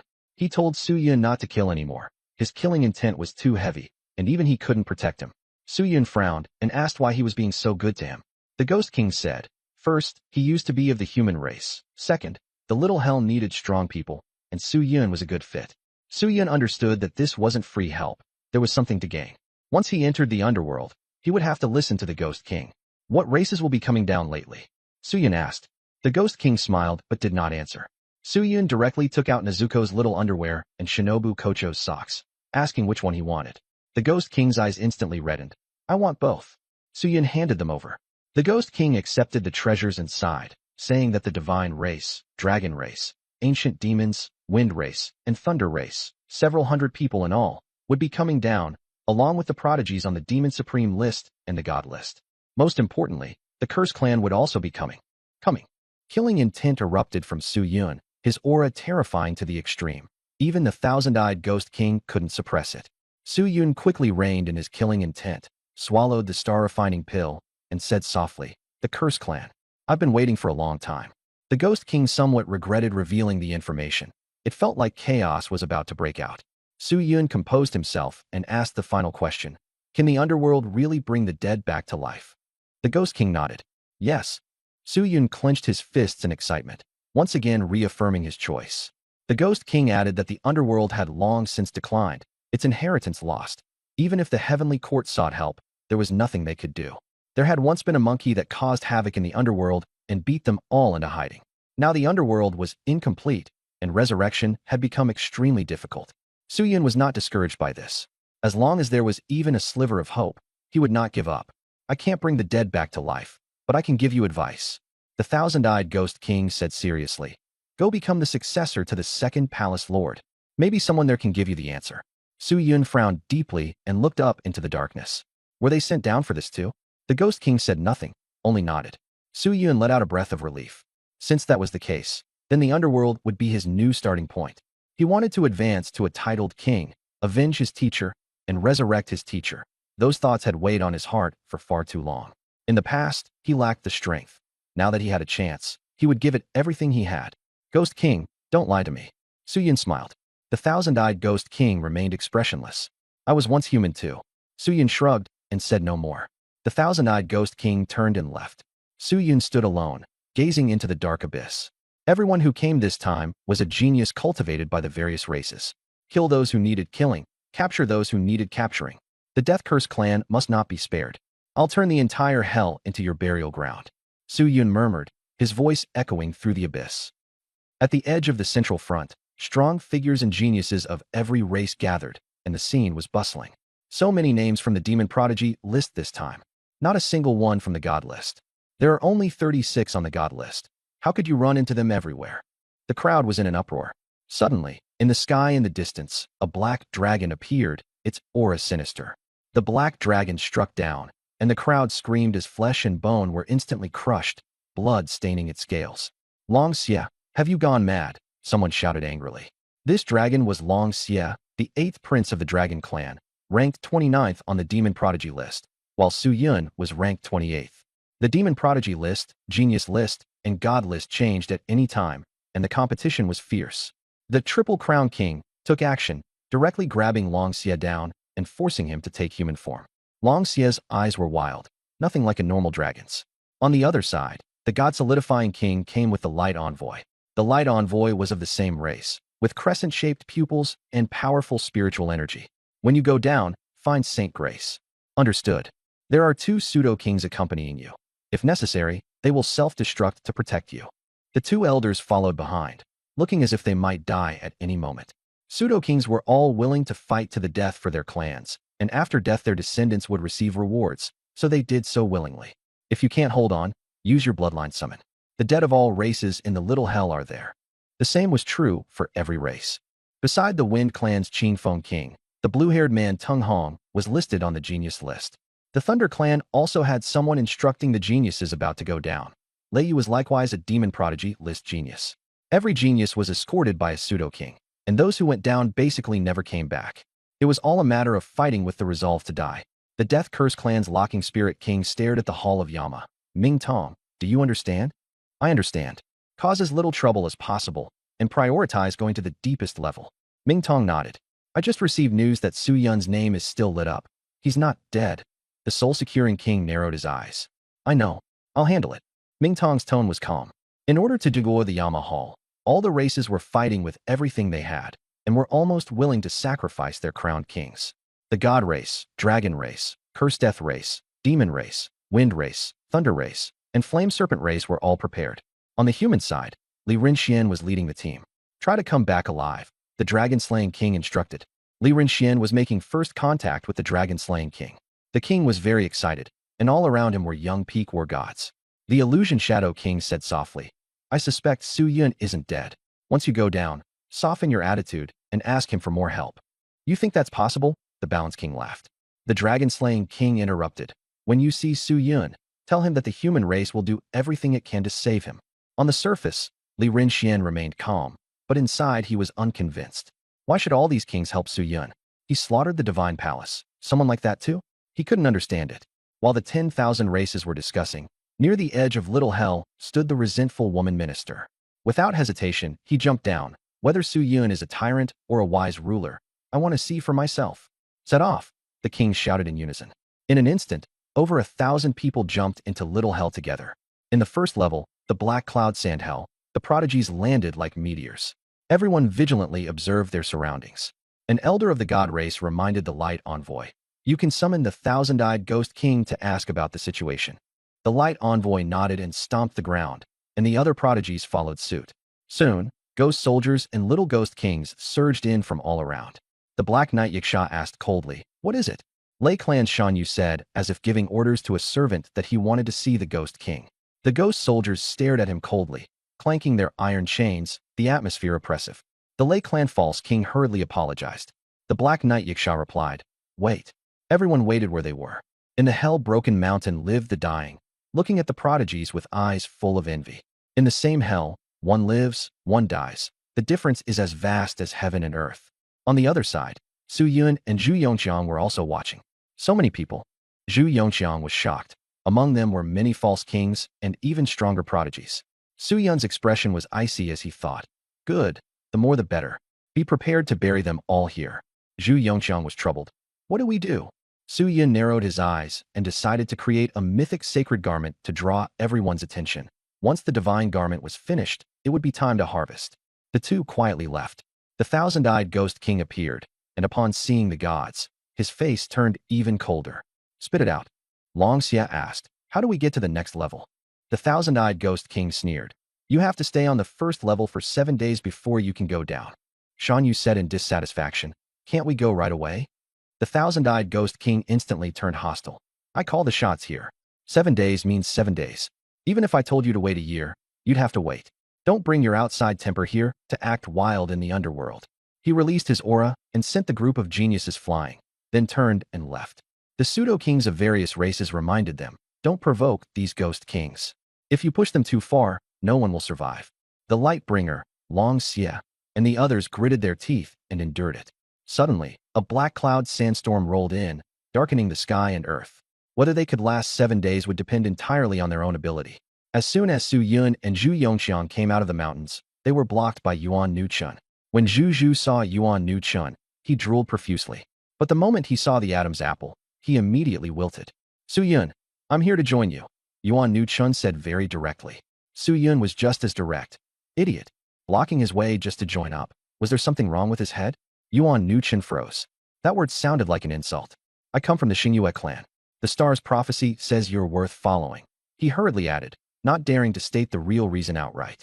He wanted to observe Suyin first. Zhu Zhu said in confusion, the Xingyue clan? You're part of the neutral faction. Why are you involving yourself when things are perfectly fine? In troubled times, who can guarantee they'll survive? Yuan Nuchen sighed. Suyin stroked his chin, feeling that something was off. This person came too suddenly. He was suspicious. You want to follow me? He said with a cold smile. Do you have any Earth-grade mid-tier or high-tier forging materials? Yuan Nuchen looked completely dumbfounded and couldn't keep up. Asking for gifts on the first meeting? Was this a blind date? Following me means a meeting gift is perfectly normal, Suyin said, rolling his eyes as he rattled off a string of material names. Yuan Nuchen had a headache. Was this guy serious?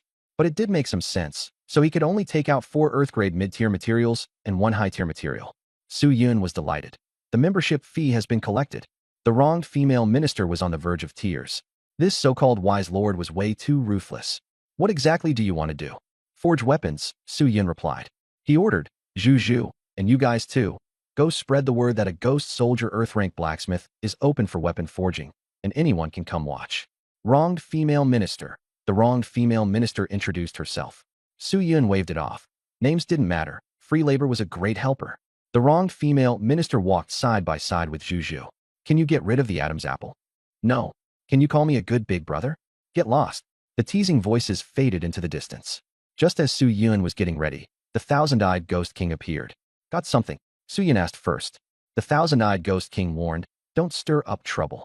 I'm just forging weapons to promote friendship among all races, Su Yun said with a sincere expression. The thousand-eyed Ghost King nearly cursed out loud. Who would believe that nonsense? Ever since Su Yun arrived in the Lesser Hell, there had not been a moment of peace. With Zhu Zhu, it was either a scam or a trap. He was practically a problem child. Really forging? The Ghost King asked again to confirm. Su Yun nodded. Truer than pearls. Fine, I'll believe you this time. The Ghost King left. Su Yun found a mountain peak and used the Imperial Chef knife to flatten the top. He can forge a mythic holy garment, but under everyone's watchful eyes the quality is limited. If he uses all his strength, it may break. He made a calculation, but didn't hesitate. One use would be worth it. At the same time, Piggy Pig and Grudge Woman's propaganda about a ground-rank forge master publicly casting weapons spread quickly in all directions, and even people from the small hell came. A ground-rank forge master? That's rare, even on the 10,000 races battlefield. A ghost soldier? At least over 1,000 years old. Worth a look. I've been stuck at advanced mysterious rank for 2 years. Maybe I'll get some new inspiration. In an instant, geniuses came rushing over one after another. Alchemy masters and forge masters both have terrible tempers, and usually refine things alone, never in public. A ground-rank forge master willing to operate under everyone's eyes was practically a tremendous opportunity. After the Divine Ju Light Envoy got the news, he frowned. Such a coincidence. Should we go? The Divine Ju Elder asked softly. The Light Envoy said, let's look from far away. If there's any problem, retreat immediately. Ming Tong of the Death Curse tribe also began to think it over. He called out to the ghost soldier. Is Su Yun still alive? The ghost soldier said nothing with a cold face. The false king took out a mysterious rank pill and handed it over. Alive.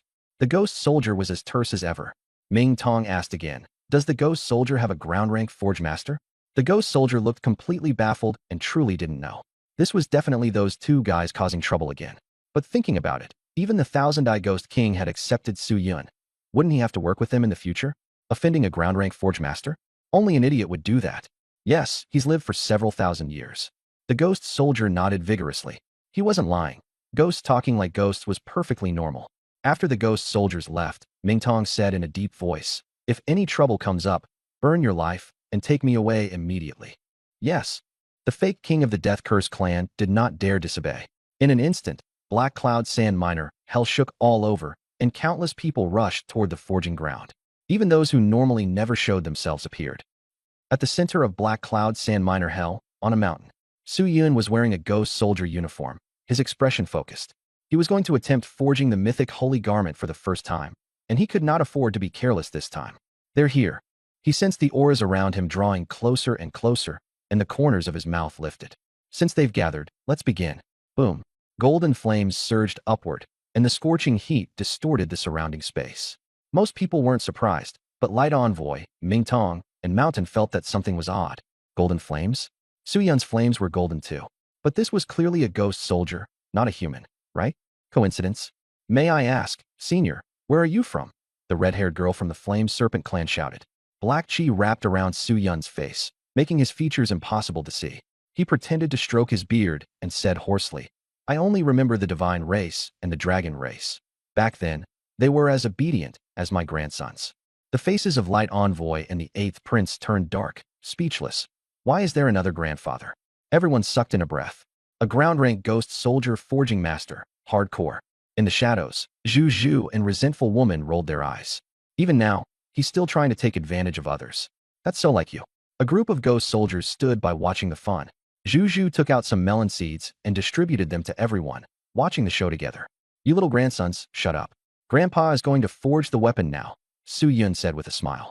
Everyone was speechless. He'd taken advantage again. Suyun took out an ordinary black hammer and did not use the Thunder God hammer, fearing his identity would be exposed. He wasn't in a hurry this time.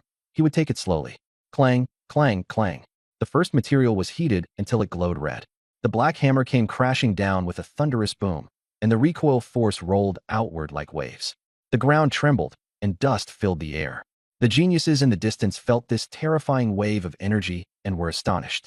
The Light Envoy and the others let out a sigh of relief. He really was forging a weapon. Clang. The heavy hammer struck the Xingyao gold stone, sending sparks flying like stars. Suyun then sprinkled on the 9 princes' dragon blood. The Xingyao gold stone, combined with dragon blood, could suppress the bloodline restrictions of the Kongjin Dragon King's Dao. Such superb technique made everyone gasp. Clang, clang, clang. The mottled ancient stone glowed, and Suyun struck with pinpoint accuracy, suppressing it effortlessly. An Earth-rank forge master simply could not do that. The mottled ancient stone weakened the erosion of the Dragon King's Dao and protected Suyun. The forging continued.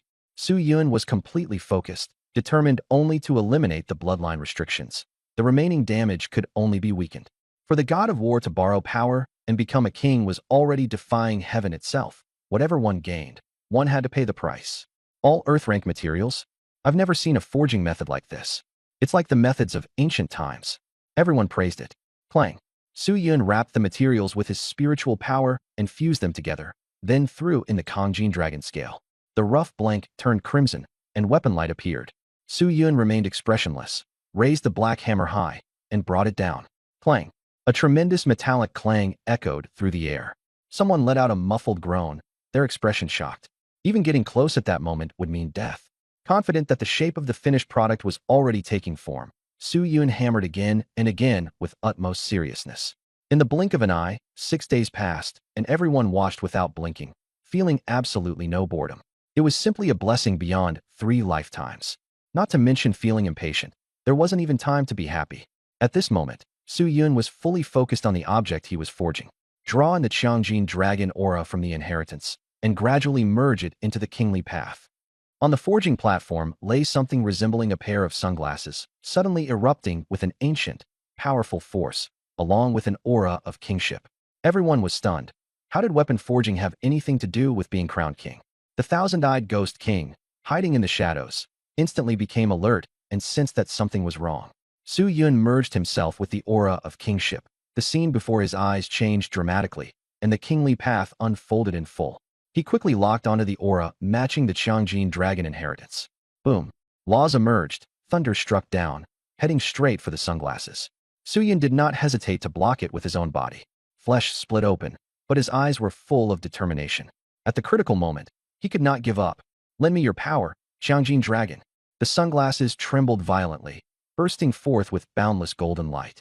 Suyun fused the sunglasses with the kingly path foundation, instantly capturing the Qiangjin dragon's kingly path. The scene shifted to a chaotic, dark void, where a giant dragon coiled atop a golden mountain. The giant dragon suddenly sensed that its kingly path had been borrowed by someone. It transformed into human form, its face full of frustration and shock. Black cloud sandhell. Boom. The sunglasses blazed with dazzling golden light, accompanied by a high-pitched dragon roar. The 8th prince's heart raced, suspecting that it might be related to the dragon race. The laws dissipated, and mountains collapsed, and the earth split apart. Covered in blood, Suyun lay in the ruins, still clutching the sunglasses tightly, unable to hide his excitement. With the combination of Saint Armor Forging plus Inheritance token, He had created a mythic saint armor. Although it had a few flaws, it had finally been made. He secretly decided this would be called a divine garment. The sunglasses looked ordinary, with a golden dragon engraved on the lenses, exuding a sense of pressure in the dim light. This divine garment forging session brought Su Yun enormous gains. If not for the primordial immortal body, he would never have been able to endure it. Fortunately, at the critical moment, he stabilized his aura with the Tao King base, a truly brilliant move. Everyone was stunned by his lavish expenditure. Even the thousand-eyed Ghost King stared blankly. And he was actually still at the God of War level? Unbelievable. The resentful maiden minister and Zhu Zhu beside him were also dumbfounded. Su Yun's laughter came from the dust and smoke. Zhu Zhu sensed something was wrong and immediately prepared to snatch him away. Before the resentful maiden minister could even react, she was ridiculed by Zhu Zhu. Suddenly, the atmosphere turned oppressive, and the geniuses all felt that something was about to happen. Light Envoy, Nether Passage, and the others wore solemn expressions. Su Yun slowly put on the sunglasses and said coldly, "Enter the Tao." Boom. The power of the Tao King surged, and golden light blazed brilliantly. The void shook, and the shadow of a giant dragon enveloped Su Yun. Dragon scales emerged from the sunglasses, covering his entire body and transforming into a divine garment. Dragon horns were majestic, and the scales gleamed brilliantly. Between heaven and earth, only he remained. Everyone was stunned, staring at Su Yun emerging from the dust and smoke. Su Yun stood in the air. The kingly path fused into his body, and in an instant he was crowned king, invincible under heaven. His golden dragon pupils were filled with killing intent, his golden scales shone blindingly, and his thick dragon tail swayed lightly, shattering the air. Everyone was dumbstruck, never expecting that the mythic holy armor could turn a man into a king. I've been waiting for this day for a long time. Su Yun looked down at the crowd, his tone calm. The geniuses retreated wildly. Su Yun stomped down with one foot, and purple gravity spread outward. The ground caved in. Many people were crushed flat against the earth, unable to move, and some directly exploded into bloody mist. Su Yun raged, and with each step, blood splashed everywhere, suppressing the entire battlefield. "He is Su Yun. Hurry and take me away," Ming Tong shouted in panic. The pseudo-king of the cursed death tribe burned his essence blood to flee for his life, and the divine race and others also retreated in utter embarrassment. Su Yun sneered and waved his hand, and a purple gravity wave covered the cursed death tribe. No matter how Ming Tong and the other two tried to escape, they could not break free. Su Yun activated the Sharingan, and Susanoo manifested behind him. The ten-hand sword instantly killed two pseudo-kings, while his other hand grabbed Ming Tong. Su Yun's gaze was icy cold, determined to annihilate the cursed race and avenge his teacher. Ming Tong was terrified. "If you dare kill us, you won't be able to go back." Su Yun sneered. "I never planned to leave alive." Crack! With one squeeze of his hand, Ming Tong's bones shattered and blood flowed. He died without a complete body. In just 7 days, all the genius false kings of the cursed death clan were wiped out. Beep. Killed Ming Tong and others 3, dropped advanced hand of God 72. Su Yun said coldly, "Gravitational chaos." The field inverted, and all the enemies were sent flying into the air before being smashed down hard, their screams endless. Some begged for mercy, but Su Yun laughed. "Dream on." Gravity increased again, and over 100 people exploded instantly. Beep. Killed the Long Turtle clan and others 107. Dropped intermediate hand of God 93, advanced hand of God 7. The ghost soldiers fell silent across the battlefield, and the thousand-eyed ghost king sighed, realizing he could never go back. Suddenly, Su Yun's golden dragon pupil shattered, and he spat blood to the ground. The cracks in his scales grew worse. The thousand-eyed ghost king urged him to stop, and Su Yun replied calmly, "Once I've killed enough, I'll stop." A scarlet light flooded his body, and Su Yun's eyes turned blood red, his aura growing increasingly eerie and sinister. At this point, he had no more restraints. He was going to keep killing the false kings and geniuses. "God Clan, it's your turn." Su Yun leaped up, transforming into a golden dragon, instantly catching up to the fleeing Light Envoy and the God Clan false kings. Seeing his speed surge, they were terrified out of their wits. The Light Envoy could no longer stay calm and roared, "Hanwei eyes." Strange light erupted from his eyes, and his spiritual power surged. To the left and right, 2 gray moons blasted towards Su Yun. They were Earth-ranked treasures, refined into the other party's eyes. Su Yun immediately activated Ninetales mode, channeling his chakra into his arms to form a massive Rasengan. He neither dodged nor retreated, but instead charged straight toward the gray moon. Boom! The Rasengan exploded, sending the gray moons flying and smashing into mountains. The light envoy spat blood streaming from the corners of his eyes. The two false kings of the god clan calmly stood in front of him. Young master, Ron, we'll fight with our lives to buy you time. As they spoke, they ignited the remnants of their base foundations, their combat powers surging as they prepared to die. The light envoy left with red eyes. Su Yun formed hand seals with both hands and pressed them to the ground. Deep forest emergence. A massive forest grew instantly, tightly binding the two false kings. Aren't you going to stop me? Su Yun sneered. The false kings struggled desperately, divine light erupting, but they could not break free. Su Yun gathered the power of 6 worlds in his fist and smashed it down. Puff, puff. The two false kings were instantly killed on the spot, their flesh and blood flying everywhere. Ding. Killed 2 pseudo-kings of the god clan, dropped 55 advanced hands of the gods. Su Yun frowned, feeling the drop was a bit low, but it didn't matter. He could just kill a few more. Red light surged from the corpses into Su Yun's body.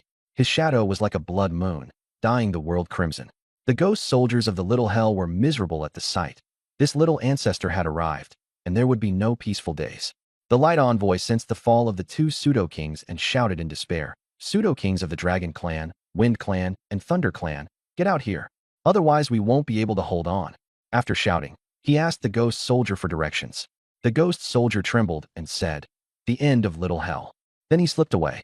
Pseudo-kings of each clan stepped forward, separately giving instructions to the younger generation before preparing to die. The world was in tears. Su Yun, it's either you or me. Countless geniuses rushed forward desperately. At this moment, Zhu Yongxiang and the resentful maiden minister secretly approached. Zhu Zhu reminded him, "Don't kill them. Keep them alive." He was planning to trade for dragon meat, and his mouth was watering. The resentful maiden minister put on a human skin mask, and the man-in-pig pair took advantage of the chaos to charge in. At the same time, Su Yun's killing intent soared to the heavens, suppressing all directions. Wearing the Kong Jin dragon god robe, he was bleeding profusely, but he did not care at all. His target was only his enemies.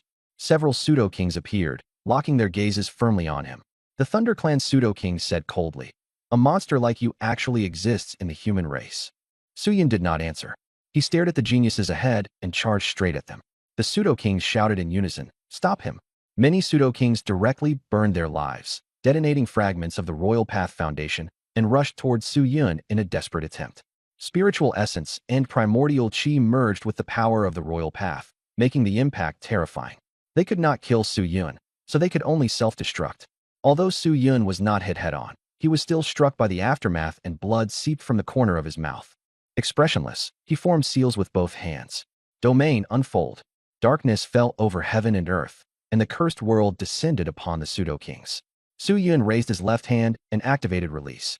Endless slashes emerged like a river of stars. The pseudo-kings roared, "Keep self-destructing." One after another, figures rushed out and exploded instantly, tragically turning into fireworks to block the blade lights. The Dragon Clan pseudo-king revealed his true form as a black giant dragon, spewing black light mixed with resentment and scarlet lightning towards Su Yun. The other pseudo-kings roared, "Stop Su Yun! By time for the clansmen to retreat." Su Yun raised his hand coldly, and slashes erupted once more from all directions, ruthless and overpowering. The black light and even the giant dragon were cut to pieces, and the Dragon Clan pseudo-king fell. The pseudo-kings roared, "Help the heavenly flame serpent clan break through." They self-destructed to clear a path. The figure of a fire python charged towards Su Yun. Su Yun swung his right hand, and 8 activated. Tyrannical blade light fell, and the python died instantly. The remaining pseudo-kings were in despair. This was the first time they had ever been forced to such a state by a human. Someone shouted, "We absolutely cannot let Su Yun live." They resolutely self-destructed. Before they could even make a move, Su Yun clenched both hands. Stardust spiral art. The void burst apart. Countless meteors appeared. Gravity slammed down, and they crashed onto the pseudo-kings, engulfing them all. That force of destruction left every pseudo-king with no place to be buried. Ding.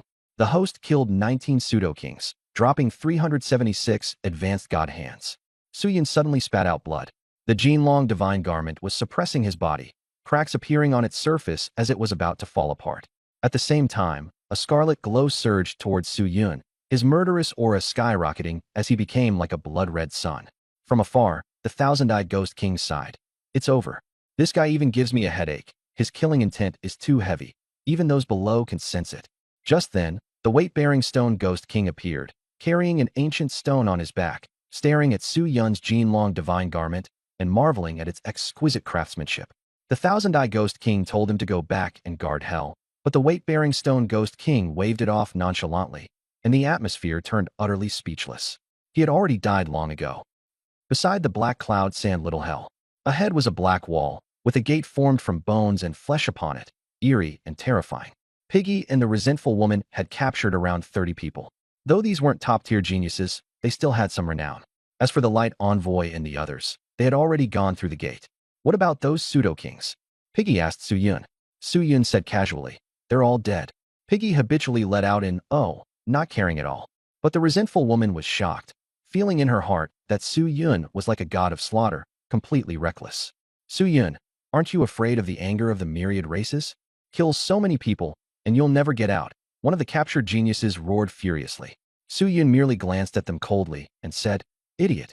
With a wave of his hand, he tossed them all into the god and demon breeding farm, each to do their own thing. At this moment, the Jinlong divine garment on Su Yun's body shattered, leaving only a pair of sunglasses falling to the ground, the lenses already cracked. He was covered in blood and panting hard, thinking that borrowing a path truly wasn't something a human could do. Anyone else would have died long ago. But Su Yun was instead extremely excited. The path-borrowing technique had succeeded. Next was how to strengthen and adjust it and reduce the damage. This was a new breakthrough. Piggy and the resentful woman hurriedly supported him. The resentful woman sensed something was wrong and said in a low voice, you can't borrow anymore. Your internal organs are all injured. It'll be very difficult to become a king in the future, and there are a bunch of people watching you. Su Yun smiled. If they dare to kill me, I'll dare to kill them back. Become a king? I'm not living just to become a king. To be alive is a miracle, and I won't die. His confidence made Piggy and the resentful woman's hearts heat up. Piggy even asked seriously, pigs are miracles too, so can I eat the gods? Su Yun nodded furiously. Take the ma out. This instantly boosted Pig's confidence. Failure is the mother of success. Although the divine garment was damaged, it let Su Yun see that this path could work, and that alone made it worthwhile. I'll need higher-grade materials, otherwise the divine garment won't last long. Su Yun silently made up his mind, summarized his experience, and committed it to memory. Besides, the inheritance token wasn't damaged, so it could be reforged infinitely. That was his confidence. Pig came over and asked, the divine garment is broken? Yeah, it can't be used for now. Su Yun nodded. A doubt arose in Yuan Nukin's heart. Borrowed power isn't your own after all. It's hard to control. Su Yun shrugged indifferently. Don't deny it. We need to analyze it rationally. After speaking, he put away the sunglasses and prepared to leave. There were still more geniuses waiting below. Tracking, hunting, slaughtering. He had to move fast. I'm going to seize the inheritance. Su Yun's gaze was firm. He mounted Pig and brought Yuan Nukin in with him through the gate. The slaughter had only just begun.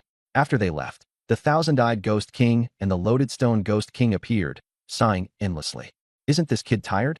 What's he relying on to hold out? The loaded stone ghost king said.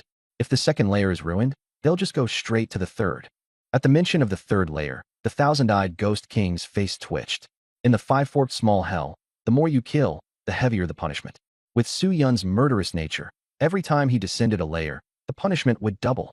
Please don't die. No, dying would be even better, just straight to the underworld.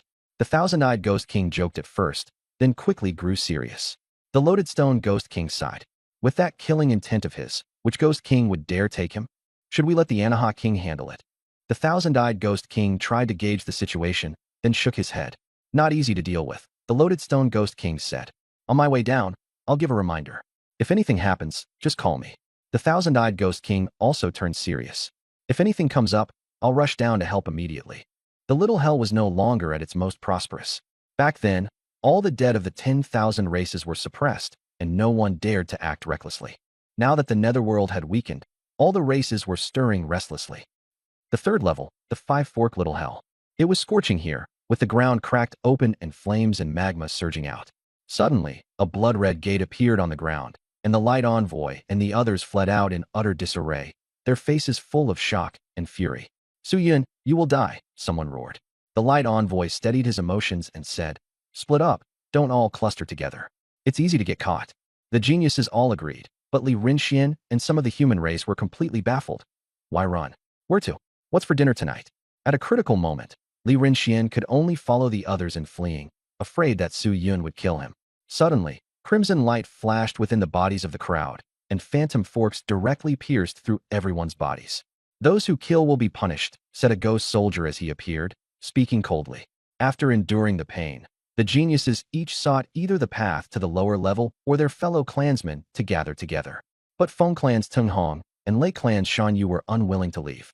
They decided to join forces to look for their clan's prodigies, and also wanted to wait for Su Yun's power to subside before taking revenge. On the other side, the light envoy's blood boiled. He forced out a drop of blood essence and contacted Gu Shen Wang, reporting that Su Yun had borrowed the Heavenly Court's passage and was not dead. But before he could finish speaking, the image collapsed. The light envoy calmed down and decided to search for the dead members of his clan. For a time, the five-forked little hell was in chaos. Just after the light envoy left, Su Yun arrived with Zhu Yongxiang and Yuan Nukin. The blood pool opened, and they walked out.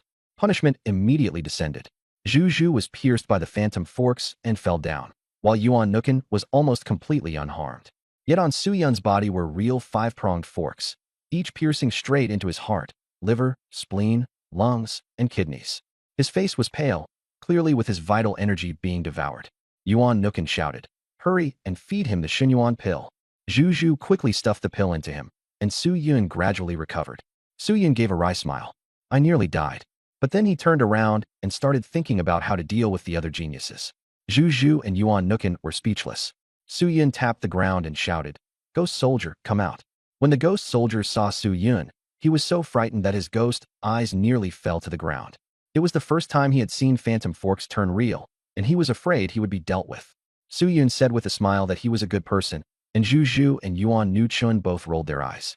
Su Yun asked, "Where are the group of myriad races that just came down?" The ghost soldiers rubbed their hands together. "If you want intel, you have to pay first."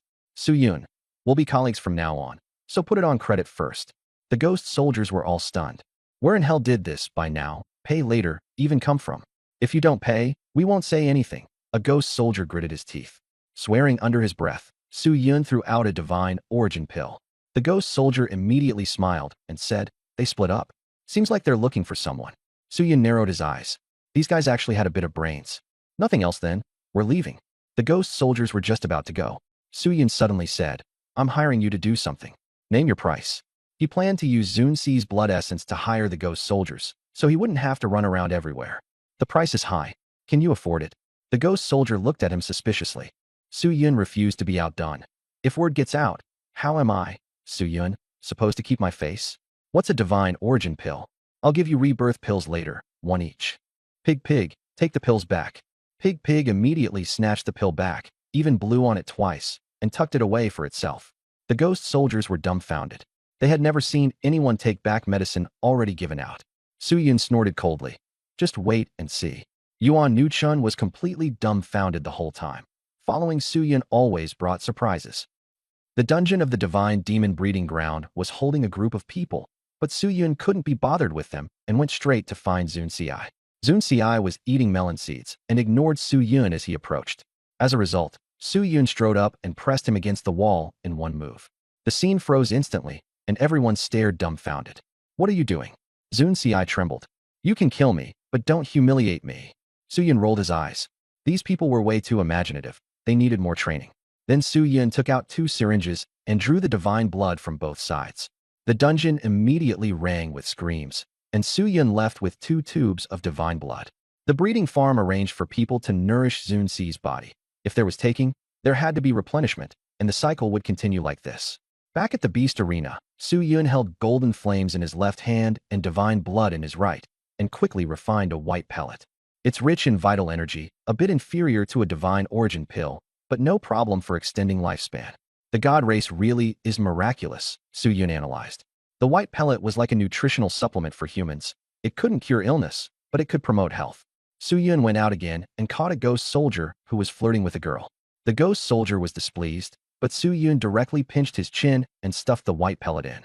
Just as the ghost soldier was about to curse, he suddenly burst with vitality. His complexion turned rosy, and he even looked handsomer. He exclaimed, "What a dense life aura." Before he could even react, Su Yun took hold of him, held him down so he couldn't move, and started timing. Half an hour later, the ghost soldier returned to normal and looked at Su Yun with tears in his eyes. "What exactly do you want to do?" Su Yun asked in return. With ordinary pills, how long can you stay among the living? The ghost soldier broke down. You must give me another one later. The ghost soldier muttered that it depended on the quality of the pill. A top-grade profound rank pill could last 15 minutes, and he had never eaten a Earth rank one. Su Yun nodded, feeling that the divine race's blood really was special. This white pellet's vitality was even higher than a top-grade profound rank pill. Su Yun refined all of the divine blood into white pellets. He wanted to use this chance to build good relationships with the ghost soldier and the little ghost king. Little hell? That was home. On the third level of the little forked hell, the ghost soldiers paced back and forth with their arms folded in irritation, while Piggy roasted dragon meat nearby, with all the seasonings ready. Yuan Nukin stood guard over Su Yun. If he still doesn't wake up, we're leaving, the ghost soldiers said impatiently. At that moment, Su Yun opened his eyes and smiled. If you leave now, don't regret it. Just as the ghost soldiers were about to talk back, Su Yun directly stuffed a white little pill into his mouth. A surge of vitality erupted through the ghost soldier's entire body, and he instantly became full of energy, so excited that tears welled up in his eyes. Su Yun asked with a smile, "What were you about to say just now?" The ghost soldier immediately changed his attitude. "Bro, misunderstanding. All a misunderstanding." Su Yun directly ordered them to investigate information on the God race, Wind race, Thunder race, Flame Snake clan, and Demon Folk clan, and promised them food and drink. The ghost soldiers instantly grew excited and asked how many more little pills there were. Su Yun said, "Not many, but enough to fill you up." The ghost soldiers sprang into action at once. On the other side, in a dim corner, several people were being punished, and Fei Yi floated in midair.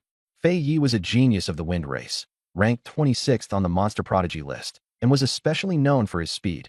Even two fake kings couldn't do anything to him. Fei Yi sensed the aura of his fellow clan members, and Tung Hong and Shan Yu rushed over to report that they had been attacked by Su Yun. The Wind Race Elder explained that Su Yun's borrowed path was extremely difficult and could not be used for long.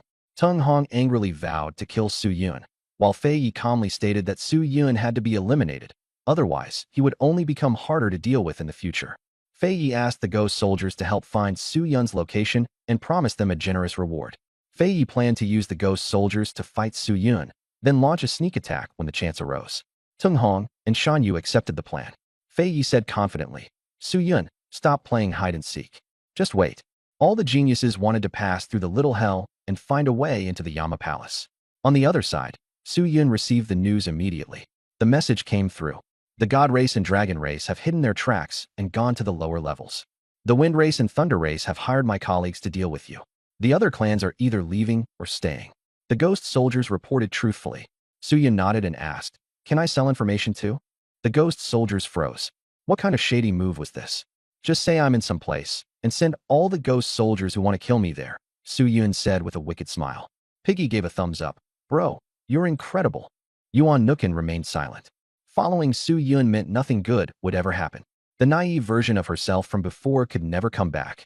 "It should be fine, I guess," the ghost soldiers said, a little dazed. Who would proactively sell their own information to ghost soldiers? Ghosts. This was just too shady of Su Yun. Su Yun tossed them a few white little pills, calling them the life-reviving Return to Yang pills, a name he had made up on the spot. The ghost soldier, upon receiving the elixir, became full of fighting spirit. Su Yun began refining the third set of ghost soldier uniforms. "You're not going to make me sneak in wearing this, are you?" The resentful woman frowned. "Wait until they think we're ghost soldiers, then strike suddenly." Su Yun praised, "Smart." He looked at Zhu Yongxiang again. The piggy was still playing with his saliva, looking silly and adorable. At this time, the three of Fei Yi were laying out their plan. A ghost soldier arrived. Su Yun's location has been confirmed. Fei Yi took out 10 bottles of elixirs. "Remember, don't kill Su Yun. I want him alive." The ghost soldier accepted them and led the way. They soon arrived at the place, where strange rocks stood everywhere and magma flowed. Suddenly, another group of ghost soldiers emerged from the opposite side, and the scene became awkward. Fei Yi and the other two were dumbfounded. Where was Su Yun? Could it be that the people over there had also come to kill Su Yun? "Old ghost, do we fight?" "Take the money, do the job. Fight." The two groups of ghost soldiers instantly started fighting. Boom! Ghost chi exploded in all directions, and the rocks shattered. Fei Yi and the others looked at the chaotic scene, bewildered. "Where exactly is Su Yun?" Shanhua shouted. A fat ghost soldier panted. "Behind you. Hurry up." Another ghost soldier said in a shrill voice, "I saw Su Yun too." Fei grew alert and sent the Wind Clan elder to check it out. The two ghost soldiers had just exchanged wicked smiles. The third ghost soldier was tall and skinny, shouting, Su Yun is here. The moment Fei and the other two turned their heads, a cold light came sweeping in. A rake and a hammer smashed toward them at once. Puff, puff, puff. All of them spat blood. Tung Hong's arm exploded, and he screamed miserably. Shan Yu's legs were swept off and broken, his body twisting in agony. Fei was sent flying, crashing through more than 10 stones before finally stopping. Su Yun took off the ghost soldier's clothes and sneered. Trying to play dirty with me?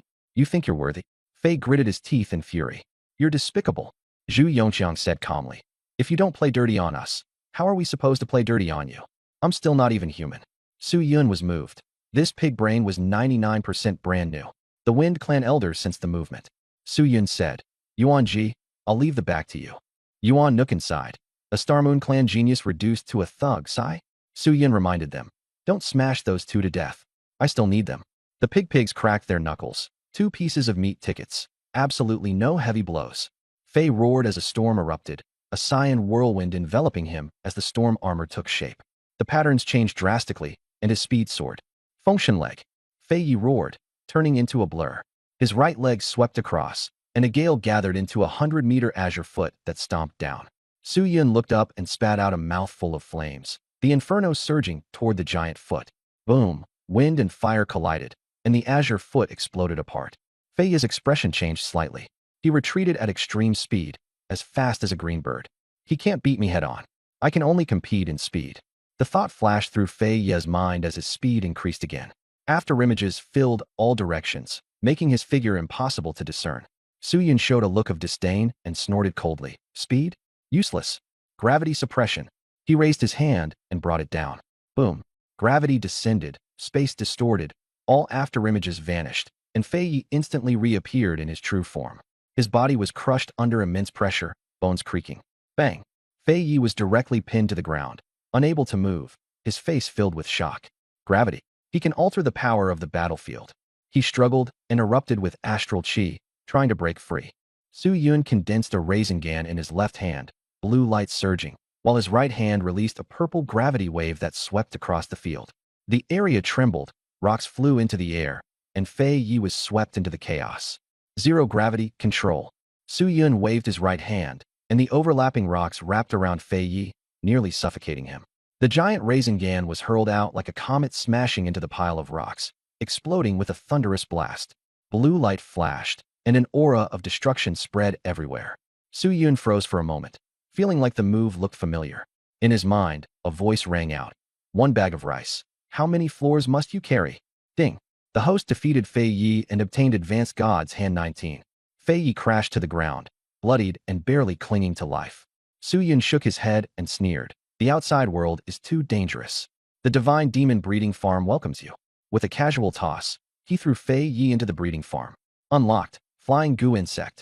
Meanwhile, Shan Yu and Tung Hong were being brutally beaten by Zhu Yongqiang, with no ability to fight back. The last two fell to the ground, panting like oxen. Dunk! Zhu Yongqiang kicked the 2 of them flying.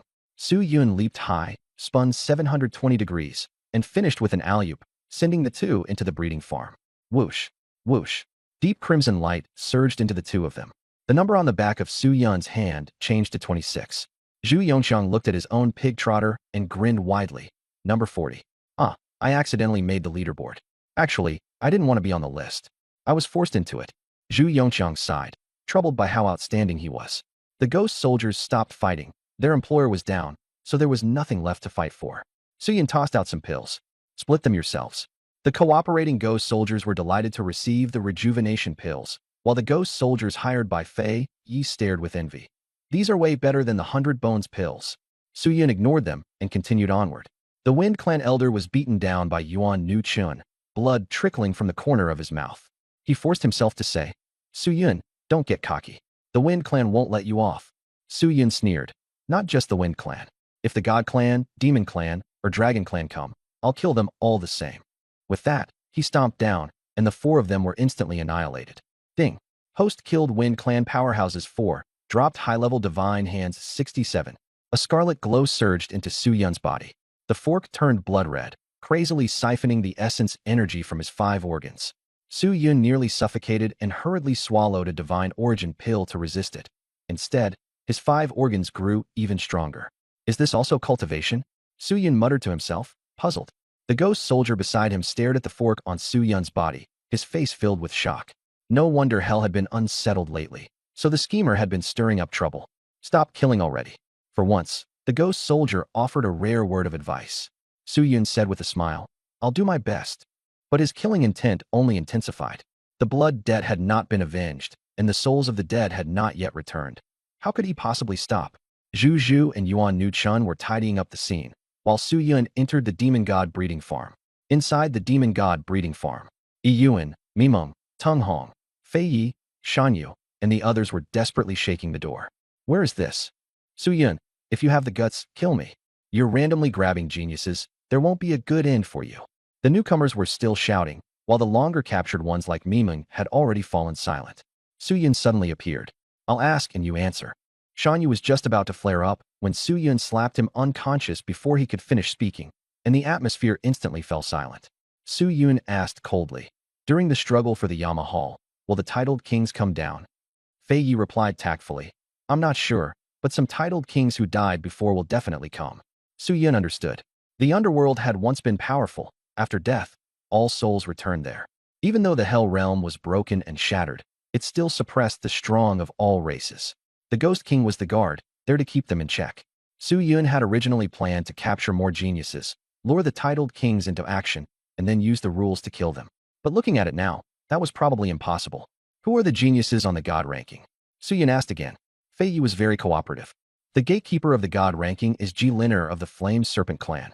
There's also Aragong of the Death Curse clan, Saint Grace, and Yao Jin, whose strength is no weaker than those on the god ranking. And then there's Bing Gui of the Demon Human clan. Although he's only ranked 10th on the monstrous talent ranking, he can still charge onto the god ranking. Fei Yi said everything, afraid of getting beaten. Su-yun frowned, the pressure around him growing even stronger. He wanted to break through his physical body as soon as possible, otherwise it would be troublesome when he ran into the god ranking. The battle was getting more and more intense, yet he was growing even more excited. Just these people? Fei shook his head. It's just what I know. Su-yun knew clearly in his heart that the myriad races had been risking everything to fight for the Hall of Yama. Just as he was about to leave, Fei asked, what do you want us to do? Su-yun turned around and smiled. Be researched on, used as goo worms, made into fertilizer. In short, you'll enjoy it. Fei Yi and the others were utterly despondent. On the side of the Five Fork Small Hell, Pig was just about to help Su-yun up when the grievance woman minister blocked his hand and watched the front warily. Leading a group of ghost soldiers was a tall man with a stern expression. Looking at Su-yun, he said, too much killing intent will make the road even harder. The ghost soldiers introduced him. This is the guard of the Five Fork Small Hell, the vicious Ghost King. Pig and the grievance woman minister hurriedly bowed. At this moment, Su-yun's consciousness returned, and he also looked at the vicious Ghost King. The vicious Ghost King advised, kill a little less, or don't kill at all, and you still have a chance to return to the human race. Su-yun sneered. Do you know how chaotic the human race is now? I've already left. I can't go back. The vicious Ghost King's expression grew complicated. He did not quite understand. Human hearts can change. Su-yun shook his head. They won't. The human heart is like a mountain. No matter what, it can't be moved. That's why I have to kill.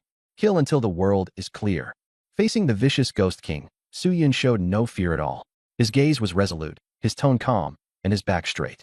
The ghost soldiers were so frightened that they lowered their heads, thinking, this is the first time we've seen someone dare speak to the Ghost King like that. The vicious Ghost King stared at Su-yun for a long time in silence before finally sighing. Take care of yourself. We may need to cooperate in the future. Su-yun nodded and took his leave. Pig silently carried him forward, and the grievance woman minister followed behind with a complicated expression as the group gradually moved farther away. A ghost soldier asked in a low voice, Ghost King, why are you being so good to Su-yun? The vicious Ghost King replied calmly, good to him? You're wrong. The more he kills, the more ruthless he becomes. No one dares take him in, and the consequences will only be worse. The ghost soldiers froze, then all sighed together. The vicious Ghost King murmured, I only hope he doesn't lose himself. As the strife in the small hell escalated, the outside world grew even more chaotic, and discussions among the myriad races erupted everywhere. Did all the fake king tokens shatter? We're all dead too. Just went down a few days ago, and they're all gone. The kings of all races were going crazy. This was no longer just bad luck, it was a disaster. God Sealing King urgently sent a message to Light Envoy. But the little hell was special. Communication failed.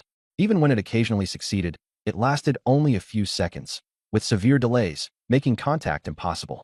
The death-cursed tribe suffered the worst. Locking Spirit King's face was as dark as the bottom of a pot. All the geniuses of their clan had been wiped out, and Ming Tong was completely dead. Ancestor. Ambushed, the culprit is Su Yun. After a long while, the myriad races finally received the news one after another. None of them had expected that the one who caused such a huge upheaval would actually be Su Yun, the human cheater forced to jump into the little hell. Everyone fell silent, their expressions complicated. The human side was stunned too. Remnant Illusion King exclaimed, Su Yun is that strong? He killed even the fake kings. Icewing King hurriedly asked, how is Li Rinxian? Li Rinxian and the others' life tokens were intact, which meant they were unharmed. Dragon-slaying King had a strange expression. A madman emerged among the humans, and he even managed to throw the little hell into chaos. Only Balance King remained quietly silent, a flash of killing intent glinting in his eyes. Dragon-slaying King reminded him, be careful. Don't let the myriad races go insane. Remnant Illusion King gloatingly said, serves them right. Bullying the weak. Now they've been wiped out. Several kings were all feeling very pleased inside, wishing the myriad races would die even more. At this moment, someone suddenly shouted, suggest immediately sending kings down. This can't be allowed to continue. Everyone frowned. The little hell was extremely dangerous. If a Lord King went down, it would be almost certain death. One person sneered coldly, a Lord King going down? Looking for death? If something happens, are you taking responsibility? The crowd mocked one after another. The strong man who had called out looked ashen. He came from the Black Ant clan. The pseudo-kings were all dead, and he was frantic. The firm God Kings soothed them. The light envoy is still there. If he joins forces with Saint Grace, the problem isn't too big. But even he had no real confidence. The Three-Crowned King narrowed his eyes. If things really go south, let the clan leader talk to the little hell. Though the kings were anxious, they could only hold themselves back. It had not yet reached the final critical moment, so they could not act rashly. On the human side, the dragon-slaying king looked toward the abyss and the Hall of Yama, muttering to himself, can he save Su Yun? At the 9th level of the iron armor little hell, everything was gray-white, and one could see the prodigies of the myriad races enduring bitterly. At this moment, a figure came stepping through the void. It was a Lord King-level powerhouse, dressed in a ghost soldier's uniform, with 2 black antennae on his head and a sturdy build, yet carrying a hint of confusion. The man's eyes slowly regained their light as he muttered, am I dead? Then he burst into excited roars. I am the giant strength king. The roars shook the void. The next second, space solidified, and gray energy condensed into heavy armor, directly binding itself onto him. The giant strength king's expression changed, and he crashed heavily to the ground. The armor was too heavy, pinning him motionless. The little ghost king led the ghost soldiers charging over, sneering, giant strength king? Never heard of him. Then they pounced and started fighting, and a chaotic brawl erupted. Similar melees were unfolding simultaneously in the other levels of the little hell. Deep within the iron armor little hell, in a huge palace, a heavy ancient door opened. A child walked out holding a stinky dragon leg, his face full of disgust. Dead dragon meat is so hard to eat. The child had exquisite features, and his black and red robe gave him an air of nobility, yet his speech was oddly old-fashioned. Anata King. In the distance, ghostly energy surged as over a dozen little ghost kings knelt to report. The various alien races were all present. The Anata King spat out the dragon meat and asked, how are the situations in the different levels? The ox-headed little ghost king said gravely, the suppression in the little hell is getting weaker and weaker. The dead are constantly surfacing. The gray riverside is the worst, but the ghost king bearing stones is still holding on. If this continues, the little hell may lose control. The Anata King cursed. It's all because of that damn monkey causing trouble. Now he's left this mess for me to clean up. He ordered them to gather all the ghost kings for a meeting. Suddenly, a 1,000-meter-tall giant appeared in the distance, covered in ghostly energy. What he spewed out was not magma, but black fire, and he too was a Lord King powerhouse. The Anata King cursed while sneering, putting on airs, as if I've never died before. After speaking, he raised his fist, space twisted, and a gigantic sword slashed out, directly piercing the giant's chest and killing him instantly. The Anata King flicked his sleeve and walked back into the palace. Inside the hall, it was cold and silent. He looked up at the ceiling, his eyes filled with grief. At this moment, the 1,000-eyed ghost king, covered all over with eyes, came in and exchanged a round of gaichi banter. Then the great remonstrance ghost king, in white robes and carrying a Confucian aura, also arrived, saying that a human of extreme ferocity had come to the first level and was killing his way through. They joked, could there be a new Ghost King again? The Anata King was very pleased, but the malicious Ghost King calmly reminded him, this guy is too murderous. He may not be easy to subdue. The Anata King looked unconvinced. The other Ghost Kings also arrived one after another, and the atmosphere grew tense. Internal strife within the Little Hell was escalating on every level. The Little Hell Ghost King Assembly. The Ghost King of Carrying Stone. The 12th Layer's Ghost King of the Gray River Little Hell. The Ghost King sat down, and King Anaza asked directly, can it still be suppressed? The Hell section has been damaged, and the suppression is about to give out. The key problem is that the lifebound weapon is broken. If it can be repaired, it should still hold for a while. Everyone looked at the Ghost King of Carrying Stone, signaling him to go fix it. The Ghost King of Carrying Stone spread his hands. Don't look at me. I'm busy with construction. I don't have time to repair your weapons. The vicious Ghost King said, aren't there still a few Shinrank smiths? King Anaza sneered. Let them repair a D-rank weapon? They'd only make it worse and worse. The thousand-eyed Ghost King suddenly remembered. Su Yun is a D-rank smith. The whole hall fell silent for a second. Then the Ghost Kings exploded. Hurry and bring him in. Such a rare smith was hard to find in either the Little Hell or the 10,000 Races battlefield. How could they miss him? Contact him immediately. If that doesn't work, I'll go myself. We must get him. King Anaza shouted. At this moment, in the Five-Fork Little Hell, the handsome Su Yun sneezed. He looked around at the magma flames and thought, it's not a cold. Someone's probably thinking about killing me. The atmosphere instantly grew heated, and the Ghost King's eyes lit up. But the vicious Ghost King reminded them, don't force him. It'll backfire. Some Ghost Kings were puzzled, while others fell silent. King Anaza refused to accept it. He's just got a bad temper. Can't I handle him? The vicious Ghost King sighed. It's not about murderousness, it's about personality. People like that can't be forced, they can only be won over. The Ghost King of Carrying Stone nodded. Proud people are hard to tame. We can only befriend him. The thousand-eyed Ghost King smiled. He's actually pretty decent. He knows how to cater to people's tastes. Everything he gifts is top grade. King Anja was displeased. Does the Ghost King like shorts? Can't you be a little more mature? As he spoke, he pulled out a candied hawthorn skewer and bit into it heavily. The other Ghost Kings rolled their eyes. You two are equally childish. Great Contention Ghost King summed up. We must build a good relationship.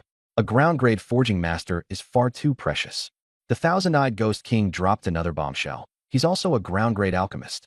All the Ghost Kings were shocked. So young, and both a forger and an alchemist. Any faction would be fighting to recruit him. King Anja said directly, whatever conditions he wants, as long as he's willing to help us repair our weapons. All the Ghost Kings agreed, and immediately sprang into action.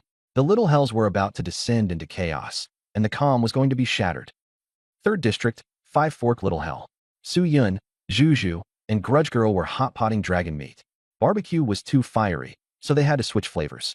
Grudge Girl picked up a piece of dragon belly meat, fatty and lean, glistening with oil and fragrant aroma. Whose is it? Juju didn't even look up. Ghost King Ju. Grudge Girl exclaimed in admiration and gave a thumbs up. Able to fight and able to eat. That's a true king. But Su Yun was deep in thought. The opponents later on were too strong.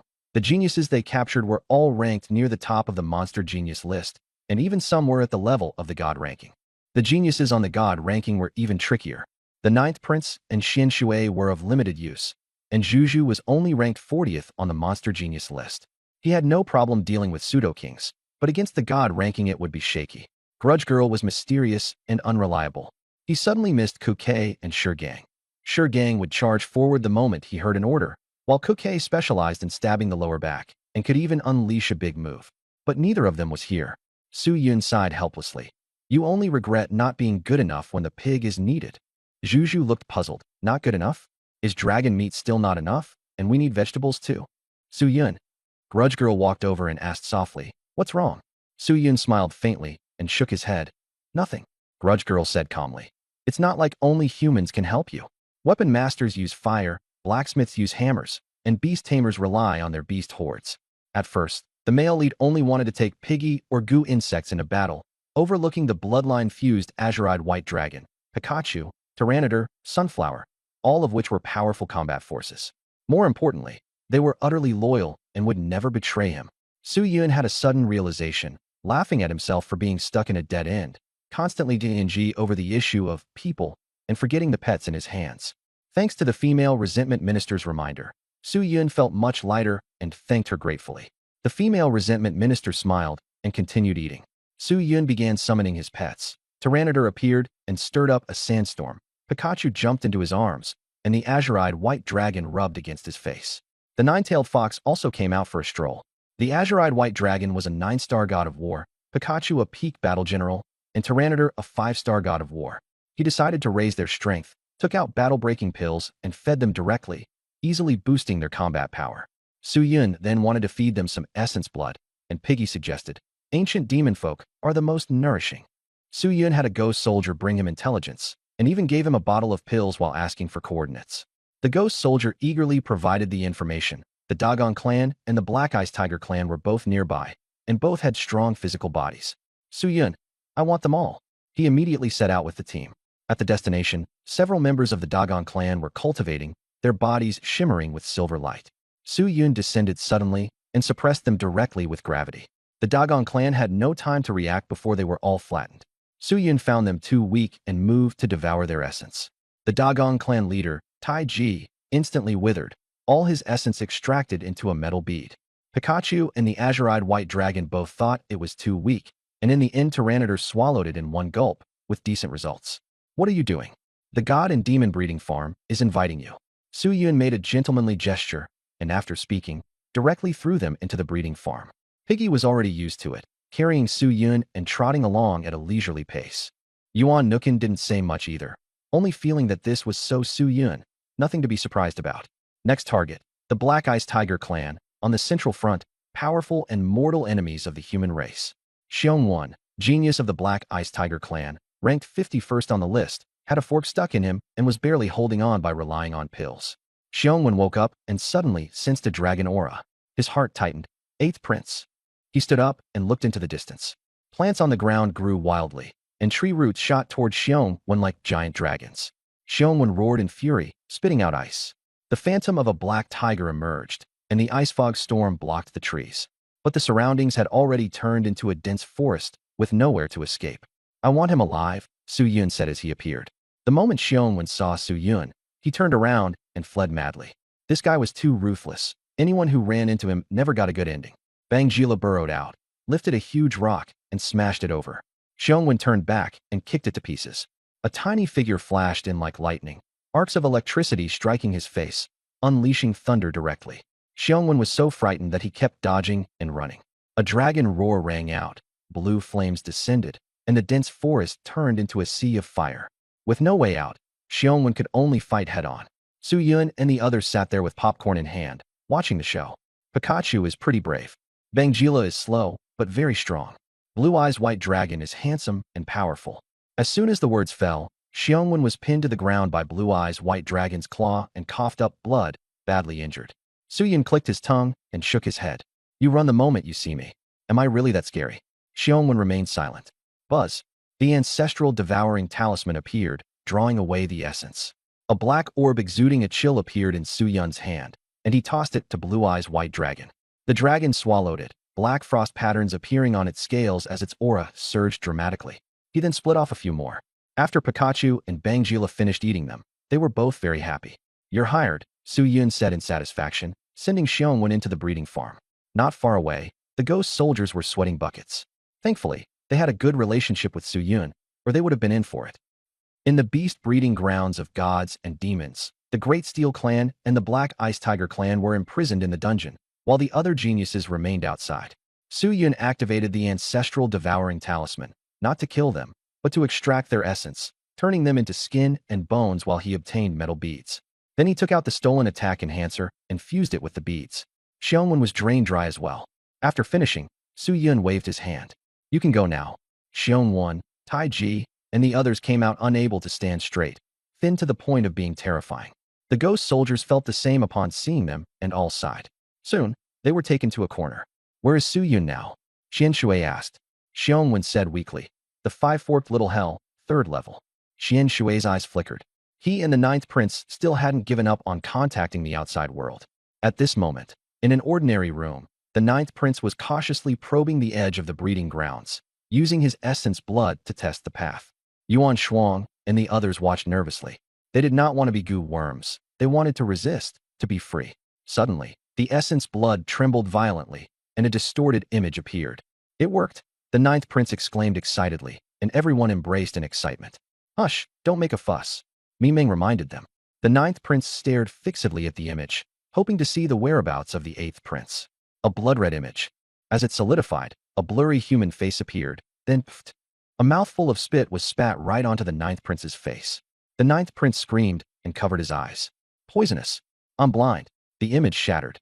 Beast Arena. Suyun wiped his mouth and gave a disdainful smile. In the real world, just as Suyun was about to feed Pikachu the little ball, the void trembled and an ancient aura erupted.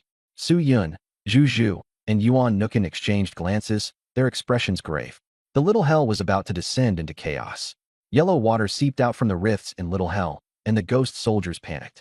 Quick, informed the Ghost King. The yellow springs are leaking. The fourth level, the hungry Little Hell. The world was desolate, and the prodigies were gaunt. Suddenly, the void shattered, and yellow water came crashing down, mixed with corpses, some incomplete, some bursting with terrifying ghostly energy. The prodigies were shocked. A king-crowned aura? Why are there still king-crowned experts? The corpses revived one after another, memories returning as they laughed heartily. I'm actually not dead. The ghost soldiers appeared coldly. You are still ghosts. The king-crowned dead men grinned savagely. The netherworld was no longer what it had been. Just as they were about to make a move, Dragon Claws reached out and dragged them back. The Great Contention Ghost King appeared. You ran quite fast. The ghost soldier said anxiously. Ghost King, the yellow springs are leaking, and more is coming out. The Great Contention Ghost King remained calm. No rush. There will always be a way. But all the layers of hell were already nearly unable to hold it back. On the Yellow Springs River, a gigantic beast floated along. On the Dragon Claw stood a group of the dead. The sea-extinguishing Dragon King has awakened, someone said excitedly. The sea-extinguishing Dragon King said calmly. I awakened long ago, but have fallen asleep many times. If we want to slaughter our way through the netherworld, we must lie low. If I die again, I truly won't have another chance.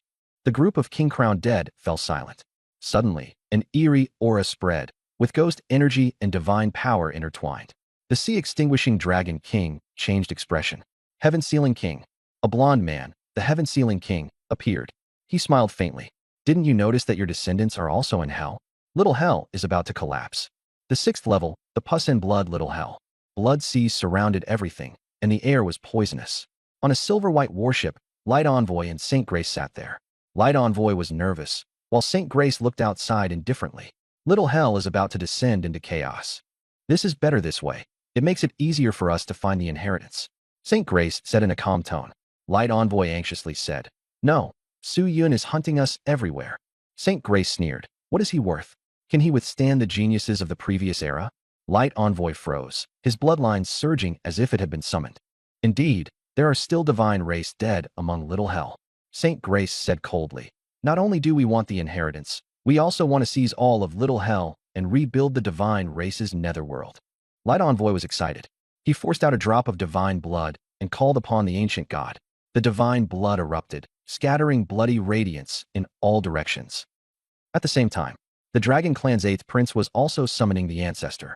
The red-haired girl from the sky-piercing flame snake clan recited Su Yun's name with a cold gaze. She wanted revenge, and blood mist filled the sky. The blood chi in Little Hell surged and roiled. Mi-hailing King, Dingtian King, and others sensed their descendants and said, Su Yun must die. With the Yama Palace, we need to find the entrance and seize the inheritance. Please, ancestors, make your move. The ancestors, upon hearing this, were overjoyed. Something had indeed happened. An opportunity had arrived. Boom, boom, boom. Space shattered, and ghost kings, lesser ghost kings, and ghost soldiers appeared. Ghostly energy darkened the sky, and the Little Hell descended into chaos. The third layer, the five-pronged Little Hell. Su Yun was still raising pets, and ninth prince, Tai Ji, and Xiongwen were all nearly drained dry. Banjira had reached 7-star battle god. Blue Eyes White Dragon was at the pinnacle. Pikachu was at 3-star. Everything was going smoothly. Suddenly, ghostly energy swept in, and the evil Ghost King appeared. I need your help. Su Yun agreed immediately, on the condition that he be given the qualification to inherit the position of second palace master. The evil Ghost King refused, saying he didn't have that authority, but he could reduce the punishment, ensure fairness, and reveal a secret. Su Yun was satisfied. The cooperation was pleasant. The Ghost King wanted him to refine his life-bound weapon, and explained that the yellow springs were leaking, causing the dead of all races to revive. Su Yun understood that he had been valued for his identity as a forging master. The little hell had originally been under strict control, but now it was damaged, and the situation was worrying. Beside him, Zhu Yongxiang and Yuan Nukan were dumbfounded. How had he managed to get involved with the Ghost King in such a short time? As expected, alchemists and forging masters were highly sought after. The evil Ghost King was anxious to leave, and Su Yun scratched his head and said, "Should I wait and catch all the geniuses of the myriad races on this layer first? Everyone, can you act like a human being? You really plan to strip all the descendants of the myriad races clean? I can give you the coordinates of the prodigies on the demon god ranking." The evil Ghost King had a headache. Su Yun waved his hand, a sly grin on his face. "I want the divine ranking too." Okay. The vicious Ghost King hurriedly agreed. The ghost soldier whispered a few words, and the Ghost King said, "I'll have someone come pick you up later. Come to my place first, then go down another level." Su Yun nodded. The group of ghosts left. Zhu Zhu moved closer and asked carefully, "Do I have talent for forging?" Su Yun said seriously, "Forging is hopeless, but barbecue still has some promise." Zhu Zhu, farewell. After chatting for a while, Su Yun noticed the fork-like object on his body turning illusory, the pain fading, and his movements becoming much freer. The underworld's efficiency is pretty high. Su Yun felt great and was planning to celebrate by stealing something. 70 advanced god hands have condensed. Please choose a world to steal from. 4 random worlds: cultivation, supernatural, history, urban. Su Yun was speechless. The system was getting more and more perfunctory, and even the worlds were chosen casually now. He directly chose the cultivation world. Stealing things from the cultivation world in the underworld felt incredibly exciting. Connecting to the cultivation world. Steal attempt. 9-character thunder tribulation. Failed. Ice snow heavenly tribulation. Success. 1000 forged stone. Failed. Sea sky thunder tribulation. Success. Su Yun looked at it and saw that it was all thunder tribulations. He immediately cursed. "Are you sick, system?" He had stolen so much, tried stealing all kinds of things, but never this many thunder tribulations. It was obviously trying to get him struck by lightning. But once the system's introduction appeared, 9-character thunder tribulation, 9 layers of heavenly tribulation, strengthens the physical body, will not destroy the host, with excellent effects. Su Yun immediately changed his tune. "System bro, misunderstanding, I just said damn, as in a kind of plant." Just in time, he was also worrying about how to temper his physical body. 1000 forged stone can be transformed into various materials. With one piece of raw material, it can be replicated. Su Yun was satisfied. This wave was not a loss. He turned and asked, Pig, ever been struck by lightning?" Pig was dumbfounded. Su Yun smiled faintly. "I'll take you to experience it in a bit." Blue Eyes White Dragon, Pikachu, and Tyranitar appeared.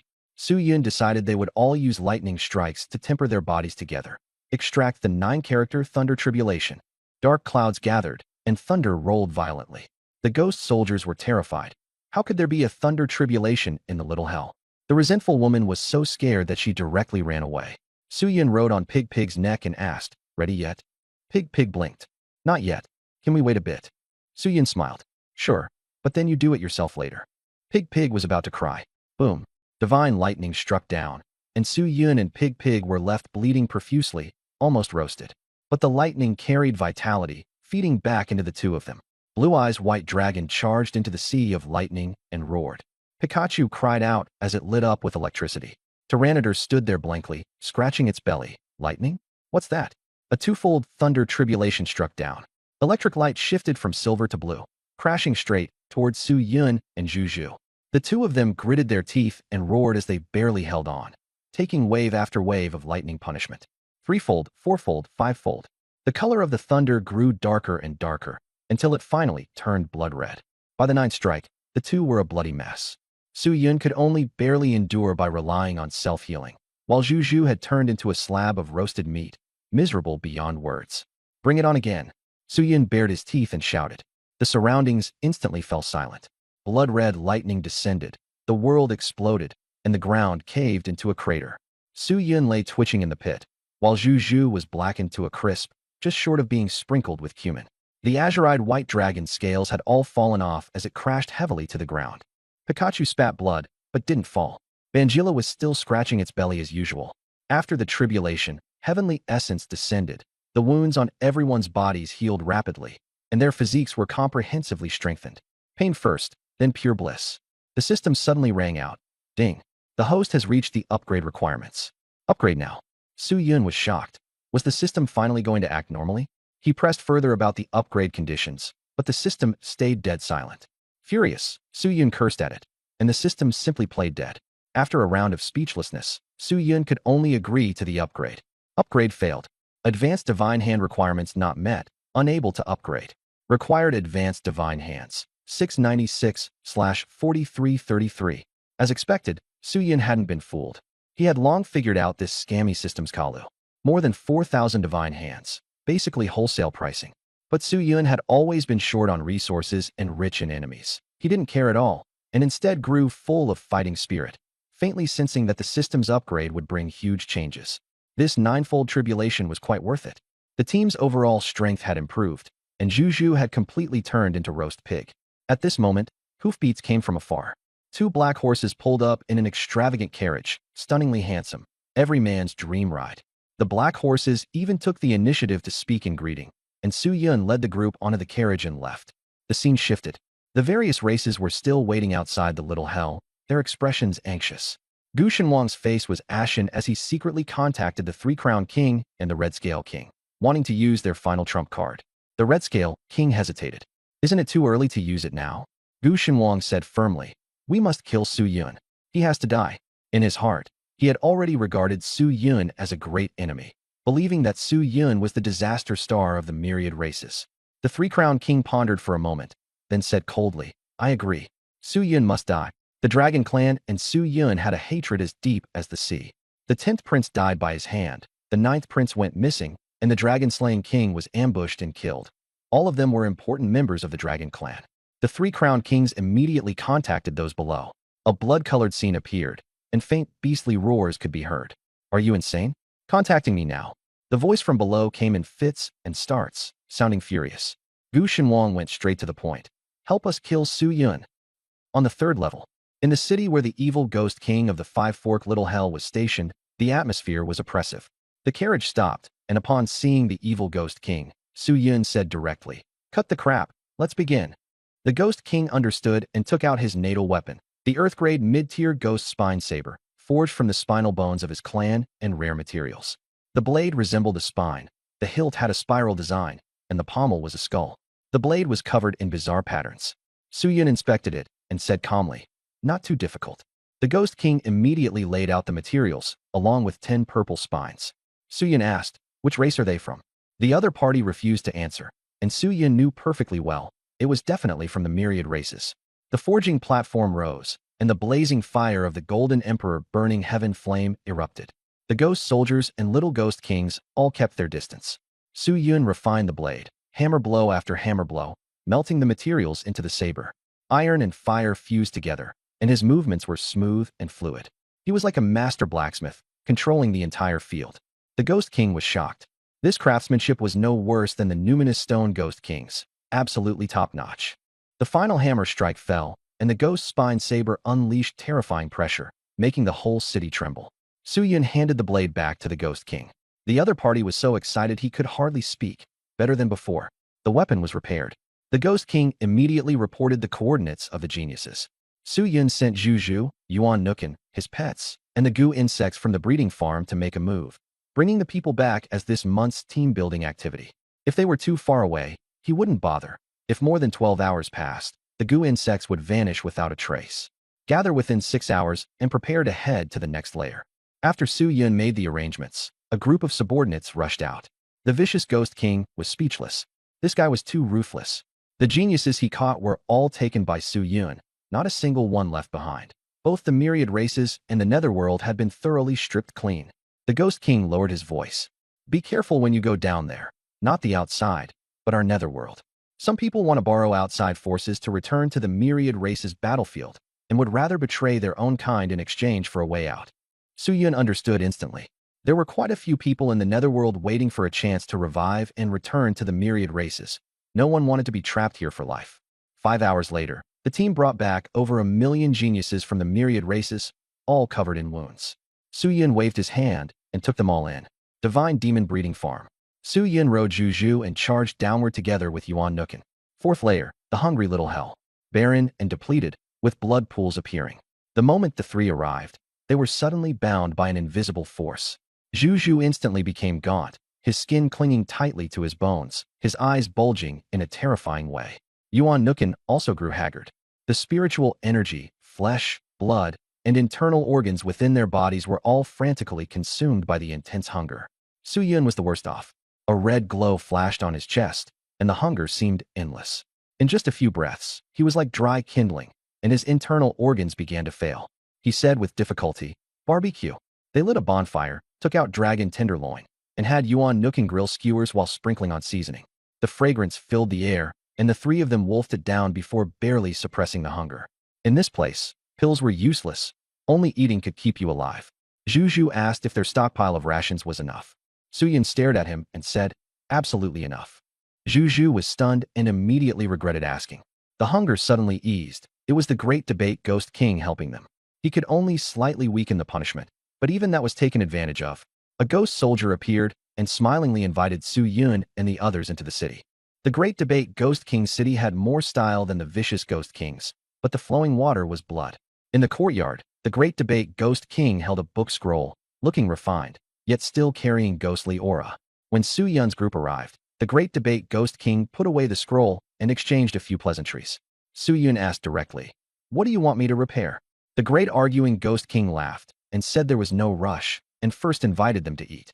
After the wine and dishes were served, he took a earth-grade pill, and his life force surged. The ghostly aura around him rapidly faded, and he transformed into a refined, middle-aged man with devastating good looks. Su Yun was speechless. This wasn't urgent. The higher-ranking Ghost Kings were practically going insane with anxiety. The Great Arguing Ghost King said that repairing his natal weapon would take time. Su Yun sat down and didn't think there was anything wrong with the food or drink. The Great Arguing Ghost King casually chatted with Su Yun about some subordinates above who were restless, explaining that this was just their nature. Press them and they'd behave. Leave them alone and they'd show their true colors. While he was explaining, ghostly aura surfaced again, and that earth-grade pill had lasted less than 10 minutes. Su Yun handed him the Shengsheng Huanyang pill. The Great Arguing Ghost King transformed back into a middle-aged man, but this time it lasted even less. He smiled wryly. He needed strong life force to stabilize the resurrected state. Only then did Su Yun realize that when he fused with Little Ninetails, his own life aura should be very strong. Actually, Su Yun didn't care whether the Ghost King lived or died. He only wanted the inheritance. But now that they were all on the same boat, with the dead reviving and external enemies invading, he would be the first one killed. The stronger the Ghost King was, the safer he would be, and cooperation would only be beneficial. Su Yun remained silent. The Great Arguing Ghost King noticed and asked with a smile, "Are you wondering if I'm reliable?" Then he added, "Your caution is right. What I care more about is whether you'll be able to become stronger after being resurrected." Su Yun asked in return, "If resurrecting could make one stronger, wouldn't that mean they could suppress the small hell?" The Great Arguing Ghost King was stunned, not expecting Su Yun to ask that, but he still smiled and said, "Resurrection means returning to your peak, though only temporarily." Su Yun smiled, finding this Ghost King quite interesting, though he preferred the Thousand Eyes Ghost King's straightforwardness, the kind where everything was written on his face. After hearing Su Yun's words, Zhu was so scared that he frantically shoved food into his mouth, afraid that he would also be taken away as an experimental subject. As for the wronged woman minister, she looked helpless, feeling that it was such a pity Su Yun wasn't a king. Su Yun forced out a drop of essence blood mixed with Little Ninetails, its aura violent and fierce. He carefully roasted the essence blood, extracting its life force. Very soon, a red orb took shape, with a faint nine-tailed silhouette swaying within it, and he handed it to the Great Arguing Ghost King. When the Great Arguing Ghost King saw this operation, he felt a chill in his heart, but after some hesitation, he still swallowed it. The next second, his aura surged, his ghostly energy dissipated completely, and his whole body brimmed with vitality. Wrapped in red light, he looked as if he were wearing a foxskin coat. The Great Arguing Ghost King burst out laughing, saying it was even more satisfying than a pill, and that he could fight for 3 days straight. He immediately became much more forthright, and his tone turned even more direct. Su Yun was overjoyed. His guess had been right. In critical moments in the future, he could still continue to use his blood essence to operate. Then everyone took their seats. The Great Debate Ghost King said that once his natal weapon was repaired, he would give Su Yun a big gift, and he also revealed that there was an ancient demon-human clan on this floor. Suyin gave him a thumbs up and felt that this old ghost really knew how to behave. The great debate Ghost King's natal weapon was this yin-yang ledger, black and white on both sides, with yin and yang entwined, though it was somewhat damaged. Suyin understood that repairing it would be troublesome and required extreme precision. Each material had to be meticulously fused into the broken pages and fit perfectly. Suyin began smelting the materials, everything steady and exact. Nearby, Zhuju busied himself feeding Suyin roasted pork chops, afraid he would faint from hunger. Brother Ji and Wu Yuan Chun took turns feeding Suyin wine. Although their words were full of disdain, their actions were very honest. The entire process was efficient and tightly paced, with everyone clearly divided in their tasks and each contributing in their own way. If you don't eat, you'll starve to death. It's too brutal here. Either you eat people, or you're eaten. Both body and soul are tormented. Zhuju watched while licking a chicken leg. Suyin turned around and glared at him. If you lick it, how am I supposed to eat it? Pig Yongxiang turned the chicken leg over. Eat this one. I didn't lick this side. Suyin rolled his eyes, speechless, and ignored him. The great debate Ghost King on the side laughed at the scene. Wu Yuanshan also realized that although Suyin kept calling Zhuju reserve rations, he had actually been caring about him all along. Cruel to enemies, lenient to one's own people. Wu Yuanshan sighed softly, as if he understood the star prophecy. 2 days later, Su Yun repaired the yin-yang ledger, his eyes bloodshot. The yin-yang ledger shone with black and white light, and the great debate Ghost King was extremely excited. His natal weapon had finally been repaired. Su Yun rubbed his eyes. Give me the coordinates. The great debate Ghost King asked. Don't you want to rest a bit? Su Yun shook his head. No time. The great debate Ghost King ordered Yiksha. Take him to find Bing Gui. Don't let him run off. Yiksha accepted the order. Before leaving, Su Yun asked, how long does resurrection last? About an hour. Su Yun was satisfied. Better than the divine race. He thought to himself that joining the netherworld would let him resurrect himself, over and over again, endlessly. Deep within the hungry little hell, sand and dust covered the mountains, with the rules eroding life itself. In the barren mountains, someone was roasting a giant python with a human head and snake body, piled high with fresh bones. The man was huge. When he turned around, his blue eyes were filled with murderous intent. In an instant, the barren mountains were covered in ice and snow. He was Bing Gui, ranked 10th on the demon prodigy list. Bing Gui was eating snake meat in huge bites. Ghost soldiers passed by outside the cave, but he ignored them and kept eating. At this moment, Su Yun and the others arrived. Zhu asked in a low voice, how do we fight him? Yuan Nukin reminded them, Bing Gui is very strong. Su Yun thought for a moment, then immediately assigned the tasks. Xiaobai, go all out in a straight-up fight. Zhu and Yuan Ji sneak around behind him for a surprise attack. I'll release the goo insects. Formation Master and Talisman Master, go with me. As long as I land the finishing blow, that's all that matters. God and Demon Breeding Farm. Su Yun called the Formation Master and Talisman Master together. Talisman Master, do you have any talismans on you that can trap people? Formation Master, can you set up a formation on the spot? Only on sight. Su Yun nodded. He called over Mime Dream again. Can you hypnotize Bing Gui? Mime Dream shook his head. Very difficult. Go plant trees. Su Yun kicked Mime Dream flying, sending him rolling out. Move in 30 seconds. Su Yun ordered. Everyone sprang into action. No one dared disobey. Su Yun silently counted to 30, then waved his hand. A faint glow flashed in the Divine Demon Ranch, and in Yidu, Yuan Shuang, and the others appeared. Qingshan Fulong Curse. Thunder Extremity Fourfold Curse. Talismans filled the sky, green light vines coiled around the mountain, and thunderbolts struck down from the southeast, southwest, northeast, and northwest at the same time. Meanwhile, the Formation Master swiftly set up a formation. Shaking God Formation. Formation patterns spread across the ground. A surge of psychic force crashed toward Bing Gui, striking straight at the soul. Blue Eyes White Dragon appeared, soaring into the sky, spitting out blue flame light that came crashing down. Destructive white light. Tyranitar roared in fury, releasing a black wave of energy that swept straight into the mountain. Dark Pulse. Pikachu jumped onto Su Yun's shoulder, borrowed the momentum to leap, and thunderous lightning crashed down. Thunder. Bing Gui's hair stood on end as he roared. Ice Thorns. Frost piled up, thorns coiled around him, and wrapped him in layers. Boom. The entire barren mountain was instantly flattened, with all kinds of attacks ravaging the sky. Yeka and the others stared wide-eyed. Damn, saturation bombing. Now there's nothing left. Su Yun remained calm. If Bing Gui dies, then he's weak and unqualified to enter the God and Demon Breeding Farm. Bang. Covered in blood, and with his eyeballs burst, Bing Gui staggered to his feet. And he do, and the others were shocked. He still isn't dead? Bing Gui stared at Su Yun and said coldly, "You're Su Yun." Su Yun stepped forward and said coldly, "Ancient demon race. See one, capture one, kill one." A flash of golden light appeared, and Zhu Yongqiang, together with Yuan Nukan, launched a sneak attack, smashing Bing Gui's head with the Nine Suns rake and the starry staff. Bing Gui roared, "Another sneak attack." Rumble, rumble. Thunder exploded as Su Yun transformed into a bolt of lightning and struck. Bing Gui roared, "Ice demon giant horns." Sharp ice horns condensed above his head, charging towards Su Yun like a blue comet. Thunder plow, burning blade. The two clashed head-on. Amid a burst of thunder and ice explosions, the void shattered, and the ice horns instantly broke apart. Su Yun brought one arm down, shattering Bing Gui's chest bones. He flew dozens of meters and crashed to the ground, unable to rise. The number on the back of Su Yun's hand changed to 10. Ding. Defeated Bing Gui, dropped Advanced God's Hand 18. Su Yun laughed loudly. Not bad. Everyone gets a little red flower as a reward. Everyone cursing and swearing made their way back to the breeding farm, while Pikachu and the two dragons clung to Su Yun, acting spoiled.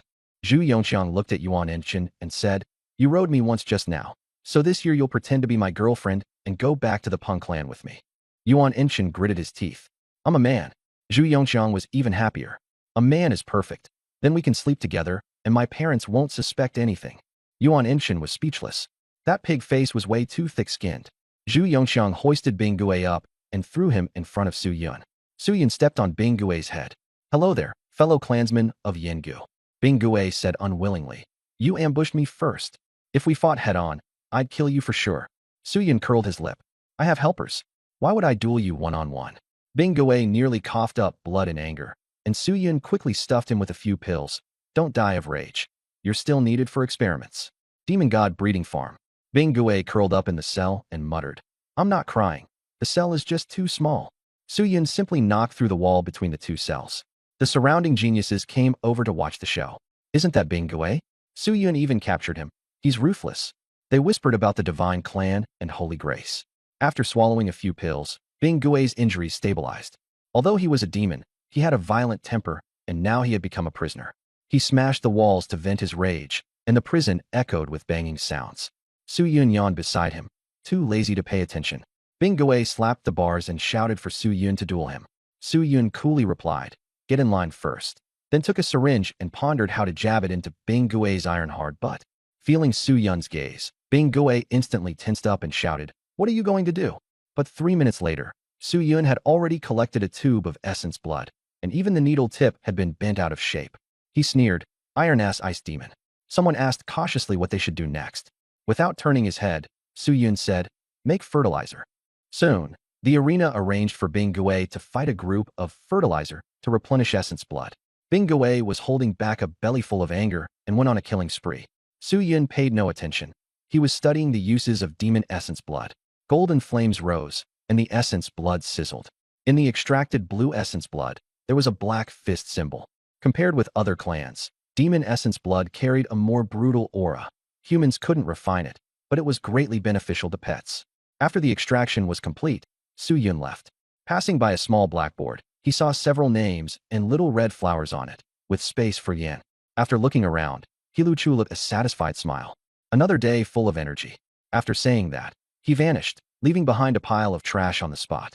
A voice drifted from afar, "Damn." Back in reality, Su Yun gave the essence blood to Xiao Bai, Pikachu, and Bangila. With several booming explosions, their strength surged dramatically. Bangila reached 8 stars, Pikachu reached 5 stars, and the blue-eyed white dragon's physical body was enhanced. At this point, it was probably capable of taking on a pseudo-king alone. Zhu Zhu came over, drooling with greed. Su Yun said mysteriously, "There's something even tastier, tribulation lightning." Zhu Zhu bolted immediately. The wronged woman minister even threw in a finishing blow, and the three of them plus one pig turned the place into chaos, filling the atmosphere with liveliness. In the distance, dark chi surged, a giant flesh mountain shadow was moving, and sword chi shot into the sky. Su Yun narrowed his eyes. The little hell was getting more and more chaotic. The great righteous ghost king asked Su Yun whether he wanted to leave. Su Yun said they had to get out now, since the punishments on the lower levels would be even harsher. The great righteous ghost king gave him half a black candle as a token. If he ran into danger and lit it, they would come to rescue him. Zhu Zhu looked on and laughed. thinking the candle would burn well. Su Yun finished packing up and prepared to go repair the weapon of the next Ghost King. The fifth layer, the thirst little hell, was waiting for him. They entered the sixth layer, the pus and blood little hell. Just after Su Yun and the others left, the great righteous Ghost King whispered, "Don't cause trouble. King Anaza won't show mercy." He understood the allure of the myriad races battlefield. Even betrayal would be worth it. But he knew even more clearly that, born as a general of the underworld, he would die as a ghost of the underworld too, and would never leave for the rest of his life. The yellow springs still roared, and corpses drifted along. King Jitian southeast. King Miahai full power. Everyone worked hard to recover the yellow springs dead, and the team grew larger and larger. Suddenly, King Jitian cried out, "King Tun." The elder of the Kuan tribe opened his eyes and asked in a hoarse voice, "Where is this?" King Jitian stared at him, the atmosphere tense. King Tun sneered, knowing this place was no ordinary one. The sixth layer, the pus and blood little hell. At the top of a blood-colored castle, the beast-devouring Ghost King stood with blood dragons coiling around him, while beast roars echoed in all directions. He looked into the darkness and murmured, "I don't want to stay guarding this place. I want the future." After saying that, he threw out a blood dragon scale. At the depths of the bloody pus, the red-haired girl picked up the blood scale, her face full of delight. "Big sis Chi Linner," he agreed. Chi Linner, the 36th ranked expert on the divine rankings, had an arrogant air. Her armor could not conceal her scars or her imposing presence. Many geniuses gathered around the red-haired girl because Chi Linner was here. Hong Ling, with red-rimmed eyes, said, "The old ancestor died on the first floor. I want to kill Su Yun with my own hands." Everyone mocked Su Yun and urged Chi Linner to make a move, because killing him would be profitable. Chi Linner nodded indifferently. "Fine, I'll kill him." Chi Linner only wanted to go down to the lower levels to seize the inheritance. She didn't want to waste time. Hong Ling sneered. With these people around, and the help of the dead who had been crowned kings, she didn't believe Su Yun could survive. Su Yun and the others successfully entered the sixth floor. The moment the two men and one pig stepped in, their blood began to boil violently. The pig was as red as if it had been boiled. Blood seeped from Su Yun's pores, and the moment it met the air, it burst into flames. His hair and eyebrows were burned off, and the pain was unbearable. He endured the pain and swallowed a divine origin pill, suppressing the blood fire. Seeing Su Yun's shiny bald head, Zhu laughed herself silly, and Yuan Nukin was barely holding back her laughter too. With a dark face, Su Yun took out Song Yun's slash and gave the pig a few cuts, styling Zhu into a green mohawk. "How are you supposed to face people after this?" "Face people?" Zhu covered her face and cried, but Su Yun was very satisfied. Could Tony's craftsmanship be fake? Yuan Nukin laughed so hard she nearly doubled over. Who told Zhu to keep teasing her? Now she was getting what she deserved.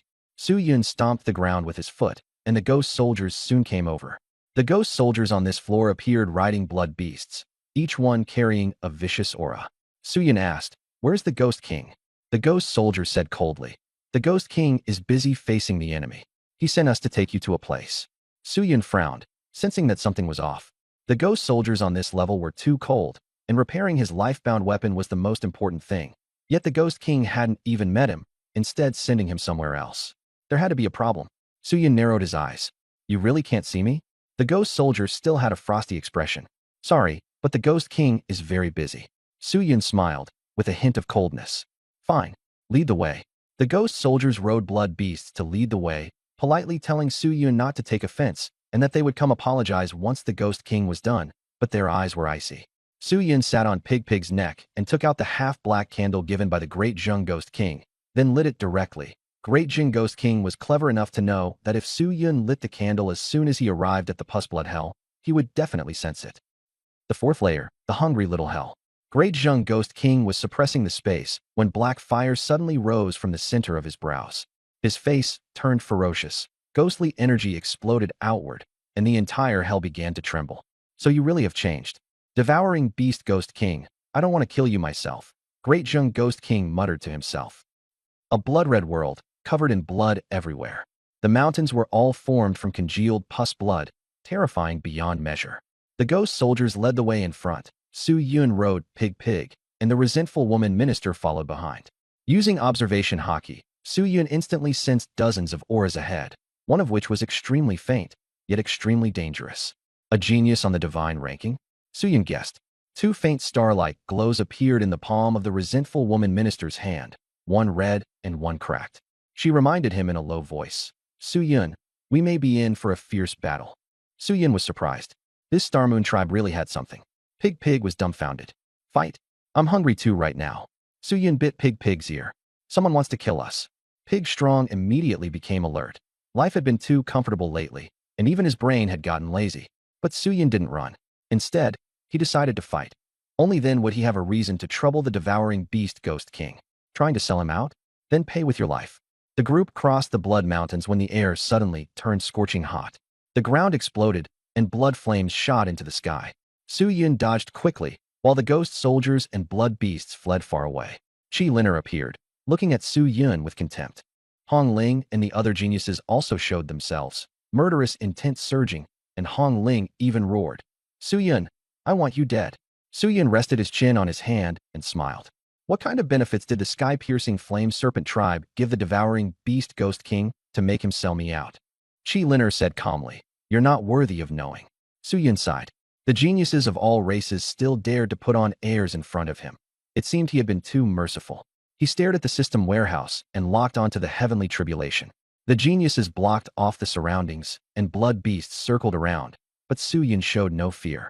He grinned and said, Sneak attacks are too boring. Let me add a little spice for you. Play the BGM. Red light erupted from Su-yun's chest, and murderous intent surged into the sky. He took out the ice and snow heavenly tribulation. The void rumbled, dark clouds gathered, and snow and ice fell in layers. Qi Linner's expression changed as she shouted for a retreat. Su-yun sneered. Think you can get away? Purple gravitational waves surged out, and everyone and the blood beast slowed down. Su-yun rode the pig and spread his hands, laughing. Come on, let's all face the heavenly tribulation together. Snowflakes filled the sky and fell, instantly freezing everyone in ice-cold frost. The next second, the violent thunder Tao erupted within them, shattering the ice. Qi Linner spat out blood.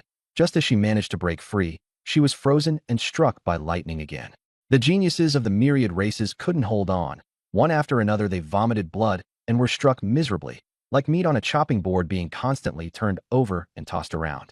Piggy and Brother G had thought they would be able to watch the show, but they too were struck by lightning and were instantly dumbfounded. Su-yun was also struck until his flesh was a bloody mess, but he gritted his teeth and made no sound. With each strike of lightning, his body grew stronger. Blue Eyes White Dragon, Pikachu, and Tyranitar were also dragged out to endure the lightning strikes. Su-yun let out a low roar as golden flames soared into the sky, alternately dissolving the ice and the lightning. He felt both intense pain and intense pleasure, and his physical body was improving at a terrifying speed. Some could not hold on, and were directly frozen to pieces and blasted into slag. The blood beasts had already been completely wiped out. The ice and snow heavenly tribulation was comparable to the 9-character thunder tribulation. It was absolutely not something ordinary people could withstand. Su-yun wanted to use this opportunity to break through to an Emperor tier body. If he failed, he would just do it again. His system was full of heavenly tribulations, so lavish. Half of the prodigies of all races had died. Hong Ling was sprawled on the ground, with half her body blown apart, and Qi Linner was also powerless. The heavenly tribulation could only be endured. Hong Ling gradually stiffened, and in the end exploded and died. Qi Linner glared at Su-yun, killing intent bursting forth. Su-yun laughed madly. This is what you get for ambushing me. Qi Linner also laughed like a madwoman. You want to break through to an Emperor tier body? Fine, I'll wait for you. That's more interesting. The ice snow lightning tribulation continued without end. Su-yun was tormented over and over again, yet his body only grew stronger and stronger. Suddenly, his aura surged violently within him, and in an instant he comprehended the laws of heaven and earth. His Emperor tier body was achieved. The ice snow heavenly tribulation dissipated, and a massive amount of essence poured into his body. Qi Linner also made it through, and was just about to receive the heavenly tribulation's reward. Su-yun sneered. I never said I'd give it to you. The ancestral devouring talisman activated, and a black vortex appeared, forcibly sucking away the essence that should have belonged to Qi Linner, giving it all to Blue Eyes White Dragon, Tyranitar, and Pikachu. Upon seeing this, Qi Linner was so furious that she wanted to curse. Su-yun, clang. A heavy bell rang across heaven and earth, shaking the 4 directions, reaching up to the heavenly court and down to the 9 netherworld. A solemn voice shouted, Demonic prodigy, physical body at the extreme, bestow. Before the words even fell, ghostly energy erupted from the little hell, directly interrupting the rules. This is the underworld. The heavenly court has no right to interfere. Those of the underworld shall be rewarded by the underworld. The rules of two eras collided head-on. The void shattered, and black-red lightning intertwined in fierce combat. God Guardian King and the others were stunned. It's only the Emperor-level physique. Did it really have to turn into this? And also, who exactly had advanced to the Emperor-level physique? Demonic Prodigy. That title seems to be Su Yun. King Qingfeng's expression changed drastically as he cried out in shock. The whole crowd erupted in uproar, and killing intent spread. God Guardian King and the others all looked grim. Su Yun had become even stronger. He had to die. On the human side, everyone was speechless. Su Yun hadn't even shown his face, yet everyone's gaze had turned to him. Outrageous.